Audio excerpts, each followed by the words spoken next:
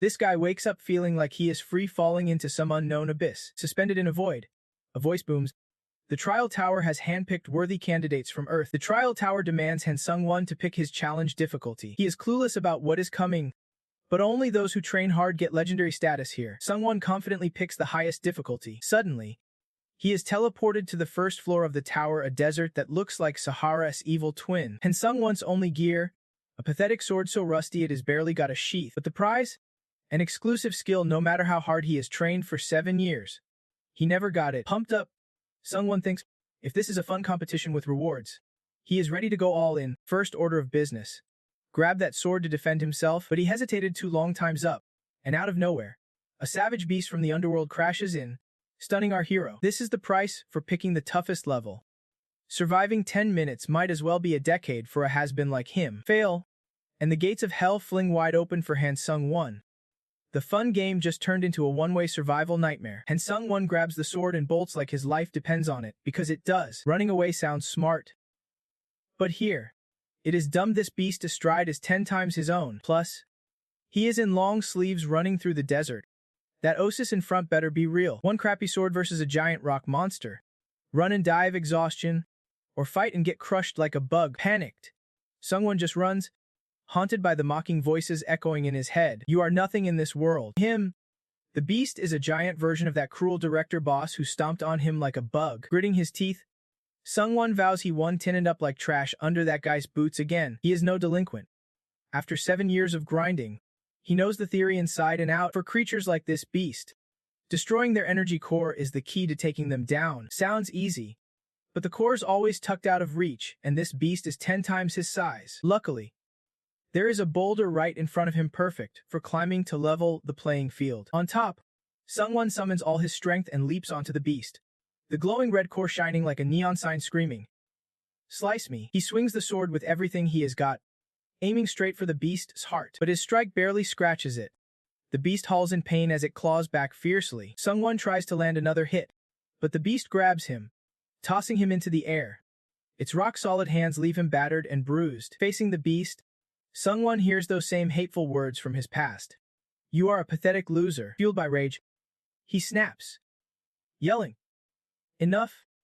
and halts. Shut up, you bastards. He lashes out, slashing at the beast. Lucky strike, his sword hits the exact spot he would slash before, unleashing a blinding red light and a roar of defiance from the beast. The system announces, the beast's energy core is destroyed. Mission complete. The beast vanishes, and Sung-won collapses into the sand victorious but battered to hell. For the first time, he has slain a monster. Pride and hope surge through him, fueling his hunter's stream. Just like promised, the system gifts Han Sung-won a unique trait called Soul Lure. At that moment, eerie black bones sprout where the sand beast fell. Curious, Sung-won touches the bones, and the system asks if he wants to absorb the beast's soul. The moment he agrees, the souls rush into him. This is the Soul Lure trait the system bestowed. Absorbing the beast's soul boosts Sung-won's mastery by 7%. It is a small number, but he feels an extraordinary rush like nothing before. The main character's first time was rough, like suddenly being possessed by a raging firestorm from hell itself. Sung-won could sense souls when he closed his eyes and took a breath, and if he absorbed their stats, he could boost his own permanently. At the same time, his stats ticked up just a bit, and he felt a strange connection with some beauty queen, as if life was turning a new page. This was the bittersweet feeling after 7 years of grinding for our hero. After surviving a wave of gossip and nonsense, he regained his confidence to walk the hunter's path again. A dimensional gate opened, the system presenting him with a reward. Han Sung-won swallowed hard. No way out of here,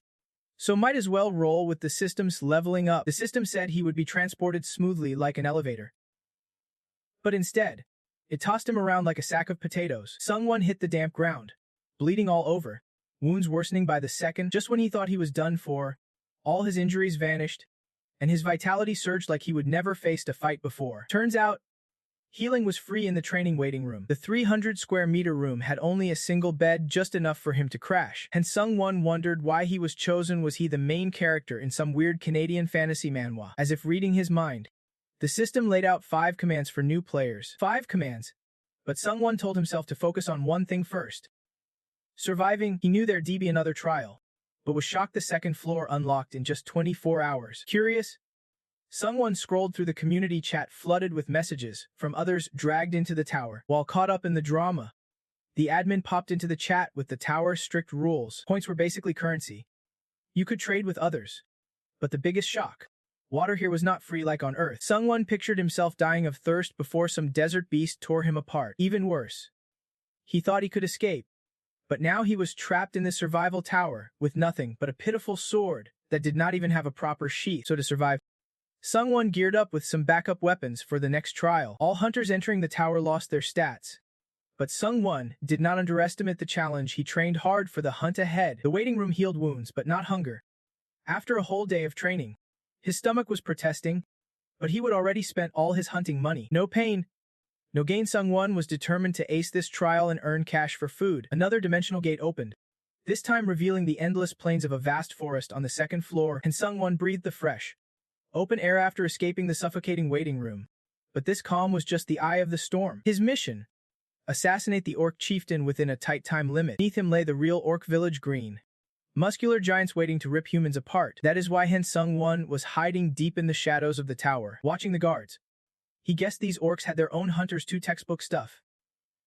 He thought they were not just tough, but in numbers too. Taking down the whole orc village would need at least a rank E team, or better. Feeling hopeless, Sungwon decided to disappear into the darkness. Eyeing the dry grass around him, a wicked grin spread across Sungwon's face as he cooked up a plan. He crafted a torch himself and tested tossing it into the system's inventory, successfully storing it there. Based on his 7 years of encyclopedia knowledge, those orcs looked dumb but were actually pretty diligent. The hunters went out in the morning and returned at night. That was his only chance to avoid the high-level orcs. To orcs, the village was just a place to eat and sleep.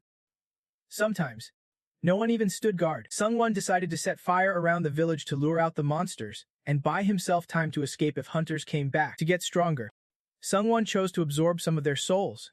Sneaking up on a small orc, one stab right through its neck, down went the little orc.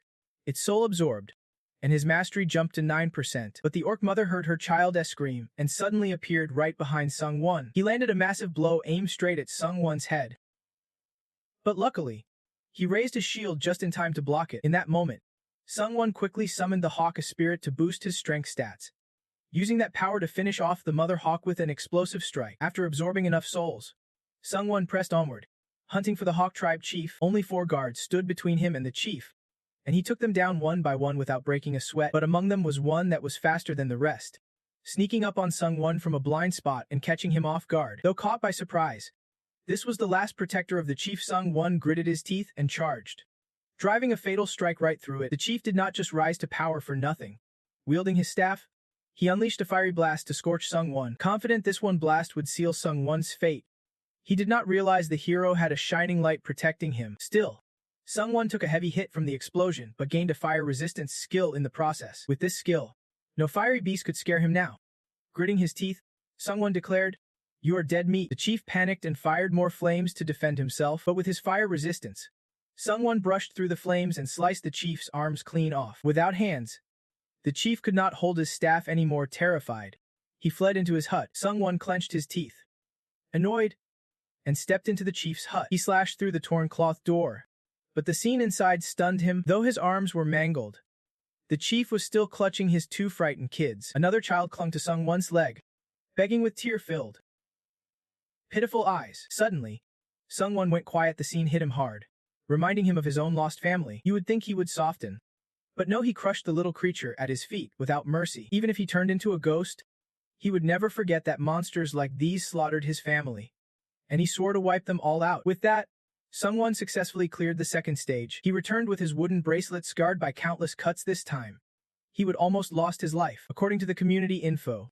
the tower provides players with question tickets. Players look up info using them and share tips in the chat room. That is how he found the way back to Earth. After clearing floor 5, players can sell stones to return but only get a few days back on Earth, plus some gossip. Sungwon was pulling his hair out. He could only use soul beads inside the tower, or else he would already be a top-tier hunter back on Earth. Setting the negatives aside, Sungwon focused on absorbing all the souls he would collect it today to get even stronger. Suddenly, his power surged so high he went hyper. He dashed around like the Flash, even running along the walls. This new strength pumped him up so much he could not control himself and slammed headfirst into a wall. With some cash in hand, the hero hit the shop for gear upgrades. This time, the outfit was way cooler, And he looked sharp too. After 24 hours, the third floor unlocked again this time.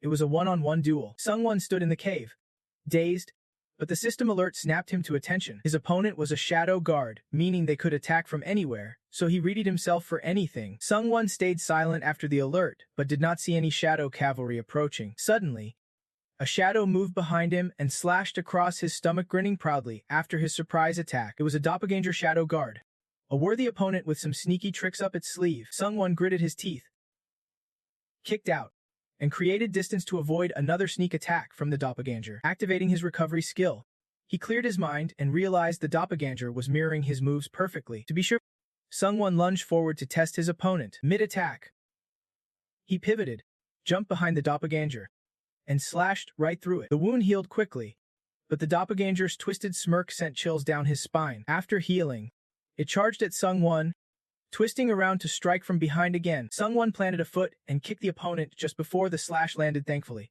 He predicted the doppelganger's move. Now he understood why it was called a shadow guard. Sung-won used his own weaknesses against it. Sure enough, the plan worked. Sung-won was confident he had this fight in the bag. But suddenly, doppelganger's power surged, catching him completely off guard. In no time, this guy mastered Sung-won's moves better than he did, swiftly overwhelming Namchin. With only a minute left, Sung-won made a desperate move to finish him off. Activating the assassin cloak's movement speed, he lunged like lightning at doppelganger, who was too slow to mimic him. Successfully slashing his clone, Sung-won felt a quiet thrill. Looks like he pulled it off. Suddenly, doppelganger's arm stretched out, effortlessly slicing Sung-won's sword-wielding arm clean off. Blood gushed as Sung-won screamed in agony. His strength was fading, but his mind urged him to keep fighting. At least his last strike had an effect. The doppelganger was now weakened and motionless. Sung-won realized this was his one shot to win, but his arm and sword had flown off somewhere. With only 11 seconds left, and death looming if he failed, Sung-won steeled himself to go all in. He let out a fierce yell and charged full force, his whole body a weapon. Doppelganger was blasted back, slamming into the jagged rocks nearby. Covered in wounds, he writhed on the ground in agony, eyes wide as he stared at the one about to end him. Sung-won struggled to crawl over, gathering momentum in his left arm, and with a powerful chop, brought it down on doppelganger's head. Blood and the clone's head flew apart. Sung-won had conquered the third stage. Back in the waiting room, Sung-won's arm had already healed. Feeling both strange and familiar, he punched the wall with his right hand, and sweat immediately poured from his palm under the force. Sung-won grinned with satisfaction. His arm was fully restored to its original state. After absorbing doppelganger's soul, he sensed its soul density was on a whole different level. Sure enough, just from its soul, he hit 100% mastery at rank F and leveled up his soul skill to E. Reading about the new ability, he was shocked to learn he could absorb the skills of any dead creature. The healing skill he gained at Death's Door. Unlocking new skills was never easy. After some research, he returned to the community of guys trapped in the tower. Everyone was buzzing about the integration trial on the 4th floor, maybe team action. Or maybe he would have to fight humans. The 4th floor opened quickly, and this mission was to defeat the Goblin King before any other team. Sung-hoon appeared alongside 2 others on the magic circle. It had been a while since he would seen a human face, leaving him a bit stunned. Lee Hyen broke the awkward silence, introducing herself as an E-rank hunter specializing in support. The other was Lee Sung-hoon, a melee-focused D-rank hunter. When it was Sung-hoon's turn, he introduced himself also melee, but not a hunter. Hearing this, Lee Sung-hoon shot him a look of disgust and said, "Spirit, do not get in my way." The word stung Sung-hoon's heart, but he stayed silent and replied, "I trust I can handle my own business." Faced with Sung-hoon's sharp tone, Sung-won reminded himself he was used to it after so long in the tower. He would forgotten how much Earth valued hunters. Though Sung-hoon was annoyed, he was a D-rank hunter and probably not to be underestimated. They now faced one team and had to survive, so they all advanced into the Goblin Castle. Her plan. Lee Sung-hoon led the charge but struggled to hold his ground, constantly yelling at Sung-hoon to hurry and fight. Sung-hoon stayed at the rear, cleaning up the leftovers, taking out all the goblins behind them. Meanwhile, Lee Sung-hoon was still struggling with the goblins, shouting at Hyen, "Where's the support? Hurry up!" Lee Hyen was equally overwhelmed, having used up all her spells. Just as Sung-won stepped in, Hyen panicked. "Wait, if you leave, who has got my back?" But when she looked back, she was stunned. After Sung-hoon left, only piles of goblin corpses remained. Lee Sung-hoon fought fiercely, cutting down goblins left and right, one swinging a spiked club at his sword. Another goblin jumped on Sung-hoon's back, who panicked and blamed Sung-hoon for the attack, but the only one who could save him was the very person he despised. Sung-hoon stared in numb disbelief at the scene unfolding. Sung-hoon's shadow looked insanely cool as he coldly said, "Lee Sung-hoon, step back. You are blocking my way." Without hesitation, Sung-hoon charged forward, swiftly wiping out the goblin horde. He killed so many that the system awarded him the Goblin Hunter achievement. After absorbing enough, Sung-hoon unlocked the Goblin's Eye skill, allowing him to sense targets within his sight. Sung-hoon returned to his team, and Lee Sung-hoon greeted him with a hearty laugh, joking about the old-timers carrying the load. His words left the other two helpless, but Sung-hoon just thanked him for the empty compliment and decided to lead the way. Lee Sung-hoon took position at the rear to guard Haein, while Haein kept watch for any signs of movement to report back. With the new formation, the three easily crushed the goblins and pushed deeper inside, but the further they went, the stranger it got no goblins in sight. Sung-hoon spotted something in the distance and sprinted to investigate. When they arrived, all they saw were goblin corpses scattered across the ground, clear if another team had beaten them here. If that team snagged the boss first, Sung-hoon's squad would lose and death would be their punishment. Meanwhile, another team was locked in battle with goblins. The guy, sword in hand, stormed atop one with a scowl, muttering, "These pests are a pain. Let us find that bug and finish this." With that, he effortlessly tore through the goblins rushing at them. One teammate praised, "Seen's killing it." Seen did not thank him. Instead, he straight up roasted his teammates, especially Jinhoo, who gave the compliment and got savage shade in return. Seen ordered Jinhoo to open the door to hunt the bug, while Jinhoo grumbled curses under his breath. But since two teams were in the area, the door could not open. A barrier sealed their zone, only allowing access to the final bug if one team remained alive. Besides Seen's team, Sungwoo's crew was catching up fast. Before the showdown, Sungwoo laid out their strategy. Since Seen's team arrived first, their strength was no joke. Sungwoo asked Haein to boost their power a bit before moving forward. He would only fought monsters before, but that experience was more than enough. This time, he was determined to win. With that thought, Sungwoo launched the attack. Sungwoo charged like a bullet, and Seen could not help but grin.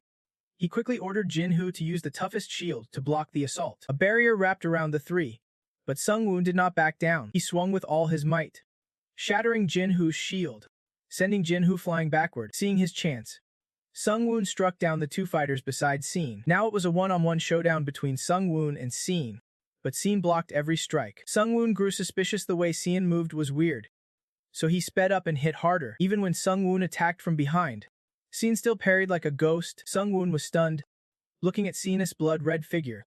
He realized the guy could read every move he made. If that is the case, Sungwoo thought, I just need to block his view, using his shield as a cover.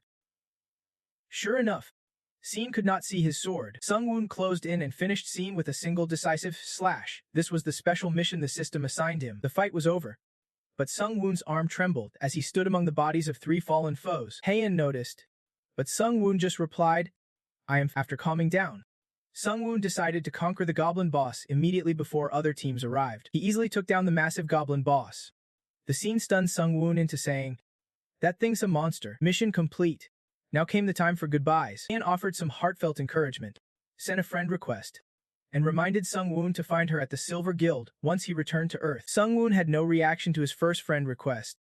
Now the only choice left was should he absorb the human soul or not. This exclusive skill seemed like the ultimate power, but Sungwoo knew that once he killed and absorbed a soul, he would cross a point of no return. Still, his goal was to get stronger. Killing was not his first choice, but if the situation demanded it, he would not hesitate to strike. Sungwoo made up his mind to absorb 3 human souls and push forward in this tower. Back in the familiar waiting room, the system updated the player's achievements this time. Sungwoo was shocked to see he ranked 16th in the tower, landing in the top 50 pioneers who get perks on floor 8. After some thought, Sungwoo decided to buy a recall stone and head back to Earth for 3 days. He wanted to see if he was still a worthless loser like before. Suddenly, a space-time rift opened beneath him, sucking Sungwoo in like he was melting away. This system never lets players travel normally. After the shock, Nam Chun lay dazed on his familiar bed. The cramped little room gave Sungwoo a strange sense of peace. He lay back on a soft mattress instead of the cold stone slab in the waiting room, the smell of a week without a shower making him gag. The waiting room only had a rectangular block to lie on. No showers. Sungwoo jumped up, surprised to see gear scattered at his feet from the tower. So players can bring equipment back to Earth. which means the loot here just got way more diverse. Sungwoon had to sell these items fast before someone else snatched the chance. So he needed to become a certified hunter first to legally trade. Holding his pricey iPhone 14 Pro, Sungwoon called the training center director. The guy found Sungwoon annoying for pestering him again. But this time Sungwoon asked to join the hunter skills test. The director was annoyed, but as long as money was involved, he was it. Sungwoon knew this money-hungry habit like the back of his hand. After a quick shower, Sungwoon checked himself out in the mirror. He felt like he did not need a girlfriend, just his own reflection was enough. But now was not the time for self-love. He dressed up and headed out to the test. Being broke meant no taxes. So Sungwoon decided to hustle through alleys, eyes half closed, and still made it there, facing the person who had pushed him to his limits. Sungwoon no longer felt weak or insecure. Besides the director, Inspector Kim was there to grade the test. Thanks to some backstage connections, Sungwoon skipped theory and interview, just the skills test remained. Sungwoon was led into the practice room with a sword in hand. The director told the inspector to find the toughest opponents for him. There were 10 escalating levels to choose from. Last time, Sungwoon picked level 1 and got wrecked by a tiny goblin. This time, after wiping out a whole goblin legion, he boldly chose level 10 to go all in. The director was shocked and visibly annoyed, muttering curses about this reckless kid. Level 10's opponent was the Fire Phoenix, whose piercing screech slowed Sungwoon's speed by 25%. Sungwoo's sword showed water damage the moment the Phoenix screamed. Thanks to this friendly director's help, the director bet Sungwoon would fail. But the kid's desperate determination caught his attention. But Sungwoon was not the same guy as yesterday. Powered by the survival tower's blessings, he was ready to prove his worth right here. Hwang Manhwa, the training center director, once had a wasted youth himself. He passed the hunter exam thinking he was the best. But in the hunter world, talent is everything, and he could not keep up with his peers. That massive wall broke Hwang Manhwa, leaving him stuck in place. When he met Han Sungwoon, who shared his struggles but tirelessly chased his passion, he was genuinely moved. The moment the sword snapped was when he secretly hoped the hero would quit the game. Sungwoon never thought this weapon would break so easily unless someone else had interfered. Above, Manhwa's smile turned cold and ruthless, confident that this weak sword would be Sungwoon's downfall. The Fire Phoenix kept unleashing massive lava blasts. Sungwoon kept flexing his new skin from floor 4, pushing himself to leap onto the roof in a flash. The Phoenix inhaled deeply to unleash fire again, but Sungwoon was faster. Lunging straight at it, using his broken sword split in two, he stabbed straight into the Fire Phoenix's body, making it roar in pain. The sword was too short to finish it off, so Sungwoon grabbed a floor tile and hurled it hard at the Phoenix. With Sungwoon's strength and speed, that tile smashed the Phoenix's head like tofu. The brick stopped dead midair as it slammed into the wall between the two men above. Hwang Manhwa was sweating bullets, watching the brick fly just 2 inches from his head. Sungwoon officially leveled up to a C-rank hunter, unlocking the ability to enter the dungeon and sell loot. In his office, Hwang Manhwa paced angrily, ready to blame his old man. But the old man had actually rigged the difficulty. He was only mad because Sungwoon was basically a Saitama-level beast. Just then, Sungwoon strolled in, pretending to casually ask how the director was holding up. Though irritable, the director forced a smile and congratulated him. But Sungwoon was not buying the act.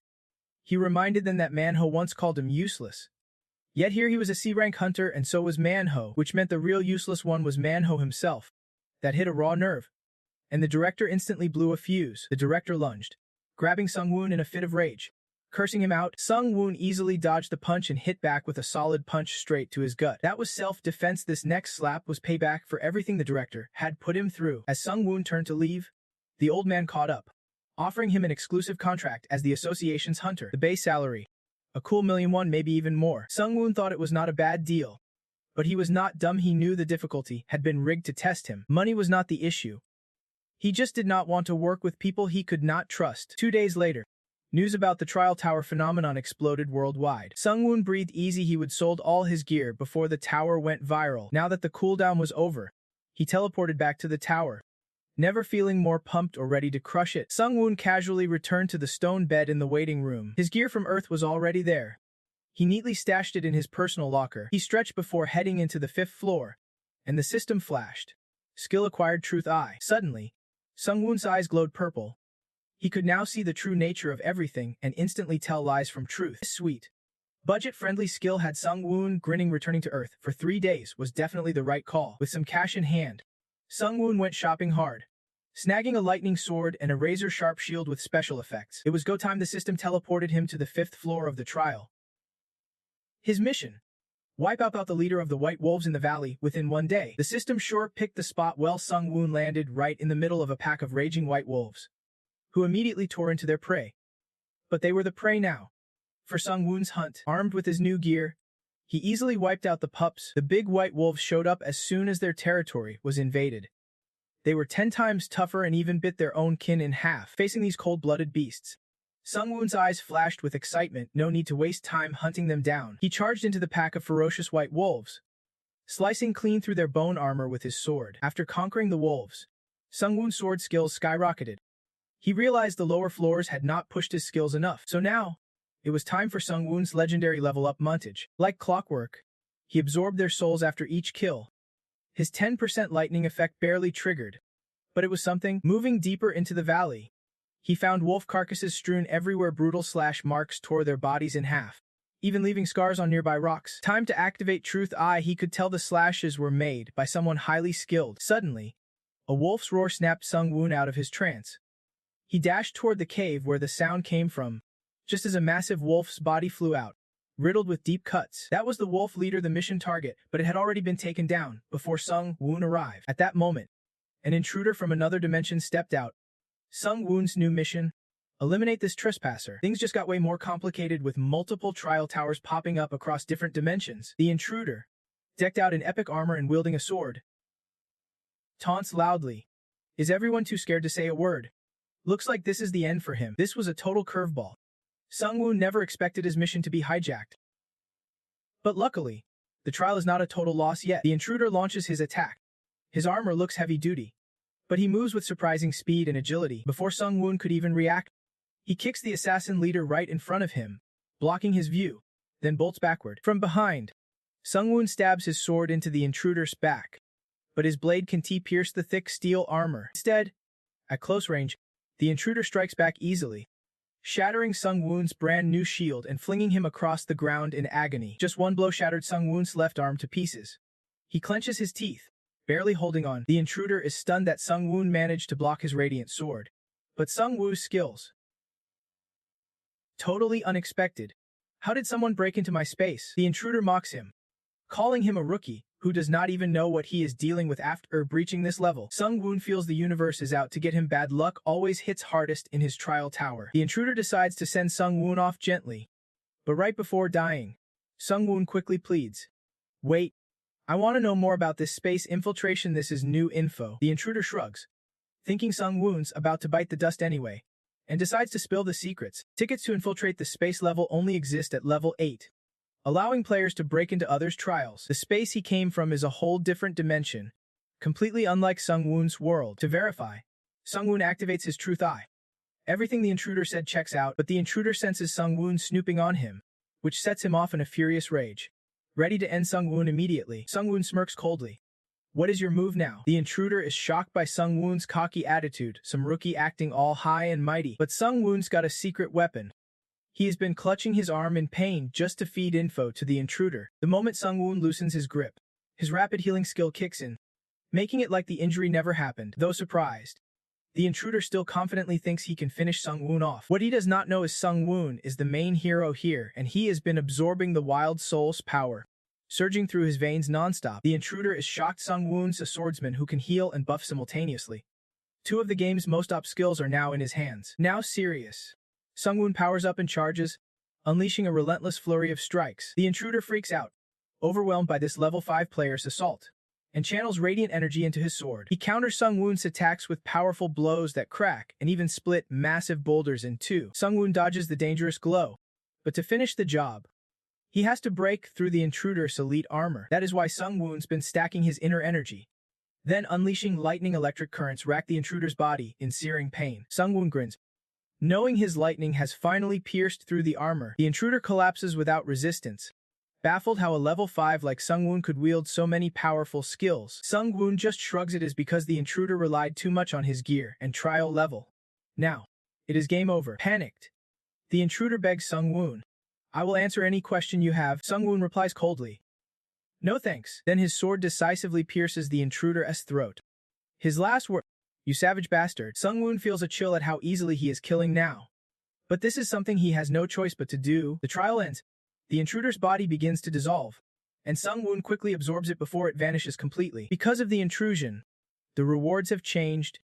Sung-Woon gains an A-rank stealth skill plus a hefty pile of cash. Then, back in his familiar waiting room, he sits and contemplates other dimensions now with even more reasons to stay on guard. To get clear answers, Sung-Woon decides to ask the admin about space infiltration. A quick reply: the infiltration floor is only for level 8 players, and you can only invade the first 10 levels. But you can't interfere with special challenges. Sung-Woon wanted to ask more, but only the first question got answered. He sighed in relief, glad he did not waste a question. Now it is gear time. He hauled Kraken's magic box all the way from Earth to fix Sung-Woon's ring like new. Among the useless stuff he carried was a cleansing stone, but after smashing it, he got a buzz, using it to shower. Genius move. With over an hour till floor 6 opens, Sung-Woon checked the leaderboard. After taking down a level 8 invader, he climbed to 3rd place. Meanwhile, the community was debating buying skills to resist negative effects. The current meta was chaotic post-floor 4 mission, and killing other players was becoming routine. The saboteur on floor 4 was Princess Sudai. Though she changed her name, the hunt was on. Just some nobody, but she sparked a fierce rivalry among players. Sung-Woon decided to remember that name and keep his distance before she could manipulate everyone to take him out. The time had come. Floor 6 opened with the mission to hold capture points for 50 minutes alongside teammates. Before Sung-Woon stretched an endless ocean dotted with countless floating capture points. The system assigned teammates, but Sung-Woon was left solo. Just as he hesitated, a spear came flying from above, right at his head. Quick reflexes let Sung-Woon catch it effortlessly. The spear thrower was his dumb teammate. Stunned Sung-Woon survived the ambush and countered. Sung-Woon was surprised by this new game, but it was no joke. His teammates stared at him with pure hatred. Rumor was spreading on the community board. Killing others was the easiest way to rake in rewards. Around him, teammates were brutally slaughtering each other in human scenes, and screams echoing right into Sung-Woon's ears. His teammate laughed. Now you get it. Huh. Hypocrite. Amid the chaos, two girls shook hands like true allies, but do not be fooled. That was far from reality. The short-haired girl swiftly stabbed her own teammate from behind. Taking down a teammate granted her a special skill called backstab. Sung-Woon caught this play while lost in thought. His teammate tried to sneak attack him. Sung-Woon did not want to kill without reason, but since this guy handed over his life, he took the win. This earned Sung-Woon a new achievement, but he still hated senseless slaughter. The mission was to hold points, and that is all he intended to do. Nearby, a water mage conjured a sturdy magical shield, grinning with pride. With water magic and an ocean backdrop, he felt invincible, but that only held true until he met Sung-Woon, who was charging straight for his point. The mage's slaughter grew louder, his confidence sky high in his bulletproof shield. 1 second later, that smug grin turned into a bloody mess. Shields can stop bullets, but Sung-Woon, he is the real threat. With one kick, the mage flew back. Sung-Woon thought it was overkill, but his display scared off everyone nearby. No one dared mess with him now. Now all he had to do was guard the point for the last 10 minutes. He learned a valuable lesson about trust. On floor 6 teammates could turn on you anytime. Deep in thought, a new intrusion happened. A squad of 4 swaggered in. They combined from 2 teams to gain an edge against others, and their target was Sung-Woon's point. The first 2 charged in. The black-haired water guy activated shared pain skill with Kim Ji-hun and Sung-Woon. When Sung-Woon stabbed him in the arm, the pain echoed back into his own arm. Meanwhile, the fat guy splashed seawater on Sung-Woon, trying to weaken his stats. Things looked grim for Sung-Woon, but that only happens when you are a side character. He dodged the blonde's massive sword, grabbed his head, and slammed him down hard, a finishing move that stunned the other 3. Sung-Woon earned an achievement for this knockout move plus a skill that terrifies weaker foes, meaning anyone with lower stats was powerless against him. For example, this skill was used on the fat guy holding the ring. Every stat was way below Sung-Woon's. The result? A knee smash straight into his face, followed by a brutal kick from above. This savage slaughter made the 2 remaining guys freeze as Sung-Woon stepped forward. Kim Ji-hun panicked, unsure what to do, when the blonde guy slashed straight at his leg. 1 slash. But both of them felt the pain. Sung-Woon forgot the black-haired guy had shared the agony with him. Kim Ji-hun cursed in agony, but the next moment, the blonde guy peppered his entire body with holes. While Sung-Woon staggered from the pain spreading through him, Sung-Woon used his pain reduction skill, but it only cut the agony by 15%. The only way out was to finish off Kim Ji-hun. Summoning all his strength, Sung-Woon hurled his ring. It flew straight through Kim Ji-hun's neck. The searing neck pain hit Sung-Woon like a punch to the gut. He collapsed to the ground, clutching his neck. His head was still intact, but the pain felt all too real. Seizing the moment, the blonde guy aimed to end Sung-Woon once and for all, a once-in-a-lifetime opportunity. As the blade came down, Sungwoon caught it with both hands, even as his arm tore open in blood. At that moment, the blonde guy knew he was done, for he was shaking uncontrollably. Sungwoon snapped the sword in two, then used the broken tip to end the blonde guy's life. He could only spit out one curse before losing consciousness completely. Meanwhile, the trial time ended. In the end, the winners were those who kept their teammates alive. Still, there were a few cold-blooded winners, maybe in others' eyes.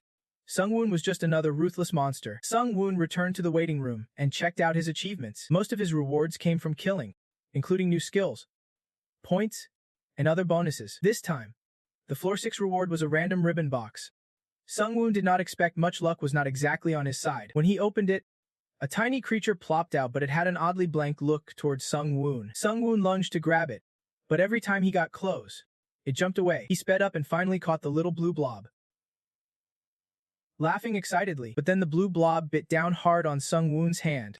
Tears welling up from the pain, it jumped back, waiting, while Sungwoon made a scary face to warn his kid that he was about to catch it. He considered letting it go because it looked so cute, but those teeth made him think twice. Sungwoon flipped upside down and slammed a devastating blow onto its head. 1 second later, it exploded into hundreds of pieces and items hidden inside scattered everywhere. A B-rank damage transmission skill with the Blessing of Steel effect. This skill boosts swordsmanship by 7% and absorbs 10% of physical damage. Sungwoon tried equipping it for a bit but quickly ran out of mana. The transmission skill does not need cooldown but drains mana to keep its effect active. A new announcement dropped: waiting times for tower trials were lifted, causing a buzz in the community. Still, it did not change much. Everyone's real concern: Killers won't be able to strike in the next round since it is a solo duel. Sungwoon had to watch out for dangerous teammates like that. First, he needed to master a skill that would not be affected by any other diverse abilities. His soul core reached rank D. It not only boosted his strength but also reinforced mana and created a defensive ring. To test the defense skill, Sungwoon pulled out his sword, tossed it at the ceiling, and waited for it to fall on his arm. The moment the sword touched his arm, souls intercepted it, actually absorbing the damage. Sungwoon was amazed by this defensive shield. Every activation requires a soul to take the hit, so he needed to keep some souls handy for defense. Next, curious about the trial rankings because he did not kill many on floor 6. He dropped to rank 4. Though a bit disappointed, he was fine as long as he stayed in the top 50. Feeling restless, Sungwoon decided to jump straight into the next trial floor. This trial required players to clear 3 challenges within 40 minutes to prove themselves.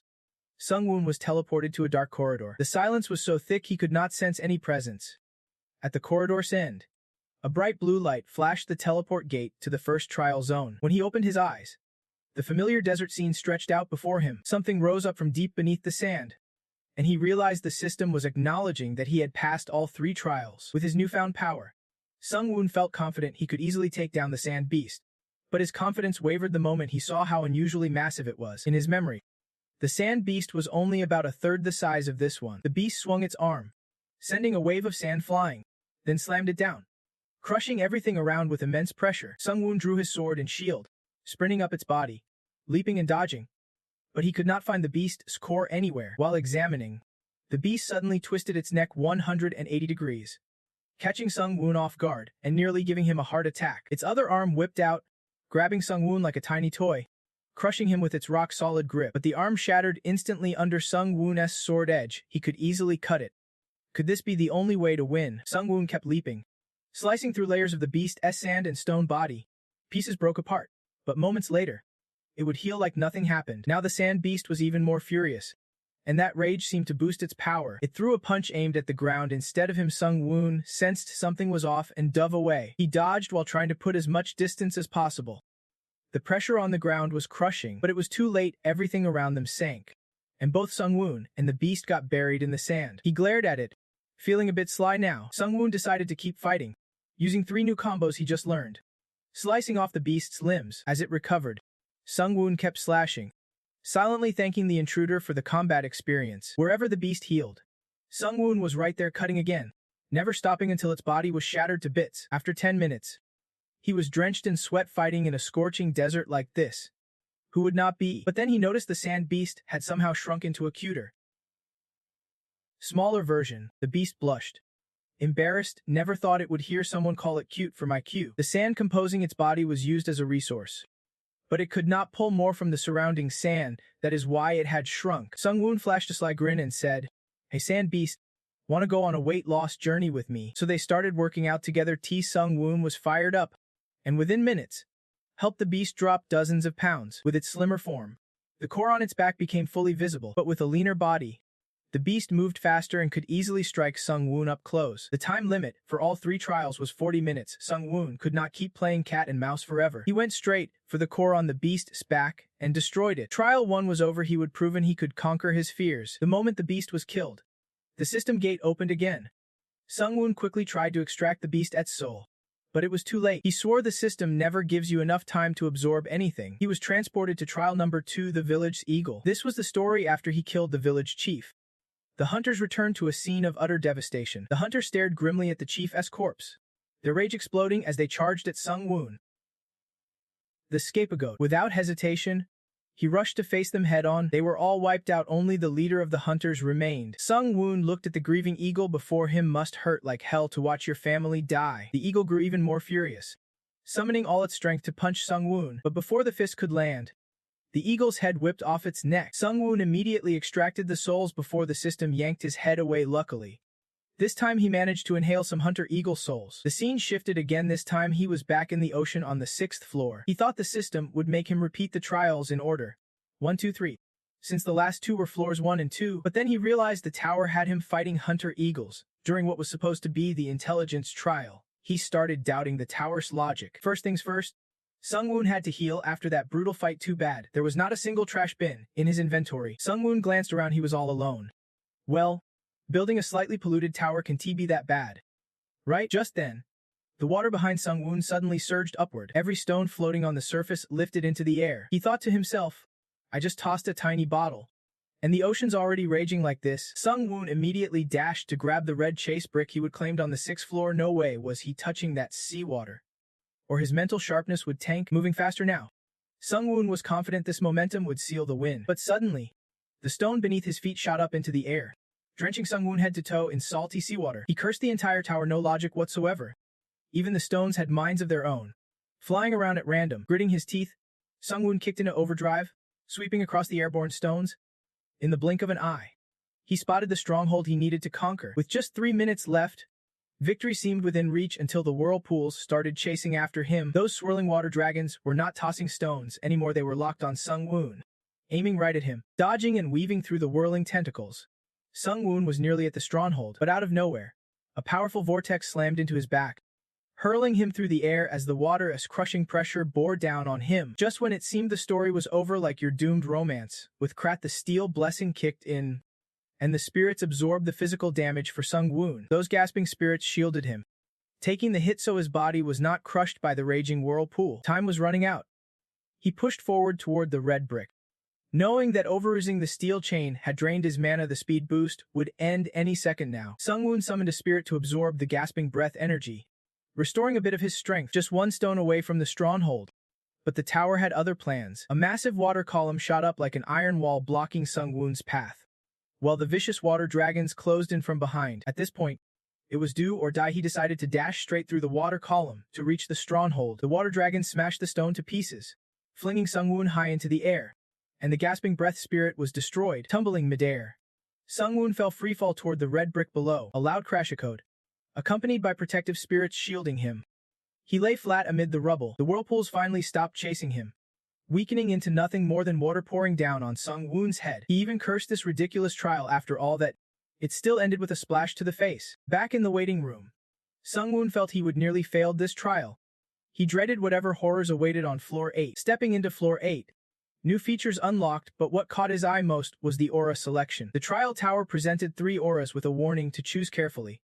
Sung-woon skimmed the descriptions. The system recommended the Jewel aura for him, but the Hunter aura was not bad either, the last one, though that one was a total bust. Ignoring the dud, Sung-woon ultimately went with the Jewel aura. With Jewel, he could pick one of 3 abilities: heal spirits, triple crafting and skill enhancement, or invent new items and skills. Opting for spirit healing, Sung-woon also gained a unique power: skill fusion. He could combine 2 skills to create a brand new one. 3 cheers for that. He picked the 2 weakest, unrelated skills to fuse, and the result blew his mind. Sung-woon gained a powerful D-rank demolition skill, combining 2 rank moves into a D rank.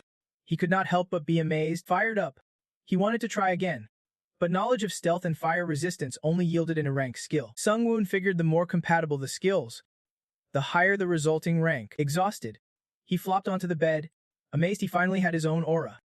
This feeling of standing above everyone else made him question life itself. Suddenly remembering another reward, Sung-Woon popped back up to check it out. Elegant as a grade of breeze, boosting movement speed by 10%, stacking up to 7 times.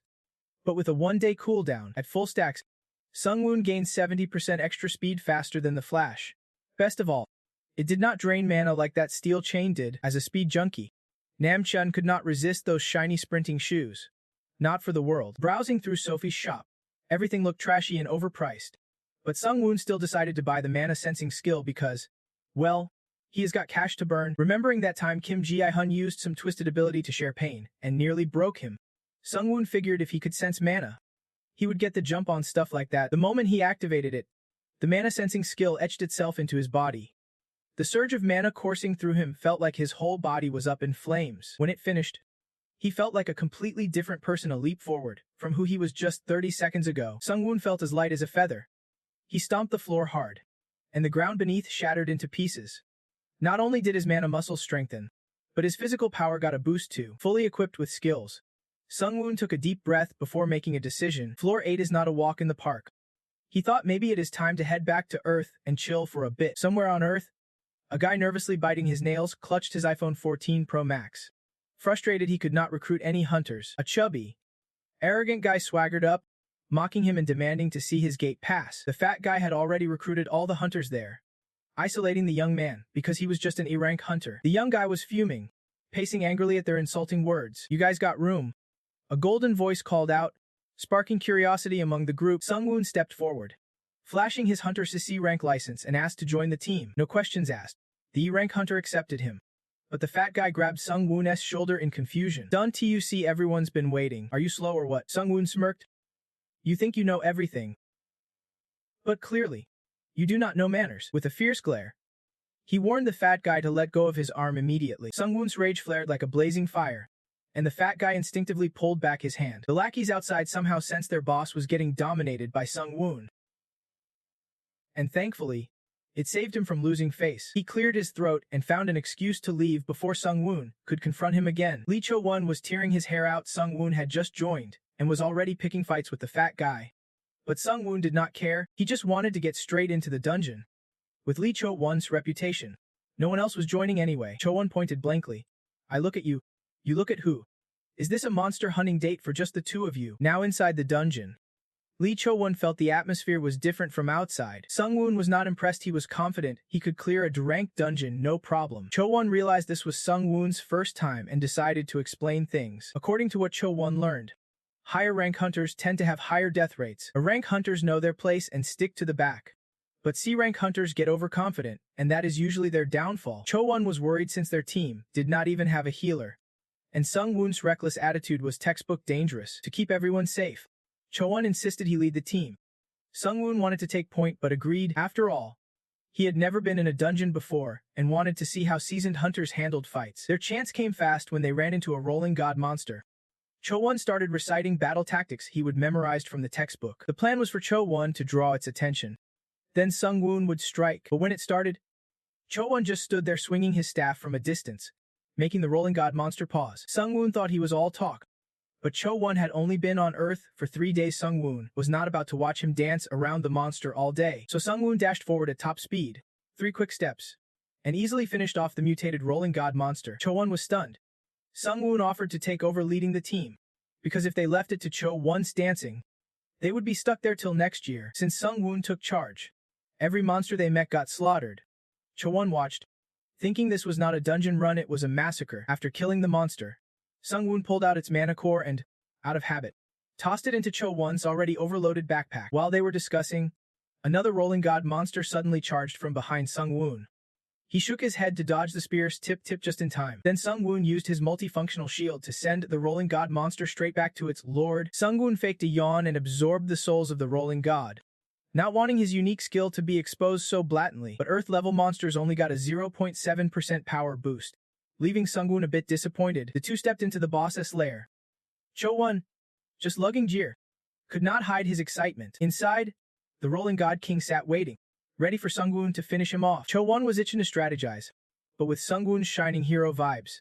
Charging straight and always seemed to work, no need for long plans. The rolling God King lunged forward, but its speed clashed with its massive frame, a curveball Sungwoon had not expected.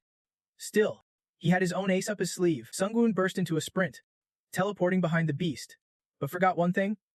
That tail was twice the thickness of his entire body. Wuck! Sungwoon got smacked by the tail like a ragdoll.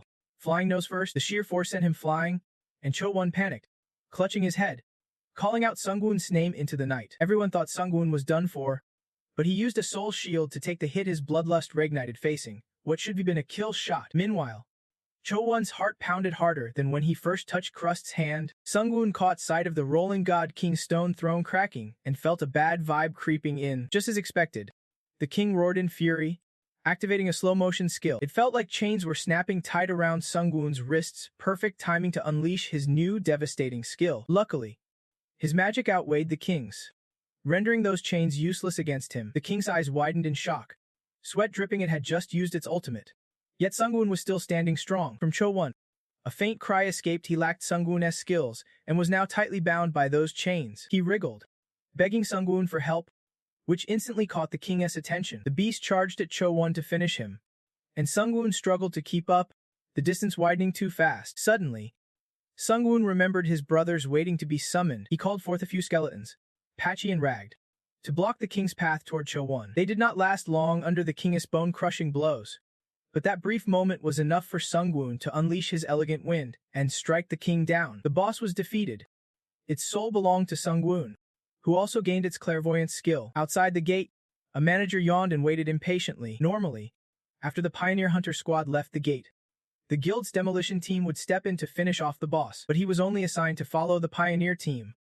If he would manage the demo team that took down the boss, he would have scored a fat bonus. That was just a pipe dream unless the whole team had a rank hunters. Sweeping the dungeon in one go was wishful thinking. Just then, Sungwoon's team emerged, only 2 people, making everyone guess they would cleared just half the dungeon before coming out. But a second later, the door turned gray, signaling the dungeon's boss was truly slain. The manager rushed over, practically running on all fours to confirm the news. He introduced himself as Shin Woojin, head of the Hunter Guild's gate management team. Cho Woojin guessed he was there to buy gate rights, but that decision was Sungwoon's ace to make since he single-handedly cleared the dungeon. Shin Woojin was stunned. He figured Sungwoon had to be in a rank hunter, but Sungwoon did not care about ranks. All that mattered was the price they were offering. Woojin thought it over and threw out a number, 1.2 billion. Meanwhile, Hyein was buried under a mountain of paperwork, stressed to the max. After returning from the tower, she had been promoted to captain of the team managing trial challengers, assigned by her superiors. Her job: scout out exceptional trial tower hunters to spark breakthroughs in the hunter community. But it was not easy. Most prospects only conquered the easy floors of the tower. Thinking back, Hyein recalled Sungwoon, who independently cleared the 4th floor. She regretted not making him an offer back then. Just then, Sungwoon messaged her to meet up. Hyein felt like she would just hit the jackpot. Sungwoon waited inside a cafe. As Hyein hurried in, her anxious face said it all, how badly she wanted to see him. The moment she asked, she scolded him for not replying to her messages. Sungwoon quickly apologized and explained himself. In his head, there were only 2 words: hunter.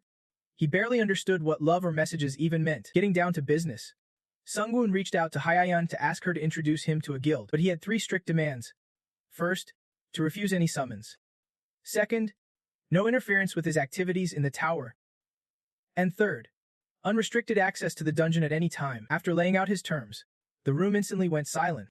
He realized his demands might be a bit unreasonable. Sure enough, Hyein confirmed no guild would agree to such conditions. Sungwoon felt a twinge of disappointment, but then Hyein grabbed his hand and made an offer to join her silver guild, which could meet his demands. But first, he had to prove himself by conquering the C-rank dungeon solo.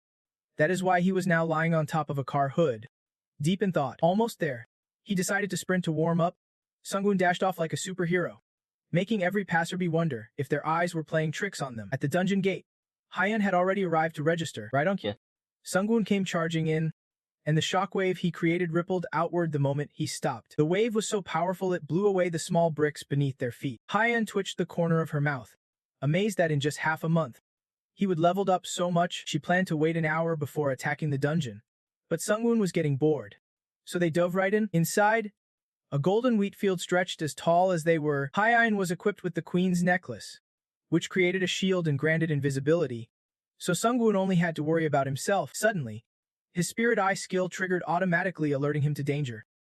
3 strange creatures were moving through the wheat, heading straight for him. As they closed in, he leapt to avoid them. These bizarre monsters had razor-sharp teeth aimed right at your heart. Hyein panicked. These were deadly venomous beasts that should never appear in a C-rank dungeon, but Sungwoo stayed cool as ice, picking them off one by one with precise strikes. Hyein was stunned, then thrilled. Finally, she would found the perfect father figure for her kids. Sungwoo fought relentlessly, dodging bites to avoid getting poisoned. His lightning skill activated on its own. He would almost forgotten he had the skin equipped. A venomous demon lunged from behind with jaws wide open, aiming straight for his head. Luckily, Sungwoo dodged just in time, or his head would have been a snack. He grabbed its tail, slammed the beast to the ground, sending shards of stone flying. Sungwoo gestured for Hyein to follow. He would clear the path. Now it was her turn. Hyein was still frozen, amazed by Sungwoo's one-man army performance. Venomous demons like these were usually wiped out by C-rank teams. But look at our hero here, fighting them off with just a shield, a mirror, and a bunch of different skins. Hyein confidently predicted Sungwoo would keep leveling up, maybe even become her husband someday. 10 out of 10 for that. Sungwoo absorbed the souls of the venomous demons, gaining only a slight power boost. He guessed the boss would not be too overpowered. The boss room was a whole different world. Sheer cliffs rose sharply. Twisted trees blocked the path, creating narrow trails. The suffocating silence made Hyein uneasy. They could not sense any creatures nearby, when suddenly a sharp mana beam shot down right onto Hyeina's head. The boss appeared out of nowhere, its face twisted with savage excitement. That sudden attack made both of them jump. Sungwoo scooped up Hyein and leapt away, but all she could see was his face in her mind. The venomous demon boss took a deep breath and unleashed a mana blast at them, the wave crashing down just behind their backs. A massive explosion rocked the cave. Emerging from the smoke, Sungwoo flew out carrying Hyein, landing on a huge tree branch high above. They would slipped out of the boss's sight. It frantically searched around, trying to locate them. Hyein wanted to boost his strength, figuring they could check skills later, but Sungwoo declined. I only ran away to save Hyein earlier, but this is my real style, straight diving right behind the boss to catch it off guard. Sungwoo stacked 7 wind elegance buffs, and now's the moment to strike. While the boss is busy inhaling to refill its mana, he sneaks up close. Boss barely blinks, and Sungwoo's already gripping his sword beneath its belly, slicing it clean into 3 pieces with a triple strike. Watching from above, Hyein stiffens in shock, now wondering who the real monster here is. After leaving the boss room, Hyein declares Sungwoo passed the test, and she has got one more warning for him. The harder the floor in the trial tower, the tougher it gets over time. If you start on hard mode, you can switch down to easy later. Hyein comments on Sungwoo's absurd growth. He has probably picked a difficulty with a death penalty. Even though she saw him fight twice already, she still hopes he will be a little more careful, so he can come back in one piece to be her husband, or at least her friend. That night would be his last on Earth. Over the past 3 days, Sungwoo's been busy but also more confident in himself. Returning to the tower for the 3rd time, he is determined to push even harder. As soon as he got back to the waiting room, he headed straight for the trial. On floor 8, new paths start to open up. Sungwoo wants to boost his soul chill's accuracy, so he chooses to fight. Thought he would jump straight into battle, but Sungwoo has the pioneer skill, so he gets to meet a manager first, the Ironblood Tyrant. Right after the system announcement, Sungwoo gets whisked away and lands in the Ironblood's world. Ironblood's world is the opposite of its name. Everything's blanketed in thick, white snow. Sungwoo uses truth vision to gather info, but the system only says this is where the Ironblood Tyrant lives. The Ironblood Tut, communicating through messages, feels insulted that Sungwoo is snooping around and orders him to follow the Azure Sword. The Azure Sword hovers midair, glowing with red mana, leading him to a 4-story wooden house. The moment Sungwoo steps inside, he senses his eyes locked on him. The Ironblood Tyrant lounges with her legs crossed, finally seeing the pioneer arrive. She introduces herself, looks like some old dude. But nope, this tyrant is a pink-haired badass woman. Sungwoo is stunned, almost overwhelmed by her captivating beauty, but like a rose with thorns. She is the tower's administrator, beautiful and deadly. Suddenly, she steps right up to Sungwoo, scrutinizing him. He is shocked. He never noticed her subtle movements despite always keeping an eye on her. The Ironblood Tyrant grabs a bottle of wine, judging him to be just a regular guy, though his battles left a strong impression on her. But she only knows the outcomes. No one can observe the trials below floor 8. Sipping wine made from FCAM water, she reminds him that even admins are just pawns of the tower, meaning, since she is a pawn, She can harm Sungwoon. This negotiation is a personal favor for the pioneer. He can ask anything and get answers without submitting a request form. Sungwoon asks about the intruder on floor 5. The Iron-Blood tyrant laughs and explains that invading other floors grants better rewards and benefits. Challengers from other worlds are usually veterans who've been in the tower for decades. Defeating them yields huge rewards. Someday, this tower will merge with towers from other worlds. Hearing this, Sungwoon is curious, and she continues explaining. After floor 20, trials combine, meaning Sungwoon will face more intruders. Sungwoon's last question. What exactly is the trial tower? The Iron-Blood tyrant ponders. She has always wondered that too. Even as an admin, she has no answers. She used to be a challenger herself.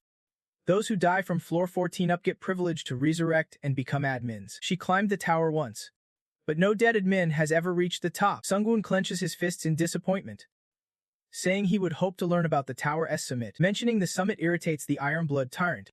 She suddenly grabs Sungwoon by the collar, eyes flashing with danger. The summit is not something you just casually talk about. Sungwoon stood still, completely opposite to her fury, and even Iron-Blood was shocked that he showed no fear. Sungwoon grabbed the door and smashed it down, breaking free from the Iron-Blood tyrant's grasp. I am not going to let you just attack me like that, he said coldly.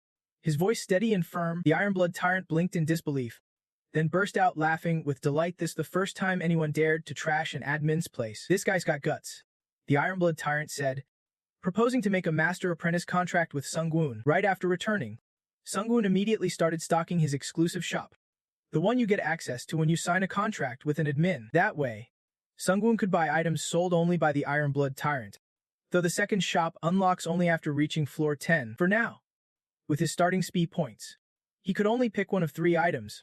Sungwoon chose the Stone Tablet of Mind. This item would help him make rational decisions in any situation, unaffected by emotions. After equipping it, Sungwoon entered floor 8, the floor of destruction. He needed to defeat the bone-healing deaths. Thought this was going to be easy. Sungwoon squinted, staring down at a sea of bone mists piled so thick there was not even a gap for his nose to slip through. Maybe they planned to overwhelm him with numbers. But Sungwoon did not care. He charged into the midst of the bone mists, causing a blast that shattered the white fog into pieces. The bone skeletons lunged, snapping their jaws. But Sungwoon let them hit him just to see what would happen. 2 words. Too weak. He crushed their bones like twigs with his bare hands. But because they were so weak, his proficiency only rose by 0.08%. He felt bored wasting energy on these punks. Suddenly, a voice echoed from afar. Who dares to desecrate my sacred land? Sungwoon snapped his head toward the sound. Could this be the boss? He immediately absorbed the imposters, then summoned his own bone skeletons to fight in his place against the tower's guardian bones. Sungwoon, calm as the breeze, slipped past the dense barricade of bone soldiers and charged off to find the boss. In the distance stood an ancient altar. Sungwoon was sure that is where he needed to go. When he arrived, a skeletal soldier wearing ragged clothes to hide its malnourished frame held a bone-healing book in hand. Seeing Sungwoon, it sneered, disgusted that a lowly human dared invade its sacred altar. You will pay dearly. It snarled, summoning 2 monstrous gatekeepers instantly. Sungwoon sized them up. They were about as tough as sand wolves. He smirked at the boss' weak summons, only able to heal these 2 big brutes. Angry at being disrespected by someone he looked down on, the boss ordered the 2 brutes to tear Sungwoon apart. Sungwoon unleashed a powerful strike, crushing their round heads like grapes. Then he moved in on the boss, who could only stammer in shock. What the hell is this? Sungwoon slashed across his body, severing a leg and sending him crashing to the ground. After taking down the 2 brutes, Sungwoon's proficiency jumped by 1.2%. He was pleased with his progress, but to the deaths, he was no different than a bloodthirsty monster crazily grinding for experience points. Sungwoon decided to wrap up floor 8 here, but then caught sight of the boss's fancy summoning book. A cold, inhuman smile spread across his face. He had a few favors to ask. Sungwoon tossed the summoning book back to him and grilled him about summoning. Every time a guard dies, the boss could resummon it after a few minutes. Sungwoon demanded he summon one right now. The boss hesitated, but Sungwoon raised his sword threateningly, and the boss hurriedly turned away to study. 2 aggressive guards were summoned again, and as before, Sungwoon easily took them down. The deaths asked him blankly, "Is that enough?" But this is just the beginning. Sungwoon ordered the boss to summon all his guards, while he kept slaughtering them for experience points. The deaths, exploited like a slave, grumbled, "How long do I have to do this?" Sungwoon was still busy stabbing and slashing, clearly until he said to stop. Sungwoon kept fighting and boosting his proficiency until his soul orb hit 100% and leveled up to C rank. A weak voice echoed behind him, "You mad monster. I will curse you after I die. That was the floor 8 boss. Utterly drained by Sungwoo's ruthless exploitation to the bone literally, Sungwoon stepped closer to inspect every time he summoned. The water stains spread wider. He would hit his limit. Sungwoon wanted to push a little longer, but it seemed he would have to send him off instead. Just before losing consciousness, the assassin swore, "Meeting you really drives me crazy. Humanity deserves to die." And just like that, floor 8 was complete. Sungwoon's soul shard now had a 20% chance to inherit skills from it. Floor 8 was kinda dull for him, but that did not mean floor 9 would be the same. He always geared up before heading into battle, checking out his thunder sword. He would maxed out the piercing skill. Time to find a new toy to replace it. After scurrying for a suitable sword and coming up empty, Sungwoon decided to craft one himself fast and simple. He planned to fuse 2 sword skills, focusing on piercing since it was rank D, which would anchor the synthesis. The result: a C-rank demon hunter skill that doubles attack speed against non-human foes. No surprise, he still loved the power of combining skills the most. Packed with a ton of skills, Sungwoon decided to fuse just one more time, so he kept combining new skill after new skill, then fusing those again. Finally, he created the Grey Blood skill, granting regeneration and pain reduction. To test his new skin, Sungwoon turned off the recovery effect in the waiting room, leaving no shield as all souls were absorbed. He chopped off his own arm to test it. One clean slash severed his left arm, but it immediately regenerated so fast he felt no pain. Sungwoon felt invincible, like the main character in some epic story. As for his assassin's coat, he would wear it until it fell apart before replacing it. Waiting was just wasting time, so he dove straight into floor 9, requesting to summon all monsters for the day. But as soon as he entered, the system warned of a challenger infiltrating the martial world. This guy had even summoned all of Sungwoon's monsters. Now, Sungwoon had to defeat him to clear floor 9. Spotting Sungwoon, the man stood atop a pile of monsters and called out, "I am Baek Sanha, martial leader of the Martial Alliance." The old man with silver-white hair introduced himself. He wanted Sungwoon's name, but Sungwoon knew these invaders never had good intentions. Revealing his identity would do no good. Sanhak muttered that it was basic courtesy among comrades. Sungwoon rolled his eyes. Everyone from other dimensions was just plain weird. Without another word, Sanhak unleashed his sword legion. 100 sword strikes launched at Sungwoon.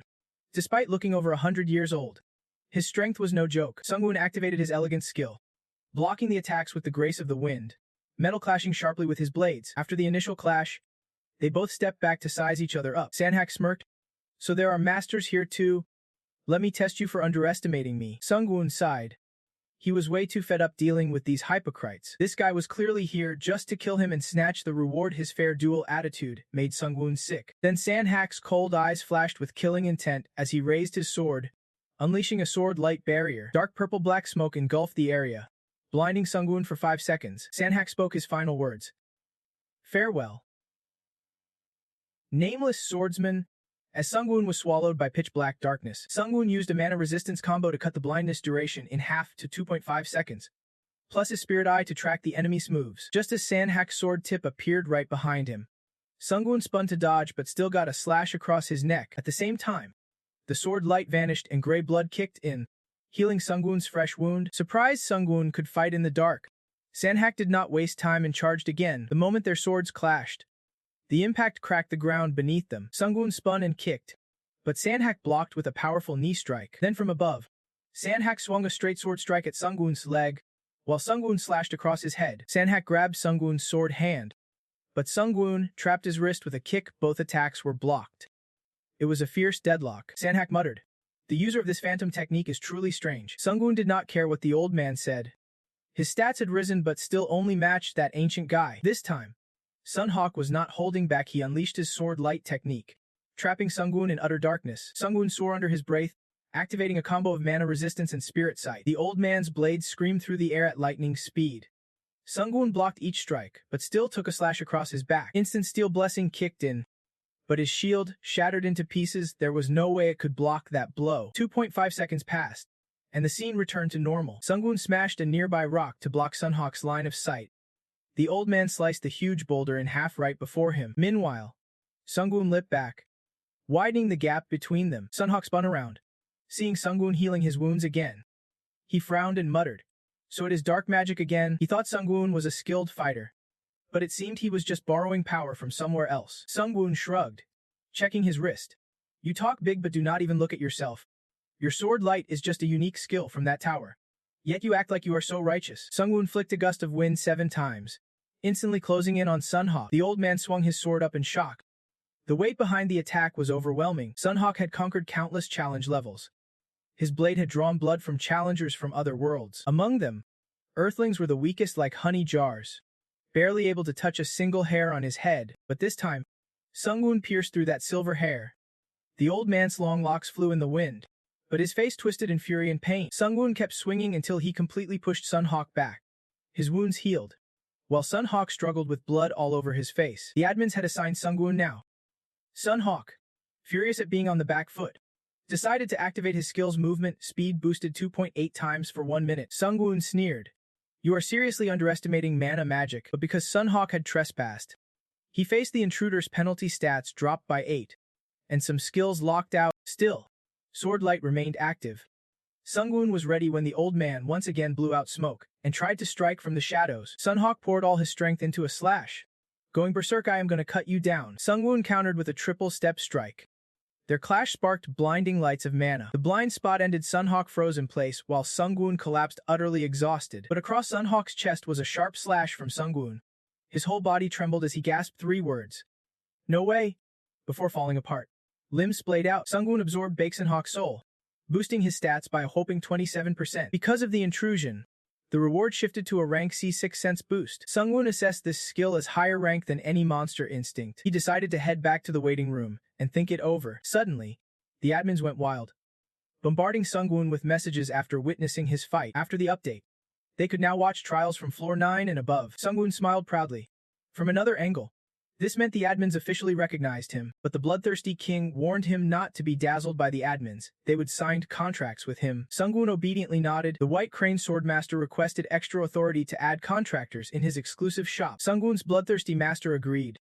The admins just checked permissions to grant favors to contractors. Sungwoo was curious about this but figured they would contact him again eventually. In the end, Sungwoo accepted the White Crane Swordmaster's request to add Swordmaster gear to the shop. Returning, the system notified Sungwoo he could now enter the common area. He wondered if the admins watched everything in the common area. Are you still watching?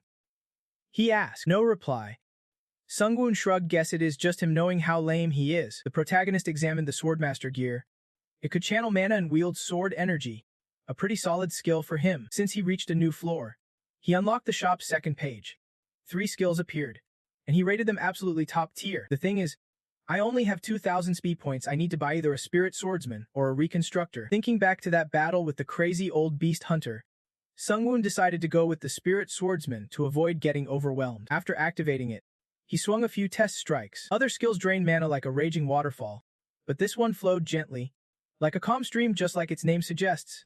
With spirit in it, it uses 2% mana every minute, so in 50 minutes he would be completely drained. Sungwoo quickly switched it off, reminding himself to manage his mana carefully when using it. There is also a bonus, a 6th sense, that sharpens his awareness to the peak. Finally, he browsed through the community. There were a ton of comments about the plaza here. One player recounted trading authority with others. The plaza gathers countless candidates and facilitates deals with different admins. Sensing something new and exciting, Sungwoo decided to check out the plaza to see what is hot. The plaza is a different realm, and unlike before, real players show up here in the flesh. This guy was excitedly exploring when, unfortunately, he caught the attention of some hunters. Happily strolling down the road, suddenly he was hit with special effects, knocking him flat on his back. The hunters appeared behind him,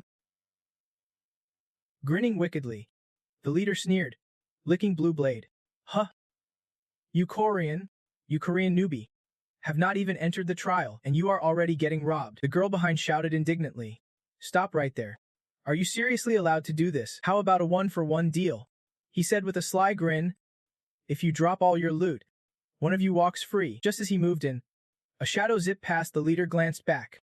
Stunned, the man in black just walked through them without a word, not doing anything. But the hunters found it weird. This was not how the story was supposed to go, so they called out, Hey, Black Hat. The man turned, lowered his hat, and said, You calling me? Seeing he is also Korean, they laughed savagely. Apparently, Koreans are easy prey in their eyes, so they launched a full assault on Sungwoo. Sungwoo sighed. I was just trying to keep a low profile. But did they forget, I am the main character in this story. Sungwoo casually deflected their attacks, leaving the leader wide-eyed in shock. Sungwoo instantly burst out with speed. Before they could even activate skills, They were dead. One tried using an ice shield, but it shattered under Sung-hoon's fist. Panicked, he begged, wait, I was wrong. Before he could even kneel and apologize, Sung-hoon's sword pierced his throat. After absorbing the soul, Sung-hoon prepared to leave while the girl apologized for being unable to help more. The Korean guy struck up a conversation. Guessing Sung-hoon must be a ranker, Sung-hoon hummed, "Let us just go with that. After all, I was always in the top 10. The guy beamed, thanking Sung-hoon for saving his life. Sung-hoon did not pay it much mind. He killed them just to avoid trouble. Sung-hoon was about to leave, but it seemed the guy still had something to say. He hesitated, then shyly asked for those 3 solar spears. Sung-hoon was puzzled, but the guy promised to trade him a skill. He used gluttony. The spears got sucked into a black hole in his palm, and he looked satisfied, like he would just enjoy a feast. As promised, he handed Sung-hoon the Iron Wings skill from the gluttony admin, letting him sprout wings on his back to fly. Just then, White Snow Sword and Iron Blood King were grumbling because gluttony was illegally trading with Sung-hoon. Sung-hoon was speechless dealing with these admin folks, but they were fighting over players, meaning the players had something they wanted. The 2 guys took the chance to share some info they would gathered. Currently, the dimensional worlds invading Earth are Aret, Martial Forest, and Kalian. Sung-hoon had met a heavily armored guy from Aret, a hunter from Martial Forest, and learned Kalian is home to goblins, fairies, and beastfolk. As they talked walking, they reached the community area, where he handed Sung-hoon a business card. Turns out, he manages the Challenger management team under the Hunters Association, someone Sung-hoon might need to know in the future. Once entering the public area, everything returned to normal. Challengers could not fight each other here. He waved his hand and decided to head to the auction zone for a bit. Sung-hoon still had a spot to hit up the arena. Entering the arena, Sung-hoon caught the angry shouts of some young punks. Lost again. This time it is a big hit. He thought to himself, this so-called arena looked no different from a sports betting joint, and the admins probably felt the same. Up ahead were seats, and Sung-hoon wondered if he would be allowed to sit there. Kids hesitate, but for adults like him, might as well just sit and see what happens. Worst case, they throw you out. The arena system activated, offering 2 choices. Better fight. The system's announcement was confusing, so Sung-hoon read the details carefully. The arena runs on 2 systems: betting and fighting. Bettors place wagers on fighters' wins or losses depend on the challengers they bet on. Fighters face off for rewards. Once a match is confirmed, real names and ranks are revealed. To confirm a fight, Sung-hoon must bet stakes, skills, items, or privileges. Win, and he claims rewards from his opponents. Bottom line, win to earn rewards. Lose and you forfeit your stakes. Simple as that. And as the main character, losing is not really an option. So Sung-hoon hit join to see if there were any juicy prizes to snag. Meanwhile, outside, players were praying to witness Catherine, the Hellfire Witch, a famous American blacksmith known for her skills, and a body hotter than Hanoi's summer sun. Yet today, Catherine had not received a single challenge, leaving her bored. Being the strongest does not always feel great, especially since she has never lost a match. Her admin chuckled at how weak the other players were, and Catherine, feeling it was a waste of time, decided to leave. Just then, she got a challenge from Sung-hoon, the newbie, who just entered the arena and dared to challenge the undefeated 17-win streak champion. This guy's intriguing. Catherine decided to go one-on-one with him. Both were teleported into the arena. Catherine smirked. I admire your courage, but you better watch your step choosing your opponent. The match started with Catherine proudly attacking first, unleashing her signature move, Hellfire Birth. She conjured a massive fireball with one hand. Just looking at it made you sweat. The fireball shot straight at Sung-hoon. He could dodge, but it had locked onto him as its target until it burned him down. It would not stop. Game over. Catherine grinned. She respected his guts but knew he had no chance power-wise, at least not before Sung-hoon used his skills. As a master swordsman, he sliced the fireball in half. If it wanted to chase him, he would make sure it did not get the chance. Damn. Catherine blinked, stunned and thrown off balance. Lesson learned. I am the one handing it to you. Sung-hoon smirked coldly. Now, the real fight begins. In a secluded cabin deep in the forest, a mysterious figure with long silver hair watched Sung-hoon through a water mirror. The figure smiled, satisfied that Sung-hoon had mastered sword energy and gifted him a powerful new skill. From now on, winning Sung-hoon's favor quickly was key. Maybe he would finally settle a long-standing grudge the figure could not handle alone. Back in the arena, Catherine kept up the relentless assault. Wherever she struck, Sung-hoon dodged. It was brutal. Her attacks were no joke. Even when he leapt into the air, The fireballs clung to him. The only way was to cut each one down, dancing through flames. His cloak caught fire. He landed quickly to put it out without the wind's blessing. His cloak's full effect was limited. While he doused his burning cloak, Catherine fired off 4 more fireballs in quick succession. He wondered how long he could hold out. After putting out the flames, Sung-hun swung his sword again. The longer the fight dragged on, the more mana it drained, which was a serious disadvantage. Now was time to counterattack. Sung-hun absorbed Bitch Sun Hei Soul to boost his stats and unlocked a B-rank lightning sword skill, unleashing a critical strike that even took him by surprise. Catherine was fuming when Sung-han got distracted, and in that moment, she unleashed a barrage of dozens of rocket arrows aimed straight at him. The old saying 36 strategies. The best one kicked and he pulled his leg up and dodged through the storm of arrows, slashing in half any that blocked his path. At the same time, Sung-hun activated Blood Fury, a skill he was using for the first time. No way to know if it worked without trying. One shot, 1T kill him. Right? Drawing his bow tight, he swung in a sweeping crescent slash, slicing through the massive fireball, catching Catherine completely off guard. She frantically raised her magic shield, gritting her teeth to hold against that overwhelming power, but she never saw Sung-han's counterattack coming. Before she could block his double strike, Sung-han was right behind her. Sword pressed to her neck, Catherine had no choice but to surrender, or else she would lose her head for real. After defeating Catherine, Sung-han earned the Swordstorm skill and headed back to the common area, where everyone gathered. Back at base, Sung-han decided to jot down Catherine's name. He went easy on her this time, since it was just practice. But she was still a tough opponent. Plus, she even singed his shirt. Definitely gotta keep her name handy for collecting debts later. Now it was time to check out the reward. The name Swordstorm sounds like 1,000 slashes at once, but it is really just one stab. Turns out, this was more of a lesson than a weapon. Just because a skill sounds flashy does not mean it packs a punch. Today's warm-up went pretty smooth. Won a match for experience. But the rewards? Total scam. Not about to get fooled again. Sung-han decided to jump into another fight. This time, his opponent was Owaki Yuji, ranked 11th in the Japanese faction. As soon as the match started, Yuji sighed. I was really looking forward to this fight. He is ranked 3rd in Korea, but seeing him torn up like a ragged beggar makes me think he is just as weak as he looks. Sung-han smirked, which made Yuji scowl.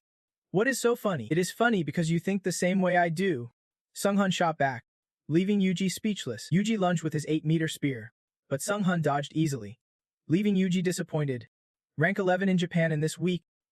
All style, no substance. Sung-han flipped Yuji's spear aside with a single brutal shove. Yuji took way too much damage, ending the match, and the win was Sung-han's. No doubt, the more he fought, the more addicted he got. Sung-han challenged opponents ranked 4-7, crushing every match at lightning speed, unintentionally earning the title of Combat Master. Meanwhile, in China, a ripped guy with 8-pack abs was meditating deep in a lush bamboo forest. No one dared disturb him unless there was an emergency, and this time, that emergency was the passing of Elder Bitch Sun Hak, who sent a message to his clan before dying. He spoke of a place called Earth that recently connected to their dimension. Bitch Sun Hak tried to infiltrate that space but ended up as nothing but garlic cloves, a complete failure. Just then, the ground shook violently, and the bamboo forest trembled, as if something massive was charging in. It was a monster, no clue what kind, just that it was huge and had a nasty temper. The guy kept meditating, totally chill, even as the beast barreled toward him. Finally, he shifted an arm, gripping his ancient sword, and said, "It has been 5 years since I last climbed the tower."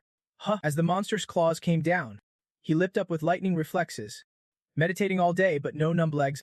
That is impressive. The ripped guy drove his sword straight into the beast's head, his weight crashing down with it, and the monster dropped instantly. The servant watching could not hide his awe. One move was enough to overpower a mythical creature like that. Truly terrifying. Pulling his sword from the beast's skull, the man sighed, "I am done meditating. Now that Earth's dimension is opening up, there is finally a real challenge, especially since someone powerful enough to kill Elder Bitch Sun Hak showed up. This promised a battle worth savoring." Sang Jun returned to his room, flopped onto his newly upgraded bed complete with a plush mattress. All his exhaustion vanished. No wonder this room was known as the cure-all. Today was a jackpot.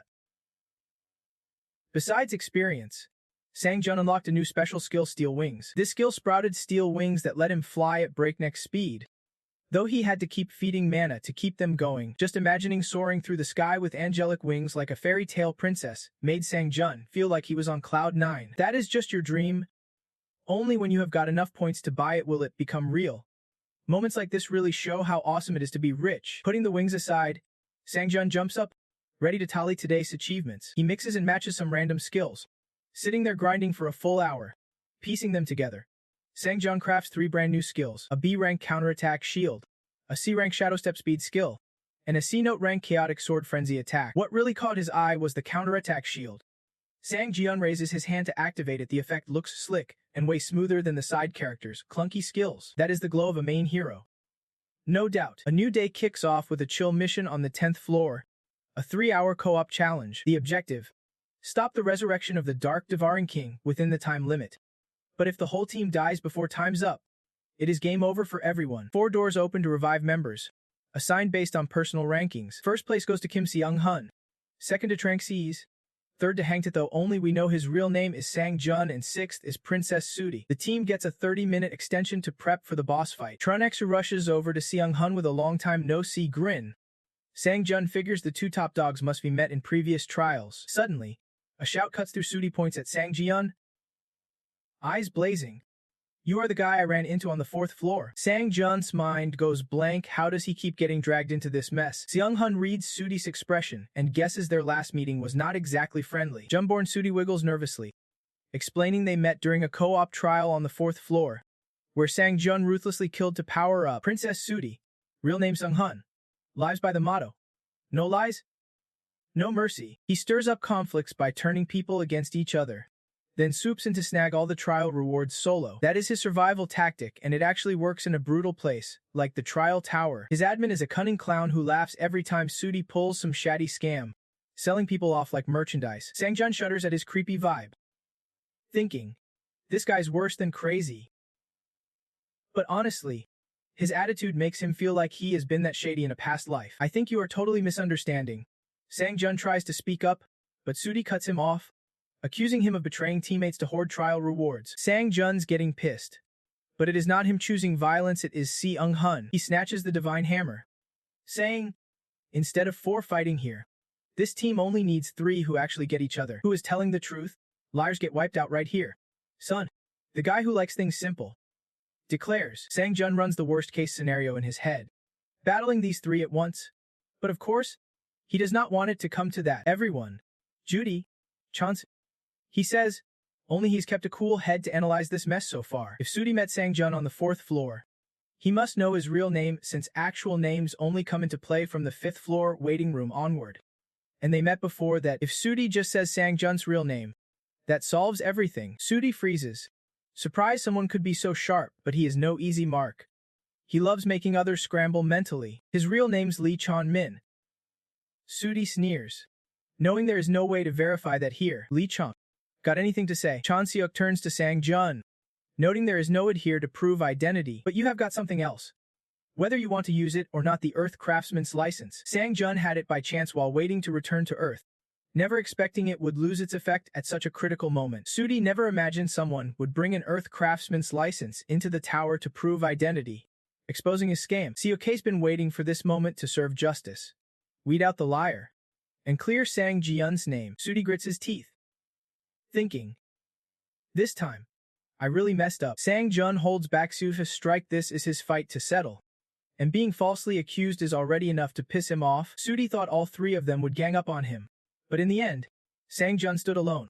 Man, he was so dead wrong about that. If he could just take Sang-jun down, those other 2 could not touch him even if they hated him, because it is damn near impossible for 2 people to beat a 4-person trial on their own. Before the duel, Sang-jun schooled him on the meaning of responsibility, but Sudi did not give a damn about that. All he cared about was survival. He grabbed the magic tome, telling him, "You are not the only one packing power here." Swamp Spirit vines shot up, wrapping around Sang-jun's legs. But luckily, his mana resistance kicked in, freeing him and allowing him to charge straight at Sudi. Sudi raised a shield. This was not what he expected, but at least he could block Sang-jun's attack. Sang-jun's power cracked the ground beneath them. Seok advised Chan Seok to keep his distance to avoid getting caught in the chaos, even though Chan Seok wanted to get closer to feel the heat from the young warrior. Seok insisted, "Not worth the risk, better safe than sorry." Die. "You punk." Sudi hurled mana orbs at Sang-jun. Sang-jun laughed, saying this game was too easy as he dodged every shot and landed a crushing punch. Despite the pain, Sudi was grinning like a maniac. Looks like the hunter just turned into the hunted. When Sang-jun turned around, Sudi's orbs had merged into a powerful magic circle. After aiming for a few seconds, it unleashed a massive lightning bolt straight at Sang Jian. Sudi smirked. You were all show earlier. Now it is time to break. But suddenly, the attack just stopped. Sang Jud, you are still green. Top 6 trying to take down top 3. Keep dreaming. Dude, he activated a counter shield that absorbed 25% of the damage and released it back in one strike. Now, Sudi was about to get a taste of his own medicine, just the way life works. Sudi broke into a sweat. This was not part of his plan. He could not believe Sang Jun blocked his third move. Sang Jun charged like a bullet towards Sudi, who had no choice but to summon giant stone shields to trap him. Sang Jun sliced through the rock walls. If he could cut through fire, stone was nothing. Chonoksuk watched Sang Jun and asked Sung Hun if he knew who he was, but Seung Hun had no clue, never having seen anyone like him among the top hunters. Because Seung Hun was clueless, Chonoksuk assumed Sang Jun was just an ordinary guy until they saw how he fought. Seung Hun realized Sang Jun might not be ranked as a top hunter yet, but he was sure Sang Jian had not even shown his full strength. In fact, his power might be on par with Seung Hun's own. Chon Seok was shocked that someone this strong ranked lower than both of them, but those rankings were just numbers on paper. If Sang Jun had not relied on teammates in past trials, maybe his true power was underestimated. Now, Sudi had no defense left. Sang Jun sliced down Sudi's arm as he was reading the spellbook, and Sudi collapsed before the tip of his sword. Seung Hun was surprised Sang Jun did not finish him off but instead subdued him calmly and methodically. Wait. Sudi's face went pale. He warned Sang Jun he could not kill him if he did. He would not pass the trial. This 4-person trial was all about survival, so the tower would not make it so easy that they could win with one less player. Sang Jun had not considered that, so he looked back at the other two. They said they would not interfere and left the outcome up to him. Meanwhile, Sudi pulled out a sword, ready to ambush Sang Jun, but his speed was still 1,000 times slower. Sang Jun sliced through Sudi's head. No blood spilled, because it was just an illusion. Sudi had planned to hide his trump card, but Sang Jun cut him off. Now, all he could do was go all in. Sudi threw chains at Sang Jun, who blocked and countered with his shield. Wrapping the chains around and looping them behind his back, Sang Jun activated his skill, gliding over the water like a wave, boosting his movement speed by 40%. Just as Sudi's attack exploded, Sang Jun was already standing in front of him with his counter shield ready. Honestly, having a fake ally like Sudi was way more dangerous than just facing 3 trial participants. Sang Jun activated his counterattack skill, unleashing all the damage he would absorb back onto Sudi, and just like that, Sudi vanished. Sudi left behind a golden leaf, an old round shirt from the Dragon Duke, and a heavenly blood demon sword. Both items rank lower than what Sang Jun currently uses, so he will take them back for study later. The other two jumped down after watching, while Tronicsov could not stop praising him with eyes full of admiration. Everything happened within 20 minutes, and now they have only 10 minutes left to scout inside. Alright, let us move out. Seung Hun led the group inside. At the entrance stood a massive, awe-inspiring stone statue of a knight on horseback, chained tightly at the base. Tronicsov kept commenting as they walked. That statue's huge. Bet it 1T come to life. Right? In this tower. Anything possible. Seung Hun replied coolly. Sang Jun stayed silent, focusing on the crowned head carried by the knight statue. After wandering through the grand palace, they reached a vast hall surrounded by 3 chained stone statues, making Tronicsov uneasy. The most striking was a headless statue seated on the throne, probably the Dark Tyrant, the boss of this trial. Rest time's up. The Dark Legion will appear, and they have to stop the Dark Tyrant's resurrection. Just as Tronicsov feared, the 3 statues broke free from their chains and awakened. Seung Hun was ready to fight. It has been a while since he stretched his bones. It is the heads. Sang Jud, having observed that each statue carries a crowned head on its back, they can let these heads be placed to complete the tyrant's body. Seung Hun nodded. Then it is one-on-one against these 3 statues. A showdown between the 3 stone knights and the tower's top 3. Which side are we rooting for? Sang Jun decided to take down one statue with a single sword strike. Before that, he slashed at it once. When their swords clashed, Sang Jun realized it wielded sword energy too. Looks like this fight won TB a walk in the park. He wondered if the others were holding up. They're good. Seung Hun threw a blow and soared through the air. Meanwhile, the knight seized the chance to charge toward the tyrant, weighing tons. But Seung Hun was not about to let it get comfortable. He hurled a rock straight at it. The knight barely realized before the rock struck and sent it flying. Seung Hun swore, "These bastards are all boss level. Don't let your guard down. I think you are the only one letting your guard down." Tronsok laughed, donning a wizard hat. He really could not stand the hat, but once he put it on, You knew Trunks-ok was about to get fired up. He fired magic arrows straight at the charging stone knight, even made of stone. It nimbly dodged 3 arrows and closed in on Trunks-ok. He did not panic like your average mage would. Everyone thinks close combat is the easiest way to beat mages, but that only works on newbie mages. Trunks-ok is a physical mage. He turns his bow into his deadly scythe. Sang Juan was impressed used to fighting weaklings like Sen. Seeing these 2 real heavy hitters made his blood boil with excitement. Now Sang Juan could focus on his mission. But first, he had to dodge their group. Sang Juan spun through rubble, kicking rocks at the stone statue with his long 3-meter legs. Then he activated a wind-fast dash. Slipping past the statue's legs to its back before it could react, he unleashed a chaotic sword combo and a thunder strike, smashing the Dark Tyrant's crowned head on the Stone Knight's back. On the other side, Seung-hun used a thunder shield to counter the Thunder Knight, shattering the crowned head on its back into pieces. Only one statue was left near Trunks-ok. He proved never to underestimate a physical mage. He could dish out physical attacks as fierce as anyone else. With his scythe, he sliced the Stone Knight and the crowned head on its back in half. Suddenly, the statues roared and charged toward the exit. Looks like they are retreating, so the 3 chased after them. Without their heads, the Dark Tyrant had to stay asleep. Suddenly, Sang-jun heard a rustling sound, and the statues knelt, lining up in a perfect straight line. Hooves pounded the straight path they carved. Soaring right over the 3 of them is the cavalry charging through the gate. The cart spun a wild 360-degree turn in pursuit. But it was hopeless. They were on foot, and the rider was on horseback. Sanjin gritted his teeth and hurled his spear like a lightning-fast sword strike at it. The crown fell from the cavalryman's head in awe, his eyes blazing red, followed by a roar filled with fierce, bitter rage. The cart jolted with excitement, and Sanjin exhaled in relief. Thank God. No boss fight yet. The cavalryman snatched up the fallen crown, slammed it against his head, then stabbed a weapon through his own throat. The 3 froze, bewildered by the scene. But one thing was clear: they had to finish him off fast. The cavalryman detached his own head and placed it onto the Black Tyrant's neck. All 3 charged to attack, but the head was already in place. A massive explosion threw them all backwards. The crucial step was complete. The Black Tyrant was being resurrected, and now their only chance was to take him down or face certain death. The Black Tyrant was untouchable. Any damage from challengers with lower stats simply got nullified. Sanjin had never heard of a monster with passive skills before. This boss really was on another level. The Black Tyrant raised his sword, slashing down with a force that cracked the ground beneath. That bizarre immunity left Sanjin clueless. If they could not deal damage, what were they even supposed to do? Lost in thought, the Black Tyrant suddenly appeared behind him and swung a brutal strike. Sanjin dodged but still took a hit, blood spraying out, but luckily, he could heal himself. Things had gotten messy because they had not handled it sooner. Was there really no way to win? His eyes locked onto the 3 remaining cavalrymen standing in line, waiting to be slaughtered. The cart and the other rider rushed over to him, suggesting they deal with the knights first, or they would all be wiped out from exhaustion. Sanjin made a request.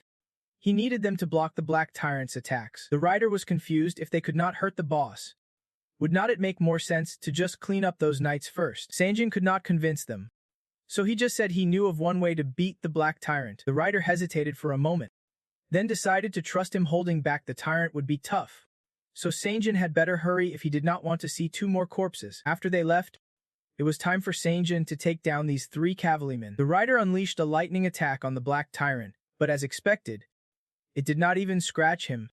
What good was that? Worse, it triggered another skill from the tyrant, pinning both of them down like the entire planet's gravity was crushing their chests. Then came a devastating slash from the tyrant. The rider activated his mana shield and broke free. But the cart was not so lucky. Just then, the rider blocked the blow for him, blood dripping from beneath his mask as he collapsed. Are you okay? Hey, are you alright? The cart caught the rider with desperate worry. Standing in front of them was the Black Tyrant, sword raised high, ready to split them in 2. This was Sanjin's moment. He raised his shield to counter the blow, apologizing to his teammates for arriving late, absorbing the souls of the fallen cavalrymen. Sanjin's stats skyrocketed. He was now on par with the Black Tyrant. The counter shield absorbed and reflected the tyrant's strike, forcing him to pull back his sword. Sanjin swung his lightning blade in a crescent arc, hoping to pierce the Black Tyrant's heart. The tyrant blocked with both hands. Though the slash was razor sharp, it only drew blood on his fingers. Still, it was progress. The Black Tyrant roared in fury, activating his control skill again. Sanjin was immediately crushed beneath its weight, but Sanjin flicked on his mana resistance and blasted back fiercely. Slowly rising, every restriction lifted. He raised his counter shield once more, bracing himself. This was a fight hanging by a thread, yet Sanjin could not stop smiling. Was this the thrill of victory? the blazing fire of his hunger for power igniting within him. Outside, two players EC and Seung Hun watched the battle unfold. And what they saw in Sanjin was nothing short of a monster. Xjeon Hin felt odd having to hide behind someone else. But he could not help but be happy for Sanjin, who had just become a top-tier player. After charging his counterattack shield with enough damage, it was finally time for Sanjin to return the favor. By closing the distance and focusing his energy, he could boost the shield's power significantly. He pushed as close as possible and unleashed a strike that pierced through the arm of the Dark Tyrant, still reeling from losing an arm. The Dark Tyrant barely had time to react before Sanjin lunged forward, every skill fully charged and ready. With one clean slash, he decapitated the beast, ending the Dark Tyrant's reign and completing the mission. Meanwhile, the Bloodsteel King watched Sanjin with fascination, stunned that a challenger as talented as him had made a pact with her. Most challengers painstakingly prepare to climb the tower, spending half their youth only to fail at clearing a single floor. But Sanjin was different. He came from another dimension and was seen as the embodiment of ambition itself. This was not entirely a blessing for her. Surely other admins would be intrigued by Sanjin too. She needed to secure his support before any other admins caught his attention, so she could finally fulfill the wish she would long desired. After defeating the Dark Tyrant, Sanjin earned a mountain of rewards as the top contributor to the special mission. Uncle Udc was utterly amazed by his victory. Sanjin's performance was nothing short of hacker level. He claimed it was just luck meeting Mai, because he had a skill perfect for this mission. There was no way he could admit he was the protagonist. Seung Hun did not care how he did it. All he knew was that today had opened his eyes, so he decided to send Sanjin a friend request. After becoming friends, the three returned to the waiting room. Over 1,000 players had survived this trial. A new category called Merchant Voyage unlocked. Sanjin guessed it might help him travel to places like Vlum or Ars, though that felt like a one-way ticket to disaster. A few new skills also unlocked. Now Sanjin could chat with admins in the waiting room and visit their territories. Plus, he could set up additional pacts but only one admin at a time, and could end them whenever he wanted. He found it confusing because that made admins the ones at a disadvantage, but nothing was certain inside this tower. For now, he would organize the items he would collect today. First up was a potion to boost skill proficiency, increasing one skill's mastery by 20%. Parched, Sanjin gulped it all down and boosted the mastery of his signature wind skill. With the extra 20%, the skill leveled up, stacking up to 7 times. Its cooldown vanished, letting him glide across the ground like the wind itself anytime. Next, he absorbed the Dark Tyrant's soul, permanently boosting his stats and unlocking a special skill called mana utilization. This skill removed all limits on mana use, but mastery only increased through personal awakening. Spamming it would not help. In short, Sanjin was now a magical prodigy, but just reading about it did not help him understand how it really worked. Suddenly, 2 invites popped up. Both the Bloodsteel King and the White Crane Swordmaster were inviting him to their domains. Shocked by the sudden offers, Sanjin decided to visit the Bloodsteel realm first. The Bloodsteel King, fresh from her bath, flung open her grand doors, laughing. Haha, I knew you would come to me. Turns out the two had bet on where Sanjin would go first. The Bloodsteel King won big and promised him some tasty snacks to pass the time. Sanjin sighed. He would felt something fishy when they both sent invites simultaneously. He realized he was just their joke. As they walked inside, Sanjin asked the Bloodsteel King about mana utilization. She was a bit surprised. He already had such a powerful skill. After all, having a great skill but not knowing how to use it is just lame. So she decided to explain everything to him. With mana utilization, she asked him to try channeling all the magical power in his body. Sanjin focused all his energy, and suddenly his whole body surged with power, like a high-voltage shock running through him. His mana flow was being massively amplified thanks to that skill, and the mana circuit boost made him feel like his physical strength had skyrocketed. Sanjin punched the ground to test his power. The white tiles around him shattered and flew apart. The gust was so strong it blew the towel right off the Iron Blood King's body. Meanwhile, she teased him from inside the house. I did not expect you to be the type to pull such shady stunts. Sanjin grinned. If they are not shy, why should I be? Anyway, the Iron Blood King advised him to try activating each magic skill one by one while practicing mana control whenever he had free time. Once he got the hang of boosting mana control, all his other magic skills would naturally level up too. Sanjin nodded, curious about why she had called him over today. The Iron Blood King explained the expansion mechanism of the support room on the 11th floor. He could come here without going through the tower, but that was not why the room was expanded. The real reason, so admins could actively train their challengers. And if you want to know what that means, just watch this. The Iron Blood King activated a domain intervention and gifted him a special skill called the Iron Blood Sword. Sanjin was shocked to suddenly receive a free special skill though in this world.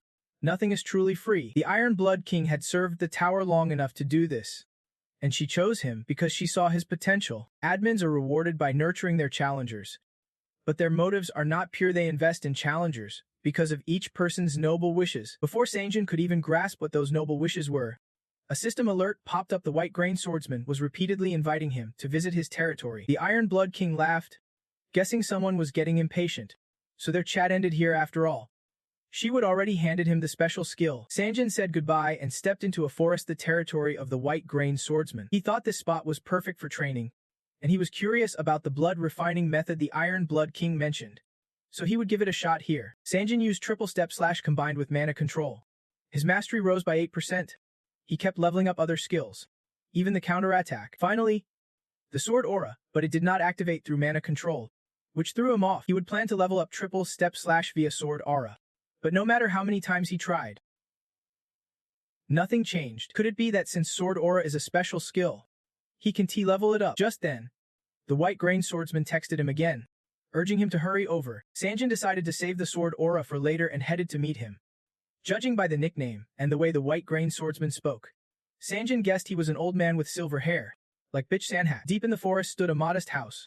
In the hall, a girl with long white hair was waiting. Finally, you are here. I am the admin. White Grain Swordsman. Sanjin was stunned. Forget that old dude. This was a young woman, not some newbie. Seeing him freeze, the White Grain Swordsman asked if something was wrong.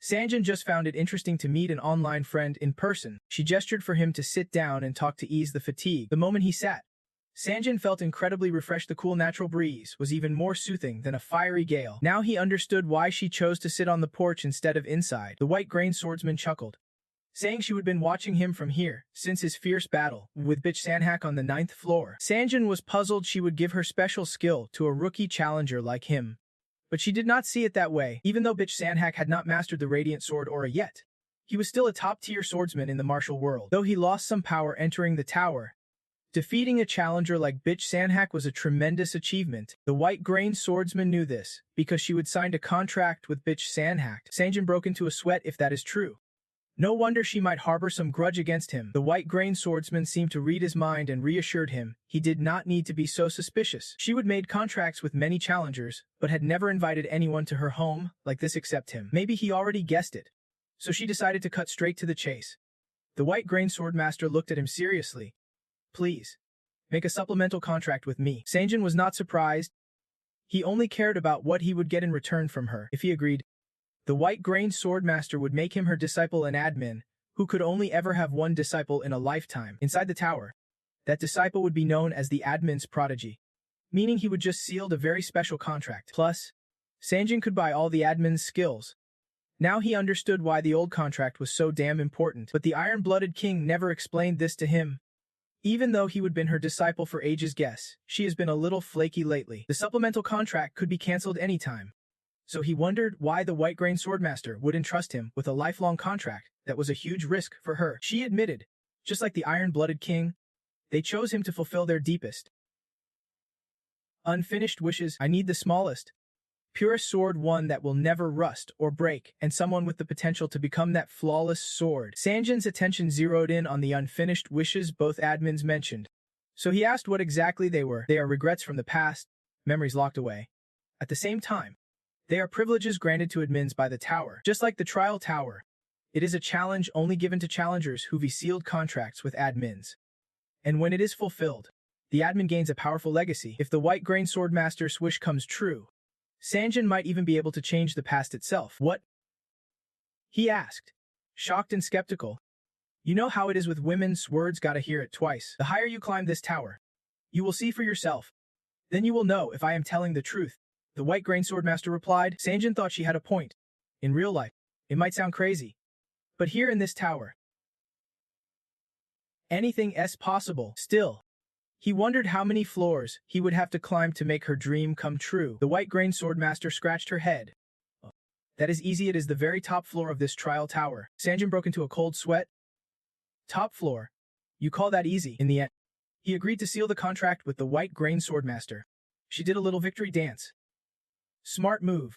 You won to regret it. Sanjin was not so sure if it was smart.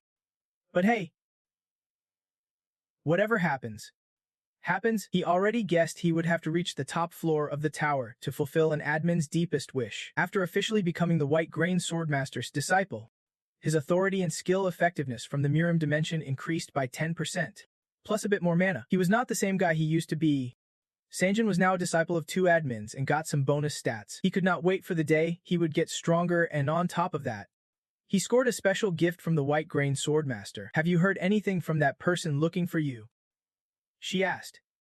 Curious, Sanjin had no clue. Was there another gorgeous girl hunting him down now? The White Grain Swordmaster shook her head. She did not know what the iron-blooded king was thinking, but it seemed she trusted him completely. She noticed something too, but had to warn him. "This info's gonna cost you some question tokens." Sanjin nodded. He was not using his tokens anyway, they were just stacking up. Suddenly, the system drained all his question tokens. Sanjin was shocked. This info must be seriously valuable to cost that much. The White Grain Swordmaster explained that, in the Mirim dimension, there is a powerful group called the Mirim Alliance. Bitch Sanhak, the guy Sanjin defeated on the 9th floor, was their patriarch. Someone in Mirim dimension is hunting for him. After hearing this, Sanjin figured that person was definitely out for revenge on behalf of their patriarch. The White Grain Swordmaster said, "The Mirim Alliance is in chaos, fighting over their patriarch's position. The one after you is the Sword Dragon from the Namgong clan, Namgong Hiyu. The Sword Dragon of Heaven. He has built his name among martial arts masters who've lived in the Mirim dimension for centuries, and he is a genius. He is using revenge as an excuse to hunt you down, but deep down, he is just curious about who killed their patriarch. The White Feather Swordmaster has no clue when Namgong Hiyu will show up, or maybe he already has. But if they cross paths, he better brace himself, because it might be the end of the line." After hearing that, Sanjin was teleported back to the waiting room.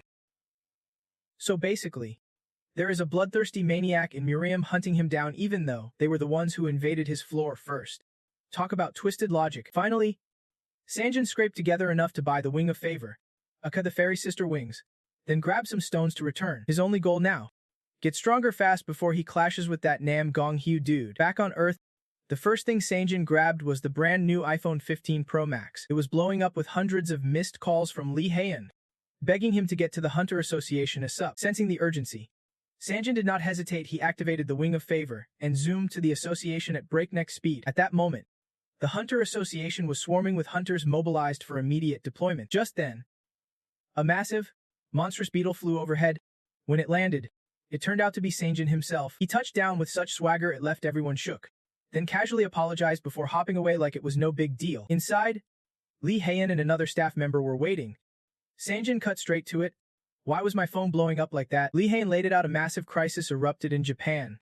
She was worried he would go alone, so she called him over first. They needed to talk more, but things were already too dire, so they jumped right into the heart of it. On the screen played footage shot by Japanese hunters showing the chaos unfolding in Tokyo-ish Shinjuku district. A massive wave surged from a portal, prompting Japan's Hunter Association to send 7 top-tier A-rank hunters to investigate. A humanoid figure emerged from the portal and wiped out 6 A-rank hunters in mere seconds. Everyone now believes this is a challenger from another world invading their Earth dimension. Sanjin felt overwhelmed, especially after hearing the intel from the White Feather Swordmaster. All hunters pulled out. It was way too complicated a situation. Most countries are shielding their hunters, refusing to send help to Japan. South Korea's no different. No one's been dispatched to assist. Then came a video from the sole survivor. On screen was a picture of a crazed assassin speaking coldly. "Namgong, the Heaven Sword, has come to avenge bitch Sanhak. Tell them that Namgong Hiyu was exactly the guy hunting Sanjin. He never expected to face him so soon." Suddenly, Lee Heian tugged his sleeve and said, "Han, you look stressed. You do not have to go. You know, it has been ages since we last met. How about grabbing a bite first?" Lee Heian hoped he would not go, but Sanjin told them to respond to Japan's request. He was heading to Shinjuku. Lee Heian, alone and suddenly annoyed, snapped, "Why do you always make things so complicated? You need to think about how others feel, too." "Thanks for your concern," Sanjin said, "but I have to go. He is hunting me since childhood."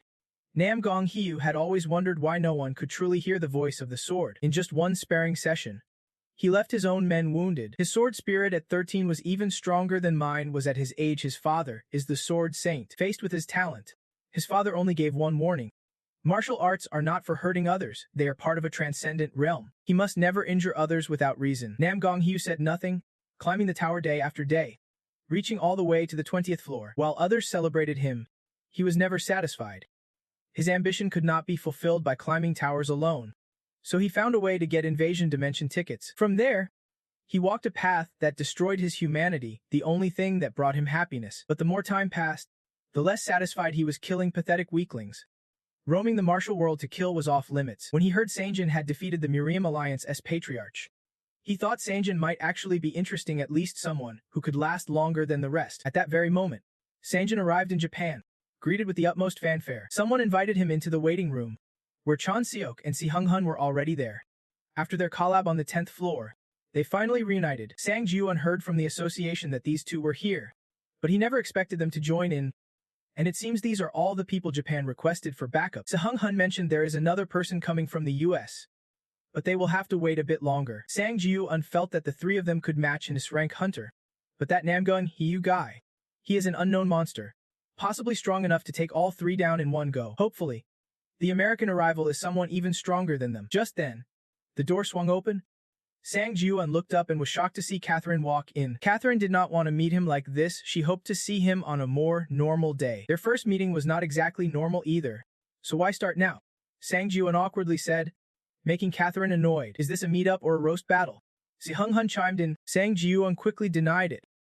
No way. I am all about peace now. Ari Chika, president of the Japanese Hunter Association, stepped in to introduce herself and welcome them. Sang Jiwon thought she was just a regular staff member, but turns out she holds the top position. Originally, no more support was supposed to come to Japan, but the situation's way worse than she anticipated, so they are probably rethinking how to send hunters. Chan Se-hung was shocked only 4 countries worldwide agreed to help. Ari looked so defeated she was practically trembling. She bowed a full 90 degrees, thanking the 4 of them for showing up when the whole world turned its back. Makes me think you are cold on the outside but a total softie inside. Someone commented, instead of bowing, you should just double our reward. Sang Jiwon shot back, leaving everyone stunned. True that you seem cold and distant, but double the pay and you are Japan's best bud. Another joked. Sang Jiwon was not here to be a saint or hero, he came for the cash, and the chance to level up by taking down Nam Ju Hago. Okay, I am touched, the president said. Nam Kunhigu is a rare, abnormal monster. I am doubling the reward for you. The situation is not hopeless, they have a shot at winning thanks to Catherine's power that could flip the script. She wields Deca Fire Extinguish, a skill that activates if a stronger opponent touches her flames. It lowers all their stats by 10 and seals a random skill. They might win with Dai Tacha, but only if he makes contact with the flames. In other words, they have to create a scenario where Catherine can trigger Dai Tacha. Right then, a Chinese rank helicopter, piloted by Bun Butchmisa, arrived to back them up. He ran into Nam Gung-higyu, and though they seemed to have a deep conversation, no one but the readers could hear what was said. You are Han Sang-jun, right? Nam Gung-higyu called out. Butchmisa cracked his knuckles, throwing out his name, hometown, and gender. He was ready to teach this guy a lesson about messing with someone from Earth's dimension. Nam Gung-higyu sighed, baffled why these random hothids kept charging at him instead of Sang-jun. Before he could finish his thought, Bushmefa lunged in with a surprise punch. Nam Kun-hyu muttered, a martial artist star. Interesting. His wicked grin knocked Butchmisa off balance, sparking a fierce hand-to-hand brawl between them. Meanwhile, the helicopter carrying the other 4 had arrived. They muttered how Butchmisa was crazy to go solo, otherwise they would be the legendary 5 super bros. Suddenly, Sang-jun asked Catherine if she could land safely if they jumped from there, because he had a brilliant plan. Catherine nodded, revealing she has a skill that prevents fall damage, perfect for what he had in mind. If this worked, they could deal massive damage in one strike exactly when Catherine would activate Dite A. That is the whole plan. Now, it is time to move. Sang-jun grabbed Catherine and activated his angel wings to dive down. The others shook their heads, amused that he still does whatever he wants. That is what makes it fun. They jumped down right after him. Do you even have a brain? Who just flies off like that without a single explanation? Catherine snapped, annoyed, but she shed tears as he refused to listen. Sang-jun's focus was solely on that Baekmok guy who was catching Nam Gong-hyu's attention. This was their shot. Now, they had to split up. Sang-jian would go first. Meanwhile, Baekmok gritted his teeth, bearing Nam Gong-hyu's upper hand. He shattered the guy's shield with contempt, mocking his feeble attempts to wield weaponry. What kind of lame martial art was that? Next came Nam Gong's Dragon's 18-palm strike. Baekmok did not even have time to blink. Just then, a massive red beetle slammed in Sang-jun's counter shield, crashing down from above, ambushing Nam Gong and sending him sprawling. bleeding. Both of Nam Gong's palms were swollen up like giant marshmallows from blocking the blow, and the culprit, none other than Sang Jun himself, dusting off his pants with a sigh. No more thrill rides like falling from the sky for me. He muttered, "Who the hell are you?" Nam Gong clenched his teeth, furious at being blindsided by such a brutal attack. Sang Jun smirked. "I am the one you have been hunting all this time," activating his bloodlust to heal before the fight. Sang Jun wasted no time and unleashed his sword aura. Nam Gong suddenly thrashed in rage. He would have been desperate to uncover Sang Jun Giant's identity, but was crushed to find out he only knew how to use sword aura, slamming his hands together with enough force to burst blood clots. His face twisted in fury as he spat. "I am seriously pissed off right now." "Oh yeah? Bring it on." Sang Jun shot back. Seizing the moment while Nam Gong was unarmed, Nam Gong raised his hand, summoning a sword shield, catching Sang Jun off guard. Their clash shattered Sang Jian's counter shield in a single hit. Lucky Sang Jun did not bash his head on that otherwise. He would be toast. His bloodlust healing plan. He would thought the aerial strike would be done some serious damage already. Now he could not even use the counter shield's special trait. It turned out to be some kind of sword or a tip. Just like the elders used to say, Nam Gong grew even more irritated watching Sang Jun heal thanks to tower magic. But Sang Jun did not care. Victory was all that mattered. Sang swung a radiant sword aura. Nam Gong stood firm, waiting, then sliced it clean in two. At that moment, snail shells and poisoned carts rolled out, but before they could close in, Nam Gong backed up 3 meters to dodge. Unfortunately, they rolled right into Catherine's spot. She would been waiting here since afternoon, and immediately unleashed her fire extermination. A massive explosion showed her flames had latched onto Nam Gong. The snail shell pointed upward. Shouting, "He is up there!" Nam Gong stood atop the ancient tree. Irritated. "You pests dare ruin my fun?" He readied a heavy strike to come down. But the hunter's instinct screamed, "If you do not dodge now, you are dead meat." So all three scattered as far as they could, a flash of light descending like an atomic blast. Flashback. The White Seed Swordmaster had taught Sang Jun a secret technique, pure mana transfer. But it was not that simple. It maintained a sense of connection. After their hands parted, Sang Jian felt not only mana flowing but also a sensation as if she was right inside him. The White Seed Swordmaster smiled. "Good. Now you can channel it through your sword, but try it outside this place here. You can be put at a disadvantage because of the admin's interference." Now is the time for Sang Jian to test it, catching Nam Gong off guard. Sang Jun was the first from Earth to master the human sword fusion, successfully nullifying Nam Gong's attack. He felt his sword aura peak, then turned to check on the Trios condition. At that moment, Sang Jun countered Nam Gong's deadly slash with an attack of equal power. Catherine thought both were absolute monsters. "Haha!" Nam Gong's laughter echoed, catching everyone off guard. He laughed like he would just found a new favorite toy. Now asterisk, that is asterisk the reaction I was hoping for. I thought I would be disappointed again. He realized the harder he worked building a fortress, the more fun it was tearing it down. Meanwhile, Sang Jian saw Nam Gong not just as strong but downright insane. He would been blasted backwards by the madman. Reluctantly, Sang Jun told the three to fall back for safety. If another situation like before happened, he would have to burn more mana protecting them. It is heartbreaking. But Seung Hun agreed only to find out after the challenge on the 10th floor. He still could not do a thing to help Sang Jun. "When the time's right, we will light the fire," Seung Hun warned before walking away cautiously. Now it was just Sang Jun and Nam Gong locked in mid-air combat. The clash was so fierce. The old buildings and cars around were shredded, their speed so insane they looked like streaks of light. The gloomy sky lit up with explosions here and there.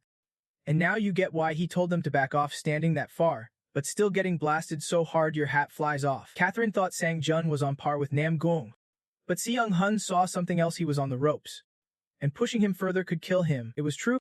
Sang Jun thought leveling up his sword energy would even the odds, but now he was clearly outmatched. The White Crane Swordsman ranked Nam's technique as a class, while Sang Jun was stuck at sea, even ignoring sword skills. Nam Gong was a monster way too powerful for him. Finally, Sang Jun collapsed. "What? That is it?" Someone scoffed. He would spend too many points on healing, so if he used any more stamina, his fighting ability would plummet. Right then, Catherine tossed him a bottle of plum juice to restore his stamina. Sang Jun grabbed it, ready to chug, but Nam Gong kicked it away and snatched the bottle. "This stuff tasty, but I am out of here." That dirty dog. Chan Siu could not hold back and cursed him out, while Sang Jun lay battered. The one regaining some stamina was Nam Gong. He smirked. "Humans always cling to hope, even you." Sang Jun, "Thoughts like I can do this if I try my hardest. If I push till the end, I will survive." Stuff like that made Nam Jung laugh uproariously. His favorite pastime was tearing those hopes to shreds. The moment Sang Jun's face shifted from hopeful to hopeless, that was his ultimate entertainment. Nang lunged in, wildly attacking Sang Jun. But it was not enough. He hated that his opponent's eyes still burned with hope. Gritting his teeth in rage, he punched hard, sending Sang Jun crashing and spinning across the ground. His body tumbled uncontrollably. Weaker than the first time he climbed the tower, pathetic, Nam Gung approached with a cold glare, baffled that Sang Jun still held that look in his eyes despite being unable to move. "Then I will take those eyes away," Nang snarled. He wanted to watch Sang Jun drown in despair. Sang Jun cried out in pain as his eyes began to bleed red. His healing ability had drained all his stamina points and was now below the limit. If he focused every ounce of strength, maybe he could land one more hit, but right now, he could not see a thing. There was no way to strike true. So what now? What is he supposed to do? Just then, 3 people rushed to Sang Jun's side. But he knew if they interfered, it would only feed Nam Gung more lives. "Don't he come any closer," he shouted, unintentionally revealing something to Nam Guang, whose eyes flashed with bloodlust. Turns out, his comrades were the reason Sang Jun still held on to that look. Catherine unleashed a fire blast, but Nam Gung was suddenly behind her, slashing a brutal line down her back. Seung Hun charged immediately, but could not even graze a hair on Nam Gung. Worse, Nam Gung kicked him in the head, smashing his face into the ground. Sang Jun could only hear the crashing and his comrades' screams, and that made the pain cut even deeper. Nam Gung grabbed Catherine's hair, dragging her before Sang Jun, pressing his sword to her throat to threaten him. "I can smell your friend cooking." "Haha, stop it, you sick bastard," Sang Jun yelled helplessly. That reaction thrilled Nam Jung. This was the expression he craved. The more pain, the more pleasure he felt. But just as he laughed with eyes squeezed shut, Chosok rushed in, freezing Nam Kung's arm and pulling Catherine away. "We need emergency treatment now." Nam Gung gritted his teeth, furious that the game was interrupted. He shattered the ice and charged at them like a beast unleashed. Chosok wrapped Catherine in a wind bubble and threw her as far as possible, then vanished again into stealth. Choseok whispered the spell, but Nam Gung grabbed his head and slashed him hard. Seung Hun lay on the ground, unable to get up. Sang Jun could not see a thing. He blamed himself for still being weak like 7 years ago, unable to protect anyone. Swarms of rats scattered everywhere. Even the sewer rats could sense this battle was a total disaster. The only move Sang Jun had left was to slam the door shut. He poured every soul he had into restoring his strength, while Nam Gung just chopped off one of Seung Hun's arms. "Stop right there, you twisted martial artist," Sang Jun shouted. "No way," Nam Gung snapped back. "He can only taste true pleasure like this." Just then, Bachmok charged in with a fairy punch aiming straight for Nam Guang's gut. Thanks to that fiery strike, Nam Gunga's sword energy and fire sword were sealed for 10 minutes. "I am back, the hero of China, and I am still alive, you filthy bastard," Bachmok roared. He showed up a bit late, but he was here now. He came and went like the wind after using Catherine's fire. He scooped her up and dashed away before Nam Gung could grab them both. Nam Gung gritted his teeth, cursing that he should be dealt with them before facing Sang Jun. With no other option to avoid interference, he activated his battle mode. Dozens of massive gongs dropped from above, encircling the two in a 30-meter combat zone. No one but Sang Jun and Nam could step inside this circle. Even though Nam Gung's sword energy was sealed, he could still use weapon energy. And San, just a blind guy, how could he possibly dodge? Yet Sang Jun dodged his punch like a pro.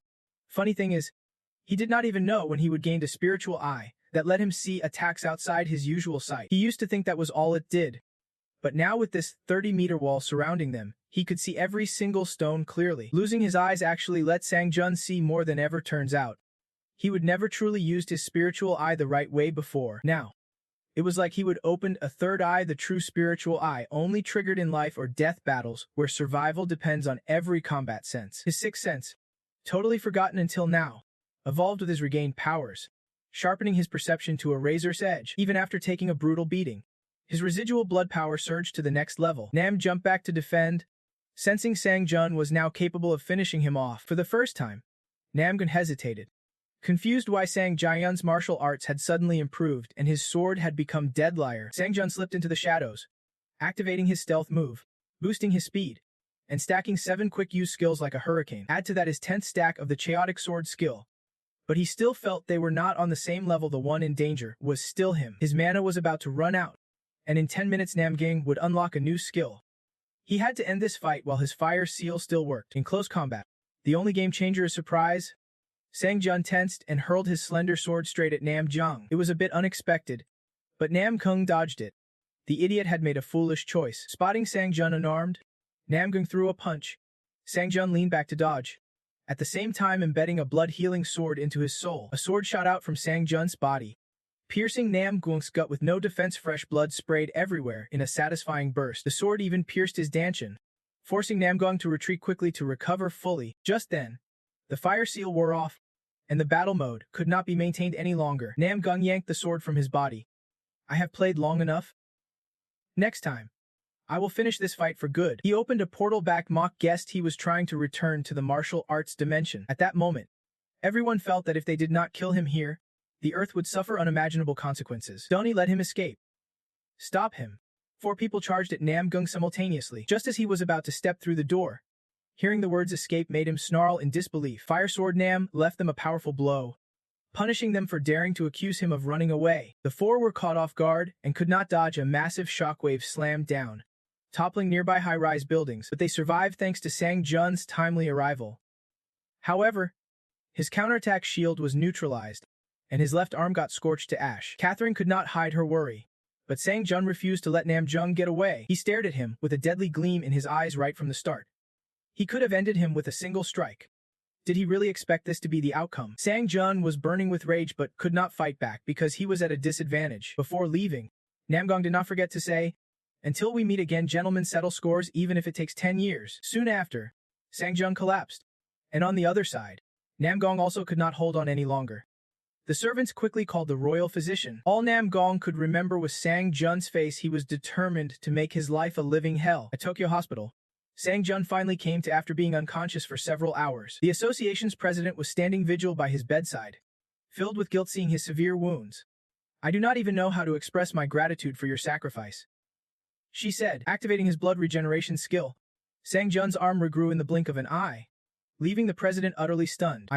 Sang Jun said as he peeled off the bandages, flexing his ripped six-pack. Then he went searching for the others, starting with Catherine. Unfortunately, he caught her in the middle of dressing a back wound, seeing things he definitely should not have seen. Meanwhile, John Seahawks was dragging himself along, cursing under his breath, but his face lit up when he saw Sang Jun. Though the handprint Catherine left on his face told a different story, she was still strong as ever, so there was nothing to worry about. Sion was the only one Sang Jun had not met yet, and when John mentioned him, his face went pale because Sion had lost his right arm. At that moment, the one-armed man was standing on the rooftop, enjoying the breeze.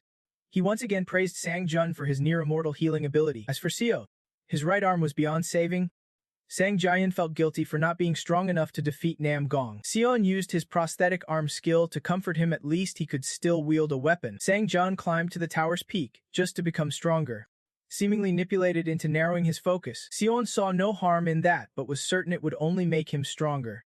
Still, the strong must protect the weak. That was Seo Hun's life philosophy. Sang Jun also learned a lot from this decisive battle. Remembering something crucial he had long forgotten, Sion felt relieved too. Someone as strong as him was not a twisted madman. Even if he could not read Sang Jun's mind during their first meeting at the tower, Sion took off his mask to smoke and casually offered Sang Jun a cigarette. He refused alcohol, but his face froze in shock when he glimpsed what was behind Seo Hun's mask. You are, Sang Jun stammered. Sion realized he had not introduced himself properly. Details would have to wait until tomorrow. In the following days, they took a commemorative photo of the event. Sang Jun gave interviews before saying goodbye and even gifted Catherine a small present. When he put on the repaired round jacket, he immediately noticed subtle upgrades in its design during the refurbishing. All his gear was in top shape, thanks to him averting a major disaster. Services like these were not too surprised. The past 3 days had been pure chaos. Sang Jun definitely did not want this kind of fame, just entering topped up. He saw videos of the battle flooding the internet. It turned out to be footage from the Japanese Hunters Association helicopter. Some comments mentioned the Shadow Blade title Sehong Hun told him about. But Sang Jun still could not believe he was the Thunder Emperor. Known as the strongest hero among Korea's 30 Cups ranked hunters, he shattered gates that other Cups hunters could not even approach. Calling him a hero was no exaggeration. If anything happened, Sehong Hun told him to reach out, consider it a lifeline. Sang Jun could contact him for any reason, no matter what. With his time on Earth done, Sang Jun returned to the training tower, hoping that one day he would grow strong enough to deserve the Shadow Blade title. Back in his waiting room, Sang Jun fell into thought comparing his fight with Nam Gong. He realized he lacked stamina. Blood regeneration is one of his strongest healing skills, but it won't deactivate unless his stamina is up to par. So now, It is time for Sang Jun to develop a stamina recovery skill too. After hunting around for a while, he still had not found any skills. To him, the best way to solve this was simple. Just buy them all. A stamina recovery skill popped up. And honestly, shopping felt amazing but also painfully expensive. After buying a bunch of skills, Sang Jun still had a few points left. Next, he started combining skills linking together ones with similar effects. First up, solar absorption and lunar absorption. This combo created photosynthesis, boosting recovery by 200% when exposed to sunlight or moonlight, plus letting him absorb mana through light itself. Now he mixed in blood calling with photosynthesis, forging blood ki, a skill that lets users drain a P, stamina, and mana from the blood of slain creatures. But for Sang Jun, this skill was kinda made. The skill level did not rise, and it even lost some perks from photosynthesis. The best move, buy another blood calling skill and fuse it with blood ki to see what crazy combo would hatch. After some lucky spins, he crafted the blood seeker skill at rank B. This lets the user siphon life force, stamina, and mana from blood, gain powerful blood control abilities, and automatically regenerate blood over time. It sounded complicated, so Sang decided to test it out immediately. He sliced his own hand and commanded the blood drops. Turns out they actually obeyed and could morph into any shape he wanted. They could even harden into a blood skin without cutting flesh directly, though for big blood usage, he still needed to draw from actual wounds. This was shaping up to be an insanely powerful skill. Sang Jun was more than satisfied. With some downtime, he upgraded his Eye of Truth, merged it with other skills, and birthed the Fire Dragon Eye. This let him see things invisible to others, and even detect item info and lies from people around him. Using the Fire Dragon Eye, he checked himself in the mirror. His second-hand vampire counts, double-breasted vest, his worn-out shoes, battered from non-stop use since the beginning, were details he would never noticed before. Finally, the Heavenly Blood Demon Sword. Once he reached the ultimate stage of the Flame Blood Sword technique, a secret move would unlock. Speaking of Flame Blood, Sang Jun recalled the devastating move that the male gang leader used to raise all of Shinjuku. Surely, only those who've reached that level can awaken the true power of the Heavenly Blood Demon Sword. He would just thought it was a badass sword, never guessing it hid such insane power. And when you have got something this good, you gotta use it ASAP. Sang Jun dove straight into floor 11, focused on mind purification. This challenge would last 7 days, requiring him to complete the 7th trial within the remaining time, or else it is game over. As he teleported in, someone greeted him. Welcome to the Purification Temple. From now on, he would face trials set by the gods to purify him, trials that would continue until he died. Though just a lowly explorer, if he dared accept the gods' trials, he would have to face whatever consequences came. The wild young man stood balanced on one foot at the edge. Sang Jun asked how to beat the first trial. This only made the guy look down on him more, since even the top 7 gods arena challengers did not know the rules. I do not get how a dumb explorer like you made it here. But fine, I will explain. He said, the trial has one simple demand: prove your body, your faith, and your mind. Body's the easiest. Mind's the hardest and the toughest trial of all. The method's straightforward. Each room has a high-ranking bishop waiting. Sang Jun just had to reach the next room by either killing or convincing them. So all I gotta do is beat whoever's there, no matter how. Sang Jun asked again, but the guy gave no extra details and walked right into the first trial. He charged at Sang Jun for hand-to-hand combat. Sang Jun guessed he was at the rank of a vanguard. Sang Jun pressured him until a drop of blood formed, then shot it like a bullet straight at the black-coated dude. The blood bullet hit him square in the forehead, catching him completely off guard. He dropped right there. Sang Jun thought, this skill is seriously insane. Lucky it is mine. Then he absorbed the soul of his opponent, the Bishop Johan. The other admins found it interesting and decided to keep an eye on him. Judging by their blue name tags, Sang Jun guessed they were just curious since this trial involved the gods. Sang Jun snagged an item dropped by Johan and activated his dragon eye to get more details. It was a mirror imbued with the divine power of a high-ranking bishop. Specifically Johan's, this mirror could create a one-time holy shield, but hidden beneath was a power that would guide the user to prove their destiny. At first, Sang Jun could not wrap his head around the meaning, so he stashed it away and moved on, hoping for more chances to prove his body since convincing others was not his strong suit. As he opened the next door, a mocking voice echoed, some outsider whose name was not even known, yet managed to get here so fast. Johan's time is clearly up. Sitting in the middle of the room was a female Bishop Xin, the overseer of the second trial. She introduced herself as Xin, then kicked things off by hurling a chair at him out of nowhere. Sang Jun caught the chair. If she was that ruthless right out of the gate, this trial was definitely about proving physical strength. Xin charged forward with 2 air-filled bags strapped to her, ready to explode. Spot on. She swung her sword, and Sang Jun realized it was a sword aura, But something about it felt eerily familiar. Sang Jun sliced a crescent with his thunder sword aura, injuring Zin badly. But what really caught her attention was the aura he wielded. See, ordinary challengers can't master aura like that, so Zin was shocked it is the holy power granted only to priests. She never expected someone without any holy power to control sword aura that flawlessly. Then Zin healed her wounds in a blink. Her attacks were brutal and infused with some complex holy power. From what he would heard from the first bishop, killing the overseer was not necessary to pass the trial, so he wanted to try talking Zin down. She did not know either, but convincing a woman like her would take at least 7 smooth words. How many rounds of these physical trials are there? Anyway, Sang Jun asked politely, but Zin did not answer. In fact, his casual attitude made her itch even more, like she already had this victory locked down. Win first, then do whatever you want, Zin snarled, lunging with her sword aura. Sang Jun did not wait. He activated his hair blades, knocked Zin's sword aura aside, and slammed her against the wall. Quiet down. Don't make me lose my cool, warned Sang Jun, the man in control. Zin was stunned. What the hell just happened? Meanwhile, he kept pressing about the trial's progress. Is anyone trying to grab something and run? Zin asked. The admins all held their breath, waiting on his answer. But Sang Jun was already on a monk's path. No interest in women. Why would anyone come all this way just for that? Sang Jun shot back, and in her eyes, he looked like a naive rookie. Zin said there were 2 more physical trials left. The faith test would start at rounds 5 and 6. And the final one was the divine power trial. But she warned him to give up early. No one had ever passed the 7th trial. Anyone who reached it either went insane or died from non-stop bleeding. Sang Jun used his fire dragon eye and knew she was not lying whether he believed it or not. He had to accept it. Zin tried to backpedal before leaving. Fighting him was the highlight of her career. But there was no way he would get past this trial without taking her down. Sang Jun wondered why she was not afraid to die, and she laughed joyfully. Why fear? I will just return to the tower. Slash. Sang Jun sliced her head clean off. Weirdly, it gave him chills. So he wasted no time and got out of there. At the next door, an old man with wild, spiky hair was waiting. He pointed his sword at Sang Jun and introduced himself as Lucilian, the divine sword wielder. Lucilian swung his aura sword, and a golden flame flickered in Sang Jun's eyes. Unstable, but definitely a fire sword. Already on round 3 and facing a fire sword. Looks like things are about to get deadly. After trading a few blows, Sang Jun felt something was off. Lucilian's physical strength and skills did not match his, but his sword aura always dissipated. His fire sword was not anything special. One more strike and another clash. Sang's sword aura shattered once again. Even the strongest aura can't destroy this sword. The only ones who can do that are those who can control the invisible.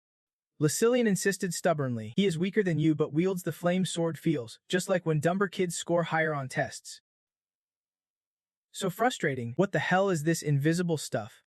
You have asterisk to destroy that sword no matter what. You absolutely must break that sword and claim victory, even if Lucilian's mumbling prayers to God 1T help. Finally, the sword was cleaved in 2. No more sneaky fights in the dark. That is when Sang Jun realized the difference between sword aura and the flame sword. It all comes down to the source. The flame sword's power springs from the user's willpower, a fierce determination to carry the burden. Haha, Lucilian laughed, blood spraying out even more. His eyes sparkled like an old-school anime character. His sword aura was the real deal. It is more stable than mine since my flame sword just borrows divine power. But I guess you have passed the trial. Sang Jun could not figure out why he looked so happy. Could it be Lucilian cared more about his glory than his own death? Seems like he had some agenda. Whether faith or belief, it did not matter. Lucilian's hands trembled. He sensed Sang Jun had proven his martial prowess and just needed to keep pushing forward. Sang Jun beheaded the old man, dying but still yakking nonstop. After absorbing the old man's soul, his level C soul controller mastery hit 100%, pushing Sang Jun up to level. Every level up brought new skills, and his curiosity soared. The side effect let Sang Jun steal a power from stronger foes after defeating them. Soul controllers never disappoint. If level B is this sick, imagine what level Ors will be like. That shiny status screen had Sang Jun grinning ear to ear. Back when he was a trainee, reaching this level was beyond his wildest dreams. From Lucilian's soul, Sang Jun gained the unyielding will skill, boosting his physical power and focus against tougher enemies. Confident, Sang Jun stepped into the 4th door, only to find an empty room that made him even more wary. So Lucilian was really dead. A celestial winged entity appeared above Sang Jun's head. It was a boy with dark, tired eyes like someone up all night for a game, but the admins warned Sang Jun to be cautious. Sang Jun jumped up, but the boy landed smoothly. Judging by Sang Jun's vibe, he was not here for small talk. Time to start the trial. Before the fight, the boy shared his resume kind, a healing priest, stronger than Sang Jian, which triggered the unyielding will skill. Sang Jun could feel Kairan's energy was on another level compared to the 3 bishops before. Kairan summoned a shard of mirror and shot it at Sang Jun at the speed of light. Sang Jun dodged sideways just in time, but the other shards behind him reflected and came right back. Luckily, he used instant fire dragon eye to block those beams of light. The light reflected off the mirror and dealt damage, so he had to take out Kairan before more beams fired. Sang Jun leapt with legs spread wide, but Kairan's massive wing flap unleashed a level 13 gust. Blowing him down to the ground, Kairan immediately attacked with the flame sword, making Sang Jun grit his teeth to defend. Turns out, Kairan's foolproof tactic was to attack from afar with beams of light. Even blocking was not enough, mirrors everywhere reflected the beams from hidden angles. Injuring him, Kairan used his wings to whip up a wind from above, breaking Sang Jian's balance, then countered with the flame sword, a truly deadly combo. Breaking the mirrors was not an option either, it would shatter them into smaller shards, causing even more reflected beams. And Sang Jun only had 2 eyes. Sang Jian's 2 mentors felt like they were sitting on hot coals, but Sang Jun was not finished yet. Life was still on his side. Kairan kept attacking, firing 4 beams that bounced off every nook and cranny of the mirrors, all aiming straight at Sang Jun. A massive explosion filled the air with dust, but not a single scrap of flesh was lost. The counterattack shield absorbed everything, and that last hit fully charged it. Now Sang Jun just had to unleash it. Kairan's attack, laced with his own pain, bounced back at him, forcing him to taste the agony meant for the weaker ones. What the hell is this? I see no sign you have studied magic. Are you blessed with some divine power or something? Kairan muttered under his breath. Sang Jun did not know a thing about holy power or sacred energy. Kairan nodded slowly. Finally, he declared that Sang Jian neither fled nor yielded, qualifying him to complete the entire physical trial. No way! Sang Jun's flat refusal startled her. Sang Jian only understood from Nona that this holy power was like the mana used by the bishops here. Once he gained it, he felt energy pulsing in his heart, but could not move it, and it was definitely not the same as mana. The reaction from the 2 masters made Sang Jun curious about just how insane this sacred power was. If he had more of it, could he become the world's ultimate ruler? At the 5th gate, a tiny old lady barely a meter tall was waiting for him. Greeting a fellow martial artist, Sang Jun asked what she meant, and she explained the meaning behind her name. His goal was simply to win and keep getting stronger, until one day he became the most powerful being. Sure, Sang Jun wanted to get stronger, but aiming to be the most powerful was a bit much. Suddenly, she was right beside him, as if reading his mind. I am not exaggerating, she said. That is just the inevitable result of your effort. Sang Jun swung his sword defensively, but her voice echoed above him. Then she suddenly appeared right in front of him. Don't lose control. This trial is not about your physical strength. It is meant to test your faith. The faster Sang Jun swung, the more elusive she became. Her movements were almost impossible, but not quite. There was only one possibility.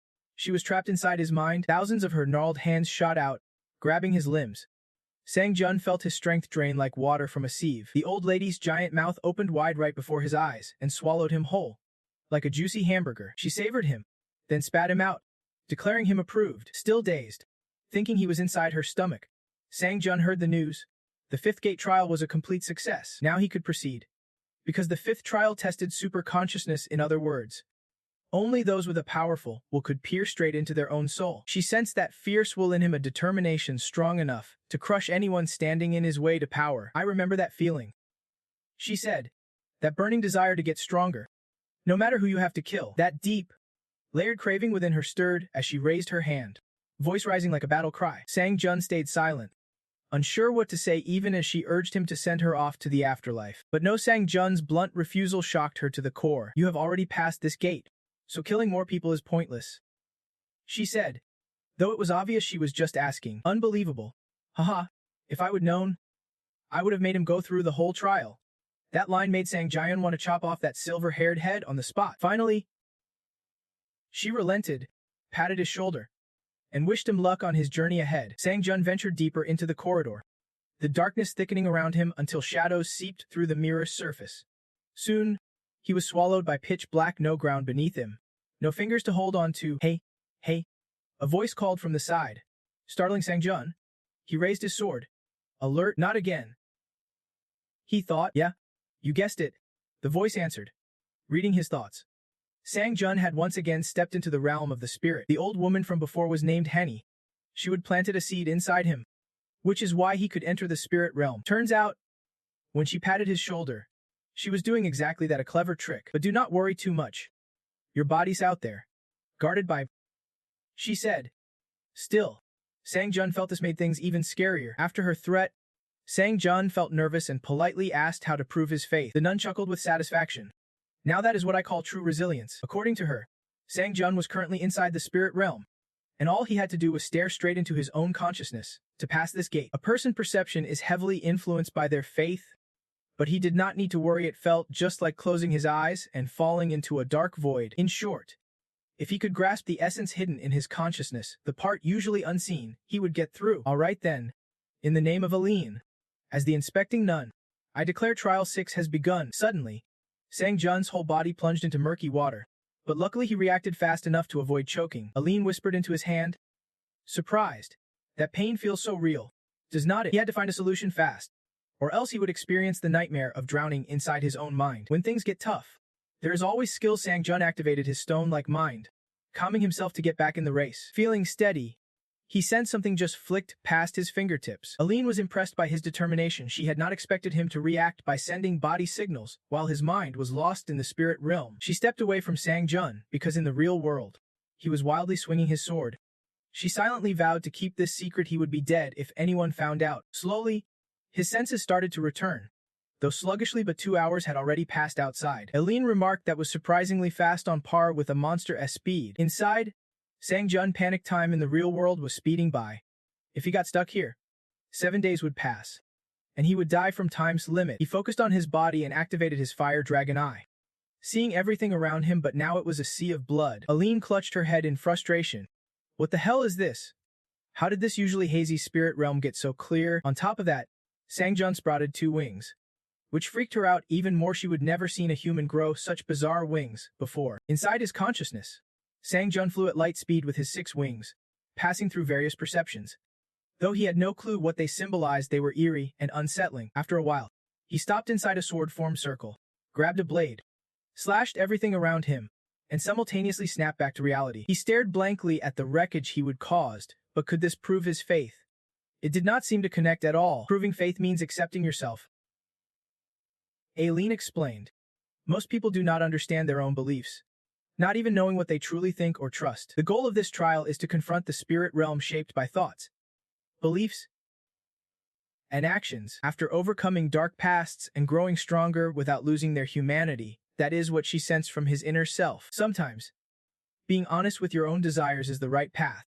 So now, Aline had to say goodbye to Sang-jun. Confidently, he opened the 7th and final door of the trial. An eye hovered above his foot, staring straight into his soul. That was when the inspecting deity was watching Sang-jun. He remembered Jean once said no one had ever passed the 7th trial, and now Sang-jun was pinned down, unable to move an inch. The heavier his eyes felt, like he had not slept in a month, the more Sang-jun realized this was the sensation of a tiny creature facing an unbeatable supreme being. His body instinctively gave up the fight to survive, accepting that gaze. It was the divine. It was like the moment when he felt powerless after losing his family. Sang-jun was drowning in pain and refused to endure it anymore. He fiercely jabbed his palm, using the pain to stay sharp, while activating his blood sun power to reduce damage. I am not gonna just lie here and let them trample me, he roared, desperate for a way out. In this tower, there is always a solution, right?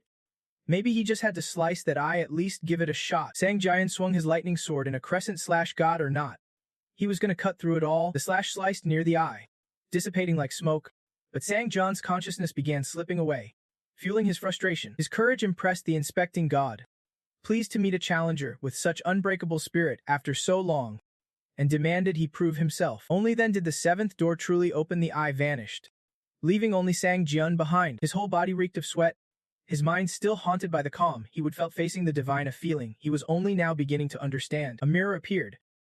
Curious, Sang-jun stepped closer and saw his future self staring back. The tower linked the 2 beings.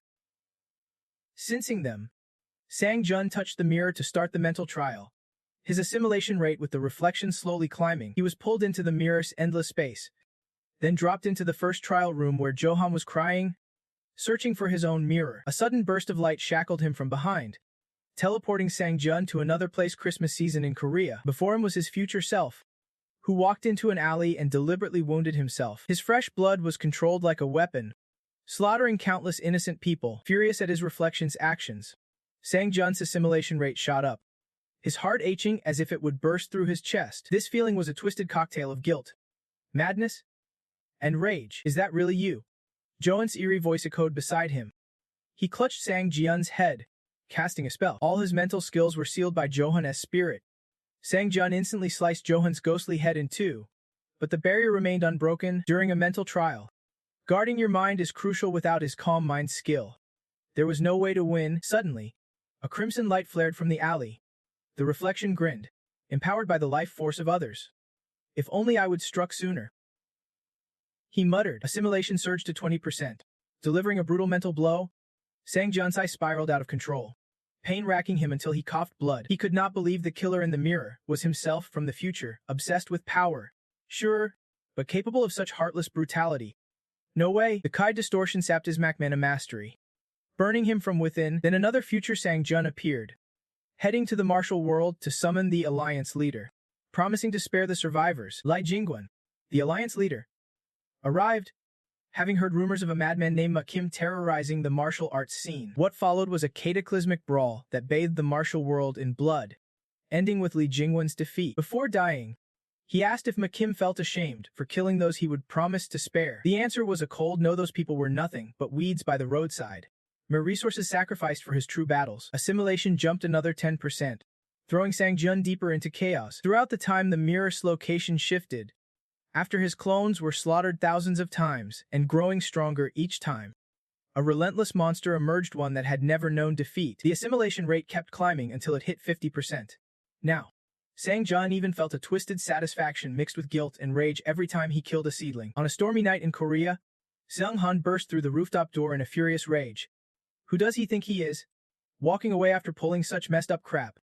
Sang Jian was about to find out. The future version of himself was clad in silver and wood armor, but his face was completely void of emotion. Lehayan could not hold back her tears anymore. Why?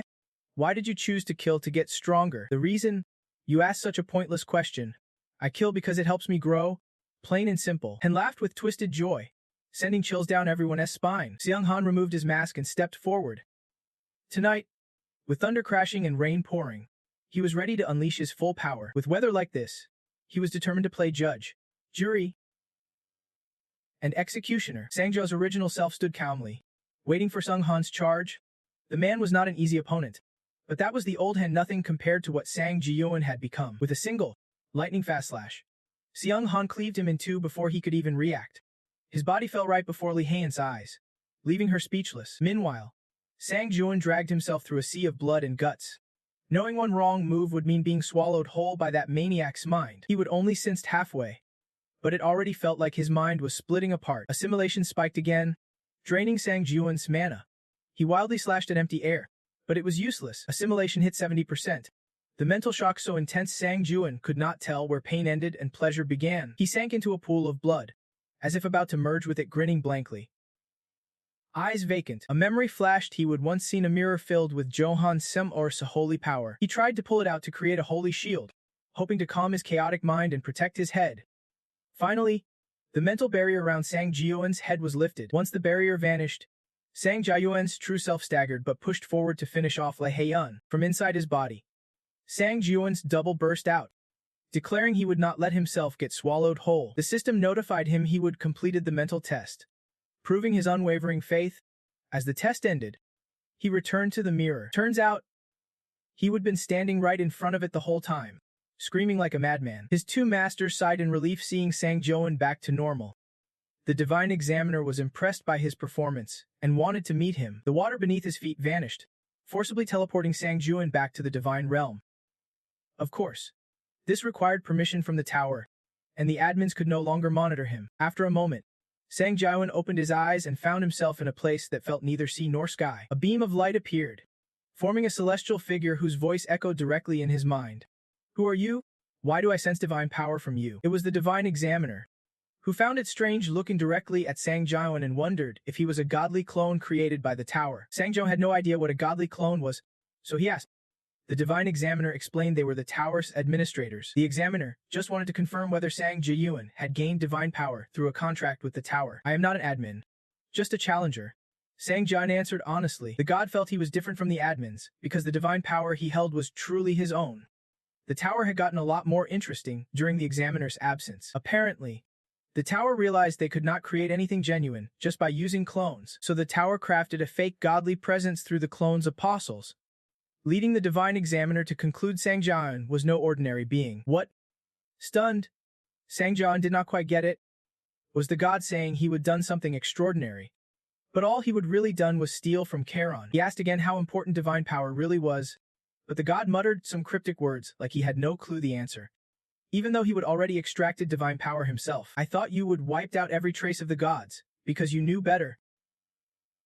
But apparently, you are totally clueless. Sang Jian honestly said he just stumbled on it by accident, which only deepened the god's confusion. The divine examiner revealed that Sang Jian gaining Charon's divine power was not random, it was cause and effect. Plus, he was sure the trial tower had high hopes pinned on Sang Jian, but it seemed the tower was eavesdropping on their chat, and got pissed when the god accidentally spilled the beans. The god immediately cut the conversation short, promising to watch Sang Jian's path going forward. I still have questions what is going to happen to me in the future. Sang Jian wanted to ask more, but suddenly his head throbbed painfully. The god warned he would look too far into the future, so the future would stare back, trying to invade his mind, and told Sang Jian to stay alert against that. Sang Jian wanted to keep talking, but the divine examiner could not continue. No matter which god it was, the trial tower was a force you just could not bargain with. The god promised to meet him again at the divine examination temple. Finally, the god left Sang Jian with one piece of advice: do not trust any other gods anymore, because now they see him as an enemy. After that, Sang Jian was sent back to the waiting room with a pile of rewards, replaying the whole conversation like a dream with some supernatural being. The god told him absorbing Charon's divine power was cause and effect, meaning the trial tower wanted him to do exactly that. On top of that, the god said the tower had crazy high expectations for an underdog challenger like him. If everything from signing contracts with admins to extracting Charon's power was orchestrated by the trial tower, then what is their real agenda? Sang Jian pieced together the scattered clues. Admins, divine replicas, divine power, it all painted a fake picture. And the final warning: do not trust any other gods. After racking his brain, Sang Jian's conclusion was simple: he did not understand a damn thing.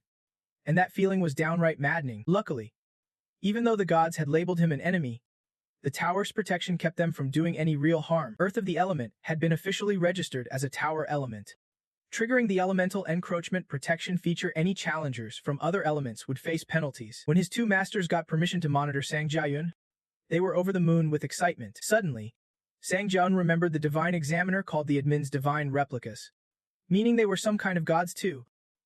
Could he trust them? Sang Jian bit his lip in frustration. He could not trust anyone now. Damn it all. To test things out, he plunged straight into the Ironblood realm.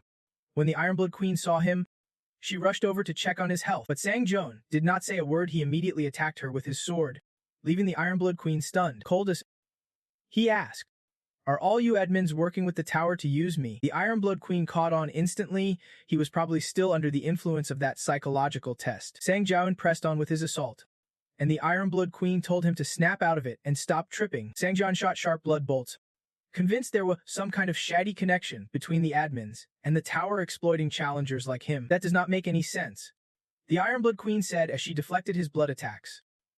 Calm down, Sang Jian. You have been telling me to calm down since forever. I am wide awake.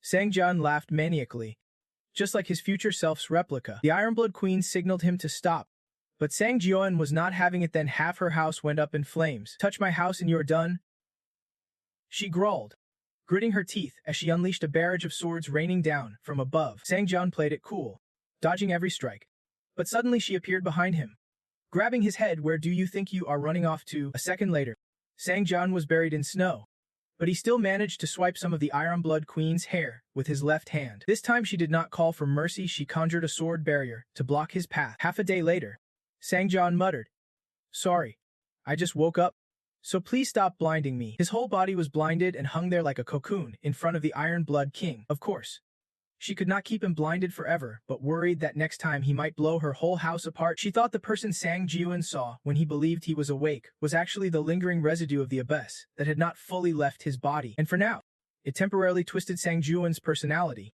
though even his twisted thoughts were just his current doubts and questions. So now, the Ironblood King would clear things up for him. No one can read the tower's will, not even the administrators. As for what the tower expects from him, forget it, she said, then flashed Sang Jian a dazzling grin like she could not care less. From what she knew, The tower never reveals its intentions to challengers, so expecting anything from them is utterly ridiculous. Sang Jiawen said the divine examiner told him otherwise.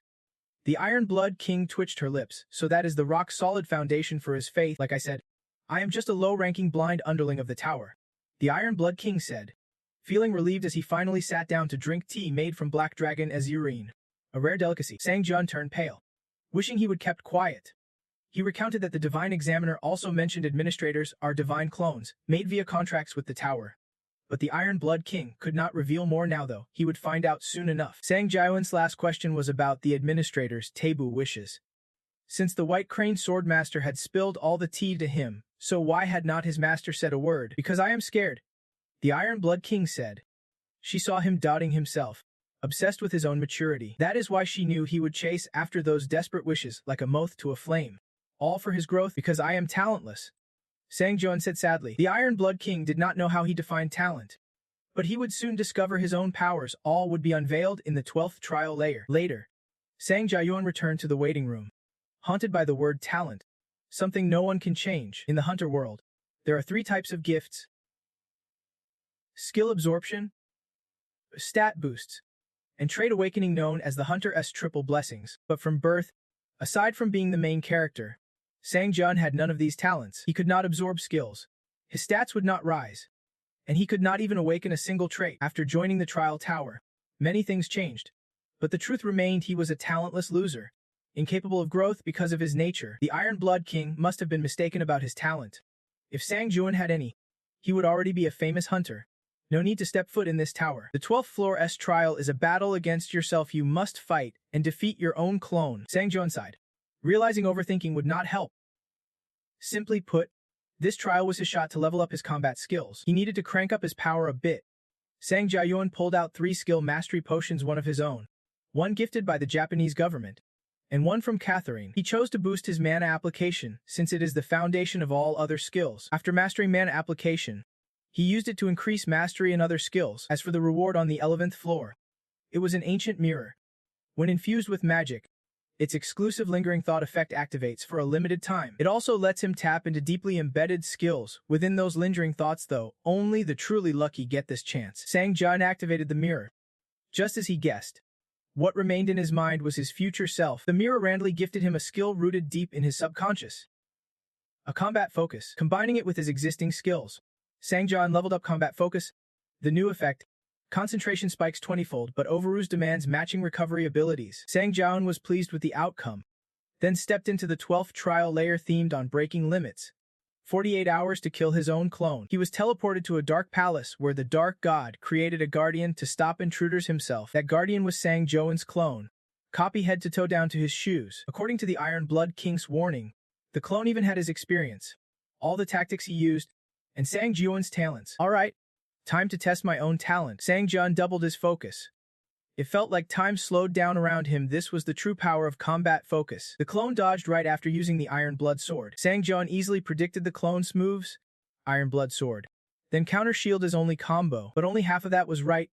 The clone transformed the counter shield into a sword, wielding dual blades, something even the real Sang Jian never used in battle. Since transforming the counter shield drains massive mana and spirit energy, Sang Jian avoided it.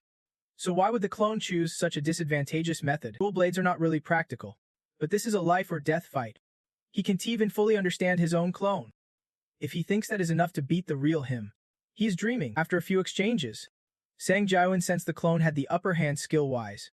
Though it was not crystal clear why was this, could it be the clone's unbreakable will? Sang Jiawen's gear gave the clone an edge, boosting his stamina beyond his own. If the clone maxed out his focus, his stats would be god tier, but the bigger issue was the swordsmanship. The clone used Namgong Hyu's style. No sword could push him back. Sang Jiawen only faced him once but never forgot those eyes or that reckless, arrogant attitude. Namgong relied not on skills or special powers, just pure swordsmanship. It made Sang Jian wonder if ultimate sword mastery could surpass any skill. Since the clone did not use any skills, Sang Jian figured he could not learn that sword technique. So this is the real power the bloody tyrant warned about starting now. My clone has surpassed me. His will unbreakable and fully unleashed. The system rates me at a disadvantage, even though Sang Jian has the item edge. My clone is steadily improving. Well, I am supposed to be the genuine article. Sang Jian, can he swallow this bitter pill?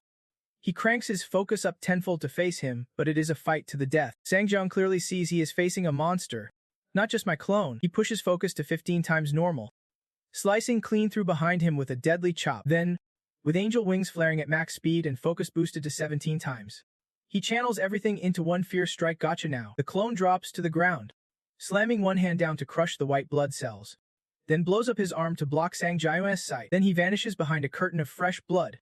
Sangjian searches frantically, only to catch a sudden flash behind him. The clone unleashes a strange new technique from his sword, like a cannon blasting straight at Sangjian. Sangjian freezes. This could be game over.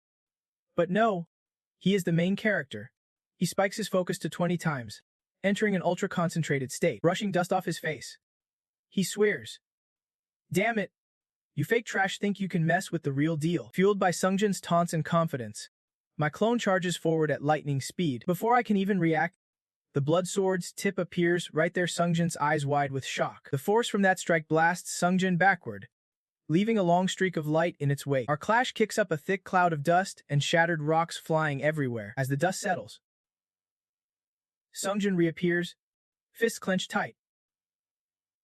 Blood dripping, eyes sharp as knives, he swings his arm, mana thick and pulsing, the blood droplets shooting straight ahead like guided missiles. The clone darts madly to dodge, but the blood mana darts slice into his back, tearing through with destructive sounds. His eyes flick to the side, confused, and then a drop of blood hits the clone's shoulder. A perfect counterattack sends him crashing into the wall.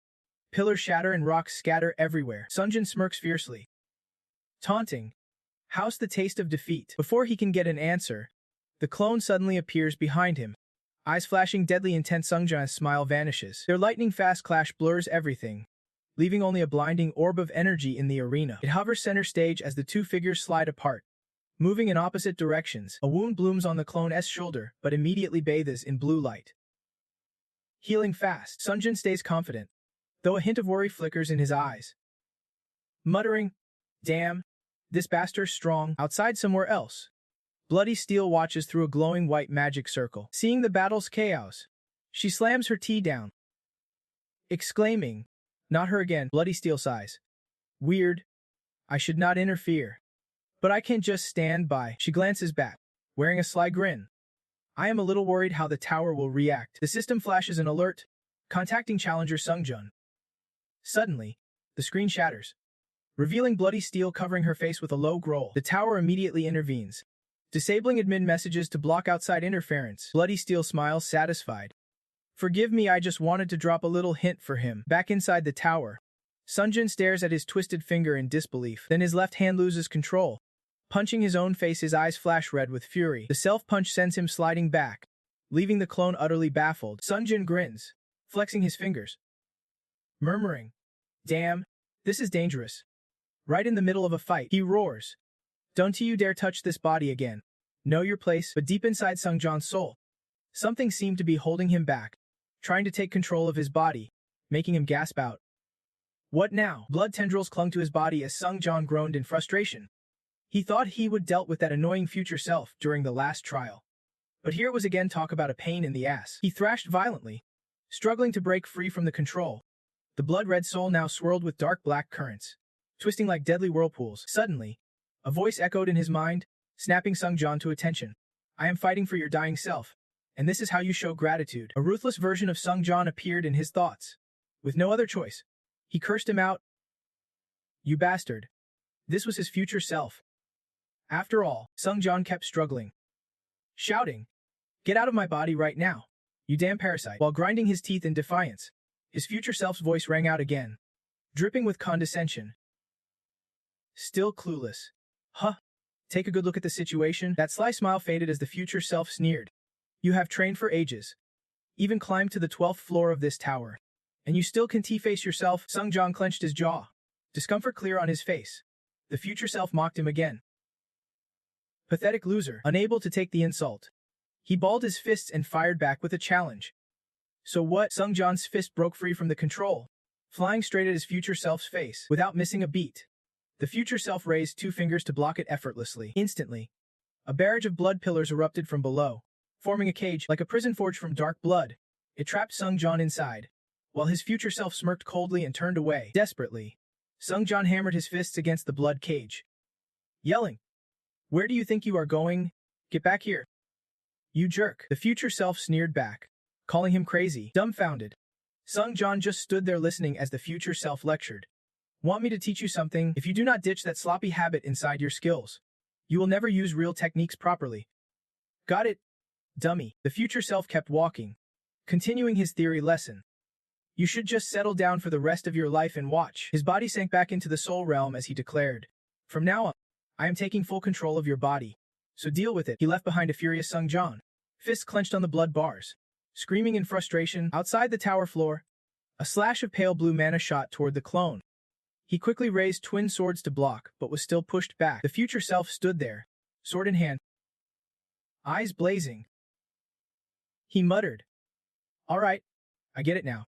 I know how this feels." Suddenly, the system alerted him. Confusing him, the bloodthirsty tyrant admin had sent an item, the Black Dragon Nectar, a spirit elixir refined from Black Dragon Essence.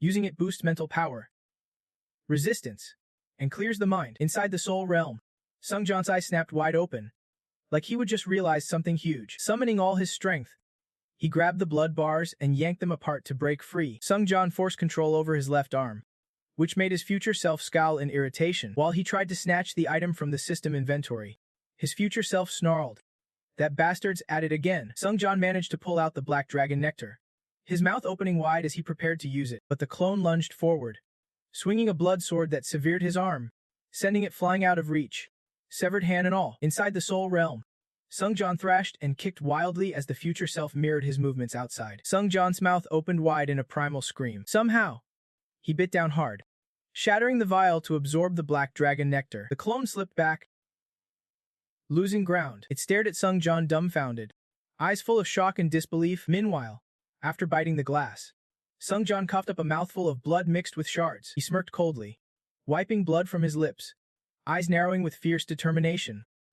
He thought to himself, "While one version of me fights, I can feel it all." Sung-Jan planted his feet wide, lowered his center of gravity, ready to burst out, relying fully on my skills now. Then he raised his sword, telling himself, "If that dual dragon move is double, so." Mana surged at Sung-Jan's feet, thick and intense like a pillar of light.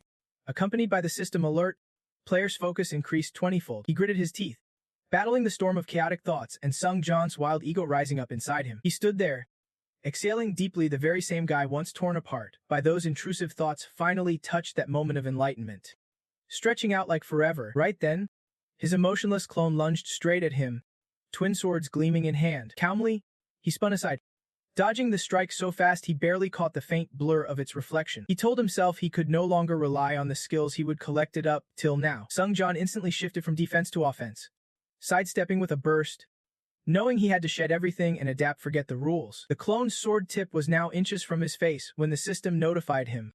Independent Awakening increased magic control mastery by 10 points. As Sung-Jan let go of stubbornness, the blood sword sliced a lock of his hair. At the same moment, he achieved enlightenment, boosting his stamina by 1. He stood there, enlightened, finally breaking free from all illusions. The system announced, "Transcendent achievement unlocked." Mana increased by 4. Along with that, joy doubled. The player was now facing an enemy he could truly beat.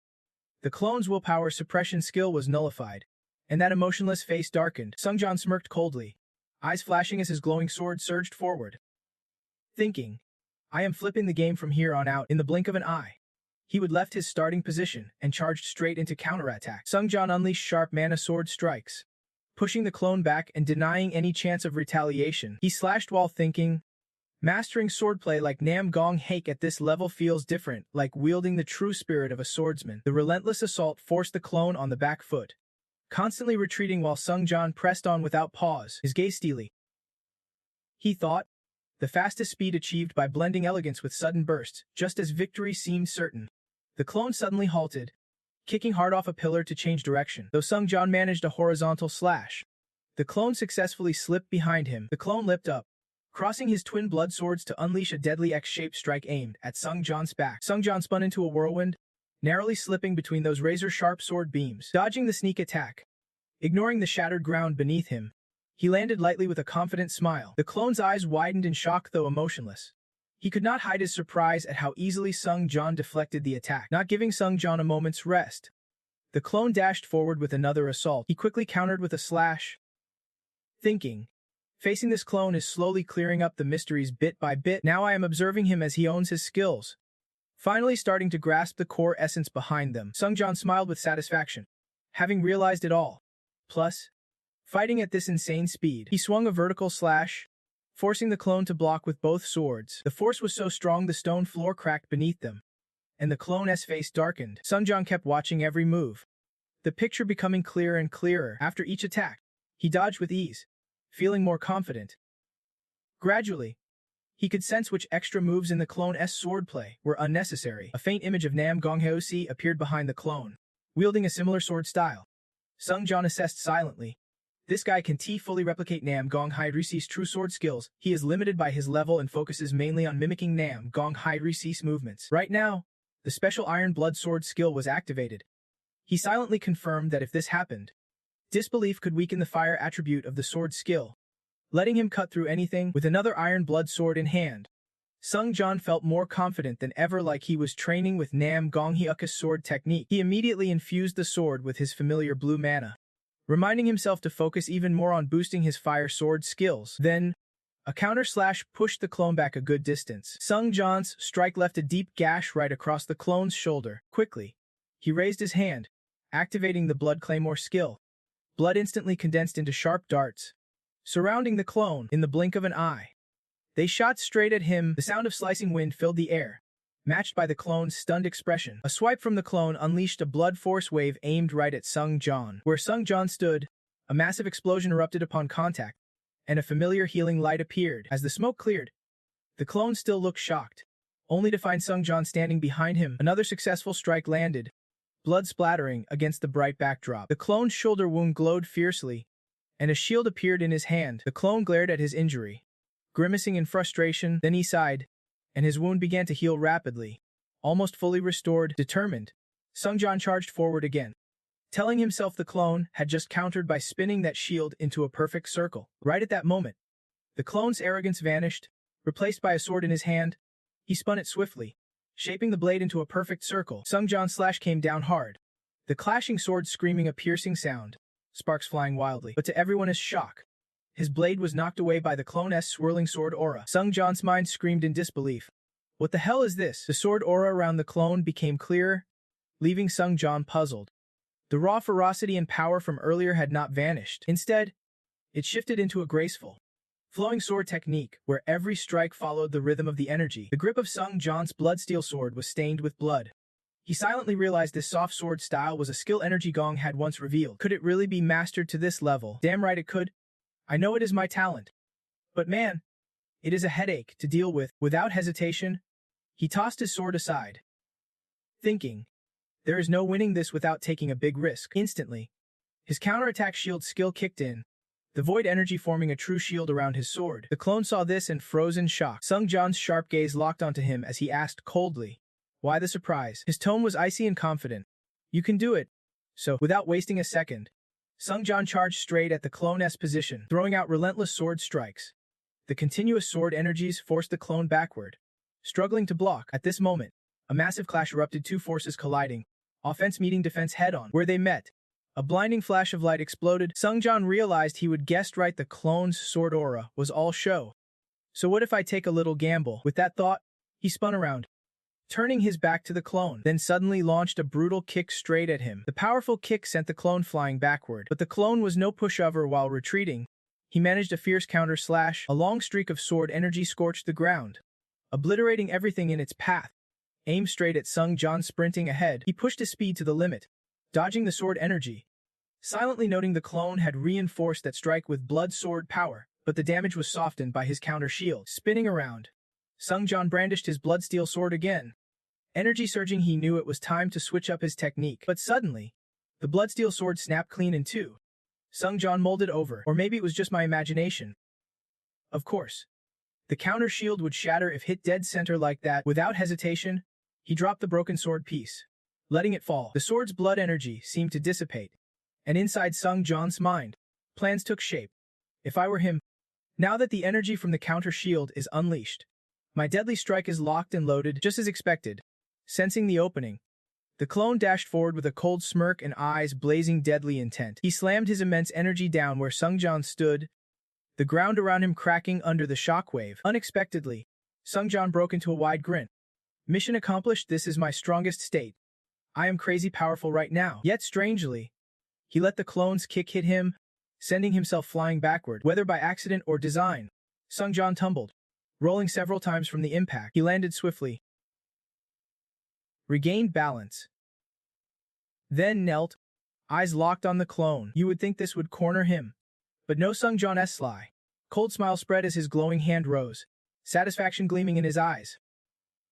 Gotcha now. Suddenly, the bloodsteel sword pierced through the clone's chest from behind, making him scream in agony as blood gushed nonstop. One bloody hand clutched the sword lodged in the clone's body, his eyes wild with confusion, face twisted in disbelief. The bloodsteel sword Sungjan discarded, combined with the clone's loss of composure. He gritted his teeth, sweat beads forming on his face. He smiled with satisfaction, thinking to himself, if exploiting those two things really works, then victory will be mine. Now, onto the final act. With that thought, Sungjan charged straight toward the kneeling clone. Suddenly, the clone stood up with a roar. Even though the sword was still lodged in his body, Sungjan was rushing forward but was caught off guard by the energy radiating from the clone. The clone's body twisted and enlarged, becoming fierce and monstrous as he spun to face Sungjan. Sungjan stood there, baffled, asking himself, what the hell is going on? The clone charged at him, his massive hands and claws confirming the threat. The clone attacked wildly, shaking and shattering the ground, forcing Sungjan to dodge quickly to the side, not daring to look back. Suddenly, the clone bit down, tearing off 4 fingertips and holding them gruesomely in its mouth. Then, with a burst of inner power, it launched those sharp fingertips forward like deadly throwing stars. The target was Sungjan right ahead. Using all his lightning-fast reflexes, he slid sideways to dodge the flying daggers. He thought anxiously, what the hell is this? Even the attack style is changing.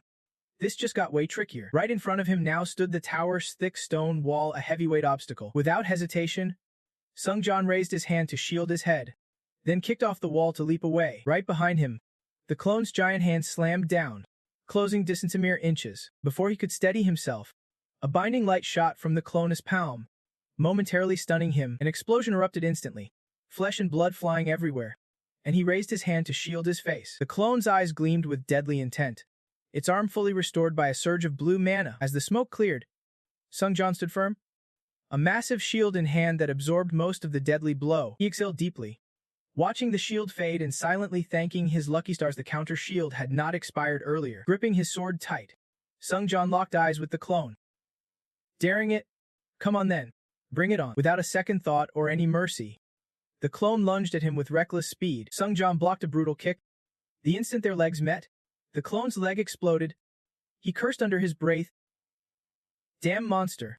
It has lost its mind. But it did not stop there. While its leg was still recovering, the clone threw a punch and blew up its own hand next. Watching it self-destruct repeatedly, Sungjan finally caught on. It was a body that literally exploded itself to fight. He focused intensely, knowing this reckless move could catch him off guard in close combat. He saw the clone's hulking body heating up and bursting in flames, thinking, but if you keep losing energy like this, your anemia is going to drain you fast. Sure enough, after burning too much energy, the clone's steps became clumsy and unsteady. Watching the clone's body weaken, Sungjan was certain that once its energy ran out, the attacks would stop. Seizing the moment, he swung his sword in a swift arc, slicing clean through the clone's arm. Sungjan confidently declared, no need to drag this out any longer, time to finish this. No sooner had he spoken, the clone growled through clenched teeth, its eyes blazing with murderous intent. In a flash, it leapt 3 bounds forward at a speed too fast for the naked eye to track. Sungjan gasped, what the hell? Even a challenge move like that I can catch up to. He immediately jumped down from his position, chasing after the clone along the walls. Suddenly, a sharp red light flared up ahead, forcing Sungjan to halt in his tracks. The clone stood there, hands raised, gathering a terrifying orb of blood-red energy that radiated sinister power. With its last strength, it spun around and threw a vicious, blood-charged spinning punch. Sungjan quickly raised his shield to block. On impact, dark energy and blood splattered outward with a blinding metallic clang. The force was so intense it slammed him backward, sliding across the ground. But Sungjan remained calm, smirking to himself.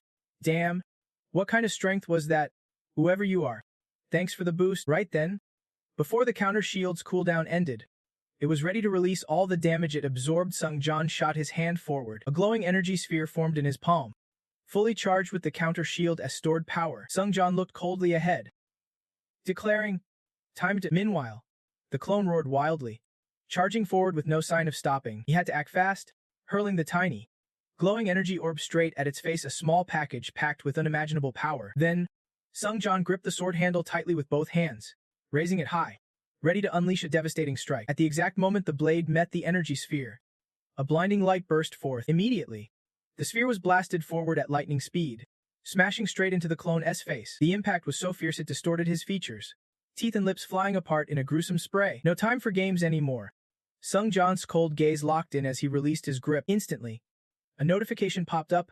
The counter shield skill released all the damage it had absorbed in one devastating blow. A monstrous explosion erupted, the unleashed power tearing nearby buildings into rubble. In the blinding light stood the headless clone, his skull blasted to bloody bits. A flood of messages appeared, congratulating you on completing floor 12 of the trial tower. The Emperor of Great S shattered crown was added to your inventory as a reward for your achievement. You earned 80,000 points as a prize for your accomplishment. You received 3,500 items as an achievement bonus. You unlocked the Last Breath B skill as an extra reward. Please proceed to the waiting room. Alongside that, your mastery of the counter shield B skill hit 100%, and its rank increased. Sung-jan finally exhaled a long, relieved breath. Then, the battle focus skill deactivated, its usage limit reached and needing cooldown. Suddenly, something surged up from his gut, making him swell. Sung-jan bent over, coughing up a substantial amount of blood, each hack sounding painful. Dark crimson blood spilled onto the floor, mingling with the howling wind that swept through the tower. The sun blood skill activated. Sung-jan reminded himself it could heal the negative effects caused by battle focus. His body started to recover. He felt a flicker of hope inside. Without a cheat skill like sun blood, he would not have made it this far. Sung-jan stared ahead, wondering aloud, when will I be able to climb this tower without draining myself like this? Or maybe that is never gonna happen. Suddenly, a strange phenomenon stirred from the clone's corpse. A blood mass appeared, continuing to absorb the surrounding vitality. Sung-jan looked on, puzzled but intrigued. His soul felt different somehow. This was definitely interesting. A message from the administrator popped up. The communication restrictions had been lifted, and the block on responses disabled. The message revealed that the Iron Blood Tyrant admin was complaining about a punishment he received just for giving a fake contract a free pass. The Iron Blood Tyrant admin warned you to treat her well from now on. Without hesitation, Sung-jan muttered, "You got it." He thanked her silently, realizing he would accidentally uncovered something important. If admins interfere too much with fake contracts, they get punished. At that moment, Sung-jan recalled the Ironblood Tyrant admin had sent him an item, a B-grade Black Dragon artifact, a potion made from Black Dragon blood that boosts mental power and resistance, and clears the mind when used. Still dazed, Sung-jan froze in shock as all the previously restricted admin messages suddenly appeared. Dozens of chat windows flooded his view. The Wandering Engineer admin was amazed by your talent, while the Blood Clan Tyrant admin was curious where a monster like you came from. The Death Dragon Birth admin had adjusted Floor 12's difficulty and your abilities after 1,000 years, along with many other messages. His eyes widened in surprise, realizing all the admins were watching him. Some were stunned by his talent and the floor's difficulty, calling him a monster. The hero who died 7 times admin stared at him incredulously, asking how a monster like him could appear on Floor 12. The Death King admin questioned if he was truly the one who dared challenge Floor 12. The Warlord of a Fallen World admin said your growth was insane and complained it was hard to be impressed anymore, while others doubted if Sung-jan really was the challenger of Floor 12. One message caught his attention. The Soul Slave Saint Engineer admin had taken notice of him. The Aftermath of the Kneeling God cult admin stared intently at you, and the Seeker of Divinity admin had high expectations for you. Sung-jan's face twisted in confusion. Admins, those who blurt out whatever they want and vanish the moment they lose interest, were suddenly flooding him with messages for no reason. He stood there, head tilted back, asking aloud, why is everyone acting like this? What is going on? Sung-jan wondered. Out of all the people, why them? Why me? The one who signed the contract. Why are they suddenly trying to impress me? His eyes flickered, as if a realization hit him. Could it be that the admin system had expanded and could now send requests directly to him? Standing there lost in thought, he sensed their attitude toward him was slowly confirming his suspicions. A sly grin crept across his face, full of intrigue. Staring at the flood of messages, Sung-jan muttered, if this is how the expanded system works, it is going to be a game changer for admins who have not made fake contracts with me yet. After some quick calculations, he spoke up. Do you think just dumping a bunch of messages on me like this is appropriate? Sungdun continued. Please provide the special traits I am asking for. That way, I can remember who did what when the expanded system kicks in later. Almost immediately, they responded. The 1,000-year living soul-slaying admin was annoyed by the challenger's arrogance. The fragile post-admin of the Blood Lotus cult sniffed disdainfully, saying there was no chance. The declining world military admin told him to cool his confidence and know his limits. He smiled, satisfied. As you all know, I serve first. I only take on 3 at a time. Sungdun's declaration sent the admins into a sudden frenzy of excitement and surprise. They quickly replied. The fragile post-admin of the Blood Lotus cult added a special trait to the fake contract's unique store. The declining world military admin also added a special trait to the fake contract's unique store. The 1,000-year living soul-slaying admin added a special trait to the fake contract's unique store as well. After receiving the special traits, he remained completely calm. Sungdun glanced at the pulsing blood energy beside him. Deep in thought now, only one thing truly mattered. The orb embedded in the replica's body still hovered there, radiating intense energy nonstop. Looking down, he silently assessed what would he gain by absorbing the soul of an enemy with the same intellect, skills, and special traits. Suddenly, the system notified him, you have absorbed the soul of the fake challenger Sungdun. Mastery increased by 28%. He stood still, raising his hand to absorb flawlessly without missing a beat. Then came a crucial alert. The soul of the fake challenger Sungdun has perfectly merged with the soul of the challenger Sungdun. The sacred trait was now qualified and activated. Effortless divine death mode engaged. His eyes widened in disbelief. Repeating, effortless divine death, a flood of info appeared, absorbing the fake challenger's soul. Granted permanent boost strength, agility, stamina, magic power, and resistance all +10. The blood energy from the replica's soul continued to spread through the air. The system announced the acquisition of the fake challenger's skill. You have obtained the Radiant Sword Skill B. Skill Mastery merged. Radiant Sword Skill B Mastery reached 100%, and the skill leveled up to 1. He stood calmly, accepting his hard-earned reward after clearing the challenge. Suddenly, a beam of light appeared before him, making Sungdun jump back, silently asking, what was that just now? The light came from the perfect harmony between the fake challenger's soul and his own challenger's essence. The sacred trait's activation condition was met, triggering effortless divine death. Dumbfounded, he muttered again, effortless divine death. A notification popped up. Effortless divine death successfully activated. Sacred trait level C+ increased by 1. Now upgraded to level B. You can now transform divine nature and accumulate mythology. Sungdun was baffled. Transform divine nature. Accumulate mythology. Whatever that means. It sounds crazy. Or is, alongside the replica's body lying there, the sacred trait level C+ imprinted deeply into Sungdun's soul. But he remained indifferent. He had no idea how to use it, so he just let it be. Suddenly, a light shone behind Sungdun, revealing a mysterious magic circle. He wondered aloud. Sacred trait. Can I finally use it? Then a flood of notifications popped up. You have entered the 13th floor trial room. System expansion initiated. Global nationality communities have been merged. Now you can join communities with varying difficulties. And members in the unified trial won't be split by country anymore. Global rankings by country are fully merged. You can now check leaderboards across different difficulty levels. Sungdun raised his hand toward the screen, thinking, so now I will be facing foreigners in these trials too. Just another system upgrade. I guess. He closed his eyes, lost in thought. But at this scale, images of Earth and neighboring planets in the galaxy flashed before him. Eventually, all dimensions would merge. The alerts kept coming, showing another blue screen. The info on it made Sungdun's eyes widen as he focused intensely, clearly deep in thought. The main content was the ranking list for the 12th floor trial. From top to bottom: Cess Hunter, S+ Archmage, Kim Soong Hunts, Catherine's, Bloodsword, Tower Witch, Times, and Tarkovsky Plus. Sungdun strode toward the tower with his long coattails flying. Becoming the strongest was probably why he climbed this tower and his ultimate goal. He told himself, I am one step closer to that goal. At least, I am the strongest among all challengers from Earth so far. But right now, images appeared of warriors from other dimensions, places like Kallen and Lem, who've been in this trial tower for a long time. He realized Earth was just a newbie dimension compared to those.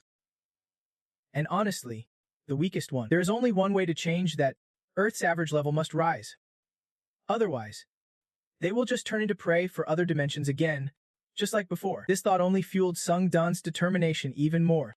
Back then and now, what he craves is unmatched power no one can stop. Standing there, Sungdun swiftly opened his inventory. The info for the ancient emperor's crown appeared. Plus 30% willpower. This crown, worn by the ancient emperor, was used in dark god worship rituals. Equipping it crowns you as the spirit king, but it consumes durability and will shatter when it runs out. After reading, he felt a bit puzzled. Spirit king. The item's tier looks powerful, but the description is kind of vague. Next came a bonus for completing the quest. The Death Grip skill B. Proficient or not, basic critical damage can be nullified, but activating it drains 88% of the user's stamina and takes a whole week to recover. When triggered, effects amplify skills for a short time, and other skill effects also get a boost. Sung Dun looked surprised, his face frozen. Muttering inwardly, a skill that could save my life once. His eyes sparkled. Yeah, it takes a week to recover. But honestly, that penalty is not too harsh given the effect. Sung Dun chuckled quietly, thinking, and this trial has even more perks I snagged from the admins. The system then asked him to choose a special skill: Blood Oath Protector, White Pearl Swordmaster, or Support Skill. It confirmed. You have selected the support skill. Details for the Supreme Blood skill. Costs 3,000 products. Grants power bestowed by the chosen god wielders became saviors across Eris. Without a pact with a god. The only effect is divine suppression and weapon enhancement. Details for the hero's grace skill C+. Costs 3,000 products. Power granted by the chosen god bearers became saviors through the ages. Without a pact with a god. Only divine suppression and weapon enhancement are granted. Details for rapid mana recovery skill C+. Costs 3,000 products. When mana falls below half, you can replenish it by absorbing nature's energy, but overuse risks damaging your meridians or vital blood vessels. Like one of the critical acupuncture points. Faced with so many choices, Sungjan started to deliberate. All three are plus tier skills, so reasonably priced. With a sly grin, he decided to go all in. Guess I will buy all three. After Sungjan tapped the screen, the system notified. You have purchased the Blood Spear martial art skill, costing 3,000 credits. You have acquired the Hero C+ Grace skill, another 3,000 credits, and the Quick Spell Recovery C+ skill, also for 3,000 credits. Just then, a flood of messages arrived from the Blood Demon Sect admin, the Warrior of the World admin, and the 1,000-year-old Dragon Slayer admin, all reminding Sungjan not to forget their favors. He could only respond with a wary, "All right, I will remember," still tangled in questions. Before returning to the waiting room, after absorbing his own soul, an awakening surge within him. His divine nature suddenly emerged. He could feel pure energy pulsing in his chest, something he would never experience before activating this divine trait. This had to be holy power. At that moment, Sungjan crouched low, clenched his fists, and fixed his gaze upward, ready to strike. He thrust his arm forward, golden light blazing, and the divine aura shattered like fragile glass. Expecting something epic, he was met instead with an eerie silence. Sungjan rested his hands on the ground, sighing. Just as he thought, exactly like everything he would train before the waiting room, his body was enlightened, but still could not wield any supernatural powers. Images of Jane, Lucilin, and Karen flashed in his mind. Sungjan realized the healing and enhancement skills those priests used on floor 11 were beyond his ability to copy. He rubbed his face, irritated. Damn it! I was really hoping they would let me use those skills. Then Sungjan sat cross-legged, telling himself to stay calm, to keep his cool, because that stubborn nature of his was flaring up again. Suddenly, a message popped up from the White Crane Swordmaster admin, a feisty girl claiming she would teach him holy power, promising to be a better master than the Iron Blood Tyrant, inviting him to her admin space. He coldly declined. No thanks. Almost instantly, the White Crane Swordmaster admin started crying over his rejection. She asked how he could refuse her and said if he came to meet her, she would teach him how to use it. Sungjan replied coolly, I will learn it when I need to. Smirking confidently, he said, I would rather teach myself than rely on someone else. The White Crane Swordmaster admin, deflated, responded, fine, if that is your choice. Sungjan pursed his lips, thinking, forget holy power for now, I will circle back to it soon enough. He recalled the image of Hiyu, reminding himself he needed to focus and get stronger. Determination blazed in Sungjan's eyes, at least until he took down Nam Gong Hiyu. That guy was like a demon haunting his soul. No matter what, Nam Gong Hiyu would hunt him down again. Staring at the screen, he thought, all right, let us check out these skills looted from the admins, starting with the Blood Spear martial art. Priced at 3,000 credits. Its description said only disciples of the Blood Demon Sect could learn it. This martial art could replace magic with internal energy. It lets you inherit the powerful traits of magic in battle, boosting fighting spirit with all the energy and blood in your body. Sungjan's curiosity piqued. He immediately activated Blood Spear martial art, feeling his entire body surge with boiling blood energy. Gritting his teeth, blood still trickling from his mouth. Sungjin froze for a moment, his eyes went wide, hair standing on end. Energy radiating fiercely, he felt like someone born to fight. His blood was raging. This was exactly what he needed. But things did not go smoothly, the side effects hit instantly. Sungjin clutched his face, startled by sudden pain. It turned out his dark inner nature surfaced at the same time, with a twisted, savage expression. That voice took control of his body, pinching his face and sneering. Hey, loser. You happy all by yourself? Sungjin sweated nervously, puzzled as hell. What the hell is going on? Why is this damn nature waking up all at once inside the same body? There is no precedent for this. At that moment, he gripped the iron blood sword tightly in his hand. His dark side lunged with the sword, slashing toward himself. Laughing maniacally, "Die, you weak punk," refusing to be defeated. Sungjin quickly pulled out another sword from his inventory with his other hand. Then he blocked his own attack. The two personalities inside him battled fiercely. Sungjin roared, You are dead too, you crazy bastard." The demon's twisted grin was unsettling and foolish. "I have abandoned her, because I simply can't have her." Sungsun gritted his teeth, trying to brace himself, thinking, "Damn it, I did not see this coming. What do I do now?" Just then, the blood energy he had absorbed earlier surged forth, enveloping both swords in a crimson glow. Sungsun realized the sword was absorbing the blood energy generated by the Supreme Blood Art. The system chimed, Supreme Blood Art activated. When the user reaches the Fire Sword realm and maximizes blood energy, the ultimate skill unlocks. His eyes widened, of course. That is it. Without hesitation, Sungsun grabbed the sword's blade barehanded, drawing blood as he did so. Then, instead of fighting back, he skillfully flicked and retracted the sword. Sungsun shouted fiercely, his gaze locking onto the demon's other shoulder, where it held control.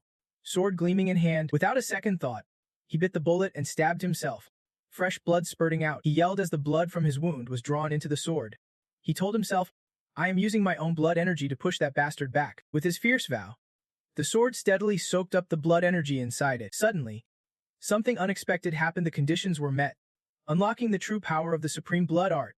The sword's name changed to Supreme Blood Demon Sword. Sungsun was genuinely surprised when the system notified him that special blood absorption points had formed, and the wound on his chest was slowly cooling. Holding the Supreme Blood Demon Sword high, 3 mysterious symbols appeared. Those had to be the special blood absorption points the system mentioned. With his upgraded weapon in hand, Sungsun quickly activated the Fire Dragon Eye skill, and a dragon pattern flared up around his eye. Details of the Supreme Blood Demon Sword popped up.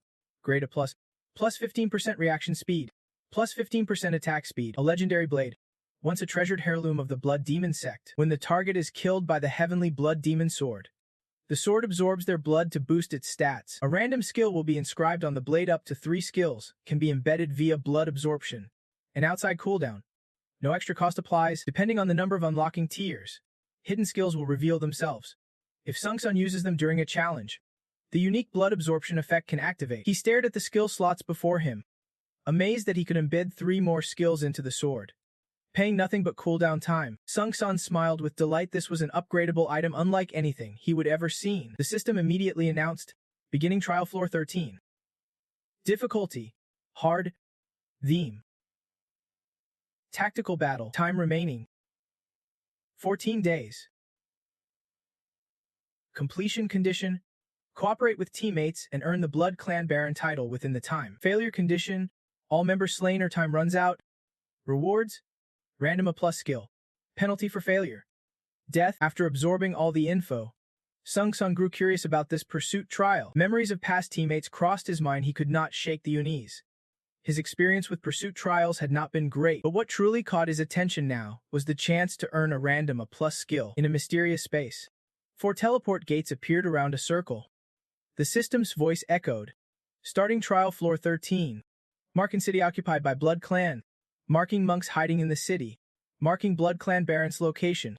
Setting trial members. At that moment, Sungsun stepped out, still frustrated. "Damn it, we need to find those monks or something. We can't just storm the city and kill anyone who shows up." He pondered silently. "Now that I have the strength to wipe out a whole city, maybe that is the way to go." Meanwhile, at another gate, someone new appeared.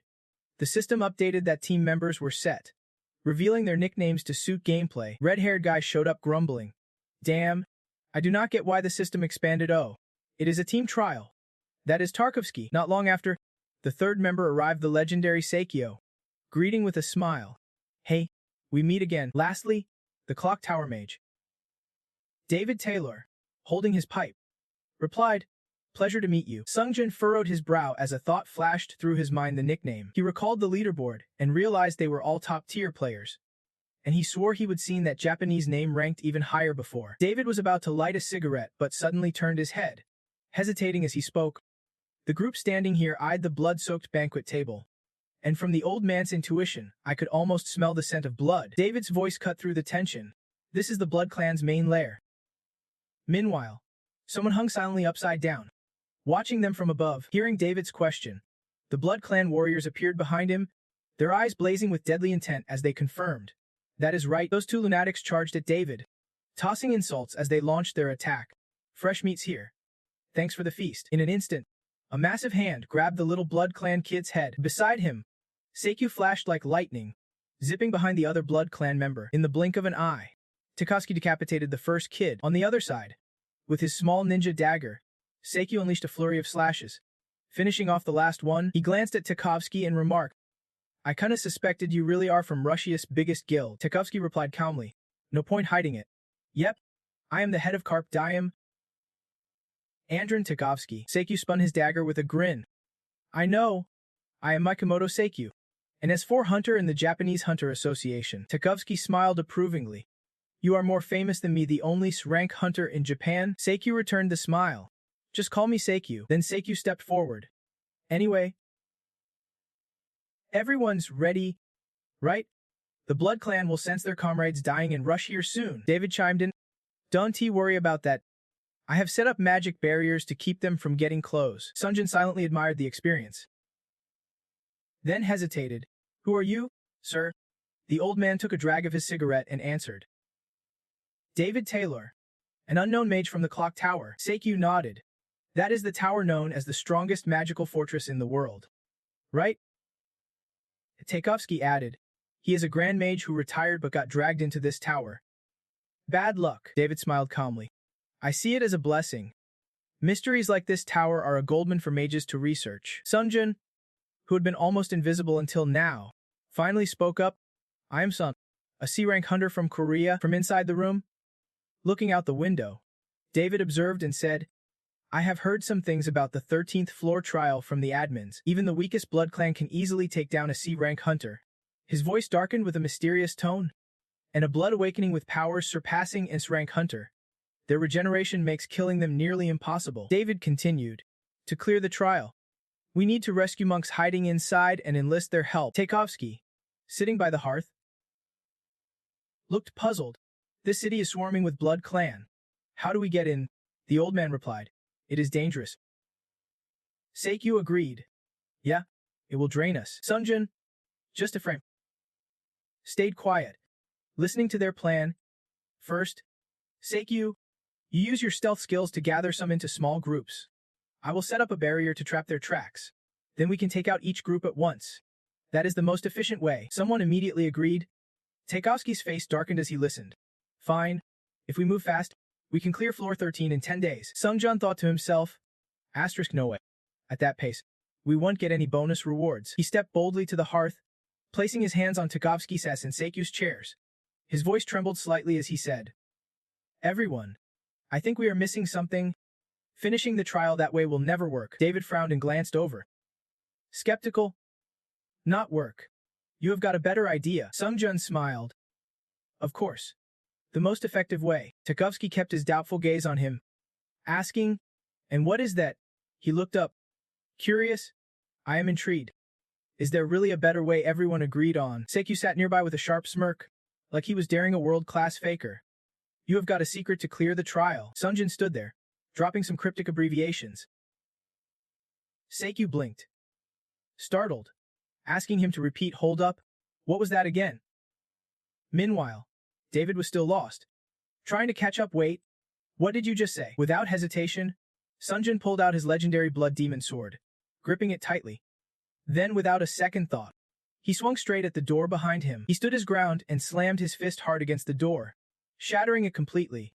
The solid stone gateway slowly creaked open, pushing outward. When the door crashed down with a heavy thud, Behind Sungjun stood an army of Blood Clan warriors. They would been waiting outside the courtyard all along, ignoring their snarls.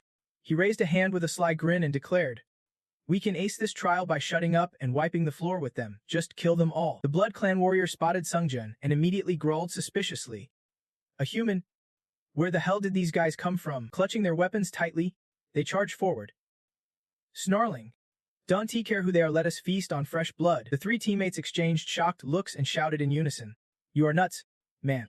You seriously want to die like that?" Sungjun paid them no mind, flashing a cold smile, eyes gleaming with fierce excitement.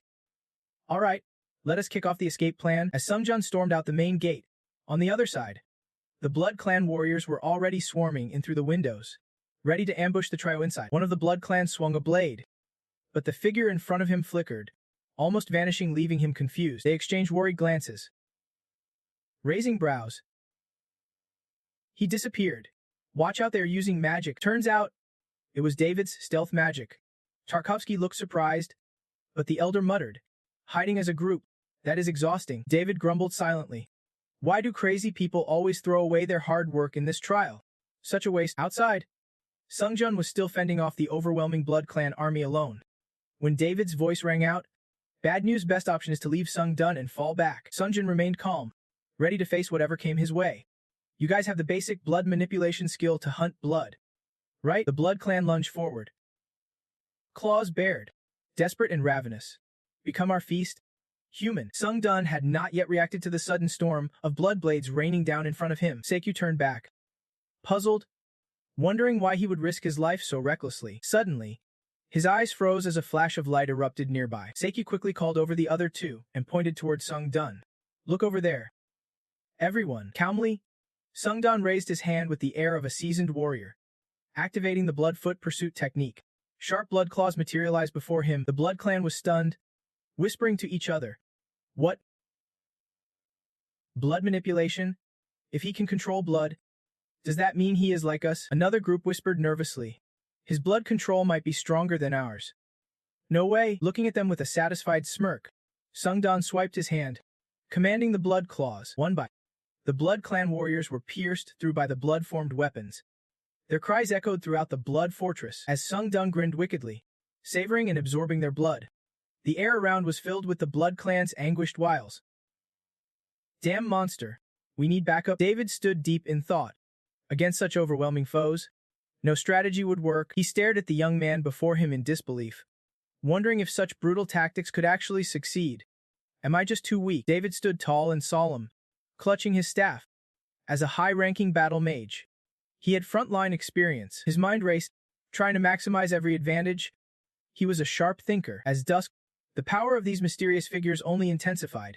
Even inside the trial tower, using superior tactics, he consistently achieved great results, clearing each trial floor with minimal time and loss, earning respect among the hunter community. As usual, on floor 13, he devised a solid strategy with his intelligence. There was no better plan currently available. But suddenly, Sungjun spoke up with a cold expression, dropping some cryptic abbreviations again. His words stunned David, who kept pondering. What the hell did he just say? Strategy is the first thing you need to set up to solve any problem. Right after, he used his innate skill to smash through the wall ahead. Not only that, but Sungjun also cracked this bizarre smile that said it all. "We can ace this trial if we just zip it and clean them up one by one, just take them all down in the blink of an eye." He made every villain here writhe in agonizing defeat. This scene left Tarkovsky stunned, unable to stop questioning if this guy was even human. Suddenly, he made a proposal. "Forget that plan for now if things keep going like this." Reluctantly, David raised his bony hand and quietly said, "Hold on a sec." His guard instantly shot up, eyes narrowing with that familiar confident tone. "I know that Sungjun's got power, but right now, he is up against a ton of Blood Clan warriors." David leaned in close and said, "This is Blood Clan territory. One man can't handle this city alone." A fierce warrior's image flashed through his mind as he said, "Back in the day, plenty of monster-strong hunters showed up in the tower. So why is the group hunting model still thriving and spreading?" Countless blades appeared behind the brave warrior, because no matter how strong you are, in battle you face endless unpredictable dangers. Back in reality, David's words stunned Tarkovsky and Sarkyo for a moment. Doing this solo? Impossible. Right? They pictured Sungjun standing alone, fending off countless attacks, his face calm as ever. But soon, Sungjin's right arm was firmly grabbed by the Blood Clan, and his left arm was not spared either. He was completely restrained. They charged with victorious smirks. Taunting. One man? You are done for. Sungjin remained eerily calm, his eyes flashing with deadly intent in a flash. His arms swelled unnaturally, ready to explode, catching the Blood Clan completely off guard. They were blasted away with screams of terror, and just like that, in the pitch-black night, Sungjin wiped out the Blood Clan in minutes. Suddenly, a system alert sounded. Blood Sun skill activated. Both arms slowly healing. Even Sungjin was shocked. Quietly thinking, if I keep attacking like this, I will have to keep using healing items.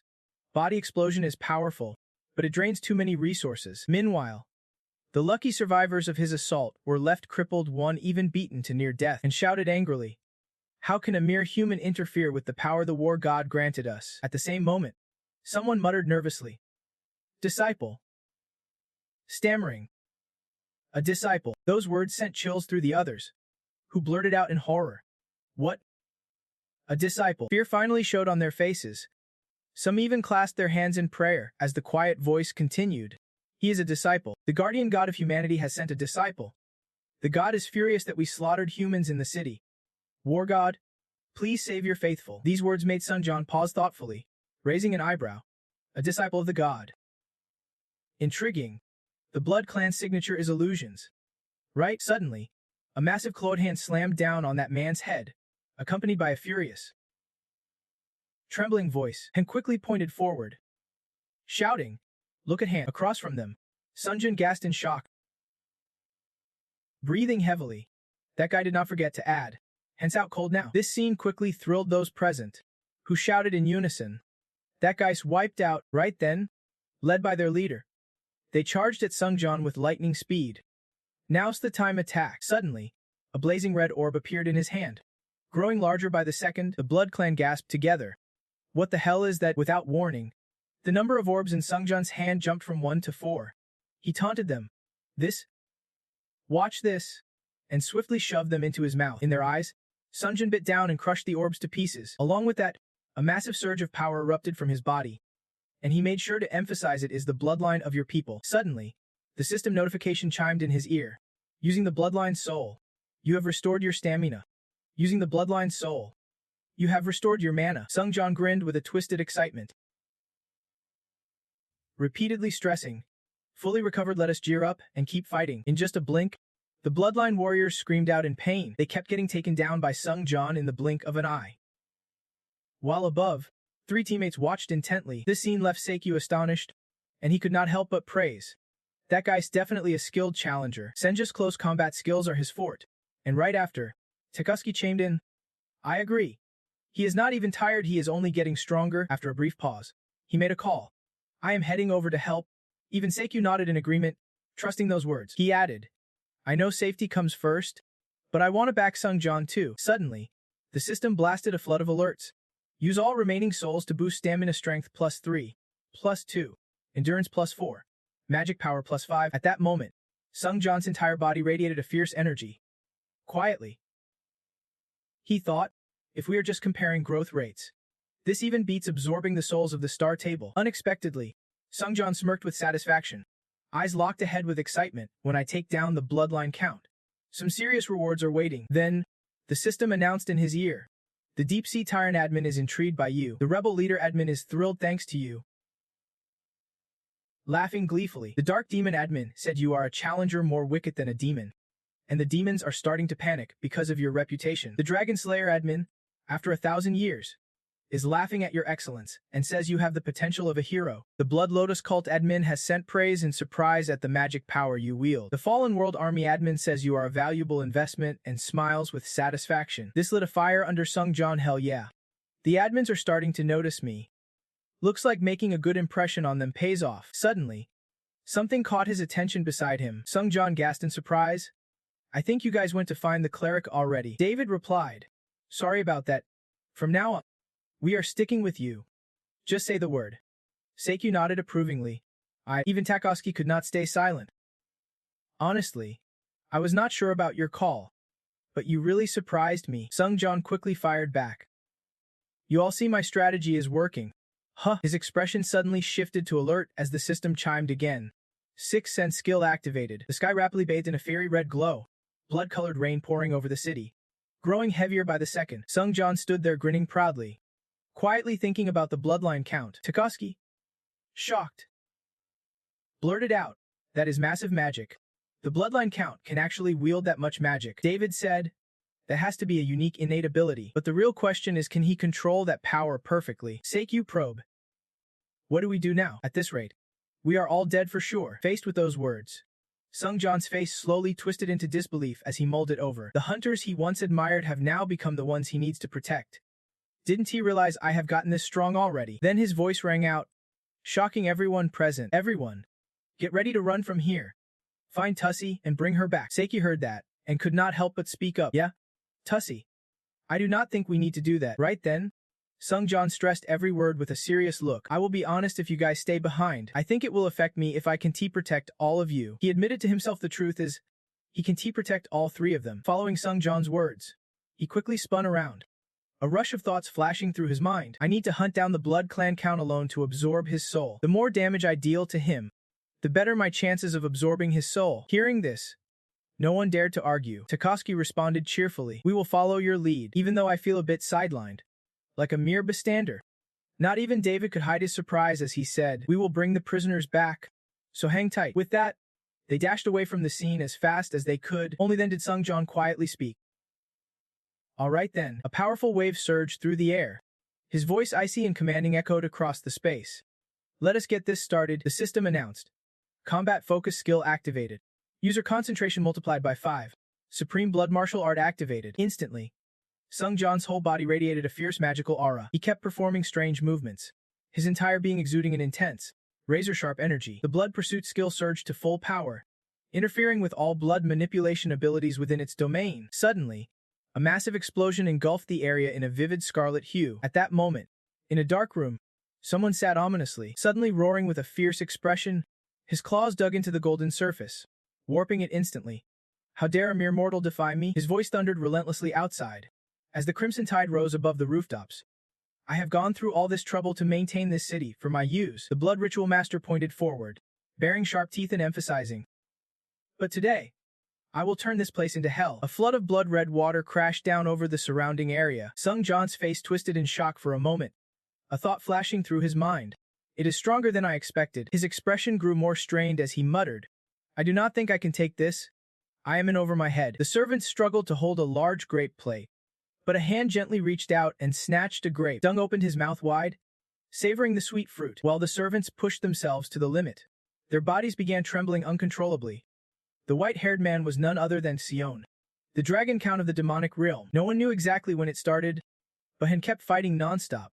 Day by battle after battle, fighting became his entire existence. Like every ambitious soul, when Sun regained his senses, he found himself standing atop countless corpses, his thirst for power reaching sky-high. Seeing Son's body covered in wounds, the war god chose Han as his promising disciple. Son's ultimate wish, to annihilate the four-nation human alliance. He slaughtered countless humans and raised 3 nations, to the point where the very roots of the alliance, the fountain of life, ran red with blood. And if they conquer the last nation completely, Han will finally earn the war god's recognition as a true disciple. Then Son will rise to the throne, crowned the dragon demon emperor. Suddenly, a panicked subordinate rushed in, stammering, "Count, there is trouble." Those words ignited Son's fury.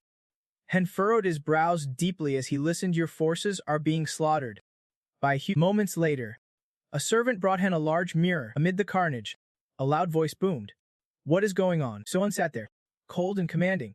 Han's icy words made the enemy tremble in fear. "I have already dealt with all these so-called warriors. What empire sent these fools?" The steward, trembling, replied, "They appeared out of nowhere." That only fueled Sion's rage. Han gritted his teeth, voice low and sharp. "My troops are being slaughtered out of nowhere. How? Those useless weaklings." Han's face twisted with anger as he shouted, "How did they sneak into the city without my soldiers noticing?" Fueled by Sion's wrath, a few unlucky subordinates met their end instantly, while the survivors begged desperately, "Count, please stay calm." But their pleas only stoked Son's fury higher, and Han yelled even louder, "I just need to conquer this city completely to be recognized as a true disciple. I destroyed everything. How dare a mere human stand in my way?" A river of fresh blood was ready to flood this place. I have kept this city intact for just this moment. Under Seon's command, the blood surged forward like a wild beast unleashed, but now, I will turn it into hell. Watching this, even Sung-dun was stunned, thinking, that is way bigger than I thought. His face grew tense as he muttered, I probably can't hold this back for long. I am done. In a flash. To avoid unnecessary losses, Sung-dun bolted from the scene. While running, he glanced around, a sudden thought boxing his mind. I need to leave this city to save my teammates. Soon, he spotted David's group standing within a magical barrier, and a wave of relief washed over him. Over there, at that moment, the powerful flood surged right behind Sung-dun. He pushed himself to run faster, raising his hand to cast a spell. Amazingly, Sung-dun turned back and conjured a massive shield to block the blood torrent's assault. But it was not that simple. The fierce blood flood still seeped around the shield's edges. Exhausted, he gritted his teeth. Determination itched on his face. At this critical moment, he kept telling himself to hold on just a little longer. Suddenly, Sung-dun's shield shattered in an instant, leaving him stunned for a few seconds. Then, the water's force slammed him backward. A massive flood crashed down, swallowing nearly every house in its path. Just seconds later, it mysteriously receded, leaving only traces of blood on a nearby rock. The smoky village began to fade away. Sung-dun lay sprawled among the rubble, utterly exhausted. Suddenly, Tarkovsky's voice rang out, full of energy. Sung-dun, you okay? Almost immediately, he responded, checking in.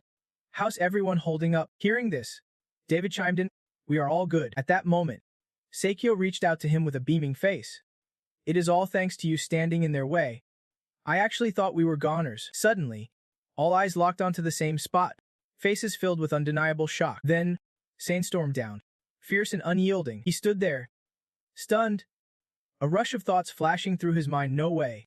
They actually survived that afternoon, but just as fast, his expression twisted into rage. Sane furrowed his brows sharply. So they did not need the cloud to get here. He quickly sized up everyone present.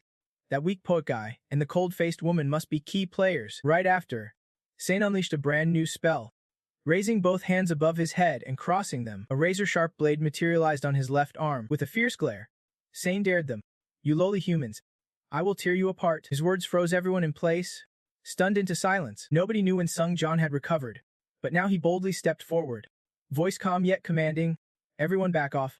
I will take him on. At this critical moment, David and Tarkovsky quickly dashed away, not forgetting to call out, we will hold back here, call us if you need backup. But Sane screamed defiantly with wild fury. Who gave you permission? I am not letting you leave. In a blink, he charged at David's group with terrifying speed, sending dirt and rocks flying in every direction. Furious, Sane locked eyes ahead, his face a storm of rage. He blazed past Sung-jan, who was stunned, pondering if something just zoomed by him. As he passed, Sane glanced back, puzzled. Since when was this guy standing there? When their eyes met, Sung-jan wasted no time taunting. Ever heard of a wish come true? Not stopping there, Sung-jan flashed a cocky grin. I am about to answer every word you just said. These words only fueled Sane's fury further. He lunged at him like a moth to a flame, his piercing scream echoing loudly. Losing his mind, Sung-jan stayed cool as ice. First of all, you cut me off before I finished. Who do you think you are fronting here? In this tense moment, he steeled his spirit, eyes sharp as blades, and coldly declared, I am about to tear you to shreds. In the blink of an eye, Sane let out a blood-curdling scream. This scene grabbed David's crew's full attention. They stared in shock at Sung-jan. The whole group stood dumbfounded as Sane was sliced clean in half, until a shout from Sung-jan snapped them back. Quick, find the clerics. Seikyo, still dazed, blurted out with a blank face. I already killed that guy. Do we even need more? Hearing this, Sung-jan was silent for a moment before firing back. Isn't there something else going on? He stared at the fallen Sane, pressing the point. The message to end the 13th floor challenge should be appeared by now, but there has been no notification. Right after, Sane's body began to move, accompanied by the system's notification sound. Fire Dragon Eye skill activated. The fragments of the Count and the entire Sane clan are reassembling through life force. This terrified Tarkovsky so much he screamed. No way. He is still alive. Even David can do that. Impossible. Only Seikyo remained calm, pointing beside him. With the city in this chaos, the clerics are probably all dead. How about we team up to take it down? But Sung-jan shot him down coldly. I will be honest, everyone. Go find any clerics or holy relics and bring them here. A thought crept into his mind.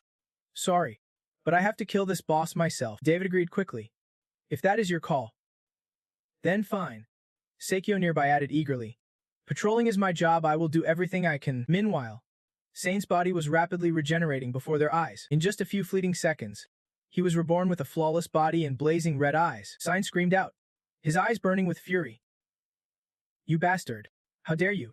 How dare you do this to me? Facing him now, Dung Dun remained eerily calm, slowly analyzing every detail. His regeneration ability was truly terrifying. His healing and strength were far beyond what I had imagined. But unlike, he charged forward like a wild beast, fierce and relentless, dodging skillfully. I kept thinking my combat skills are way stronger than his. Suddenly, Sine snarled fiercely. You damn worm. Right after, he hurled massive boulders toward me like a barrage of missiles, swift as lightning. Sime controlled them to slam into me in the blink of an eye. With my nimble moves, I dodged every single one with ease, but to my shock, those stones could change direction midair, relentlessly chasing me without letting up. At that point, I was out of options. I just covered my head and took the hits. Explosions erupted nonstop around me in rapid succession. Watching this, Sine taunted with excitement. What is the matter? Human, I am leagues stronger than you. Without warning, I appeared behind Sine, freezing him in place. Calmly, I answered his earlier question. Yeah, I know. Thanks to that, I picked up a new skill. Sine spun around instantly. His face twisted with shock and disbelief. He let out a loud roar, tears streaming down his face. Then, strange and eerie things began to manifest in the air around us, both alien and oddly familiar. I stood silently, watching Sina's cells fall away, horror tightening in my chest as I judged the scene. I barely grazed him last time, and he still healed. This is nuts. No way this is normal. My eyes glazed over as I stared ahead. Could this trial really be impossible without the priest's help? The whole city was drowning in gloom, black smoke billowing endlessly. At this point, it is a miracle anyone's still alive. Meanwhile, Sine's body began to regenerate again. This time, he emerged even bigger than before, a twisted grin curling at the corner of his mouth, chilling me to the bone. Standing there with that sick smile, he taunted, You think you can kill me? No chance. I shot back, making him freeze in surprise, curiosity flickering in his eyes. Satisfaction glinted in my eyes, my smile dripping with smug confidence. I am just curious, how many times do I have to kill you before you actually stay down? My words left Sane speechless. His jaw clenched tight with bitter fury. His hands trembled uncontrollably. A terrifying thought flashed through his mind. Am I actually scared? Realizing this, Sine bit down even harder on his teeth. He raised his arms to the sky, his face darkening, voice booming across the space. Don't underestimate me. I am the one destined to be the Dragon King. But Sine was quickly cut down by my sword. Calmly, I said. Third time, Sine's body disintegrated into the air, yet he regenerated again effortlessly. Murmuring, Don't think, just because you hurt me, that you can win. Before he could finish, I struck again, counting out loud. Fourth, every time I take him down, he comes back. Sane's taunts mean nothing. He is no real warrior. He can kill me. As he spoke, his body split in two, my voice echoing. Fifth, we made a ruckus across the empty space. Sine said, As long as you are human, you can break your strength limits. You will tire and fall soon enough. Then it was my turn to count. 6. I tried every way possible to take him down this time. I went for splitting his face. 7. Before he could finish, Dung Dun swung hard, coldly counting out loud. 9. Fear completely consumed him now. Sine's voice cracked as he begged. Wait. Stop. I surrender. We can negotiate. No. Trade. I will give you anything you want. But Dung Dun ignored his pleas, striking again and again while counting. 10. Sine screamed in desperation. I said I will give you anything. Money. Power, whatever. His pieces fell like scattered leaves while Dung Dun remained calm. 11. Only Sine was trembling in terror, stammering, Just kill me already. I can live like this. The horrific scene repeated for the 12th time, accompanied by Sina's cries. He was not a warrior, just a ruthless murderer. At that moment, the system sounded an alert. You have unlocked the Origin of Fury achievement. The extreme pain skill has been activated. Sine's tears streamed down as he pleaded. Please stop. I surrender. I will do whatever you say. Too bad for him. Dung Dun did not care one bit and snapped angrily. Can you shut your mouth and just die already? How many times are you going to heal? Suddenly, Dung Dun's attention caught something nearby. A delighted smirk spread across his face. He signaled to the responding sign, excitedly calling out, "Kid, come here," though not fully reborn yet. Sign did not hesitate. He rushed over quickly and replied politely, "Yes, sir." Sign buried his head in the ground while Dung Dun muttered beside him, "There is a way out for you. If you cooperate, I will grant you death." "How's that sound?" Sign stammered nervously. "What do I have to do?" Then the system announced, "Counter shield skill activated." A pillar of energy burst from the ground as Dung Dun's voice echoed, a variant of the counter shield. A towering cross stood firm between him and Sign. "This is called the counter shield scarecrow." Sign's eyes grew wide with alarm as Dung Dun commanded, "Keep hitting it until I say stop." Meanwhile, Dung Dun muttered in disbelief, "Why are not you hitting yet? You want to live or what?" Sign scrambled to his feet and obeyed hastily, yelling, "I am hitting it. Right here." He was beyond frustrated, his mind swirling with confusion about today's events from start to finish. None of it made sense. Dung Dun stood calmly with his arms crossed while Sane kept wondering, seeing no signs at all. No hint that this crazy guy suddenly appeared and slaughtered Makadong's strongest forces. It all felt way too strange. Suddenly, he swung a fierce blow at the counter shield scarecrow. At that moment, a massive streak of light appeared in the sky. Catching Sine's full attention, he kept throwing powerful strikes forward, thinking, could this be a trial from the gods? It is already strange enough that humans can wield blood-controlling powers. The cross started showing large, fading spots as Makadong grew increasingly uneasy. They want to tighten the rules. This must be Makadong's savior. They want us to stay alert. Meanwhile, Dung kept questioning relentlessly. "Why have not you attacked yet? Do you want to live, or not?" Sign hurriedly jumped up and obeyed his command, with a wild tone. He replied, "I am attacking right now." At that moment, he was extremely annoyed, overwhelmed by a flood of confused thoughts. Today's events, from start to finish, made no sense at all. Meanwhile, Dung stood calmly with arms crossed. Sign remained puzzled, seeing no signs of anything happening. How could this crazy human suddenly appear and massacre the strongest forces in Makadong's history? It is just too bizarre to believe. Suddenly, he swung a powerful strike at the scarecrow, which countered back. At that exact moment, a brilliant flash lit up the sky, successfully grabbing Sine's full attention. He kept launching fatal strikes forward, thinking aloud, could this be a trial set by the gods? It is already strange enough that humans can control blood powers. Large glowing spots began appearing on the Holy Cross as Makadong's atmosphere grew increasingly eerie. They want to tighten the rules. This must be Makadong's savior, trying to make us more alert. A beam of light shot straight up from the Holy Cross, and suddenly the system announced, shield counter skill now blocks accumulated damage. Only then did Sungdan slowly speak. Enough. His words froze the opponent right in place, but Sungdan's face darkened instantly, his voice dripping with sarcasm. "Then it is time to end this," the young man declared, throwing Cne into deep thought. "Saving that damn monkey." A massive surge of power from the Holy Cross came crashing down on him like a meteor. In an instant, he was trapped inside a huge sphere. Sungdan did not hesitate to taunt him. "No matter how many times I kill you, as long as you are alive." He aimed his sword at Cne with deadly precision, determined to strike true. In the blink of an eye, the sphere exploded into nothingness the moment the blade touched it. A blinding light spread rapidly around, accompanied by the system's alert. The counterattack shield skill unleashed all the absorbed damage at once. At that moment, Sungdan thought, if I wipe him out, not a scrap of him will be left. Meanwhile, Cne yelled with reckless excitement, "Finally, I'm gonna die." A colossal beam of light slammed into the ground moments later. Sungdan calmly fixed his gaze on the spot, patiently waiting. At this crucial moment, the system announced, "Congratulations. You have cleared floor 13 of the trial tower. Your completion reward. A random grade skill book has been added to your inventory. Your completion reward. 90,000 points. Your completion reward. 4,000 items. Your completion reward.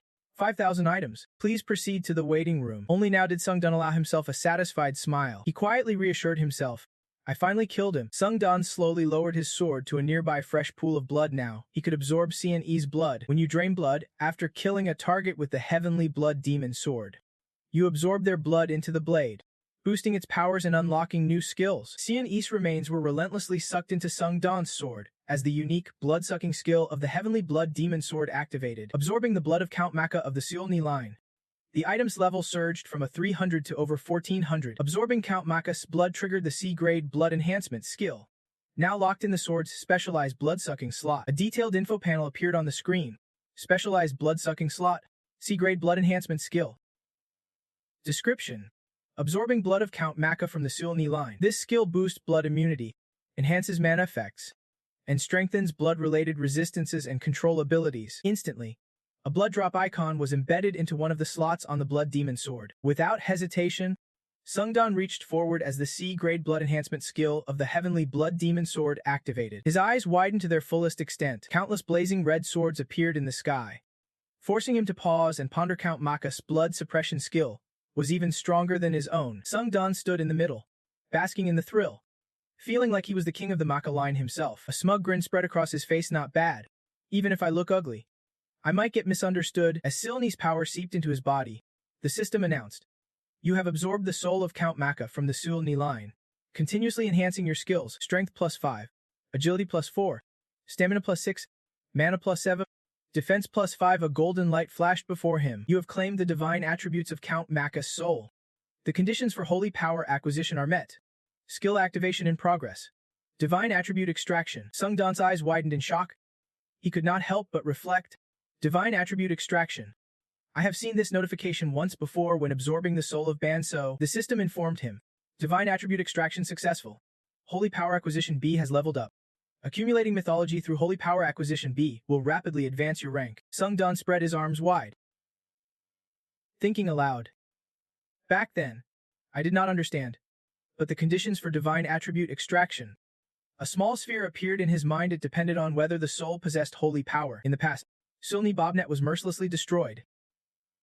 He thought, I can perform divine attribute extraction on a regular Macedon, so this must only apply to souls with holy power like mine. Just thinking about it, Sungdan's face stiffened with awkwardness. Too many mysteries, and every time something about holy power shows up, it gives him a headache. The system kept flooding him with new alerts, sending Sungdan into a frenzy as he absorbed one of Count Macedon's Seln-S skills. You have absorbed the charm skill C, because you are absorbing a soul stronger than the user.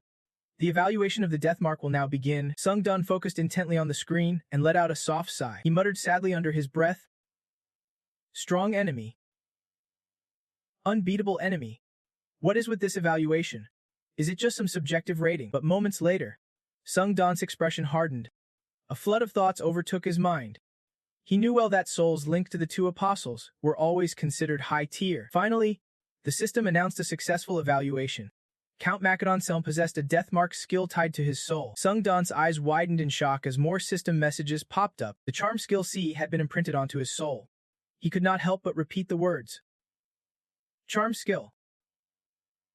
Imprinting trust. Suddenly, a sharp voice called out from behind. Catching his attention, someone was calling Sungdan's name. The voice belonged to none other than Seikyo, who excitedly announced, "The cleric is using the protection skill to guard the people now." Tarkovsky reassured the crowd. "More people survived than we thought. Don't worry, Macedon's been wiped out." Behind him were innocent townsfolk, who could not stop cheering in pure joy. None of them expected one man to take down Count Macedon alone. "You are our hero, the real deal. The Lord has blessed us, sending a true guardian of the divine. Thank you for saving us." Amid the laughter and cheers, the system's voice chimed in again. "The charm skill has sensed strong trust from the people around you." This caught Sungdan deep in thought. He stood there, eyes shining with happiness. The people were putting their faith in him. But Sungdan put on a pensive look, realizing even trust in a fantasy still counts as trust. Then, suddenly, a perfect smirk curved his lips. "I gotta make the most of this chance." Sungdan slammed his sword into the ground, and the system's voice rang out. Charm skill say activated. The townsfolk erupted in cheers for him. "Your recognition level has skyrocketed. Your influence over others has grown stronger. No lies, you have gained a magic power bonus of +1. Sungdan stood tall, soaking in this sweet moment. The charm skill had activated its wide area effect, drawing in trust from everyone nearby. The holy power skill also triggered its broad effect, calculating mythical strength based on real-world faith from followers' mythic level. His face turned serious once again as the final system message came through. The mythic slayer of Macedon is complete. Sungdan stood firm, surrounded by a radiant halo, the system's notifications echoing relentlessly in his ears. The mythic slayer of the blood demon has been activated. Effects that disable healing are now linked to his achievements, along with cleansing effects also tied to his records. Suddenly, an image of CNE flashed before him, looking fierce and relentless. This made him reflect because he ended the endless regeneration of the blood count. That is why he received the healing disable effect, and because of the massacre he caused in the Blood Clan's city. He also gained the cleansing effect. Thinking this through, Sungdan suddenly broke into an excited grin. Interesting. Now I finally get the true nature of accumulating mythology. The trust I gained in tandem, combined with the holy power skill, has created a brand new mythic skill inside the existing ones. Sungdan's heart was pounding wildly, his mind racing nonstop. Though he had not used these skills before, it seemed that activating mythology would drain the holy power inside his heart bit by bit. Right then, the system informed him. Insufficient expertise in faith. The accumulated faith will be saved for the next mythology activation. This only boosted Sungdan's confidence. He figured the faith-gathering phase must be over since the charm skill had been lifted. Don't weigh yourself down. While others bowed respectfully, Sungdan slipped into deep thought, and this floor quietly came to a close. Over on one side, Seikyu and Tekovsky cheerfully raised their hands in farewell before stepping through the teleport gate. Suddenly, a voice from behind caught his attention. I used to think you were just a dumb kid, but maybe I seriously underestimated your skills. The owner of that voice was none other than David, who warmly extended his hand. Let me apologize to you. Without hesitation, Sungdan shook the hand with a friendly, no worries. At that moment, the system popped up before him with an alert. The God of War has detected death from his potential loot. The instant he received this message, Sungdan dropped to one knee. The God of War has sensed your presence. The God of War felt your holy power and the rising hostility. David was stunned and kept asking, what is wrong? Sweat dripped down Sungdan's face. He wondered. The God of War. The ground beneath them instantly turned to molten lava, glowing with an eerie light from below. Once again, innocent people were sinking into a sea of fire. The system's alert blared nonstop. You have fallen into the holy domain. Watching innocent civilians plunge into lava sent Sungdan spiraling into panic. What the hell is going on? He clenched his fists, radiating fierce determination. This trial has definitely ended. At that moment, war etched itself onto David's face. Before him stretched nothing but scorching lava, and he screamed in terror. My teleport gate. Just then, Sungdan leaned in with crucial news. Sir? British mage. Shake my hand one more time. In a flash, he forcefully threw David toward the gate without hesitation. This sudden move left David dumbfounded. Silently, he blamed the guy for being reckless, but damn, it worked. Meanwhile, the cliffs continued to crack. Many innocent people were still trapped above. Sungdan stepped forward calmly and ordered, move aside, everyone. At that moment, David was swallowed by raging flames, and the system suddenly announced, counterattack skill activated. Before completely disappearing, David's face flickered with sadness as he pondered whether Sungdan was truly a warrior. But if there is still a hero left in this cruel world, maybe this is what a hero looks like. Meanwhile, Sungdan shouted at everyone, urging them to run to safety. As David's body touched the teleport gate, he reached out one last time, unwilling to let go. I hope you make it out alive. Earth's hero. In his eye, Sungdan was nothing less than a superhero. Meanwhile, Sungdan kept shouting, I can't hold it much longer. Please. Hurry up. Suddenly, Sungdan's eyes darkened with fierce resolve as a torrent of thoughts flooded his mind. Maybe I am hoping for too much. They are showing no sign of faith at all. Waste of time. I still need to enter the gate as the system's alerts keep pouring in relentlessly. The God of War feels disgusted that a mere mortal holds divine power. Suddenly nearby, people screamed in agony, clutching their heads. Moments later, they exploded into the air, their screams echoing as if the pressure would burst them apart. This scene terrified Sungdan. His eyes widened as he stared ahead. Now, only he remained in this place. Surrounded by countless icy corpses, Sungdan stood there, ignoring the system's relentless updates. The God of War said the beasts raised by the trial tower dared to cross the limit. This absurdity infuriated him, and he harshly reminded, cross the limit. Huh. Immediately, a fierce killing aura radiated from Sungdan's entire body. He snarled, you are the real bastard who crossed the line. As long as I am still shielded by the tower's protection, no one can lay a finger on me. Right? If you have got nothing else to say, then goodbye. Ignoring the system's desperate cries, Sungdan turned his back and stepped into his own gate of annihilation. The God of War smiled with a cruel grin, silently telling himself he had to grow stronger. The God of War declared he could not wait around for the death lurking ahead. Determination burned fiercely on Sungdan's face like never before, meaning even the gods could not just brush him off like he was nothing. As the gate slammed shut, the system kept urging, you have arrived at the waiting room on the 14th floor. The system expanded, adding special challenge floor items directly to the signer's private inventory. Some meds were added to the signer's stash, and your earned experience will keep stacking up. Sungdan calmly wiped the dried blood from his face. He sighed helplessly. After all, this was just a space created by the tower. No point letting emotions drown you over things you can't even tell are real or fake. Sungdan's intense gaze stayed fixed ahead, The god of war. Huh. Because I have just come into conflict with the god of all mankind. The system kept warning him not to trust other gods, they would see him as the enemy. That thought left Sung-dan deep in reflection. So this might be how it all ends. Huh. His solitary silhouette appeared again and again. Keep moving forward. Don't waste time worrying about what you can control, just handle what is in your power. Sung-dan picked up a nearby stone. His face clouded in thought. Moments later, only his coat was left behind. The system announced. Signer's private inventory. 11,500 products available. Skill catalog. Special contracts. Item catalog. Signer Bloodthirsty Overlord and Silver Crane Swordmaster. You have purchased the Swordmaster's Rank contract for 10,000 products. Details of the Swordmaster's Rank contract. Priced at 10,000 products, crafted for those caught in the struggle between fighting to survive and surviving to fight. This exclusive contract is for sword users. You can develop independent sword skills, making breakthroughs and enlightenment much easier. Sung-dan was transported to a completely unfamiliar place. According to the system, he had entered the forest. He quickly approached Bai He, who calmly greeted him. It has been a while. Sung-dan. Soon, the two sat side by side at ease. I heard about you from that woman, the one who made enemies of the Nam Gong hair. Right? After a moment, Sung-dan slowly replied, yeah. Somehow. That is how it happened. Those words made her flinch briefly, but she quickly adapted. Guess that is because you used products to buy my contract. Nam Gong hair. Quite the coward. Huh.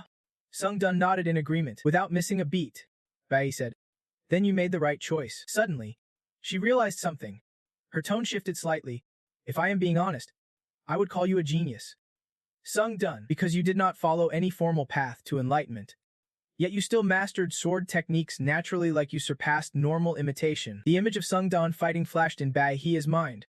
During the trial on the 12th floor, he not only sensed sword intent but transformed it, becoming a dual sword technique.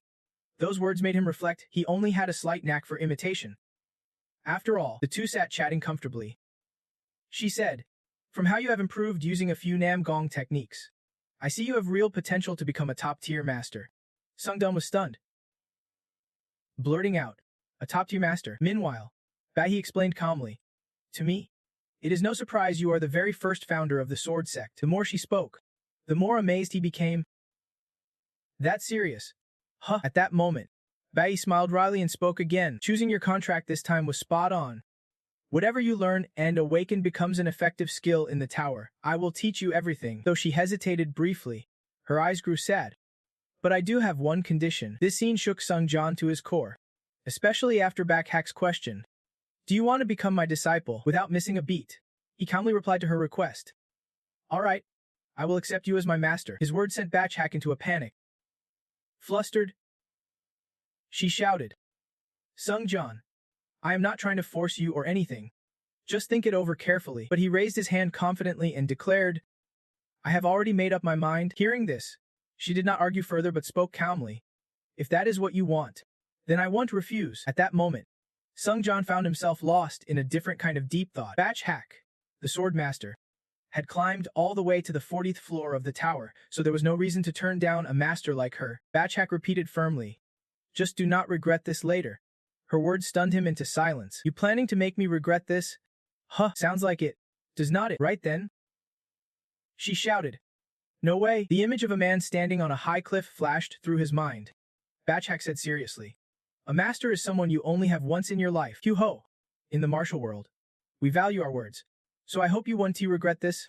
Sung-dan answered calmly. If you are worried about that, I promise I won't regret it.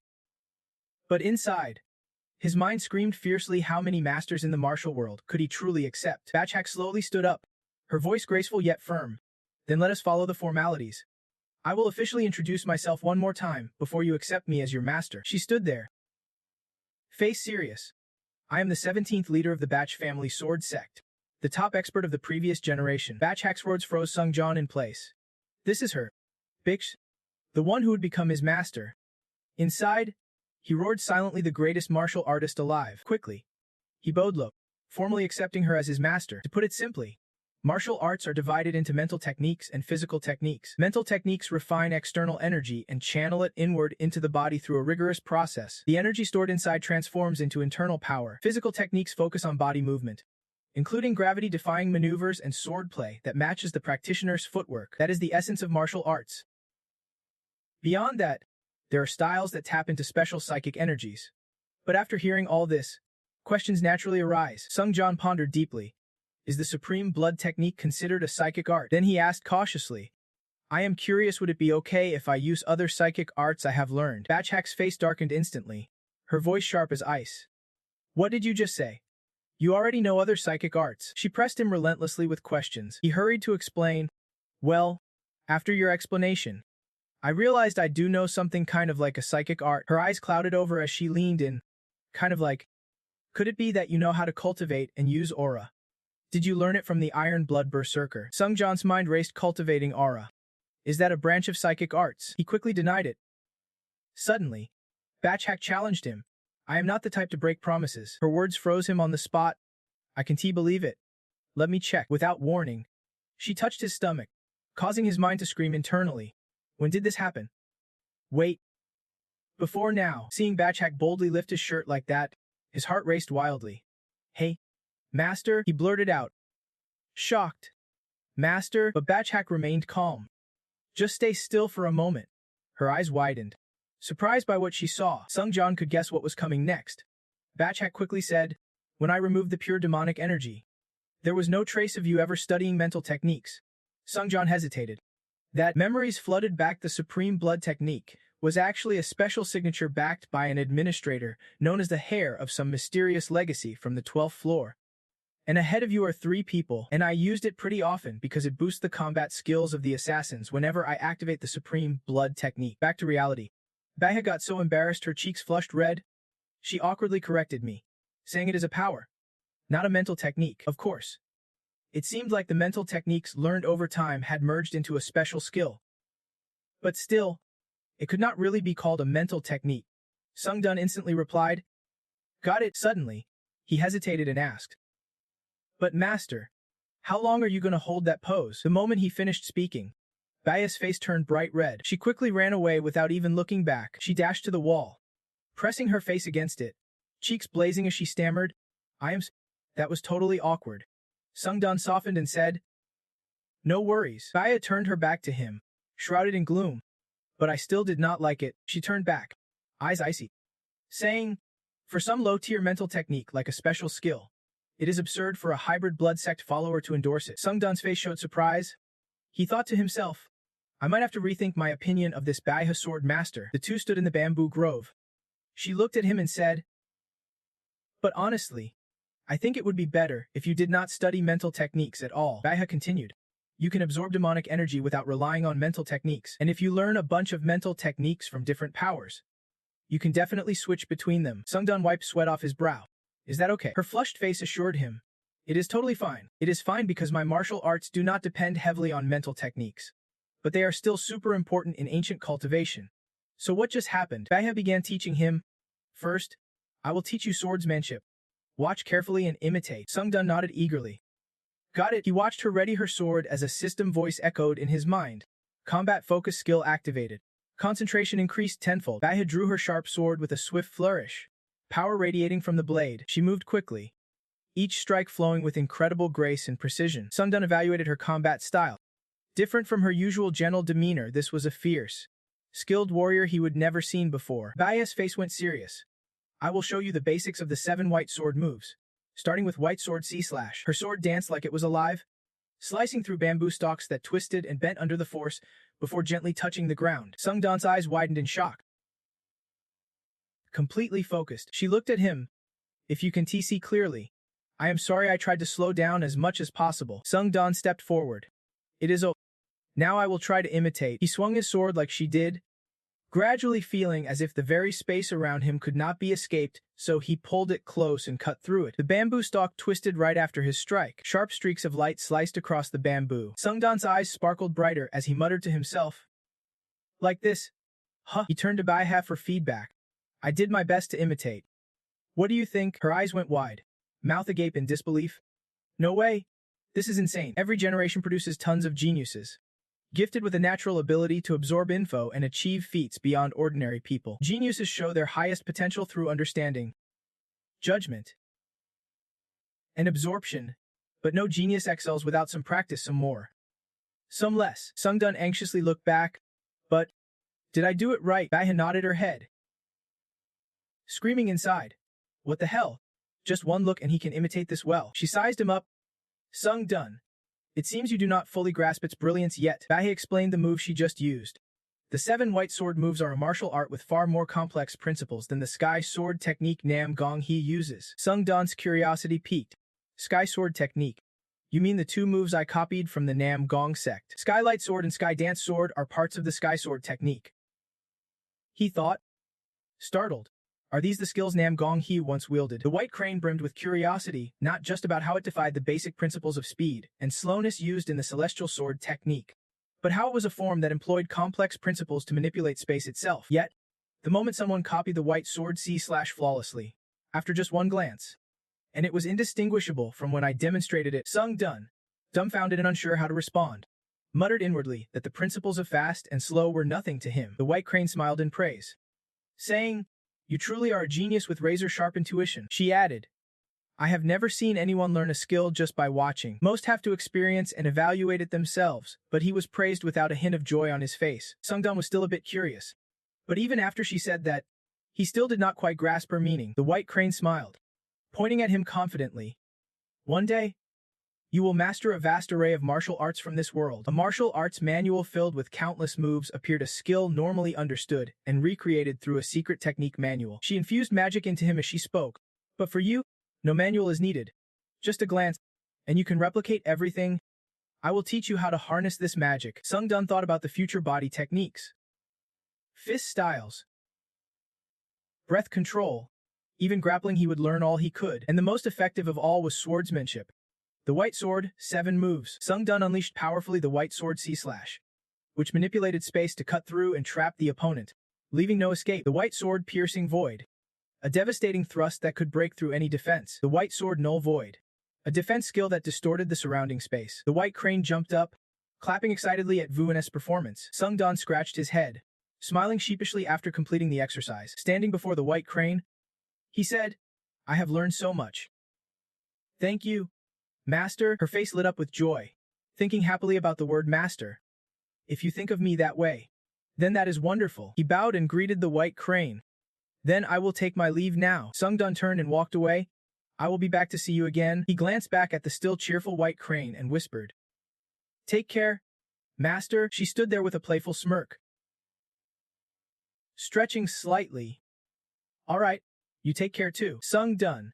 With your talent and dedication, your future is limitless." As the teleportation gate opened, the system announced, "You have arrived at the 14th floor waiting room." In another room, Sung Dun walked slowly, reflecting on all he had learned. Though a bit embarrassed he could not master every move from the white sword, S7 moves yet. His current level simply was not there. Suddenly, a skull appeared, triggering a system alert. Demon Slayer Beta. At this stage, Sung Dun was no longer shocked. Instead, he calmly concluded it was a Demon Slayer skill. Although his swordsmanship had improved greatly, compared to Nam Gong Hyu's celestial sword technique and his master's white sword 7 moves, he still had many gaps. Reading the system notes, Sung Dun went silent. He would craft a skill using power. Sword King's path revealed. And rank power for those caught in the struggle to grow stronger to survive, or survive to grow stronger. This power is exclusive to sword users. You can develop independent sword skills, and your own enlightenment will come easier. Blood Iron Sword power activated. Combat focus skill triggered as images of Sung Dun fighting flashed vividly in his mind. Using the celestial sword technique alongside the white sword 7 moves was like wielding twin blades. Back then, Sung Dun used his sharp sword to solve every problem, perfecting it more than ever before. His face was resolute, but to develop it into a full skill, many shortcomings remained. He remembered the white crane once said that to develop a skill, it must be a recognized system skill. Those words plunged Sung Dun into thought again. All right. He would use the white sword 7 moves as his foundation, and combine it with the celestial sword technique whenever he wished. At the same moment, the dual sword attack was a brilliant defensive technique, thousands of slashes cutting through the air, countless fleeting thoughts racing and looping in his mind. His eyes clouded with complexity as the system announcement rang out. The Sword King's power path had been activated, unlocking the legendary rank sword mastery skill. Skill details for the rank sword mastery. Proficiency 0%. Described as a sword technique born from merging the 7 white sword skills with the celestial sword art. Basic effects when using the sword. Supplementary modifications enhance the core moves of both the 7 white sword skills and celestial sword art. boosting their overall impact. Specific effects for dual wielding. Some base moves from the 7 white sword skills gain doubled attack speed and power. Witnessing this, Sung-Jan could not hide his excitement. Silently thinking, a skill just popped up. He slowly raised a hand to his chin, enjoying the tweaks, but feeling something was a bit sluggish about it. Suddenly, a book dropped out of nowhere. The system explained it was the reward inventory from the 13th trial floor, a random A-rank skill book. This skill book grants a random B-rank skill, exclusive only to challengers, non-transferable to anyone else. Sung-Jan quickly grabbed it, flipping through the pages while muttering, "Let us give this a shot. Nothing to lose anyway." Moments later, the system chimed again. "You have used the random A-rank skill book and acquired a random B-rank skill. The hero's blessing power has been triggered. Your luck will spike temporarily. The Blood Spirit Demon Sword skill Plus is now activated. Blood Spirit Demon Sword details. Proficiency 0%. A mysterious sword technique only the hero of the Blood Demon sect can learn. Basic effect when wielding the sword. Demonic elements seep into the blade, causing destructive effects to all living creatures. Detailed effects follow. When basic moves of this skill are used, a unique dual strike combo triggers, doubling the effectiveness of those moves." These revelations left Sung-Jan in deep thought. Just then, a flood of system notifications appeared. The power to synthesize separate skills has been activated. The sword mastery skill is beginning to merge at the core. The hero's blessing power activated again. Your luck will surge rapidly for a short time. Skill synthesis complete. You have manifested a brand new skill. A blazing golden sword unleashed a powerful shockwave. The S-Rank Sword Mastery Demon Blade skill has been revealed. Suongdong casually stepped through the teleportation gate as the system's voice echoed. Beginning trial on floor 14. Difficulty set to very hard. The trial's theme: an underwater battle. Time remaining: 7 days. Objective: hunt every monster lurking beneath the lake within the time limit. Failure conditions: death or running out of time. Reward for success: win spirit shoes. Rank a plus. Penalty for failure: death. His eyes widened in disbelief as he stared ahead. You are facing a tough opponent who is no joke for any player. The system announced. Unbreakable will skill activated. Standing before him was a long-haired young man radiating authority. The man sneered. "How long do you plan to keep the young master waiting? You did not come to me even after I wiped out all these monsters." He added, "So I figured maybe I showed up here by mistake." Then he cracked a sly grin that left Sung-Jan momentarily stunned, male pride on full display. Sung-Jan shot back a cheeky half-smile in response. At that moment, the system announced new buffs. Acceleration of trial skill activated. Combat focus skill activated. Wind's Grace skill activated. Overall speed increased by 70%. Current skill synergy progress: 7 out of 7. The unique effect of C-rank speed shoes is instantly boosting your speed. In a blink, Sung-Jan lunged forward with breathtaking velocity. The two clashed midair above the lake, a blinding flash of overwhelming power exploding at the point of impact, sending water spraying everywhere. As the two forces collided, Hugh suddenly realized and shouted, "Flame Sword!" As soon as the guy launched his move, he sneered. "How could anyone even use this?" Sung-Sun shot back. "Why so jumpy already? The real show's just getting started." No sooner had he spoken than the space around them surged violently, the shockwave from their clash blowing everything away. Sung-Sun, wielding twin swords, moved with absolute confidence, waving a deadly dance of strikes. On the other side, though deep in thought, Higu's years of battle experience had him effortlessly parrying the attacks. He immediately countered with a brutal kick, sending he plummeting helplessly down. The guy twisted midair, landed on his feet, and almost instantly regained his balance, eyes locking onto Sung-Sun. Right then, Higu raised an eyebrow.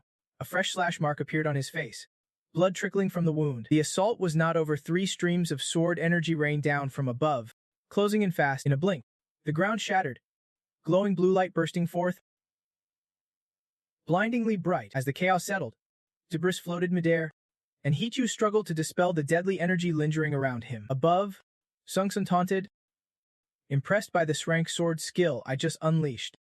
The man below stared up as rocks slowly rained down around him. The mountain behind Higu shattered under the 3 sword energies.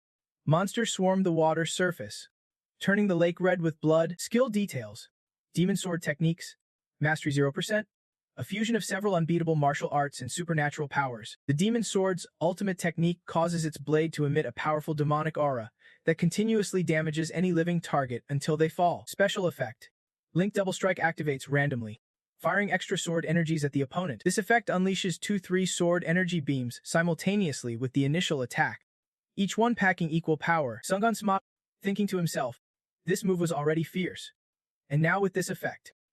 Game over. He smirked at Higyu and warned. That scar on your cheek. It is gonna haunt you till your dying breath. At that moment, the guy's eyes locked on Xung-san with murderous intent.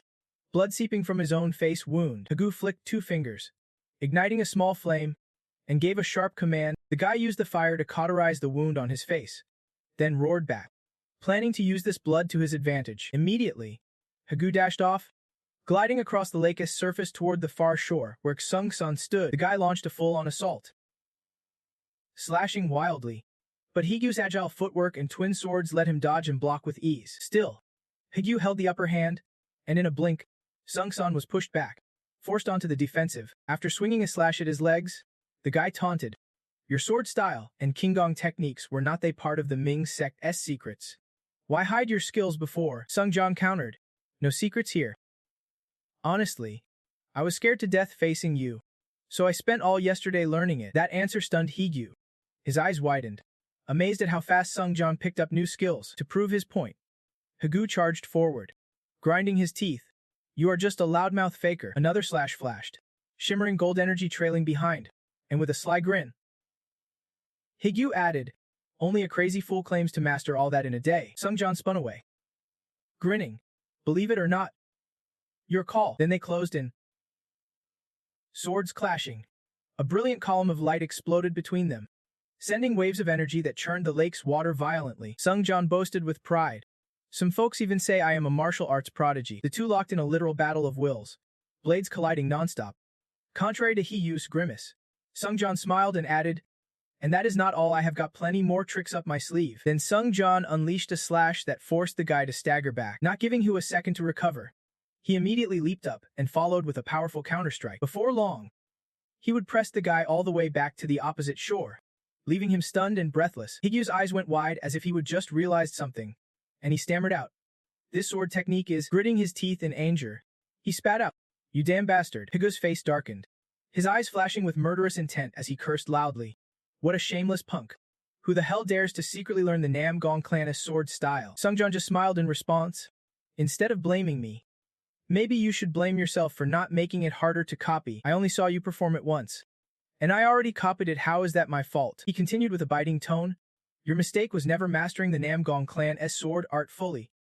Those words pushed the monster inside Higyu over the edge. He roared and swung his sword wildly toward Sung-jan with deadly intent. Watching Hyo's fighting spirit, Sung-jan could not help but think, "Impressive." Observing his movements, Sung-jan noted his sword play, martial arts skills, and even his unpredictable motions have all evolved. "You are giving me a masterclass right now." Sung-jan smiled cunningly.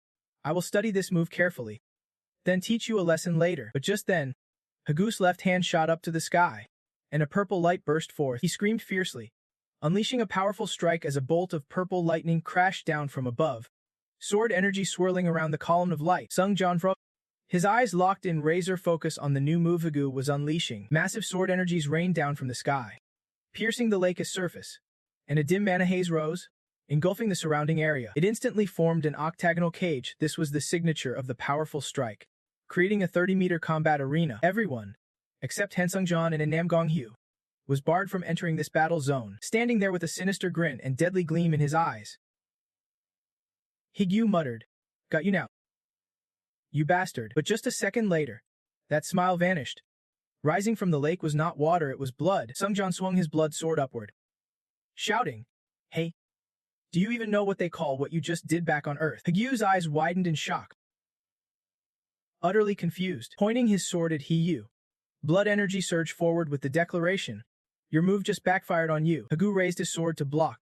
Puzzled, "You have mastered the sword art, yet you are using magic too." Inside the octagonal cage of the powerful strike, blood energy spread, turning everything inside a deep crimson. Then, with Higyu's scream of agony, Sung-jan's blood sword struck him square in the gut. Not stopping there, the sword energy slashed at Higyu's arm. Higyu quickly crossed his arms to defend, groaning with each hit, but it did not last long before his body was blasted backward. He instantly sensed something was wrong, his expression turning suspicious. Higyu's back hit the lower boundary of the formation, cursing nervously.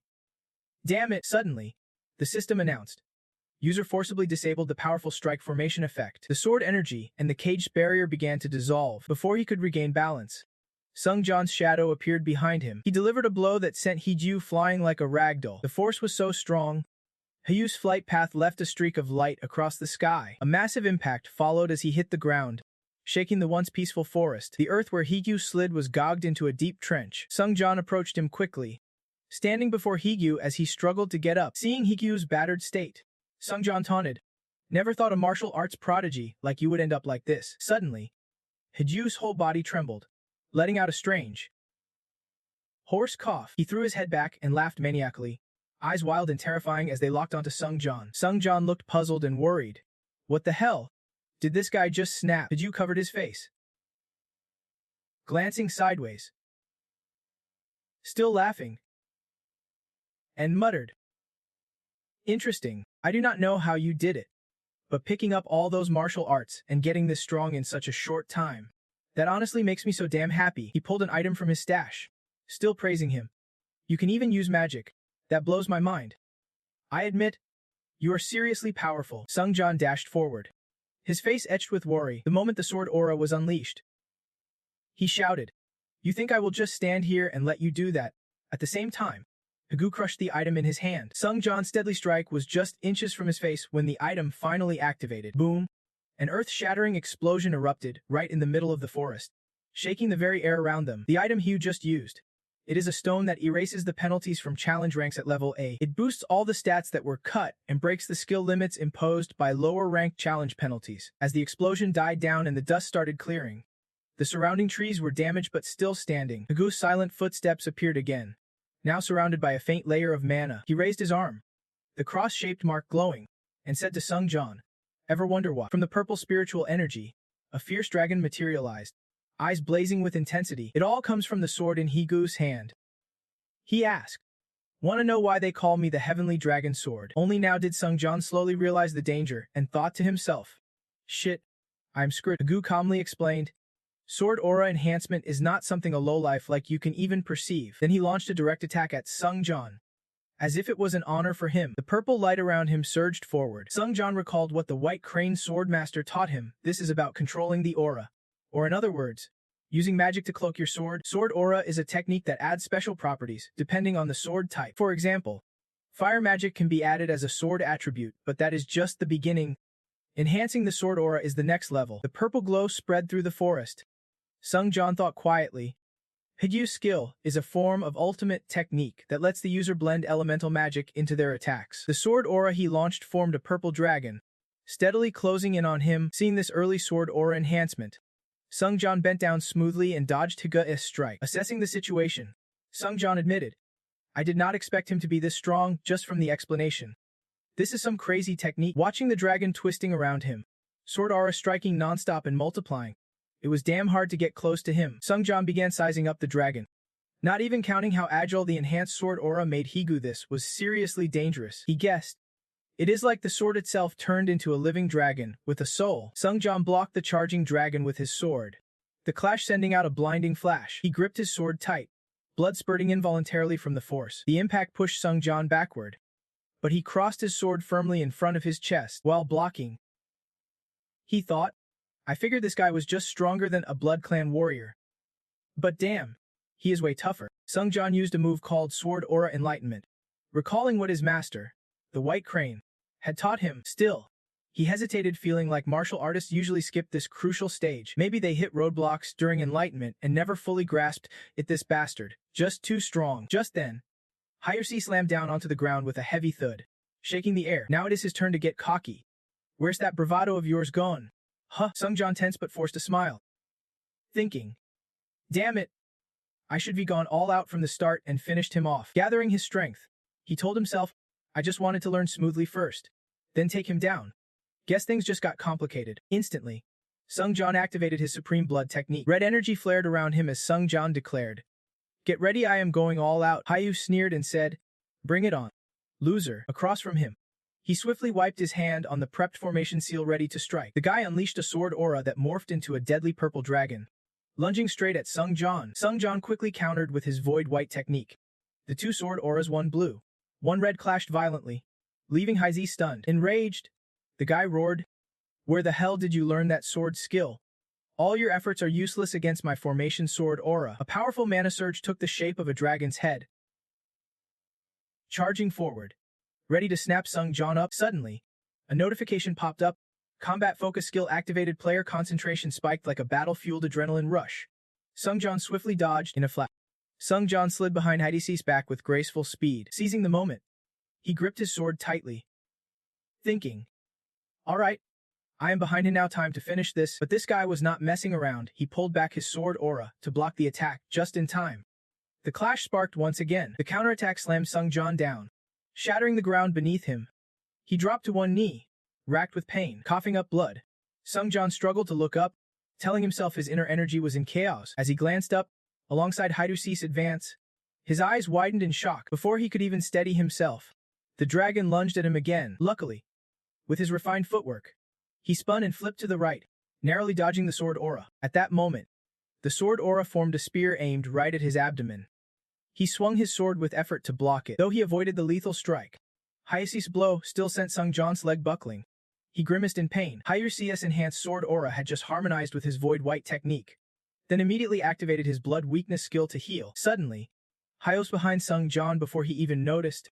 He spun around to face him. Without hesitation, Hai delivered a brutal kick to Sung Jon's stomach. The impact sent him flying hard into the ground, skidding across the dirt, rocks shattering and dust billowing. But it did not stop there. Hai hurled Sung Jon across the lake surface like a stone skipping on water. His body finally slammed into the rocky shore on the other side, and thanks to his skill, his leg instantly regenerated. Coughing up blood and filled with pain, Sung Jon's eyes glazed with fear and disbelief. Before he could even rise, Hai charged forward with his sword raised. He sneered wickedly and shouted, "Die already!" Sword aura crackling with electricity, it morphed into a purple dragon and slammed straight into Sung Jon's body. He had no choice but to raise his hand and block the blow. The strike was so powerful it shattered the mountain behind him.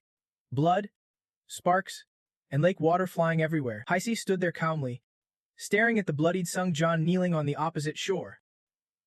He sneered, "You are still standing." Gasping for breath, Sung Jon looked over with his shirt vaporized by sword aura, revealing his chiseled physique. Hai smirked, "I gotta admit, I am surprised you have lasted this long fighting me." He raised his sword high, sword aura soaring into the sky, condensing even more power. Confidently, he declared, "But now, this ends." Laughing maniacally, he shouted with glee, "I am having so much fun." Sung Jon, despite blood pouring down, Sung Jon forced himself to stand, sword trembling in hand, and replied, "After everything I have done to reach this level." He pointed his sword forward. A glowing orb of energy formed at its tip, locking horns with Heidu's sword aura. He yelled his challenge, "You really think you can take me down this easily?" Then a notification popped up. Counterattack skill activated, unleashing all accumulated damage. Where the two powers clashed, red against white, a blinding flash erupted, radiating immense energy. Without hesitation, Hai shifted tactics, stumping the water, charging at Sung Jon. In the blink of an eye, Heidu's sword pierced through Sung Jon's ribs, catching him completely off guard. Laughing maniacally, Arcee screamed, "This is the face of defeat, off with your head." But just as he spoke, horror struck Sung Jon's head, eyes wide with shock. Avard suspended in midair. It signaled that all critical damage was instantly fatal. All senses are massively enhanced for a brief moment, and every skill reaches its peak mastery. Cooldown time, 1 whole week. Then, like magnets snapping back together, Sung Jon's head snapped swiftly back to his neck. A miracle unfolded as his body swiftly healed and reattached. Sung Jon thought to himself, a near-death experience just unlocked the skill reward from the 12th floor challenge. The moment I took fatal damage, my life was on the line. But the damage reversed itself. Did not expect to use this now. Barely escaping death, he let out a shout and gasped for breath. Heaf, witnessing this, was stunned speechless. What the heck? The crown appeared. There is another reward from floor 12. The Ancient King's Crown, a one-of-a-kind magic B+ skill activation. While wearing the Ancient King's crown, the user's mind blurs and the power of a stone-like will activates. Sung Jon immediately placed it on his head and silently vowed, "All in, no holding back." The item stats popped up. Ancient King's Crown, plus 30% willpower. Crafted from the crown of an ancient king who worshipped the god of darkness. The user's mind becomes unstable, and the crown will slowly fade away, but meanwhile, they can cast magic freely until it vanishes completely. At the same time, Sung Jon issued a command through his gun. "I order you, my vassals." Behind Have, a swarm of bizarre beasts appeared far from a small number. He sealed it with a thought. Crush that guy. Instantly, the beast charged at Heek. Seeing this, rage boiled over in the guy. Veins bulging. He growled, "You bastard. You still have soul magic." Heek dealt a single blow and wiped them out, declaring, "No one can beat me with that broken magic crap." Veins spread across his face as Hike aimed one hand at Sungjan and gripped his sword tightly with the other. In a final move, he grabbed Sungjan's neck. Sungjan's eyes widened in shock, a flicker of fear. As Heedipsy's gun barrel aimed at him, "Let us see if you can still come back from this." As the sword pointed straight at his head, Sungjan wore a calm, unreadable expression. Just as the blade was about to pierce his face, it suddenly trembled. Hika's face was veined with blood vessels, his eyes bloodshot. Hand trembling. Furious, he demanded, "What have you done to my body?" Sungjan gently grabbed Hika's shaking wrist. The guy, horrified, whispered, "What did you do to me?" Watching Hif kneel before him, Sungjan looked down with contempt and coldly said, "I told you already." Sungjan bluntly declared that scar would haunt him till death. Right then, the beast behind Heek bared razor-sharp teeth. 1 second later, his body was torn apart by the swamp monsters, blood spraying gruesomely as his screams echoed. Since he was a kid, Heek was always abused by his father for being weak. Every day, he would endure the poison spilled from that man's mouth like venomous thorns. "You do not even know the basics. How did the Namgong clan produce such a dumbass like you?" His father never stopped yelling insults, openly cursing Heek's mother right in front of him.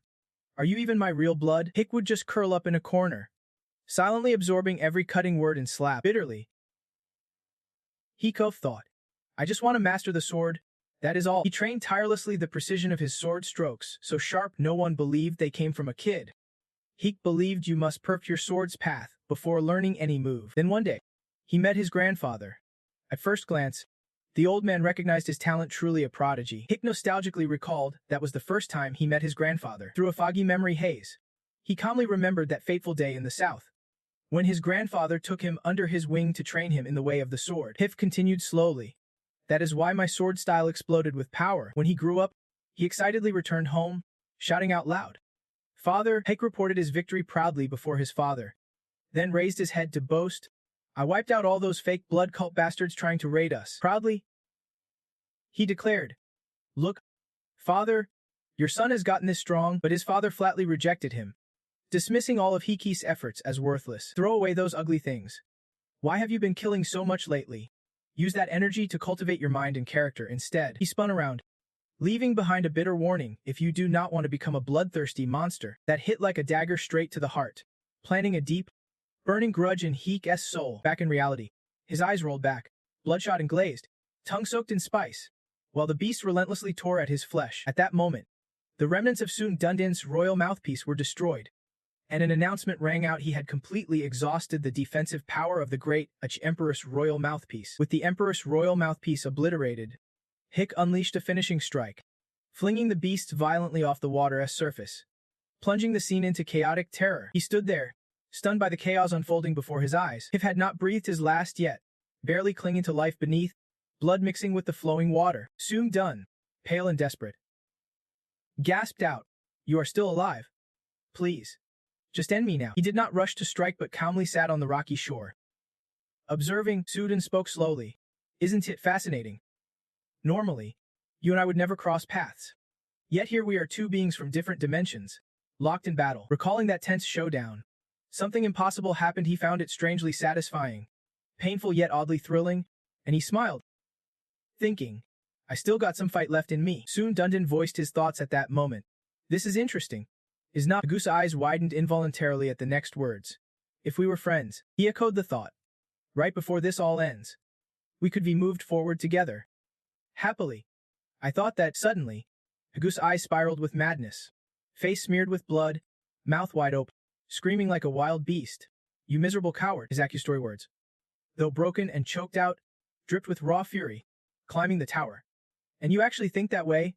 Soon Dunnan just stayed silent. He chuckled bitterly, each word a dying breath. "Let me tell you a little story," Hagu revealed. "The reason I stopped climbing the tower and invaded this dimension is not just because I love killing. After all the effort to reach this point, he faced a new obstacle. According to him, after gaining holy power, He became an enemy to some gods, and even had his life threatened. Before Hugh stood countless gods, ready to take his life at any moment. The Chosen could not avoid using holy power to fight, but that meant facing gods with countless forms of punishment. In the end, Hagu sneered and concluded grimly, "You are no different. If you keep climbing the tower with that stubborn spirit, even with holy power," he arrogantly asserted, "you want to be able to stop the gods from destroying your world." Hayu's face twisted as he whispered weakly, "That won't happen." Sung John raised his hand, a blazing red energy swirling in his palm, his voice heavy with judgment on those who destroy his roots. With fierce conviction, Sung John activated the blood pursuit technique. Tearing through Sung Dunzin's life in agonizing pain, those who destroy will be wiped out by my own hands. Haju took the killing blow, flesh and bone merging. The tormenting screams echoed, and the system immediately sent a notification. "Congratulations. You have cleared the 14th level of the trial tower. Reward: Great Winstep boots have been added to your inventory. You have received 10,000 points and 4,000 items for defeating a challenging enemy with a significant difficulty drop. You have earned bonus rewards: 4,000 items and the Great Heavenbreaker sword added to your inventory. Please proceed to the waiting room." Mechanical sounds buzzed continuously. Basic elements for forging mythology were complete, and holy power surged intensely, calculating mythology based on real outcomes and faith of believers.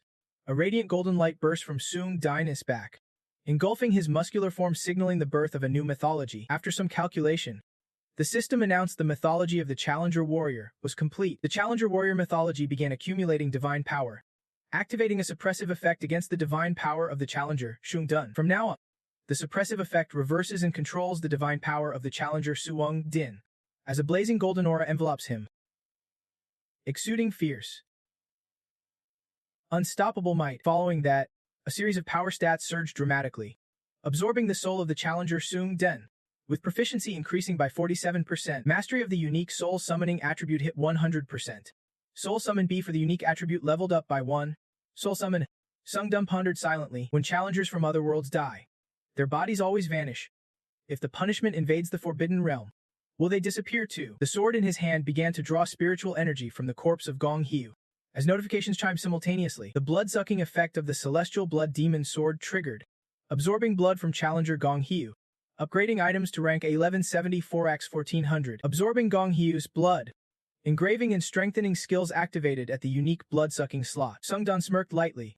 Another attribute added to the flame sword. Looks like I just scored some sweet loot. He stood there, only wearing a pair of torn pants, muttering helplessly, "No way to get my clothes back now." Just as he thought he would have to head back to Earth to buy some, a notification popped up right beside him. 2 messages arrived. Admin Iron-Blooded King said she had some great armor to gift her contract player. Admin White Crane Swordsman mentioned the contract player's fighting style suits monk armor better. Luck just showed up uninvited. Sung Dun sneered after reading it. In the chilly wind, he went alone to the Iron-Blooded King's residence. Sung Dun eyed the large house ahead, admiring the faded colors, quietly muttering as he stepped closer. He whispered, "Looks just like the old place." Then, Sung Dun slowly pushed open the door. Iron-Blooded was already waiting inside, beaming when she saw him, warmly greeting, "Well done, Hansun. Long time no see." She handed him a special magic-imbued necklace, smiling proudly. "Congrats on overcoming a huge mountain. This is your reward." The gift sparked some curiosity in him. Sung Dun asked proactively, "You said you would give me armor, though?" Iron-Blooded chuckled, explaining, "Just infuse some magic into this necklace, and armor will automatically form around you." Hearing this, he did not think twice, took it, and slipped it around his neck. She then whispered a reminder, "First time, go to the tower and try it on, just to be safe." Grateful, Sung Dun. "Thank you. I will make good use of it." Scene shift to a hidden house nestled in bamboo woods, home of White Crane Swordsman. Sung Dun approached respectfully. "Master?" White Crane was caught off guard, blurting out, "Sung Dun." She hesitated. "Master?" Remembering he did not want her, White Crane's expression darkened. Teasing, "I thought you would come looking for me first, but instead you came after that woman. I am disappointed." He bowed respectfully, gently encouraging the girl. "Please stop being so harsh." "Master?"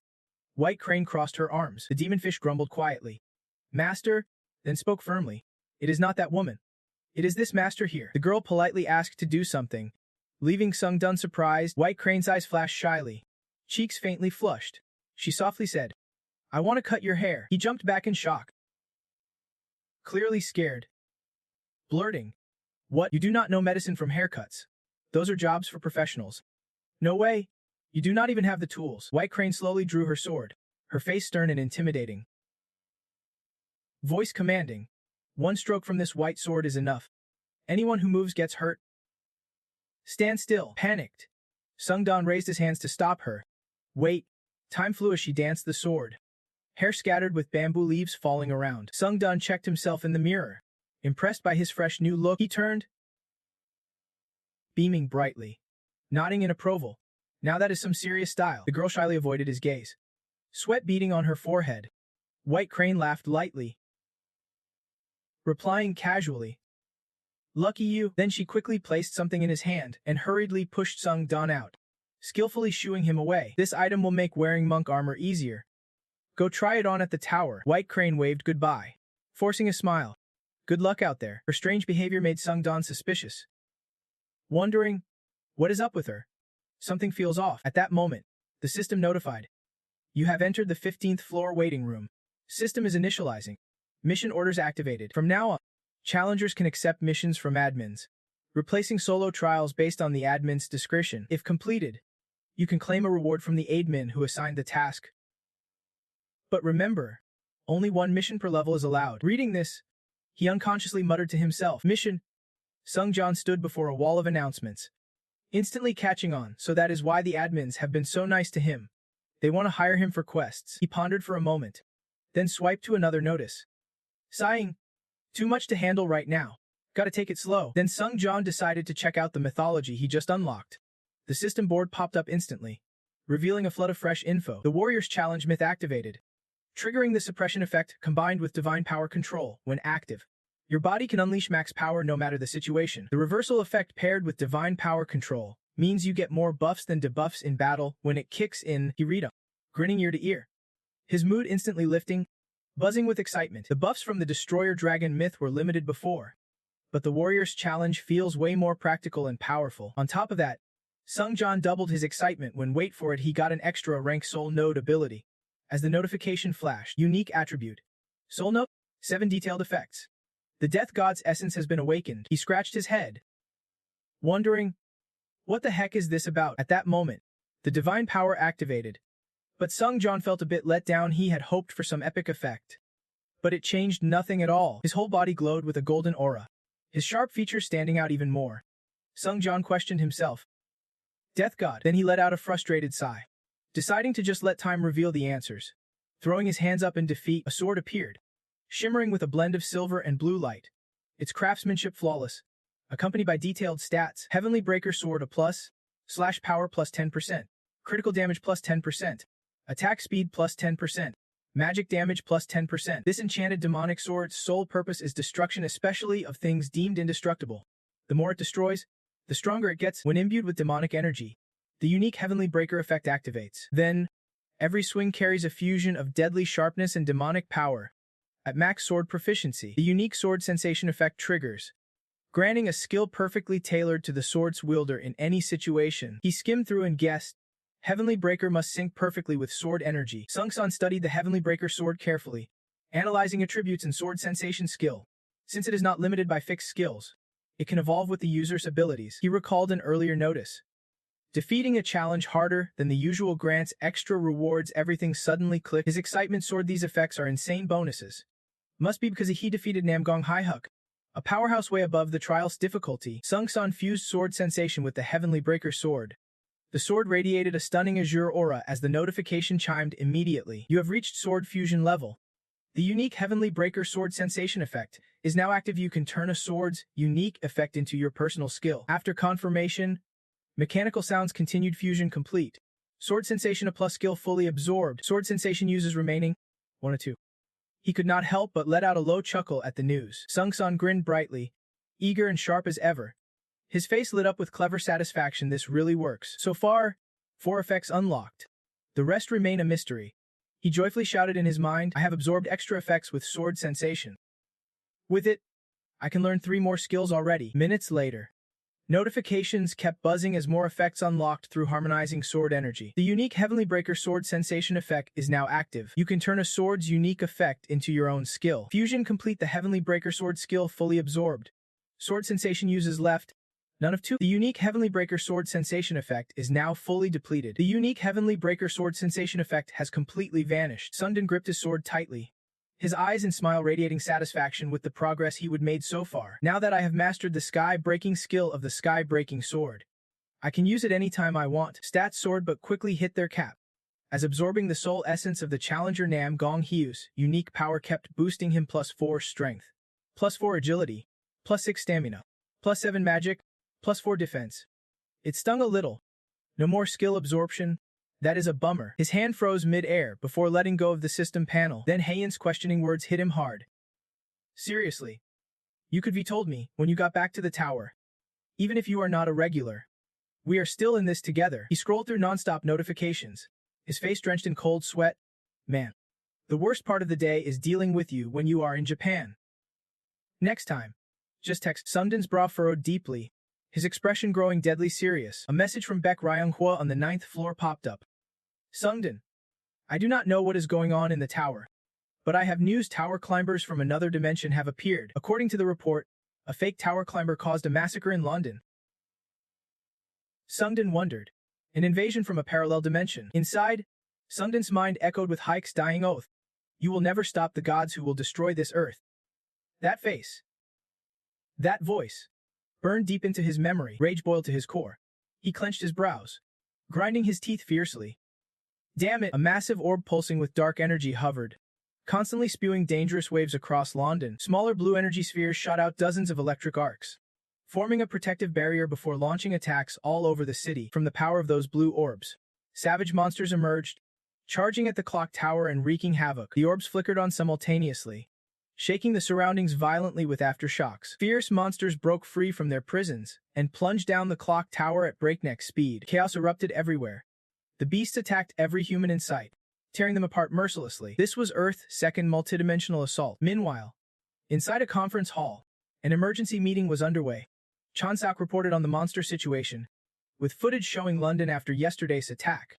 It all started when a mysterious black orb appeared in the sky. Everyone listened intently as he recounted the events. Right after the first massacre, the monsters vanished suddenly. The deadly orb remained motionless and silent until today. On screen, the massive, pitch-black orb radiated dangerous dark energy, surrounded by a barrier no one dared to breach. Today, that ominous black orb was rapidly growing, signaling a high chance of a second massacre with a new wave of monsters spilling out. Chansak slammed his fist on the table, emphasizing the need to stop this catastrophe. We believe all Korean hunters will unite for justice. Kim glared suspiciously, questioning, why is the Korean Hunter Association so eager? Weren't you guys blocking hunters from handling the Shinjuku incident before? Yeah? You actually stopped hunters from getting involved back then. Chansak hesitated, fumbling for an excuse. That was because it was more beneficial that way. Suddenly, another voice cut through the tension, grabbing everyone's attention. Korea's status will rise after Shinjuku. This will bring huge benefits to the Korean Hunter Association. Murmurs spread as Sungjan stood silently in the shadows, watching the chatter. Ma-Kim, isn't he that Ma-Kim from the Shinjuku incident? Yeah, that is him. He just changed his hairstyle. The meeting finally ended. Everyone dispersed quickly, except Sungjan, who lingered to check on Heian. It has been a while. Sorry for climbing the tower alone without telling you, she coldly replied, then sighed softly. It is at least now I know. From now on, let us act like true partners. Suddenly, Heian noticed. But where's your weapon? Sungjan stammered. It is in there. She looked puzzled. In there. Right at this moment, Eugene was shouting nonstop, directing everyone to keep order and hurry to support whoever's willing to help with the London Gate situation. Step up. Please follow this way to board the transport. We really need as many volunteers as possible. Sunjin turned away coldly, barely saying, we should head out too. Suddenly, Heian grabbed his hand tightly, refusing to let go, and bluntly declared, not this time. Immediately after, the two of them climbed up to the rooftop where Heian boldly flung open the door. She brimmed with confidence and cockily announced in front of everyone, I have picked up a few new tricks while climbing the tower. Heian slowly stepped into the magic circle alongside Sungjin, saying, I have mastered the subspace manipulation spell. Took me quite a grind. She grinned smugly. As long as someone's got my back, I can teleport there instantly. Plus, I have got the guild's blessing now. Raising her hands high to cast the spell, Sunjin felt a chill teleportation magic in action. The moment the spell kicked in, both of them began to vanish amid the system's announcement. You have been selected as the target for teleportation support magic. You will now be instantly transferred to the designated location. The spherical cages holding the monsters kept multiplying. Their energy so intense it left the supporters stunned. They shouted urgent warnings as the monsters burst out of their cocoons. More magical beasts just showed up. A young man stepped up, fiercely blocking the front, commanding the mages. Second wave of attack incoming. Protect the magic tower. The savage monsters bared razor-sharp teeth and unleashed their magic on the crowd. He struggled to fend off a charging beast with his staff, loudly reminding everyone, focus on defending the gate. If these alien creatures break in, it will be chaos. A young mage, tense and stammering, replied nervously. Suddenly, a monster was about to burst free right behind him, freezing him in terror. As it lunged, the young mage gasped in shock, helplessly screaming in panic. Suddenly, a magic circle appeared, swirling with reversed energy like a curse. Both the mage and the monster were sucked in, screaming in horror as chaos unfolded, but only the mage emerged unscathed. Stunned as he watched the monster get annihilated beside him, he whipped around, eyes wide in terror, to find Heian suddenly standing right behind him. Heian coldly asked the young mage, "What exactly are these magical monsters?" Flustered, the mage bowed respectfully. We still do not have enough manpower ready." She awkwardly tried to reassure him. "It is Luckily, nothing bad has happened yet." Heian quickly pressed for details. "When does the next attack start?" Rungrun chimed in from behind. "We are here to help." The young man who arrived earlier politely thanked them and immediately issued orders. "Thanks for coming to help in this crisis. This is a dangerous situation, so please forgive us if we can be too hospitable. Leave this area to us. You too. Head to where everyone's gathered and lend a hand." He directed the young mage. "Take these two downstairs now." The mage nodded seriously and hurried off. This way. The young mage led them quickly down into the tower's basement. Down below, hunters and mages sat solemnly in a stark white room, waiting for them. Sundon speculated cautiously. "Looks like the World Guild sent even more hunters for backup this time." He eyed David suspiciously, who was staring down with two cold-eyed subordinates flanking him. Their grim silence was chilling, but why did the atmosphere and attitude of the English mages feel so heavy? Sungdon sneered silently. "Out there everyone's busting their asses fighting, but the top brass just sit around scheming like this. Same everywhere." David suddenly blinked in shock, eyes wide with fear as he stared at him. Then he paused, lost in thought. David screamed in terror, stammering, "Oh God! You are—" The old man was bursting with excitement, barely able to hide his thrill. He could not believe he was seeing you here. "Is such an honor to meet you again." David called him by name warmly, while Hank Sungdon, also known as Eon, turned around in surprise, asking, "You know him?" Sungdon blinked, puzzled. "Wait, is not that the old mage I saved back on floor 13? Calmly, David recounted how they had strategized with the others here, while the mages outside struggled to contain the black orb. So that massive black orb was protected by a barrier that made it indestructible, even when hundreds of mages poured their magic into it. Sungdon swaggered into David's chair, then challenged, "But before, you almost destroyed it when it was just a smaller orb that had not absorbed much magic yet, right? And the reason the first attack stopped was because of that clash." David's gaze locked onto the old man without asking, then added, "Now that the orb has absorbed so much magic and ground, no matter what he does, it won't even flinch, right?" David admitted with respect, "That is exactly it." The mages here buzzed nervously, whispering and gossiping in disbelief. How could His Excellency hand over the head seat at the table to that challenger? Who even is that guy? "I know him. That is the hunter who came to Japan. They met during the trial, right?" David's eyes gleamed with a sly plan, thinking, giving up the head seat or even kneeling down is nothing if it means saving the country from this dire crisis. The old man's face darkened with scheming as he stared at him. "You might not get it, but David smiled secretly, proud of the recognition. "I know exactly how powerful this guy is." The old man eagerly softened his tone, trying to sound friendly. "What do you think is the best way to handle this mess?" Suong Don, radiating royal authority, declared decisively, "I will destroy that black orb." David was momentarily stunned, speechless. The old man quickly snapped back, surprising the mages around. "You can actually do that?" The group of mages whispered in shock. "That is a bit much, But is not the elder just rushing things? Suangdon scoffed arrogantly. However, I have one condition? David stammered nervously. A condition. He darkened as he half disappeared into the shadows, his presence dripping with menace.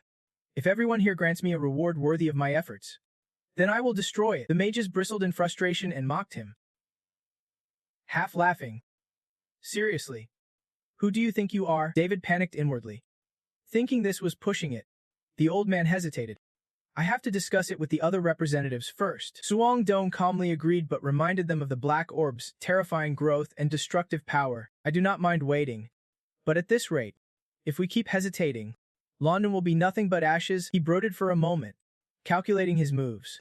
In a crisis, he could act without a reward, but he had to claim everything deserved to him. David stood by the floor-to-ceiling window, gazing out as the ominous black orb grew darker and more powerful. Finally, David yelled out, conceding, "All right, I will do it." The old man shouted back with all his might. Good, David pointed outside urgently. Please, destroy that damn thing. A frantic mage shouted. An elder angrily warned, you can make decisions that rashly. Suangdon smiled with satisfaction and nodded. I accept the mission. The moment he touched the stone on his necklace, it erupted with a fierce glow. Suangdon's demeanor shifted instantly. He became majestic and fierce, like a mighty warrior. With a swift kick, he swung his blood demon sword in 2 arcs, unleashing a storm of wind that left water droplets swirling around the room. Suddenly, a thunderous explosion and a flash of light erupted from the side of the clock tower as he hurled a chair out, smashing the window, and rushed over, calling his name. Suangjan. She was worried and anxious but could only watch silently with fearful eyes. Suangjan smiled confidently under the moonlight, trying to reassure her. He strolled lightly across the hill, leaving behind a promise. I will be back soon. Suangjan took off like a bolt of lightning, and the system immediately notified. The effective wind spirit A+ has been activated. Using the system's wooden planks as a springboard, he skillfully propelled himself forward, closing in safely on the black orb pulsating with dark magic right in front of him. Those who had been mocking Suangjan just moments ago suddenly froze in panic, fear gripping them. He is almost there. How can a single human even do that? He gently landed on the orb's surface, and the moment his feet touched it, it hissed with an eerie, unsettling sound. Suangjan stood triumphant atop the black sphere, letting out a victorious shout. Looking down, he marveled. This thing's huge. Clenching his twin swords tightly, Suangjan readied himself to unleash his power. Now's the time. Standing tall with swords raised, he activated their ultimate skill. The system chimed. Skill activated. Celestial Slash A+, proficiency 0%. Basic effect. You can apply a destructive effect to your weapon by consuming mana, which amplifies your damage output. Detailed effect. You can cut through demonic energy, but the tougher the material, the more mana it demands. Flames of fierce determination flared in him. Time to go hunting. Suangjan harnessed the immense energy, channeling power through both swords to boost his attack strength. The system announced immediately. Celestial Slash skill activated. The usual destruction limits have been lifted. Instantly, a deafening explosion rocked everything around, unleashing devastating shockwaves of raw energy. Gripping his twin blades, Suangjan braced against the magical tremors rippling across the orb's surface. A smug grin crept across his face as he thought to himself, a skill that can cut through anything. Now that is impressive. Suangjan smiled with satisfaction, genuinely intrigued.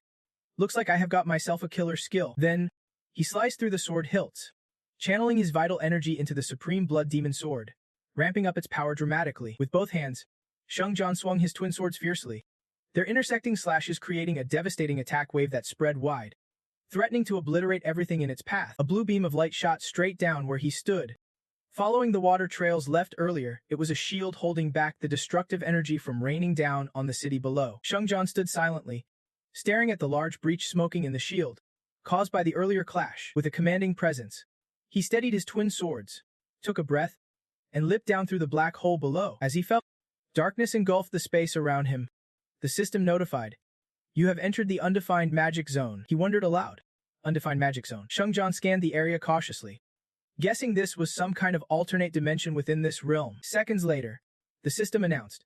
Spirit Eye skill activated. Suddenly, monsters with razor-sharp teeth lunged at him hungrily. The system warned repeatedly. Those not native to this zone will see terrifying illusions that can be dispelled by any skill. Outsiders will become disoriented. With sensory abilities sealed off, they will suffer a harsh penalty. losing 18 points from their stats. Shengjan instantly sensed the looming danger as the ravenous monsters charged. One beast bit down hard on his right arm, gritting his teeth through the searing pain. Shengjan emitted a low growl. Panic surged. He realized these illusions were strong enough to cause real physical damage. Just then, the system suddenly lit up. Stone Skin skill activated.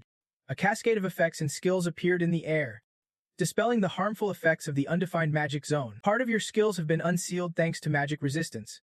The 18-point stat penalty has been removed due to your overwhelming power. A fierce glow erupted from him in the pitch-black night, radiating so powerfully that the monsters recoiled, unable to withstand it. In a blink, Shengjan swiftly sliced the monsters into 100 shards with absolute precision and decisiveness. Landing firmly, he used the Supreme Blood Demon Sword and Celestial Slash to absorb the shockwaves. Watching his wounds heal instantly, he smiled with satisfaction, thinking, "Looks like this outfit regenerates when I pour mana into it.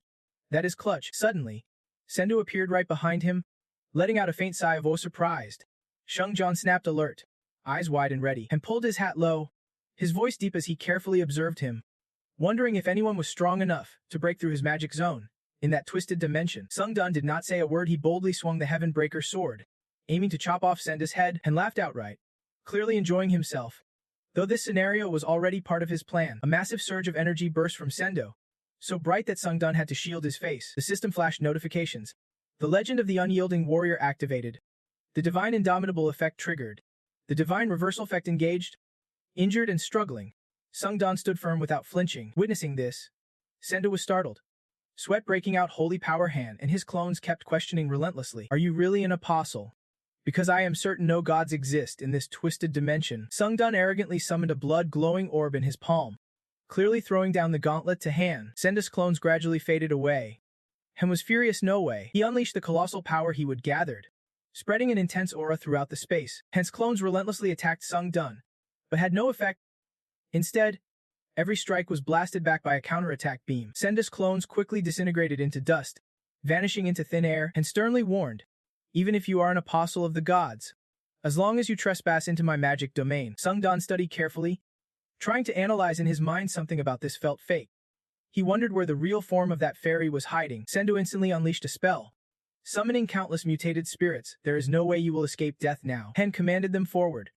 The spirits attacked wildly, jaws wide open, ravenous. Shengdan seriously pulled out a glowing bat from the system, activating his counterattack shield skill. With a fierce aura, he knocked each spirit away with deadly precision. Every hit sent tremors, small explosions engulfing the area around Shengdan. Watching the opponent's moves closely, Shengdan stayed cautious. Han was clearly stalling for time. Exhausted, he gasped for air, then fused 3 weapons together. Nervously, he thought, "That guy's fighting style is pretty easy to disrupt, but it is all a trap." His eyes flashed cold steel, determined to wipe this place clean. He gathered every ounce of power and unleashed a devastating finishing blow, triggering violent shockwaves. The system kept flashing alerts nonstop. The counterattack skill had absorbed enough damage to unleash a single powerful strike. The Demon Blood Sword surged with deadly energy. The inlay skill, Doubt Enhancement, was triggered.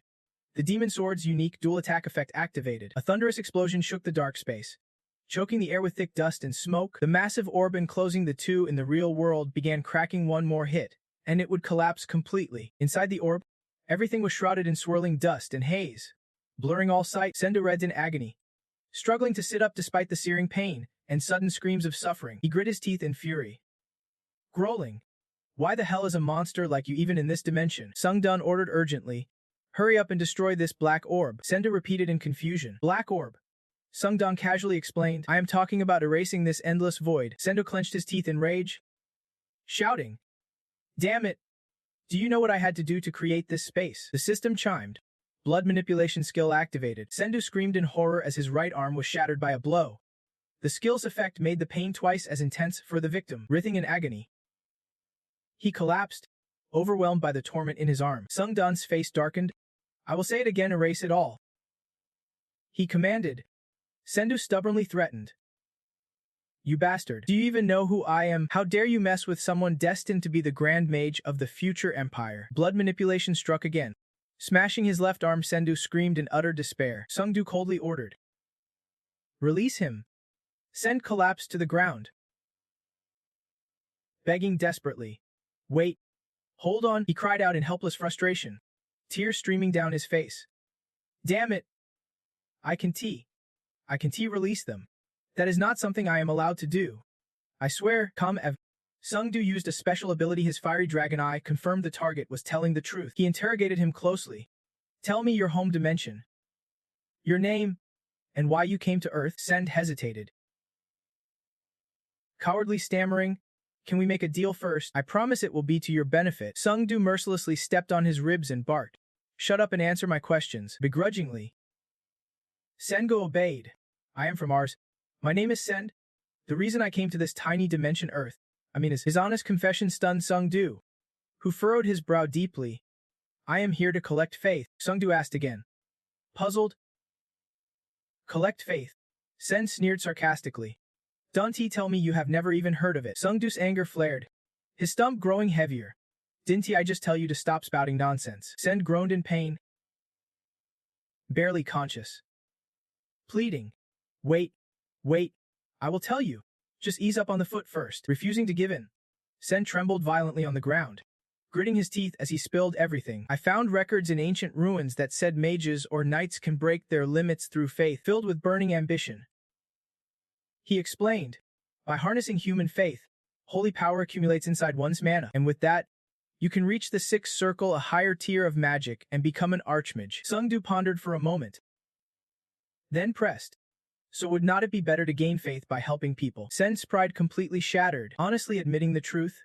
Fear is another form of faith. I decided that slaughtering people would speed up faith accumulation. Sungdu's curiosity piqued, wondering why he chose Earth. Send recalled Earth's radiant image shining in the vast universe. Ancient mage texts explained that one can't increase power in places where other gods exist. Send gave a logical reason. That is why I came to this tiny dimension. No gods live here. Sungsun locked eyes with him, his voice low and menacing. So you slaughter everyone just to gather faith? Send nodded eagerly. Exactly. Without hesitation, Sung stomped him hard and cursed. You crazy bastard. Send writhed in agony, begging nonstop. Please. Stop. Sungsun narrowed his eyes, his tone deadly serious, emphasizing each word. Next question. Do you know anything about the god of proof or the god of war? Send quickly lied. I do not know anything about those gods you mentioned. Sungsun's expression darkened as he activated his power again. His fiery dragon eye confirmed the lie. He silently stared down at Send, who lay collapsed at his feet. Deep down, he knew he was just testing, but Send definitely knew about those two gods. With a grim voice, Sungsun grabbed Send by the collar and sneered. I get you do not want to say anything, because this info is too damn important. Huh. At this point, his anger exploded. He unleashed brutal torture on Send without mercy. System notifications popped up one after another. Torture technique activated. From now on, you can use torture techniques more easily, instill fear in your target faster, and torture effectiveness increases by 10%. Sungsun's face twisted into a wicked grin, his eyes blazing bright. His voice thundered. Let us see how long you can take this. Moonlight streamed through the orb, casting eerie shadows over Senko's blood-soaked form. He was splashed with cold water, jolting him awake from the haze, pained and desperate. He begged, kill me already. Stop pouring cold water on me. Sungsun coldly gave Send a choice. Why make this harder than it needs to be? Just spill the truth. He drew a cold conclusion, recalling the tear-streaked face from the magic mansion. I have learned a lot from you. Send, holy power, magic, the god of proof, the god of war, even some intel about the dimension Rs. Exhausted from hours of non-stop movement, Sungjan warmed up his aching muscles. Realizing it had already been 7 hours since he arrived here, he groaned, the long torment weighing heavily on his spirit. Man, this is brutal. With a heavy heart, he finally understood what holy power truly meant. Sungjan grasped how this energy flowed and operated inside his body. First off, having holy power does not mean you are a god, but to build up holy power, warriors need to unlock their danshin, while mages require a magical circle around their heart. He carefully analyzed how mana mixed with it, a purer force than anything else, easily resonating with the will. The basic form of mana is holy power, an important detail, channeling golden mana all over his body. He thought, if you accumulate holy power, you can get stronger fast and reach higher levels. It can react to any strong will and push its wielder beyond their natural limits. Lost in thought, Sungjan realized the problem. He still did not know how to use it. But one thing was clear: holy power can be controlled by sword energy. From deep inside him, a massive force surged from his chest, manipulating the magic around him. There are two ways to build holy power. One is painstakingly refining mana bit by bit, a grueling, time-consuming path. The other is through a huge red stone glowing with strange runes in the city, controlled by wizards, powered by faith, whether through worship or fear. Once enough faith is gathered, the bearer channels holy power through their heart. That is everything I learned from Send. Thinking back, Sungjan forcefully stomped on Send's leg, making him cry out in pain. There is a prophecy that must never be revealed. The guy looked miserable, pale as a ghost, trembling as he recounted the details. A priest who worships the god of war told me the prophecy. I swear it is true. According to the prophecy, I must seek out information about holy power hidden in ancient ruins. Sungjan clenched his crimson demonic sword in fury, repeating in his mind, the god of war. Thinking about him interfering directly like this, he recalled the god's warning from before: do not trust other gods. They are hostile toward you. The god's words proved true. Confused and overwhelmed, Sungjan's thoughts tangled as he desperately searched for answers. Why would a god, only mentioned through a message, be so hostile to me? What is the god of war's grudge against the earth? Gritting his teeth, he thought, I can see it clearly through the destruction he is causing on Earth. Outside, chaos and disaster ravaged the land. If this kept up, then Sungjan's face hardened as he silently vowed, the god of war will definitely be my enemy. He swung his crimson demonic sword fiercely, ending Senko's life with a thunderous force that echoed everywhere. Immediately, the system announced, you have absorbed Senko's soul. Your proficiency has increased by 4.4%. The crimson demonic sword drained his life essence, glowing eerily with a blood-red radiance. The item's rank of plus rose by 1.4 after absorbing the challenger Send's vitality. Its current rank maxed out all potential and is set to upgrade from a plus to a. The Soul's ego embedding skill was etched into the exclusive slot of the blood magic after absorbing Send's life force. Sungjan swirled his energy quietly, deep in thought. If he wanted to fight stronger against a god, at least he needed to. His face flashed with ruthless determination as he silently affirmed, I have to amplify my holy power. Days later, Sungjan resting at home in a cozy atmosphere, with his space pouch beside him, holding a steaming cup of tea. He looked around, wondering aloud, I have been resting for 2 days now, and still no sign of anything happening. Earlier, Un had warned him carefully, this space pouch is precious, so use it with care. Sungjan smiled softly, resting his hand on the pouch and murmuring, after the last explosion, here's what I have got so far. Skill boost potions, physical enhancement elixirs, random skill tests. Tons of loot though for him. It barely even scratched the surface. Sungjan's gaze shifted to the black bag ahead. His mind racing. There was no way the English side walked away empty-handed. They would have grabbed whatever they could. Towering structures unfolded before Sungjan's eyes, his thoughts connecting the dots. Once they start investigating that, it becomes a massive asset for England. He should have demanded ownership back then. His eyes narrowed, lips twitching as he muttered the words, a class hunter. Sungjan then whispered to himself, back then, I only dared dream of becoming a class hunter. Then, slamming his fist on the table, he scolded himself. So why the hell am I not class now? What kind of hunter association is this? So narrow-minded. After the blast, the English Hunter Association called for a press conference, asking Sungjan if he wanted British citizenship, throwing in a mountain of red tape and a huge deposit. Meanwhile, Korea cut his taxes, gave him unemployment benefits, and a bunch of other sweet perks to keep him hooked. But right now, for Sungjan, money and fame did not matter one bit. His sharp eyes glinted with a new resolve. No matter how much he earned, it meant nothing if the world itself disappeared. He slouched into the sofa, determination blazing clearly in his eyes. My real goal has to be self-cultivation. Sungjan radiated a fierce aura, his heart steeled with unshakable resolve and raw power, ready to challenge even gods themselves. He recalled R's words. Holy power is the purest form of magic. Sitting cross-legged, hands on his knees, he began channeling energy to his core. Deep crimson energy spiraled tightly around his heart. After a long session, the energy waned, and doubt crept in just like he expected.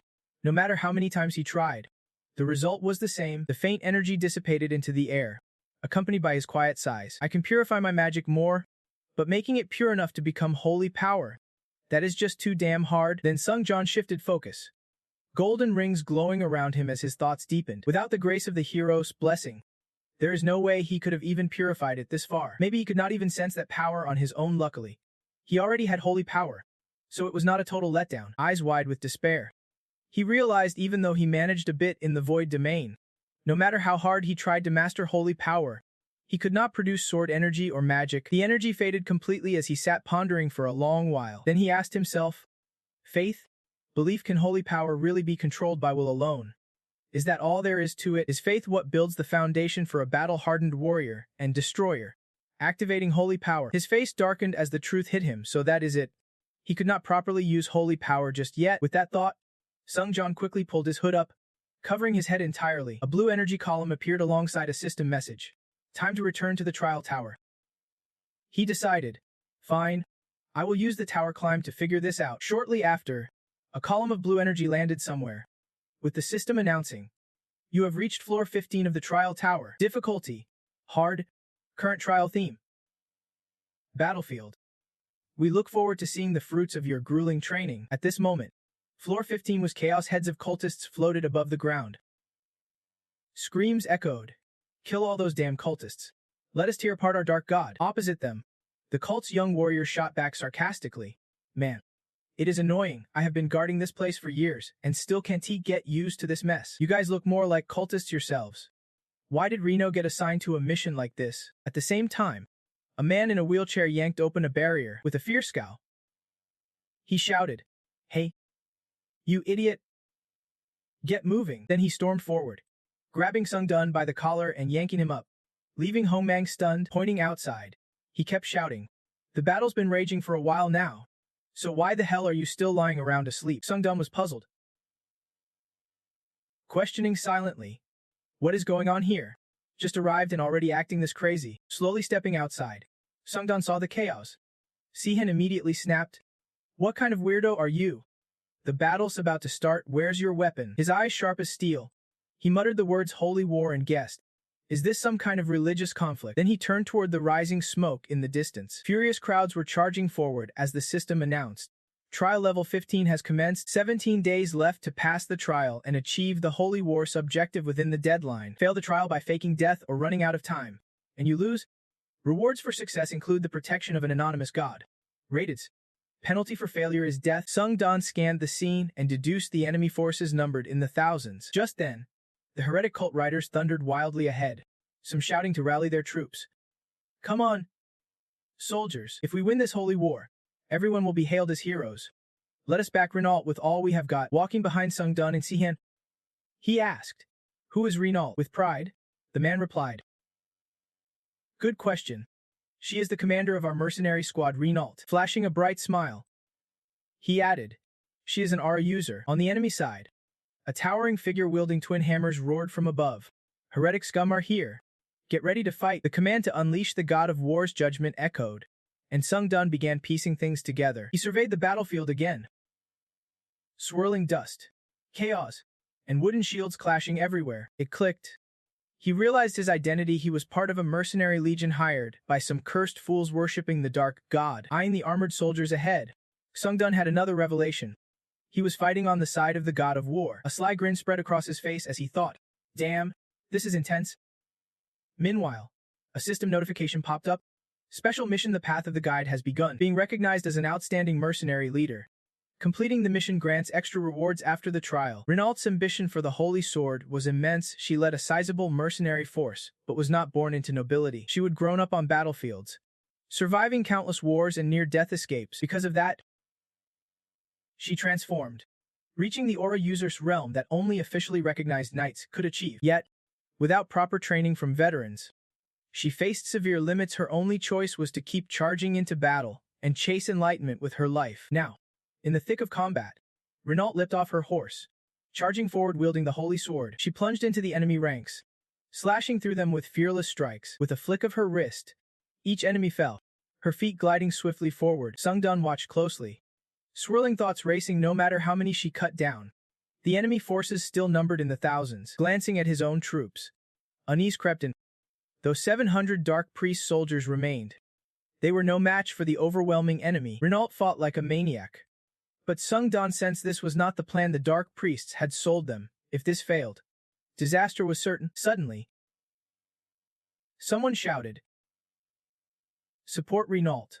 The group halted abruptly, shouting back, "Hold on!" Right then, before everyone's eyes, something massive began rising from the ground. This giant barrier split the crowd rushing to back Renault from the front. The colossal stone golem emerged fully, glowing red eyes blazing. To those below, the stone monster was like a god towering over mere ants. Shadows of crimson engulfed everyone's faces, leaving them stunned.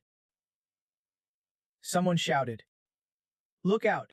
A giant golem. At that moment, a man ran up to San and said, "Deputy Commander, Renault got separated from us." He rubbed his head, asking in disbelief, "What?" Then he spun around and roared two fierce words. Damn it, now. She was fighting alone. Without noticing, enemy soldiers had already surrounded her. One soldier charged at Renault with a sword, but she thought to herself, "I do not even have the strength to lift my hand anymore." Above her, a sword full of fierce energy with glowing red eyes was coming down. Below, she stood frozen, her body unmoving, sinking into despair. Thinking, "This is it. I am going to die for nothing. I will never reach the top again." A single tear trailed down the cheek of the strong female soldier. She was utterly hopeless now, so foolish. If I would known it would end like this, I never would have joined this damn holy war. Just then, Sung Jan appeared before Renault, slashing his sword horizontally, cutting enemy soldiers in half in a perfect arc. She was stunned, eyes wide, mouth agape. At that moment, Sung Jan's sword radiated power from his shoulder as he locked eyes with Renault, issuing a sharp order. "This will hold them off for a bit. You better retreat while I keep them busy." She stood dazed, heart racing. How could he stay so calm in the middle of this chaotic battlefield?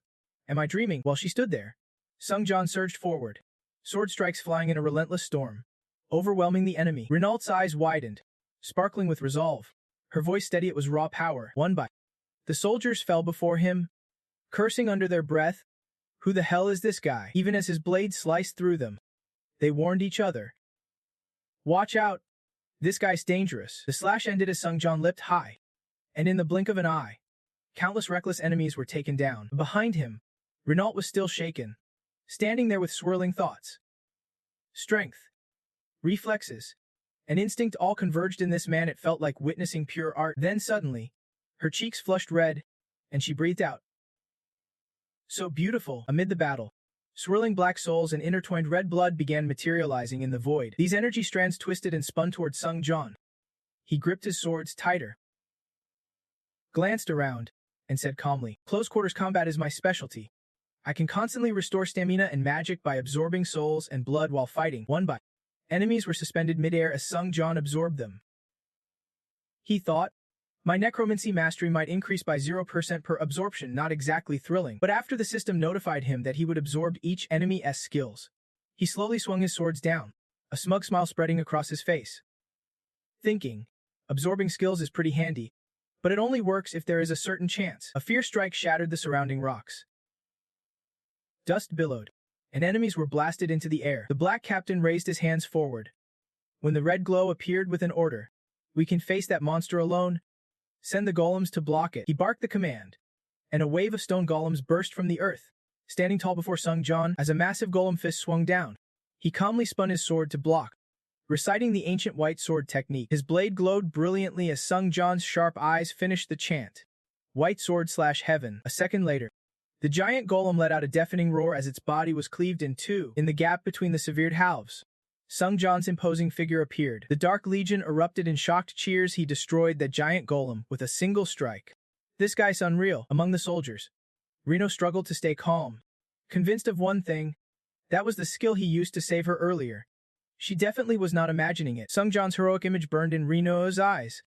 She was stunned to realize he was bending and warping space itself. This was no ordinary swordsmanship. Now, chunks of stone that made up the giant golem were falling apart right in front of the war god's troops. There's a guy named Kwang Qiu, and another called Nin In Jiangyan Li, saying he took down a giant golem with just one strike, while we had to rely on magic essence, just to barely survive. No way!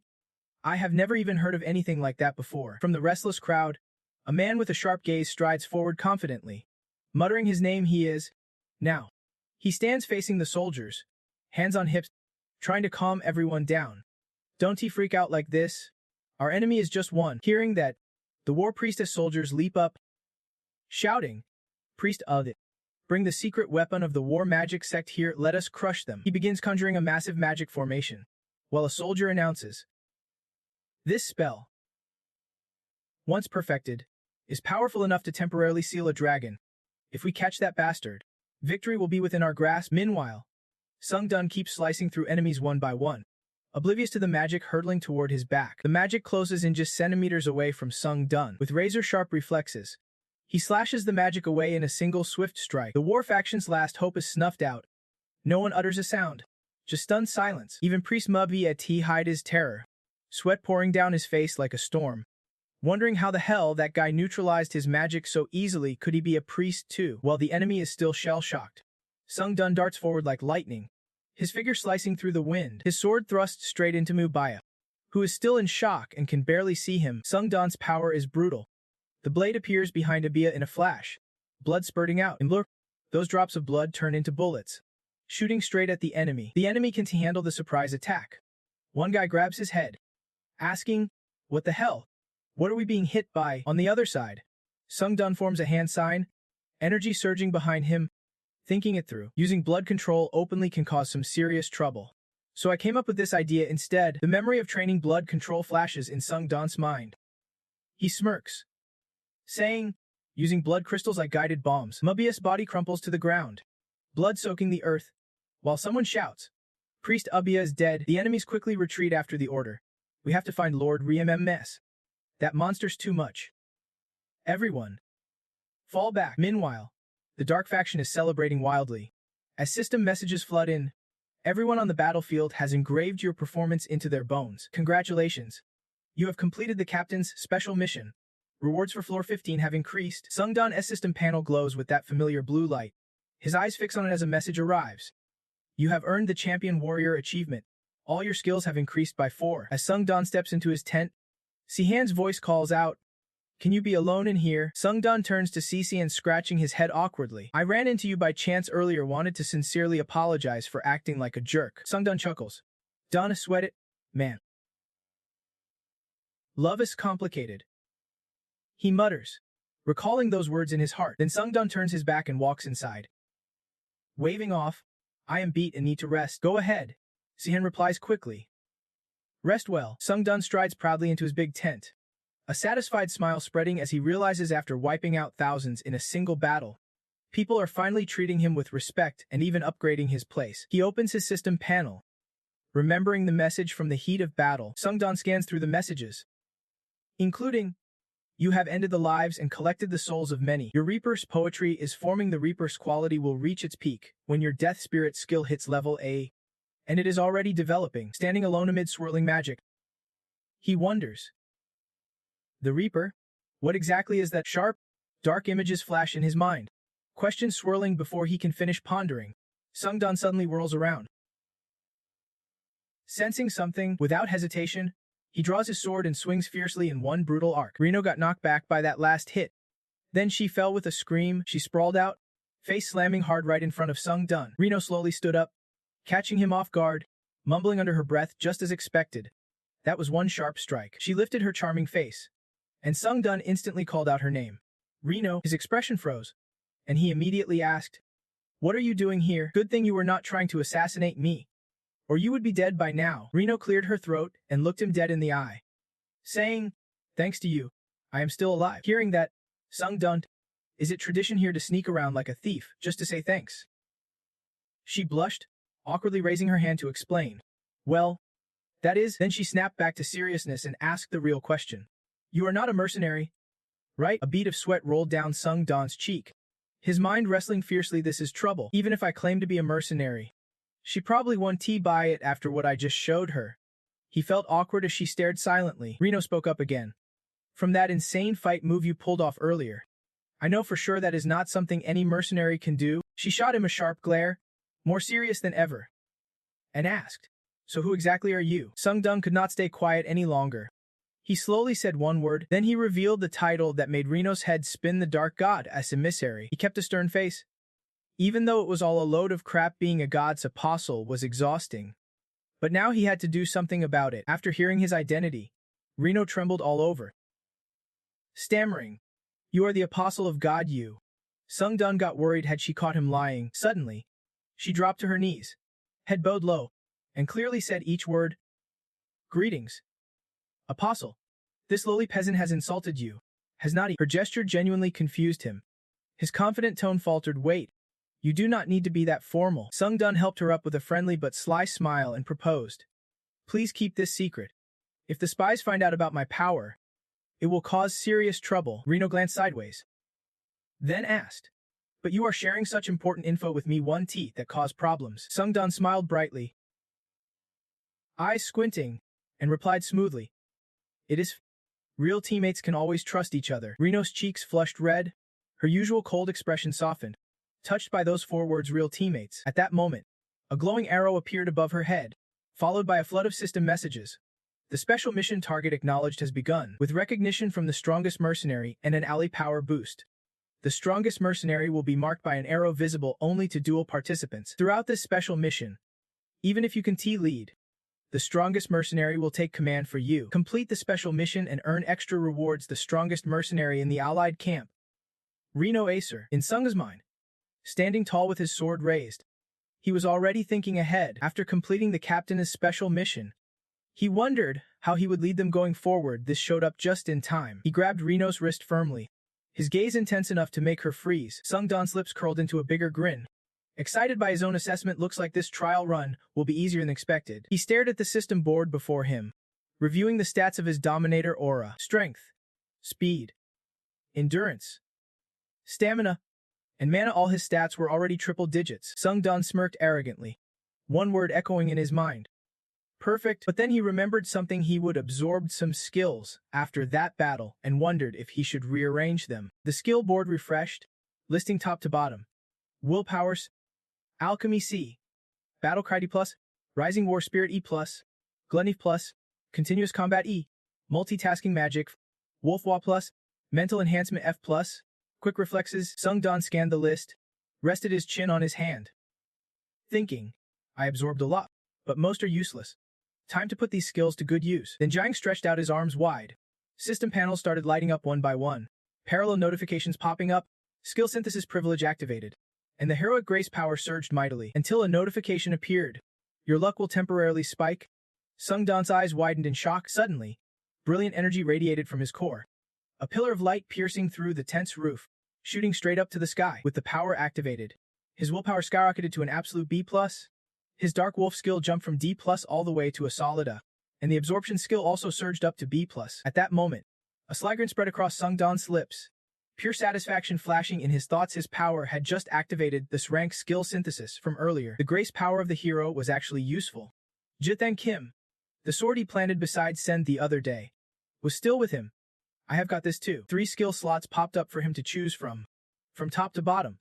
Heavy Inlay skill, Blood Enhancement C+, Talent B+, and Soul Transference B+. Without hesitation, Sungdan slammed his finger on the Soul Transference skill slot. The system promptly displayed the description. Absorb from Challenger Send. Transfer soul into shield or item. When transferred, part of the soul merges into the target. Accompanying skills vanish, but the soul embedded in the item will evolve and support its owner in powerful ways. This sparked an idea, so the skill disappears after use. Perfect. Because now I can use absorption in this trial. He held up 2 swords side by side, accompanied by a message. Supreme Blood Demon Sword. The B+ Soul Transference Inlay skill was activated. Please select the shield or item to transfer the soul into. He hesitated, standing still for a moment, eyes focused straight ahead. Quickly, Sungdan reached out toward the 2 energy swords. With a decision, transferring a soul is like embedding a helpful ally into an item. This is not something I can use early on, so the best choice is the Supreme Blood Demon Sword, a weapon that can grow. Gripping the sword tightly, a surge of demonic energy swirled around it. A new message appeared. You have chosen Supreme Blood Demon Sword level as the target for soul transference. Suddenly, the sword erupted in a fierce blaze of light, shining straight into his face. At that moment, the radiant beam shot straight up into the sky. Below, the sword stood firm alone as countless energies swirled around it. The runes on its blade flared, announcing, Soul of the Blood Demon Prisoner Changyu has been sealed inside the Supreme Blood Demon Sword. Suddenly, a savage laugh echoed in Sungdan's ear, followed by a voice. I have endured humiliation and torture for so long. The Supreme Blood Demon Sword throbbed violently, the laughter and voice continuing. Worship me. Praise me. Blood Demon Changyu has returned. A cold sweat trickled down Sungdan's cheek. He felt uneasy, realizing a lunatic just got sealed inside the Supreme Blood Demon Sword. In the dead of night, the spiritual faction elder stood outside casting spells, lifting mists of all kinds. Soon, a half-human, half-monster mist figure appeared. Looking majestic, everyone could not help but marvel. Combining mists like that, That is true artistry. This elder is incredible. Just as everyone laughed at the mist, a long step echoed, drawing all eyes. He strode confidently, ignoring gossip behind him. Isn't he that the butcher over there? That young guy's the butcher. You have not seen anything yet, but he is a beast on the battlefield, decapitated thousands without batting an eye. Run for your life. This guy's bad news. The crowd turned and fled. Sung-dun just sighed inside. I am not interested in your chatter anyway. Sung-dun walked down the open path, the moonlight shining above. Everything stirred feelings inside him. What a beautiful, peaceful night. As he enjoyed the moonlit calm, the sword soul suddenly scolded him. You punk. Messing with me. How dare you ignore my commands? Countless people out there are begging for a chance to talk to me. He retorted silently. And yet you are the one I have. The sword's voice grew angrier, ranting nonstop. How rude. How disrespectful. Ignoring me. Blood Demon John Gussard. I am talking to you. The sword snapped. Sung-dun was speechless, thinking, well, now he is bragging about himself too. Still feeling that way, the Blood Demon kept whining. I thought I finally escaped that prison, but then he ran into a boring master. Sung-dun fired back. I am not boring. I just do not waste time on pointless chatter. Then he kept walking. The demon suddenly asked, so you are the last one talking to me? Sung-dun did not care and just figured that, apparently, no one else dared hang around here anymore. The Blood Demon scoffed in a mocking tone. How stupid. Don't you know how to use spiritual power? I thought you were like me. He brandished the sword right in front of him, emphasizing every word. Don't you forget that. The eyes on the sword's hilt flared bright. The demon said to Sung-dun, are you kidding? Everyone knows the Blood Demon trapped John Woo. Knowing this, Sung-dun immediately asked, what floor did you make it to? The demon replied bluntly, I reached the 41st floor. Sung-dun froze in shock. Floor 41. Then he smirked slyly, thinking, if this guy's telling the truth, this intel is golden, definitely a game changer. But then panic hit him hard as he suddenly remembered. Wait a minute. If he got to floor 41, curiosity got the best of him, and he blurted out, I thought challengers who die after floor 40 get resurrected by the administrator. Why were not you? The demon paused, then stubbornly said, you think I live like a dog in that tower? No way I would stoop to that. Sung-dun shook his head in frustration at the reply, arrogance clouding his mind. Yet he still answered politely, yes, sir. Then, raising his voice with bullet-like eyes, he said, I get, you were amazing in your prime. But now, you are just a shadow trapped in my sword. Holding his sword up in front of him, he emphasized each word. Don't he ever forget that. And then, with a violent tremor from where Sung-dun stood, the ground shattered wildly around him. While he stared intently at the blade, he calmly reassured, I know what you are thinking. I am aware. I will back you up in this fight. Do not worry. The Blood Demon's eyes glowed red as he thought. He is trying to build a master-servant bond here. Surprisingly obedient for someone like him. Then the demon confidently declared to Sung-dun, I might not have shown much power when I was alive, but I am a genius in martial arts and magic. Whatever you want, I can make it happen. No sooner had he spoken than 7 or 8 energy waves shot out from the sword. Sung-dun raised his hand high, surrounded by the growing power of the magic sword. Energy rings radiated, threatening to swallow the space around him. When he opened his eyes wide, the scene before him hit him like a tidal wave. Sung-dun just had to hold the sword tight on its own. It could tear through everything nearby. He scanned the area, then muttered, looks like I have got myself a pretty solid backup. Jonggu frowned at that expression. Backup? What is with that robotic look? Seriously. You are not from my dimension. Are you? Trees around toppled over. Sung-dun explained. I am from Earth. You probably never heard of it. The demon scoffed immediately. Earth? Probably some low-tier dimension. Barely official. Too much time has passed. Then he seriously said, with this sword's current state, it is tough to contain my soul. I can stay conscious too long. And someone's coming. A figure hurriedly approached from behind Sung-dun. The demon said his last words. I am done talking. Call me when the time's right. Just as Sung-dun sheathed the magic sword, Reno rushed over, saying, Sir, you are here. He wondered, what brings you here in the middle of the night? She raised her weapon, then delivered a serious message. Sorry to interrupt your training, but the enemy launched a surprise attack. The battle between the U-Link sect and the Celestial Art Monks has begun. Sung-dun was fired up. Could not help but praise. This is exciting. Just like a tower trial, never boring. He stepped past Reno with a grin and said, Tell me more about the Celestial Art Army. Then Sung-dun dashed forward, declaring, "I am joining the holy war right now." Meanwhile, on the battlefield, the monk squads were reminding each other to protect their own, as the enemy was mercilessly killing monks to nullify their magic. After a while, both sides pulled back, everyone shouting curses, "Damn it." Those U-Link cult fanatics launching surprise attacks like cowards. Sungjan and Reno moved side by side toward the fight. He silently noted that compared to before, the enemy was not that many, maybe 100 at most, but one of them was already manifesting power right before his eyes. He continued his assessment. They are definitely stronger than last time. And on top of that, the enemy's wielding wholly infused powers though.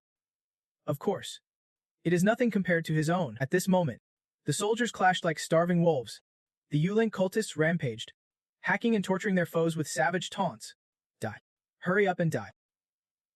You parasites. Reno stood dumbfounded amid the chaos, watching as soldiers slowly fell. She could not even draw her sword, frozen in terror. She thought, what the hell? Their power seriously next level. Just then, a firm hand landed on her shoulder, grounding her in the madness. Sungjan stepped in front of her and asked, "Reno, can I ask you for a favor?" Without waiting for her answer, he laid out his request. "No matter how strong the enemy is or how bleak things look, please trust me." Then he smiled, eyes crinkling, and added, "I trust you too." Reno's cheeks flushed again, her heart thrown into turmoil by that smile. Sungjan then commanded boldly, "All right, hold the line, and protect the monks. We need them alive to end this battle." She bit her lip, slowly replying word by word, "Yes." Understood. Then she leapt forward fiercely, determination blazing in her eyes as she vowed, "I will protect them." Instantly, the system flashed a new message. "Spirit Reno has revered you. Congratulations on meeting the special devotion condition. Allied camp morale doubles. Thanks to careful leadership, the formation held steady. The bonus rewards for trial floor 15 were now being calculated." Reno brushed past Sungjan, resolute. "Understood. Good luck, sir. If we survive and meet again, drinks are on me." He grinned with delight, a wide smile spreading across his face as he called out loudly, "You got it. We will catch up over drinks for sure." Without hesitation, he sprang into action. This time, he activated Black Wolf Step, a martial art mimicking the legendary Black Wolf effect. All martial arts boosted by 40%, and all traces erased. When moving at night, the effect doubles. Using the skill perfectly, Sungjan sliced through the U-Link cultists. They only sensed something passing by but could not pinpoint it. They had no clue that his vital, fierce body was darting through with deadly intent. In the blink of an eye, his demonic sword unleashed its power. The U-Link cultists caught a bloodbath from their own ranks. The bald guy among them barely survived, but his face was drenched in fresh blood, leaving no enemy alive. Sungjan swiftly turned, deadly magic crackling behind him, blades outstretched as he silently warned, "You will regret attacking tonight." Meanwhile, the Allied captain realized things were falling apart and signaled his troops, "Hold your positions. Everyone." He kept shouting as the situation worsened, eyes on the formation. Damn it! Even the healing front line at the back's been breached. At that moment, Sihan stepped up to face a powerful foe from the U-Link cult head-on. They locked hands, both pouring all their strength into the grip. Sihan shouting, "Stay calm. Keep the formation." The Allied forces were getting overwhelmed, each enemy fighting like madmen. Soldier numbers were dropping fast. Sihan kept urging everyone, "If we fall, death is the only thing waiting for us." No sooner said done, the enemy facing Sihan landed a brutal punch right in his gut. His head swam, vision blurred, and he groaned through gritted teeth. Damn it! Just as things looked dire, a figure leapt in from afar. Reno surged forward, eyes glowing blue, her hand rising into a sword form. The enemy facing Sihan finally noticed her presence. He spun around in panic, his whole body trying to dodge, but it was useless. A strike cut through, blood dripping down right before Sihan's eyes. Reno swung his sword down as the other guy was thrown to the sides.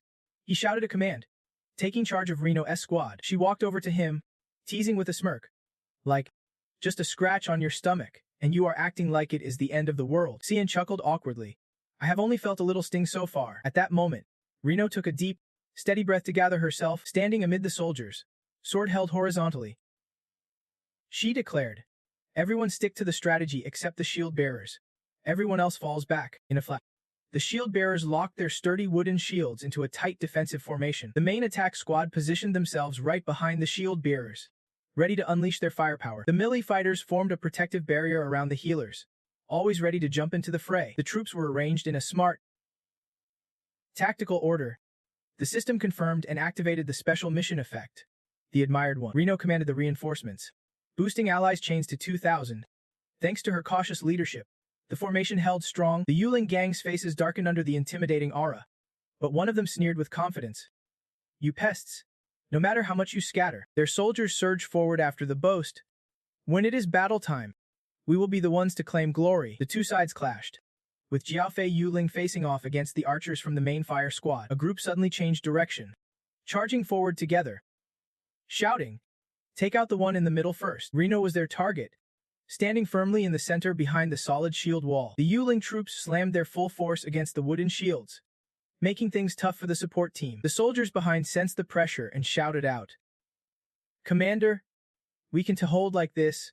Let us fight too." She firmly refused. "Hold your positions." Then she stared ahead, mouth wide open as she declared, "Our mission is to protect the priests. If we stand firm and keep defending, help will come." Just then, Sungjan teleported behind the enemy lines, brandishing two swords ready to strike. He dashed toward them like a gust of wind, thanks to his Black Wolf step skill. The enemy only now realized. Wait, since when did he? Sungjan's eyes flashed sharp light, his face burning with fierce determination. In blur, he sliced through the soldiers, each step leaving terror-striking wounds in his wake. His sudden arrival made Reno break into a relieved smile. Alone and fearless in the chaotic battlefield, Sungjan pointed his cursed sword forward, then launched the writhing red chain. The chain instantly wrapped tightly around the Yuling spirits, forcing them to their knees. The sword's soul grumbled in displeasure. Pathetic. Using me like a leash instead of fighting. Suddenly, a flash appeared right before his eyes as the sword spoke. But I like how you show no mercy when wiping out enemies. Flames flickered along the blade as it continued. If you were born in the martial world, you would either be a ruthless killer or a dark cultist. Sungjan frowned, growing uneasy. What the hell? What kind of magic is this? A powerful magical aura rose up. He followed it with his eyes, spotting the blood demon mark glowing on it. Finally, Sungjan realized this was the telepathy the sword had mentioned. Magic used to transmit thoughts. Right? The cursed sword shuddered at his words, unable to believe it. You actually learned telepathy in such a short time. Its disbelief puzzled Sungjan. Isn't that something any magic user can do? The sword replied. If that is true, then half the martial masters out there must be idiots. Suddenly, the blade twitched in an odd way. The sword's soul laughed with satisfaction, then arrogantly said, "Without a doubt, the one I entrusted my soul to is a genius." Sungjan rolled his eyes at that, replying politely, "Yes, sir." After a brief chuckle, the spirit yawned and said, "I have been sleepy all this time. Time to recharge my energy." Sungjan quickly agreed. "Call me anytime you need." Just as their talk ended, someone stepped up from behind and said two words. "Charge now." Right behind him stood a man with 4 square marks on his face, clad in a black cloak. He spoke up, inviting him to follow, saying the Archbishop wants to see him. Sungjan was bewildered, genuinely puzzled by the unexpected invitation. When Sungjan arrived, the Archbishop looked up and said, "Duke, thank you for coming. Take a good look for yourself." Cold and sharp, Sungjan's glare was icy as he snapped back. "No need for grand titles. Just call me Nameless." The old man chuckled, then said, "A name like that barely there. Intriguing. I am sure the god of darkness would fancy someone like you." Sungjan nodded politely. "Thank you for your recognition, sir." The Archbishop's face grew serious as he asked, "Nameless, you know I called you here to discuss your reward, right?" Sungjan replied plainly, "I heard something about it from the assistant priest on the way here." The old man nodded in satisfaction. "Good. Let us cut to the chase." Without hesitation, Fisi Triaki blurted out what he wanted to know. "Tell me, what kind of reward are you expecting?" Sungjan did not answer right away. Instead, he threw the question back. "Let me ask you, Archbishop." With a cold, piercing stare full of intensity, he challenged, "How much are you willing to pay me?" The power behind those pupils came from an absolute skill that could trigger fear, charm, and other debilitating effects. Once activated, Archbishop Kum fell into an abnormal state of terror. In that fearful state, his judgment was clouded. He was overwhelmed by Sungjan's mere presence. The old man's whole body trembled violently. His speech grew hesitant as he stammered, "For you, this will be the greatest reward my authority as Archbishop can offer." Kum pulled out a glowing holy relic shaped like a cross, declaring, "The most precious artifact of the Dark God's cult." His reckless move immediately sparked fierce objections from the surrounding priests. "Archbishop, we can just hand over the holy relic to an outsider." Kum shot a tearful glare at the man who dared to protest, then snapped, "Silence." He continued, his voice grim. Sungjan stood silently, Listening, this battle he is the one leading us to victory. Sweat poured down the old man's face as his thoughts spiraled into chaos. In a flash, he felt a massive, oppressive aura radiating from this man. The sensation in his mind sharpened as if staring directly into a demon dragon's raw power. Two priests held up the rewards. Well, Kynan explained. This holy relic is an extraordinary weapon containing divine power. The box was placed before Sung Jan, with a warning. The most precious relic of the Dark God's cult. Handle it with care. He did not rush to grab it, first activating his skill, Fire Dragon's Eye. To inspect, the contents appeared clearly along with detailed descriptions. First was an S-Rank Phoenix Seal, a black seal bestowed by the Dark God upon the Pope. Those who dedicate everything to the Dark God imprint this seal on their palm, embedding a unique Phoenix skill. Once activated, the item seals and vanishes. Next was an S-Rank Night Cloak, a sacred cloth said to swallow everything in darkness, even primordial fire. When its owner dies, the cloak's unique power activates, using all the owner's divine power to resurrect them. The user gains immunity upon revival. Both items vanish immediately after resurrection and lose all power if the player leaves the Trial Tower's 15th floor. Knowing what was inside, Sung Jan's face lit up with disbelief as he reached out, silently thinking, divine power. SSS-Rank, but then his expression twisted in frustration as he realized, after checking with Fire Dragon's Eye, that he could not take these items beyond floor 15. Sung Jan quickly sealed his lips, but accepted one truth. The reason he was not thrilled was that nothing reliable ever happens in the Trial Tower, and him getting two grade items was unheard of. His brows knitted tightly as he admitted the inevitable. He was about to face tough challenges that would force him to use these treasures. Every thought that crossed his mind spelled trouble, leaving him unable to feel any joy. What a cruel joke. Still, Sung Jan carried on like usual, calmly accepting the two precious relics with both hands. After stashing the item away, Kynan spoke up. Anonymous. The battle has just begun. Show some damn power worthy of the reward you just got. I am only warning you, but if you try to run, the Shadow God will make you pay. He turned with a wicked grin, wondering to himself, how could a tiny human dare snatch a sacred relic and run? Hearing that, he spun around to say goodbye. Well then, off. But the old man's trembling hand reached out, stammering a reply. Then he slumped down, covering his face as tears and snot streamed down, crying his heart out over his sacred relic. Meanwhile, outside, Sung Jan was all smiles, strolling along with a carefree swagger. Just as he was soaking in the calm, a voice called from behind. Troubled seas. Reno approached, beaming, and immediately asked, did your private talk with the Archbishop go well? He turned back with a confident smirk. Yeah, thanks to you. But wait, have you been waiting for me this whole time? Sung Jan's blunt question made her blush hard, her voice faltering. Yeah, that is right. She quickly looked away and brought up.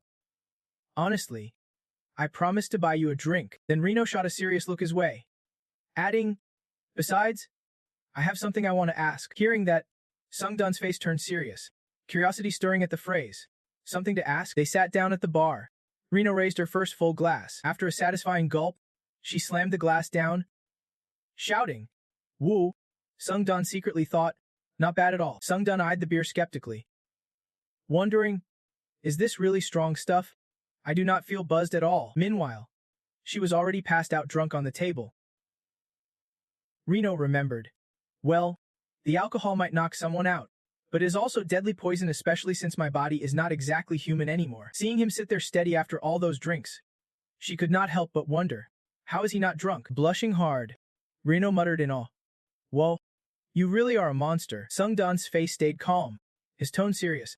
I drink a lot because I like the taste.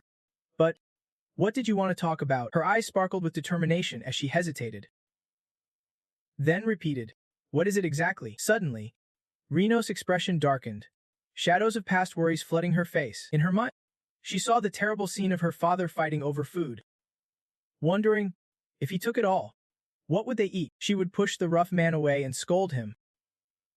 You lolif. Back then, out of love for her dad, Reno ran, clinging to the rude man's leg, screaming, why are you hitting my dad? Why are you hitting my dad? Her mother helplessly reached out, pleading, Reno, stop. The knight showed no mercy, kicked her straight in the stomach, and spat out. Crazy brat. The young girl fell, eyes wide and streaming tears, mouth open but no sound coming out. The knight walked away with a cocky smirk, throwing a nasty jab. If you do not want to be treated like that, then become a knight yourself. You pesky beggars. After he left, Reno's parents rushed over to check on her, remembering those horrific moments. She could not hold back her emotions. Clenching her fists tighter, filled with fierce determination, she slammed her hands on the table, demanding, "Please, agree to be my teacher and train me in swordsmanship." Her words caught Sung-dun off guard, his beer glass pausing mid-air. Then, instead of answering, he slammed his glass down hard on the table, his lips pressed tightly together.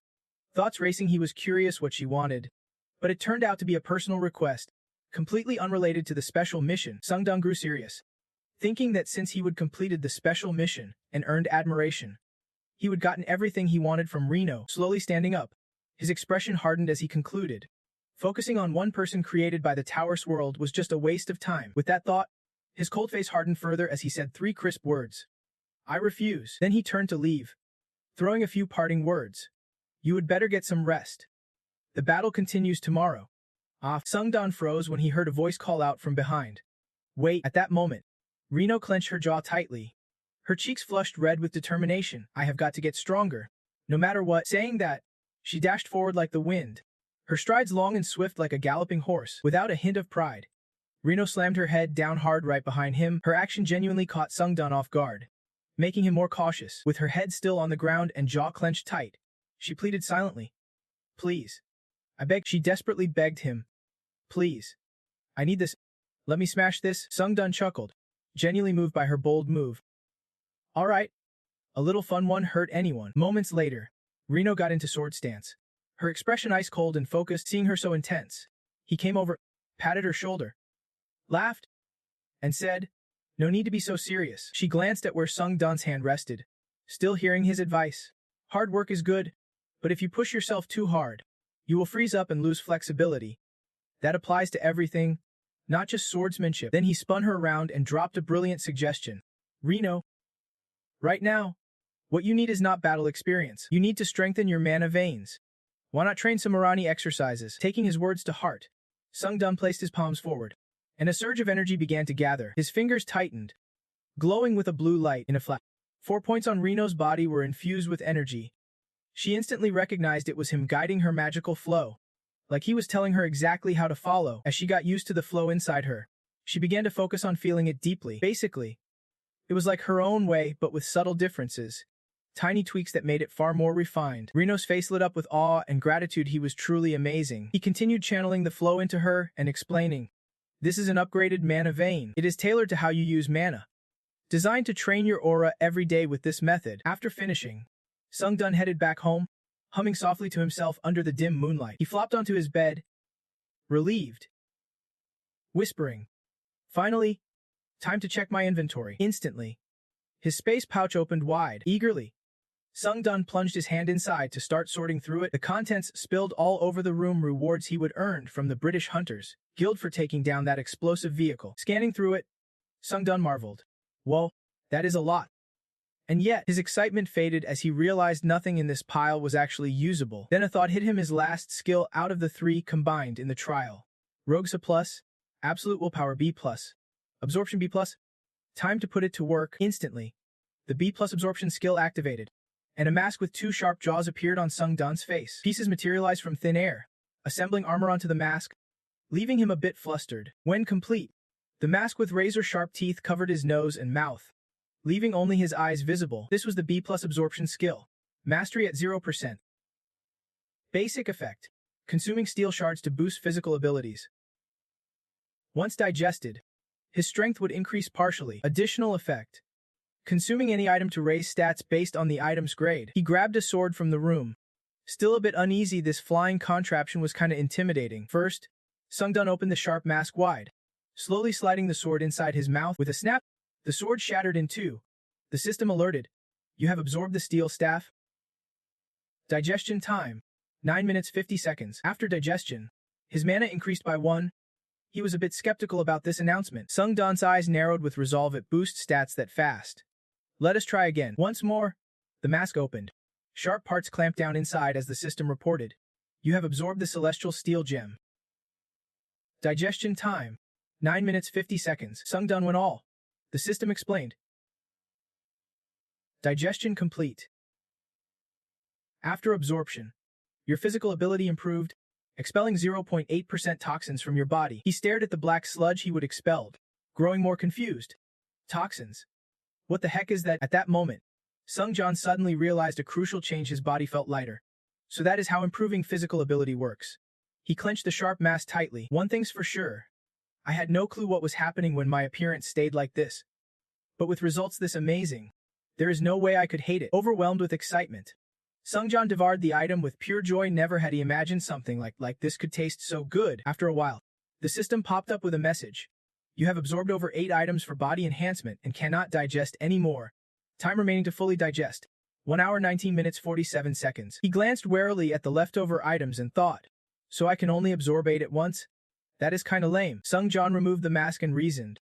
But compared to the growth speed from body absorption, this limit is negligible. The absorption skill deactivated, and he slowly reached into his body to pull something out. Holding the priceless item in his hand, Sung-Jan muttered, I have been curious about this for a while. The Phoenix Breath Seals too. The Black Seal, a gift from the God of Shadows to the Pope, who offered everything to him.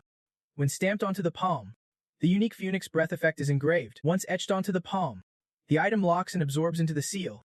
However, this effect disappears once the challenger hand Sung-Jan leaves the 15th trial floor. Reading through it, Sung-Jan calculated that engraving this S-level item onto his body might just make it his once he leaves floor 15. Though the idea of carving something onto my body bugs me a bit, it is worth the shot. With that thought, he raised the Phoenix Breath seal in one hand and pressed his other palm firmly onto the table. Then, Sung-Jan pressed the seal hard onto his palm. Instantly, a notification popped up.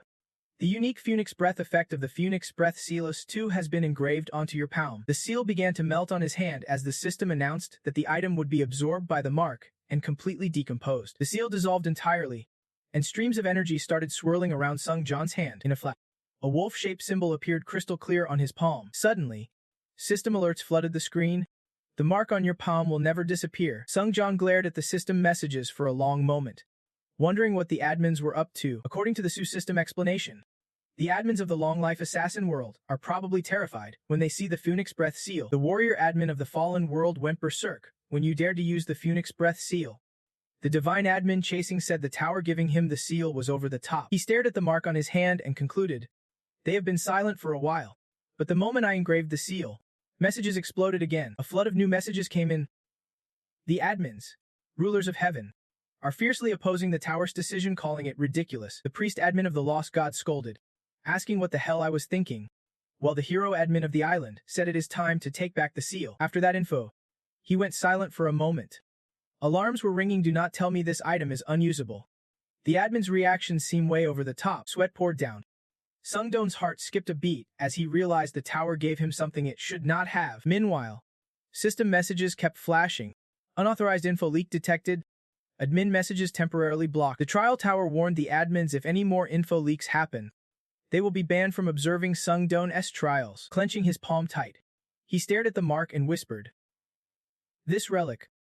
The secrets hidden here are way bigger than I thought. After regaining his composure, Sung-Don's eyes sharpened with determination. Holding the marked hand high, he wondered how he would unleash its full power. Then, the scene suddenly lit up, followed by an announcement from the system. The exclusive Phoenix Breath effect of the Phoenix Breath seal has been activated. You can now offer any talent, skill, or treasure to the god. His eyes widened, a mix of shock and all clear on his face. Sung-Don's expression twisted with doubt. Offering to a god. There is no guarantee the god won't become my enemy. What good does offering even do? Then he pressed his lips together and finally made a decision. Thinking, whatever, let us just see where this goes. Sung-Don pulled out the space pouch.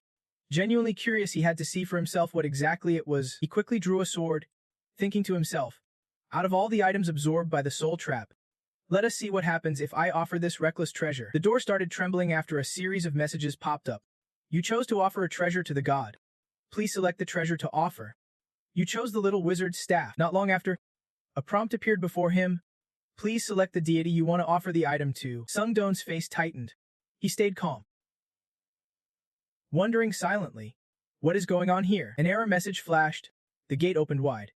No traces of gods were found in your spiritual power. You have been registered as someone bearing divine nature yourself. So the treasure will be offered to you directly. Right in the center of the room, the sword he would just offered lay there. The sword began to radiate light, announcing, You have offered the little wizard's staff to yourself. A fierce beam of light burst from the center of his chest. The two connected. His glow intensified brilliantly, and a notification appeared. You have converted this item into spiritual power and stored it in your heart. The sword vanished into nothingness. Hundreds of questions swirled inside Sung Don's mind. What just happened? Offering the treasure to himself, he stood there frozen as the light faded. He silently confirmed, I do not know if it worked, but one thing's for sure. I can now increase my spiritual power on my own, something I could not do before. The door slammed shut right in front of him. Sung Don slipped his hand into his jacket pocket, muttering to himself, even if I am not great at handling spiritual power yet. Whatever. As long as I keep accumulating it, that power will become more and more useful. So from now on, I will keep gathering spiritual power bit by bit, because no one knows when I will need it. He pulled out a second spiritual item from his body. And another one, this one. Sung Don wrapped that piece around the sword's hilt, deciding he would keep it close. Outside, the space grew dark. Alongside his thoughts, the tower won. Just give this to me for no reason. There will be a time I will need it. Day after day, battles between factions erupted non-stop. Sung Don won several fights, and the allied mercenaries and priests regained their confidence. The enemy cursed wildly, screaming, run, murderer, damn soul tormentor. They even called forth demons. Honestly, everyone was on the brink of disaster, including him. With each strike, Sung Don charged forward, finishing off foes one by one. The holy relic fluttered on his sword's hilt. Sung Don wondered silently, what is there to worry about? If it keeps going like this, the trial will end smoothly. Just then, the soldiers all turned toward the sky at a single gesture. What is happening up there? Look, right now. A deep crimson hue covered the surroundings, and swirling streams of magical energy spun in the sky. Something strange caught Sung Don's attention, forcing him to spin around and look back. The sky seemed torn open by mysterious forces, magical energy spreading rapidly from that spot. A wave of unease crept over him, his mind spiraling into chaos. This feeling. Sung Don's face tensed up, his eyes wide with terror, his heart screaming, this can't be happening. At this moment, a pillar of light carrying divine wrath slammed down. The system announced, the power of divine punishment has descended. Like a hammer pounding the altar, it rushed straight toward the stunned soldiers. He clenched his eyes shut, fully aware of one thing. This is dangerous. Without hesitation, Sung Don raised his hand high, unleashing his ultimate technique, a counterstrike. Pushing back with all his might, the divine power struck like a fierce tiger, but his small figure surged forward to meet it head-on. With overwhelming force, the clash shattered the enemy's attack into pieces. The power vanished, leaving a terrifying hole in the clouds above. On the ground, dust billowed thick as Sung Don stood firm, dual swords raised in defense. He quickly turned to check on everyone's condition. The divine hole appeared amid fallen soldiers, some risking their lives, others barely surviving with broken bodies. Sung Don growled in frustration, clicking his tongue, then glanced at the thing that triggered that powerful strike. White feathers began drifting down in the middle of the air. Jurun Navia appeared, wings spread wide and white, while beside him, the voice of the dark god's loyal hound spat curses. He clasped his hands, eyes closed, mouth whispering, I bring good news for you. Then, he threw his arms wide, striking a heroic pose as a thunderous roar echoed the mercy of a god. Jurun's dark eyes snapped open, a twisted smile creeping across his face. Divine punishment has been cast upon you. Sung Don froze, his gaze locked on the chaos unfolding before him. Then he clenched his teeth, a cold realization settling in just as he feared from the start. Alone in the vast void, Jurun received a system message. The war god had drained a massive amount of holy power to unleash an incomplete descent. During descent, the god can use divine myths or powers, and since this descent was not perfect, Jurun could not fully tap into his holy energy. The difficulty level for Challenger Han Sung Don's 15th floor trial ramped up dramatically. Anxiety crept. Those two words war god itched deep into his subconscious. Moments later, the system declared the trial tower deemed Sung Don's increased difficulty acceptable. The trial would not be cancelled. That news sent him into a rage. You can just make decisions without asking me first. Sung Don looked up, floating in the sky. Jurun's eyes met his. A voice echoed in his mind. Finally, I can personally take down this mutt. Jurun's gaze sharpened with deadly intent. The threat was clear. Regret ever challenging a god. He regained his composure, bracing himself with the grim thought. If he did not give it everything, he would be finished. Once again, Sung Don took form, ready to strike. Instant skill activations fired off. The wind-like elegance skill kicked in, boosting his speed by 70%. Skill stacks hit 7 out of 7. Battle focus activated, sharpening his concentration 20-fold. The supreme blood power technique ignited. Sung Don grinned, confidence flooding back. Good. At this rate, I can finish this fast. No sooner had the thought crossed his mind than Jurhan suddenly lunged at him. Firm hands gripped Sung Don's defiant face, swift and brutal. Jurhan slammed him down. The ground shattered beneath the impact, but he did not stop there. Jurhan raised a hand high, commanding a newly formed sword of light. His hand swept across Sung Don's face. The sword slammed down like a hammer, blood exploding from his mouth. A fierce strike left Sung Don defenseless. Blood gushed uncontrollably in the blink of an eye. His blood soaked the area, followed by the cold system message. You have died. And just like that, Sung Don plummeted into a dark, bottomless abyss. Eyes tightly shut, blood splattered with every fall. Suddenly, Sung Don snapped his eyes open, a thought striking him. Wait, he stared down at the giant hole in his chest, confirming the harsh truth: the god's servant had killed him. He was really dead. Memories of school days flooded his mind. Then came the moment he got the system board and frantically clawed his way to complete the mission. Throughout his climb up the tower, countless events unfolded, not just battles with gods. Along the way, he met so many supporters who stood by him, and just as many who envied, hated, and sought to destroy him, but he fought to overcome every obstacle. Sung Don recalled familiar faces, realizing how many people he would come to know through it all. Back in the present, his eyes were tinged with a somber reflection. Win or lose, he had given his all. That is just the way life goes. The blood-soaked hole in his chest was proof enough. Sung Don silently accepted the truth. He forced a smile, tears welling deep within like a silent farewell. There was no choice but to accept it. Death was just part of the deal. Facing the endless darkness, the quiet void stirred his thoughts. Maybe he just had not made peace yet, but this eternal night felt strangely calm, almost peaceful. Suddenly, a woman dressed head to toe lunged him from behind and wrapped him in a tight hug. He froze, stunned by the unexpected embrace. Sung Don quickly spun around, alert and cautious, but instead of anger, she burst out laughing. Don't worry, my child. I am not your enemy. Sung Don furrowed his brow, sweating nervously as he asked, Ooh, who are you? She placed a hand on his shoulder, explaining, this is just a fragment of me. A simulation, but you not recognizing me, even after I waged a holy war for you. That really hurts. He blinked, confused. Wait, so you are the Dark God? The Dark God reached out, one finger aiming to touch Sung Don's hand. Impressive? You figured it out so fast. You really are a smart kid. But before she could touch him, Sung Don raised his hand to block her. He shot her a warning glare. Don't you dare touch me. The Dark God smiled mysteriously and said, Not the right time yet, but you will understand soon. I am not your enemy. She slowly stepped back, leaving him a parting message. The tower has sensed my presence. I should leave. The more you worship me, the stronger you become. As he began to open his eyes again, Sung Don felt a flicker of confusion. A radiant light started glowing behind him. The Dark God's final words echoed. Everything around you will change. And the scene around him shifted eerily. Sung Don now stood under a crimson rain of sacred swords. He paused silently for a moment, scanning his surroundings. Reaching out, he gripped the sword hilt. His system immediately announced, The Dark God has smiled upon you. He has granted you powers that only the truly devoted can wield. Meanwhile, Jurhan stared at the weapon lodged in Sung Don's body. As the weapon slowly dissolved, his face froze in disbelief. Jurhan glared at the huge wound in Sung Don and muttered, This is the end for anyone who dares defy the gods. The villagers witnessing this scene clutched their heads in fear. The swordsman is dead. What do we do now? Jurhan caught wind of their cries and sneered. Weak humans.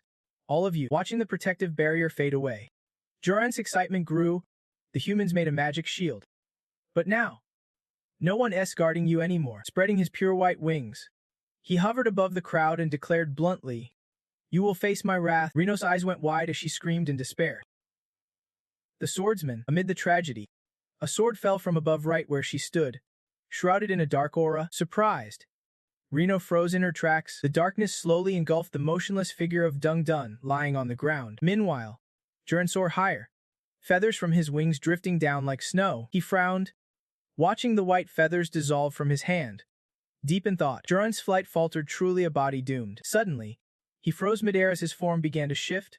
The system announced, Your war god's reign as your successor has ended. In an instant, his red hair and godly powers vanished, revealing Jurhan's true face. Now drenched in sweat, his blonde bangs swept to one side, partially hiding his face in mystery. He forced a smile, thinking, This might be the last time I can wield the war god's power. Then, with a sudden burst, he exclaimed, But, his whole body filled with awe, I have received the holy blessing from the gods. So I am way stronger now. Leaning back, he laughed maniacally. Now I have power of my own. In this tower, I am the strongest being around. But then, like a cold splash in the face, a system alert hit Jurun. The war god warned him to act quickly and carry out divine punishment, without hesitation. Blushing but determined, he accepted the order. All right. This will be quick. Humans can stand against me, and those who follow them will soon be wiped out. But before he could do anything, a blazing beam of light shot straight down where he was standing. The sky above Maiden darkened, swirling into a thick, ominous cloud, while strange energies churned below. At the center, a beam of light blasted upward into the heavens. Jurun stared at the terrifying black vortex beneath him, panic rising, and blurted out, "What the hell is this?" At the same time, constant updates flooded in, as tear healing skill activated. By its power, you will be resurrected. After revival, you will be blessed. Just when everyone thought it was over for him, he suddenly stood up amid a cloud of dust and smoke. The system's voice rang in his ear. You have been resurrected. The gods have granted you a new power, the essence of death itself. More notifications popped up. You have been infused with holy energy, and the essence of death has been etched into your heart. All previous wounds have been fully restored. The challenger has been recognized as an apprentice disciple, and has gained the power of a god. Though much remains before reaching true divinity, Sungjun, clad in his armor, reversed his stance to fight. The challenger now wielded godlike power, empowered by divine decrees. Those holy decrees were death, darkness, and wrath, all the might of the dark gods combined and unleashed. Jurun could not stand it. He screamed madly. No way this is happening. A disciple of the dark gods here. This place clearly has no connection to their system, but all he got in return was deadly silence from Sungjun, whose pupils glowed fiercely as if ready to devour him alive. He hastily reached out, convinced that within this tower, he was still the strongest. Sungjun stood unmoved below as Jurun summoned a massive spear with a razor-sharp tip, hurling it straight at him in the blink of an eye. Sungjun faced the piercing tip hurtling toward him at the speed of light. It drew closer and closer. Yet he did not budge a single step, just raised his hand, radiating black magical energy. Sungjun's eyes blazed, and he commanded, "Devour it." The terrifying weapon was swallowed whole by his dark energy, growing soft and pliable in the middle before bending and then vanishing. In an instant, Sungjun's spiritual power dissipated, leaving only swirling black smoke drifting around him. He narrowed his eyes, puzzled what the helmet on his face melted away, revealing half of Sungjun's real face. A flicker of recognition crossing his gaze. Sungjun locked eyes with Jurun, cold and sharp, and declared, "I remember now, you are the one who killed me in the 36 stratagems. The best plan is always the top one." So he spun around and flew off, swearing under his breath. Damn it, he did not bother to chase, merely sheathing the jagged sword in his hand. Sungjun glanced after the retreating shadow, silently calculating the distance 70 meters. The system flashed quickly. You used the death decree. The essence of death has merged with the death decree, greatly amplifying your dark godly power. Instantly, he pointed his sword forward, unleashing a terrifying surge of energy toward him. The words echoed out just as Jurhan's body was split in two. He screamed in agony, clutching his half-shattered face. Sungjun stood still, watching the energy burst from his sword. Awestruck, this power was far greater and more terrifying than Nam Gong Hee's sword techniques. He gripped the sword and took a step forward as his helmet dissolved, the system announcing, "Your dark god form has fully unleashed its power." Sungjun exhaled deeply, relief washing over him. Finally, it was over. Looking down at Jurun's split corpse on the ground, he thought, now I have truly become a disciple of the dark gods. Since this guy was not a war god specialist, I was able to take him down easily. Sungjun muttered, "He has been split in two, no way he is coming back." Then he glanced back. A wasteland strewn with a few corpses made him conclude that the disciples from both sword sects had already fled. Sungjun calculated in his mind, I probably need to hit the road now. The other soldiers might need backup. There is still a tough battle ahead for them. Just then, Jurun behind him suddenly stirred, his two halves of a body slowly knitting back together. Jurun slammed the pieces back with a blazing red seam down his middle, swearing furiously. Damn it! His eyes darted wildly as he spat out. I did not expect you to have the power of the dark god's disciple. But no way you are taking me down that easily. In an instant, Jurun's pupils turned blood red. He screamed with hatred. I will keep fighting you with my own strength. This time, you won't take me down so simply. Sungjun felt a mix of confusion and worry as the system announced, only 12 minutes and 47 seconds left before you return to normal. He raised his arm, bracing to block the barrage of sharp weapons raining down from above. Sungjun jolted as he looked up. The deadly spears were hurtling straight at him. He furrowed his brow, tense and guessing. Are those the same spears that nearly killed me before? The system quickly triggered his indomitable will skill and activated the legendary Warrior's Martyrdom mode, boosting all stats by 18 and unlocking a special resilience effect. Right then, Sungjun, gripping two swords and clad in his awe-inspiring armor, took a battle-ready stance. From above, he gently lowered his palms downward. Streams of sharp weapons, forged from Jurian's spirit energy, shot straight down. He teleported at lightning speed. Wherever he went, the spears stabbed into the ground, shattering the earth into tiny fragments. While dashing forward, a flash of golden energy suddenly descended toward the spot where he was about to pass. In the blink of an eye, the golden light nearly grazed the top of Sungjun's head. Luckily, his reflexes were sharp. One quick jump to the side, and he dodged it. The energy blasting the spot he had just left, Sungjun quickly planted both feet firmly, stepping back cautiously. Just as he raised his sword to strike, a hand suddenly grabbed his wrist from behind. No one else but Jurian, gripping both of Sungjun's wrists tightly, pulling him back to restrain him. Jurian's eyes turned pitch black with contracted pupils. Coldly, he snarled, "I will crush you." He glared back with clenched teeth, staring daggers at this damn fool. His wings unfurled into the air, forming two monstrous arms, each palm tipped with razor-sharp claws. Under Jurian's control, the claws lunged toward Sungjun's head. He immediately shouted, "Chanju!" Instantly, black spirit energy surged in. It tore into Jurian's hands mercilessly, shredding flesh without mercy. Pieces fell away, leaving Jurian stunned in disbelief. He froze, trying to make sense of what was happening. Seizing the moment to break free from Jurian's grip, Sungjun raised his sword high, unleashing a blinding light paired with an eerie laugh. The sword's awakened voice echoed, "Finally, my time to shine." "Chot no." It faltered. Huh. The severed parts of Jurian reconnected seamlessly, as if no time had passed at all. The one trapped inside the sword could not help but be shocked by this resurrection. What the hell just happened? A god? Seriously? Why would a god bother showing up during a run-of-the-mill trial like this? After that crazy sudden spike in difficulty, even I was taken aback.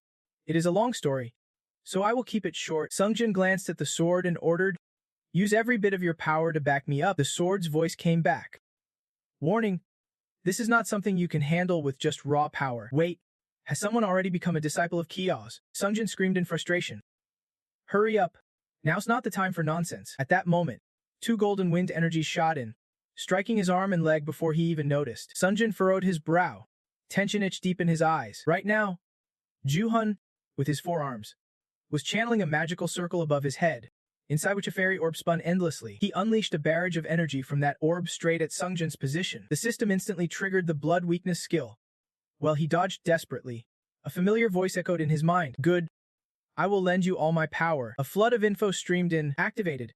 True Blood Soul Master Sword Skill Magic Burst unleashed. Bonus: your magical power has increased. Activated. True Blood Soul Master Sword Skill boosted cognition for quicker thinking. Your reaction speed has multiplied several times over. Activated. True Blood Soul Master Sword Skill Minor Focus. Bonus: B. A secondary skill was created to speed up magic flow. Durability of the True Blood Soul Master Sword is dropping at 0.4% per second. The True Blood Soul Master Sword could disappear at any moment. Sungjun stared at the sword, speechless. He let out a laugh of disbelief. Thought it was all talk.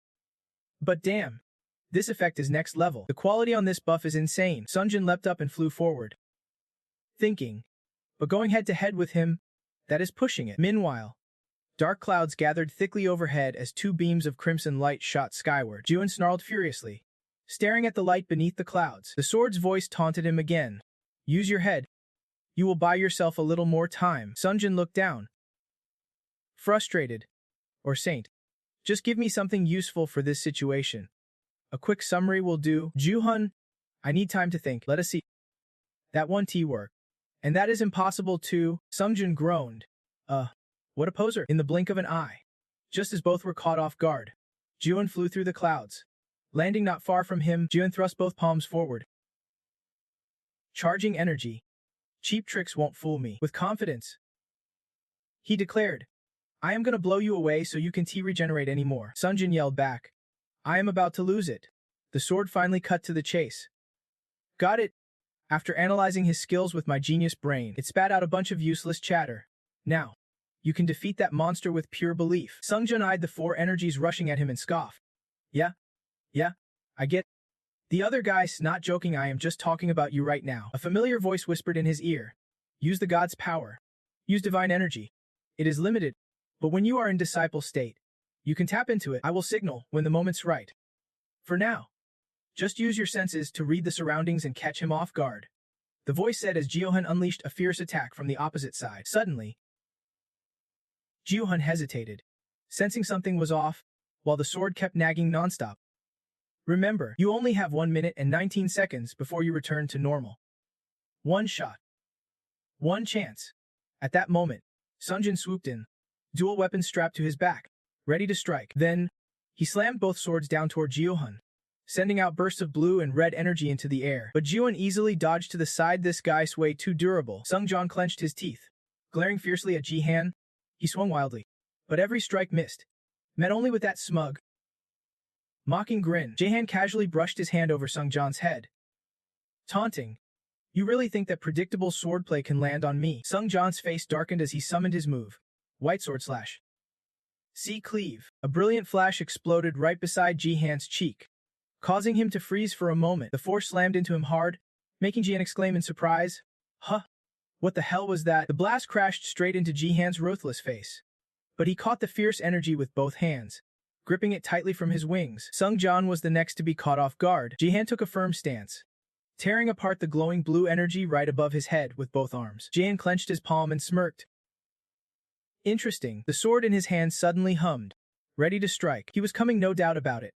Before Sungjin could react, Jihan lunged forward again, thrusting a sharp spear straight at him. A barrage of deadly spears shot past Sungjin's position, forcing him to dodge one after another carefully. Jihan closed in, pushing his spear forward with both hands. Sungjin flinched as he locked eyes with those twin spear tips and Jihan's imposing figure. Sungjin treated the man like he was trying to dodge the two spears, but contrary to his expectation, Sungjin's two swords were immediately sucked in by the spear's power, forcing him to stop and gasp. My swords are being held back by some kind of space trap. At the same time, Jihan summoned yet another spear aimed straight for Sungjin's head. Sungjin looked up, cursing. Damn it!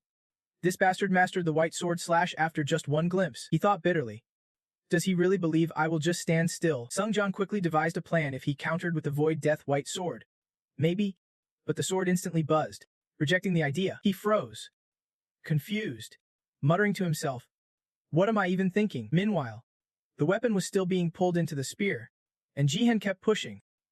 Trust me. Sungjin braced himself, eyes locking on the spear tip rushing at him.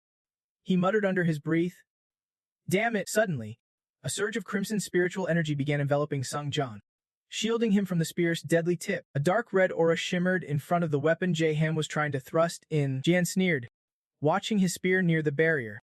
"You really think you can block this with your power?" Meanwhile, Sungjin stood frozen inside the red aura when that familiar mocking voice echoed. Paf! In that moment, the spear tip hovered just inches from Sungjin's face. Using his divine senses, Sungjin instantly leaned back. The whites of his eyes turned pitch black, and his entire being radiated an aura of invincibility. The system quickly announced, Divine Sense Immortality activated. Ignore recovery limits and death-triggered penalties. He dodged sharply to the side, sending the spear tip smashing into a nearby rock face. A voice echoed from his sword. You can T-block that. The void energy will tear you apart. Meanwhile, a shower of red stones rained down from the sky. They reminded Sungjin that these could distract Jihan and temporarily restrain his movements. And sure enough, Jihan was now wildly spinning, trying to dodge the falling debris. But how could he dodge them all? Within seconds, his entire body was engulfed in red. Jihan clenched his palm, desperate to break free but trapped. Then a voice urged urgently, "That cage won't hold for long, take out the madman now." He panted, thinking, because of the divine transformation, my holy energy's draining too fast. I can only use divine sense 1 or 2 more times. Sungjin did not hesitate. He dashed straight toward Jihan's imprisoned form. System announcement. Divine sense death activated. Absolute death has been sealed into your sword. He swung his sword in a flawless arc, unleashing a terrifying aura blast. The force slammed directly into Jihan's face without mercy. His head was quickly flung off his body, blood spraying wildly everywhere. The sword pointed high into the sky, then swung wide, time to strike. Jihan's hand started to tingle, cracks slowly forming on that circular shape. In an instant, the thing imprisoning him shattered into tiny fragments. Even his opponent was stunned by what just happened. What the hell? There he stood, headless but still speaking, his voice echoing in the air. Though this was only a fraction of the holy power I possess, who do you think a god's body could behave like an ordinary human? Suddenly, His eyes flashed, time perception glitched, double strike. Once again, he slashed as the system announced, Divine Sword Technique activated. Special effect. Double strike. Jaehan leaned back, eyes wide as a terrifying energy surged toward him. What the hell? He hurriedly raised both hands to block. Wait a sec. Instantly, the spiritual force crashed down where Jaehan stood. He frantically braced himself with all four arms. That raw power was relentless, pushing Jaehan to the brink. Never seen anything this brutal in the 13th floor before. The two double strikes collided, forming X. Just as his body was ripped apart into pieces, a flood of info poured in. Congratulations. You have cleared floor 15 of the trial tower. The reward, the Nameless God SSS Protective Armlet, has been added to your inventory. You have earned 100,000 points, 5,000 items, plus an additional 5,000 item completion bonus. The Nameless God SSS Divine Jade has been transferred to your inventory. Please proceed to the waiting room. Now Sungjin burst out laughing in disbelief. It is really over. Suddenly, a tremor shakes the ground beneath him, throwing him off balance for a moment. Sungjin quickly lands on the ground, slamming his fist down with epic swagger. System notification. Achievement unlocked. Rebirth. Rebellion. All abilities increased by 4 points. He soaked in the victorious energy, staring straight ahead. Sungjin, sword in hand, stood amidst the vastness, listening. Every skill of the Supreme Blood Demon Sword's soul had vanished. Its durability dropped to 9.4%. Sungjin glanced sideways and asked, "You okay?" Silence answered, making him suspicious. Turns out Jonggu was sitting behind, complaining. Honestly, who do you think I would survive facing a god wielding the blood form? She ran a hand through her hair, sighing. Lucky it was not the full blood form, or we would both be dead. Sungjin frowned suspiciously. Jonggu, he gawked. You are a girl, but you sound like a dude. Jonggu raised an eyebrow warningly. Don't judge me by appearances. I stand atop the blood-kneeling sect. Do not reduce me to just my gender. Sungjin awkwardly asked, Yeah? Wait, did you always have the power to manifest like this? She watched him cluelessly twirl his sword and explained, Of course not. I do not know why exactly, but I think it is because of you. How much your divine power and mine can meld, that is my guess. Sungjin was dumbfounded. Jonggu jumped off the rock and continued, stretching both palms forward, letting droplets of her blood fall to urge him on. I can hold this form long. Let us get this done fast. He blinked, repeating slowly, Get this done. Jonggu's eyes burned with fierce determination as she stared at her blood drops. Blood absorption. Suddenly, crimson spiritual energy radiated from her entire body. The system flashed nonstop. Special effect of Supreme Blood Demon Sword. Blood absorption. Activated. Absorb promising disciple Gerard Nevia. Item rank boosted to 2800, 1800. Through this, the embedded skill Great God Deficiency B was slotted into the specialized blood-sucking position. Sungjin's eyes widened, watching Jonggu's blood droplets envelop him. Then they vanished. She grinned. This is my original blood absorption form. The skill's effect was way stronger than before. He frowned, speechless. She yawned, exhausted. Still, why did you have to fight a god? You owe me that story. Now after using the skill, I am sleep. Jonggu merged into Sungjin's sword, leaving a final message. We will talk later. Once again, he stood alone in the vast, endless world. Sungjin slowly approached where Gerard had collapsed, his hand twitching faintly beneath his wings. His eyes snapped open at the strange movement. Sungjin raised his sword. Alert, he wondered. Is he really not dead? But did not I just see the message saying the trial was complete? Sure enough, Gerard's body was steering, a red circle floating just above his neck. That circle morphed into a horrifying, sinister eye. The corpse was rising, and Sungjin gasped. Damn it! How is this possible? He frantically recalled the system's notification. The trial ends when the holy war is successfully completed within the time limit. Sungjin frowned thoughtfully. Maybe because he can do anything else. The tower just marked the trial as finished. He pictured himself facing a god and pondered, I remember the message about a huge amount of divine power being paid back. When the god met me privately, and the war god had to pay a massive price to intervene, anything more would be too much. Gerard's eye suddenly blazed as he snarled, I swear, I will kill you. Do not think this is the end. Sungjin stood there gripping his sword, lost in thought. One lesson learned after all this chaos. The one who received the holy power showed no sign of divinity. Sungjin fell silent for a moment. He pictured himself soaring off Earth, telling himself he would earn a chance to reach the divine realm. Sungjin revealed his mysterious energy, standing before the crimson circle. He guessed the reason the war god hated him was because the god feared a new divine being was being born. He immediately steadied his grip on the sword, Certain now everything was clear, raising his blade against that eerie eye. Sung Jan reminded himself, the war god tried to kill him using divine wrath. But Gerard was just a weak pawn, a mere dog of the tower. Boldly, he slashed straight down, splitting the figure in two. Sung Jan thought silently, while the other stood firm.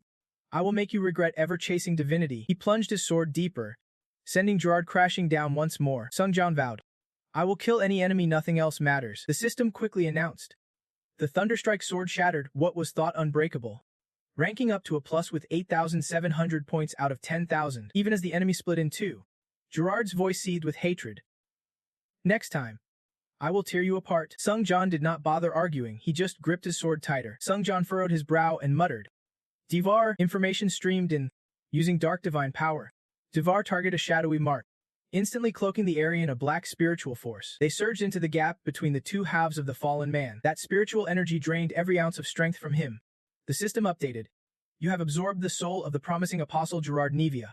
Mastery increased by 7.7%. He silently mused, predicting the soul used as a vessel for the god's descent must be valuable. This did not look like the war god's death. Suddenly, Sung Jan stiffened.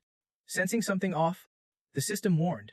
Because you absorbed a soul stronger than yours, the divine judgment power has activated. Judgment succeeded.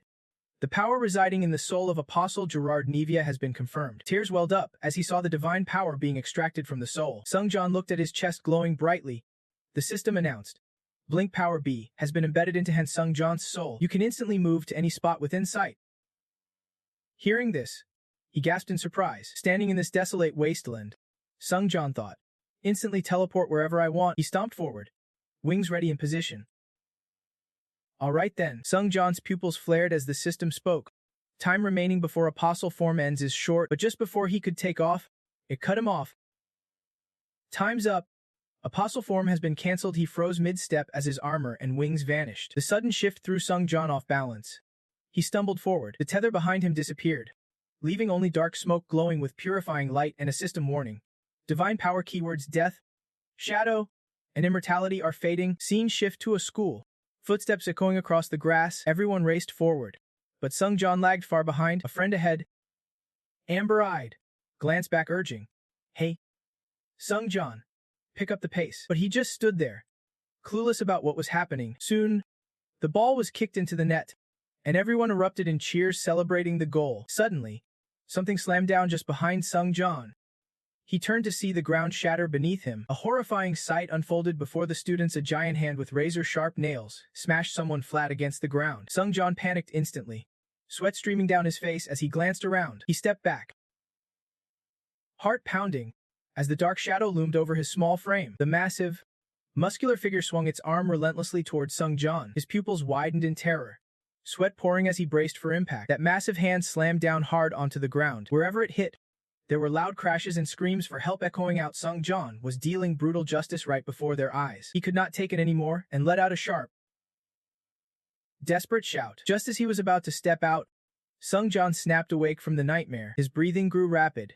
Panic etched deep on his face. He sat dazed, wondering what kind of nightmare could mess him up this bad. Had he actually fainted? The system quickly popped up, thanks to the rock-solid mental power.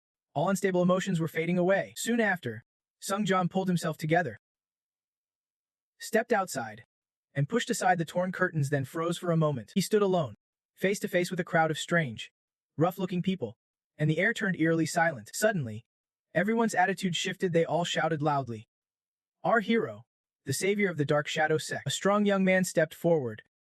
The girl beside him spoke up, I am sorry for speaking disrespectfully before. Please forgive me. Commander Renault told me everything. Suddenly, a voice boomed from behind, forcing everyone to part and turn around. The heavy footsteps approached as a calm voice asked, Are you really the savior of the Dark Shadow sect? The man fell to his knees, hands raised as he demanded, Dark Shadow sect, why have not you helped us all this time? While we have suffered countless pains. Sung Jan's face darkened. He was speechless in the face of this accusation. He stepped forward, placed his hands on the old man's shoulders, and said, You have to choose the right moment for everything.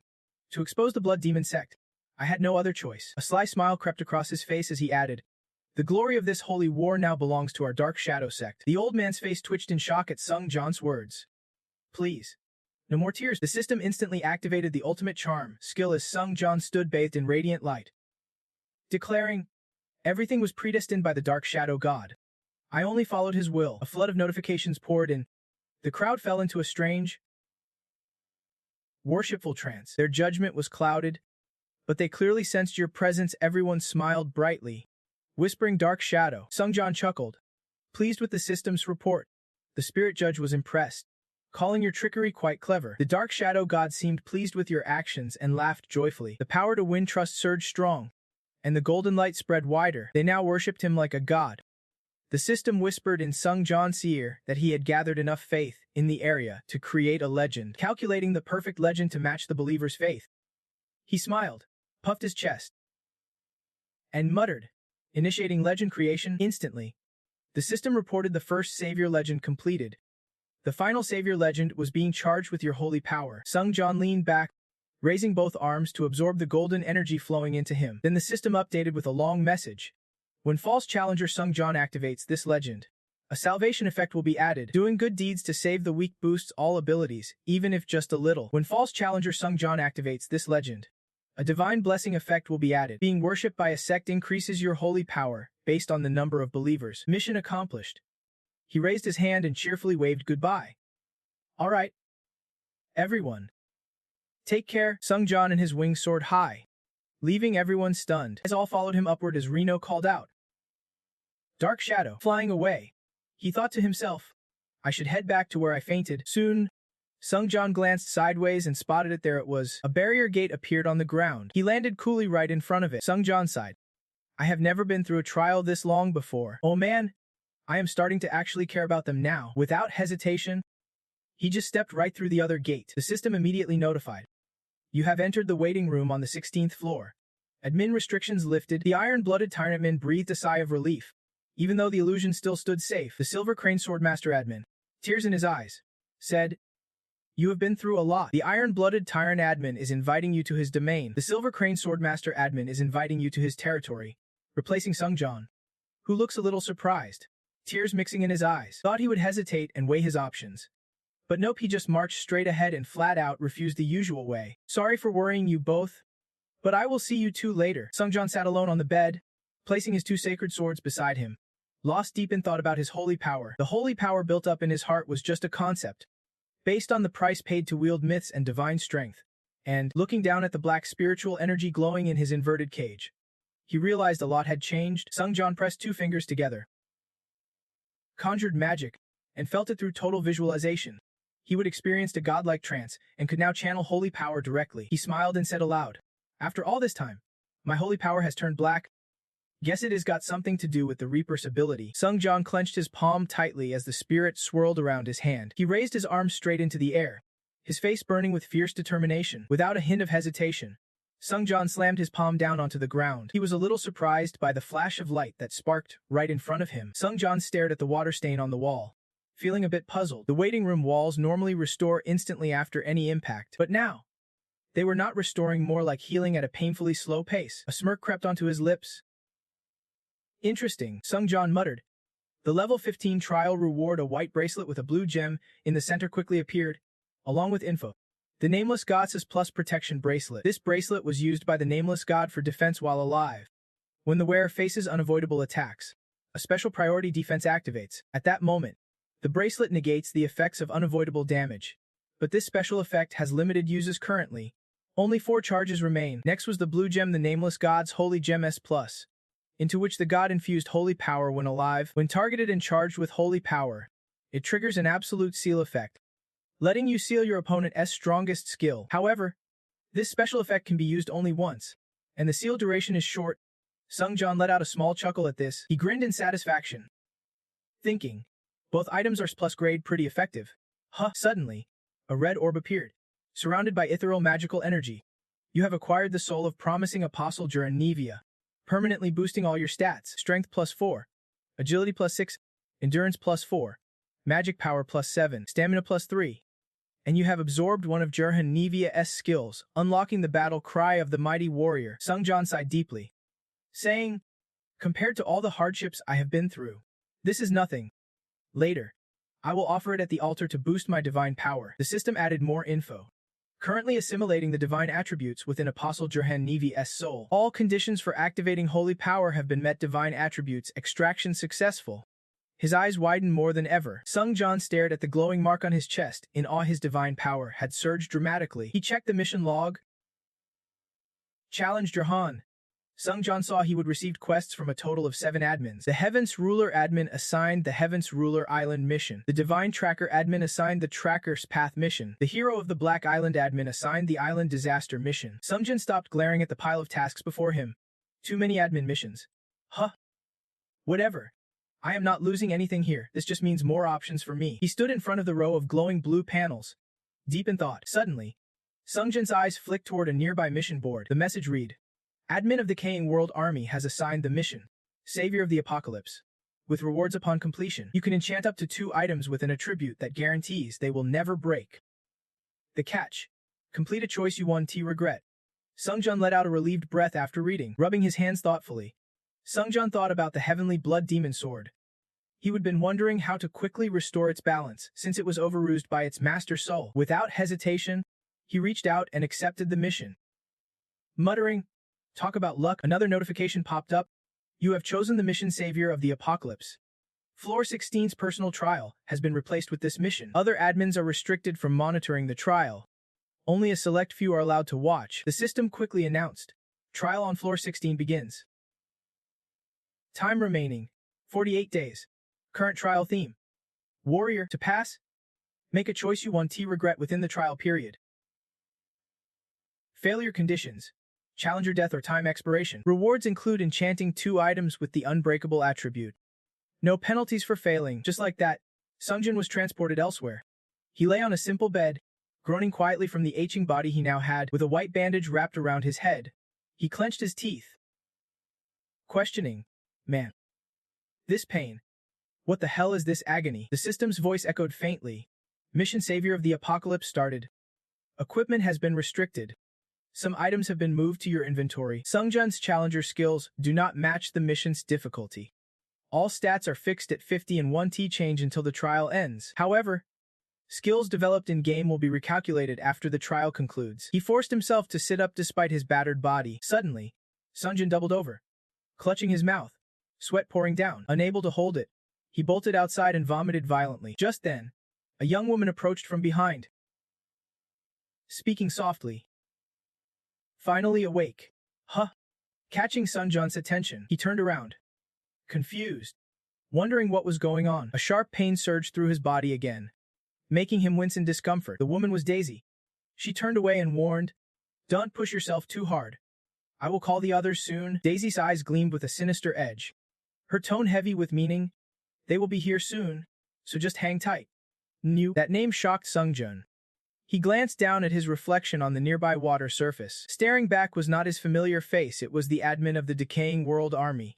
Amber eyes boring into him with a cold stare. He sighed in frustration, realizing that in this trial, playing the Savior of the Apocalypse meant he was stepping into the shoes of a character named Mu. He collapsed to his knees, feeling the sorry state of his body. The heavenly blood demon sword and all his protective gear were sealed, leaving him powerless to use them. With all his treasures off limits or locked down, how was he supposed to clear this trial? Slowly rising, clutching his arm, Sungjun muttered, It is gonna hurt, but I will play this role of new you to the fullest, better than rushing to heal with blood magic. Luckily, I still have some backup items I bought just in case. He quickly healed and equipped an enemy-detecting eye patch. The system notified. Enemy detection activated. You will sense hostile intent when it targets you. The Explorer's homemade glove B8000B helps you adapt to unfamiliar situations. Just like that, Sungjun had both an eye patch and a glove ready for this mission. He looked up, thinking, this enemy-detecting blindfold actually spots foes. It is going to be insanely useful. Just then, 2 teammates approached. New, thank God you are awake. A miracle. What a relief. Just like the chosen disciple of the dragon god we hoped for. Sungjun awkwardly smiled and raised a hand, silently calculating how to keep his act as natural as possible. Before he could say more, the blindfold signaled detecting many enemies closing in on a friend. Sungjun's eyes widened as he touched the blindfold. Thinking, it activated instantly. He scanned around. Where are they? Rango's voice called out. What is going on? New and Sungjun immediately looked toward the direction, while the system's voice echoed in his ear. Exclusive effect of the enemy detecting blindfold be activated. Enemies will be marked red in your vision. Unexpectedly, the three were Sung John's enemies, but they kept up their innocent act flawlessly. He needed to ask, "You are still not fully healed, right? Maybe do not push yourself, go rest a bit." Sung John froze, eyes wide as sweat dripped down. What the hell? All his teammates are enemy. He bit his lip and glanced at one person, finally understanding why this mission was ranked mentally brutal. Soon all four sat inside a simple tent. Sung John tried to reassure himself. They probably won make a move right inside here. Lost in thought, he mused about his skills mostly functioning normally, when suddenly a voice interrupted. It caught Sung John's attention. So that is what happened. Sitting there was Zipa, who asked, "You have lost your memory, new?" The three others listened intently as he answered, "Yeah, I can't remember anything about myself or why I am here." Daisy closed her eyes, sighed deeply. "The side effects seem worse than I thought." Zipa nodded. "So that is it," she quickly summarized. "No time to waste. New, you are a warrior. As the sole disciple of the Heavenly Dragon sect, your mission is to save this world." Daisy recalled them riding in a carriage, crossing roads as she explained, "You are rather, we are on a quest to defeat the Demon King." New's memory flashed of holding a sword against the Demon King. Daisy continued, "During the battle, you were seriously injured." Sung John frowned. "So that is why I lost my memory?" She hesitated, and she pictured a towering figure with glowing red eyes. The Demon King serves the Demon God. He is planning to resurrect the Demon God. If that happens, it is game over for this world, Sung John concluded. So basically, the only one who can kill the Demon King is a warrior blessed by the gods. And so, Sung Don, who was in pretty rough shape, was forced to join this adventure. As a warrior, Sung Don pictured himself standing alone, sword in hand, fighting against all odds. He would have to face every kind of enemy until he finally met the Demon King and restored as much power as possible during that time. Last month, they rode in a carriage, chatting along the way since he had regained consciousness, and we told him everything important. The rest we would explain on the way to the demon realm. The carriage kept charging forward nonstop down the road. Sitting beside the carriage was a strapping guy named Alan, who was curious and asked questions. "Neil, you said you have amnesia, right?" Sung Don, under the identity of Neil, just let out a soft sigh. Alan looked puzzled and a bit awkward, wondering why Neil could not remember his own name. He bent down, making up an excuse that it was a side effect from the battle. "I do not remember who you are." Hearing this, Alan let out a long, exaggerated sigh. Alan smiled confidently and introduced himself. "I am Alan Nip. Just call me Alan. And hey, your way of talking is way too stiff. Loosen up and talk more casually." "All right," Neil responded openly. Maybe it was the amnesia, but he seemed calmer than before. Alan had a hunch, thinking, this guy might be. Alan quickly cut in. "I am Baron Daniel. Just call me Baron. You can call this old wizard whatever you want." Sung Don casually dropped, "Got it." Just as they were getting serious, Alan's stomach let out a series of loud growls. Embarrassed, his cheeks flushed pink as he muttered, "Even though the world's about to end, my stomach's still making noise like crazy." Alan immediately raised his hand, calling out loud, "Hey Daisy, go hunting before we starve." The carriage stopped again, and the other three got up to leave. Daisy did not forget to glance back and warn, "We are out of food, so if we do not hunt, we are gonna starve. You rest up, Neil. We will find something to eat." Not long after, they returned with a timid little rat for him. "Here's your share." Night had fallen, and the three of them sat around the campfire roasting their catch. A voice rang out, "Neil's no longer fit to be the warrior of salvation. Others will see our decision as unjust." But at the same time, they recalled the dead little rat and imagined Sung Don meeting the same fate. They stared at the spinning roasting rat, feeling justified. "We are not wrong. Even if it is unjust, this is the only way to save the world." Alan bit into the meat and outlined the plan. "Just chase him away so he does not die. Then hand him over to that guy." Daisy chewed noisily, agreeing. "Yeah, that is enough. Let us do it." Ziba added, "Right? He is no longer a warrior or anything. Just a tool to save the world." Thinking Sung Don was not around, nobody expected him to be perched up high on a branch. Overhearing the whole conversation, Sung Don furrowed his brows, muttering, "You guys, should I just take them all out?" He quickly shook his head, brushing off the thought. Sung Don's eyes widened as he pondered. The mission's conditions kept him from acting rashly. Any impulsive move would only make things worse. He glanced around at the three calculating figures. "If it is just these three, I am confident I can take them out even like this." I have time, so I will keep an eye on them for now. Time passed, and even afterward. Sung-don's teammates often went out hunting while traveling, holding some food. He looked at their backs and grumbled. They hunt so much but never share with the wounded. Not long after, Sung-don stretched toward the sky, thinking, thanks to that, I have got plenty of time to escape this prison on wheels, walking alone through the vast forest. He sighed. Good. This way. They won't catch me. Sung-don took in the scenery, deciding, I can train here. But a shadow suddenly engulfed his entire body, making him glance back. A massive beast with sharp teeth appeared right before his eyes. Sung-don thought, guess I have gone too deep. Not long after, it collapsed. He casually bit into a piece of the monster's flesh. Chewing thoughtfully, Sung-don compared. Tastes like chicken. I imagine that little rat flying off. And right now, even if I do not eat or sleep, my body can handle physical activity just fine. But eating rat meat soaked in poison? No way, not even by my standards. Alan bangs on pots every single night, driving Sung-don crazy. It is not just about food. This guy's midnight pot banging ritual is unbearable. The so-called teammates act like a bunch of kids. And honestly, I can't stand it anymore. Bad luck. And I ended up wandering the forest alone. Sung-don narrowed his eyes, determined it is time to take control. The system quickly activated the blood infusion skill, boosting your body's healing ability. Sung-don straightened up, smiling as he felt the recovery surge through him. Mission done. He turned back alone to the gathering point. Sung-don spotted the three sitting silently ahead and said, I am going to take a walk outside for a bit. Looks like everyone is back from the hunt earlier than usual today. Daisy slowly stood up and softly called out. No. Blindfold instantly reported. Multiple enemies detected approaching the user. Exclusive ability enemy detection B activated. She shot him a sharp glare, scolding. You are not fully healed yet, and you are already moving around. That is reckless. He scratched his head, thinking, she is probably just annoyed I left her watch without permission. Huh. Honestly, lying around doing nothing is way too boring. Jeperon raised his hand, exclaiming, wait. Your body? He touched Sung-don's arm. Puzzled, how are you healing this fast? Sung-don shrugged off the question. After a few days of rest, I suddenly feel stronger. Sung-don smirked, hinting there was more, which caught Jeperon off guard. His face darkened as he pressed. I thought you were not a healing type mage.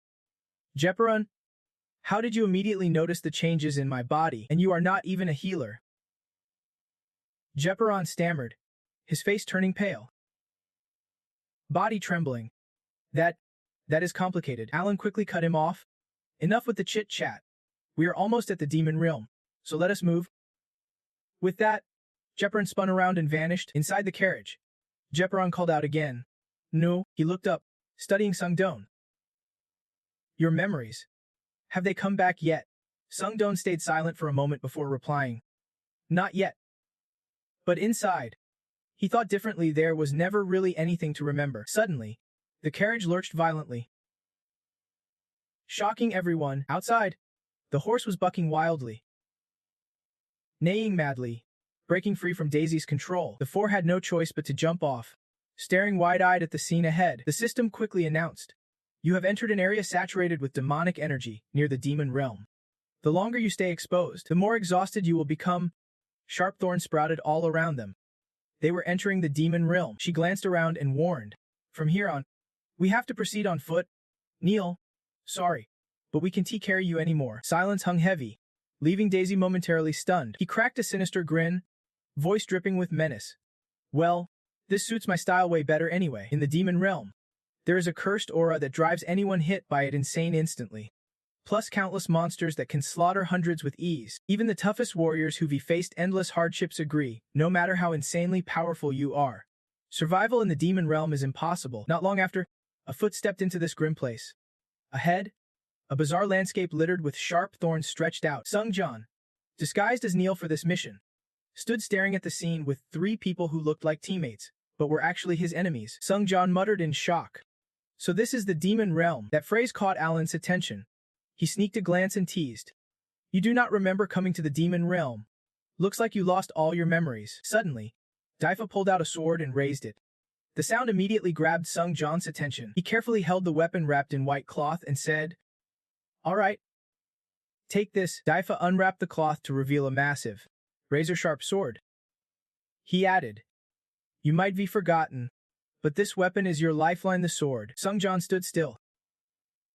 Eyes narrowed, inspecting the sword with a mix of doubt and curiosity. Suddenly, a massive hand with razor-sharp claws snatched a huge rock from ahead. In an instant, the monster used both hands to shove the rocks aside, revealing countless other beasts lurking behind. The young man standing opposite quickly crouched down and slammed his hand on the ground, creating a block of ice to hold them back. This was Neil, the very character Sungjan had to embody for this mission. He breathed heavily on the icy barrier, whispering to himself, thought things would settle down by now. Huh, the system glitched. Announcing, World Military Administrator declining. Gritting his teeth, Neil's heart burned with resentment. But just recalling those painful days was unbearable. Standing small and alone beneath a horde of savage monsters, he blamed himself, a guy back then who only knew despair, clinging to hope and backup from his teammates. Thinking this made Neil tremble all over. Yet he clenched his fist and slammed it into the ground with fierce determination. How could they do this? Neil's pupils glowed pale yellow, as if he would just seen something shocking. Eyes wide in disbelief, just as despair threatened to consume him, Sungjan was thrust forward, taking over Neil's form to complete the mission. He shot forward to where Neil had stood. Sungjan's bright green eyes sparkled as he smirked and whispered two words. Bring it. With a swift swing of his holy sword, Sungjan was ready to do what Neil could not. Pumped? He shouted. All right, let us get this started. The system kicked in fast. Explorer Beast custom gloves. Special effect evaluation of the situation. All activated, because the demonic aura here sensed with you. Your spirit 1T drained despite the thick accumulation of demonic energy. Your mana spin boosted too. Behind him, both allies and enemies watched Sungjan's back as he faced the giant clawed hand. Silently pondering, he is still reckless as ever. We have warned him plenty, but maybe losing his memories made him act so wild. Aleng frowned, guessing Neil could not handle these monsters alone right now. The other three each gripped their weapons, but did not charge forward. They just waited for his lead. Let him fight it out till he is spent. That is what he wants anyway. Let us see if he hits that breaking point. Meanwhile, Sungjan leapt high, swinging his holy sword behind him to strike. With one clean slash, the monster was sliced right down the middle. The three watchers below stared in shock at the two halves of the creature's body. Eyes wide, they all gasped in unison. What? Just when it seemed over, a swarm of monsters, furious at their fallen comrade, rushed forward like berserk beasts. Sungjan raised his sword high, summoning a blazing golden circle, a divine light. The brilliance was so intense it forced him to turn away, feeling the power gathering inside. Sungjan thought, here it comes. Then, with a mighty swing, he sent the glowing slash flying straight into the monster horde. It cut through several beasts, heading right for the heart of the group. Seconds later, a cataclysmic explosion erupted, engulfing everything in flames. No monster remained in sight. The fire quickly died down, leaving the monsters reduced to nothing but ashes. Sungjan smiled proudly at his holy sword, praising, this thing is ridiculously powerful. Yao's eyes gleamed with anticipation. Maybe I will unlock some surprise skill during this trial after all. Cut to the night before. Alan, Daisy, and Zipa huddled around a flickering fire, whispering about how the world had forgotten them, and maybe even their battle skills were fading. Daisy's eyes sharpened cold as she said, our choice is inevitable. Back in the present. Daisy hesitated. What do you all think? The man beside her looked surprised. But I used his memories and power as a sacrifice for the dragon god. Did not? Zipa gritted his teeth, saying, it is weird he does not remember anything. Yet he fights like a veteran with decades of experience. Alan's face darkened. Damn it. New. Why do you just keep getting stronger? Soon night fell, and the four sat around the crackling fire. Everyone fell silent, each eating their own share. Not a word exchanged, turning the atmosphere unbearably tense. Sungjan slurped his soup while scanning the scene with sharp eyes. Staring at those three figures, something felt off. He wondered silently about the strange silence hanging heavy in the air. Even though a lazy soldier had grown powerful enough to defeat monsters, not a single comrade seemed truly happy about it. At the same time, number 3 ladled up a bowl of soup. As Sungjan peeled back their inner layers, prejudice, hatred, worry, guilt, and fear all laid bare. He narrowed his eyes, certain all he could sense were negative emotions. Before long, the bowls were empty, only a few drops of broth left, and everyone retreated to their own tents. Sungjan followed suit. Lying down to rest in his modest tent, he closed his eyes, struggling to find a peaceful sleep. Yet, Sungjan's eyes suddenly snapped wide open. He quietly slipped outside, glancing back at the 4 tents gathered around the campfire. Turning forward, he hesitated, asking himself, should I? In the distance, a mountain loomed faintly through the night fog, Sparking his curiosity should he head up there, the instant power skill kicked in, activated by the system, consuming holy energy to teleport instantly within visual range. With a 10-minute cooldown, without hesitation, Sungjan shot toward the mountain at lightning speed. In a blink, he was near the peak. Letting out a quiet wow in surprise, he stared at his palm and awe 50 kilometers away. Yet he would reached it with just one use of instant power. Sungjan stared at his palm again, marveling this power was seriously next level. Just a minute ago, he had silently invoked instant power, teleport, instant system activation, immediate holy energy consumption, move to a visible location, spotting a white streak far off. He guessed it was about 50 kilometers. He already knew he could travel that far in one jump. He pictured a massive wall with a no-entry sign and realized, as long as there is no barrier blocking his line of sight, he can be stopped. Recalling his brave battles he molded over during fights, he could use this power like a counterattack, and in dire moments, it could serve as an escape. He could dodge an explosion in the blink of an eye. Back in the present, he locked eyes on his palm, convinced he would gain a power with extraordinary abilities. There he was, hovering over the central hill, holy sword in hand. Using his eyes' power, Sungjan activated the Fire Dragon Man skill. A flood of updates appeared. Holy Dragon Sword's bonus 40% damage increase, 40% critical rate, 40% magic boost. The Holy Sword, blessed personally by the Dragon God, only reveals its full power when judging evil. A beam of light ignited as holy energy flowed, triggering the unique holy light effect. The sword was enveloped in radiant energy, followed by the image of a praying figure. This solemn prayer activated the blessing effect by offering a sacrifice to the Dragon God. The wielder gains temporary power, culminating in a blazing red circle, especially potent against demons and monsters. The unique punishment effect activates, granting +7 to all stats when facing fiendish entities. When punishment is active, you can unleash your power against monsters without depleting your mana. However, the Holy Sword will self-destruct once the fake challenger Sungjan leaves the 16th trial floor, and it cannot be used for anything else. Even so, Sungjan had to admit the sword's power was truly incredible, but he swung the sword aside, deciding it was a limited use item only for the 16th floor trial.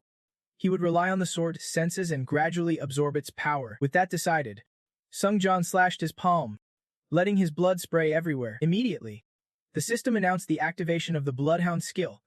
As those droplets transformed into giant red liquid masses crashing down to the ground, they swooped down at the monsters gathered below, and one of them, sensing something, turned around with a confused look. Before they could even react, they got blasted by the Bloodfoot Pursuer's strike. Each one got hit directly by that red energy, howling in pain like they would been tortured. Seeing them get attacked like that, Sungdan landed confidently, feeling pretty smug. Got some lab rats now, he muttered, stabbing his first sword into a nearby rock. Moments later, Sungdan pulled out another blade, the Heavenly Digging Sword, a grade, Divar skill, a grade, with a unique effect that can absorb exclusive skill effects from sword-type items. He eyed the sharp blade, analyzing in his head. This sword has 3 unique effects. Divar can absorb 2 skills, so the best power to absorb was crystal clear. Sungdan wanted a slick sword circle while activating Divar, absorbing unique sword item effects, causing blue rings to swirl around him. A shimmering light appeared, and the system confirmed. Selection completes. Rank light skill absorbed. Divar uses left, 1 per. Then, punishment skill absorbed. Divar uses left, 0. Divar skill uses exhausted. The skill would now be completely destroyed. Sungdan released the sword to hover in midair, pausing to think it over. Even though he would used up all the precious Divar skill charges, missing out on the sword's powers would be such a waste. What caught his attention was the light skill itself. The power of light, it could unleash force stronger than fully charged blows. And best of all, it did not waste time like a counter shield and could be used instantly. Sungdan murmured, "Light," and the system quickly activated the light skill. He stretched his palm forward, confident that having absorbed it as a skill, he could use it without the sword. Instantly, a dazzling golden light appeared in the palm of Sungdan's hand. Suddenly, something felt off, like he was about to freeze for a moment. Too late, an explosion erupted right where Sungdan was standing. He lay flat on the ground, a crater beneath him from the blast. Muttering, "What the hell? Why can't I control the direction? And why did it explode right away?" At the same time, the system activated the Sunblood skill to shield Sungdan. While he sat there questioning himself, monsters sneaked in from all 4 sides. Sungdan furrowed his brow, cursing under his breath. "These bastards." He stood up, drew his holy sword, pointed it forward, and shouted, "Holy light!" The monsters took another hit, Groaning from the unexpected blast, Suong-dun was surprised it still worked with the holy sword. Why is that? Suddenly, his pupils dilated like he would just uncovered something. Suong-dun placed the holy sword behind his back, stretched both palms forward, creating a blazing red light. Thinking, what if he did not use magic power, but holy power to control it instead, focusing all his energy into the red circle? Suong-dun called out, "Holy light!" Immediately, the holy light flared up in a fierce red glow. A triumphant grin spread across his face. So that is it. Holy power. Once again, the monsters became Suong-dun's guinea pigs to test out this new holy power. They did not even try to run, just stood there and took the beating. He took a fighting stance, manipulating holy power with both hands as explosions rocked the area. Laughing, now I can finally use this freely. Suong-dun raised both hands to the sky, summoning full force holy light, and instantly a gigantic red-black holy light appeared overhead. Meanwhile, Alan was half asleep, wandering and peeing in the forest. He seemed to sense the holy light, turned his head. Puzzled, in front of Alan, a red streak shot down into a nearby part of the forest. The sight made his eyes go wide as saucers. Panicking so hard he broke out in a cold sweat. Meanwhile, Suong-dun laughed triumphantly amidst the thick smoke and dust he would kicked up. He rested his holy sword on his shoulder, one foot on a rock, glanced at the system board, and marveled. This power is insane. A flood of information poured and achieved the status of Dragon God's hair, unlocking the special power of Dragon Transformation. Due to the current special trial's penalty, the power acquisition is limited. Once the trial ends, the power gains will return to normal. Suong-dun muttered in surprise. Dragon Transformation. Huh? The system kept updating. The Dragon God has sensed Suong-dun's challenger presence. The Dragon God was fixated on Suong-dun's achievements. Clearly intrigued by this challenger, an offer came through. The Dragon God wanted to take Suong-dun as a disciple. No way, he flat out refused. The same messages kept repeating, but all he got back was that firm "I refuse." And yet, it did not stop. He sighed, thinking, looks like I just tangled with a really persistent god. Soon, the sun climbed high, shining down on their humble straw hut. Suong-dun had returned just in time, dodging their suspicion, and settled down to eat breakfast. As he scooped a spoonful of soup, his thoughts drifted. The Dragon God, based on the story of the 16th floor, is the guardian of this world. He imagined a massive black figure with broad wings and radiant light behind it, and sighed. But after once having his life threatened by a god, he really did not have the best impression of them. Suong-dun recalled walking alone through a thorny, shadowy forest after a hero was chosen to save the world. He did not like how they never gave that hero enough power to actually get the job done. That is why the world ended up in ruins. Eating while wrestling with his headache, he thought, that is why I am not using the Holy Sword's unique prayer effect. Won't get their attention or step on their toes. Suddenly, the system flashed again. The Dragon God was still asking to take Suong-dun as a disciple. Suong-dun wiped a bead of sweat, muttering, great, now I am caught up with another god. Don't these guys ever get tired? More notifications rolled in. The Dragon God asked why a worthless nobody like him dared to reject his offer. The Dragon God called his choice stupid. Suong-dun was speechless. Is he a salesman, or what? I am not buying. The system's voice echoed in his ear.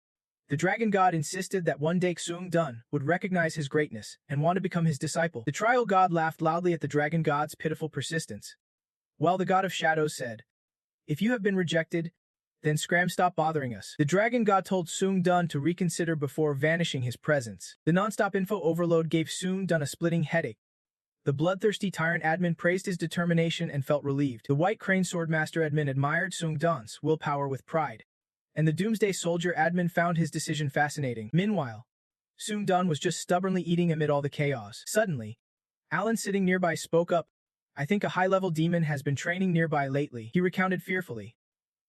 Last night, I saw a flash shoot out from the mountain. Suong-dun brushed it off. You are imagining things, Alan insisted. I swear I saw. Zippa shot him a look. I once read about strange phenomena near demons caused by demonic energy in the Demon Tower archives. Best to just chalk it up to natural phenomena caused by demonic energy, Daisy added logically. How could a human train in a place crawling with demons? He sighed in relief and agreed.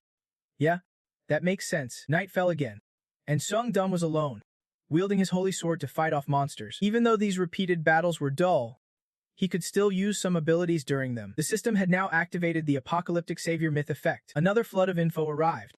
Salvation effect activated.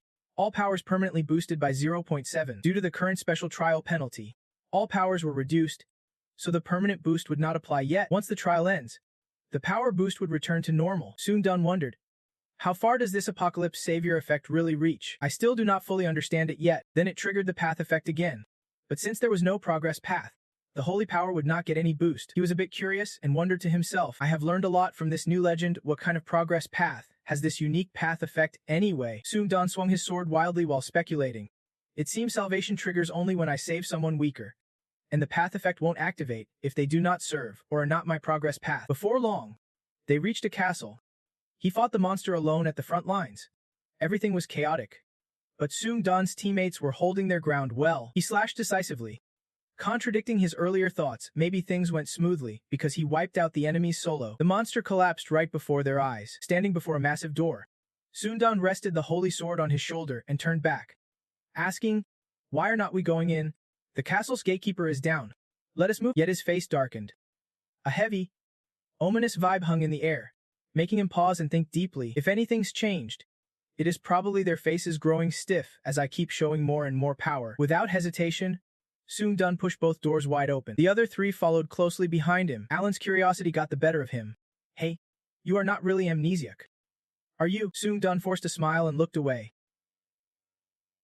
replying cryptically, believe what you want, Ziba. All right, let us focus on the battle ahead. He pulled out a glass vial filled with a glowing purple potion. Drink this.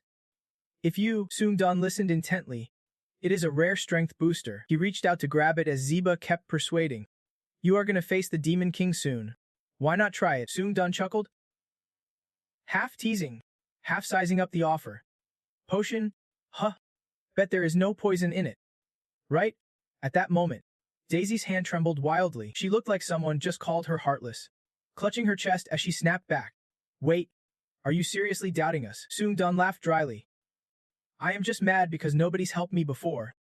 But now, getting something this valuable, I am honestly touched. Then he downed the strange purple liquid. As soon as it went down, his system announced, you have been poisoned by the starving mushroom toxin from the demon realm. Within 5 minutes, the poison will spread through your body, and you won't be able to use magic. Suddenly, he staggered and vomited a puddle of full blood. Alerts kept flooding and the unique bitmap B effect automatically detected enemies nearby.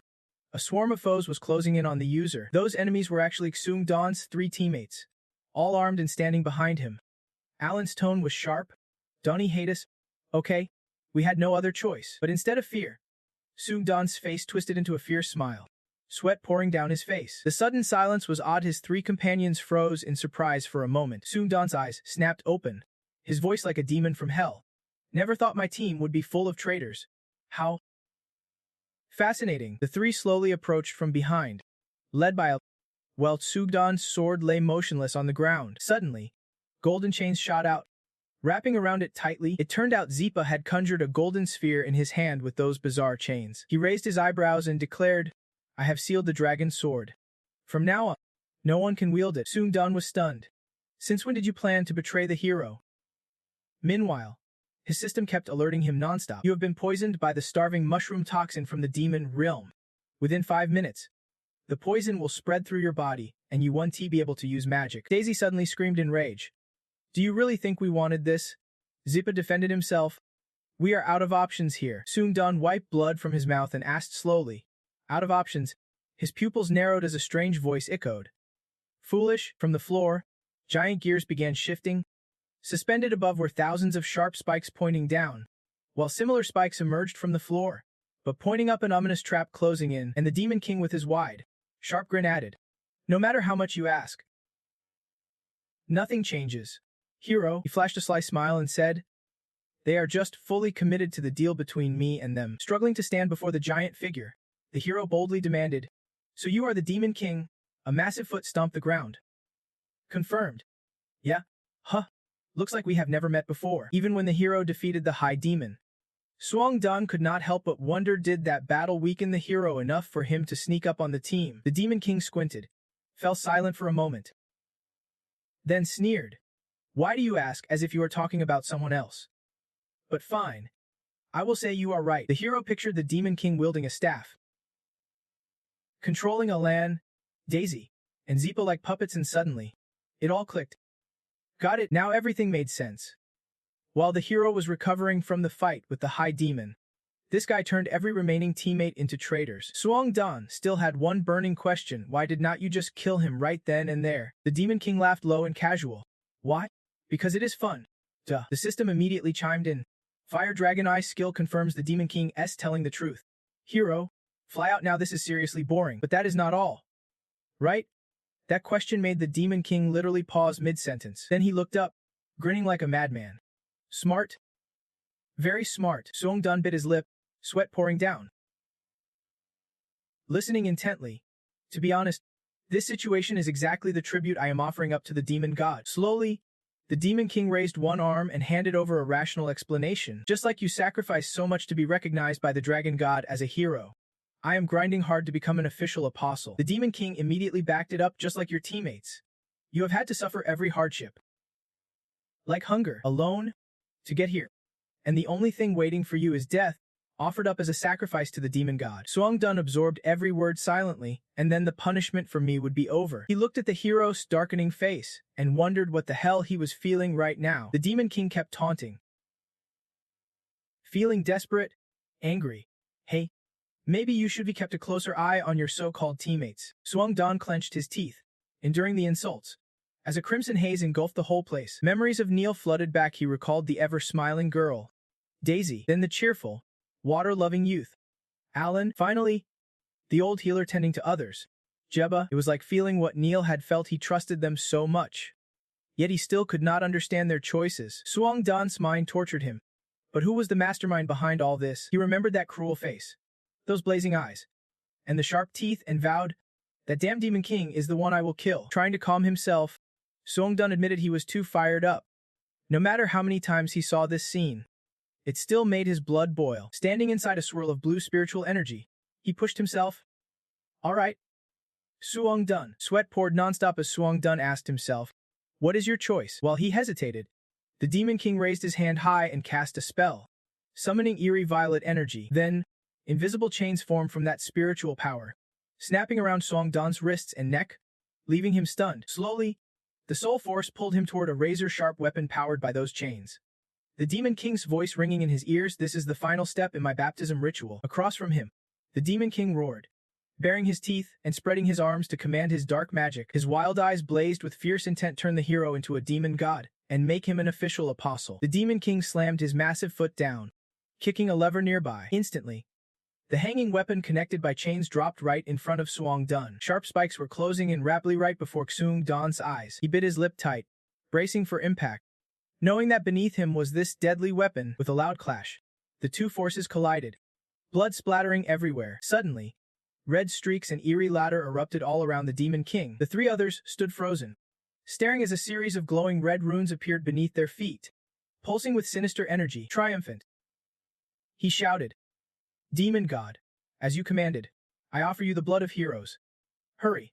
Make me your official disciple. But the Demon King's reply was chilling. The demon god silently stared at him with disdain for offering such filthy blood, freezing the Demon King's face in disbelief, stiff as glue. Somehow, Suong Dan escaped, and at that moment, bathed in a blazing crimson holy light, he appeared right behind the Demon King. Damn it!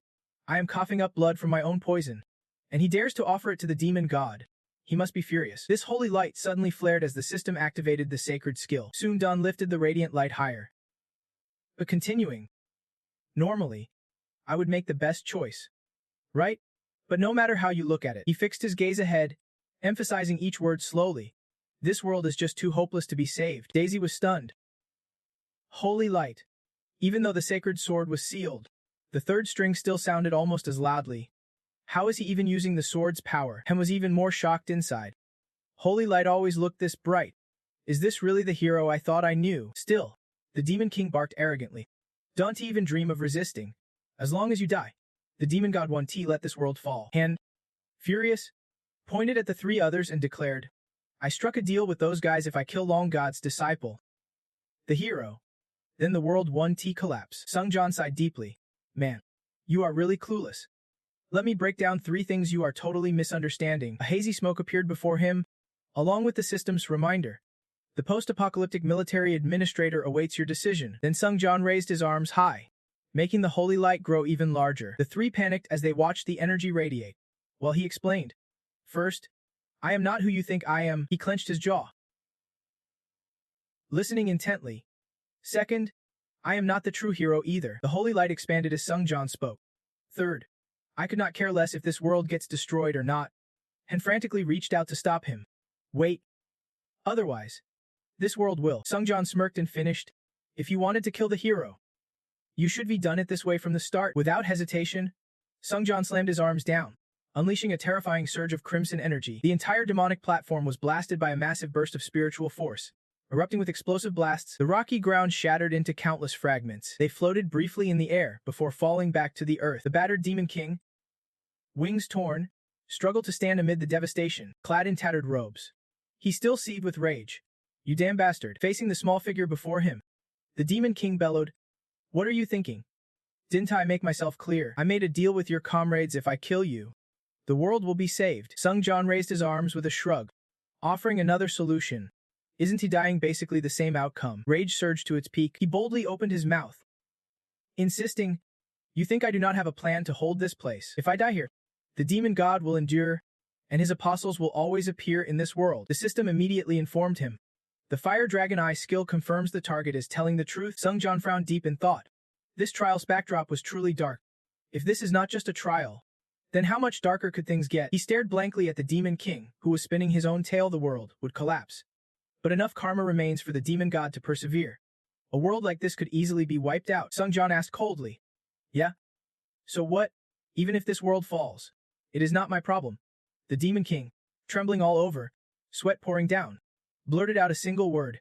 Huh? The Demon King could not believe what he just heard and pressed on. You really are not the hero. Sungjan casually replied. I already told you. He started interrogating. You are not an apostle of the dragon god. So how do you wield that power?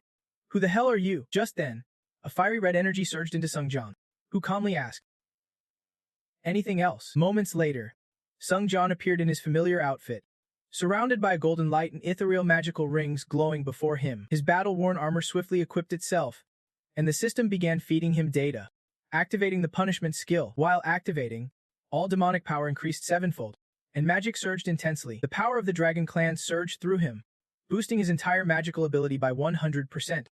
He stomped the ground hard, sending a deadly warning to his foes. Sungjan clenched his fist and introduced himself. I am the challenger. Launching himself into the air, he simultaneously unleashed a barrage of red energy streaking forward. The energy sharpened into deadly spikes aimed at the Demon King, who hastily raised his hands to block. Stammering, Wait, you.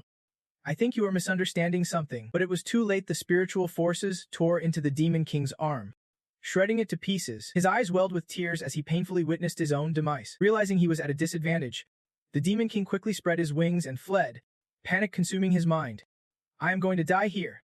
I have got to retreat. But escaping so easily, Sungjan immediately gave chase, shouting, Where do you think you are running? Suddenly, his whole body stiffened. Sungjan furrowed his brow, a big question mark popping up over his head. He looked down in surprise at the blue glowing strands wrapping around his feet. Turns out, Daypa was casting a trap, vines coiling around Sungjan's legs. With a smirk, he said, Just die quietly. Panic mixed with fear was clear on the Demon King's face.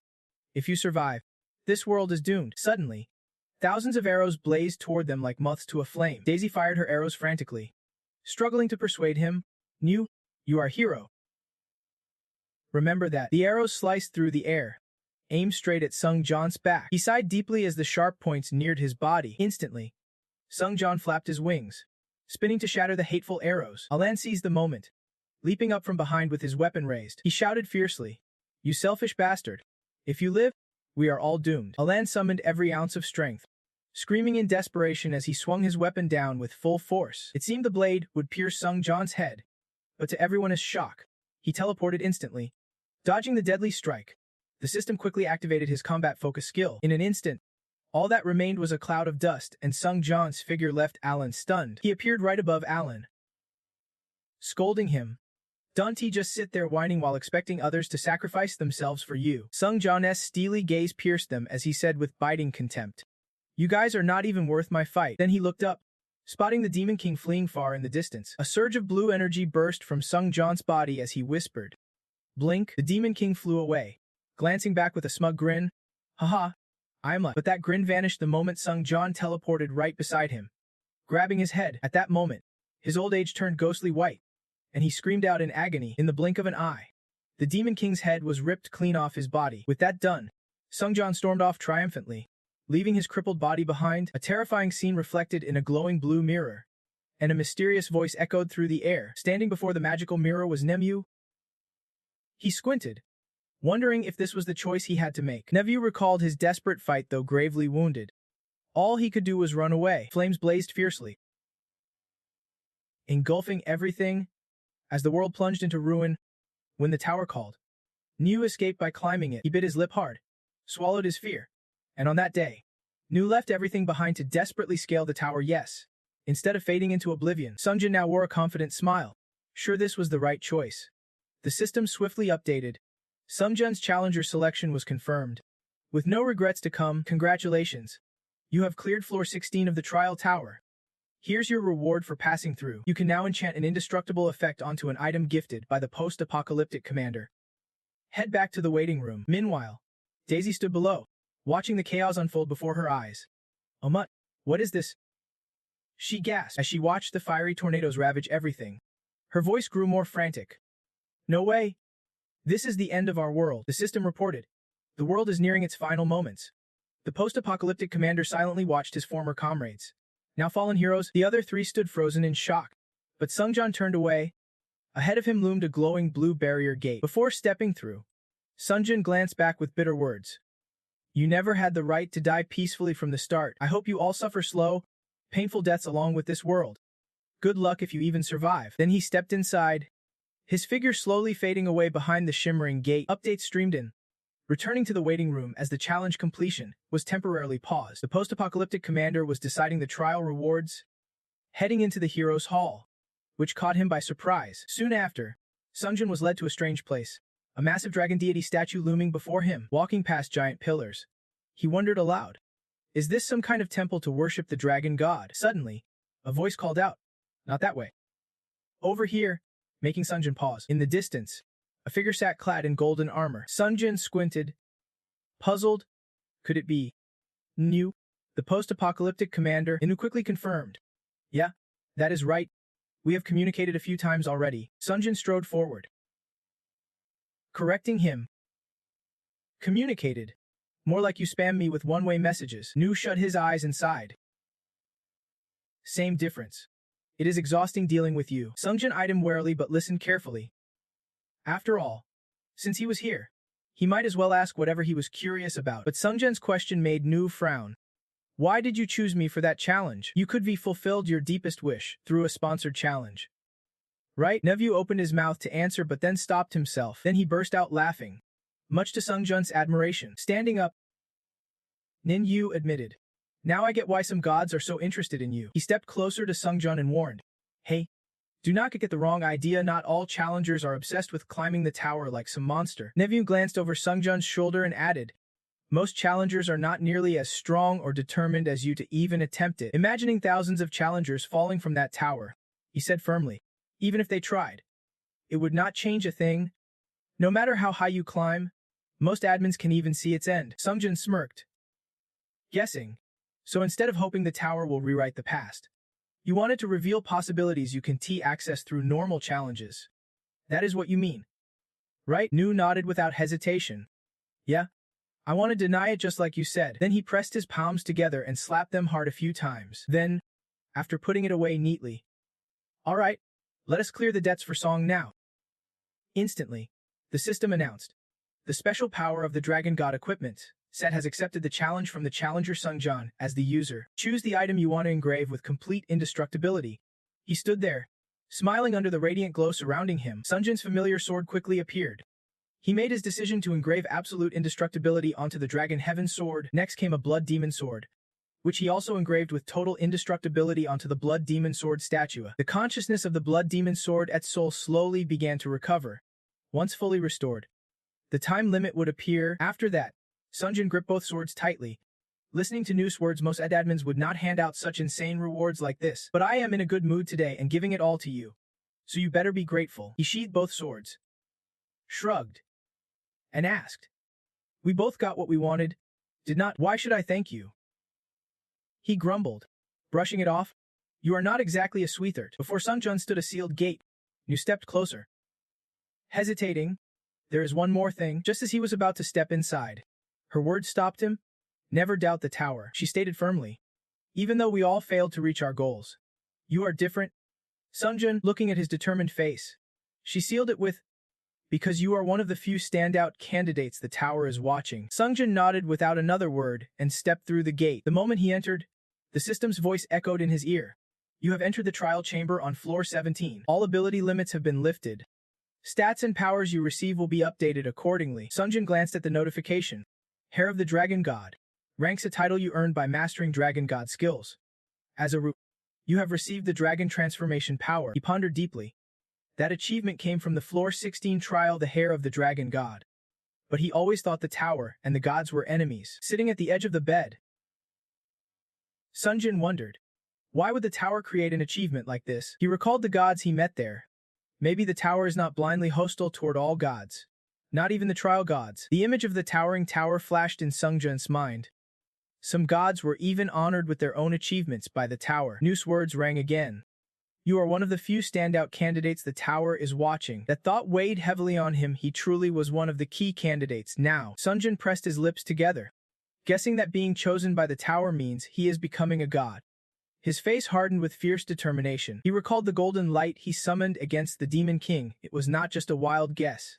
He had indeed received divine power. Then there was that strange eye. And even when he fought bravely against a god, facing the divine head-on, Sungjun was truly evolving into something like one. It was like scattered puzzle pieces slowly snapping into place. The battles, the abnormalities, the growth, it all felt like the pieces in his mind were finally clicking.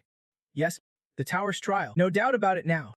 This was the process of selecting challengers to become gods. If he passed, Sungjun would become a candidate, guided toward godhood. Slowly standing up, he told himself, well, it is still just a theory for now. I will figure out the tower's true intentions once I am stronger. Sungjun muttered excitedly. All right then. Time to test out this new power I just got. His eyes flared bright red as he activated the dragon transformation. Suddenly, his whole body burst into flames. Catching him off guard, a black iron hand with sharp claws emerged, and a blazing red light ignited in the center of his chest. At a glance, Sungjun was now wearing a brand new outfit. He muttered to himself, thought it would not be like this. Sungjun stood there in his dark red magical armor. Stunned, realizing the dragon transformation really did upgrade his form, the system quickly notified him. The special power dragon transformation was activated. He was thrilled with his new look. Sungjun glanced at the magical energy radiating everywhere. Amazed, feeling like an actual god, his lips curled into a faint smile as he thought, a bit surprised by the sudden transformation. Then a flood of info came through. Mana regeneration doubles for 10 minutes. Dragon traits will manifest for 10 minutes. All mana usage abilities boost for 10 minutes. And a terrifying surge of power exploded through his body. Immediately, Sungjun bent down, realizing not only had his body changed, but his senses had sharpened too. Standing alone in the empty room, he analyzed. Even without using Dragon's Eye, he could sense everything around him. Best of all, his magical ability had improved. Sungjun's sharp teeth flashed as he exhaled sharply, only to spark a small flame flickering into life. Then he opened his mouth wide and shot a blazing fireball straight ahead. The situation left Sungjun dumbfounded as he muttered to himself, watching the entire room catch fire. He reminded himself, breathing fire is no joke anymore. After testing a few functions, Sungjun deactivated the dragon transformation. The system's voice echoed softly. The special power dragon transformation has ended.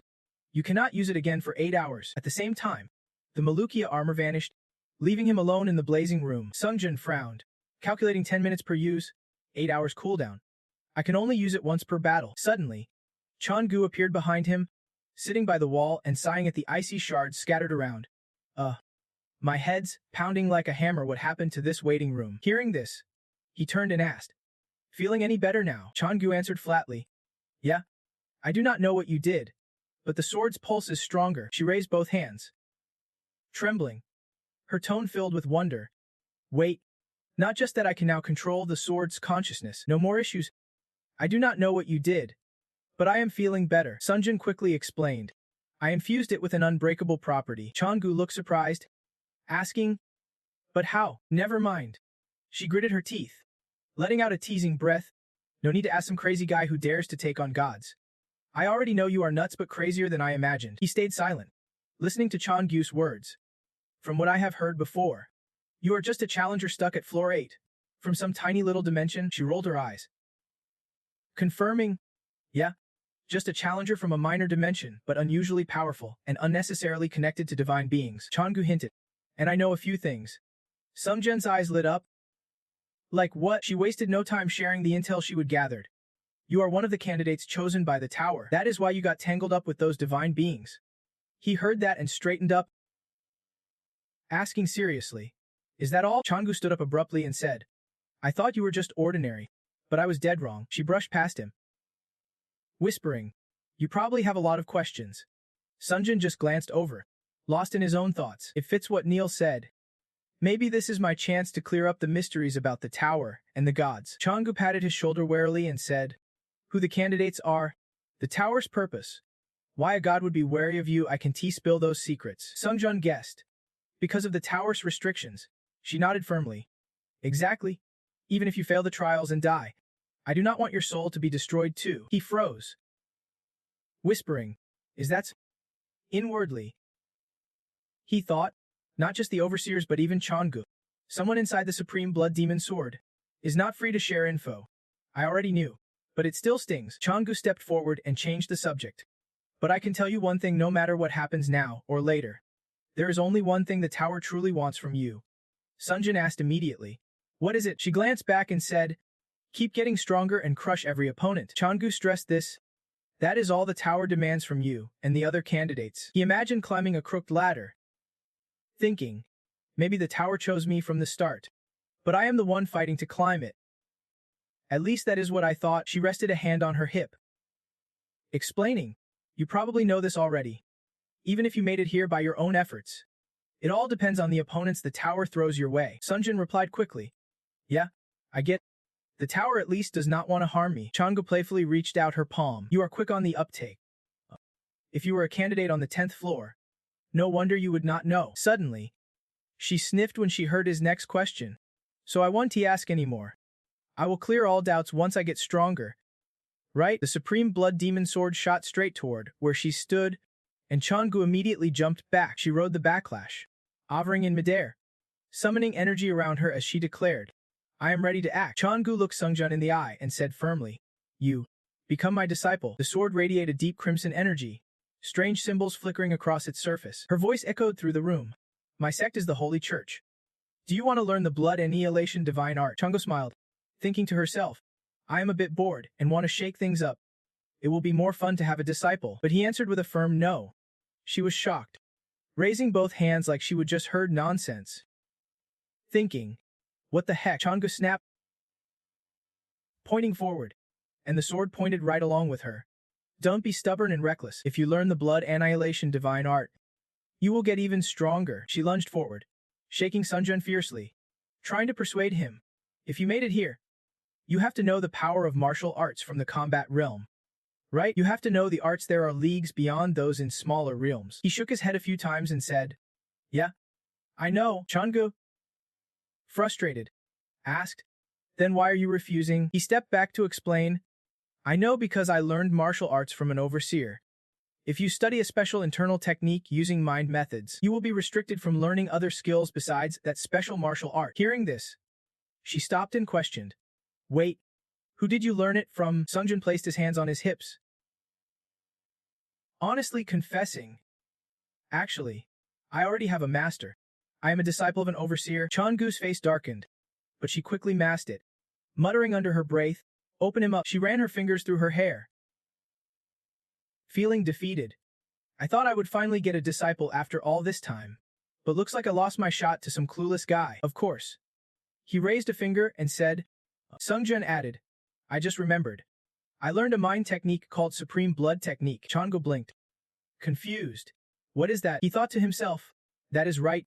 He told me about the Supreme Blood Technique in ancient art of the Blood Annihilation sect. She stammered, questioning, how could you learn something that only the Blood Annihilation sect's disciples are supposed to know? He closed his eyes and somehow managed to pull it off. Right then, the pendant Sungdun wore began to glow brightly. Instantly, he was clad in a badass new outfit. Seeing that, Changu guessed some gift from the Pekka family's woman, but he was not into it. She still refused to give up, but the person suited for it was him, my half-assed disciple. Well then, I will start teaching you some martial arts. Changu opened his palm to reveal a glowing purple orb, explaining that blood demon divine art is not just martial arts, it is more like a dark sorcery. Immediately, the energy surged towards Sungdun. The blood demon divine art can convert mana into blood, meaning Sungdun no longer needs to get hurt to generate massive amounts of blood. Though Changu bragged about it as a peerless divine art, it is basically a set of techniques using blood for healing and manipulation. Sungdun glanced at her laughing and thought, but the real issue is the overlap between Blood Demon Sectus core and my own blood weakness. Who would have thought the essence of Blood Demon divine art matches my own powers? At that moment, Changu was stunned. So what does he think my martial arts are? He rubbed his wrist, challenging her. Now, show me what you have learned. My half-assed disciple. No sooner said than done. Sungdun spread both palms wide, unleashing that spiritual energy everywhere. Changu's eyes went wide in shock, staring at the swirling energy. What the hell? He just surpassed the power of the Blood Demon divine art. She smirked proudly. Got it. Looks like I was right all along. Secretly, she thought. No monster like him exists. Changu asked. What now? Sungdun quickly replied. What else? Time to climb the tower. She blinked, surprised. Right now, Sungdun casually shrugged and said, Of course. Changu groaned. You just finished the trial, she urged. No breaks. He flat out refused. No way. I can stop now. At that moment, a blue screen appeared on the wall. Sungdun pointed to it, emphasizing, I need to get stronger. Suddenly, a burst of light flared up. He reminded himself, strong enough that no one can stop me, not even the moon god. Soon after, a blinding light appeared, transporting Sungdun to a new challenge. System notice. Trial on floor 17 has begun. Difficulty. Hard. Theme. Massacre. Time limit. 7 days. Trial pass condition. You must eliminate all enemies within the time limit and reach the very top of the Heavenly Martial Hall. Fail conditions. Death or time expiration. Rewards. As Great Fairy Wings cultivation. Penalty. Death. Now. He stood in a pitch-black void. Sungdun spun around, searching. I can see a thing. This darkness is killing my senses. His sword at his side gleamed as he spread out. This is tough. Better stay sharp. Can tell when the next attack's coming. Trial system alerted. Fire Dragon Eye skill activated. Sungdun's pupils glowed fiercely. Figures appeared in his vision. He muttered, 1, 2, 3, 6 until lost in thought. He barely noticed a deadly blade aimed at his neck from behind. Sensing danger, he jumped back and spun mid-air, redirecting the attacker's sword. Sungdun raised his hand, releasing a blazing red light to illuminate the cave. We are inside a cavern. He shot the light toward the cave's ceiling, thinking, using this light here might give away my position. The enemies shielded their eyes from the sudden glare. Taking advantage, Sungdun landed and faced the entire crowd. One by their affiliations were called out. Manhwa sect, Shaolin Temple, a martial artist, Heavenly Demon sect. Tried alliance. What is this crazy mix? His sword warned him. When facing martial artists, stay extra alert. Also, since the theme is massacre, avoid creating common enemies or threats. Sungdun roared. Listen up. I do not spare anyone. So bring it on. If you want to fight, come at me all at once. The sword seemed puzzled. Hey, half-assed disciple. Gripping the hilt, his eyes blazing red with fierce intent, he declared, Anyway, you are all dead meat. The sword shouted back, Hey, you jerk. Just as Sungdun decisively swung a lethal blow, cleaving his foe in two, the system flashed a message. You have chosen a strong enemy and defeated them. Sungdun seemed to draw on a surge of power, his strikes hitting sharper than ever, and under his blade, their numbers quickly started to dwindle. The system chimed in again, announcing that all stats would be temporarily boosted by 3 on floor 17. He pushed himself to the limit, attacking relentlessly until the system confirmed every enemy was wiped out before he paused to catch his breath. A fierce aura radiated from Sungdun as he advanced toward those gasping for their last breaths, while the system kept announcing that all stats would now be temporarily increased by 2 on floor 17. At this moment, he stood tall before them like a god of slaughter. One survivor stirred and shouted, Hey, are not we all adventurers here? Let us just sit down, talk it out, and settle this. But before he could finish, Sungdun plunged his sword straight through the guy's head. No scream, no warning, and the system immediately announced that all stats would rise by 1 more point. Focusing on the fallen foe, he muttered, You are already dead. So what is the point of talking? Without hesitation, Sungdun pulled his blade free, sending blood spraying everywhere. Only then did he calmly sheath his sword and ask, I have dealt with them all. Anything else? The system flashed another message. You have passed the venomous path of the Earth-Sky Tiger. Suddenly, the ground ahead cracked open with a thunderous roar. Watching the massive shape rise before him, Sung-dun grinned. Now that is more like it. In no time, a gigantic gate appeared, its twin doors swinging wide open. Standing proudly before the colossal portal, he mused. They have seriously leveled up their game. No way this ends so easily. Right? The system replied coldly. You have met all the requirements.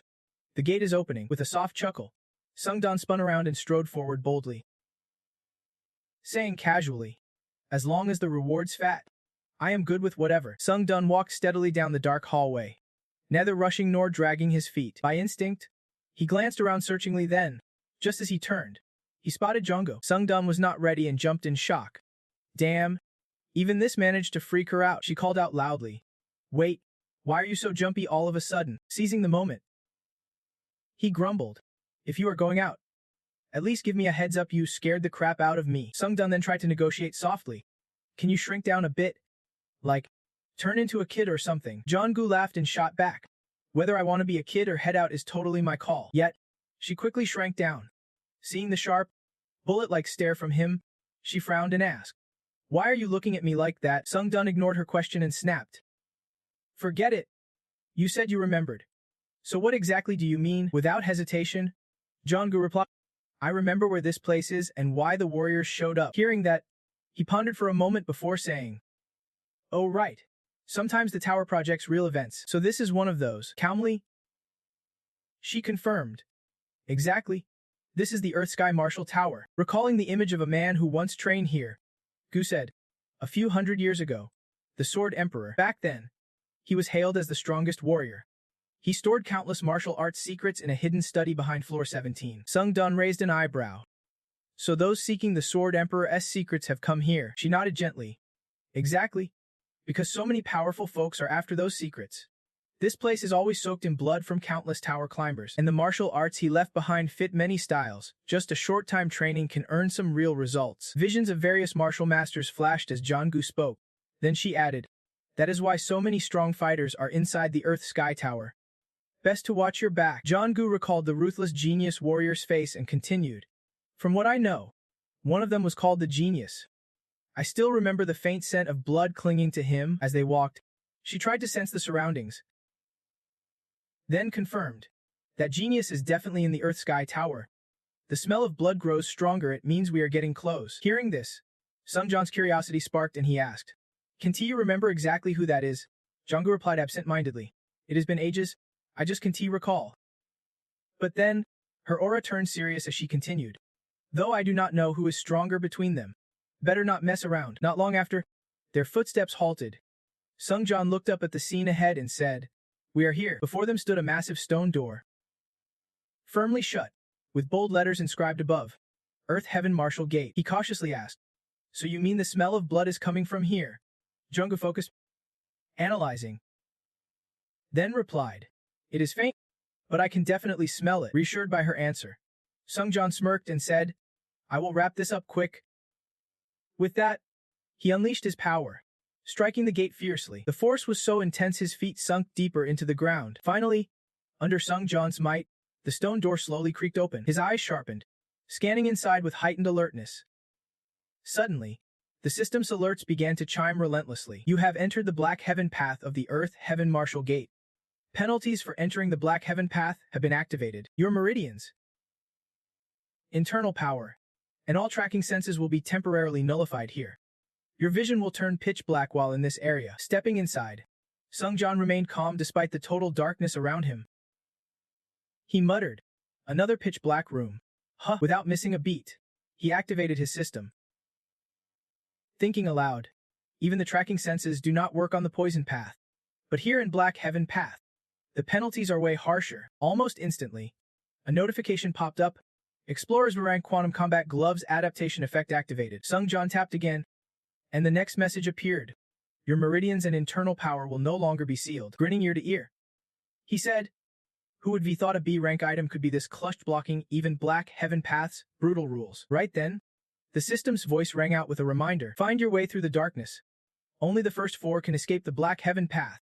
As contestants get eliminated, the darkness will gradually lessen. Sungjan's eyes gleamed sharply as he assessed the situation and nodded. If I can see, then so be it. A new alert flashed quickly. Fire Dragon Eye skill activated. Suddenly, a tangle of glowing red threads wrapped around him. Vision cleared up.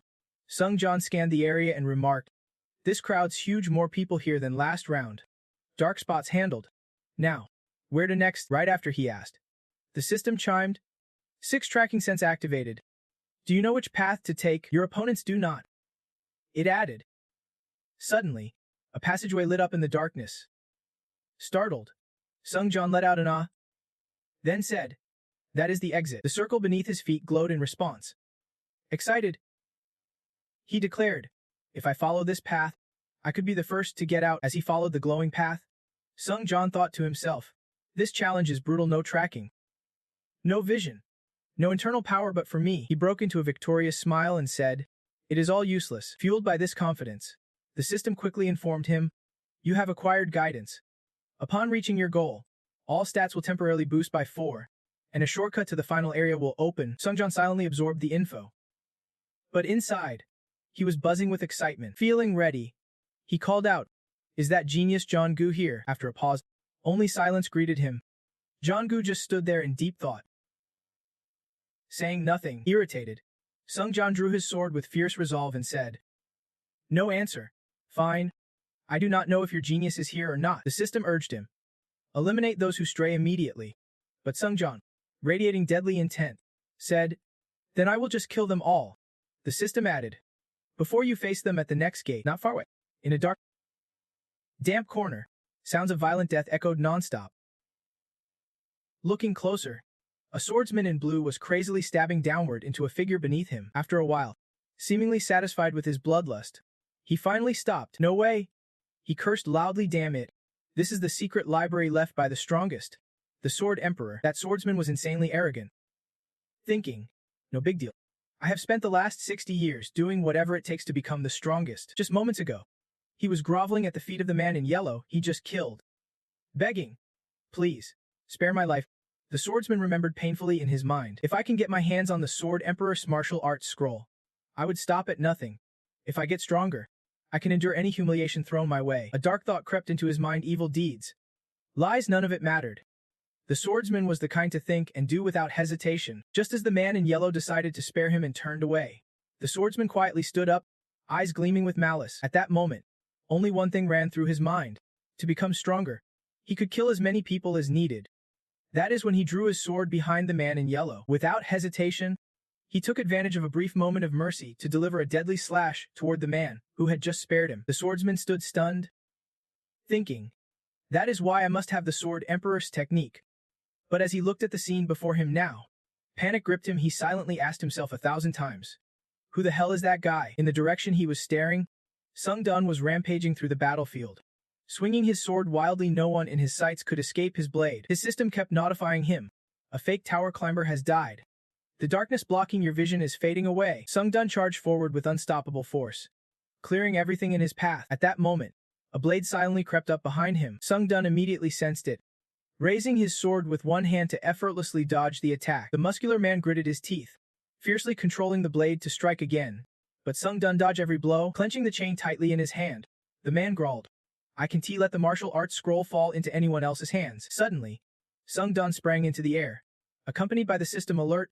Elegant wind skill activated. Like a flash, Sungdan closed in on the muscular man, who did not even have time to react. Their eyes locked, and Sungdan said seriously, "So this guy's no genius after all." Without giving his opponent a chance to respond, Sungdan cut him down with a single, decapitating strike. The black-clad swordsman had witnessed everything and muttered in disbelief, "No way." His face drained of color as he realized something every recognized master swordsman in the martial world. The swordsman anxiously glanced at Sungdan standing amid the deadly battlefield, silently adding, "All dead." Sungdan had also noticed the presence of that swordsman. With overwhelming pressure, Sungdan coldly stepped toward him. The closer Sungdan got, the more panicked the swordsman became, silently confessing to himself about his 60 years of life. "I have honed my senses to an extreme sharpness, something only learned by facing death countless times." But now, staring down Sungdan, the swordsman could only think, "There is no way I can escape this.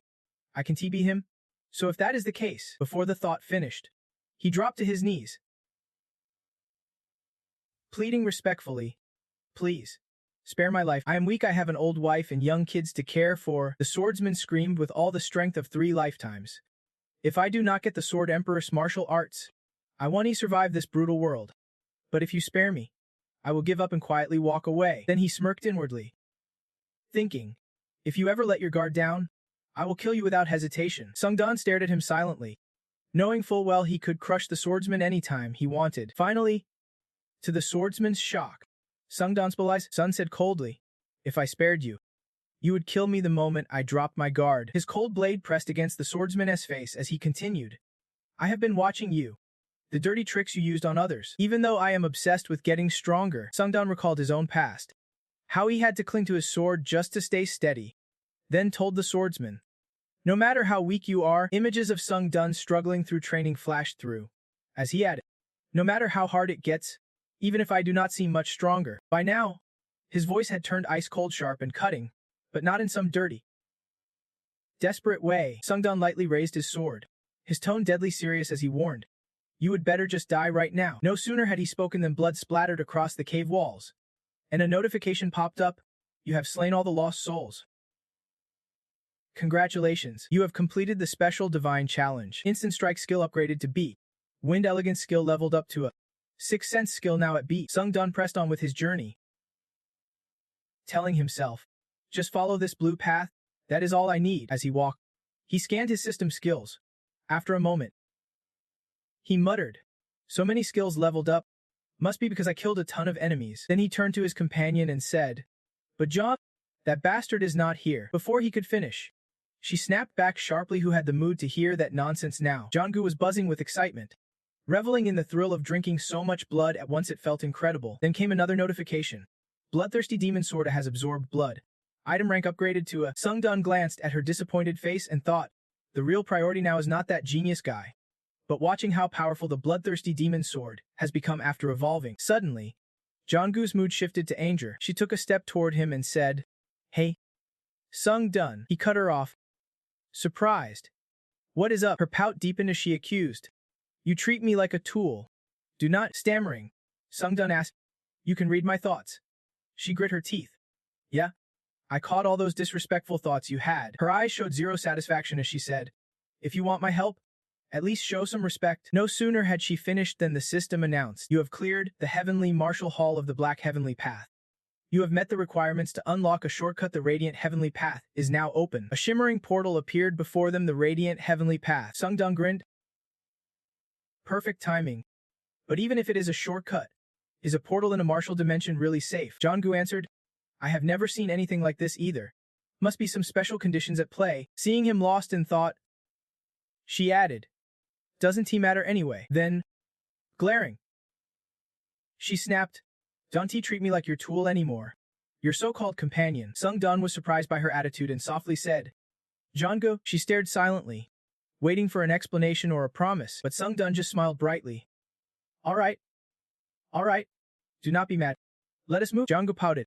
Who is mad? Seizing the moment, he asked, can you still smell that genius guy's blood? She replied coldly, no idea. Later, as Sungdan struggled to dodge beams of light raining down like a crazy storm, he muttered, hey John, I am following this path because you said you could smell blood. But what the hell is this? If this keeps up, he added. Jonggu laughed. Look at you, this is what you get for treating me like a tool. Sungdan's frustration boiled over as he cursed. Damn it. At that moment, a brighter, more powerful strike was aimed right at him. Sungdan reacted fast. A notification popped up, counter shield skill activated. A small but mighty shield materialized before him. A colossal beam of light crashed down, shaking the very air around them. He barely dodged, grinding his teeth. That was close. But where's the divine hall? Why are these beams only attacking me? Watching his struggle, Jonggu grinned. This is the world of the Sword Light Emperor, she explained. The creator of the Heavenly Martial Hall secretly crafted this place after transferring his divine power here. These beams attack because it is a shortcut filled with guardians, she added. Suddenly, a massive explosion rocked the area, the surrounding space twisting and warping uncontrollably. As the dust settled, Sungdan's shield was left with a gaping hole, and Jiang received a system alert. The counterattack shield skill was completely destroyed, rendering all counterattacks useless. Sung Don's heart raced with worry. He had already used up all his counter shield charges, and now there was no way to activate it again. At this point, he had no choice but to make a desperate decision. He gave an order. Jangu, use all your support skills now. She blinked, confused. What are you planning? Drawing his sword with unwavering resolve, Sung Dun explained. This place feels like an endless void, impossible to grasp. The only way to get through is— His tone shifted to sharp determination as he declared, to destroy this place. Jangu, surprisingly calm, replied, honestly, I am not even shocked anymore. After a pause, she asked, but did not you have something to say to me? Sung Dun was taken aback. What? Jangu's expression darkened. You treat me like a tool, not a part. There is zero respect. Sung Dun quickly cut. Jangu, now is not the time. He leapt aside to dodge a beam of holy light and added, if I get hit by those beams, it is over for me. But Jangu's tone remained firm and unyielding. Answer me. Sung Dun felt his temper flare, his patience reaching its limit. Still, he swallowed his pride and apologized. I have always respected you and never saw you as just a tool. Jangu's expression softened. Good. I will make an exception and forgive you. Just as everything was set, a system alert blared. Soul Master skill of the Heavenly Blood Demon Sword. Magic Burst activated. Your body's magical power surges. Soul Master skill of the Heavenly Blood Demon Sword. Thought acceleration activated. Your thinking speed has increased. Soul Master skill of the Heavenly Blood Demon Sword.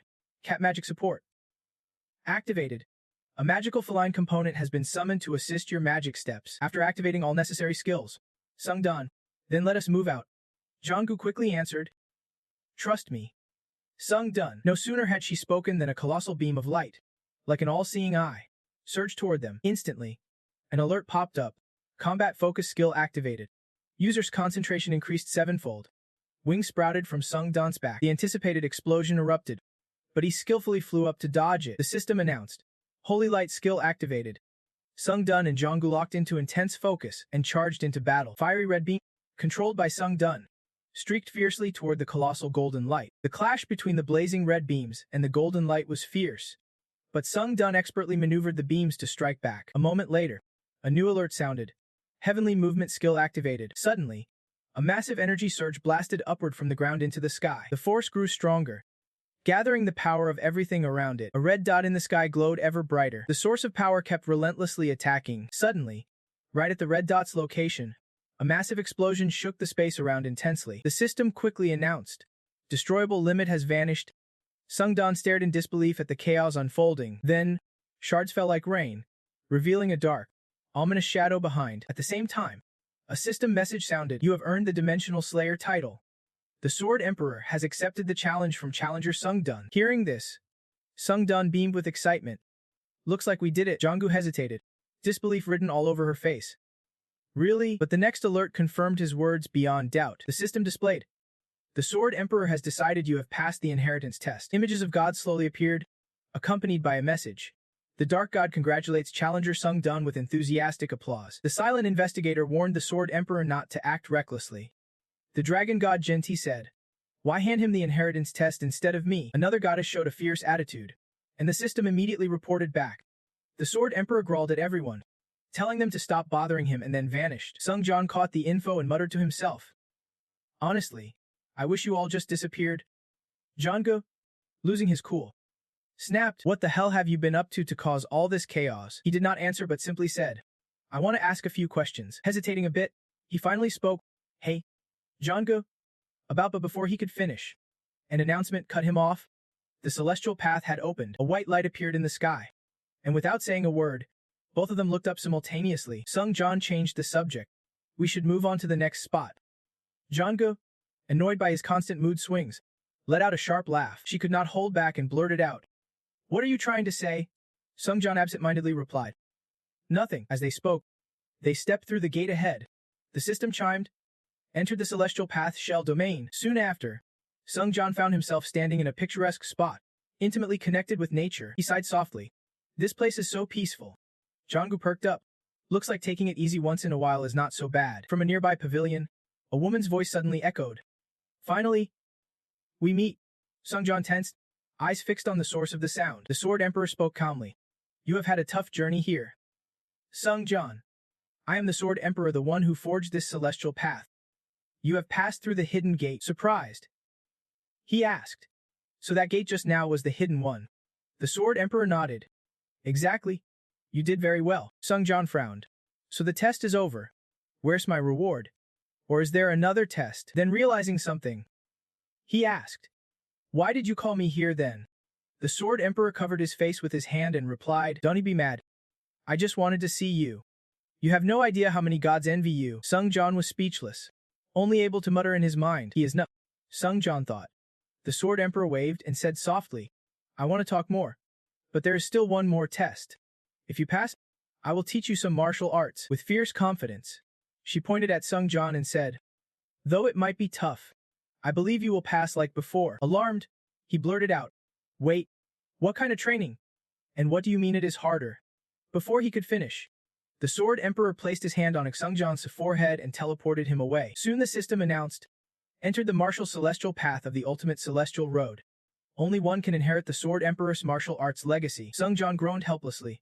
This guy really is stubborn. Scanning the scene, he finally asked, Jonggu, where are we exactly? She quickly replied, Look up ahead. Sung John looked forward and easily spotted two figures locked in a fierce battle. One was the celestial demon, who swiftly landed a deadly blow, successfully beheading her opponent. Instantly, the severed head hit the ground with a sickening thud. Jonggu warned cautiously, That guy soaked in blood aura. Sung John looked at her and asked, So she is a prodigy?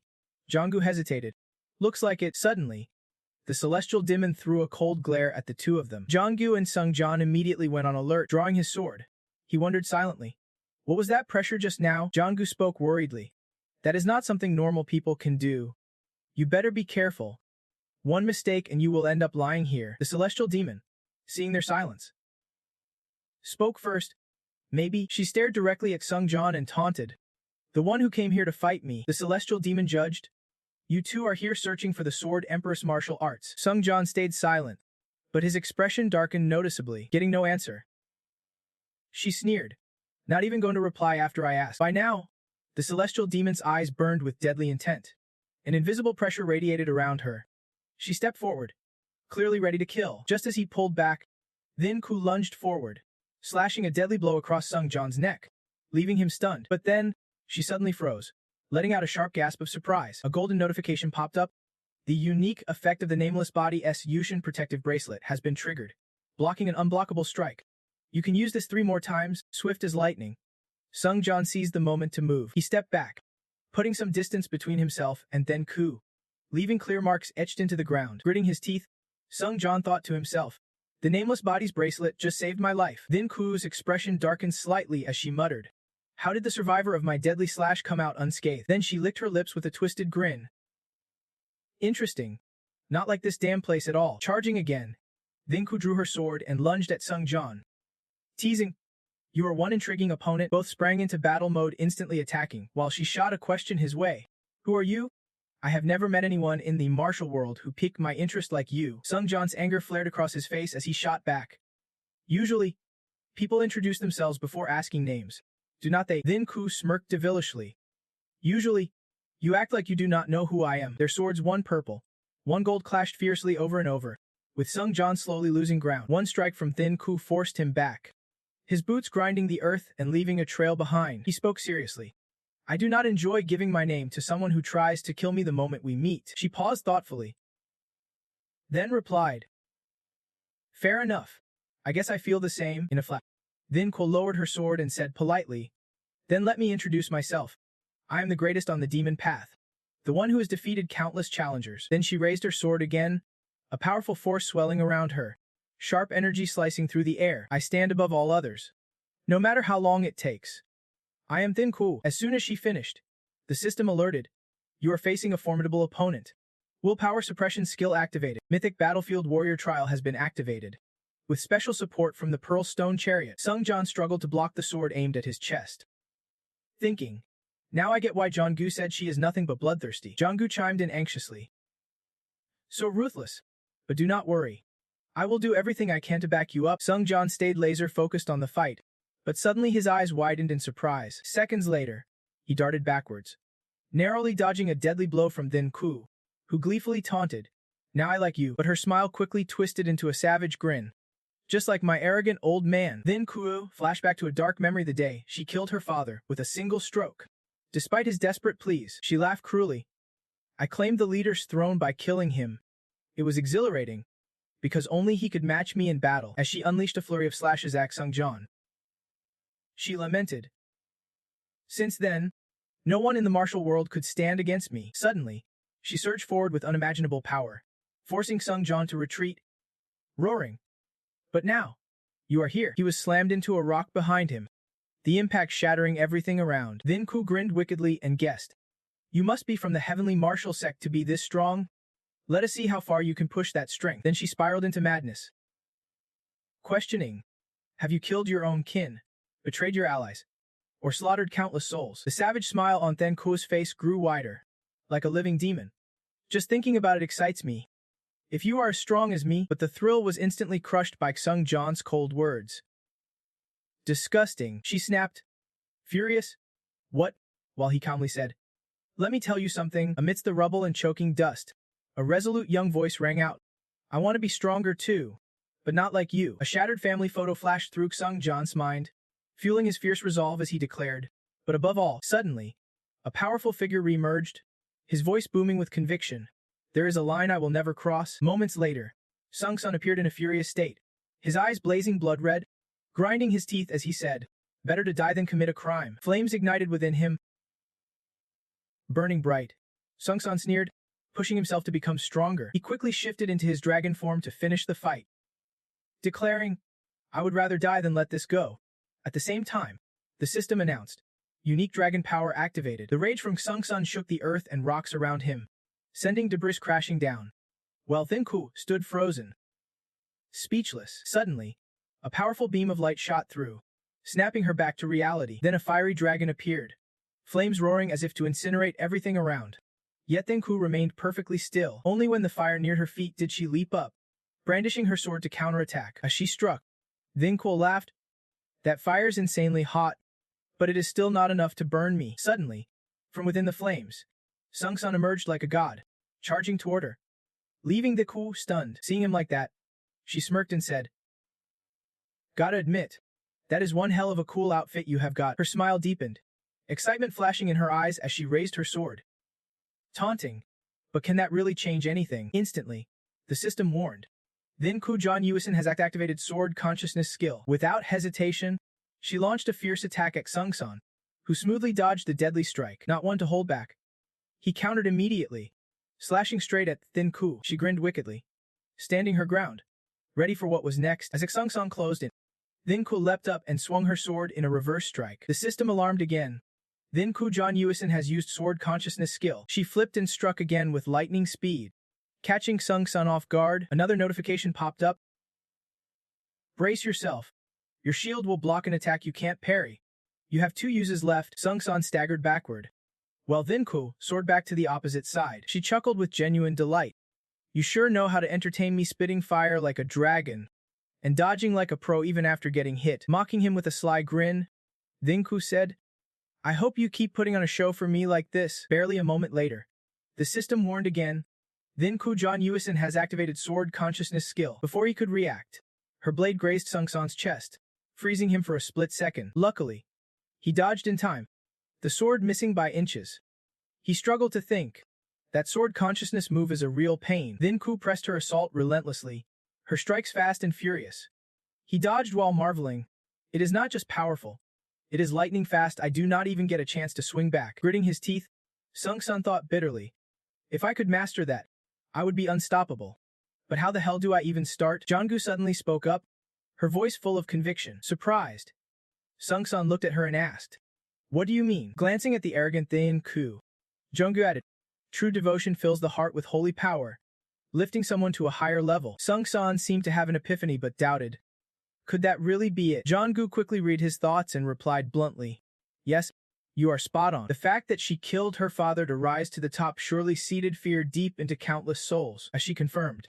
Vivid images of Thin Ku sitting atop a throne, absorbing others' fears, came into focus. Thinking of her wicked smile, Jonggu added, That holy power is definitely fueled by the fear of the masses. In other words, the driving force behind that sword consciousness skill is the sacred energy she absorbs in her heart. Then Ku could not wait any longer and unleashed another attack on Xung-sun. Meanwhile, Jonggu whispered into Xung-san's ear, "Look closely at her heart. If you study it carefully, you will see the path of her sword. Follow that path exactly, and you will be able to wield the sword consciousness skill with your own holy power." By now, Xung-san had fully grasped everything. He confidently said, "Got it." Suddenly, the system chimed, activating the combat focus skill. Just as Xung-san was about to strike, a sudden hup echoed in his mind. Seeing the image of the heavenly demon before him, he instantly lit up inside, thinking, "I can see it now, the sword path flowing straight from her heart." Joy fading, Xung-san quickly devised a plan. Observe closely, dodge, and perfectly mimic the sword path. With fierce determination, he raised his sword, battle spirit surging as he focused on the heavenly demon's heart-sword connection. After some calculation and thought, Xung-san swiftly lunged at the heavenly demon. Each sword strike was unleashed with raw power, cutting through the air. She noticed and flinched for a moment. After that first trial, he was thrilled, thinking, "So this is what it feels like now. Dodging the heart sword moves will be much easier." Though smiling, the heavenly demon's eyes burned with intensity. She said, "Can't he believe someone mastered the heart sword skill this fast?" "Honestly, you are making me even more excited," Xung-san replied coldly. "Excited? Nothing to be excited about," he thought to himself, "since I have learned the heart sword move." Before he could finish, mechanical sounds rang out. The special absolute seal effect of the nameless god's divine jade activated. Blue chains appeared, flying toward the heavenly demon along his finger's direction. Chain after chain pierced straight into her heart. The system quickly announced it had sealed the heavenly demon John Euston as strongest power. Now, her sacred energy and certain skills were blocked. The chains tightened around her heart, making even the slightest movement painful. Another announcement sounded. 29 minutes and 59 seconds remain until the seal breaks. Xung-san raised his sword toward the heavenly demon, declaring boldly, "Because I am ending this fight right now." His eyes froze with icy resolve, thinking, "This battle's about to be over." The system then notified that the nameless god's divine jade had been fully used. Xung-san dashed swiftly toward the heavenly demon, saying, "Time to pay you back." Fueled by determination, a flurry of activation notifications flooded the screen. Skill: Swordstorm C. Imbuing the sword with wind attribute. Passive skill triggered, enhancing the Supreme Blood Demon Sword's potential. Special link twin strike effect of the Fairy Demon Sword activated. Pouring every ounce of power into his blade, he unleashed a deadly strike at the heavenly demon. Rocks and debris exploded wildly around them. But what happened next stunned him even more. The heavenly demon stood firm, not dodging. Yet the strike did not graze a single hair on her head. Xung-san stared in disbelief. His attack was completely ineffective. Just as he was dumbfounded, Jonggu's voice cut in. "Xung-san, fall back." Without hesitation, he quickly retreated. The heavenly demon silently watched him, not uttering a word. He could not help but wonder, what the hell is going on? Just now, her body felt like iron, nearly impossible to injure. What secret move does she have beyond that heart sword skill? Only then did the heavenly demon speak calmly. "After you sealed my heart sword and gave it your all attacking me, I did not expect you to come up this short." At the same moment, a notification popped up. Heavenly demon John Euston activated the Steel Aura Bodyguard skill. "This time, I am a bit disappointed," she said, seeing Xung-san's grim expression. She continued, "But now, you will have to entertain me even more, because if you do not..." The heavenly demon raised her sword, dark energy swirling as she finished. "I might just accidentally kill you." The system announced again. Heavenly demon John Euston activated the Heavenly Demon Black Sword skill. Xung-san finally realized the terrifying danger closing in. Quietly, he thought, the aura shifted. This is bad. Meanwhile, back in the peaceful scenic spot from earlier, everything remained calm, a stark contrast to Xung-san's turmoil. Sword Emperor was sipping tea anxiously. "I wonder if he is making good use of the reward I gave him," she added softly. "I gave it to him as a reward for clearing the tough gate in his last mission. I can't say for sure that item will show its full potential just yet." At that moment, the Sword Emperor hesitated, looking up at the sky as if gazing where Sungjun fought. Muttering, "I hope he uses it well." Back on his side, Sungjun was frantically dodging the heavenly Nia's teasing attacks, still hearing her voice in his ear. "Where did your spirit go just now?" Exhausted, he could only plant his two swords into the ground to barely hold his stance. Seeing that, she mocked him. "If it goes on like this, I am done." Sunjin cursed silently. Damn it! I do not even know where she is attacking from. He struggled to think, even after using dragon eyes. How could he not see her? Sungjin glanced at the notification floating before him, confused, wondering, what the heck is this thing floating right in front of me? It read, please mark your target. His eyes darkened.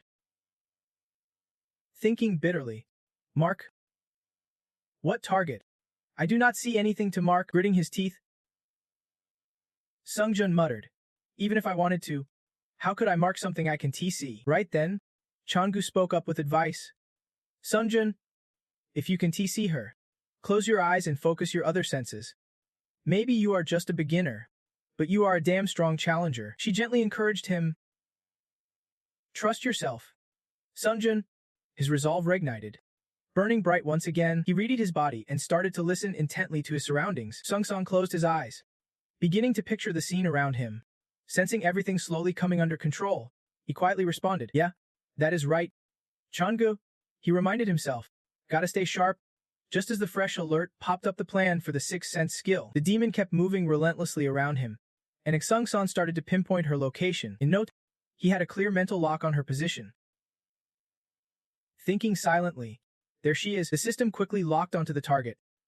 Flashing, Demon Chan Yusen. The special effect plan for the artifact's light sword activated. And suddenly, a sacred emblem appeared. Sungsong was surprised, wondering, what is this? Since when did I have this sacred emblem? But he quickly brushed it off, focusing back on the battle. Around him, a special sword formation began to manifest. The swords radiated around him but targeted the demon. Another alert popped up. The swords will now automatically chase down your selected target. Suddenly, as if pulled by an invisible force, the swords shot forward like lightning toward the demon lord. Sungsong grinned with satisfaction, a smirk creeping across his lips. He wondered when exactly he got this skill. But damn, it was spot on, brimming with confidence. He calculated, all you gotta do now is stand still for me. Then Sungsong raised his sword, sensing with the formation's blades to prep for an all-out assault. Wasting no time, he swiftly signaled the swords to strike again. Instantly, a swarm of blades swept toward the demon lord. Soon, the ground was littered with swords, naturally forming a circle, with the demon lord trapped inside. Desperately trying to fend off the attack, Sungsong inwardly cheered, thinking, gotcha, but the demon lord coolly retorted, is that all you have got? His expression instantly froze, suspicion flashing in his eyes as he muttered, you. But before he could finish, you what? He felt a sharp surge of sword energy slice through him. Sungsong's eyes snapped wide open.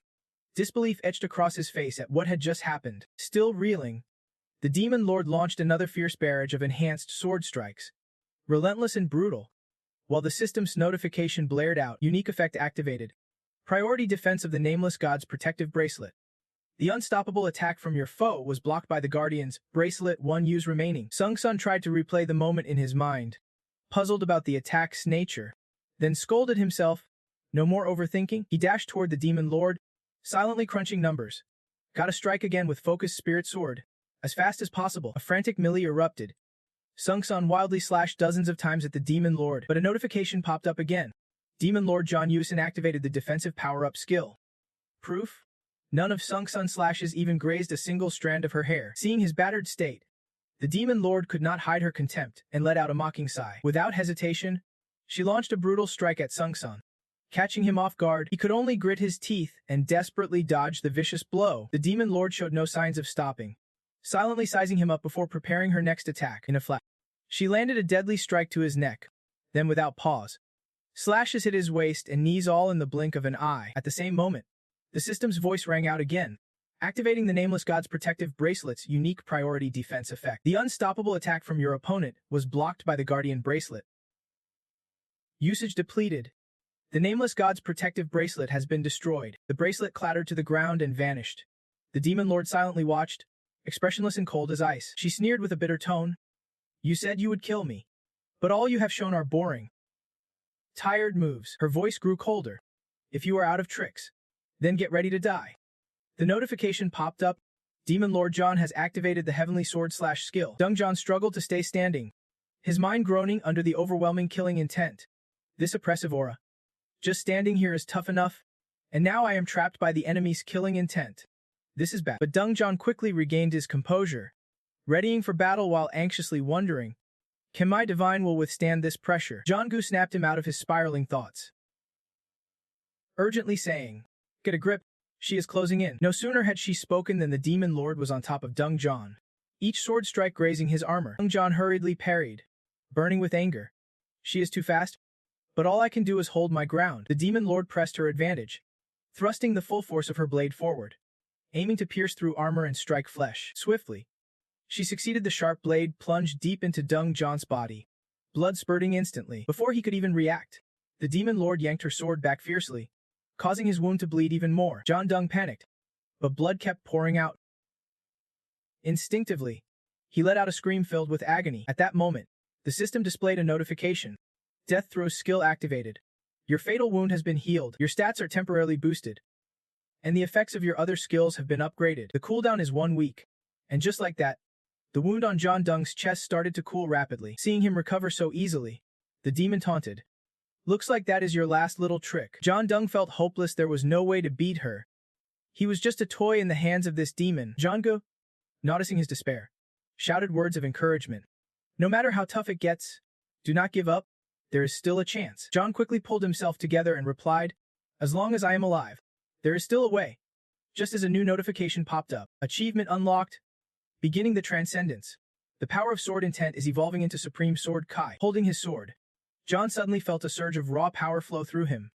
He thought to himself, this feeling. Seeing this change in him, the demon quickly caught on and said, learning Supreme Sword Ki? Huh? Impressive? But useless. Then she held up 3 fingers and said, since you have entertained me this far, this time, I will only use 3 basic strikes against you. Hearing that, John gritted his teeth in anger and let out a sharp growl. He spun around, swung his sword, and said, thanks a lot for the challenge. With that, John unleashed a flurry of slashes toward the demon, who effortlessly dodged. The demon knocked his sword aside with ease and coldly said, that is not nearly enough to faze me. As she activated her own sword, she added, what a disappointment. Suddenly, a barrage of sword energies shot toward John, forcing him to dodge frantically. This assault pushed him back several steps. Notification. Skill Radiant Light activated. Then a burst of radiant energy exploded, shaking the very heavens and earth. But through the smoke, a voice dripping with contempt echoed, relying on gear instead of your own skills. Pathetic. The demon sprang out of the rubble, fierce as ever, declaring, there is nothing left to hope for from you. She dashed forward and slammed a brutal punch into John's gut before he could react. Seconds later, he spat out a mouthful of blood, eyes wide in shock at the hit. The demon landed gracefully while John was blasted into a rock wall, triggering another explosion. Leaning in pain against the wall, his armor began to fade away. Seeing him sit motionless, the demon said, I have already used 2 techniques. Only the last one remains. Sensing the danger, Jong-gu kept calling out, hey, John Dung, snap out of it. In truth, he was not unconscious, just crushed by disappointment. Lacking the will to rise, John Dung thought bitterly, I am out of options. None of my attacks work. He kept questioning himself, can I really beat her? As Jong-gu's voice kept echoing in his ear, the demon sized him up and sneered, judging by your state, you are done fighting? John glanced at her, startled by what he saw, thinking, why does she look at me like that? Wait, I know that look all too well. Peering into the demon's eyes, he saw 3 words. Utter contempt. In despair, John thought, is that contempt the start of my defeat? Jong-gu's voice kept urging, John Dung, wake up, but he was still drowning in the pain of failure, recalling the looks everyone gave him, wondering, what brought me this far? I have faced so many defeats, but now, I refuse to be looked down on ever again. Deep down, John Dung forced himself to stand resolute. I won't lose. I won't be crushed anymore. Yet like a helpless child, he half kneeled on the ground, whispering, but it is just so damn hard. Then Jong-gu's voice rang out again. So that is it. It is really that simple. He jolted, turning around to face the girl before him and asked, Jong-gu? She calmly stepped beside him and replied, that is right. I kept calling out to you like you could not hear, so I had to come here in person. I read your thoughts when you were feeling helpless. Pausing for a moment, Jong-gu gently asked, but did not you already know? You keep proving yourself by seizing every chance and getting stronger. Then she suddenly turned to Sung John, asking sincerely, Who exactly are you trying to prove that strength to? His eyes widened in surprise at the question, but he quickly answered. To myself. Hearing Sung John's reply, the system promptly notified that the condition was met. Jonggu pressed on, her tone a bit urgent. Why? Without hesitation, he responded, because I do not want to have any regrets. The system chimed in again, displaying, you are approaching a transcendental state. Rising to his feet, Sung John declared, I want to be someone no one can suppress, no one who can stand in my way. Looking at the girl before him, he grew even more resolute and continued, I want the power to stand firm against all hardships without backing down. As those words echoed, the dark space suffocating Sung John shattered, flooding every corner with brilliant golden light. The system displayed, holy power has been activated with great intensity. Jonggu looked at him, wide-eyed, trying to catch every subtle change. Then she smiled, clearly pleased. Looks like my efforts were not wasted after all. That smile quickly turned into a satisfied grin, and Jonggu did not forget to give Sung John a playful smack. He winced in pain, tears welling up, spinning around to shout, why do you just hit me out of nowhere? She just laughed and said, your expression's way better now. Seeing his spirits lifted, Jonggu, come on, then go take her down. Fired up and full of determination, Sung John locked eyes with her and said, got it. With his mindset aligned, he began to rise, holy power radiating all around him. Sung John thought to himself, I can actually feel it. He stood up, embracing the energy, certain now that the holy power was flowing through him. Then Ku, witnessing his recovery, was shocked and could not help but wonder if something strange was going on. Brimming with confidence, holy power coursing through his body, gripping his sword tightly, Sung John vowed silently, my revenge starts now again. Amidst the devastated, dust-filled battlefield, Sung John stood tall, radiating a fierce chill as he faced Thin Ku. The world seemed to freeze, with shattered stones suspended and the echoes of battle ringing everywhere. Curious, Thin Ku asked, what is that infinite holy power thing you have got? She wondered aloud. Has that rich kid been holding out on us until now? Gripping his sword firmly, he retorted, think whatever you want because no matter what, you are going down. Frowning with fierce determination, Sung John declared, dead. Hearing that, Thin Ku laughed maliciously. She sneered, is that your last-ditch effort? Pathetic. Losing patience with this fight, Thin Ku reminded him, you still have 3 moves left, so finish this quickly. Excited by the challenge, Sung John confidently declared, if you want a beating like that, I am happy to oblige. Thin Ku mocked, how do you plan to hit me with that worn-out body of yours? Before she could finish, Sung John swiftly appeared behind her, catching the furious woman off guard. Enraged, Thin Ku spun around, bewildered, wondering when he had gotten so fast. She whipped around and unleashed a powerful slash toward him. Just as the strike was about to connect with a surge of electricity, the system notified Sung John. Thin Ku John Yuison activated the piercing shield skill. She smiled, her words dripping with sarcasm and disdain. That last attack surprised me. But no matter what you throw, it is useless against me. As the tip of her sword neared him, Sung John summoned all his strength to respond. I did not expect you to gain infinite holy power in such a short time. But that is all you have got. Show me what else you can do. Gripping his sword tightly, Sung John fired back. Against your piercing shield, your last attack was useless. So tell me what else can you really do? Thin Ku smiled even more cunningly, casting a look of pure contempt at him as she taunted. That is only when you manage to pierce through this protective barrier. You will never land a hit on me, the system announced to the player, activating the mighty power of the divine force. Sung John grinned, anticipating what was about to unfold, while Thin Ku smiled confidently, certain of her victory, each of them playing their own game. When Thin Ku caught his relaxed expression, she was momentarily stunned, thinking, how dare he smile in a situation like this? I will destroy him. The sharp tip of the azure sword seemed to have cracked part of Thin Ku's protective shield, triggering a series of system alerts. Activating powerful divine force, skill dynamic heavens, breaking the limit of what you can destroy. Sung John unleashed a devastating critical strike, his sword glowing with a blazing red light as it pierced through Thin Ku's shield, triggering a fierce explosion that shook the space around them. Her eyes widened in disbelief and helplessness. Thin Ku's protective shield shattered into fragments mid-air, leaving her too weak to stand as chaos erupted around them. Flashback.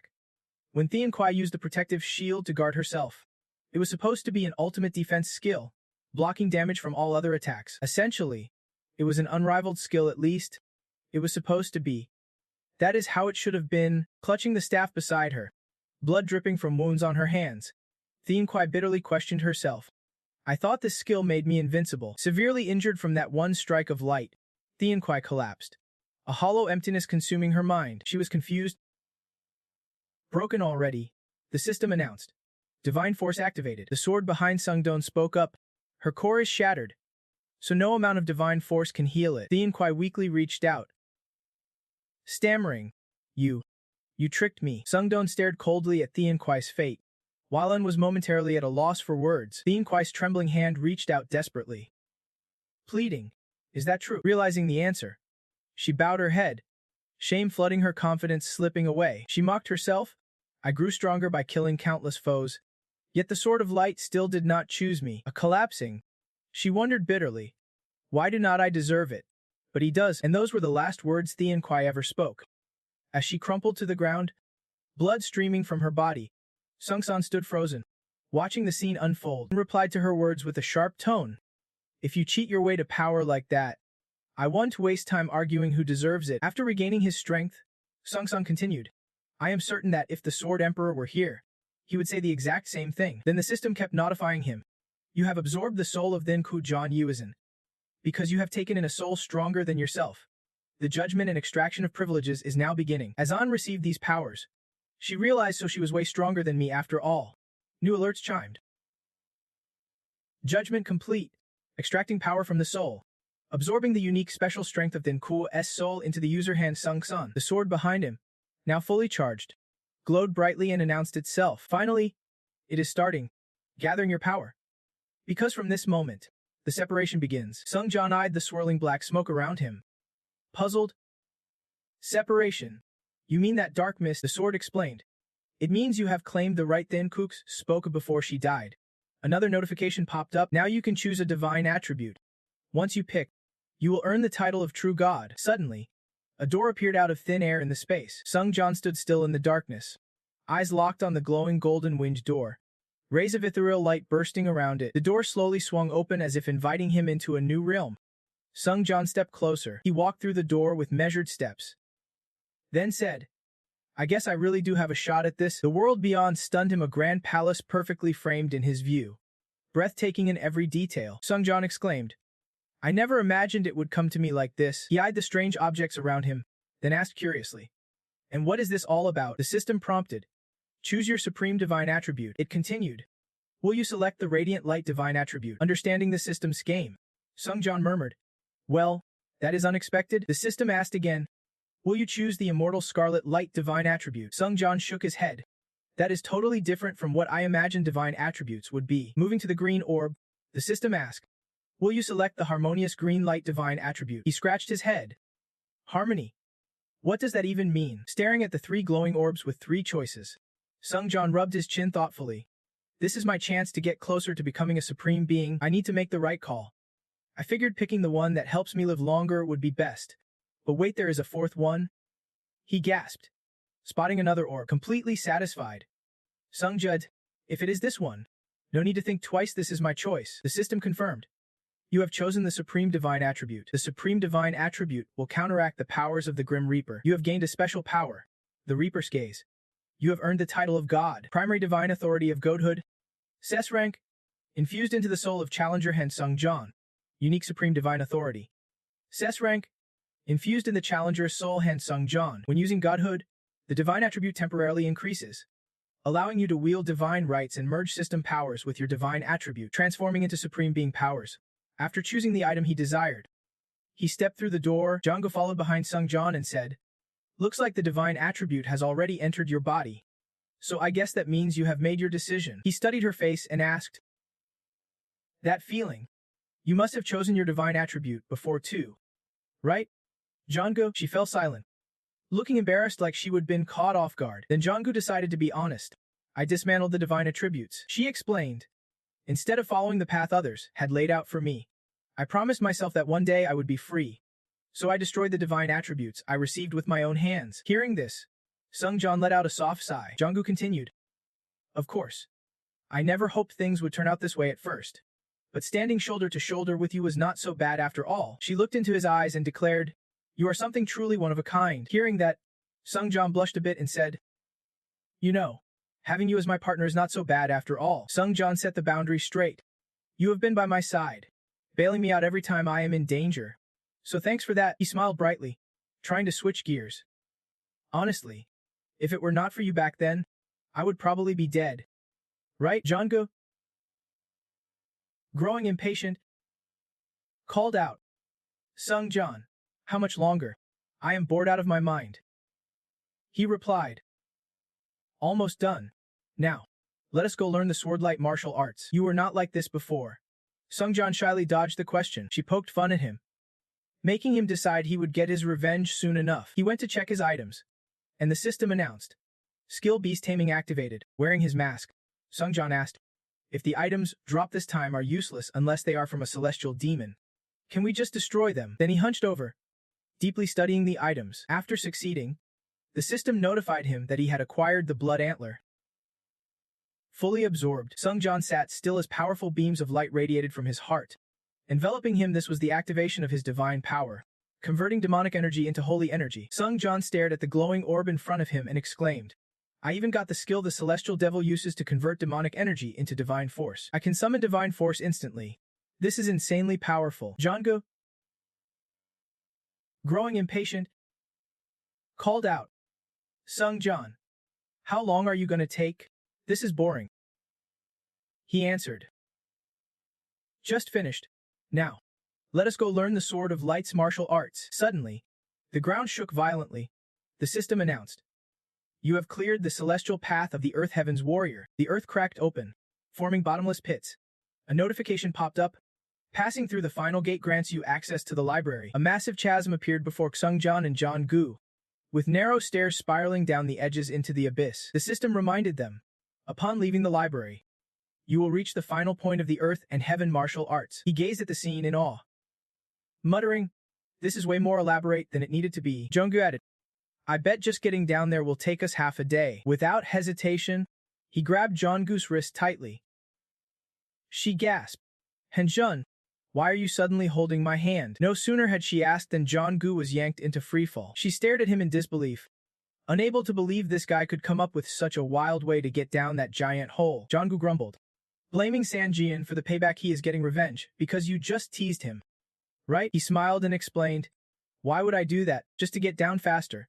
That is all. After a long freefall from the edge of the pit, the two finally hit solid ground. Jonggu fell down dizzy, while Sanjun stayed sharp, still holding her hand tightly, and said, the Sword Hall's library. He smiled, clearly pleased, and announced, I have arrived. They paused before a massive door that was tightly shut. Then Sanjun used his power to force the door open and stepped inside the library. He carefully surveyed the surroundings and commented, it is cleaner than I expected. The sword at Sanjun's side chimed in. Interesting. Not a speck of dust anywhere. Looking at the dense rows of books on the shelves, Sanjun sighed. Finding the Swordlight Empress martial arts manual in this mess is gonna be a nightmare. He wondered aloud. Isn't there an easier way to find it? The sword answered. How would I know? Sanjun then came up with a new plan. Then let us just take all these books. And suddenly, the sword called out, Hansan!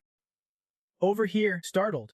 He turned toward the voice and asked, what now? A white-haired woman approached, mouth wide open, shouting, Hansan! Sequoia barreled toward him, arms wide open, wanting to grab Sanjun in a hug. He froze, unable to react as Sequoia threw herself at him. Changgu suddenly appeared and shouted, damn it! It is an ambush. Sequoia pointed accusingly at Sanjun. Well, the system asked him, Administrator White Crane Swordmaster, what foolish thing are you doing? The image of an incredibly powerful woman with sharp, clawed hands drifting through the air, accompanied by the administrator of the bloodthirsty tyrant asking, having fun? Sequoia, excited beyond words, hugged Sanjun tightly and exclaimed, you actually made it all the way here. I am so proud of you. Then angrily ordered her, let go. Sanjun, both annoyed and angry, repeated his request firmly, please let go first, then we can talk afterwards. Jonggu and Sequoia sat across from each other, with Sanjun stuck in the middle, suffocated by the tense atmosphere. Sequoia spoke first, asking, who exactly are you that you have been clinging to Sanjun all this time? Jonggu confidently replied, I am the seven-blooded demon. Jonggu, also an associate of his, hearing that, Sequoia scratched her head and sighed, clearly realizing Jonggu was not her match. So she said, Jai is the head of the blood demon sect, right? I think I have heard that name among the candidates. Sequoia's eyes hardened, her voice dripping with sarcasm, though it seemed like she was already annoyed just by the way the candidates were handled. Jonggu, furious to the point of madness. Snapped back. This girl sure knows how to talk back. And what about you, the Sword Emperor? After entering the heavenly martial palace, you are just a glorious memory now. She shot back coldly. The two women jabbed right at each other's soft spots, boiling with rage as they slammed their hands on the table. Sanjin stepped in between them, trying to calm things down. Enough already. Let us talk about the reward. Sakura softened her tone and replied, Fine, my dear Sanjin. Of course I have to give you your reward. She handed him a book and said confidently, This is the secret manual holding my martial arts. Use your skills. And just by reading it, you can learn my techniques. Sanjin wondered silently. If she planned to pull it out from her sleeve, then why even bother making a library? Out loud, he said, Thank you, Your Grace. Flipping through the pages, Sanjin thought to himself, She really is something else. Suddenly, as he reached the middle of the book, flashes of light appeared, announcing in gold letters, Achievement unlocked, Mastery of Close Combat, Swordsmanship, and Movement Techniques. He stared in disbelief, then watched more notifications pop up. Strength increased by 3 points. Stamina increased by 3 points. Agility increased by 3. Sakura laughed loudly beside him. Clearly delighted, Sanjin asked, Is it really okay to boost stats this easily? She grinned and asked back, What do you think? Impressive? Right? She explained. Looks like you used the light controller artifact I gave you pretty well before. That made me pretty happy. He broke into a nervous sweat, stammering, So it was you. Anyway, thanks for giving me that. Sakura invited. If you come to the martial dimension, I have got another treasure hidden there for you. Still keeping a stern face, she looked at Chang-gu sitting opposite, who was visibly irritated. That treasure has a function to find lost items and the light controller artifact. She stood up angrily and questioned, Lost item finder? What is that all about? Chang-gu pointed straight at Sanjin's face and shouted, Sanjin, get rid of that lost item finder ability right now. The lost item finder is a set of precious items the Sword Emperor stole from the gods. She warned gently. You are seriously going to give up everything for a ticking bomb like that? Hearing this, Sanjin smiled and replied, Chang-gu, thanks for your concern. Sanjin tried to persuade, but if I have the power to use it, then I can have it. So if I gain the power to find it, I will go after it myself. Chang-gu calmed down and listened quietly. I do not think I will give up the search ability. And even if other gods come looking for me, Sanjin continued, I already have you by my side. So what is the problem? Hearing this, Chang-gu immediately turned toward him. She seemed on the verge of being convinced. If it is a person, then I am sure they can handle themselves. Sakura crossed her arms nearby, smiling with satisfaction. I knew I was not wrong about you. I am already liking you even more. Sakura handed over a glowing blue gem and announced, I will infuse some of my divine power into the light controller artifact. So if you ever need it, do not hesitate to use it. Then, as the two exchanged words, the system announced, activating the special effect of the light controlling artifact, inscribed with the divine symbol. Meanwhile, Chang-gu chimed in with judgment, saying she must be crazy to give someone else her divine essence like that. I do not know what is going on in her head, but in my eyes, if she truly gave him her divine essence, then there is no problem at all. Sanjin, on the other hand, felt deeply satisfied. He wondered aloud, Thank you for this, but why go this far for me? Sakura replied with a short, cryptic line. I had no choice but to do it. Surprised, Sanjin asked again, What do you mean? Sakura smiled and dodged the question. I can't go into details, but think of it as a contract with the Tower of Flames. It will work in your favor. Sanjin sensed something ominous in that statement, his mind racing with endless speculations. Suddenly, Sakura clasped her hands together and announced, All right, I think our time is up. Without another word, she used a teleportation spell to put a significant distance between herself and Sanjin and Chang-gu. She smiled brightly and gave her final words. Please take good care of the light-controlling artifact I have given you. At that moment, the system chimed in with a reminder. The Light Sword Emperor is watching you. Congratulations on completing the 17th floor of the Trial Tower. All rewards for surpassing this floor and other bonuses have been added to your inventory. Please proceed to the waiting room. Then, he stepped into a different space with the announcement. You have entered the waiting room of the 18th floor. Suddenly, colorful fireworks exploded around Sanjin, shooting out vibrant strands signaling that he met the conditions. Congratulations. Sanjin carefully read each system notification. 1,000 people from all dimensions officially completed the 15th floor of the tower. The Trial Tower will open a cross-dimensional event for all dimensions participating in the official tower climb. Suddenly, The screen began to flicker, as if caught in signal interference. The image vanished, but a voice rang out, asking, "Can everyone see this?" A reporter was broadcasting live from the scene, announcing that a massive labyrinth had appeared right in the heart of the city, a labyrinth that will manifest across all dimensions, participating in the official tower climb. This is an optional event, so challengers who do not form a team won't be able to participate. Meanwhile, Heian stood in a high-rise room, looking down below. She held her phone, anxiously wondering, "Sanjin, why are not you picking up?" Heian frantically called again and again, glancing out at the city that seemed peaceful on the surface, but was roiling with violent undercurrents. She muttered to herself, "This is serious. The system predicted this event could spark an all-out cross-dimensional war. Join only when you fully understand what is at stake." In a lonely abandoned house amid the cold, snowy forest, a faint light flickered by the door. He was notified. "You have received the electromagnetic combat reward. Celestial wings training, all your skills have increased." Bloodsteel glared at Sanjin and said, "Looks like you had some fun, sitting powerfully on a tall chair with legs crossed." Bloodsteel teased the light sword emperor. He hurried to explain, "I was forced into it." Before Sanjin could finish, Bloodsteel's eyes flashed with anger as she snapped, "Answer me." Seeing Bloodsteel's expression, Sanjin suddenly felt scared. He stammered sincerely, "I am truly." Hearing that, she brightened and replied, "All right then, since you seem to have reflected on your mistake, I will let this slide this time." He wondered silently if he had really done anything wrong. Sanjin insisted, "You said you would tell me about Mi Kung, is why you called me here." Bloodsteel crossed her arms and announced, "That is right. I will tell you about the Great Mekong." She began explaining. "This Mekong is called the Great Mekong. It is similar to the tower and has a total of 10 floors. Bloodsteel held up 4 fingers and continued, "The difficulty levels are easy, normal, hard, and insane." Hearing this, Sanjin was a bit shocked. Muttering, "This is nuts." He felt like he was trapped in another dimension, surrounded by countless massive monsters ready to pounce. Bloodsteel explained in detail, "If you pick the super hard mode, you lose all your abilities. Yeah, it is that brutal." But she reassured Sanjin not to stress. Every time he clears a floor, he gets to recover one skill. He is a thinker, a strategist, so skill recovery is the smartest move. Bloodsteel nodded approvingly, saying, "Very good." Sanjin pulled up the system screen and replied, "If the challenge is this tough, the rewards better be worth it." He tried to check, but a yellow alert popped up. Super hard mode rewards are off limits. Puzzled, he asked Bloodsteel why he could not see the rewards. She coldly waved him off. "You are out of questions. Even if I wanted to spill more, I can tea." Without an answer, Sanjin stood up and said, "Thanks for telling me all this." Confident, he raised a like button and declared, "I will do everything I can." Bloodsteel raised an eyebrow, already ready to bounce. Sanjin smiled confidently. "Yeah?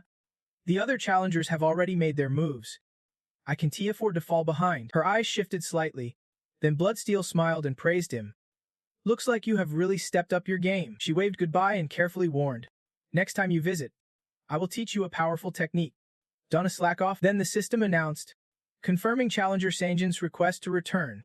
The regression stone was absorbed, and he was heading back to Earth. Back home, Sanjin focused on changing clothes. After getting ready, he scrolled through his phone and said, "Heian's been blowing up my phone. I should call her back before." Suddenly, the system's alert startled him. "The Flame Whisperer wants to talk to challenger Sanjin." A voice came from his side. "Hello 1234. Can you hear me?" Sanjin answered, "I can, but who is this?" The woman on the other end teased, "You are such a jerk. Not only did you forget me, you did not even say hi when we met in Japan. That is cold." Sanjin's mind raced, thinking, "That voice. She is on a plane right now. She must have overheard my whisper and called me out. Does she even remember my voice?" She introduced herself. "It is Catherine Bennett. You have not forgotten me, right?" Sanjin immediately recognized her and quickly replied, "Of course not. How could I forget?" Catherine sighed in relief. "Good. Tomorrow, I will get straight to the point." She bluntly asked him to join her team for the maze event. "There is one spot left." Sanjin smiled, like this was all part of the plan, and said without hesitation, "All right." Catherine sounded a bit shocked. "Wait, what? You are deciding that fast?" Sanjin explained. "You saved me the hassle of finding team members, so I owe you one." Catherine complimented. "Not only are you leveling up fast, but you respond quick too." Sanjin grinned. "No problem." Catherine set the meeting, See you at the maze entrance. Sanjin replied. Got it, then. With the call fading in his ear, Sanjin stood silently by the door, thinking, this is exactly why connections matter. He recalled her image, Catherine Bennett, with the power of flame eradication that drops opponents' abilities by 10 and freezes a random skill. Sanjin smiled satisfied. If we hit super hard mode and recover skills, she is going to be a game changer. Feeling upbeat, Sanjin stepped out, wondering, should I call Haeun before I head out? Before he could open the door, a loud banging and frantic shouting came from outside. Sanjin, are you in there? Slightly annoyed, he stepped out ready to scold, who was smashing the place to bits. But when he saw the woman outside, he froze. Speechless for a moment, she was leaning on her knees, panting like she just finished a race. Sanjin guessed. Haeun, between gasps. She said, I called you a ton, but you did not pick up, so I ran all the way here. Sanjin scratched his neck awkwardly and said, sorry, I was pretty busy. But how did you get my address? Haeun flashed a sly grin and said, there is always a way. He wondered silently. But is not this illegal? She suddenly remembered something important, grabbed Sanjin's hand, urged him, then said, that is not the point. Haeun pulled Sanjin outside, explaining as they ran, the labyrinth has appeared, and the top challengers from every nation are coming all because of you. She asked again, your address got leaked, so they must be on their way. Isn't that illegal? Sanjin sighed helplessly, thinking, she is no better. Haeun urgently said, we need somewhere quiet and safe. This is a top-tier challenger showdown. Sanjin, the two froze, stunned by the chaotic scene unfolding before them. Outside, a swarm of people pushed and jostled each other. One man tried to speak up. Hey, top challenger Sanjin. Want to join our Garden of Underground guild? A dark-haired guy standing nearby snapped angrily. You already got someone. Stay out of this, the first man fired back. What is that? You punk. Haeun watched, speechless, then said, we are too late. Sanjin suddenly grabbed her shoulder and said, sorry. Haeun. She blinked in surprise and called out. Sanjin, without hesitation, he scooped Haeun into his arms, his eyes burning with determination, ready with a plan. Sanjin smiled at her and said, let us. She blinked. What? Before she could even process it, he leapt up and dashed away. Sanjin soared like a hero rescuing a damsel, his cloak billowing behind him. The crowd below murmured, he is running away. Towering buildings stood shoulder to shoulder, the evening air heavy and still. Sanjin landed safely below, while Haeun still felt dazed in his arms. Looking back, Sanjin wondered aloud, they want to catch us, right? Haeun stammered. Sanjin, her head spun like she was trapped in Dezimon's glare, emotions swirling. Put me down, dizzy. He set her down, scratched his nose sheepishly, and apologized. Sorry. Got a bit rough there. Sanjin said, no need to worry about arrangements. I already have a team. Haeun's eyes welled up with tears. I came here worried about you, and it was all for nothing. Feeling guilty, Sanjin answered, sorry. Next time, I will contact you earlier. Haeun softened. Curious? All right then. You are diving straight into Mikung. He looked up at the giant tree and said, yeah, this is the entrance area. So I am heading in now. A golden system alert popped up. You have entered Mikung's entrance zone. Haeun pounded his shoulder and warned, be careful this time. Sanjin, she smiled warmly but firmly added, don't overdo it. Sanjin stared at her unforgettable smile, momentarily stunned, slightly embarrassed. He replied, yeah, I got it. Then Sanjin vanished into thin air. The system announced, you have entered Mikung's gate. Standing in the vast courtyard beneath the giant tree canopy, Sanjin scanned the area and whispered, here. He eyed the massive gate ahead, wondering if this was the legendary Mikung tree gate. Catherine's face lit up when she saw Sanjin arrive, calling out joyfully, look who is here. Hearing voices, he turned around. Behind Catherine, Seung-hun greeted him with a smile. Long time no see. How have you been? Sanjin smiled back. It has been a while. So we are all on the same team now. Seung-hun. Chung, he frowned thoughtfully. Not expecting Zesh?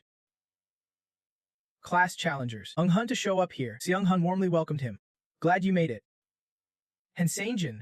Seeing the two men, Sanjin felt a bit relieved. Thinking, this is better. Catherine asked, what difficulty level are you thinking? Sanjin, he confidently answered, go for the hardest. I do not know the rewards, but harder means better. Catherine sighed. Of course. Seung-hun, looks like we are all agreed, let us do this, she announced.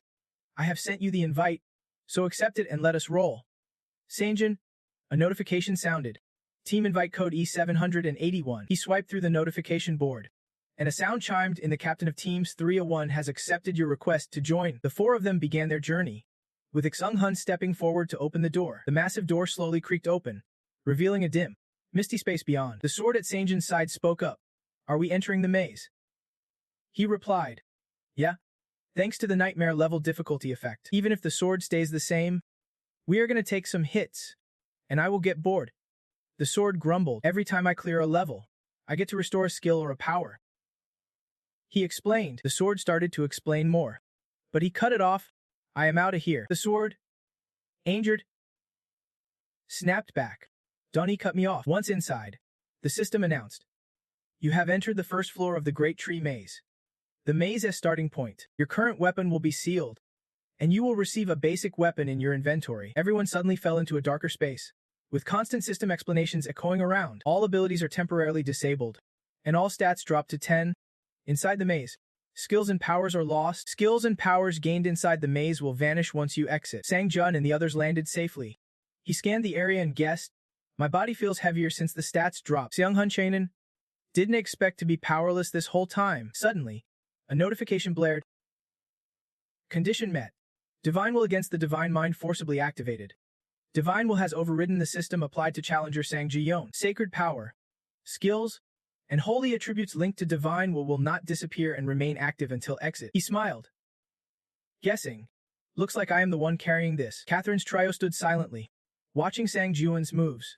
She curiously asked, is that the speed boost from maxing out 10 speed? Chanish, standing nearby, blinked in surprise and asked the same. He recovered all his skills in such a short time. Before them, Sang-ji-yeon faced off against a colossal monster, its sword raised, ready to strike him down. The sword slammed into the ground, shaking the space and sending dirt flying everywhere. Using his skill and agility, Sang-ji-yeon dodged the attack and quickly countered, unleashing a power as swift as the wind. He clenched his fist, boosting all speed stats by 80%. Then he struck a critical blow, stacking his skills to level 8. After the monster fell, the system announced, remaining heap of Goblin absorbed and converted into energy for the World Tree. Catherine was stunned and commented, that was one tough opponent.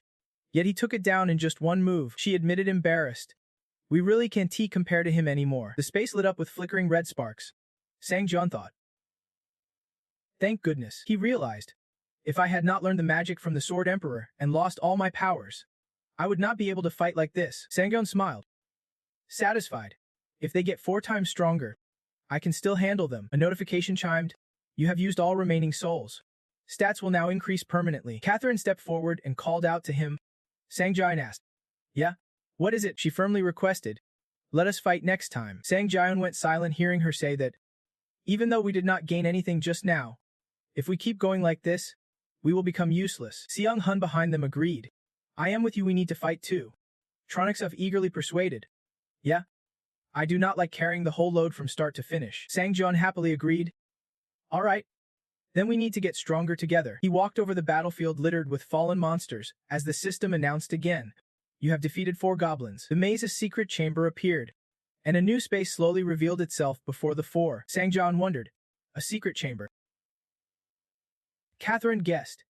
Maybe just locked inside, let us go in. The 4 stepped inside together, ready to face whatever dangers awaited them. Passing through the door and seeing the space inside, he fell silent. This place. Sang-jun observed giant statues lined along the path, overgrown with tangled trees.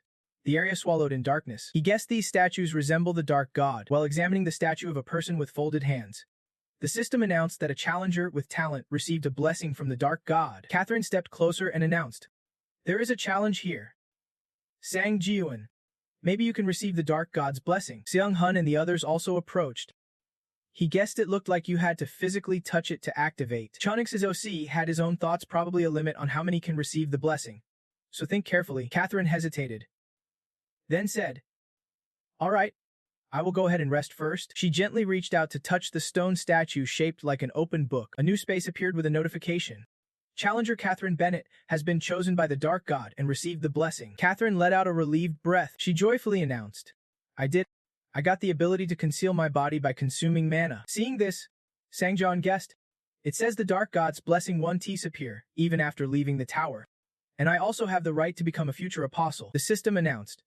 The dark god is watching and smiling. He looked at the statue. Puzzled, wondering what she has been doing all this time. The system explained. The dark god said the reunion is not far off, and you must wait a bit longer. Sang Jiawen frowned, momentarily confused about what was happening. Suddenly, a hand touched his shoulder with a voice calling. Sang Jiawen, Catherine curiously asked. Why are you looking that way? Is someone there? Sang Jiawen replied. Once this is done, let us. They stepped outside with the announcement that the dark god's seal has been placed. Catherine lamented, too bad there was only one chance. Sang Hun comforted her, saying, forget it. Only one person gets it, that is enough. Catherine took the lead and asked everyone, I think we have got everything. Should we go? It will take half a day to finish with this stat. She smiled, silently hoping the blessing would be useful for Sang Jiawen. He stepped forward, touched her shoulder, and said, one sec. Sang Jiawen looked at her, wondering, half a day for this stat? Catherine asked. Sang Jiawen, do not you find anything strange? Sang Jiawen dismissed it. Strange? Nope. The system announced. The elegant power like the wind has activated. He moved forward. All speeds increased by 100%. Seeing Sang Jiawen act without warning, Catherine stood up and shouted loudly. Crazy fool. Going alone is super dangerous. Come back, he nodded, saying if he finds the key, he will come back. The system announced. Stacking skill is at 10. She helplessly gave in, thinking, oh man, that fiery temper is still the same. Sang Jiawen calculated. Going with everyone wastes too much time. He plunged deeper into the giant ancient tree's trunk, carefully observing everywhere. Sang Jiawen decided it is best if the fastest person himself goes to find the key first. Suddenly, something appeared that startled Sang Jiawen. He quickly landed and went to investigate. A door appeared. Above it, two terrifying skulls. Inside, a monster was chomping down on a piece of meat, enjoying its meal. Just as it took the first bite, a thunderous blast exploded around the monster, leaving it stunned. The system announced. You have entered the first floor chamber of the Mekong Great Tree. Mekong's beginning. Chun is the Goblin King of Sang Jiawen, who devoured all the monsters on the first floor. Although hiding inside the Mekong Great Tree, the Goblin King could not go deeper. As a result, the Mekong Great Tree's nutrition was contained. Sang Jiawen checked thoroughly. Muttering, it is a bit uncomfortable to explain all this, the system announced. Battle focus skill activated. He threw his weapon decisively, aiming to finish the monster in one blow.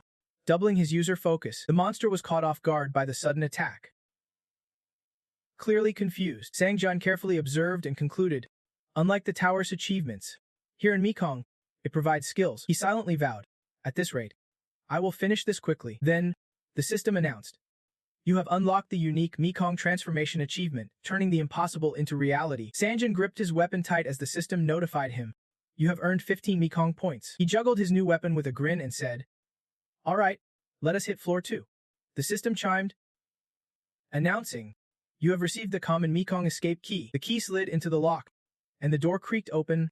The system declared, you have reached the end of floor 1, the Great Mekong Tree, the Mekong of Beginnings. You have earned the right to descend to floor 2 of the Great Mekong Tree. Choose one reward.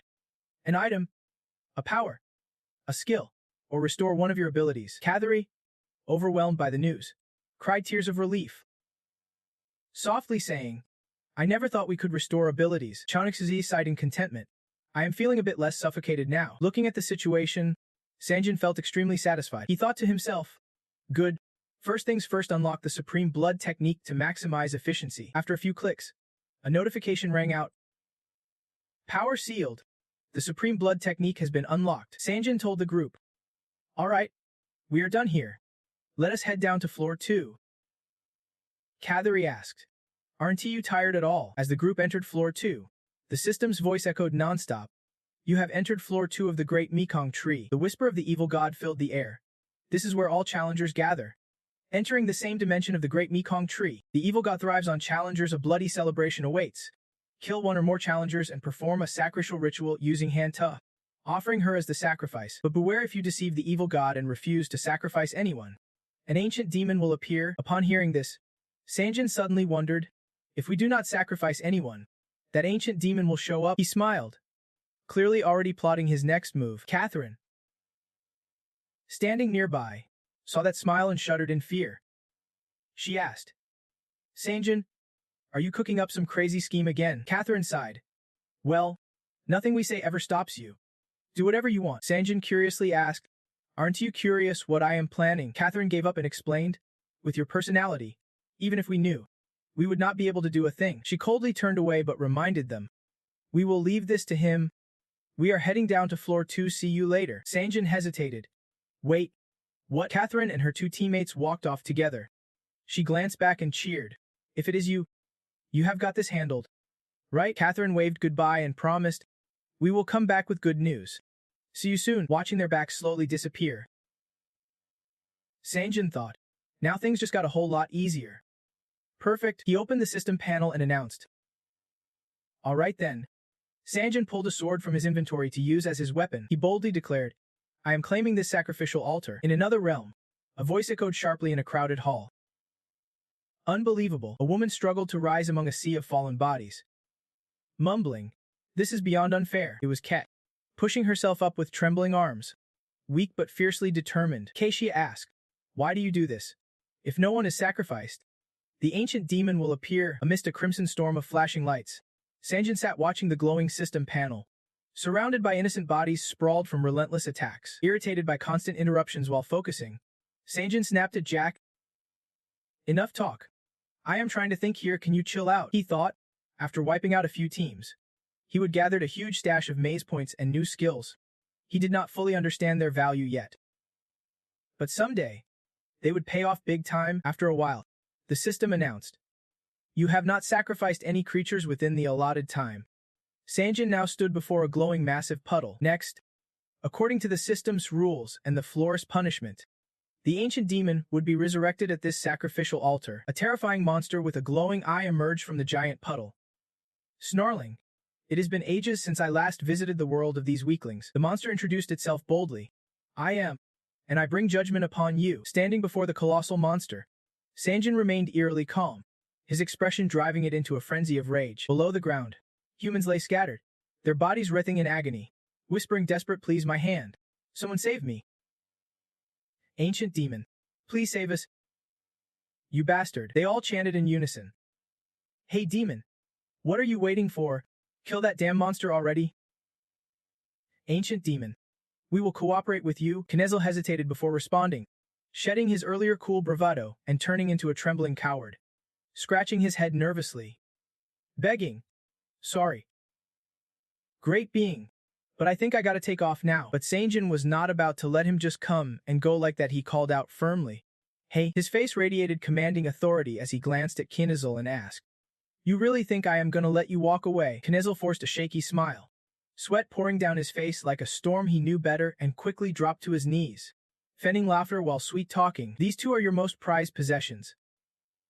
Great being, they look perfect on you. At Kinezel's strange expression, the system notified, You have acquired the despair mask. Conceals your presence, instilling fear in demons. Moon sword. Attack speed increased by 15%. When you channel mana into the sword, a moonlight aura fueled by your magic flickers along the blade. All abilities get a boost of 1 level. Plus, allies within the moonlight's radius gain enhanced magical power. Smiling warmly, Kinezel asked, Now that I have handed over my gear, can I go slay those deceitful humans who betrayed the evil god? Sanjin nodded. Go ahead. Kate's eyes lit up with uncontainable joy as he announced, Then I will savor every moment of this. Retracting his words, jumped up, transforming into a full-blown monster, roaring at the mortals below. You vermin, judgment is here. Acting like a boss, laughing maniacally like a lunatic, terrifying everyone around him, they begged, Please, I do not want to die.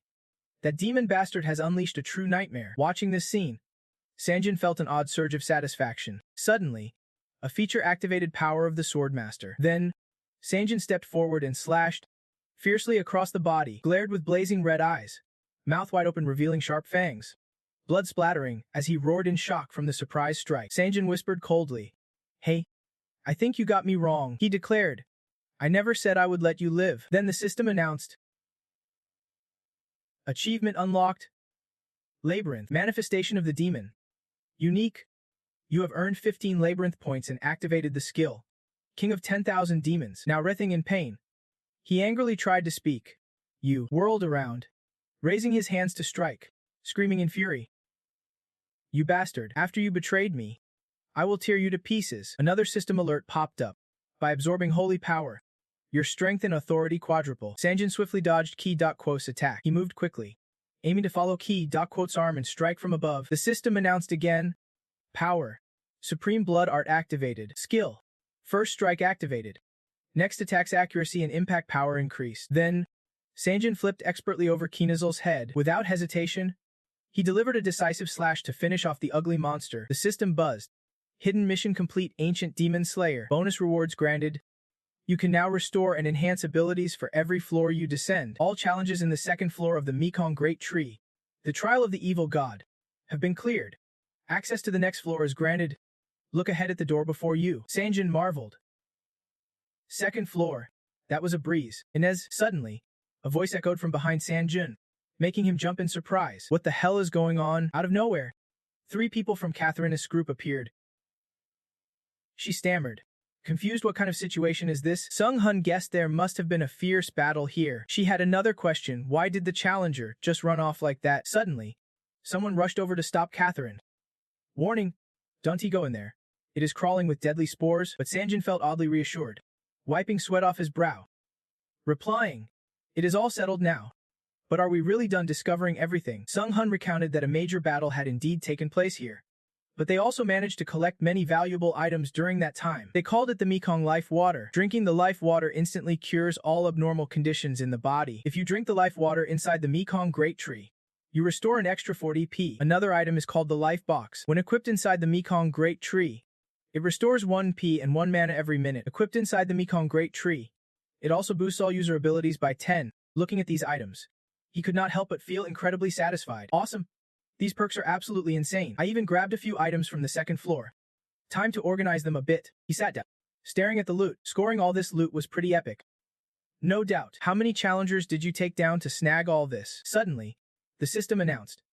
You have unlocked access to floor 30 of the Mekong Great Tree.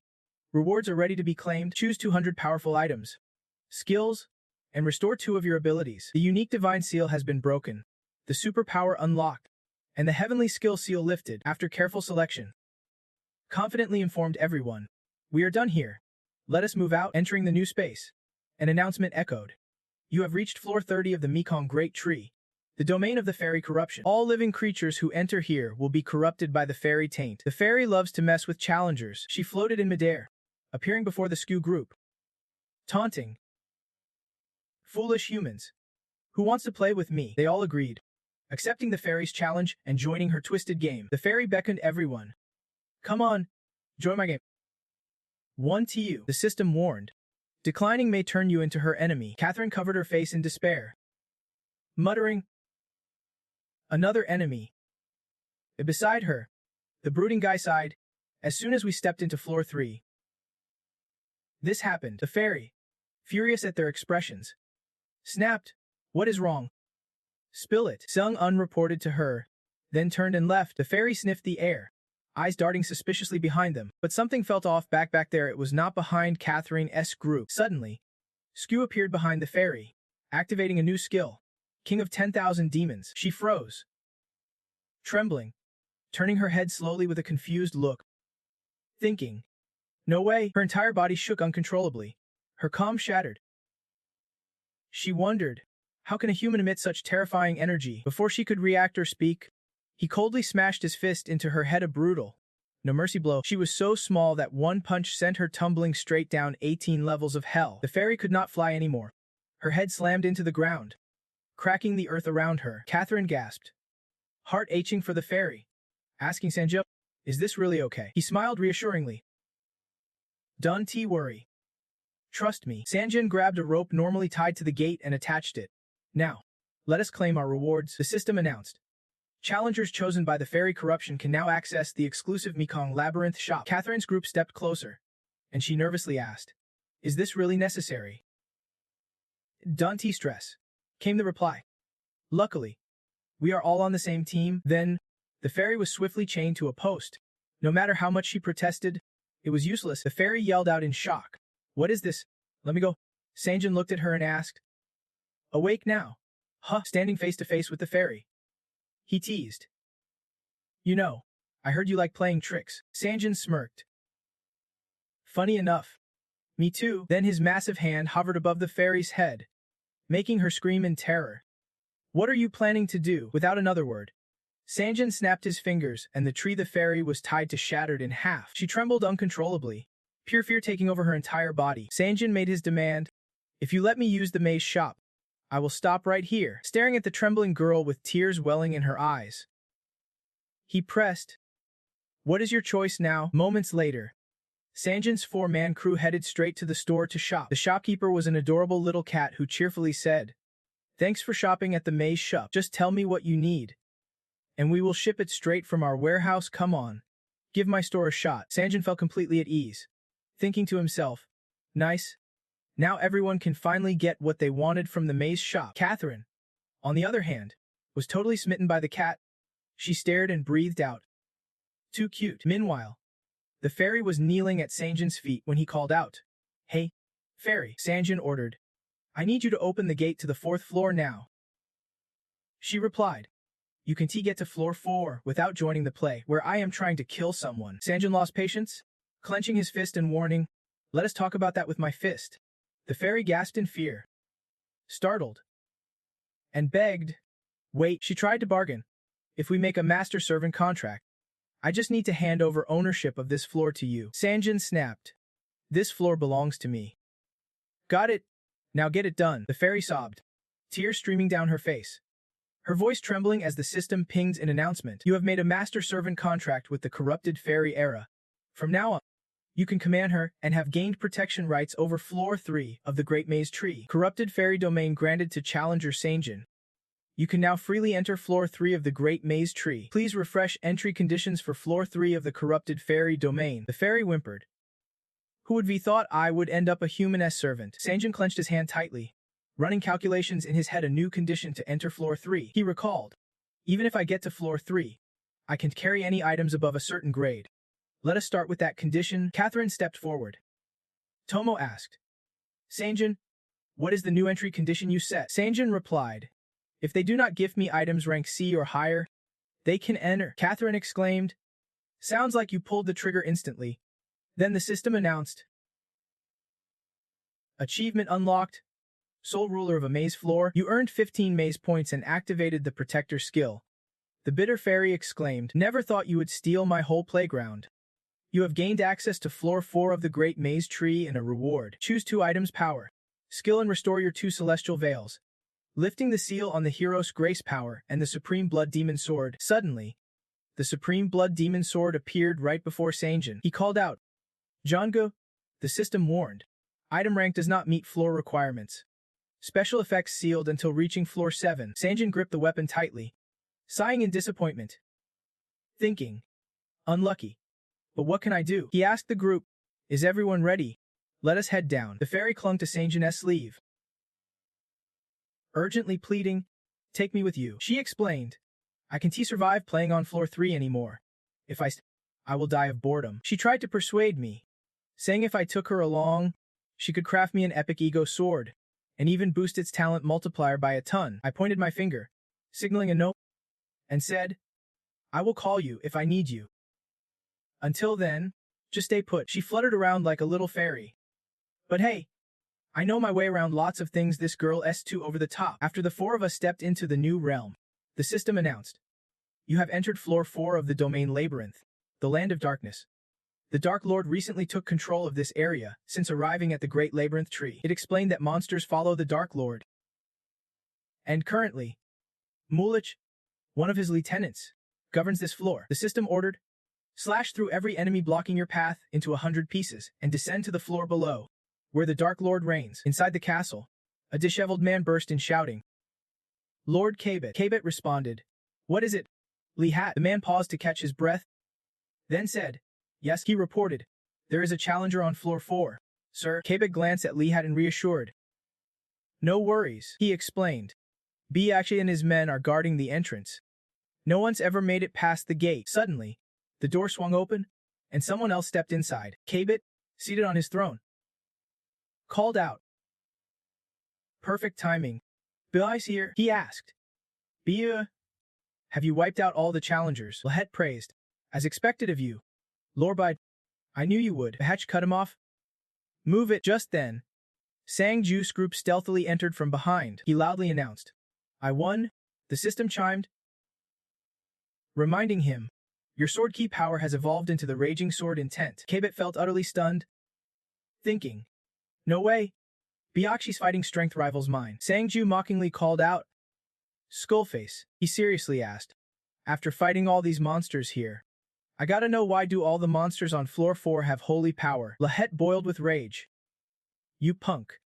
Do you even know who you are talking to? Kabet whispered beside him. Too dumb.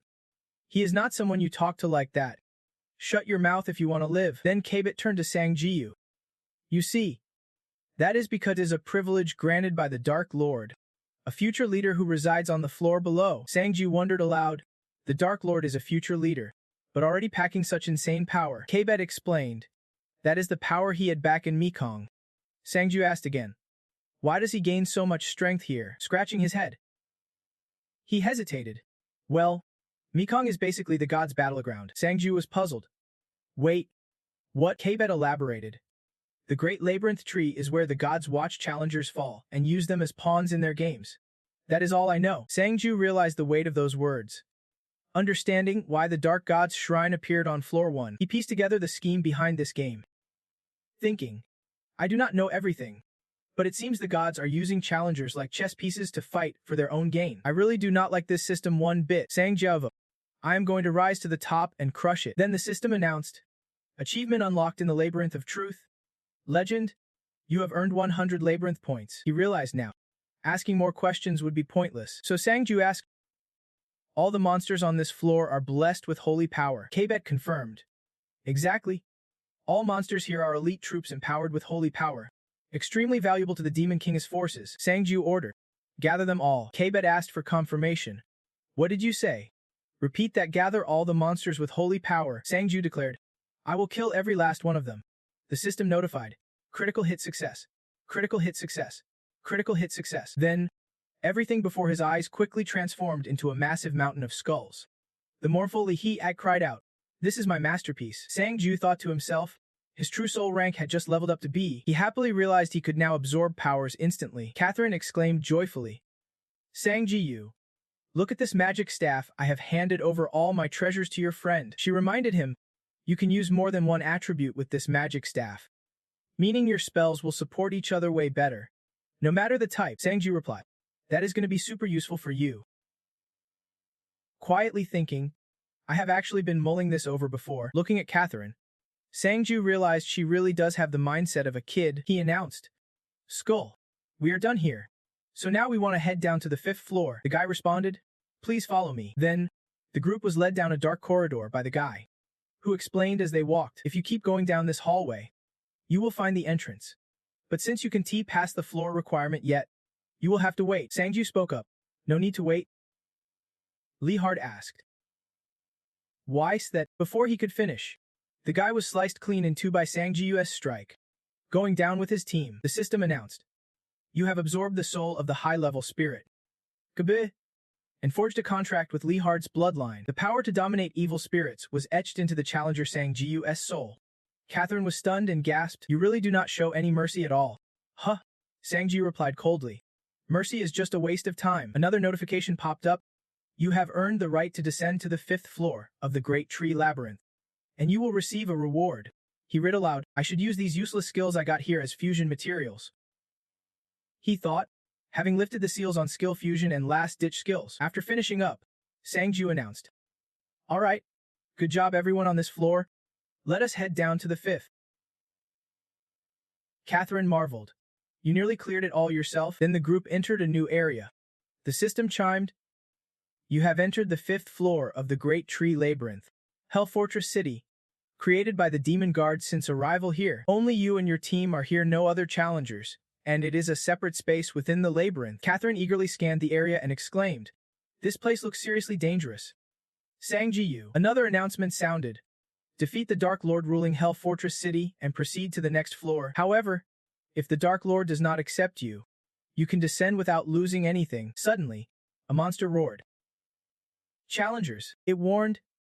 We have surrounded you. Hand over all your items and show us your loyalty. Catherine looked around, terrified, thinking, with this many demons, fighting them all at once is going to be brutal. As a monster charged at her, the system announced, Guardian skill activated, creating a magic shield around your protected target, and all talents increased by 1 point. Watching St. Jill stride forward, Catherine snapped, Wait, you are planning to fight alone again? St. Jill replied, I am easy, just tell me what to do.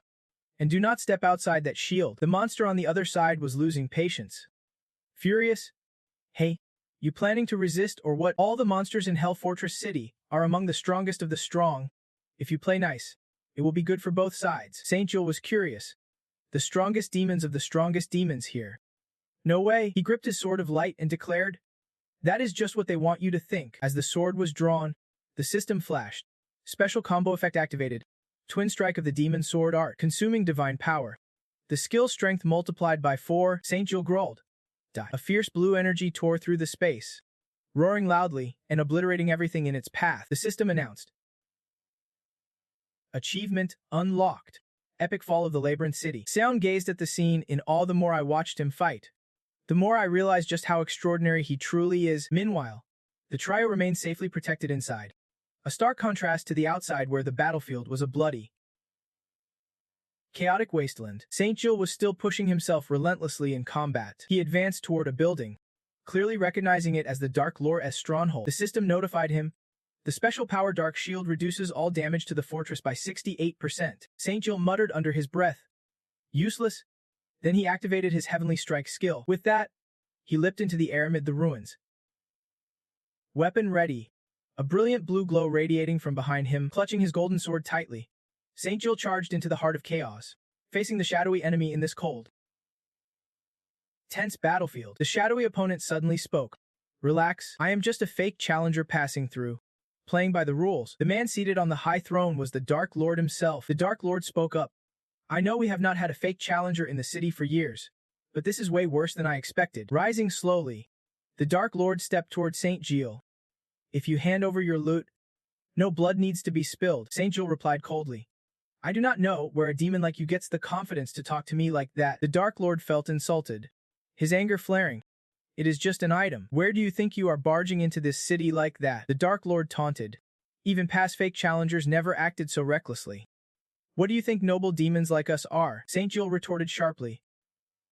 Noble demons. Without missing a beat, St. Jill dashed forward at lightning speed, raising his fist to deliver a knockout blow to the Dark Lord. The Dark Lord glared fiercely at the fist inches from his face, stammering, No way. Before he could say another word, St. Jill's punch sent him crashing to the ground. The impact so fierce it cracked the earth beneath. Looking at the Dark Lord's battered face after a single punch, St. Jill sneered.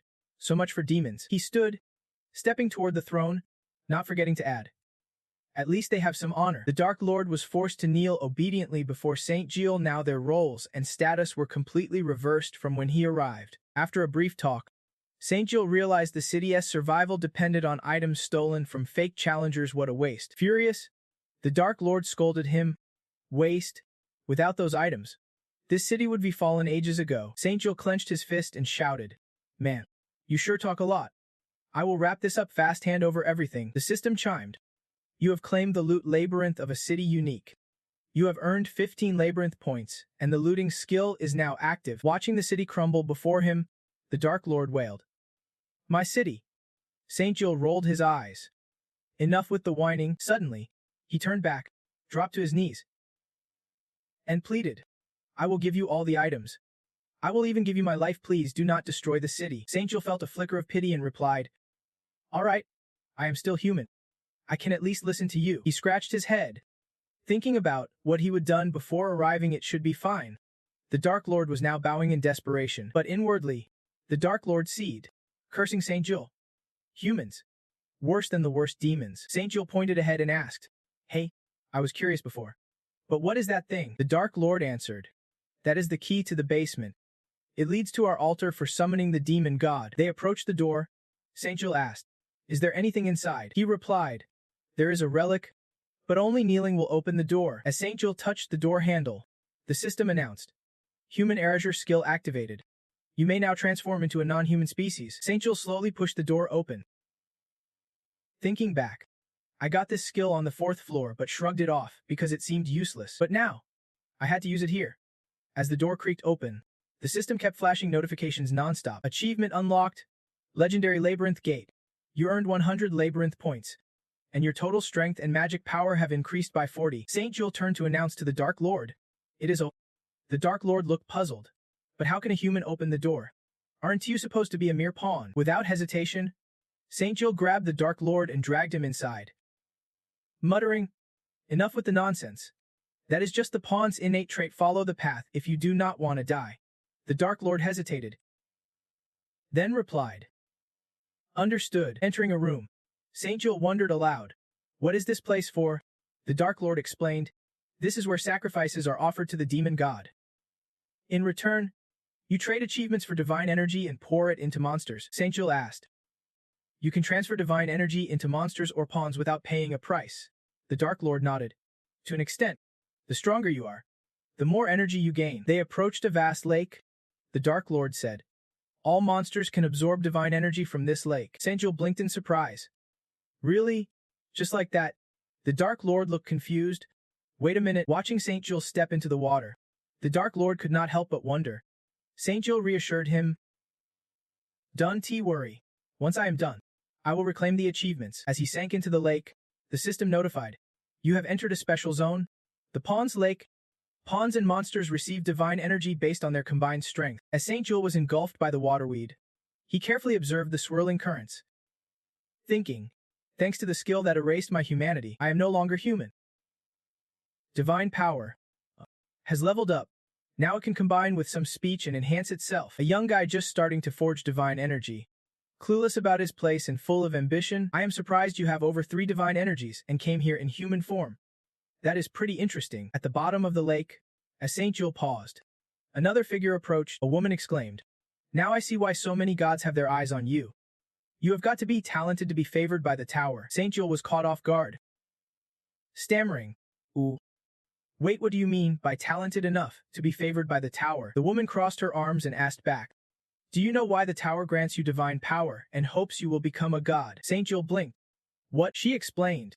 The tower wants a perfect transcendent, being it can control for its own purposes, like a puppet, but there is no such perfect transcendent in this universe's dimension. St. Jill slowly pieced it together. So you are saying the gods kicked out of the tower are not perfect? The woman nodded and explained further. Exactly. Even though they are stronger than the tower or the ancient gods, they are not perfect transcendent beings. St. Jill was stunned hearing this, rubbing his chin thoughtfully. Wait, what? The tower is not transcendent itself, yet it can create one. The woman teased playfully. I have told you all I can. Now it is up to you. Do you want to know more? She held out her hand and warned softly. Nothing is free here. She introduced herself. Allow me, I am the demon god. Challenger St. Jill. I want to ally with you, she declared. This alliance has only one goal. To shatter the gods' competition in this great tree labyrinth. The demon god proposed a deal. In return, I will grant you the prize awarded to the god who wins this contest. After the deal was sealed, St. Jill and the Dark Lord stepped out of the door. The Dark Lord asked, How much divine power did you take? St. Jill replied coldly. Dante asked too much, just lead me to the connection to the 6th floor. The Dark Lord questioned. You are not planning to kill me? St. Jill glanced at the Dark Lord, thinking to himself, the time has come. Then he turned, rolled up his sleeve, and showed him the tattoo on his arm. I have allied with your god. So from now on, even if I wanted to, I can kill a pawn. Seeing the tattoo, the Dark Lord's whole body trembled. He replied, The demon god's mark. I get. If that is the demon god's will, then so be it. Without hesitation, a notification popped up, flooding with info. You have earned the right to descend to floor 6 of the Great Tree Maze. Rewards await. Choose 2 items. Powers, skills, and restore 2 of your abilities. The seals blocking counterattacks and the stone-like mental power have been lifted. Suddenly, another woman stepped forward. Calling out to St. Jill, it was Catherine's group. She looked down at the twisted body sprawled on the ground. Curious, what did he do to those demons to leave them all defeated? St. Jill scratched his face awkwardly. Who knows? I did not really do anything. Catherine turned to him and said. Still, they faced each other. Eyes locked. Trying to read what the other was thinking, Catherine pressed. What exactly have you been doing until now? We can help you, so why go it alone? A heavy guilt washed over St. Julius' heart. Dap, I am not confident I can protect everyone. So I just did what I had to. Catherine scratched her head helplessly before comforting him. You do not need to apologize. Just know we care about you, that is what matters. Hearing that, St. Jules was momentarily lost for words. A warm feeling spreading through his mind. St. Jules smiled at Catherine and Dap. I will remember that. Anyway, we have cleared floor 5. He pointed to the shop and announced. Grab what you need from the store. Then let us head down. The shopkeeper cheerfully greeted them. Welcome. After purchasing their gear, the group was informed. You have now entered floor 6 of the Great Tree Maze. The domain of the guardian god Tra. This is where all challengers from Earth's dimension and the martial arts dimension gather inside the Great Tree Maze. They join forces to defeat the challenger clones and advance to the next floor. A confident blue-haired man scoffed. That sounds way too easy. Just fight that thing, the system reminded them sharply. However, if your contribution to defeating the challenger clone is below 10%, you will be booted from the maze. Sung Hun muttered. Well, that just got tougher. From a dark aura, a body began to take shape. It was the challenger clone from Earth's dimension, hence Sung Hun materializing before them. A screen flashed up beside him with a sharp gaze. The clone's level is too strong for this floor's rank. On the opposite side, the clone glared back at Sung Hun with deadly red eyes. Once fully transformed, the crowd around surged forward, shouting in unison, attack all at once. The clone, clad in black, was surrounded from all sides. Blood splattered wildly as an attacker lunged in for a heavy slash, while others readied follow-up strikes to take him down. Standing at the heart of the battlefield, the clone's sword slashes carved glowing red arcs through the air, sweeping enemies off their feet as they surged from every direction. A new system alert appeared. To balance the fight, all of the clone's skills will be revealed via message before Han's status displays. Han launched a fierce slash. Blood sprayed as his blazing red sword pierced a white-haired opponent.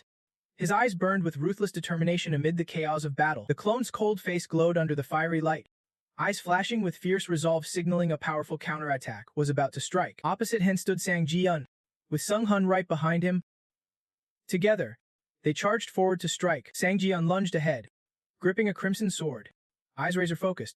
Sung Hun followed closely, their coordinated attack weaving through the intense, fast-paced battle. Watching the unpredictable fight unfold, he furrowed his brow, realizing that in just minutes, only 10 of the original 40 fighters remained standing. Sang Ji-un knew deep down none of the martial artists here could beat Han. He calculated, if my crew were here, this would be double. Tronitsuk would cover Catherine from behind, and she would keep backing me up. Sang Ji-un's resolve hardened. We have got this. Then, a notification appeared.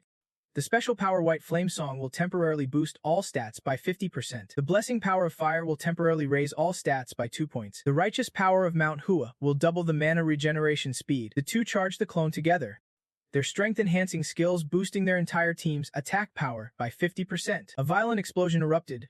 Rocks and earth shattered in all directions.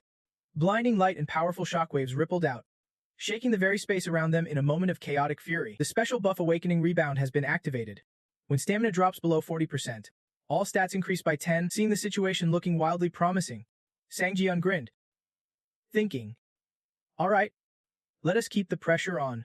Crowd. Then, he unleashed the White Sword C/slash, decisively striking critical blows at his opponent.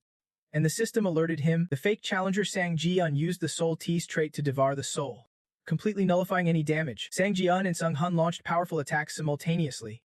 Swords and shovels gleamed as they clashed with the enemy's weapons, sparking blue flashes and shockwaves that shook the air. A mysterious man stood watching the entire fight from afar, his eyes wide with shock as he realized this was none other than the swordsmanship of the holy sword Bekla. The man slammed his sword into the ground, stunned, thinking to himself, I can't believe I am actually witnessing this here. The battle raged on, and the clone then switched to a new weapon, the holy sword itself. Sang Ji-un raised a shield before him, activating the counter shield skill, which was now charging up damage. He lifted the holy sword toward the shield, gathering energy. Once fully charged, the accumulated damage would be unleashed in a single devastating strike. Meanwhile, on the clone's side, the system notified.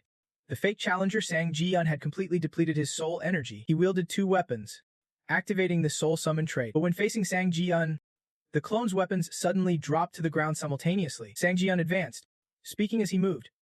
Usually, we would lose because of the power gap, he boldly guessed. But since he has not used any magic besides inner strength, my guess is not fully copied either. Locking eyes with the clone, he taunted, I bet you want to use martial arts but can T, because you do not know how to manage mana a fake who is all bark. No bite. Feeling embarrassed, the clone activated the blink trait. The system kept alerting that fake Sang Ji-eun used the Heavenly Sword skill and the Blood Pillar skill. Sang Ji-eun did not waste words, he swiftly used his own skill, the Water Shield, to soften the blow. Mockin, you are still terrible at skills and totally botched that blink timing. Effect of the Divine Power Ghost Sword Dual Strike activated, amplifying sacred energy to quadruple the power of the attack. The clone's eyes filled with panic and confusion as he realized something was terribly wrong. Seizing the chance while the clone was distracted, Sang Ji-eun struck with the Void White Sword technique to finish off his imposter. The clone collapsed like a ghost, his body dissolving into nothingness. Sang Ji-eun glared down at him with disdain. Mockin, thought you had me. You even activated your mana skill. Then, Sang Ji-eun unleashed a new move, activating the One-Strike skill, boosting the accuracy and destructive power of his next attack. With a final blow, he ended the pitiful life of the fake who tried to imitate him. The air thick with tension during that breathless moment. John Seahawks, watching this, was utterly impressed, noting how he could analyze an enemy's weakness in seconds and rapidly adapt. Catherine sighed. I almost do not believe he is even human. After completing the mission, the system's notification popped up. You have devoured the soul of the awakened fake Hansang Ji-eun. Proficiency increased to 61%. Soul summon proficiency reached 100%. Soul power increased, and Blink Power B was embedded into the soul of player Hansang Ji-eun. His eyes gleamed with unbreakable determination as he thought, got Blink now, time to slaughter almost every enemy that comes my way. Challenger Hansang Ji-eun defeated the fake challenger. Trial complete. Rank 1 Challenger Hansang Ji-eun, Earth Dimension, contributed over 80%. Rank 2 Challenger Lee Jin-kia, Martial World Dimension, contributed over 7%. Rank 3 Challenger Vikfi, Martial World Dimension, contributed 3.78%. Rank 4 Challenger Guju Yu, Martial World Dimension, Challenger teams contributing 10% or more are granted access to Floor 7. The strangers erupted in anger the moment they heard the announcement, their frustration boiling over. No way! Something has to be off, this just does not make any sense. How could they decide the rankings like this?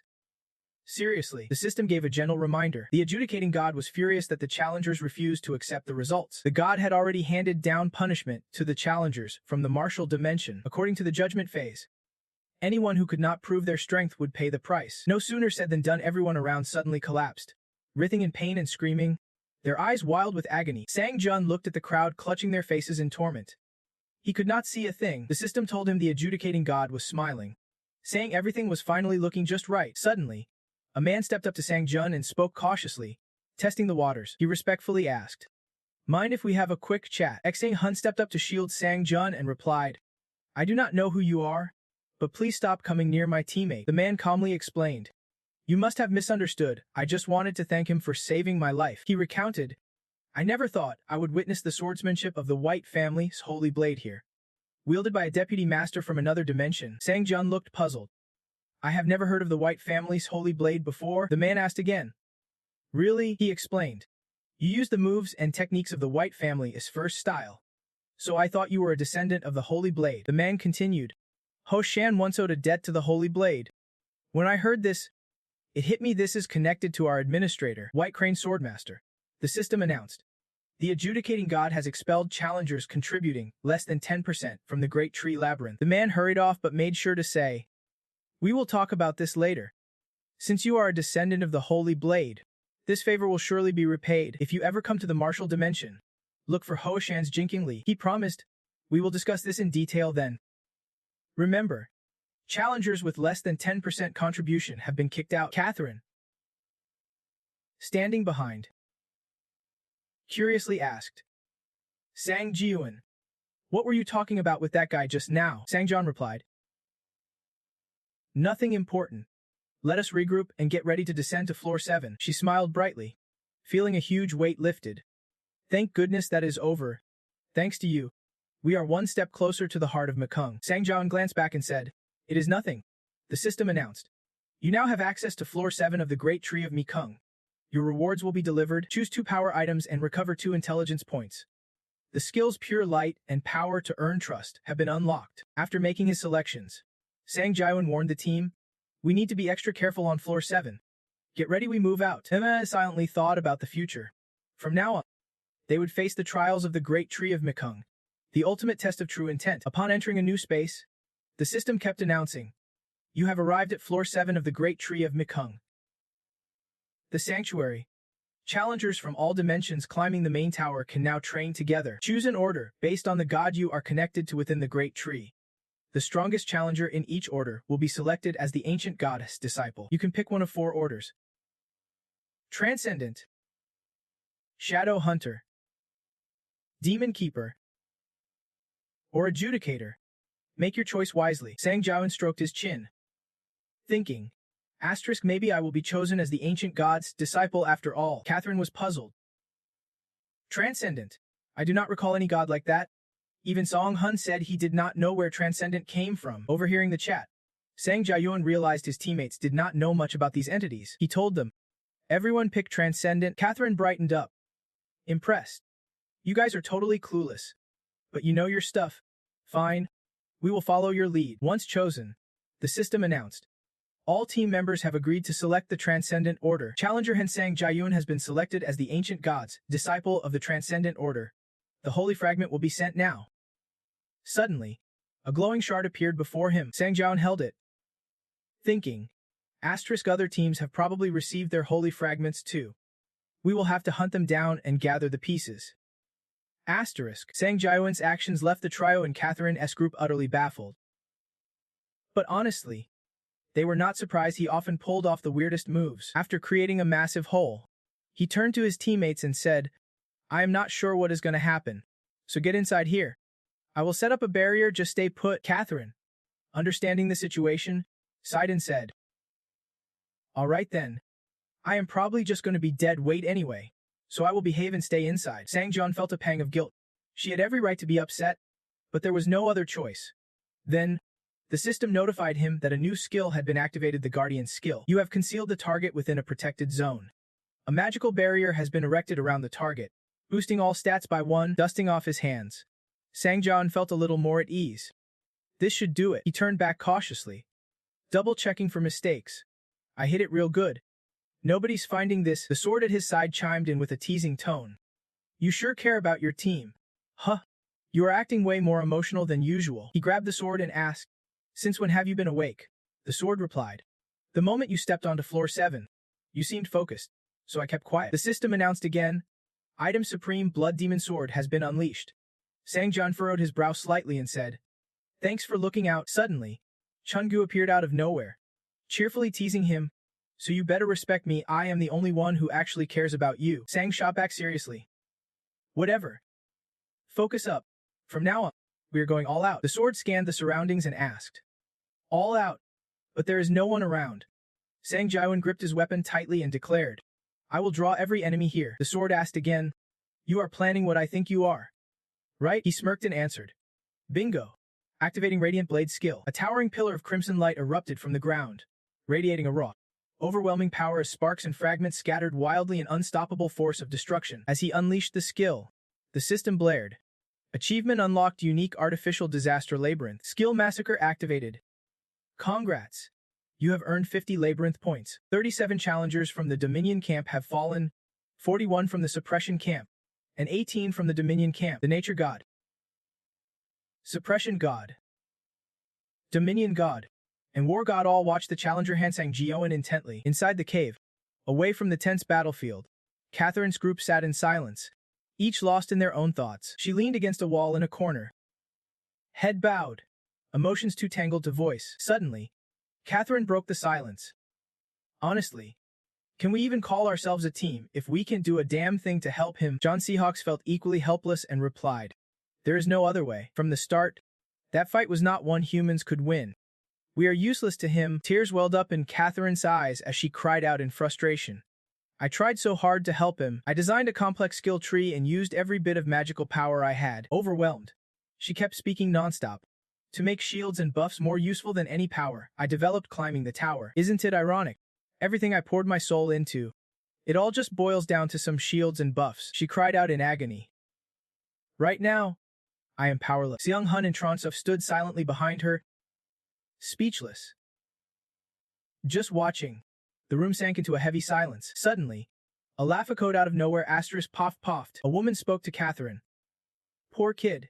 You have got such adorable worries. Then she cupped her face and asked, you really want to help that reckless brat? Do not. Leaning close, She whispered. I have a way. Want to hear it? On the surface, someone was trying to cast a healing spell.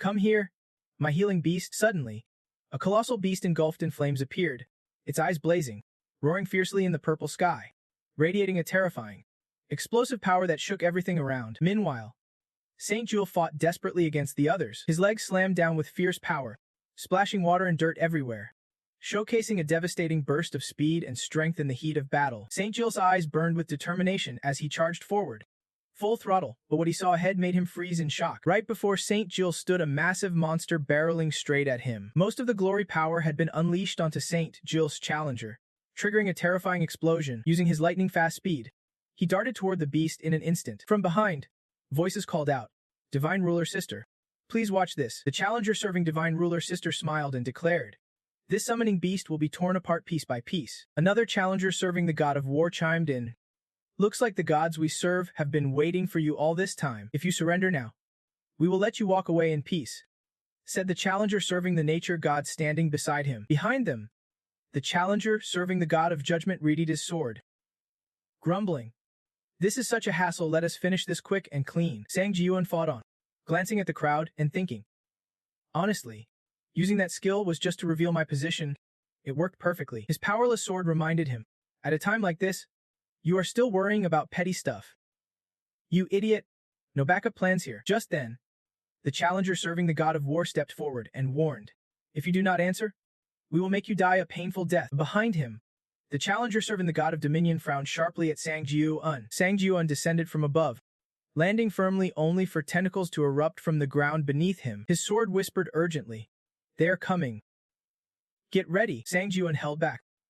Cautious, he stayed at a distance, carefully observing the gathering foes. Suddenly, the challenger serving the god of war was snatched by a tentacle around his neck. Writhing in agony, he gasped out, we formed an alliance to take him down together. Did not. The challenger serving the god of dominion revealed himself as the mastermind controlling the tentacles. Smirking as he spoke, after some thought, we decided killing him is the better option. Don't take it personally. The challenger serving the god of war roared in fury, cursing, you damn bastard, you are really itching to die.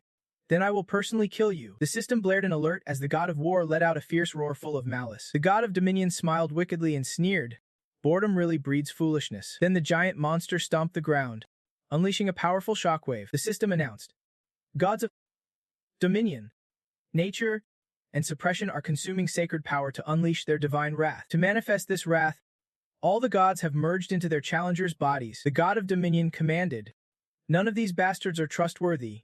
Kill them all. Sang Ji-Yuan's heart pounded in terror as he witnessed this scene. He thought, this is a total disaster. They are just tearing each other apart. Staring at the giant monster and the others fighting fiercely before him, Sang Ji-Yuan was stunned beyond words. Who would have thought they would all use divine manifestation like this? If I do not run now. Crazy. From afar, the god of darkness smiled slyly. Sang Ji-Yuan was shocked as whirlwinds began swirling right in front of him. Then, out of nowhere, Catherine appeared before him. The system announced, the god of darkness has manifested through the future seer.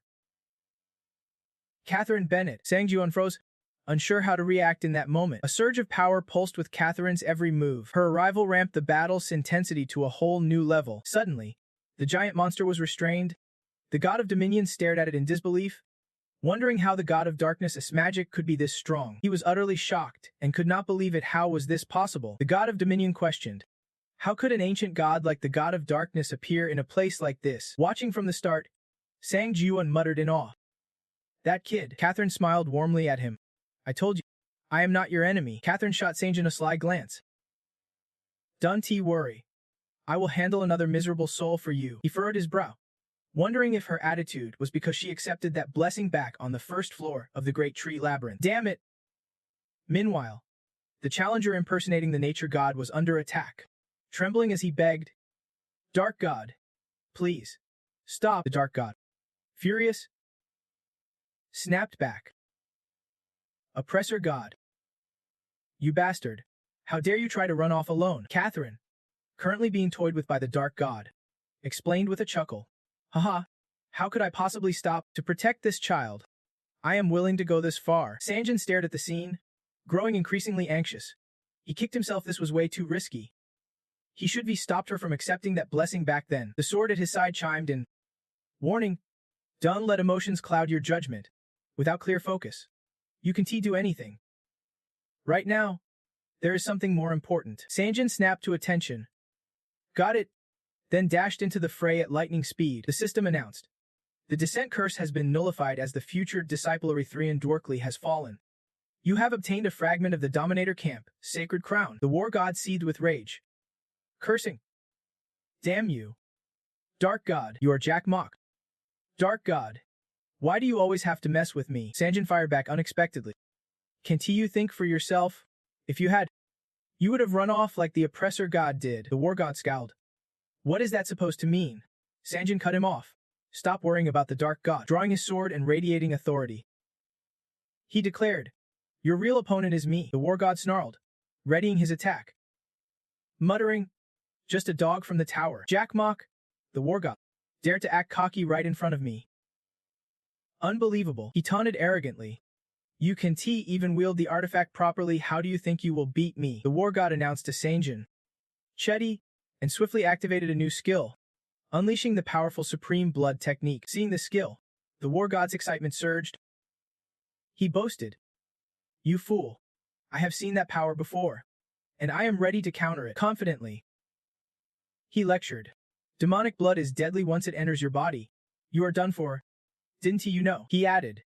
Let that demonic blood invade you and die a miserable death. Sanjin calmly retorted, which left the war god stunned. What? Then the system chimed in.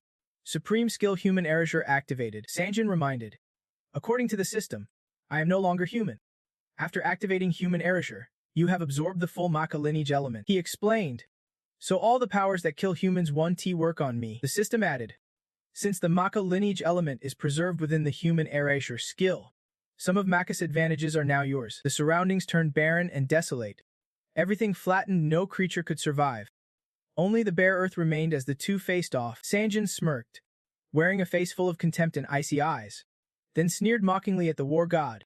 Is that all you got? The war god was fuming, grinding his razor-sharp teeth in anger. The war god accused.